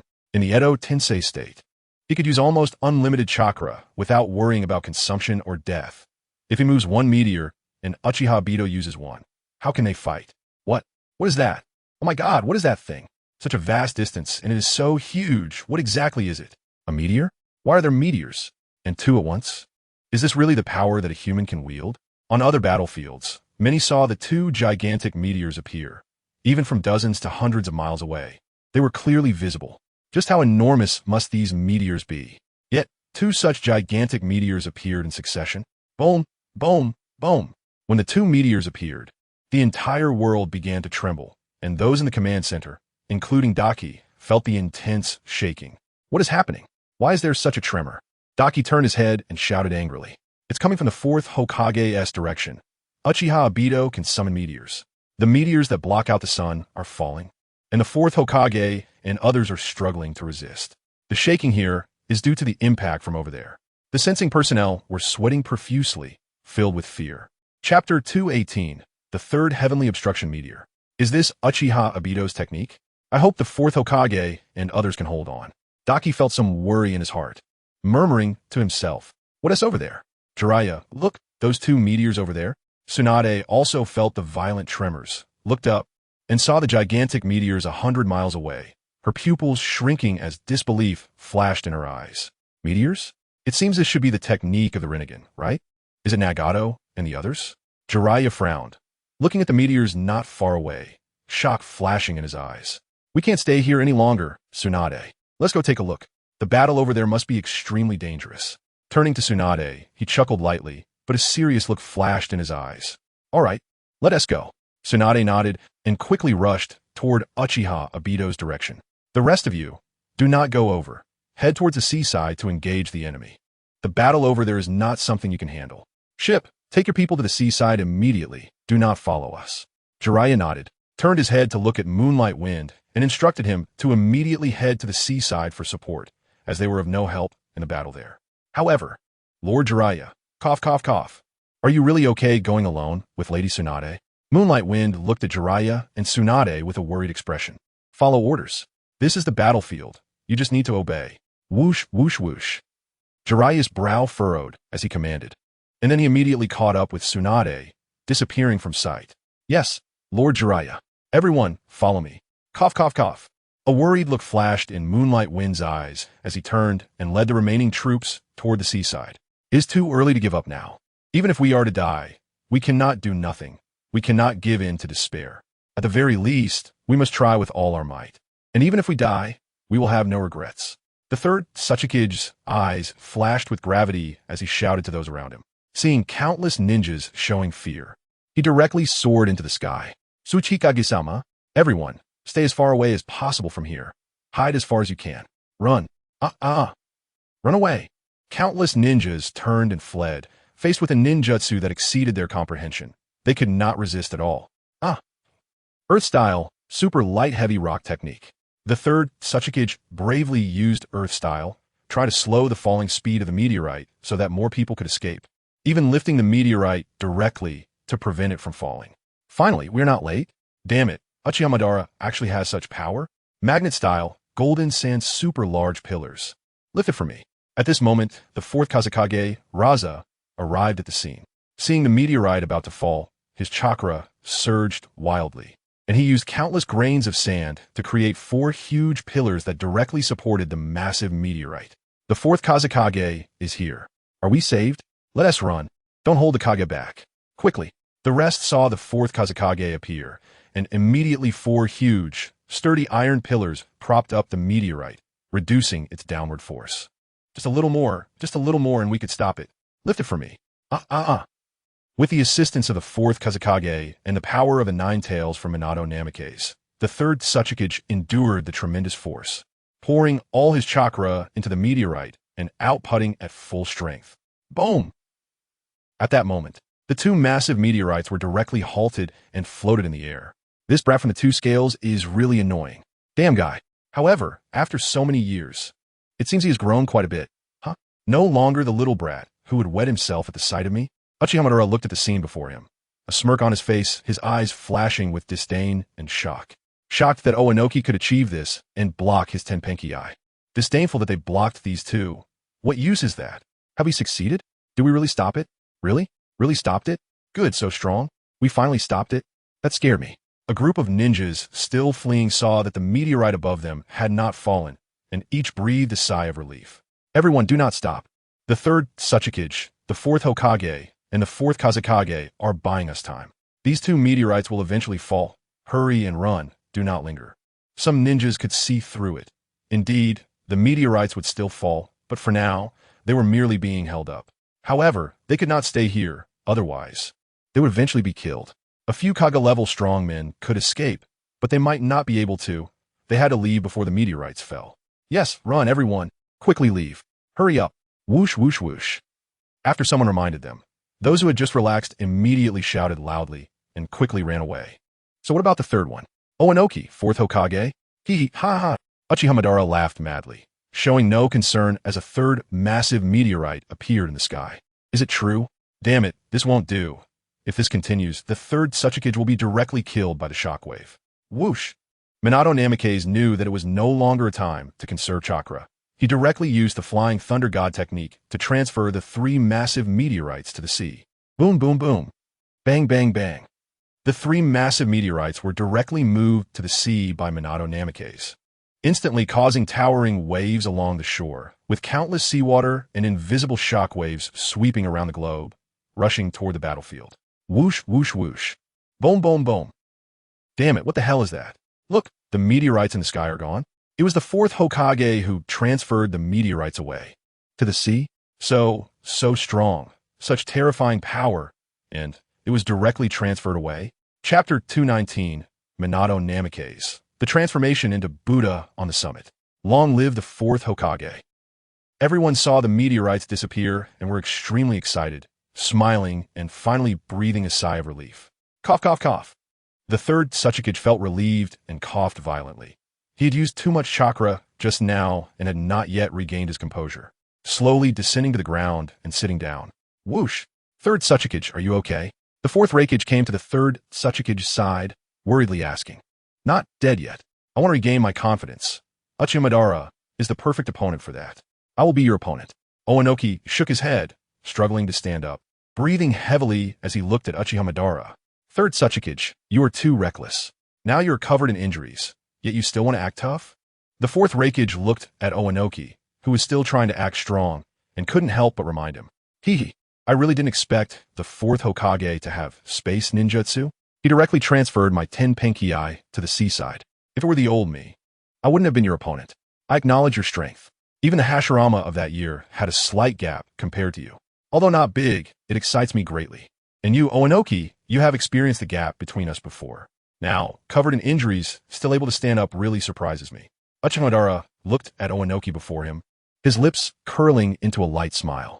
However, he had great admiration for Minato Namikaze. If they had been born in the same era, the former him would not have been his opponent. Without awakening the Rinnegan, defeating Minato would indeed be quite difficult. Not only does he have with style the Nine Tails, but also that elusive space ninjutsu, and his mastery is exceptionally deep. It's surprising that he could transfer his 3 Tenseigan to such a far distance. Such proficiency in space ninjutsu is unmatched, even by Senju Tobarama. Ninjas devote themselves to battle entirely for the benefit of their villages and countries. In the past, we fought endlessly, plundering people and land, only to be plundered in return. This cycle repeated itself without any consideration for other nations or villages. Hatred continued to swell, ultimately leading to the 3 great ninja wars. But now it's different. All ninjas have united together to protect the ninja world, to safeguard the homeland of us all. Even if I must die, I will stand at the forefront, because I am the third Tsuchikage. Noki stood up, glaring fiercely at Uchiha Madara, his eyes flashing with boundless anger as he shouted at him. This is the meaning of a ninja's existence. You've lived for so many years, yet you've regressed? The pain of the past seems to have taught you nothing. Uchiha Madara looked at the small Noki in front of him and chuckled lightly. I have lived longer than you have, and thus my understanding surpasses yours. It is precisely because I know this pain so well that the suffering of the past has awakened us. That's what ultimately led us to decide which path is truly correct. This battle is different. This time, all ninjas have united for the sake of the entire ninja world, not to gain something. Everyone is united, unlike the past where we fought for ourselves, competing against one another. The mistakes of the past were not in vain. They allowed us to understand what is truly precious. After enduring pain, the entire ninja world has truly grown and begun to awaken. This power is something you cannot even begin to imagine. Noki looked at Uchiha Madara, knowing that now the entire ninja world longs for peace. As long as we eliminate Uchiha Madara, the world can return to peace. Then everyone can live the peaceful life they desire, and all the villages will begin to bond and understand one another. There will no longer be the chaotic battles of the past. The world no longer needs tyrants like Uchiha Madara. I see that this world has no need to grow anymore. Just let me sleep in my infinite Tsukuyami. Uchiha Madara's eyes flashed with anger as he saw the small Noki daring to refute him, feeling quite displeased. You forced me to give up myself in the past. Now I will defeat you and regain my confidence. The one who should sleep is you, the one who has long been dead. Noki looked at Uchiha Madara and shouted loudly. That's right. Third Tsuchikage, I fully agree with what you said this time. Uchiha Madara, the one who deserves to die is you. The one who should rest in the ground is you, the one who has long been dead. The fourth Raikage smirked, looking at Uchiha Madara, mocking him. Then let us send him to rest beneath the earth together. Terumi may raised an eyebrow and chuckled lightly. If that's the case, count me in. I was once a failed father, placing all the blame on my own son. I once wanted to see his capacity, but all I ended up seeing was disappointment. At that time, I never realized that the biggest failure was actually me as a father. If Gaara were still alive, I would create a beautiful, peaceful future for him. This is the last thing I can do for him as a father. The fourth Kazekage floated in the air, countless grains of sand gathering beneath him, lifting him up as he looked at Uchiha Madara, his eyes flashing with endless killing intent. At this moment, Raza also realized that he had been too harsh on Gaara, placing all the blame and failures on him. But he was just a child who understood nothing. As a father, I never gave him a shred of care or love. This made Raza feel a bit guilty, recalling that Gaara was still missing, causing him deep pain. Then let us 5 Kage defeat Uchiha Madara and return this world to clarity. Everyone, gather around me. Top of the Buddha. Minato Namikaze firmly believed that he had many things to protect. His wife, daughter, son. Everything was waiting for him to fight victoriously. He absolutely could not lose. The fourth Kazekage directly took the third Tsuchikage, Terumi Mei, the fourth Reikage, and Noki to stand atop the true thousand-armed Buddha. Boom, boom, boom. Whoosh, whoosh, whoosh. In an instant, countless golden giant hands, carrying unmatched power, charged directly towards Uchiha Madara. Chapter 220, The Appearance of Six Paths Pain. Oof. Tongue dry. Wood release. Flower tree world descends. Uchiha Madara, filled with rage, clasped his hands together, and countless vines surged wildly, charging towards Minato Namikaze. Stomp, stomp, stomp. Meanwhile, Uchiha Madara himself controlled his complete Susanoo to attack Minato Namikaze. Bang, bang, bang. Countless vines shattered before the top of the Buddha, like fragile chickens and dogs, as countless Buddha hands slammed down on Uchiha. Bang, bang, bang. Suddenly, Uchiha Madara was pressed down against the ground by the top of the Buddha. Damn it up. Uchiha Madara was extremely furious. He was experiencing this feeling again, being pressed down against the ground. He had had enough of this. Super God, Luo Tianzheng. Bang, bang, bang. Uchiha Madara roared, releasing a powerful repulsive force around him, gaining a moment of respite, and then disappeared from the spot. Bang, bang, bang. The top of the Buddha smashed a massive pit into the ground with a diameter of several miles. He escaped. Minato Namikaze frowned, looking at the already vanished Uchiha Madara. His expression grave. I really hate that feeling from just now. You, fourth Hokage, have completely enraged me. Uchiha Madara looked at Minato Namikaze, his eyes filled with endless anger. Whoosh, whoosh, whoosh. Have you finally caught up? Madara. At this moment, Senju Hashirama and Senju Tobirama arrived on the scene, looking at Uchiha Madara with wary eyes. Hashirama? I didn't expect to see an old friend again in this way. Ha ha ha. Uchiha Madara looked at Senju Hashirama, his lips curling up, a hint of a smile in his eyes. Uchiha Madara, what are you trying to do? Senju Tobirama glared at Uchiha Madara and shouted. What am I trying to do? I want all of you to enjoy a happy time. In my infinite Tsukuyami, there will be a perfect world. Uchiha Madara smiled faintly at Senju Tobirama. What a madman. Evil Uchiha. Senju Tobirama snorted coldly while looking at Uchiha Madara. Is the first Hokage and the second Hokage here? With this, we should be able to defeat Uchiha Madara, right? We definitely can. After all, the first Hokage was the one who could defeat Uchiha Madara back then, and it's still true now. That's right, this battle, we will definitely win. All the Hokage from past generations have come out. The ninja allied forces, seeing Senju Hashirama and Senju Tobirama from a distance, felt it was unbelievable, their faces showing excitement. Whoosh, whoosh, whoosh. Grandfather? Grandpa? Second grandpa? Meanwhile, Tsunade and Jiraiya arrived at the scene, staring at the first Hokage and the second Hokage in front of them, slightly taken aback. Ah, little Tsunade, you're here too? Aha! This wouldn't be your boyfriend, would it? No, you're so grown up now. It should be your husband, right? Our little Tsunade doesn't understand things yet. You, what's your name? Please take care of her. Aha! When Senju Hashirama saw Tsunade, he smiled. Then he saw Jiraiya and thought the two had gotten married. After all, Tsunade had become quite an older single woman by now. He thought it was about time she got married. Lord First Hokage, no, wait, Grandpa. I will definitely take good care of Tsunade. Jiraiya's face turned red when he heard Hashirama's words, and he immediately laughed heartily, feeling ecstatic inside. Bang! Jiraiya? What nonsense are you talking about? Tsunade's face flushed, and she directly raised her fist to smash it down on Jiraiya's head. This action surprised everyone present, including Senju Tobirama, Minato Namikaze, and others, who all awkwardly laughed. Lady Tsunade really resembles Kushina a bit. Ha ha ha. Minato scratched his head, looking at Tsunade, and recalled the fiery Uzumaki Kushina at home, smiling slightly. All right, this isn't the time to talk about that. The Uchiha Madara in front of us is the #1 enemy. Besides, his eyes seem to have changed. Who knows what he's been up to all these years? Senju Tobirama shook his head, looking at Uchiha Madara with a wary look in his eyes. Madara, you should stop being a nuisance here. Let's end this war quickly and go back to rest. We've long been dead, so there's no need to cause trouble for others out here. Senju Hashirama looked at Uchiha Madara with a furrowed brow and shouted loudly. It seems quite lively here. At the same time, an unpleasant voice came over, and 7 figures descended from the sky.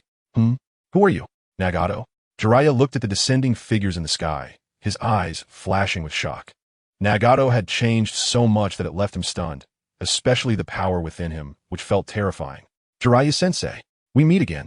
Nagato looked at Jiraiya with a faint smile, anger flashing in his eyes. Nagato, turn back. It's not too late. Jiraiya shouted at Nagato. Turn back. There's no turning back now. Jiraiya-sensei, why couldn't you appear in front of us back, then like you were standing in front of the allied shinobi forces now? You have no idea what happened to us after you left. I just wanted to protect those 2, but you left us, and he died.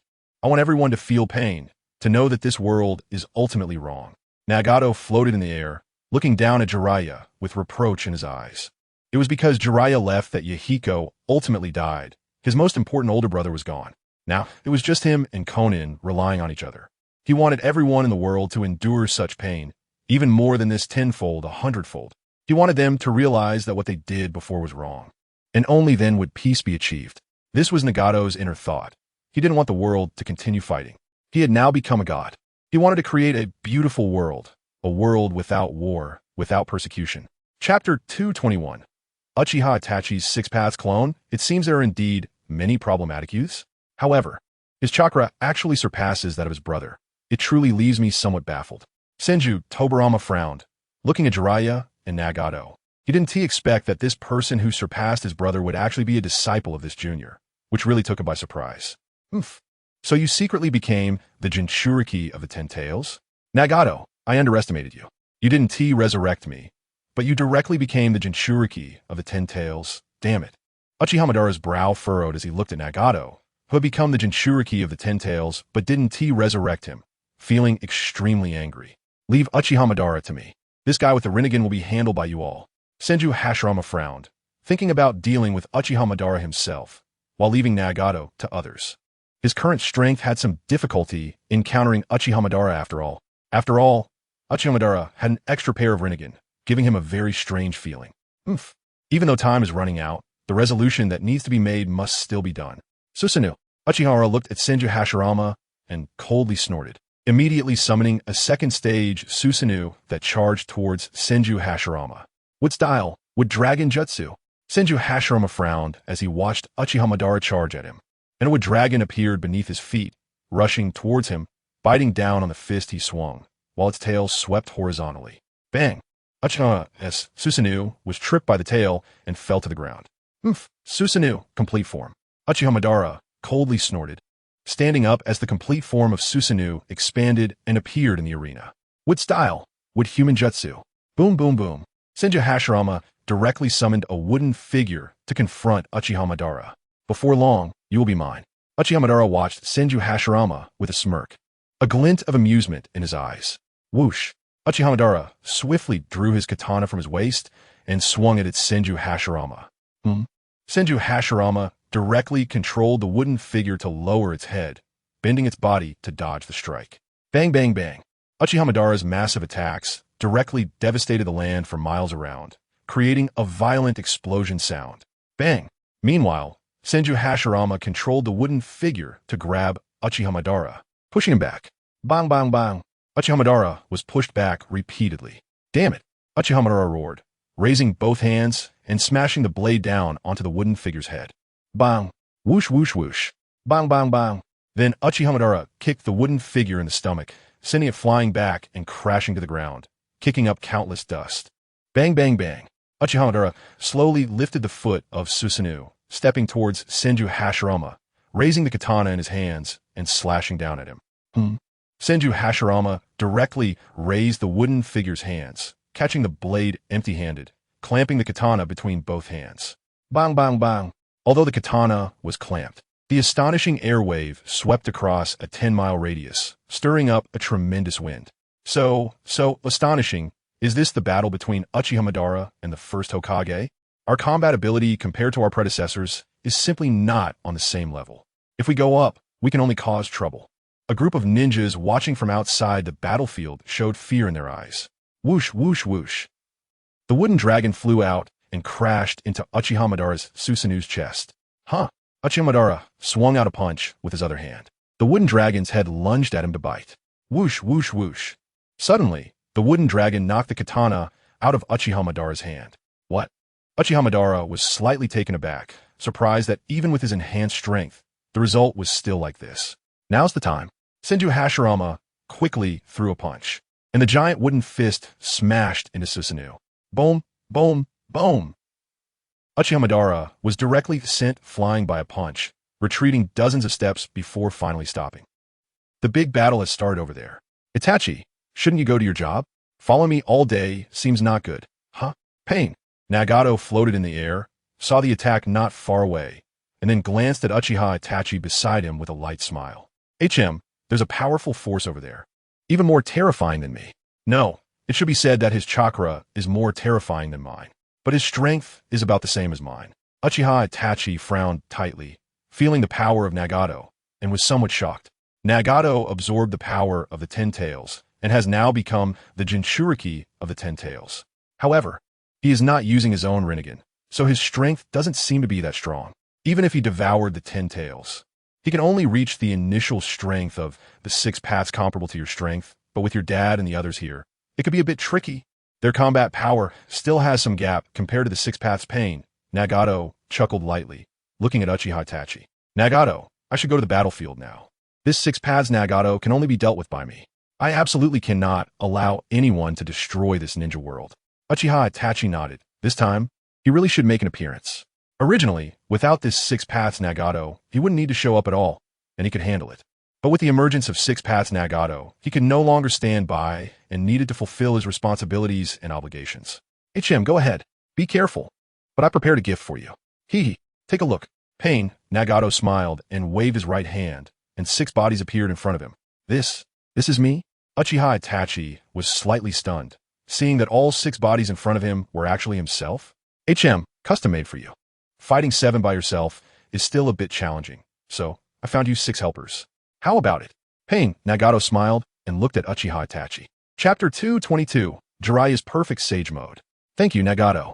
Uchiha Itachi's lips curled up, and a black rod appeared on his right finger, directly granting the power of the 6 paths to his 6 bodies. Boom, boom, boom. Suddenly, the 6 bodies opened their eyes. Small black orbs began to appear all over their bodies to receive Uchiha Itachi's power. They were originally Uchiha Itachi's own bodies, making them more convenient to use and possessing all of his powers. Now, with the allocation of the Rinnegan's 6 paths power, they all had the strength of the Rinnegan, and their powers surged dramatically. All right, go ahead. Shine your light. Pain, Nagato smiled and looked at Uchiha Itachi with a bright smile. Uchiha Itachi looked at Pain. Nagato's smile, his heart skipped a beat, and he was stunned. What are you dawdling for? Pain, Nagato noticed Uchiha Itachi looking dumbfounded and suddenly froze, reaching out his hand to wave in front of him. Oh, lost in thought. Then I'll take my leave. Nagato, you should return to the village and not wander around. It's dangerous outside. Uchiha Itachi nodded, blushing, turned around, and flew away with the 6 bodies, not forgetting to remind him. Got it. Pain. Nagato nodded and chuckled softly. So boring. If I go to the battlefield, won't the battle just end in a flash? No fun, no interest. I think I'll find a place to take a nap. Such a battle doesn't interest me at all. Oh, after Uchiha Itachi left, Pain, Nagato yawned and directly disappeared from the spot. Is the final battle about to begin? Hee. Naruto Uzumaki smiled, looking at Samui lying on the bed, chuckled softly, and disappeared from the spot. Although Naruto Uzumaki had no thoughts about this battle and found it very uninteresting, there was Conan on the battlefield, and he couldn't let her take any risks. This was her personal property. He couldn't let her be in danger easily, so he decisively chose to head to the battlefield. Transformation technique. But to be safe, Naruto Uzumaki directly used the transformation technique to disguise himself as a ninja to avoid being discovered by his father. Summoning technique. Boom, boom, boom. The 6 paths animal path Nagato directly used the summoning technique, and in an instant, dozens of summoning beasts were summoned. all of which were extremely large. Among them were not only the three-headed hellhound, flying birds, giant rhinos, giant crabs, and so on. Summoning technique? Is this one of the 6 paths abilities? To summon so many summoning beasts? And they're all so huge. But are these summoning beasts really useful? Jiraiya frowned tightly, looking at the dozens of summoning beasts in front of him, with a hint of doubt in his eyes. This 6 paths that can summon, I will deal with. The 4th Kazekage frowned tightly, waving his hands, and countless gold sand rushed towards the summoning beasts in front of him. Akamapa ignoranumans. 6 paths Nagato sneered, curling his lips. Boom, boom, boom. Dozens of summoning beasts charged towards the 4th Kazekage. What? Such speed? After becoming a 6 paths level existence, Nagato's summoning beasts also greatly enhanced their strength, moving at extreme speeds. The 4th Kazekage's gold sand could not stop them at all, not even catching up. After all, the weight of the gold sand is still quite heavy. Using it against such a 6 paths level being is still too slow. 4th Kazekage, I will lend you a hand. Earth Release, ultra lightweight rock technique. Inoki frowned tightly and directly used Earth Release to help lighten the weight of the 4th Kazekage's gold sand. I didn't expect the gold sand could be lightened to this extent. Thank you, 3rd Tsuchikage. The 4th Kazekage's lips curled up, feeling that the weight of his gold sand had been reduced countless times, and the speed increased directly, rolling up several summoning beasts in front of him. Boom, boom, boom. The summoning beasts were directly crushed into a cloud of smoke by the immense pressure and disappeared from spot. Summoning technique. 6 paths, animal path Nagato snorted coldly, as if summoning countless summoning beasts without cost. In that case, then, 5th Mizukage, let's also find an opponent. It seems that dealing with such a guy is still quite a challenge for one person. As for the others, let's leave them to the 4th Hokage and the others. The 4th Raikage furrowed his brows, his gaze fixed on Nagato, the 6 paths of pain, as he charged forward. All right, we'll take on one each. Water style, Water Dragon Jutsu. Tsunade took the initiative to attack, testing the waters by directly spitting out countless streams of water, forming a water dragon that rushed towards Nagato. Shinra Tensei. Boom, boom, boom. The water dragon was directly blocked by Nagato. The water was repelled. Well then, it's our turn now. Jiraiya, I'll take one, you take one. Top, top, top. Tsunade charged straight at the hungry ghost path. Tsunade, be careful. Shadow clone jutsu. Boom, boom, boom. Jiraiya frowned tightly. Seeing Tsunade rushing towards the hungry ghost path, he immediately performed the shadow clone jutsu. I need to gather sage chakra. I can only let the shadow clones go first. Jiraiya joined his hands together, beginning to gather sage chakra. Does gathering sage chakra really require that much effort? Jiraiya, you really? I'll give you a hand. Naruto shook his head, using the transformation jutsu to turn into a mist village ninja, patted Jiraiya on the back, and in the next moment, vanished from the spot without anyone noticing, not even leaving a shadow behind. Who patted me?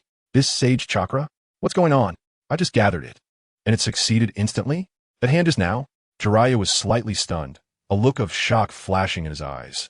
He had actually accelerated the speed of gathering sage chakra, instantly completing it.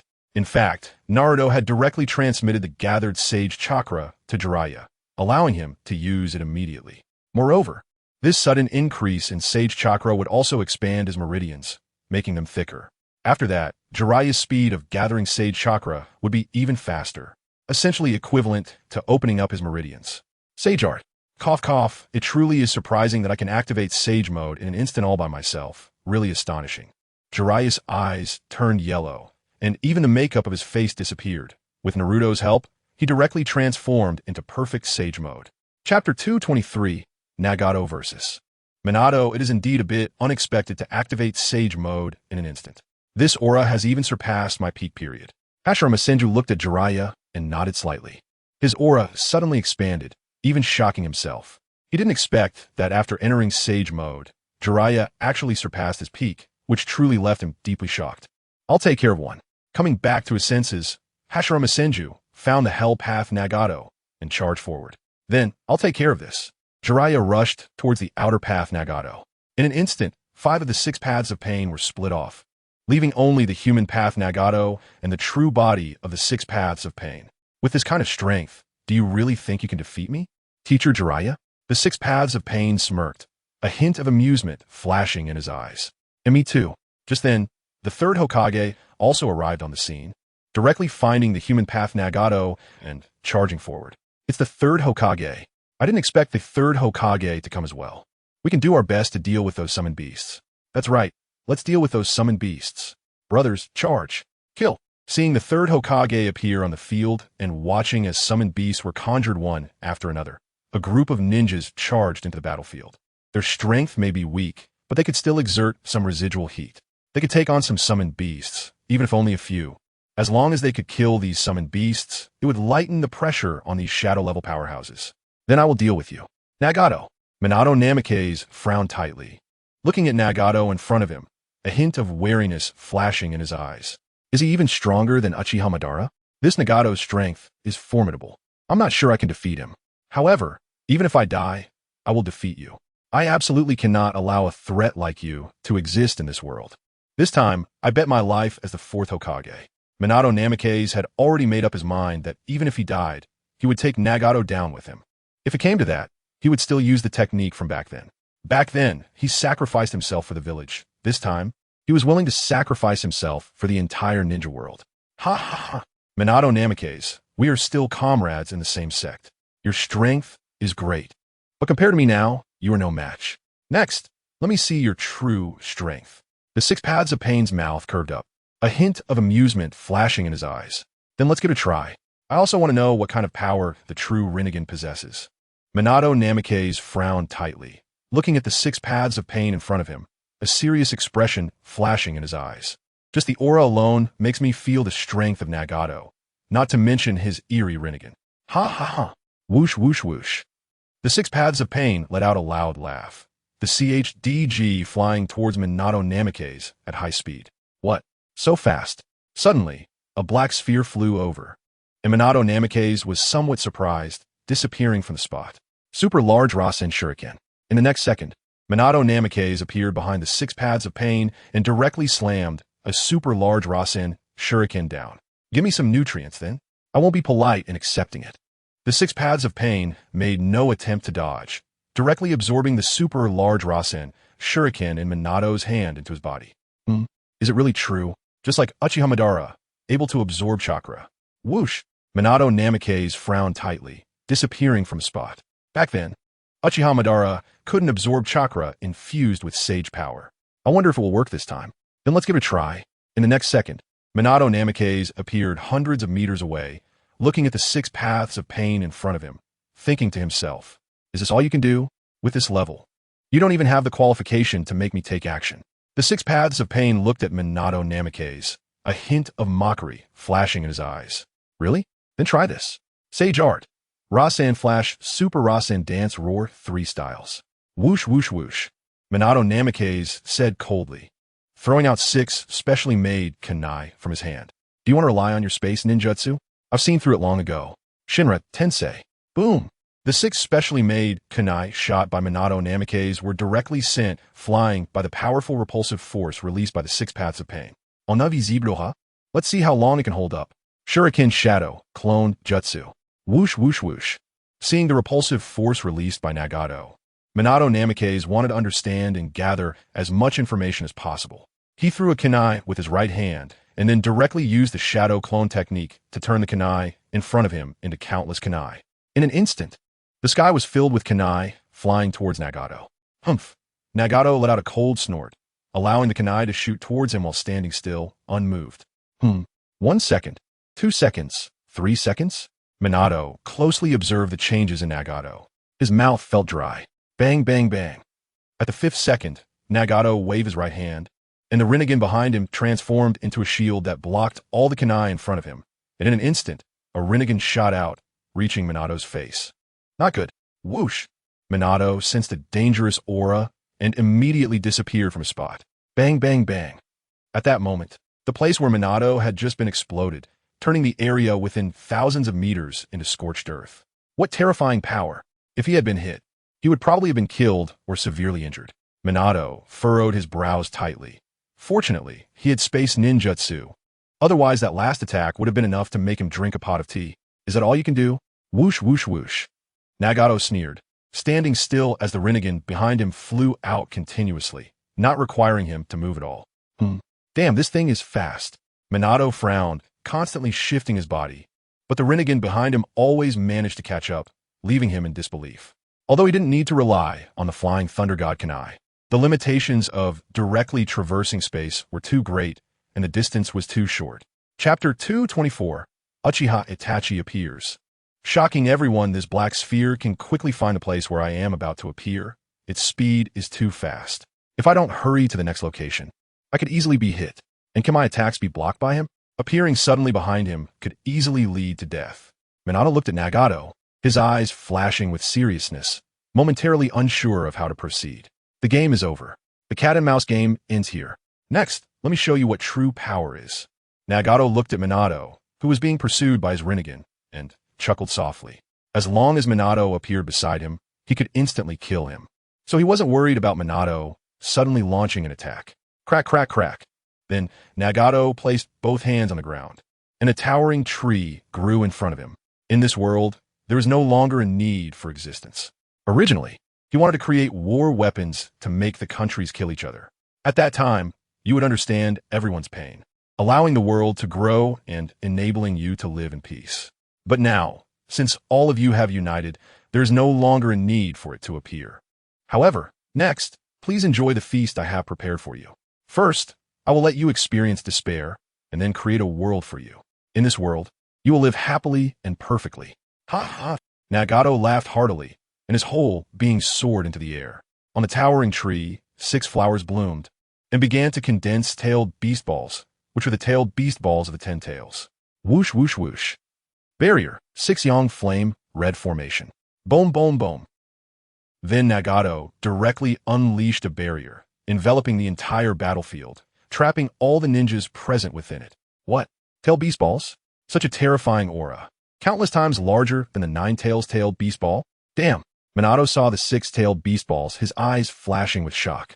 Next, I invite all the spectators present to see what despair truly is. The reason I grew in the past was that I saw despair. Today, it is your turn. Disintegrate along with this world. Nagato's eyes showed a smile, a hint of madness flashing in his gaze. 4th Hokage, Little Monkey, used the 4 red suns formation. The 2nd Hokage frowned tightly.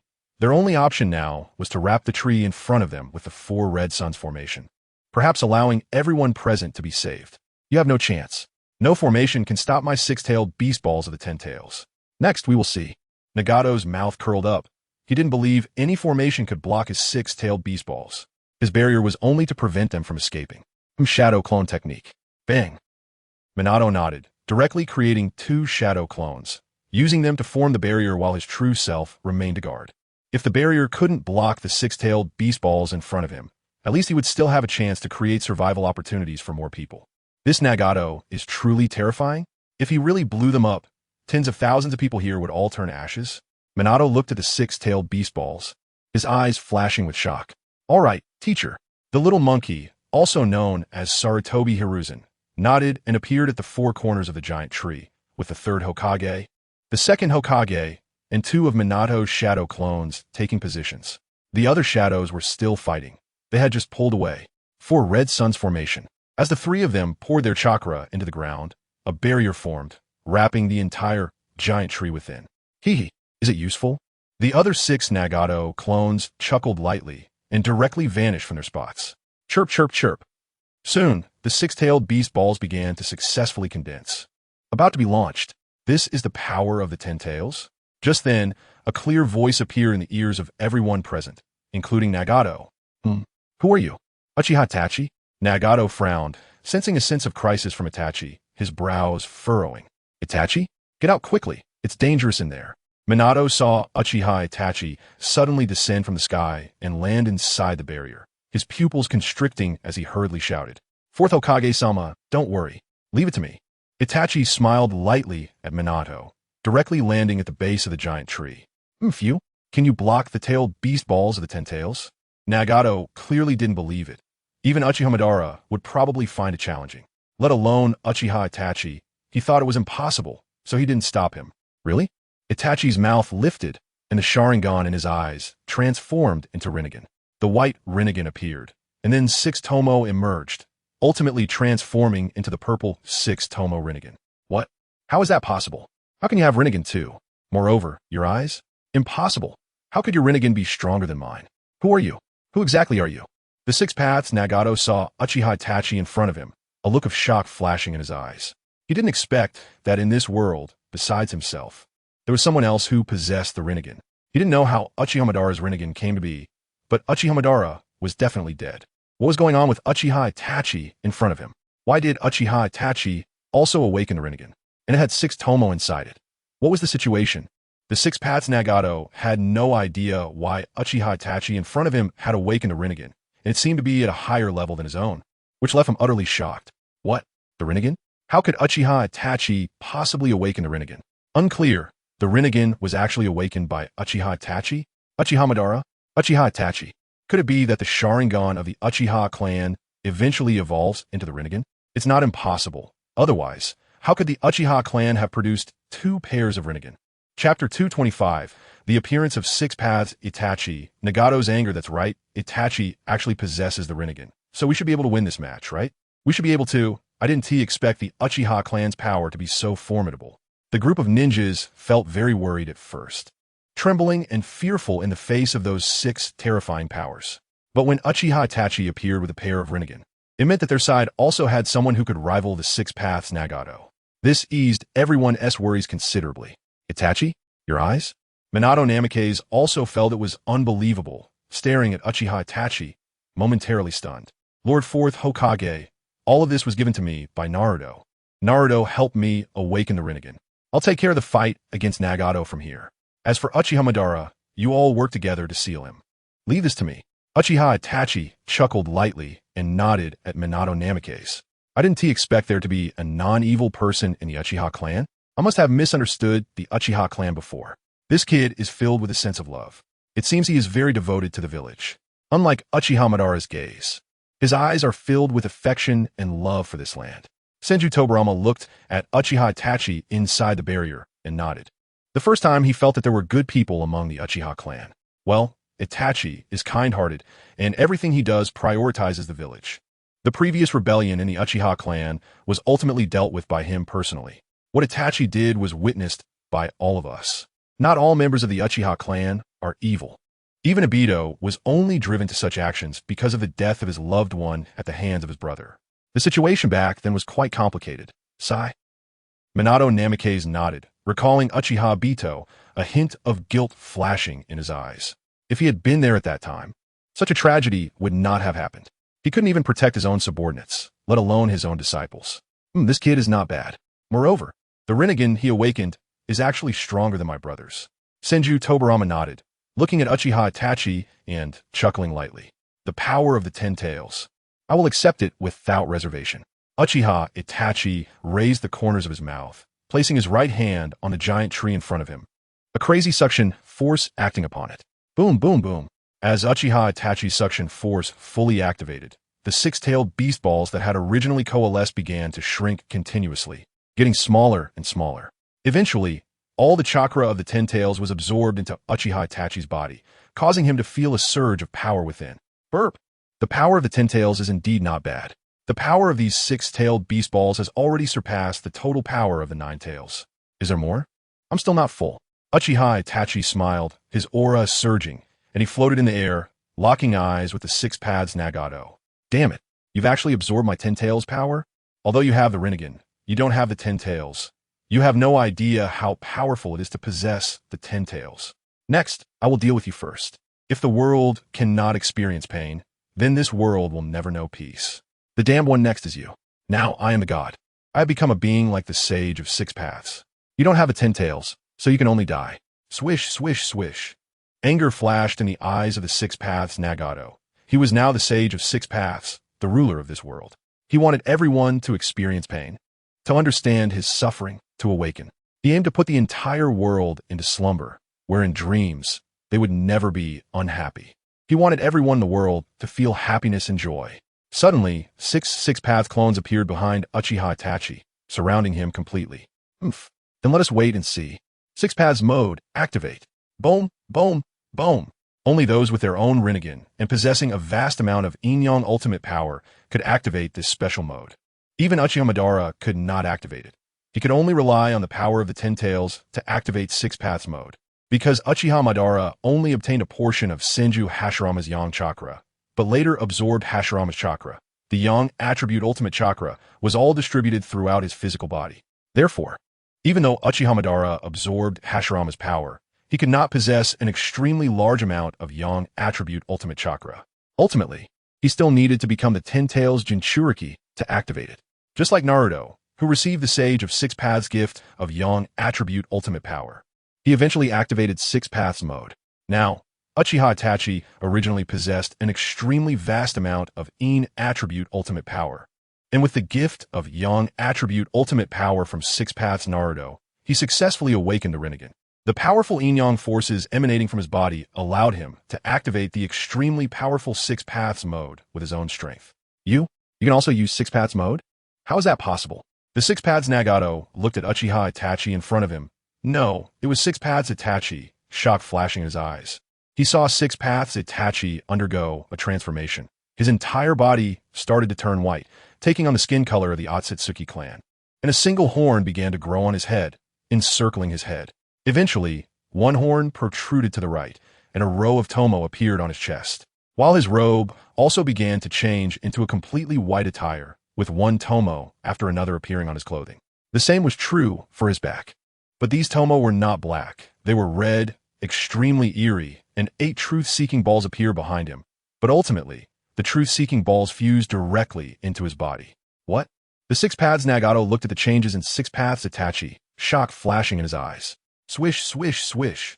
Since you want to play with Six Paths clones, then my clones will accompany you for a good time.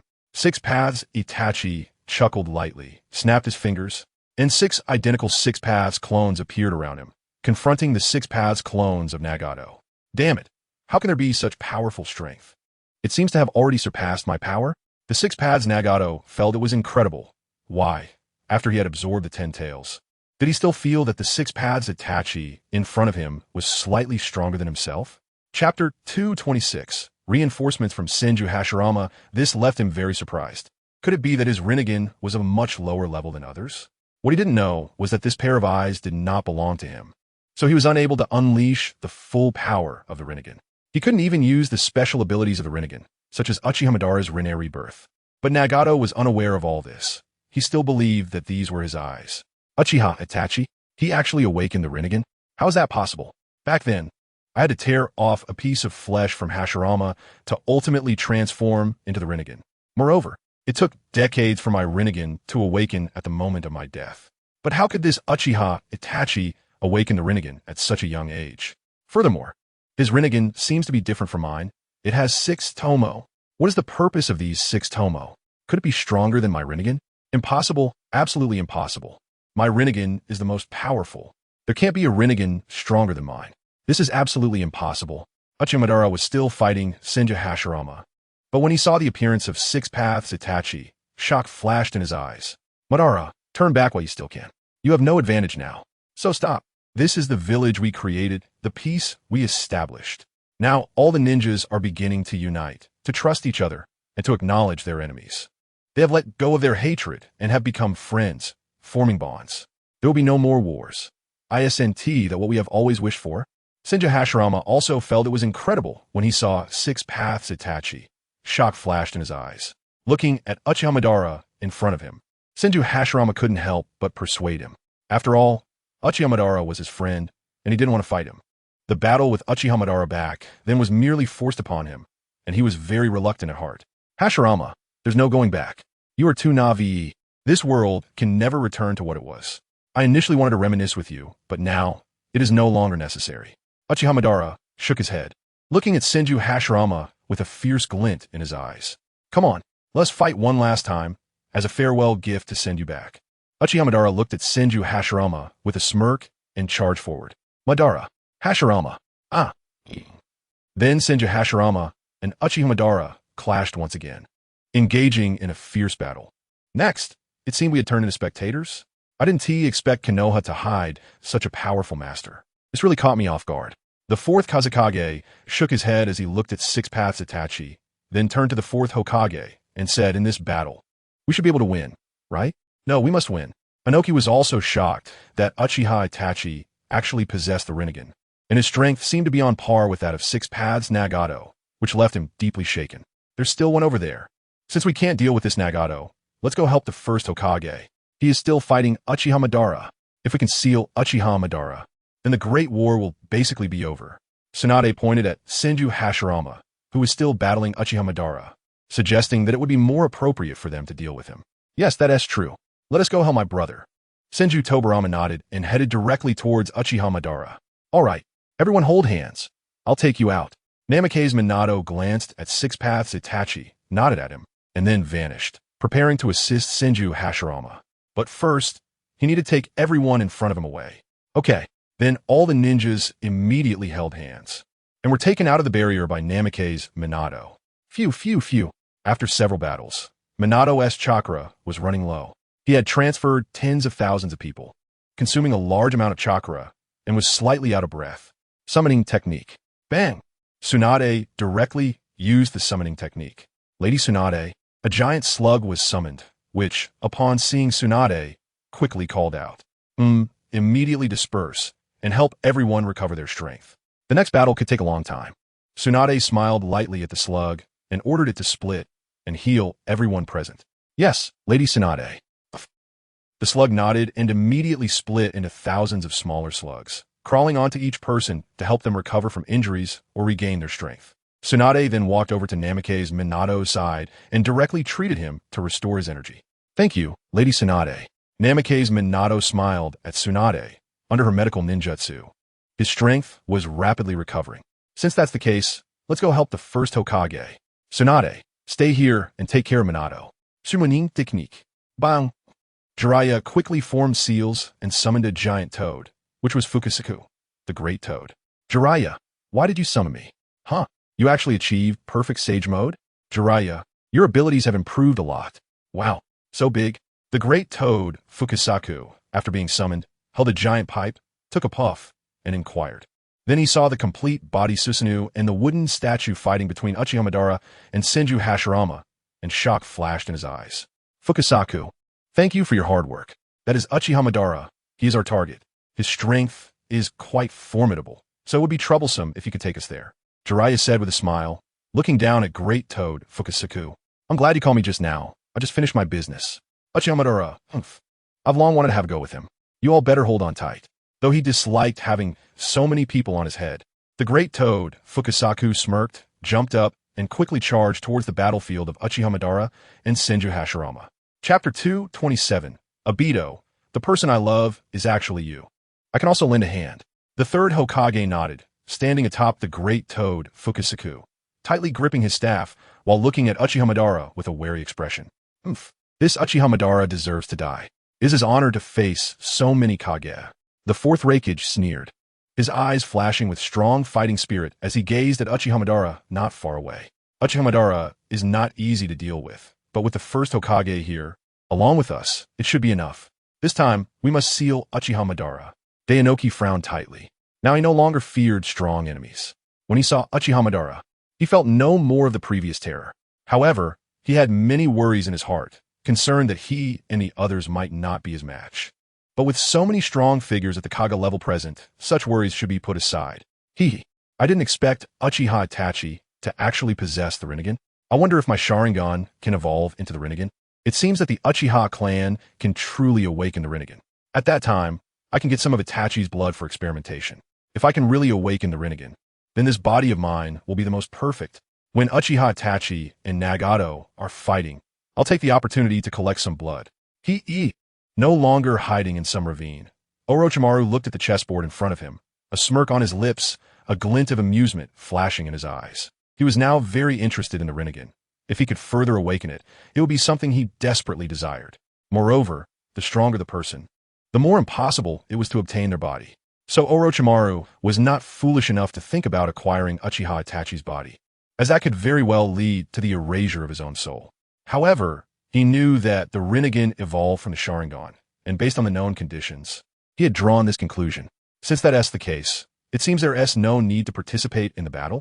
Also, that new Madara seems to be making no moves. Has he lost interest in fighting, or is there another reason? Orochimaru noticed that Uchiha Obito seemed to have vanished after the battle began, which surprised and intrigued him. Forget it. Let's not think about that for now. Since the battle has been mostly resolved, the time for the spirit formation to turn the tide is approaching. Hee hee. This is getting more interesting. Ha ha ha.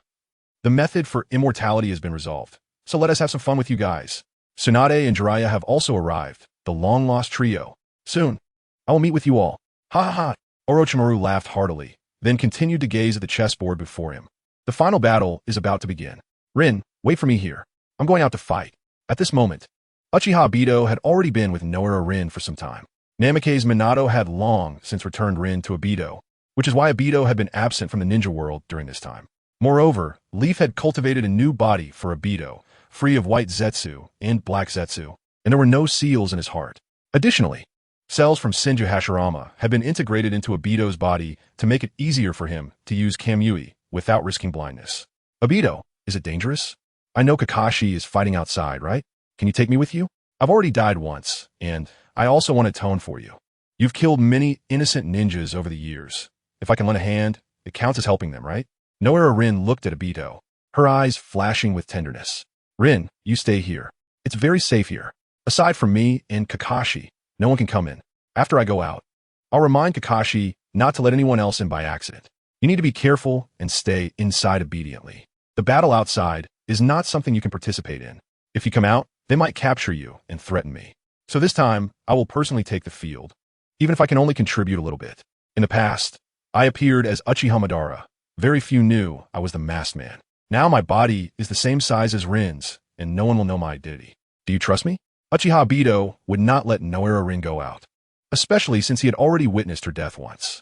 He wanted to eliminate all unstable factors. He also hoped that, after this time, he could truly achieve peace so that he could live with Rin forever.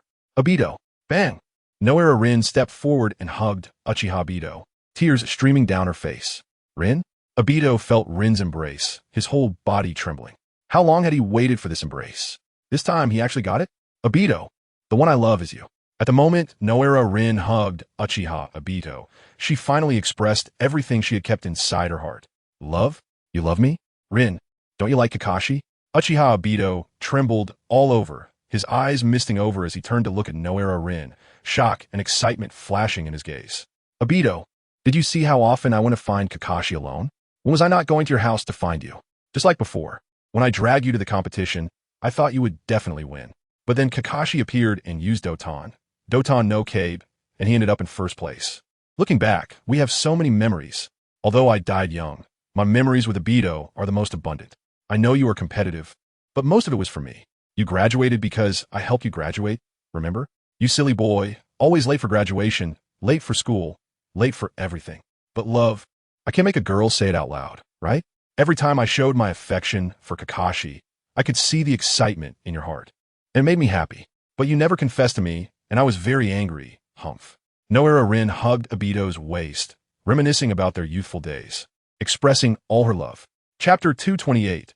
Obito's moment of happiness. The battle scene by the Sage of Six Paths. If Noara Rin had not died back then, she would have buried everything in her heart. But after learning of Obito's death, Rin realized that she truly feared losing Uchiha Obito, who had now permanently left her. At that time, Noara Rin blamed herself for not expressing her love sooner, but it was already too late. This time, she did not want to miss this opportunity again. She wanted to tell Uchiha Obito loudly that she loved him, a love as deep as his for her. This battle, she learned from Obito, would face many enemies who could potentially destroy the entire ninja world. If she didn't speak up now, it would truly be too late. She didn't want to miss out anymore. She didn't want to keep her thoughts bottled up inside, nor did she want Obito to die without clarity. Rin, I love you too. The moment I first saw you smile at me, I had already deeply etched your image in my heart. I was too cowardly to confess. Every time I wanted to say it, I ended up holding it back. From now on, I won't let you suffer any harm. I will become Hokage. I will protect the village and protect you. Now, I also want to protect the entire ninja world. I was wrong before, but I will correct it. Even if I can't become Hokage, I will be with you forever together. Uchiha Obito directly turned around and embraced Noara Rin, tears welling up in his eyes. These were the most touching, exciting, and exhilarating words he had heard in all these years. Just holding Noara Rin and smelling her familiar scent. Yes, Obito is the best. He will definitely become Hokage. I'm waiting for you. I know I can't help much, but you can't leave me behind. I want to fight alongside you. Naruko has modified my body, and my strength is not weak. Moreover, I have the chakra of the three tails within me. So I won't be as weak as you think. Besides, I am a medical ninja. I can assist other medical ninjas and help heal you. Take me with you. Okay, I want to fight alongside you. Even if it means death, I am willing. Noera Rin hugged Obito, looked at him, and smiled, reaching out to caress his face. Her eyes filled with intense affection. Only when a person is about to die do they understand who they truly loved in their lifetime. But by then, it is already too late for regret. All right, our Rin is the best. Let us go. Let us fight together and bring peace to the ninja world. Uchiha Obito was slightly stunned, then put on a smile. Just then, Noera Rin leaned in and gave him a sweet kiss. Huh? Uchiha Obito was taken aback, then held Noera Rin tightly. Not long after, Uchiha Obito and Noera Rin parted their lips, both blushing. Rin, let us go. I will protect you with my life. Uchiha Obito looked at Noera Rin and chuckled softly. Yes, I will too. Hee hee. Noera Rin laughed, linking her arms with Uchiha Obito's. Let us go. Uchiha Obito chuckled and used Kamui, making both of them disappear into the Kamui space. Damn it, I have to strike first. Uchiha Itachi's strength is formidable. I can only summon the 10 tails first. Use the 10 tails to clear out the other ninjas while I hold Uchiha Itachi back. Then I will cast Infinite Tsukuyomi, and at that time, there will only be Uchiha Itachi left on the battlefield. Dealing with him should be no problem. Bang! Nagato, in his 6 paths form, frowned as he looked at Uchiha Itachi, who was forming a hand seal. Roar! With a furious roar, a 10 tails burst forth from Nagato's body and appeared on the ground. Boom, boom, boom. Crack, crack, crack. Bang, bang, bang. In an instant, the entire earth began to tremble, countless massive vines soaring through the air, capturing all the nearby ninjas, immediately draining their chakra and turning them into lifeless husks. Huh? Uchiha Itachi frowned, and in the next second, he vanished from his spot, trying to absorb the 10 tails into his body. Your opponent is me, Uchiha Itachi. Don't think about escaping. Nagato chuckled lightly and directly blocked Uchiha Itachi's path. Get out of the way. Uchiha Itachi frowned, a black long staff appearing in his right hand as he suddenly thrust it towards Nagato. I won't let you have a chance. Swish, swish, swish. Nagato chuckled lightly, waving his right hand, and countless black rods shot towards Uchiha Itachi. Clang, clang, clang. Uchiha Itachi did not frown, swinging the black staff in his hand to knock down the black rods in front of him. Swish, swish, swish. Summoning technique. Bang, bang, bang. Then, Nagato's animal path summoned countless flying beasts. Summoning technique. Bang, bang, bang. Uchiha Itachi's animal path frowned and also summoned countless flying beasts. Whoosh, whoosh, whoosh. The two sides controlled their birds to attack each other directly. Huge birds flapping their wings, generating endless gusts of wind. The summoned beasts immediately engaged in a fierce battle in the sky. Truly, planetary devastation. Meanwhile, Deva Path Nagato formed a hand seal, roaring loudly as he released planetary devastation, condensing a highly concentrated black chakra sphere above, which possessed terrifying suction, sucking all the shattered rocks into the sky. Oof, super, Shinra Tensei. Uchiha Itachi frowned, snorted coldly, and flew into the air, using Shinra Tensei against that terrifying suction, directly blasting the surrounding rocks away, reaching into the black sphere with his right hand and extinguishing it. Damn it. Universal Pool. Super, Shinra Tensei. Deva Path Nagato cursed under his breath, flying into the air and engaging in battle with Deva Path Itachi. Azura's attack. Azura Path Nagato chuckled lightly. From his shoulder, a mechanical arm sprouted, transforming into a cannon. After gathering chakra, it directly formed a powerful chakra laser cannon. Oomph! Azura Path Itachi snorted coldly, charging up and directly entangling with Azura Path Nagato, both unleashing laser cannons at each other, the dazzling lasers flying everywhere. Meanwhile, the Hungry Ghost Path, Hell Path, and Human Path Nagato also fought with Uchiha Itachi using physical techniques, both of their ninjutsu being the same. Chapter 229, Eye Technique, Hand of Heaven. They directly targeted the soul and chakra, with almost no other abilities, all relying on physical techniques. In no time, Uchiha Itachi was entangled by Nagato in his 6 paths form, completely unable to go to the rescue of the other ninjas. Not good, Run. Don't get caught by those trees, or they will drain your chakra and turn you into a dry corpse. Run. Don't get caught. It's over if you do. Hurry. Damn it, what the hell is this thing? Fire style. Great fireball technique. Earth style, earth flow wall. Boom, boom, boom. In an instant, some ninjas, still not believing in evil, directly unleashed fire style in an attempt to burn the wooden vines, while others tried to block. But it was all in vain, instantly extinguished, sweeping up the ninjas who released ninjutsu. Help me. No, don't. Thousands of ninjas were instantly captured, showing fear and dying in terror. Ha ha ha. This is the power of the Ten Tails. Uchiha Itachi, do you see? Everyone will die because of this. Everyone will experience fear, know the pain of others. Only by enduring the same pain can they understand the preciousness of peace. The corner of Nagato's mouth curled up, a trace of disdain flashing in his eyes. You are mistaken. Experiencing pain does indeed allow them to empathize. But many are innocently caught up in this battle. What you should do is guide them towards goodness in the right way. Just like now, everyone is giving to each other, forming bonds, ultimately uniting to resist your Akatsuki organization. Have you thought about this? Your plan has succeeded in making everyone in the ninja world form bonds. But wanting to destroy that is wrong. And what you call infinite Tsukuyomi is nothing but an illusion, a falsehood. Putting everyone into a deep sleep, trapped in dreams, is a false world. Faking reality will only lead to everyone's demise in the end.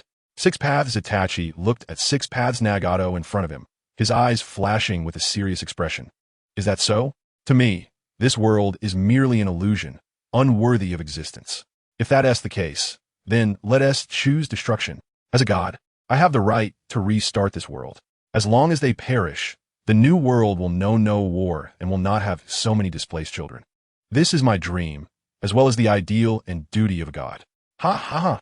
Six Paths Nagato continued to battle Six Paths Itachi, with both sides exchanging blows, their strengths not being vastly different. Although Six Paths Nagato lacked the enhancement of ocular techniques, he had the vast chakra of the Ten Tails to support him. Even after extracting the Ten Tails, a large amount of its chakra still remained within him. Six Paths Nagato's power was originally comparable to Six Paths Itachi's, and who was stronger could not be determined in a short time. Damn it. Six Paths Itachi frowned tightly, watching Six Paths Nagato, who was tightly entangled with him, cursing inwardly. Do I really have to step in? All the high-end combat power is being held back, and this Ten Tails is a nuisance.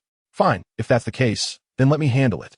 Wave Wind Naruko frowned, watching countless ninjas die before her eyes. In an instant, thousands of ninjas had perished, and she had to take action. Unruly thing, come to me. Wave Wind Naruko stepped away from her position and suddenly appeared above the Ten Tails. Roar! Choo choo choo. The Ten Tails sensed the threat and immediately raised its head, beginning to gather the Ten Tails beast ball towards Wave Wind Naruko. You still want to attack me? You're still too inexperienced. Wave Wind Naruko snorted coldly, her right hand directly touching the Ten Tails beast ball before her, visibly devouring the chakra. Roar! The Ten Tails seemed to feel provoked, roaring loudly as its 10 tails suddenly lunged towards Wave Wind Naruko. Look over there, what is that? Is that Lady Naruko? Lady Naruko is above the 10 tails. What does Lady Naruko want to do? Lady Naruko, it's dangerous, run. All the ninjas who saw Wave Wind Naruko felt a bit anxious. After all, she possessed the 9 tails chakra, and if she got caught and absorbed, the 10 tails power would become even stronger. Of course, many were genuinely worried about what might happen with the 10 tails, shouting loudly. Another one coming to die? Six Paths Nagato snorted coldly, seeing Wave Wind Naruko recklessly approaching the 10 tails, a hint of a smile flashing in his eyes. Not good, Naruko, it's dangerous. Although Six Paths Itachi knew Wave Wind Naruko was very strong, he was deeply concerned for her due to his care and affection, shouting loudly towards her. Good opportunity. There's a flaw. Six Paths Nagato's mouth curled up as he shot countless black rods towards Six Paths Itachi. Anger flashed in Six Paths Itachi's eyes as his Rinnegan transformed into the eternal Manjiki Sharingan, and then he became somewhat ethereal. Whoosh, whoosh, whoosh. What? How is this possible? It passed through? What kind of ability is this? Manjiki Sharingan? Damn, the Uchiha clan is really troublesome. Seeing the black rods pass straight through Six Paths Itachi, a serious expression flashed in Six Paths Nagato's eyes. Ocular technique. Phantom Dream, True Realm. Six Paths Itachi's body became blurry, appearing as both ethereal and corporeal. What is this ocular technique? I've never seen it before. The seeking or behind Six Paths Nagato immediately flew out. heading straight for six paths Itachi. It passed through again. This damn ocular technique. How could do this? Seeing his seeking orb once again pass through six paths Itachi. Six paths Nagato's eyes flashed with anger. Whoosh, whoosh, whoosh. Then the seeking orb behind six paths Itachi flew towards six paths Nagato. Damn it. Six paths Nagato felt increasingly strained as he fought, and the seeking orbs flew out simultaneously, with dozens of them colliding in midair. Boom, boom, boom. The massive explosion echoed across the heavens and earth, causing the entire realm to tremble, demonstrating the terrifying power of the attack. Six paths Itachi activated his Sharingan and kept his Rinnegan active, transforming into the form of the two pillars, except his eyes were reversed, with the Rinnegan on the left and the eternal Mangeki Sharingan on the right. Ocular technique, hand of the heavens. The Rinnegan in six paths Itachi's right eye emitted a faint purple light. Chapter 230, another Rinnegan, shocking Naruko. Boom, boom, boom. Suddenly, the entire world changed color, and six paths Itachi and six paths Nagato disappeared from their original locations, appearing in a mysterious space where a gigantic hand, at least 10,000 feet long, appeared in the sky. Whoosh, whoosh, whoosh. The enormous hand came crashing down towards six paths Nagato, like an enlarged version of the Buddha's palm. Huh, why does he have more ocular techniques than I do? Damn it, I can't move? It feels like the entire space has been frozen. No, I will not fail. I will not fail. Six paths, Shinra Tensei. Kill them. Six paths Nagato looked up at the gigantic hand above, his eyes filled with endless shock, and it felt as if his body was fixed in place. Unable to move at all, he let out a furious roar, releasing an immense repulsive force from within. Boom, boom, boom. The repulsive force collided with the gigantic hand, producing a violent explosion sound that echoed throughout the realm, with a shockwave sweeping across the entire special space. Crack, crack, crack. Finally, the entire alternate space was shattered by the two of them, appearing in outer space beyond the ninja world. Block it for me, block it. Oh. Six paths Nagato's seeking orbs immediately flew back, transforming into a turtle shell that wrapped around him. Boom, boom, boom. Although the gigantic hand was blocked momentarily by six paths Nagato's Shinra Tensei, it ultimately could not hold it back, and the protection was broken as it rushed towards Nagato. Boom, boom, boom. At this moment, six paths Nagato had protected himself with the seeking orb, but he was still struck by the residual force, spitting out blood with a shocked expression in his eyes. Cough, cough, cough. I didn't expect you to have such means. I'm curious, why are your eyes stronger than my Rinnegan? I refuse to accept this. Six paths Nagato looked at six paths Itachi in front of him, his eyes filled with unwillingness. Because of the power of love, I poured all my love into my eyes. The awakened eye of love is not something your eyes, awakened by separation and fear, can compare to. You have long lost the meaning of these eyes. Since you awaken them, you have already lost love. And what you don't know is that love is the greatest and most unimaginable power in this world. Six paths Itachi looked at six paths Nagato in front of him and said coldly. After speaking, he disappeared from the spot, intending to return to save Win Naruko. Damn it, don't think about saving anyone. What nonsense, love. Everything I loved has been taken away. How can you expect me to love? You have caused me to become like this. I must make you experience the pain of losing family, friends, and loved ones. Six paths Nagato immediately followed, not wanting to be saved by six paths Itachi from Naruto. I must make Uchiha Itachi feel the pain of losing a loved one. 10 Tails, you better stay still. Just behave and let me finish this show. Naruto chuckled softly, activating his Rinnegan, directly controlling the 10 Tails, taking command of it and standing atop its head. Roar! The 10 Tails was still roaring, but the next moment it felt itself being controlled. A powerful ocular power suppressing it, gradually quieting it down. How is this possible? Another Rinnegan? Damn it, what's going on? Why are Rinnegan appearing one after another? What the hell? When did Rinnegan become so common? I went through so much hardship to obtain mine. Uchiha Madara's brow furrowed tightly. He had already begun to feel anxious when he saw the 10 Tails emerge. Now seeing Naruto directly control the 10 Tails and activate the Rinnegan completely shocked him, making him unable to believe it was real. He had painstakingly bitten off a piece of flesh from Senju Hashirama to unlock his Rinnegan, and now two appeared so casually, making the usually arrogant Uchiha Madara feel humiliated. Naruto also activated the Rinnegan. What is going on? How many more surprises will my daughter give me? Huh. Fourth Hokage Minato naturally saw it, and upon seeing Naruto activate the Rinnegan, a look of endless shock flashed in his eyes. Look, the Ten Tails is not moving. How is that possible? Lord Naruto's eyes? Rinnegan? Another pair of Rinnegan has appeared? How can this be? My God, how has the Rinnegan become so rampant? Extremely terrifying. Extremely terrifying. We never expected that Konoha actually has two Rinnegan. No, strictly speaking, it's three, because Uchiha Madara was also from Konoha. Why do Rinnegan only appear in Konoha? It's too terrifying. This time, we should be able to win, right? The remaining ninjas who were not dead, seeing that Naruto also activated the Rinnegan, had endless shock in their eyes. They did not expect that in this era, another Rinnegan would appear as if it were free. After all, having one Rinnegan like Six Paths Nagato was already shocking enough. Then another Uchiha Itachi emerged and transformed into Six Paths Itachi. But just now, they witnessed a historic moment with yet another Rinnegan appearing. Moreover, it was Naruto, which was simply unimaginable and unexpected. How is this girl so abnormal? I originally thought Minato was invincible. This Naruto girl is even more abnormal. I already knew Uchiha Itachi was a little abnormal, possessing such strength at a young age. Now having a Rinnegan is something I can barely accept. But when did Naruto awaken her Rinnegan? Could it be that the person who would change the world mentioned by Fukasaku is this girl Naruto? I truly did not expect that.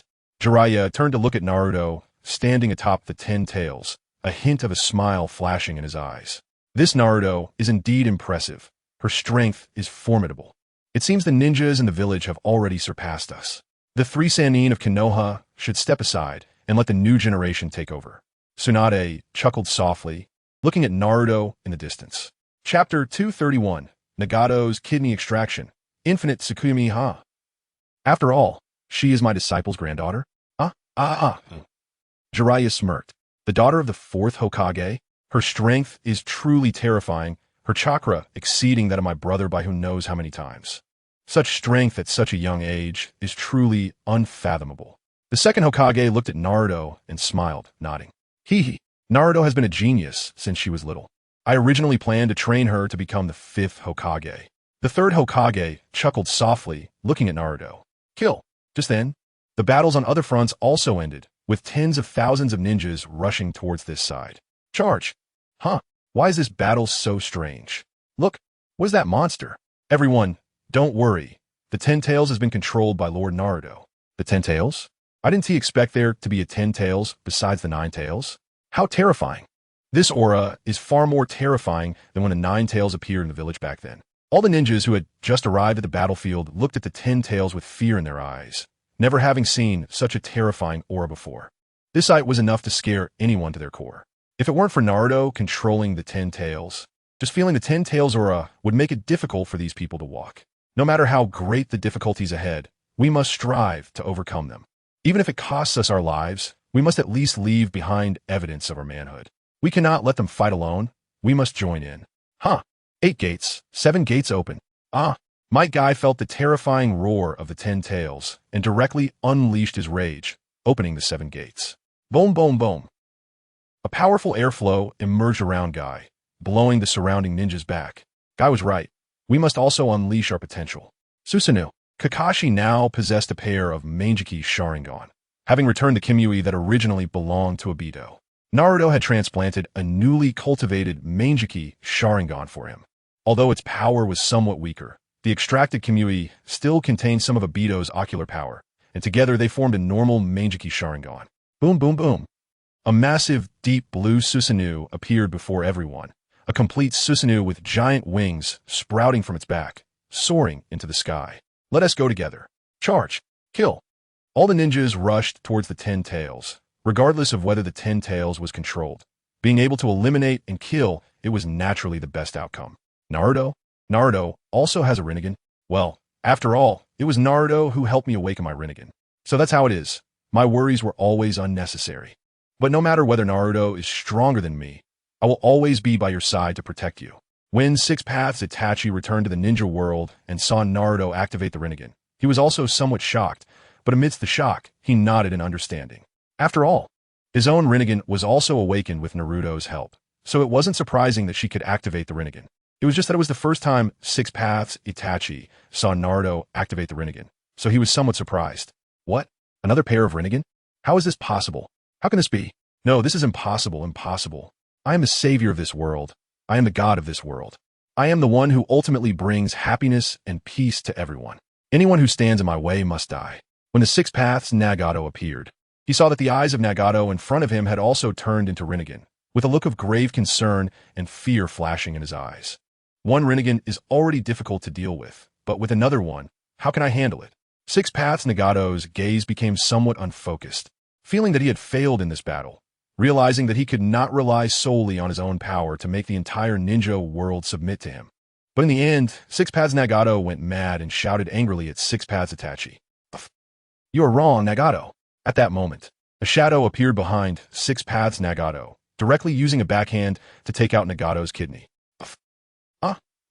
Shock flashed in Six Paths Nagato's eyes as he looked down at the black hand that had pierced through him, disbelief filling his gaze. You cannot be the god of this world, nor can you bring peace to it. Everything is not over. This is just the beginning. You are merely my pawns. For the great god, you should die. Black Zetsu's lips curled up, a hint of a smile flashing in his eyes. Should die. Can't move anymore? How? How is this possible? Six Paths Nagato looked back, wanting to turn around, but found that his body could not move at all, shock flashing in his eyes. Boom! Then Black Zetsu directly merged into Nagato's body, taking control of him. Summoning technique. After Black Zetsu took control of Nagato's body, he directly used the summoning technique to summon the 10 tails right under his feet. Roar! The distance between the 10 tails and Nagato was somewhat far, and with Black Zetsu's control, he directly seized control of the 10 tails. Infinite Tsukuyami, activate. Then the 10 tails began to expand wildly, a towering tree immediately sprouting, the moon in the sky turning into a blood moon, eventually transforming into Rinnegan, shining down with its light. This is bad. I have no strength left. How could this happen? I want to sleep so badly. Crack, crack, crack. Whoosh, whoosh, whoosh. Countless vines surged up, growing beneath everyone's feet, and then bandages appeared one after another, binding everyone and hanging them on the god tree. Not good. This light seems unable to penetrate my Susanoo. Guy, Minato-sensei, bring everyone to my side. Kakashi saw so many people being illuminated by the light and immediately went to Guy's side, protecting him within his Susanoo, then quickly headed toward Jiraiya and the others. Good. Wave Wind Minato nodded and immediately held onto the people in front of him, disappearing from the spot and appearing next to Kakashi. Chapter 232. Outer Path, Rinnegan Birth Technique. Uchimadara's Crisis, just a little more time, and I would really be controlled by the God Tree and enter the dream. Black Zetsu? Aren't you going to resurrect me soon? Uchiha Madara frowned, disappearing from the spot and appearing next to Black Zetsu, shouting angrily. Yes, Madara-sama. Outer Path, Rinnegan Birth Technique. Black Zetsu chuckled softly, directly releasing the Rinnegan Birth Technique, resurrecting the original Uchiha Madara in front of him, and then digging out a pair of Rinnegan and handing them to Uchiha Madara. This is the power. This is my true power. Uchiha Madara was directly resurrected by Black Zetsu, had a pair of Rinnegan implanted, and finally devoured the 10 tails. Boom, boom, boom. When Uchiha Madara devoured the 10 tails, he immediately transformed into Six Paths Madara, his appearance changing, the truth-seeking balls appearing one after another behind him, his hair turning gray, transforming into the form of the Otsutsuki clan. TCH, if it weren't for Kagaya, could I let you become Six Paths Madara? Wave Wind Nagato curled his lips, seeing Uchiha Madara laughing heartily, a trace of disdain flashing in his eyes. This power seems to be slightly stronger than Six Paths Nagato, but not by much. It seems that the level of his eyes limits his strength, but it's still not easy to deal with. Six Paths Itachi frowned, looking at Six Paths Madara in front of him, with a wary look flashing in his eyes. It felt like the Six Paths Madara in front of him was much stronger than Six Paths Nagato. Just when Six Paths Madara was still feeling pleased with himself, unexpectedly his own kidney was taken out by Black Zetsu again. Black Zetsu? You are my will. I created you, and that's why you exist. How could you kill me? Six Paths Madara's pupils contracted, shock and disbelief flashing in his eyes. Madara, I'm not your will. You thought I was your will, but at that moment, you were already under my control. You always believed you could scheme against the world, planning all the paths for the future. But you didn't expect that you were just one of my pawns. You originally thought you were different from others, that you were above all, unique. Did you think you were too noble, too arrogant?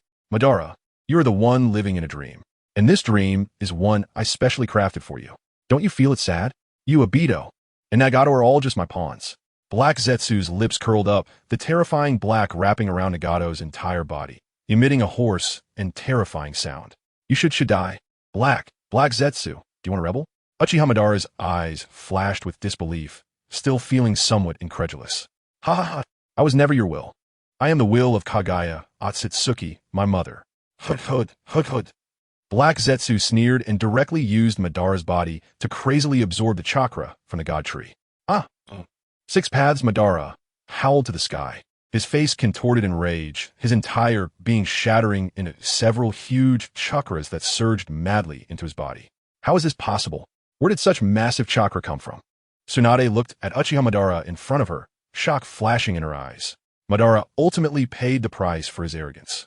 Who would have thought that this Black Zetsu was the mastermind behind it all? This chakra was all transmitted from this god tree. All the chakra should be from the ninjas and people of the entire ninja world. Senju Hashirama shook his head helplessly, looking at Uchiha Madara, who had been stabbed in the kidney, feeling somewhat sympathetic. I have always said that the Uchiha clan is evil. The evil Uchiha clan, However, that Itachi Uchiha is indeed an exception. Very few from the Uchiha clan can achieve such a thing. Senju Tobirama snorted coldly, looking at Senju Hashirama in front of him. No, Tobirama, you can't say that. Look over there at the Susanoo. Senju Hashirama chuckled lightly, turned his head to look at a massive complete Susanoo not far away, with a gigantic golden-red body, surrounded by thousands of people who were protected by him for being covered by the infinite Tsukuyumi. Senju Tobirama furrowed his brows and turned to see only a middle-aged man. Maybe. In the end, Senju Tobirama shook his head and said faintly, "That is the current clan leader of the Uchiha clan, Uchiha Fugaku. He is my friend." Minato Namikaze chuckled lightly, looking at Senju Tobirama and Senju Hashirama. The Uchiha clan is a clan of great love. As long as the world is peaceful and the ninja world is peaceful, they will not do anything to betray. So we must believe in them. After the ninja world is peaceful in the future, there will be no need for war anymore. The Uchiha clan will definitely get better and better. Senju Hashirama nodded and chuckled lightly. Whoosh, whoosh, whoosh. At that moment, whirlpools appeared, and then two figures walked out from the whirlpools. Obito? Rin? Minato was slightly taken aback when he saw the childhood versions of Obito and Noara Rin, a look of surprise flashing in his eyes. Obito, Rin.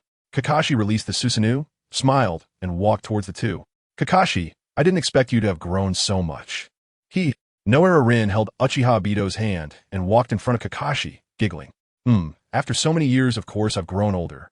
Kakashi looked at Noara Rin and Uchiha Obito, feeling very happy inside. Did Uchiha Madara really get pierced by Black Zetsu? It really looks like what Naruto showed me. Thanks to Naruto, otherwise, it would have been me instead of Nagato. After Uchiha Obito appeared, he kept staring at Uchiha Madara, a look of shock flashing in his eyes as he murmured, "Is there anything we can help with now?" Noara Rin smiled at Kakashi. "It's still unclear for now. Let's wait and see." Kakashi shook his head, not knowing what would happen next. Seeing Uchiha Madara's expression, he didn't dare to act rashly. "Let's wait and see. Rin, stay away for a bit.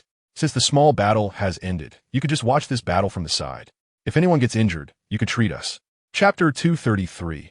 Jiraiya's deep confession. Uchiha Obito's expression was serious as he looked at the soaring chakra, a wary look flashing in his eyes. "I know, Obito. Don't worry." Noara Rin understood that Uchiha Obito was concerned about her, smiled sweetly, and tightly held his hand, feeling particularly at ease. "It seems quite lively here." Tsunade, Jiraiya.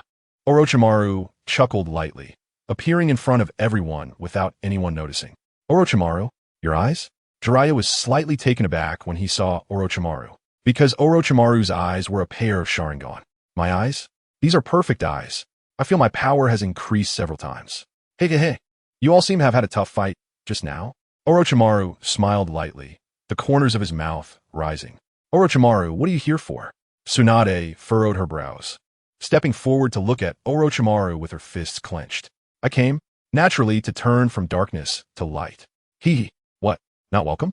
Orochimaru chuckled lightly, looking at Tsunade and Jiraiya, reminiscing about the past events of the three ninjas, a smile flickering in his eyes. "Orochimaru, the third Hokage, furrowed his brows, looking at Orochimaru, a look of regret flashing in his eyes. This kid is also from the Uchiha clan? Senju Hashirama was somewhat surprised. Why are there so many people from the Uchiha clan? No, first Hokage, he is my disciple. Orochimaru. I don't know why he has the Mangekyo Sharingan, but it seems he obtained it himself.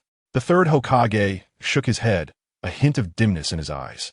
Little monkey, your disciple is a bit too many, isn't he? And at a glance, he seems to be an unruly character. Senju Tobirama furrowed his brows, sensing the sinister energy from Orochimaru, and said with a sneer, He has already betrayed the village. I don't know why he appears here now. The previous Edo Tensei was performed by him. The third Hokage shook his head and gave a bitter smile. Orochimaru, are you determined to come back? Jiraiya, seeing Orochimaru say he wanted to return, was happier than anyone else and ran up to him. Jiraiya, don't go over. Have you forgotten? He has already betrayed the village, betrayed us. Tsunade directly grabbed Jiraiya's hand, shook her head, and looked at Orochimaru with some caution. I always believed that Orochimaru would definitely come back. Tsunade, let's believe in Orochimaru one more time. Jiraiya looked at Tsunade, a hint of a sunny smile flashing in his eyes. After hearing Jiraiya's words, Orochimaru's body trembled slightly, a smile flashing in his eyes, hidden deep in his heart. In the end, only Jiraiya cares about me, right? He knew that Jiraiya had always cared for him, treating him like family and a brother. Wasn't he the same? But he had his own ideals and dreams, which he had now accomplished. He could live forever and help others live forever too. What he needed most now was the trust and care of family and friends. Hearing Jiraiya's words thawed the cold heart of Orochimaru, which had been sealed for over a decade. How is it possible? He has changed. He is no longer the Orochimaru of the past. Don't you remember the Great War back then? We were trapped in a cave and nearly couldn't hold on. Orochimaru even wanted to kill you directly so that I could leave with him. You have never doubted him, but has he ever trusted you? If it weren't for the reinforcements that arrived later, do you really think he wouldn't kill you? Orochimaru has always been unscrupulous to achieve his goals. Why do you still trust him so much? Why? Tsunade's eyes glistened with tears, remembering when she was still healing Jiraiya, and because of the urgent situation, Orochimaru prepared to kill Jiraiya so that the two could escape safely. Jiraiya was seriously injured, and instead of thinking about taking Jiraiya with him, he wanted to kill him and escape alone. Is someone like that really worth trusting? Of course, Orochimaru became like this because it was a common occurrence. I know that Orochimaru is actually lonelier than anyone else. I was his best friend. If I don't trust him, who else can? My blind trust in him is like my blind love for you. Even if you don't like me, I still want to love you and protect you. Orochimaru is the same. No matter how ruthless he is, I can see loneliness, helplessness, and reluctance in his eyes. This is Orochimaru. I will never give up on bringing him back to the village. This is my ninja way, just like how I will protect you with my life. Jiraiya looked at Tsunade and chuckled lightly, pouring out all the words he had buried in his heart for many years. Tsunade felt her heart tremble slightly at Jiraiya's unusual confession, her eyes turning red. How do you know I don't like you? How do you know I don't know you've been following me every day? Every day you turn into a gambler at the casino, betting against me, winning my money, and then getting me to gamble again? How do you know I don't think about you every day? How do you know I don't love you? But what about you? All you do all day is drink and look at beautiful women. Is the thought you put into me really just to marry me? Tsunade opened her arms and tightly hugged Jiraiya, tears streaming down her face as she spoke loudly. Goodness, this is a battlefield. How did it turn into a place for romance? But I guess it makes up for Jiraiya's regrets, right? At this age, has he finally embraced the beauty? But Tsunade's, well, it's really big, isn't it? I almost forgot I was a man. But that's okay. I can cultivate a child using my cells and her cells together. That way, wouldn't it count as our child? We can raise him together, and he can still be my child. Naruto smiled as he looked at Tsunade and Jiraiya, unable to suppress his thoughts. Jiraiya's body trembled slightly, a look of joy on his face. Tsunade, is it real? Do you want to marry me? Turning to look at Tsunade, Jiraiya felt a rush of excitement. Marry you? Wait until you leave the battlefield before we talk about that. Wanting to marry me doesn't just rely on words. Without a romantic proposal, I won't marry you. Tsunade's face turned slightly red, and she turned her head away. Chapter 234. The adult Sasuke and Naruto have arrived? Little Tsunade has grown up. I thought this was her husband. It turns out it's her crush? Hashirama Senju couldn't help but laugh when he saw the two. Grown up. Tobirama Senju chuckled and nodded. All right, I understand. To Today was Jiraiya's happiest day. Not only had Orochimaru returned, but he embraced a beauty, spinning in place with Tsunade. Put me down first. So many people are watching. After holding back for so many years, today Tsunade also revealed her feelings. This was because she was unsure if she would survive this battle. She felt an extremely powerful force awakening, one even stronger than Uchiha Madara, and she didn't want to leave any regrets behind. With a slightly flushed face, Tsunade had a unique charm. Jiraiya, if I can survive this time, I will definitely marry you. Looking at Jiraiya, Tsunade couldn't help but think the previous arrogance and tendency to fight were gone. She knew this might be the last time she saw Jiraiya, perhaps their last moments together. Whether everyone would survive was still uncertain. She decided to reveal all her inner thoughts. All right. He. Jiraiya gently put Tsunade down, smiling as he scratched his head. He. Jiraiya, congratulations on embracing a beauty.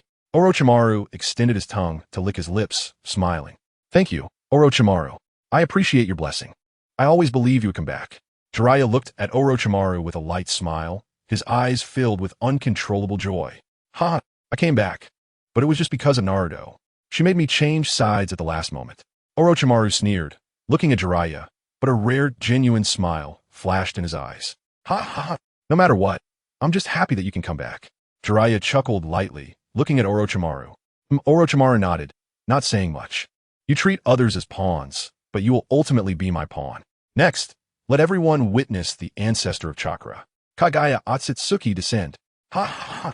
Black Zetsu shouted, slowly merging his body into Uchiha Madara's.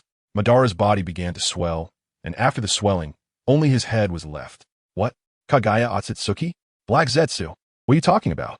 Uchiha Madara felt disbelief and some surprise, looking at the changes in his body, unable to do anything and no longer resisting. Use your body to summon the ancestor of chakra. Ha! This is also your good fortune, Uchiha Madara. Black Zetsu chuckled, looking at Madara with a smile. Boom. Hashirama, did I really make a mistake?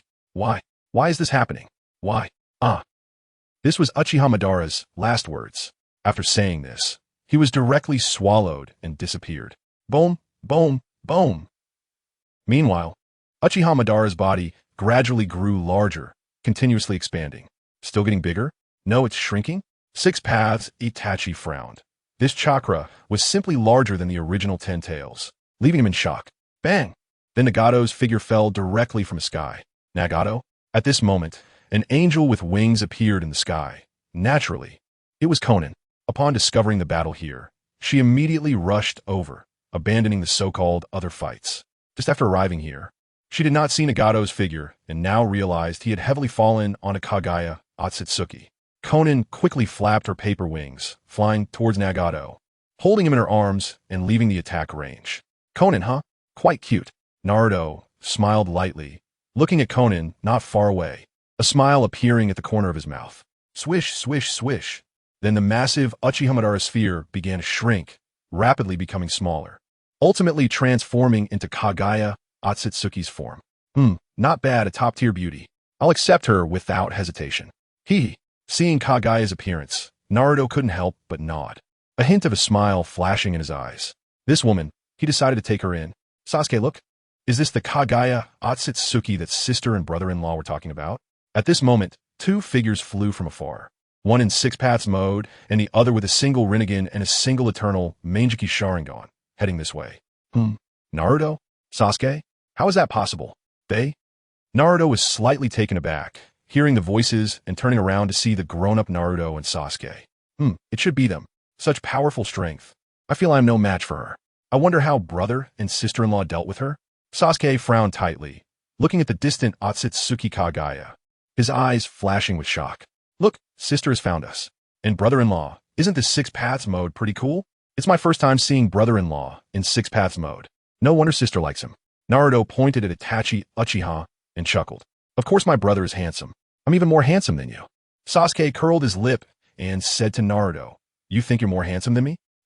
How could you be more handsome than me? I'm definitely more handsome. Naruto pointed at Sasuke, grumbling. What's this? 6 paths Itachi looked a bit surprised, suddenly sensing 2 familiar chakras. Turning his head, he saw the grown-up Naruto and Sasuke. his eyes flashing with disbelief. Naruto? Sasuke? How did you grow up? Wolfing Minako appeared beside Naruto and Sasuke, looking somewhat astonished. Hee, sister, I came over riding a turtle. That turtle can take people through time. You told me that. Naruto grinned foolishly. Chapter 235, Time-Space Artifact Plow. Sasuke and I secretly took the turtle. Wanted to see this world-shaking battle, and then we came here. Are you fighting Otsutsuki Kagaya? Such immense power. I feel a rush of blood. Naruto chuckled at wolfing Minako, realizing they had secretly taken the plow to this world. So it's the plow of the Otsutsuki clan? I see. What do you want to do? Want to participate in the battle? Your strength has indeed increased quite a bit. But to defeat Kagaya, it's still very difficult without the help of others. You want to give it a try, right? Wolfing Minako smiled lightly, looking at Sasuke and Naruto. Although they hadn't been granted the ultimate powers of Yin and Yang by the Six Paths, both of them had the ultimate powers of Yin and Yang within them, greatly enhancing their strength. They were equivalent to coming from the future. Both the future and the past exist, just in different planes. And everything that has happened will always exist. This is different from a parallel world. It is actually the same world but different times. Their future selves passed the ultimate powers of Yin and Yang to Naruto and Sasuke, significantly boosting their strength.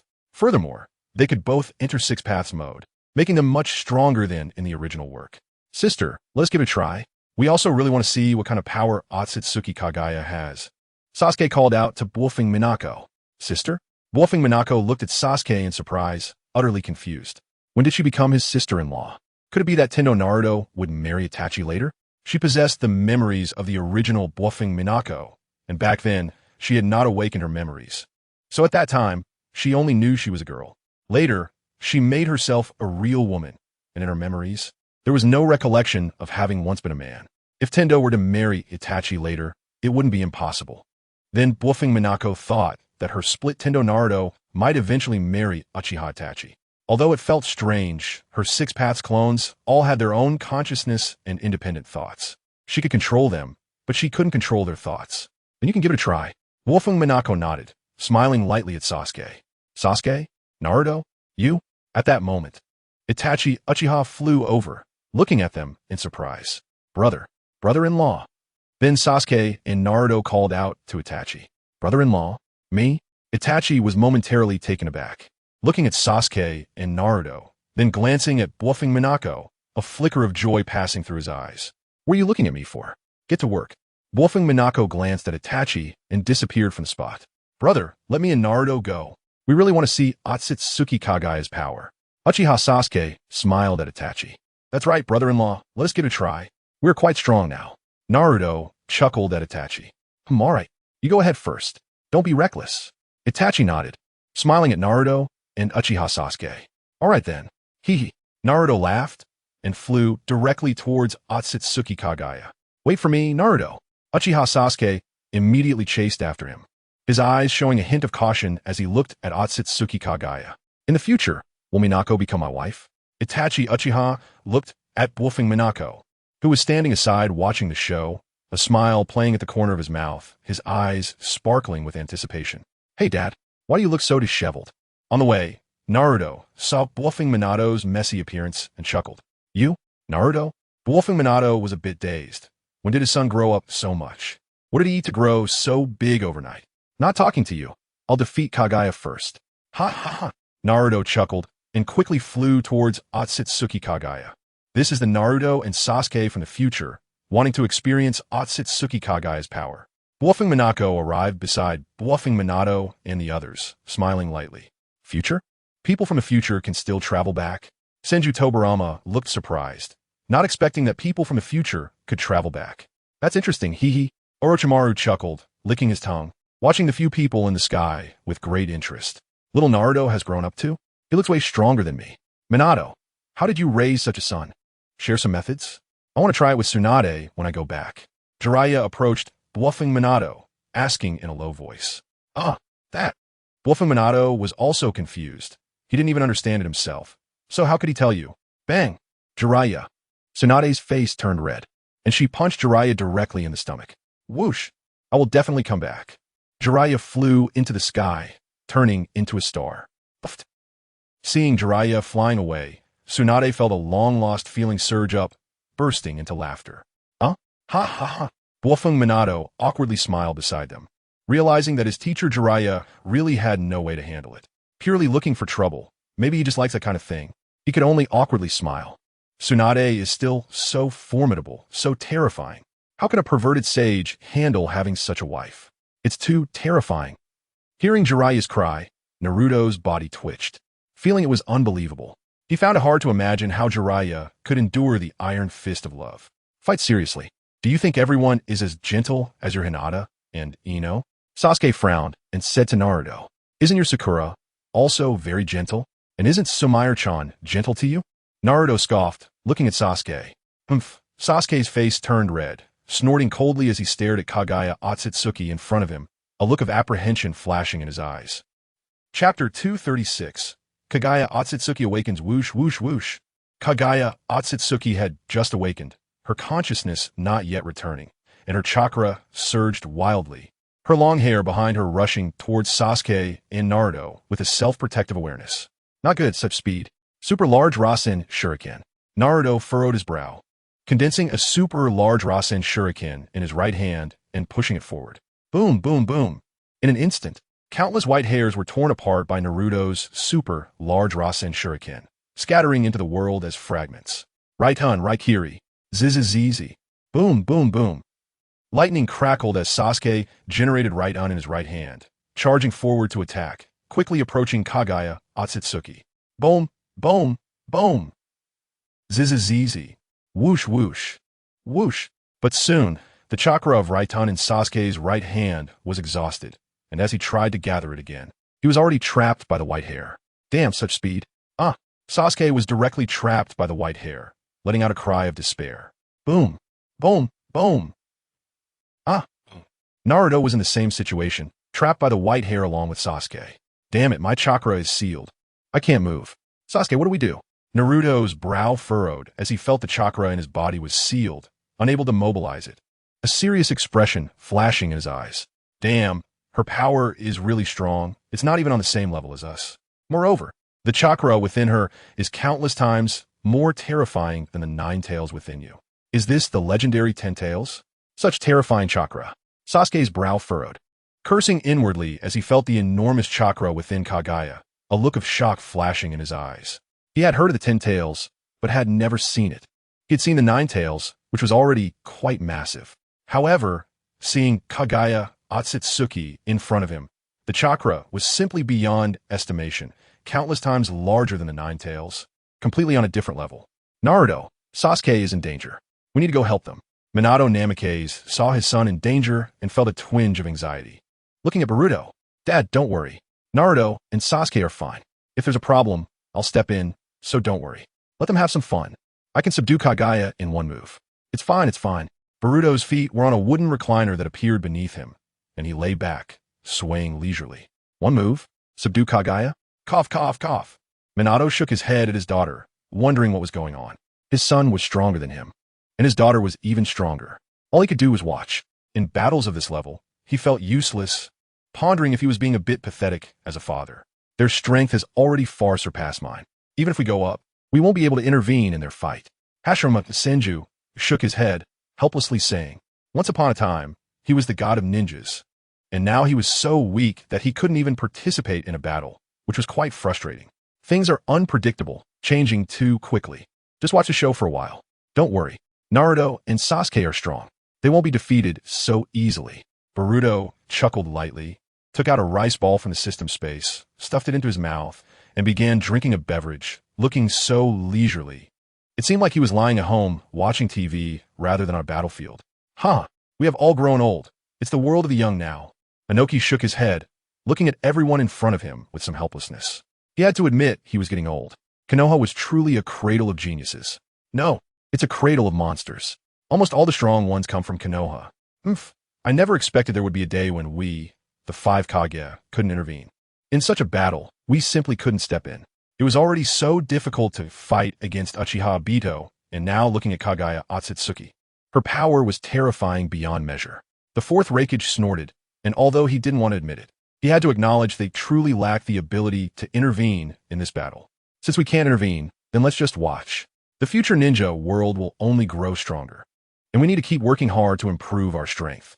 Otherwise, if we are surpassed by these kids, we, the 5 Kage, will really be embarrassed. Kagami May smiled brightly, her beautiful eyes fixed tightly on the battle in the sky. Yeah, the speed is too fast. Even with such a kid's light and heavy rock technique. My san can't keep up with this woman's speed. We can only watch. Perhaps later we can help a bit. Raza nodded, looking at everyone and smiling. Raza had changed quite a bit. It was time to send Gaara back. After that, with peace in the ninja world, there would be no need for battles. Letting him return to his family was also a good thing. Boruto looked at Raza and chuckled, unable to help but think. Tsunade, you were too heavy-handed just now. Luckily my physique is strong. Otherwise, you wouldn't have seen me again.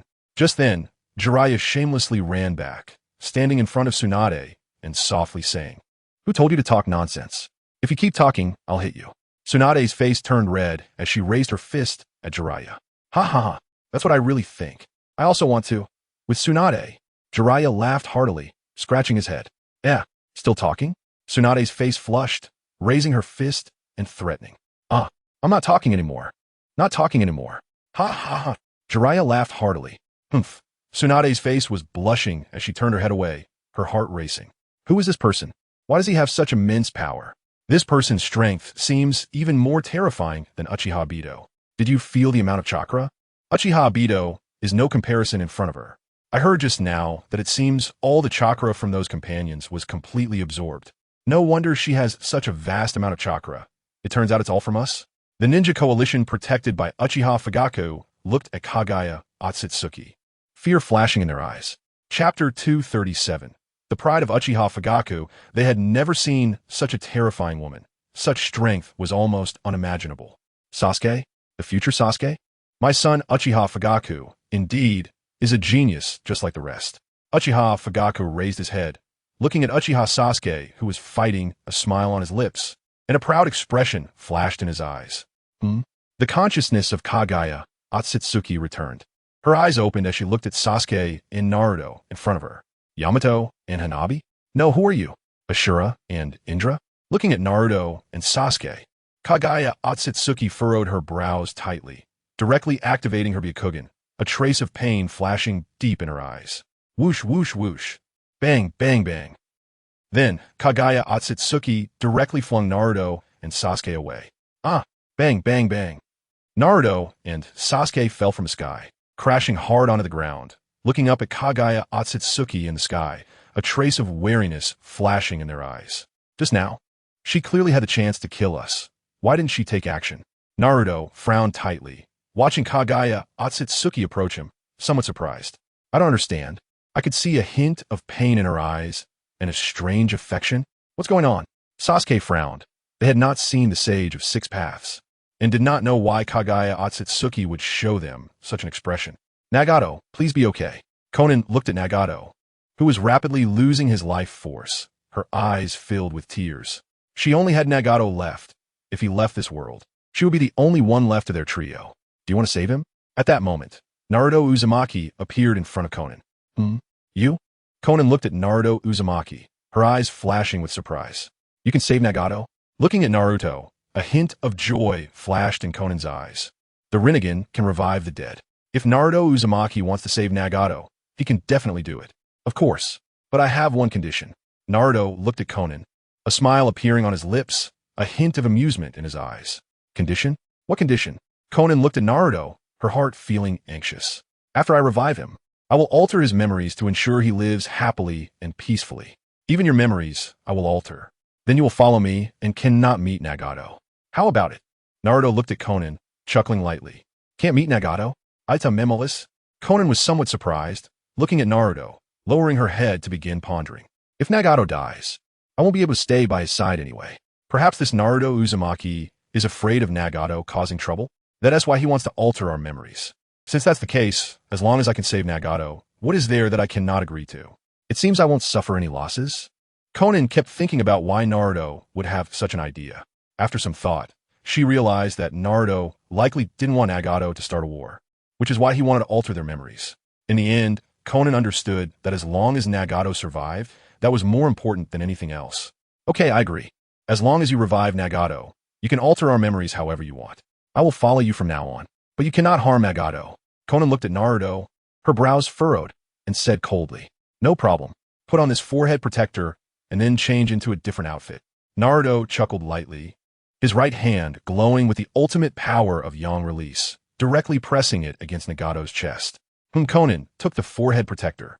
It was the forehead protector of the ninja allied forces, and she took off her Akatsuki outfit, revealing her fair skin, underneath wearing a black chipao vest. Cough, cough, cough. Before long, Nagato's breath slowly recovered. The life force that was draining stopped, and his life force began to recover rapidly. Then, Naruto directly altered Nagato's memories, deleting all his painful experiences, including his parents' deaths. He changed the time of his parents' deaths to the Fourth Great Ninja War, which was this battle.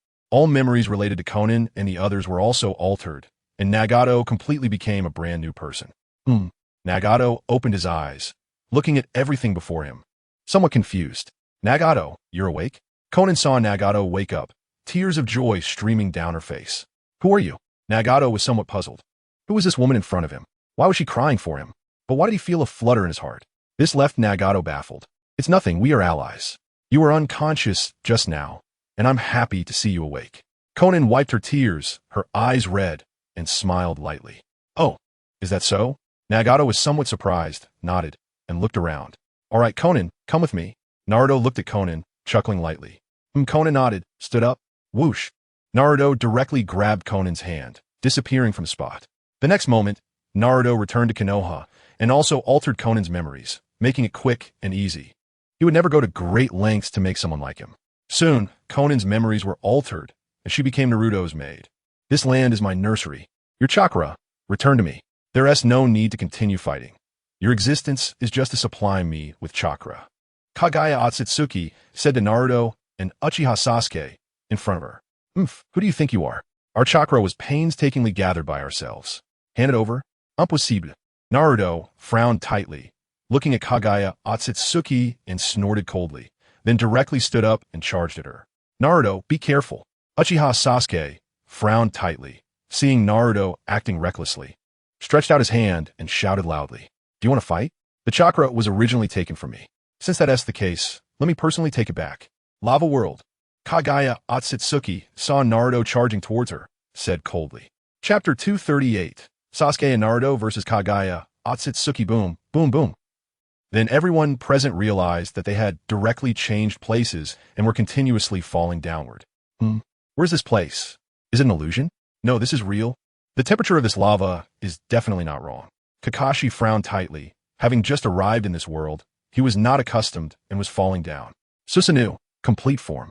Then Kakashi directly activated the complete form of Susanoo, stabilizing his position. Whoosh, whoosh, whoosh. The fourth Raikage and the others were enveloped within, preventing them from falling into the lava and being incinerated. Where's this? Is it lava? Inoki frowned tightly, hovering in the air, looking at the lava below, deep in thought. Whoosh, whoosh, whoosh. The several truth-seeking balls behind Six Paths, Itachi, transformed into discs, catching several people, while he and his 6 truth-seeking clones floated in the air. Where's this? Naruto suddenly lost his balance and fell from the high altitude, a bit surprised. "You idiot, can't you fly?" Uchiha Sasuke said coldly when he saw Naruto falling. "Oh right, I forgot, ha ha ha." Naruto steadied himself and smiled foolishly at Uchiha Sasuke. Idiot. 6 Paths mode. Uchiha Sasuke snorted coldly and activated his own 6 Paths mode. Boom, boom, boom. Sasuke's 6 Paths mode was different from others, radiating a purple-black light all over. It was somewhat similar to Naruto's golden chakra exterior, just a different color. Whoosh, whoosh, whoosh. Then, a truth-seeking ball formed behind Sasuke, and a black sword made of yin-yang release appeared in his right hand. A large black 3-tomo Sharingan appeared on Sasuke's forehead, resembling the 3-tomo design, and more tomo began to manifest on his clothing, on his chest and back. 6 Paths chakra? It seems like you're not using it to its full potential. Hand it over to me. All power should belong to me. Whoosh, whoosh, whoosh. Tsutsuki Kagaya saw Naruto and Uchiha Sasuke floating in the air, activating their 6 Paths mode, and snorted coldly. Then, her long hair transformed into thousands of strands and shot directly toward Naruto and Sasuke. Sasuke frowned tightly, and the truth-seeking ball flew out, transforming into a disc to block the incoming thousands of strands. Clang, clang, clang. Boom, boom, boom. Kagaya's strands seemed endless, continuously shooting forward, and a black hole appeared on her right side as her hand plunged into it. Buzz! Then, a black hole appeared behind Sasuke, and a pale arm emerged from it. Sasuke, be careful. Sage Art, super-tailed beast Rasengan. Naruto, since the crisis, looked back, his pupils constricting, and a large-tailed beast Rasengan appeared at his right hand, smashing toward the black hole behind him. Kagaya saw the threat from Naruto's attack, and immediately retracted her hand. Everything belongs to me. I will once again absorb all chakra back into my body. 80 Gods Vacuum Attack. Then Kagaya charged quickly toward Naruto and Sasuke, a torrent of chakra surging out, transforming into countless white fists aimed at Naruto. Not good, Sasuke move. Naruto saw Kagaya's attack and felt the Nine Tails chakra surging wildly within him, directly clashing with her. Boom, boom, boom. Naruto felt Kagaya's terrifying power. Her terrifying chakra and the rapidly moving fists made him feel overwhelmed. Sasuke, I can't hold on much longer. Get ready. While clashing with Kagaya, Naruto whispered to Sasuke. Sasuke nodded, looking at Kagaya with a serious expression. Such chakra output was reckless and simply extravagant. Boom, boom, boom. Boom, boom, boom. As the two clashed, the entire lava world began to boil, with violent explosions constantly occurring. What terrifying power, what terrifying chakra. Kakashi frowned, observing everything before him. Obito, do we have a chance? Should we sneak attack from behind? Kakashi looked at Obito, his expression grave. No, Kagaya's speed is too fast. My Kimui can't keep up, unless someone can restrain her. Uchiha Obito frowned tightly, sensing Kagaya's terrifying speed. His Kamui was too slow to keep up. This isn't the Ten Tails, which almost stands still and is massive, hitting every target. Against Kagaya, whose speed surpasses everyone, I can't intervene at all. Damn it, I've tried so hard, but in the end, I still can't help. Kakashi frowned, watching Sasuke and Naruto fight, while feeling frustrated about being unable to assist. Obito, Kakashi, don't worry too much. I see that Itachi and Naruto haven't made a move. There must be a deeper meaning behind it, right? Otherwise, the four of us together could definitely deal with Kagaya. Let's just watch for now. Noara Rin smiled at the two, telling them not to worry. However, Kakashi thought, what if Naruto and the others were defeated? What if Naruto and Itachi couldn't handle Kagaya? Kakashi frowned, knowing that the chakra Kagaya possessed was the largest he had ever seen, even surpassing Naruto's. But what Kakashi didn't know was that Naruto had infinite chakra, an inexhaustible supply. Although the Nine Tails was said to have infinite chakra, it merely recovered quickly. The same went for the Ten Tails. It was just larger and recovered faster than the Nine Tails. But Naruto's chakra was truly infinite. It wouldn't deplete. And as soon as he used some, it would be replenished immediately. While the amount stored in Naruto's body was fixed, the chakra within him would never run out.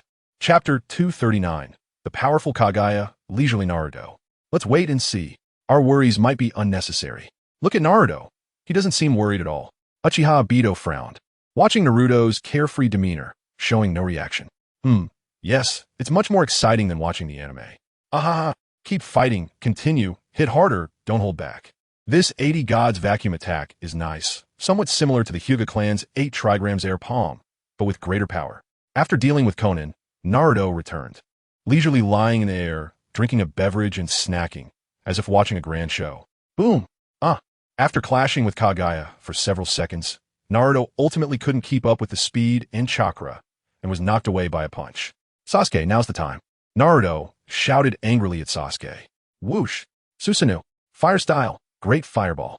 Uchiha Sasuke frowned, nodded, activated Susanoo, and then pulled back his bow, shooting an arrow at Kagaya. Truth-seeking ball, heavenly hand. Whoosh! Following his arrow, the truth-seeking ball flew out from behind Uchiha Sasuke. The truth-seeking ball was incredibly fast, quickly approaching Kagaya. Heavenly hand. Then, the Rinnegan in Sasuke's left eye flickered with purple light, and he disappeared from his original spot, replacing the truth-seeking ball that had flown out. Slash. Appearing above Kagaya, Uchiha Sasuke transformed into a complete body Susanoo, raising his dual blades to strike down at her. Whoosh! At the same time, the arrow Sasuke shot also struck directly at Kagaya's face. Whoosh, whoosh, whoosh. Kagaya Otsutsuki was covered in chakra, not even lifting her eyelids. Her right hand raised, and her left hand stretched forward. Boom, boom, boom. Such a simple action caused the arrow shot by Sasuke Uchiha to melt right in front of Kagaya. Even Sasuke's Susanoo began to gradually melt. I can't stop. Meanwhile, Naruto was flipping in the air, unable to stop at all. Bang, bang, bang.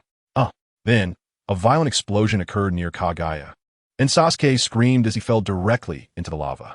Sasuke, damn it, stop. Naruto saw Sasuke being knocked away, his heart burning with anxiety, and he roared, but couldn't he stop? Whoosh, whoosh, whoosh. Bang. Sasuke fell directly into the lava, splashing countless molten rocks like a tsunami. Sasuke? Kakashi was momentarily stunned, watching as Sasuke fell into the lava, his pupils constricting. Cough, cough, cough. Almost died. Damn it. Sasuke slowly emerged from the lava, his entire body wrapped in the chakra fruit, revealing just his head. If it weren't for the chakra fruit, he would have been melted by the lava just now. Sasuke, I can't stop. Naruto was still flipping in the air, relieved to see Sasuke was okay. Idiot. Sasuke cursed under his breath, disappearing from his spot. Bang. Ouch. Finally stabilized. Sasuke, can you be gentler? My feet are almost broken from your pull. Naruto shouted at Sasuke, who had grabbed him. Idiot, fight seriously. Susanoo has no effect on her. We need to think of another way. Sasuke frowned tightly, looking at Kagaya, a serious expression flashing in his eyes. I know. His strength is very strong. How do my sister and brother-in-law deal with it? It's hard to imagine that he easily nullified our attacks. He is simply a freak. Naruto frowned, looking at Kagaya, a black rod appearing in his right hand. Whoosh, whoosh, whoosh. At that moment, a crack appeared behind Naruto and Sasuke, and then the space opened like movable bricks, creating a portal. Kagaya stepped out from the portal, reaching out her hand to grab Naruto and Sasuke. Not good. I can't move. But damn it, how could this happen? Naruto felt he couldn't move at all, shock flashing in his eyes as he looked at Kagaya, his body starting to tremble slightly. Damn it, how can this be? What kind of power is this? Why can't I move at all? Damn it, move. Sasuke roared, but his whole body couldn't move. Even the chakra within him stopped flowing. My children, return to your mother's embrace. Kagaya's eyes were filled with tears, flowing down uncontrollably. No, the chakra, it's being drained? Naruto felt his chakra rapidly depleting, a serious expression flashing in his eyes. My chakra is also draining at an alarming rate. Damn it. Sasuke also felt his chakra rapidly depleting. With every bit less, he felt his body weaken. Hey. Mother sees you too as if she sees her own children. Look at my mother, what a loving face. She is crying for you, showing how deeply you have hurt her. Although it wasn't done by you too, you are both reincarnations of the sons of the Sage of Six Paths. One is Indra, and the other is Ashura. Your father and uncle sealed their own mother, who is also your grandmother. Mother is a pitiful person. All the chakra in the world originally belonged to her. Yours is no exception. Black Zetsu possessed Sasuke and Naruto, laughing as he spoke. What father, what grandmother? My father is Minato Namikaze. Damn it, you're Black Zetsu, right? I've heard of you. Naruto shouted as he looked at his body being covered by Black Zetsu. Ha. Yes, why didn't he expect you to know about me? This is a very old story. While you are being drained of chakra, I will tell you about it. Originally, Mother ended the war. Then Black Zetsu began to introduce the history of Kagaya Otsutsuki to Naruto and Sasuke. Chapter 240. Another ability of Itachi Uchiha's Rinnegan. What? You mean, Sasuke and I are the reincarnations of the Sage of Six Paths sons? So, Kagaya is our grandmother? How is that possible?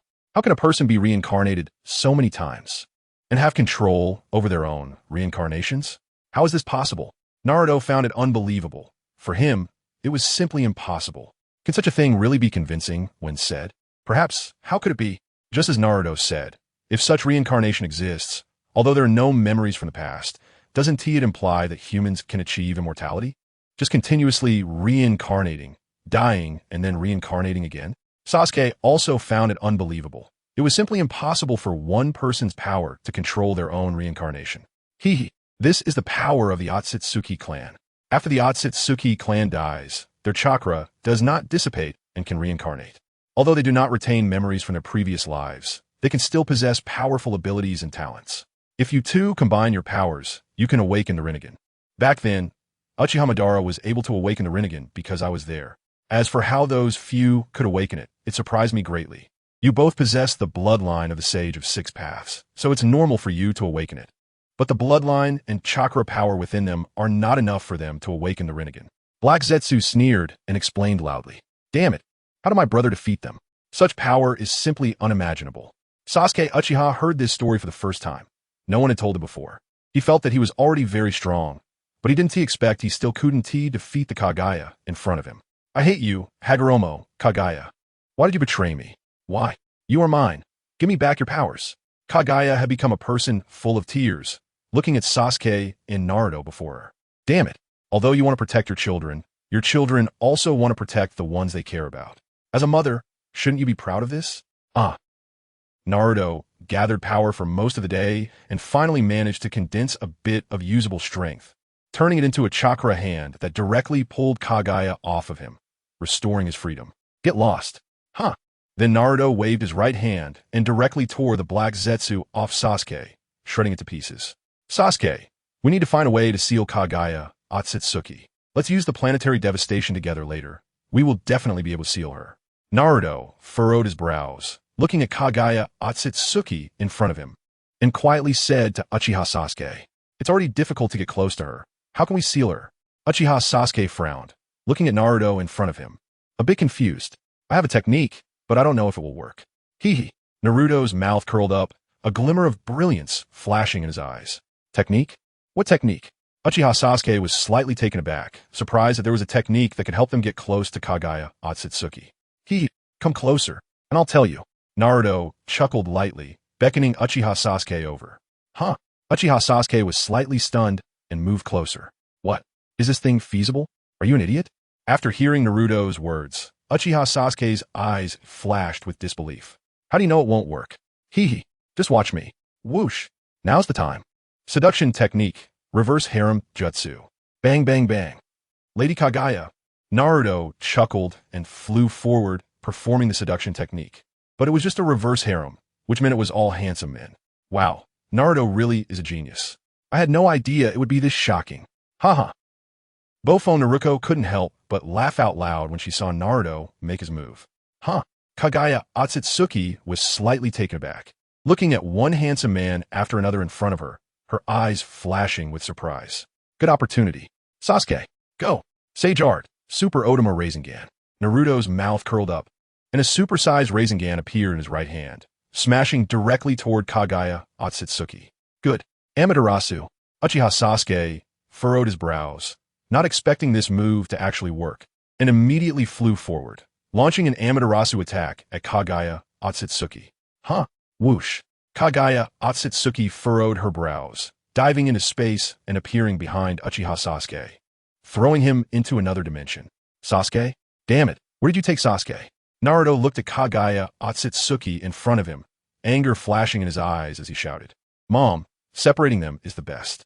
As long as this is the case, they won't be able to seal Mom. Black Zetsu, hiding in Kagaya Otsutsuki's sleeve, said with a laugh.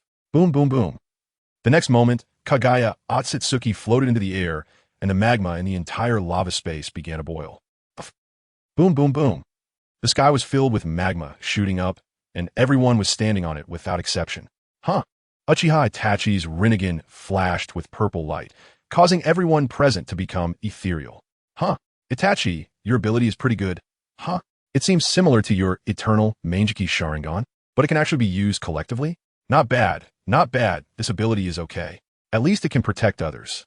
Naruko sensed something unusual, watching the magma pass through her body, slightly stunned, then looked at Uchiha Itachi and chuckled. This ability can be considered an enlarged version. Uchiha Itachi smiled at Naruko. Not bad, not bad. Naruko nodded and opened a bag of chips to eat. Can Naruto and Sasuke really do it? Their strength is completely on a different level from Kagaya Otsutsuki. Uchiha Itachi looked at Naruko with some confusion and asked, it should be fine, right? If there's a problem, we'll talk about it then. After all, they're just having some fun and practicing. It's nothing serious, nothing will happen. Naruko chuckled lightly, focusing on the battle. Chapter 241. The Seed of the Divine Tree? The Pure Eyes of Reincarnation? Ding! Mission triggered. Subdue Kagaya Otsutsuki and make her let go of her hatred. Reward. 1 divine tree fruit, 1 seed of the original tree. At this moment, The system's voice appeared in withProphecy's mind. Divine tree fruit? Seed of the original tree? I've never eaten a divine tree fruit. If I eat one, my strength will definitely increase dramatically. But what is the seed of the original tree? Is it the mother tree of the divine tree? Naruko was slightly stunned, not expecting this mission to directly give her a divine tree fruit. Not only did it give her a divine tree fruit, but it also gave her a seed of the original tree. This is simply a super big gift package. Seed of the original tree. The mother tree of the divine tree blooms every 1,000 years, bears fruit every 3,000 years, with 10 fruits produced at a time. Once the fruits mature, they must be picked within a day. Otherwise, they will be reabsorbed by the original tree and wait another 4,000 years to bear fruit. The divine tree fruit possesses a power that surpasses that of the divine tree fruit and can awaken the legendary pure eyes of reincarnation. The pure eyes of reincarnation is a fusion of the Rinnegan and the pure eyes, possessing the powerful abilities of gods and demons, and is the ultimate evolution of the three eye types, the Nine-Tails Rinnegan, the Rebirth Eye, and the Pure Eye. Note, it cannot be awakened just by consuming it. Everything depends on chance. Hiss, pure eyes of reincarnation? What is that? A combination of the pure eye and the Rinnegan? The Rinnegan refers to controlling life and death. I'm not too clear about the abilities of the pure eye. It seems that at least one member of the Otsutsuki clan can awaken this supreme eye. No wonder the Otsutsuki clan has been able to dominate the universe for countless years. The original tree, I'm really looking forward to it. Naruko gasped. This original tree is truly terrifyingly powerful, but as long as she completes the mission, she will be able to obtain the seed of the original tree. Then, waiting a few 1,000 years, wouldn't she be able to have a divine tree fruit? Not good. Whoosh, whoosh, whoosh. So hot, so hot. Naruto saw the magma beneath his feet and felt a wave of heat, quickly dodging. Throughout the entire process of Naruto dodging the attacks, Kaguya Otsutsuki did not move at all, seemingly indifferent to Naruto's life or death. She did not care whether he could withstand it, as if Naruto was just an ant in Kaguya Otsutsuki's eyes, toying with him at will. Shadow Clone Jutsu. Bang, bang, bang. Naruto furrowed his brows, dodging the magma and soaring into the air, immediately creating 4 shadow clones. Shuriken go. Then Naruto pulled out a giant shuriken from his back and threw it fiercely at Kaguya Otsutsuki. Whoosh, whoosh, whoosh. Bang. A gray bone appeared in Kaguya Otsutsuki's right hand, casually touching it, and the shuriken instantly turned to ruins. What a terrifying ability. Is this what my sister referred to as the bone of common destruction? As long as it is touched once, it will turn to ash? Good thing I didn't use my body to become the shuriken earlier, otherwise I would have died by now. Hiss. Indeed, a terrifying guy. How did my sister manage to defeat this terrifying Kaguya Otsutsuki? Naruto watched as the giant shuriken, created by a shadow clone, turned to ash. A look of shock flashing in his eyes. Although he had heard of the bone-destroying killing, he had never actually seen it before. Seeing it this time was truly shocking. He almost transformed into his true self, but thankfully he didn't. Otherwise, he wouldn't even know how he died. Whoosh, whoosh, whoosh. Kaguya Otsutsuki's hair transformed into countless thousands, shooting directly at Naruto. Supersized Rasengan.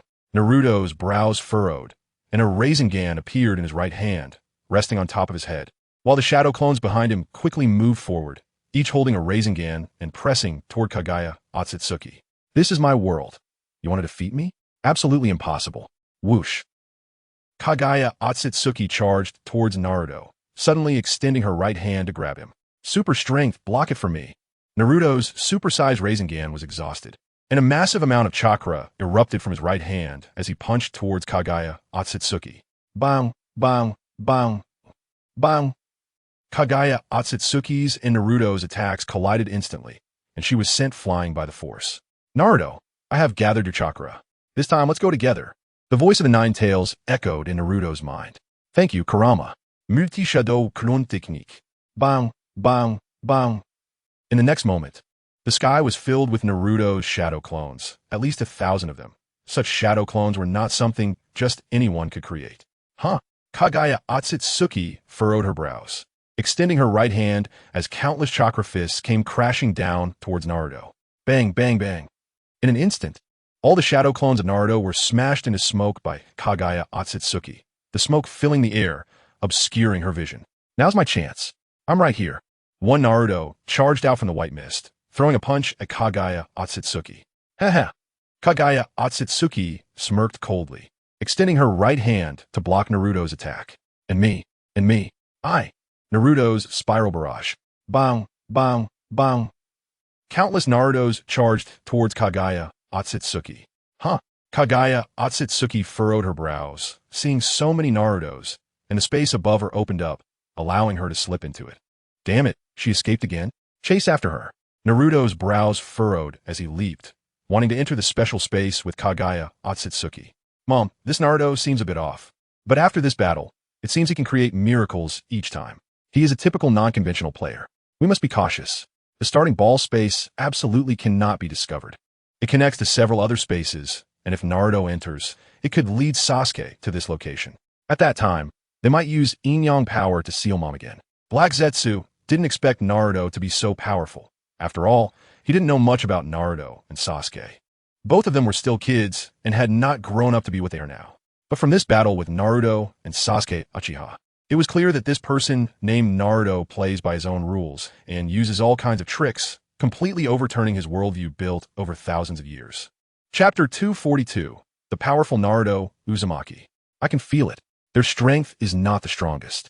The strongest is the Naruto Uzumaki from your memories. Her power shocks even me. Not only chakra, but also momentum. Even compared to the Otsutsuki clan's main family, it is not far off. Kagaya Otsutsuki furrowed her brows, a serious look flashing in her eyes. The main family of the Otsutsuki? Does Mom mean that we are not a match for Naruto Uzumaki? Black Zetsu was somewhat surprised, not expecting there to be enemies even his mother couldn't deal with. I created White Zetsu to combat the Otsutsuki main family. Their strength is formidable. Even I have no confidence in dealing with them. So I desperately created White Zetsu, hoping they could be of some use. If it weren't for the betrayal of Kagaya and Kagaya, White Zetsu's strength would have been even greater. Kagaya Otsutsuki shook her head, a dim look flashing in her eyes. Mom, what should we do now? If we can't defeat Naruto Uzumaki, killing Naruto and Sasuke Uchiha would be of no use, right? Black Zetsu was somewhat surprised, not understanding the matters of the Otsutsuki main family well. If even Kagaya Otsutsuki can't defeat Naruto Uzumaki, then what is there to fight for? I'm not worried about losing. She doesn't seem to have malicious intent towards me. I'm just worried that she might be one of the Otsutsuki clan. This means I have been discovered. Kagaya Otsutsuki shook her head and said calmly, Are the Otsutsuki clan really that powerful? Can they instill such fear in my mother? Black Zetsu was a bit taken aback. Are the Otsutsuki clan really that terrifying? Any member of the Otsutsuki main family is at least as strong as I am. They're even more powerful beings. They consume the fruits of the divine tree mother, and their chakra level is not something the Ten Tails can compare to. Sigh. Kagaya Otsutsuki sighed deeply, recalling the strength of the Otsutsuki clan, her eyes flashing with helplessness and anger. Mom, what should we do? Black Zetsu furrowed his brows, not expecting there to be such matters, leaving him feeling incredulous. Whoosh. No need to think too much. I am not a member of the Otsutsuki clan. On the contrary, I am here to help you. Just then, Naruto Uzumaki appeared in front of Kagaya Otsutsuki without her noticing. You? How did you get into my space? Kagaya Otsutsuki looked at Naruto Uzumaki, shock flashing in her eyes. Your space is nothing in front of me. I can come and go as I please. Isn't that right? Naruto Minato walked up to Kagaya Otsutsuki and chuckled lightly. Who exactly are you? Kagaya Otsutsuki looked at Naruto Uzumaki, frowning, and said coldly, Who am I? I'm a peace enthusiast. As long as you don't harm the ninja world, I can help you deal with the Otsutsuki clan. How about it? This deal sounds pretty good, right? Naruto Uzumaki looked at Kagaya Otsutsuki and smiled slightly. Just you? Your abilities are indeed strong, and your chakra is vast. But you have no idea how powerful the Otsutsuki clan is. Even if your chakra increases tenfold, you still won't be a match for the Otsutsuki clan. The Otsutsuki clan has existed for billions of years. Their foundation is not as simple as you imagine. There are countless experts. Even I can only be considered an ordinary strong person among them. Kagaya Otsutsuki shook her head, looking at Naruto Uzumaki and saying she didn't hold much hope for her. Really? Maybe your strength really isn't strong enough. But you shouldn't impose your own limitations on me. Your Otsutsuki clan only has chakra but lacks the most important thing, practical combat experience. Naruto looked at Otsutsuki Kagaya in front of him and chuckled lightly before instantly disappearing from his original spot. Whoosh! Ah! In the next second, Naruto appeared directly in front of Otsutsuki Kagaya, so fast that even she didn't sense any fluctuations, not even having time to react. Naruto's right hand had already grabbed Kagaya's black zetsu, pulling it directly out from her sleeve. How is this possible? I can't move? Shock flashed in Black Zetsu's eyes as he looked at Naruto, unable to believe it. Huh? Otsutsuki Kagaya was somewhat surprised. She hadn't felt any spatial fluctuations at all. This was in her own dimension. How could such a thing happen? Mommy, save me. After being unable to move, Black Zetsu's eyes filled with fear as he shouted loudly. Let him go, what do you want to do? Otsutsuki Kagaya's brows furrowed tightly, a serious look flashing in her eyes. You lack combat experience. You can't even unleash 1/10 of your original strength. This is also the main reason why your two sons sealed you. You, who only have chakra, have spent your whole life crushing opponents with it. This is why you will never understand the terror of combat tactics. I just want to tell you that in my hands, you're no different from an ant. The other Otsutsuki clan members will end up the same. Don't you want to see my strength? Isn't this a demonstration for you? Naruto extended his right hand, lifting Otsutsuki Kagaya's delicate chin, the corners of his mouth curling up, a wicked smile flashing in his eyes. How could this child's strength be so terrifying?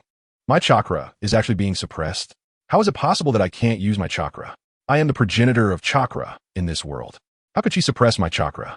What a terrifying little one. Otsutsuki Kagaya looked at Naruto, shock flashing in her eyes. She never expected that one day she would have her chakra suppressed by someone else, rendering her unable to use it. So fragrant.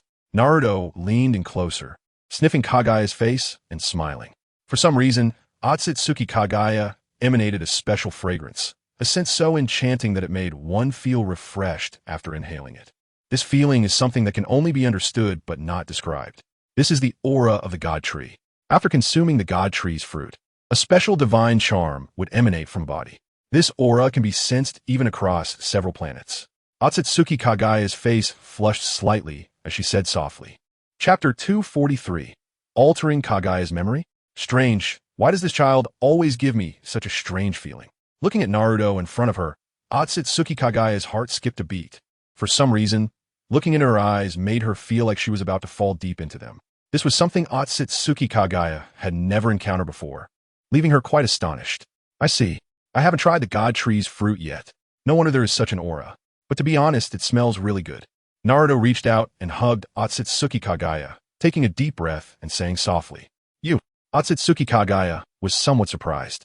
The Naruto in front of her looked like a girl, but she didn't look like a girl at all, yet she could make her heart tremble slightly. You are afraid of the Otsutsuki clan coming back for revenge.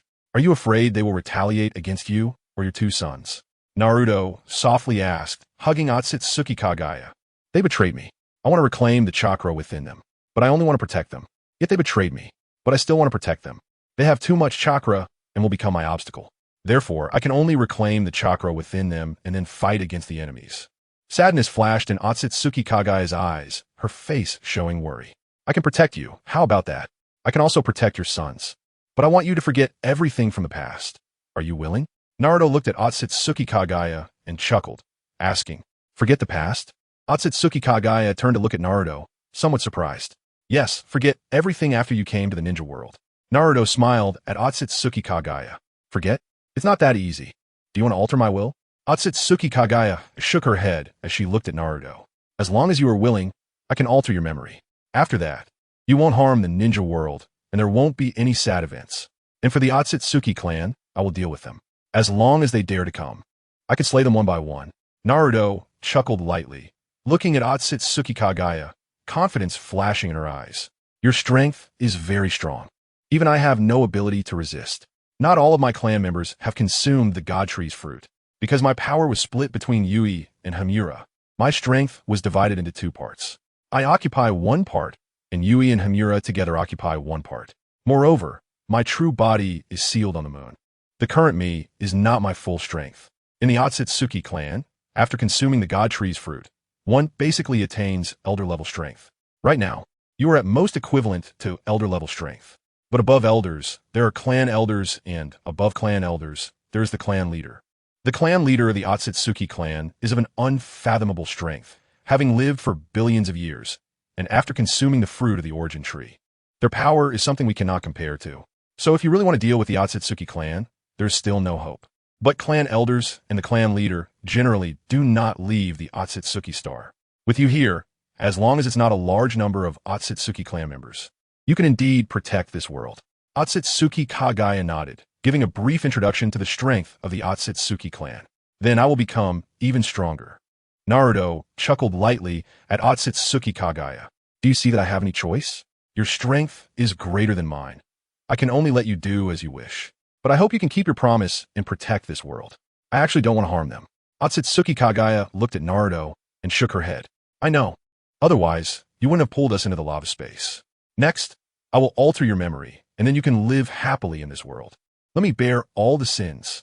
Naruto looked at Otsutsuki Kagaya with a smile, a hint of amusement in her eyes. Mommy, Black Zetsu couldn't move at all. He originally had no ability, and now being confined by Naruto, he couldn't move at all. Just a puddle of black water calling out on the ground, but it was futile.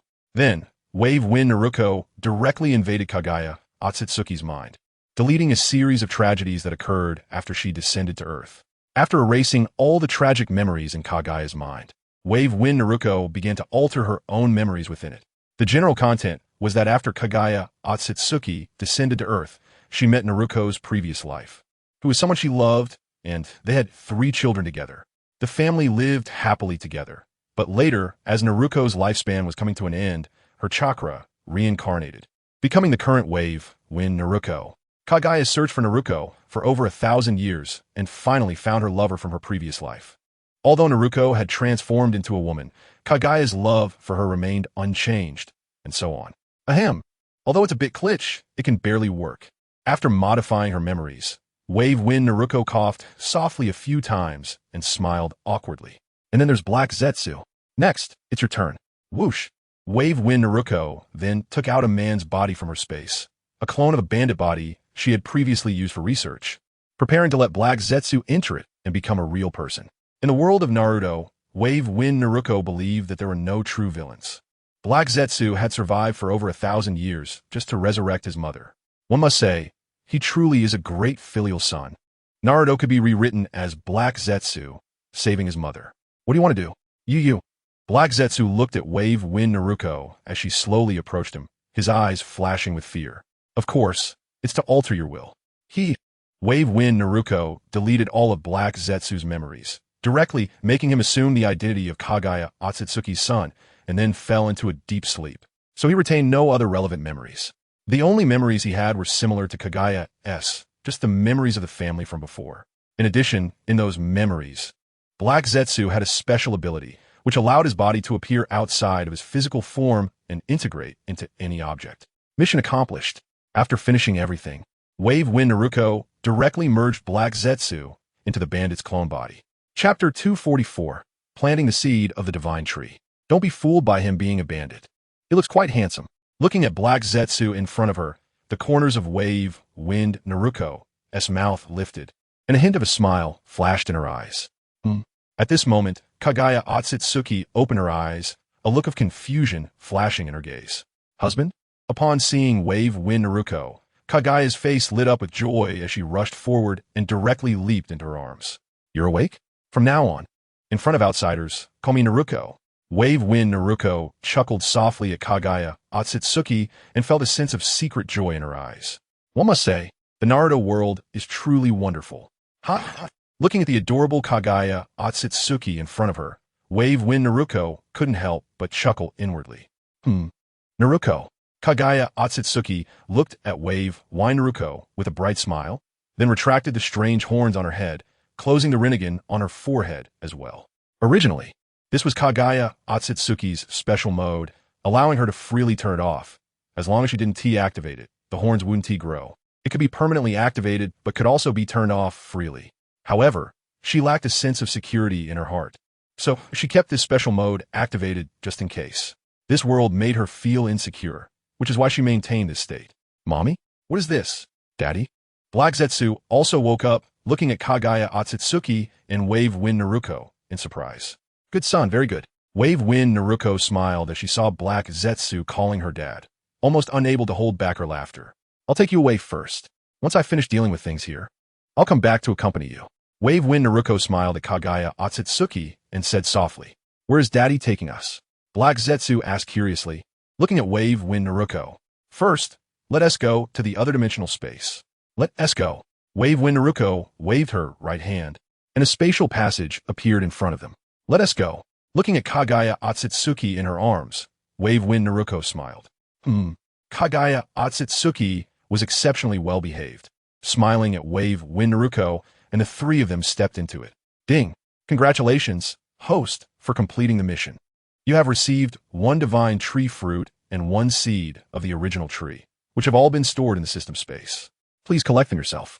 As Wave Wind Naruko took Kaguya Otsutsuki out of the spherical space, the system directly prompted that the mission was completed and placed the rewards in the system space. Wave Wind Naruko could enter any space and randomly selected one. This world was similar to the original ninja world, with flowers, trees, land, oceans, deserts, and so on. The purpose of coming here was to plant the seed of the original tree.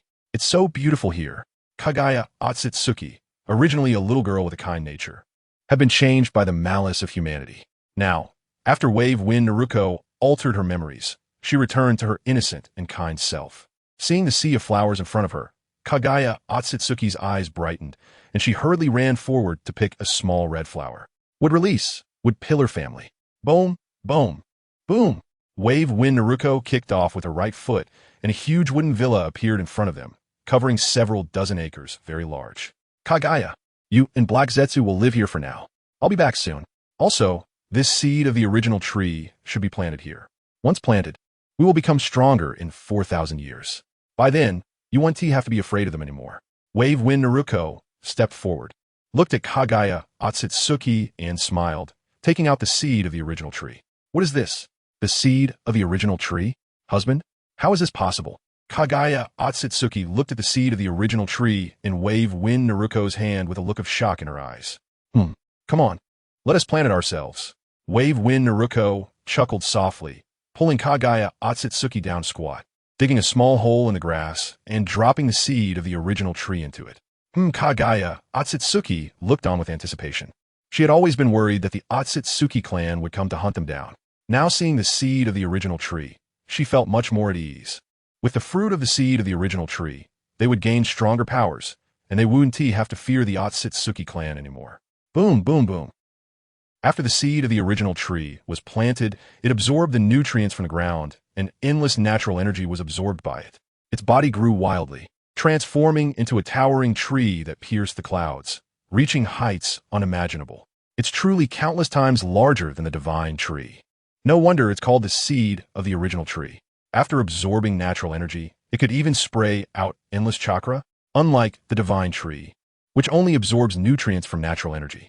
This original tree, after absorbing the natural energy of heaven and earth, would transform it through itself and spray out chakra. After the chakra combined with natural energy, it transformed into sage chakra, nourishing the land.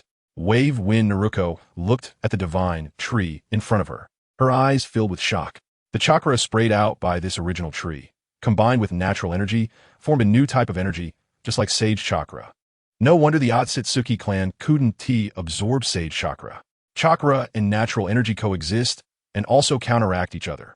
When the Otsutsuki clan is filled with chakra, they cannot absorb natural energy into their bodies because they can only contain chakra. If the ancestor of the Otsutsuki clan was the first to consume the fruit of the god tree, then all subsequent descendants inherited chakra. They worship chakra and disregard other forms of energy. They cannot sense the existence of sage chakra, which leads the Otsutsuki clan to crazily plant god trees in other worlds, solely to obtain more god tree fruits and the chakra within them. Naruto Uzumaki sensed the combination of countless chakras and natural energy, forming sage chakra. Here, there is no need to gather sage chakra. It can be taken at will, leaving Naruto in shock. No wonder the Otsutsuki clan is so powerful. This god tree truly lives up to its name. Looking at the towering tree before him, Naruto smiled slightly, a glimmer of joy passing through his eyes. Husband, this is definitely the god tree. We will soon have endless power and no longer need to live in fear. Kaguya Otsutsuki looked at the towering tree, her eyes filled with surprise, tightly hugging Naruto, her heart full of joy. I will protect you well from now on. Naruto chuckled, looking at the innocent Kaguya Otsutsuki, feeling that such a woman was truly a pity. However, following him in the future would bring her happiness. Yes, I've always believed. Kaguya smiled at Naruto. All right, you stay here. I'll be back shortly. Naruto chuckled lightly, speaking to Kaguya. Okay. Kaguya nodded. Swish. Naruto then disappeared from his spot. When he reappeared, he was back in the god sphere space. Would clone. Transformation technique. Naruto created a would clone and transformed it into Kaguya's appearance. Now, let us quickly finish the battle. He chuckled lightly at his would clone. Yes. The Kaguya, Tsutsuki nodded and immediately entered the space, returning to the lava space. Where did she go? Damn it. I can feel Sasuke's chakra. But I don't know where he is. Naruto looked at the disappearing Kaguya, a serious expression flashing in his eyes. He could clearly sense Uchiha Sasuke's chakra, but couldn't see him. Buzz! At that moment, a black hole appeared, and Kaguya Tsutsuki appeared. Back again? Naruto looked at Kaguya with surprise in his eyes. Alright, Naruto. The battle is almost over. No need to wait any longer. There are many people outside who need rescue. We played enough. Naruto appeared beside Naruto, chuckling lightly. Sister? Naruto's face lit up with joy upon seeing Naruto. It's time to end this. Swish. Naruto smiled at Naruto, waving his right hand as a black hole appeared, revealing Uchiha Sasuke inside. Sasuke, come back. Naruto shouted loudly upon seeing Uchiha Sasuke. At that moment, Sasuke, who was in a desert, suddenly heard Naruto's call, turned around, and saw a space teleportation portal, immediately running over. Naruto, sister-in-law, Uchiha Sasuke, entered the teleportation portal, looking at Naruto and shouted, It's time to end this. You two step back. Naruto chuckled lightly, smiling at the two in front of him. Yes. Uchiha Sasuke and Naruto exchanged glances and immediately flew back. 6 paths, Super Earth Explosion Star. Naruto's brows furrowed tightly as an immense power impacted Kaguya Tsutsuki no. Kaguya Tsutsuki roared. Boom, boom, boom. Suddenly, the space where everyone was collapsed, and they fell into the god sphere space, where the ground cracked and turned into countless fragments rushing toward Kaguya Tsutsuki. Kaguya Tsutsuki continuously screamed in agony, being condensed into the sky. Wow, so big? Bigger than the moon? Is this my sister's power? Naruto looked at the continually enlarging sphere in shock. Even if Naruto and I work together, we can't achieve such a size. The ground in this space is completely cracked, turning into this giant seal. Such powerful strength. No wonder my brother chose this woman. Uchiha Sasuke stared at the enormous moon, his eyes wide, muttering to himself. Naruto, I didn't expect you to act so quickly. But it seems that this Kaguya Tsutsuki is a bit different. Uchiha Itachi arrived beside Uchiha Sasuke and the others, chuckling lightly. Is that so? Maybe. As long as it's sealed. You bring them back. I'll head back first. I need to see if those trapped by the god tree have been rescued. Naruto chuckled lightly, as Itachi seemed to sense something but didn't explain and disappeared from his spot. All right. Itachi nodded, looking thoughtfully at the giant sphere in the sky. Let us go. 4th Hokage, please come this way. I'll take you away. Itachi smiled lightly at the crowd present. Okay. All right, brother. Finally, it's over. We won this battle. If it weren't for them, we might not have survived. Indeed, I didn't expect there to be such strong individuals in this world. We need to keep working hard. Let us go. Don't think too much. The 5 Kage and everyone present chuckled lightly and immediately walked towards Uchiha Itachi. If that is the case, then let us end this. Naruto smiled as he returned to the ninja world, appearing beneath the god tree, placing his right hand on the god tree and directly absorbing it into his body. Boom, boom, boom. Then the blood moon in the sky disappeared, returning to normal, and the god tree was quickly absorbed by Naruto, while everyone trapped by the god tree fell to the ground and revived. Everything would come to an end. It would take many years for the Tsutsuki to arrive. As for Ishiki, he would have to wait until he showed up to deal with him. Finally, they could live a few days of peaceful life. Hee. Naruto looked at all those who had been captured and revived, a smile appearing in his eyes. Is the battle over? It seems I won't be needed anymore. Ashura and Indra's reincarnations are still young, and such things have already happened. Luckily, it was a close call. Hee. In a certain place in the ninja world, the sage of 6 paths sat cross-legged in the void, watching as the blood moon disappeared and everyone was revived. A smile appeared on his lips, and a glimmer of joy flashed in his eyes. Old man 6 paths, why are you still alive? Uzumaki Naruko appeared in front of the sage of 6 paths, looking somewhat puzzled. This little kid, Your strength is surprisingly strong? The Sage of Six Paths was somewhat astonished as he looked at Uzumaki Naruko, shock reflected in his eyes. I see. Transforming yourself into the Six Paths? It seems that the Pure Land was created by you, old man. To be able to let all souls enter the Pure Land.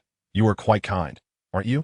Uzumaki Naruko noticed a strange aura of death emanating from the Sage of Six Paths and nodded in agreement. Chapter 246, Meeting Uchiha Izumi. Little kid, your strength is indeed formidable.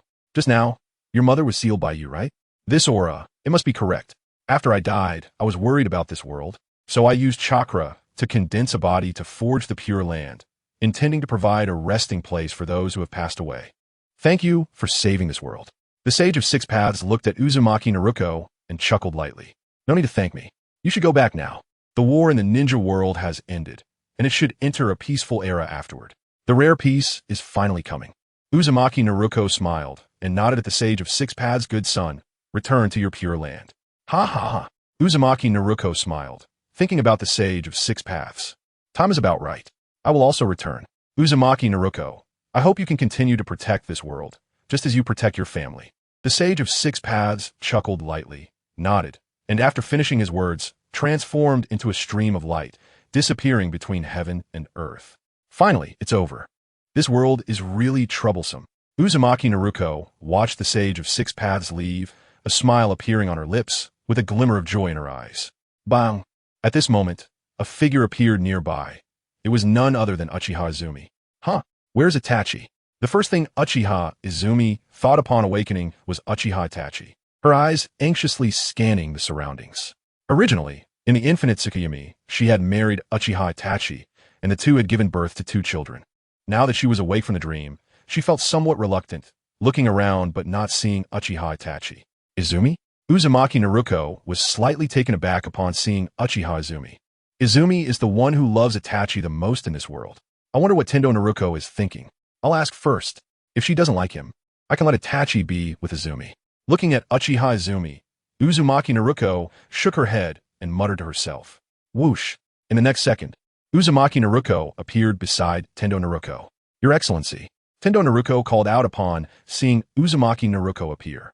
Tendo, how do you feel about Uchiha Itachi? Do you like him? Uzumaki Naruko asked Tendo Naruko. Like? What are you talking about? Although I like handsome guys, Itachi is my little brother. I only feel care for him. Just like Naruto, he is the kind of brother to me. I don't even know who I like. But I know you like women. I think my thoughts have been influenced by you a bit. Although I don't know what you're thinking, I really don't like men. Liking both men and women is somewhat average. I want to become a pervert, right? Liking both men and women? Tendo Naruko frowned, tilting her head and speaking lightly. After speaking, she looked at Uzumaki Naruko and retorted. Ah, what do you mean? What did I do anything to you? Liking is liking. Not liking is not liking.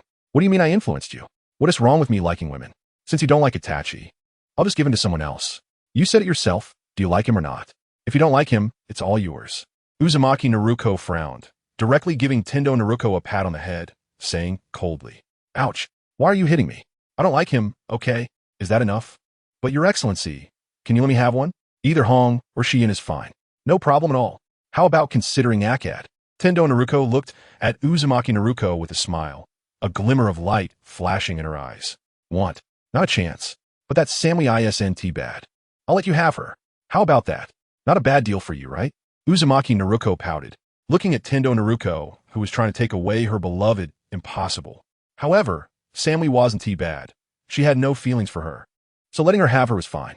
After all, the feeling from Tendo Naruko was something she could accept as well. Cough, cough, cough. Sammy? Not bad. This figure is nice. I like it. Then it's settled. Ha ha ha. I'll be going now. You can take your time. Tendo Naruko's eyes lit up. Sammy was really impressive, comparable to Tsunade. She chuckled lightly and directly disappeared from the spot. This girl, doesn't she like Itachi? Then why does Naruto call Itachi brother-in-law? Sasuke calls me sister-in-law. How strange. Uzumaki Naruko was somewhat astonished. Among her clones, there was only this one woman with such thoughts. The others shared the same thoughts as her and couldn't possibly like Uchiha Itachi. So why were Naruto and Sasuke calling her that? This left Uzumaki Naruko puzzled, unsure of the reason for a moment. Could be. Let's verify it. Afterward, Uzumaki Naruko seemed to have thought of something her eyes lighting up, and then she disappeared from a spot. Whoosh! Naruko? What are you doing here? Are you with Itachi? Uchiha Izumi was slightly startled, looking at Uzumaki Naruko with confusion and hurriedly asking, "Not with me. What is wrong? Are you looking for him?" Uzumaki Naruko replied to Uchiha Izumi, No. I just saw that everyone seems to be fine. Is everyone safe?" Uchiha Izumi's face turned red, and she quickly shook her head. "Yes, everyone is safe now. The enemy has been dealt with." Uzumaki Naruko nodded, unsure of how to start for a moment. "Really? Then congratulations to you all. By the way, Naruko, do you like Itachi? He has always liked you. Will you be with him?" Uchiha Izumi looked at Uzumaki Naruko, feeling somewhat nervous, her hands tightly clasped. "Itachi likes me? What are you talking about? I don't like him." Uzumaki Naruko was slightly taken aback, looking at Uchiha Izumi in front of her. To her surprise, before she could ask, Uchiha Izumi spoke first. "Don't like? Don't you know that Itachi has always liked you?" Uchiha Izumi saw Namikaze Minako saying she didn't like Uchiha Itachi and felt ecstatic in her heart, quickly asking. Chapter 247. Uchiha Izumi becomes Namikaze Minako? Liking me? No way. I don't like men. Namikaze Minako smiled at Uchiha Izumi in front of her. Not liking men? What does that mean? Uchiha Izumi was a bit surprised, murmuring to herself while looking at Namikaze Minako in front of her. I never expected Itachi would actually like me. I originally thought it was Tendo Minako who liked Itachi, but it turns out Itachi likes me? Is this a glitch event? Got it. Namikaze Minako frowned, also surprised to learn for the first time that Uchiha Itachi actually liked her. Then she thought of something, and the corners of her mouth lifted. Izumi, I know you like Itachi. I have a way to make you marry Itachi. It just depends on whether you are willing or not. Namikaze Minako smiled lightly at Uchiha Izumi in front of her. What method? After hearing Minako's words, Uchiha Izumi's face turned red, feeling a bit shy but extremely excited. Just say you become my appearance. You will appear in my form from now on, and treat my family as your own. Become the real Namikaze Minako, and you will be able to marry Uchiha Itachi. Of course, you can first try telling Uchiha Itachi your true identity, and whether he will be with you afterwards depends on your fate. I will leave this world and won't disturb you. He won't see me anymore. Namikaze Minako smiled at Uchiha Izumi in front of her. Change into your appearance? Transformation technique? That's not going to work. Itachi will see through it immediately. Uchiha Izumi looked a bit disappointed, thinking Minako might have some good plan. It turns out it's such a terrible, clumsy method. No, the transformation I mentioned is not an ordinary transformation technique. You transform first, and then I will cast an illusion on you. Even Itachi won't be able to see through this illusion. Namikaze Minako chuckled lightly. Is this for real? Transformation technique. Uchiha Izumi looked at Namikaze Minako, feeling quite shocked, and then used the transformation technique to turn into Namikaze Minako. Of course, from now on, you will be Namikaze Minako, living in Konoha in my place. How about that? Namikaze Minako smiled at Uchiha Izumi in front of her, activated her Rinnegan, and a purple light flashed over her Rinnegan, directly casting an illusion on her outer body. As long as the opponent's strength does not exceed hers, they absolutely won't be able to tell that she is not Namikaze Minako. Why? Don't you want to go home? If I become you, what will you do? Uchiha Izumi was slightly taken aback, looking at Namikaze Minako in front of her and asking, I want to leave this world. This world is full of memories for me. So before I leave, I want to do something for my family. From now on, you will be me, integrating into my family. Namikaze Minako said, softly, while looking at Uchiha Izumi in front of her. You want to leave? Why? Uchiha Izumi felt some emotion stirring in her heart. For her, as long as she could marry Uchiha Itachi, she would be willing to do anything. My strength has already surpassed this world. If I don't leave, I will be crushed by the rules of this world. So I have to leave this world. But I don't want my family to be sad. So I found you. Izumi, my time is running out. Are you willing? Namikaze Minako smiled lightly at Uchiha Izumi in front of her. Chapter 248. Uchiha Itachi talks about marriage? A struggle flashed in Uchiha Izumi's eyes. I am willing. After an unknown amount of time, Uchiha Izumi finally made up her mind. Uchiha Izumi decided to become the new Namikaze Minako. Good. I hope you can treat my parents and younger brother well in the future. Namikaze Minako nodded. Whoosh. Then Namikaze Minako directly extracted Uchiha Izumi's soul from her body and merged it into her clone. Next, I will let you watch some clips of me and Itachi together, as well as my interactions with my family. Remember them in your heart. As for my family, I believe you will do better than I did. Namikaze Minako looked at Uchiha Izumi, who was slowly opening her eyes and smiled lightly. Thank you, Minako. I don't know how to express my gratitude. I. Uchiha Izumi looked at her own body, realizing she had completely transformed into Namikaze Minako. Feeling very touched. This is nothing. Pay attention. Namikaze Minako shook her head and directly cast an illusion on Uchiha Izumi, showing her the interaction patterns with her family and Uchiha Itachi. The time seemed long, but in Namikaze Minako's illusion, only a second had passed. From now on, you will be Namikaze Minako, no longer Uchiha Izumi. Do you understand? Namikaze Minako smiled lightly at Uchiha Izumi. Yes, I understand. Thank you. I will definitely treat them well. Uchiha Izumi nodded, looking at Namikaze Minako, stood up, and bowed to her. Goodbye. I hope you all are happy. Namikaze Minako smiled lightly at Uchiha Izumi. Whoosh. Then Namikaze Minako disappeared from her spot. Thank you, Minako. I will. From now on, I am no longer Uchiha Izumi. I am Namikaze Minako. Uchiha Izumi murmured as she looked at the place where Namikaze Minako had vanished. Whoosh, whoosh, whoosh. In a certain space, Namikaze Minako directly summoned all her 6 paths clones. From now on, don't run around. You can go to other worlds in the universe to take a look. The ninja world has been at peace, and the war has ended. Bring everyone you want to take away. As for the others, you don't need to bring them. Namikaze Minako smiled lightly at her 6 paths clones. Yes, my lord. The 6 paths clones quickly nodded. Go ahead. Namikaze Minako nodded and waved her hand. Whoosh, whoosh, whoosh. Then all 7 of Namikaze Minako's clones disappeared. Unknowingly, time reached the 64th year of Konoha. The ninja world had been at peace for many years, and the economic and technological development of the ninja world had become more advanced. The 4th Hokage, Namikaze Minato, was already 40 years old, still in his prime, and had not retired. Knock, knock, knock. Just then, there was a knock on the door of the Hokage's office. Come in. Namikaze Minato, while handling documents, casually called out. 4th Hokage. Walking in was Uchiha Fugaku, seeing Namikaze Minato with a big smile. Brother Fugaku, what brings you here? Namikaze Minato raised his head to look at Uchiha Fugaku, smiling as he put down the documents in his hand. Actually, I came to propose. You know, Itachi likes Minako. Minako and Itachi are quite compatible. Itachi is now 22, and Minako is 21. It's time for her to get married. So I boldly came to propose. You won't mind, will you? Uchiha Fugaku looked at Minato Namikaze in front of him and smiled. Chapter 249. Everyone is happy. Grand finale.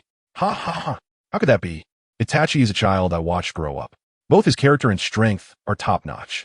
After observing them over the years, I have also learned some things about the two of them. I don't oppose this matter. However, it will depend on the children's own wishes.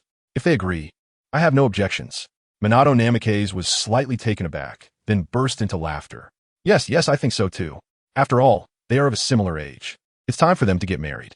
Uchiha Fugaku smiled. Minato Namikaze's words meant that the marriage between the two families was settled.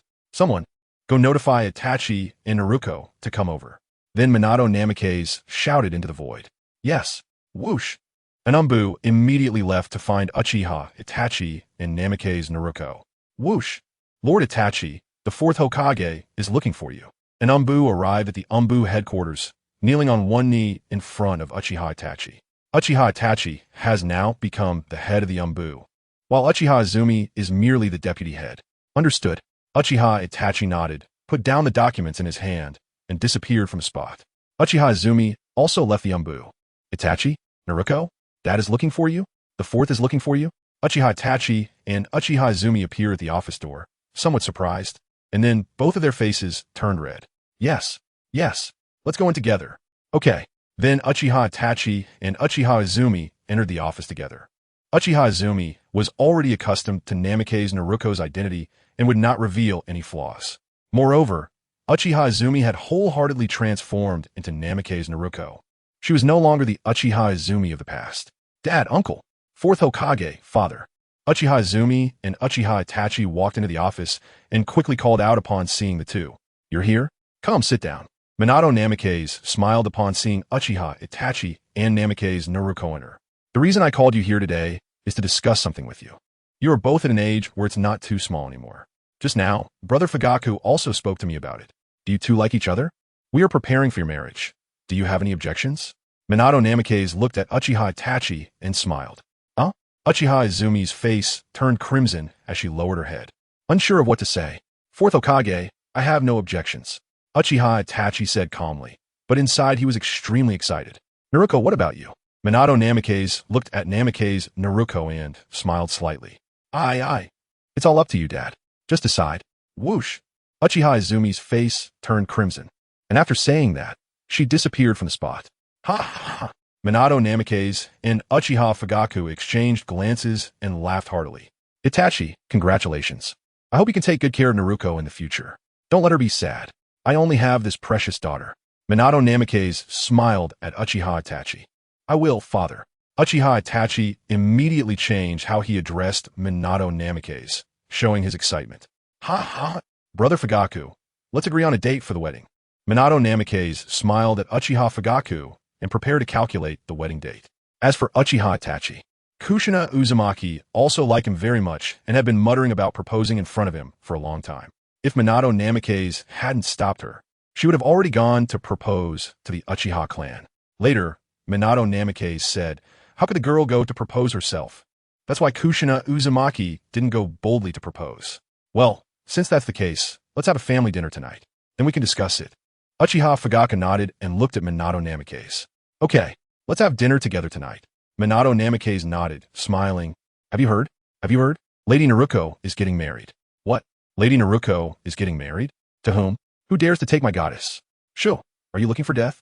Lady Naruko is marrying Lord Itachi. My goddess. In just a few days, the news spread throughout the ninja world, with everyone discussing the two heroes who saved the world, Uchiha Itachi and Namikaze Naruko. Because the two were getting married, it was a huge news. One person tells 10 tell 100. It became widely known, and everyone learned about it.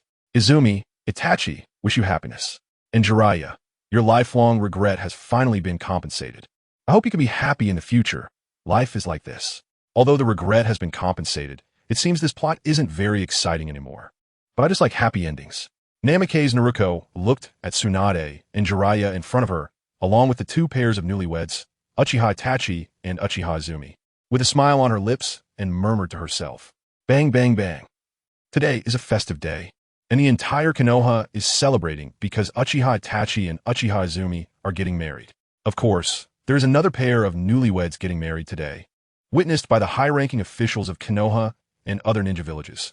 This pair is naturally Tsunade and Jiraiya, who promised on the battlefield that they would marry after surviving. In the end, Tsunade kept her promise and successfully married Jiraiya. Kagaya, I will now take back your body. You will spit out the original body of Uchiha Madara. Namikaze Naruko smiled at Kagaya Tsutsuki in front of her. Humph. Kagaya Tsutsuki smiled sweetly and directly expelled Uchiha Madara's body from within her. Bang!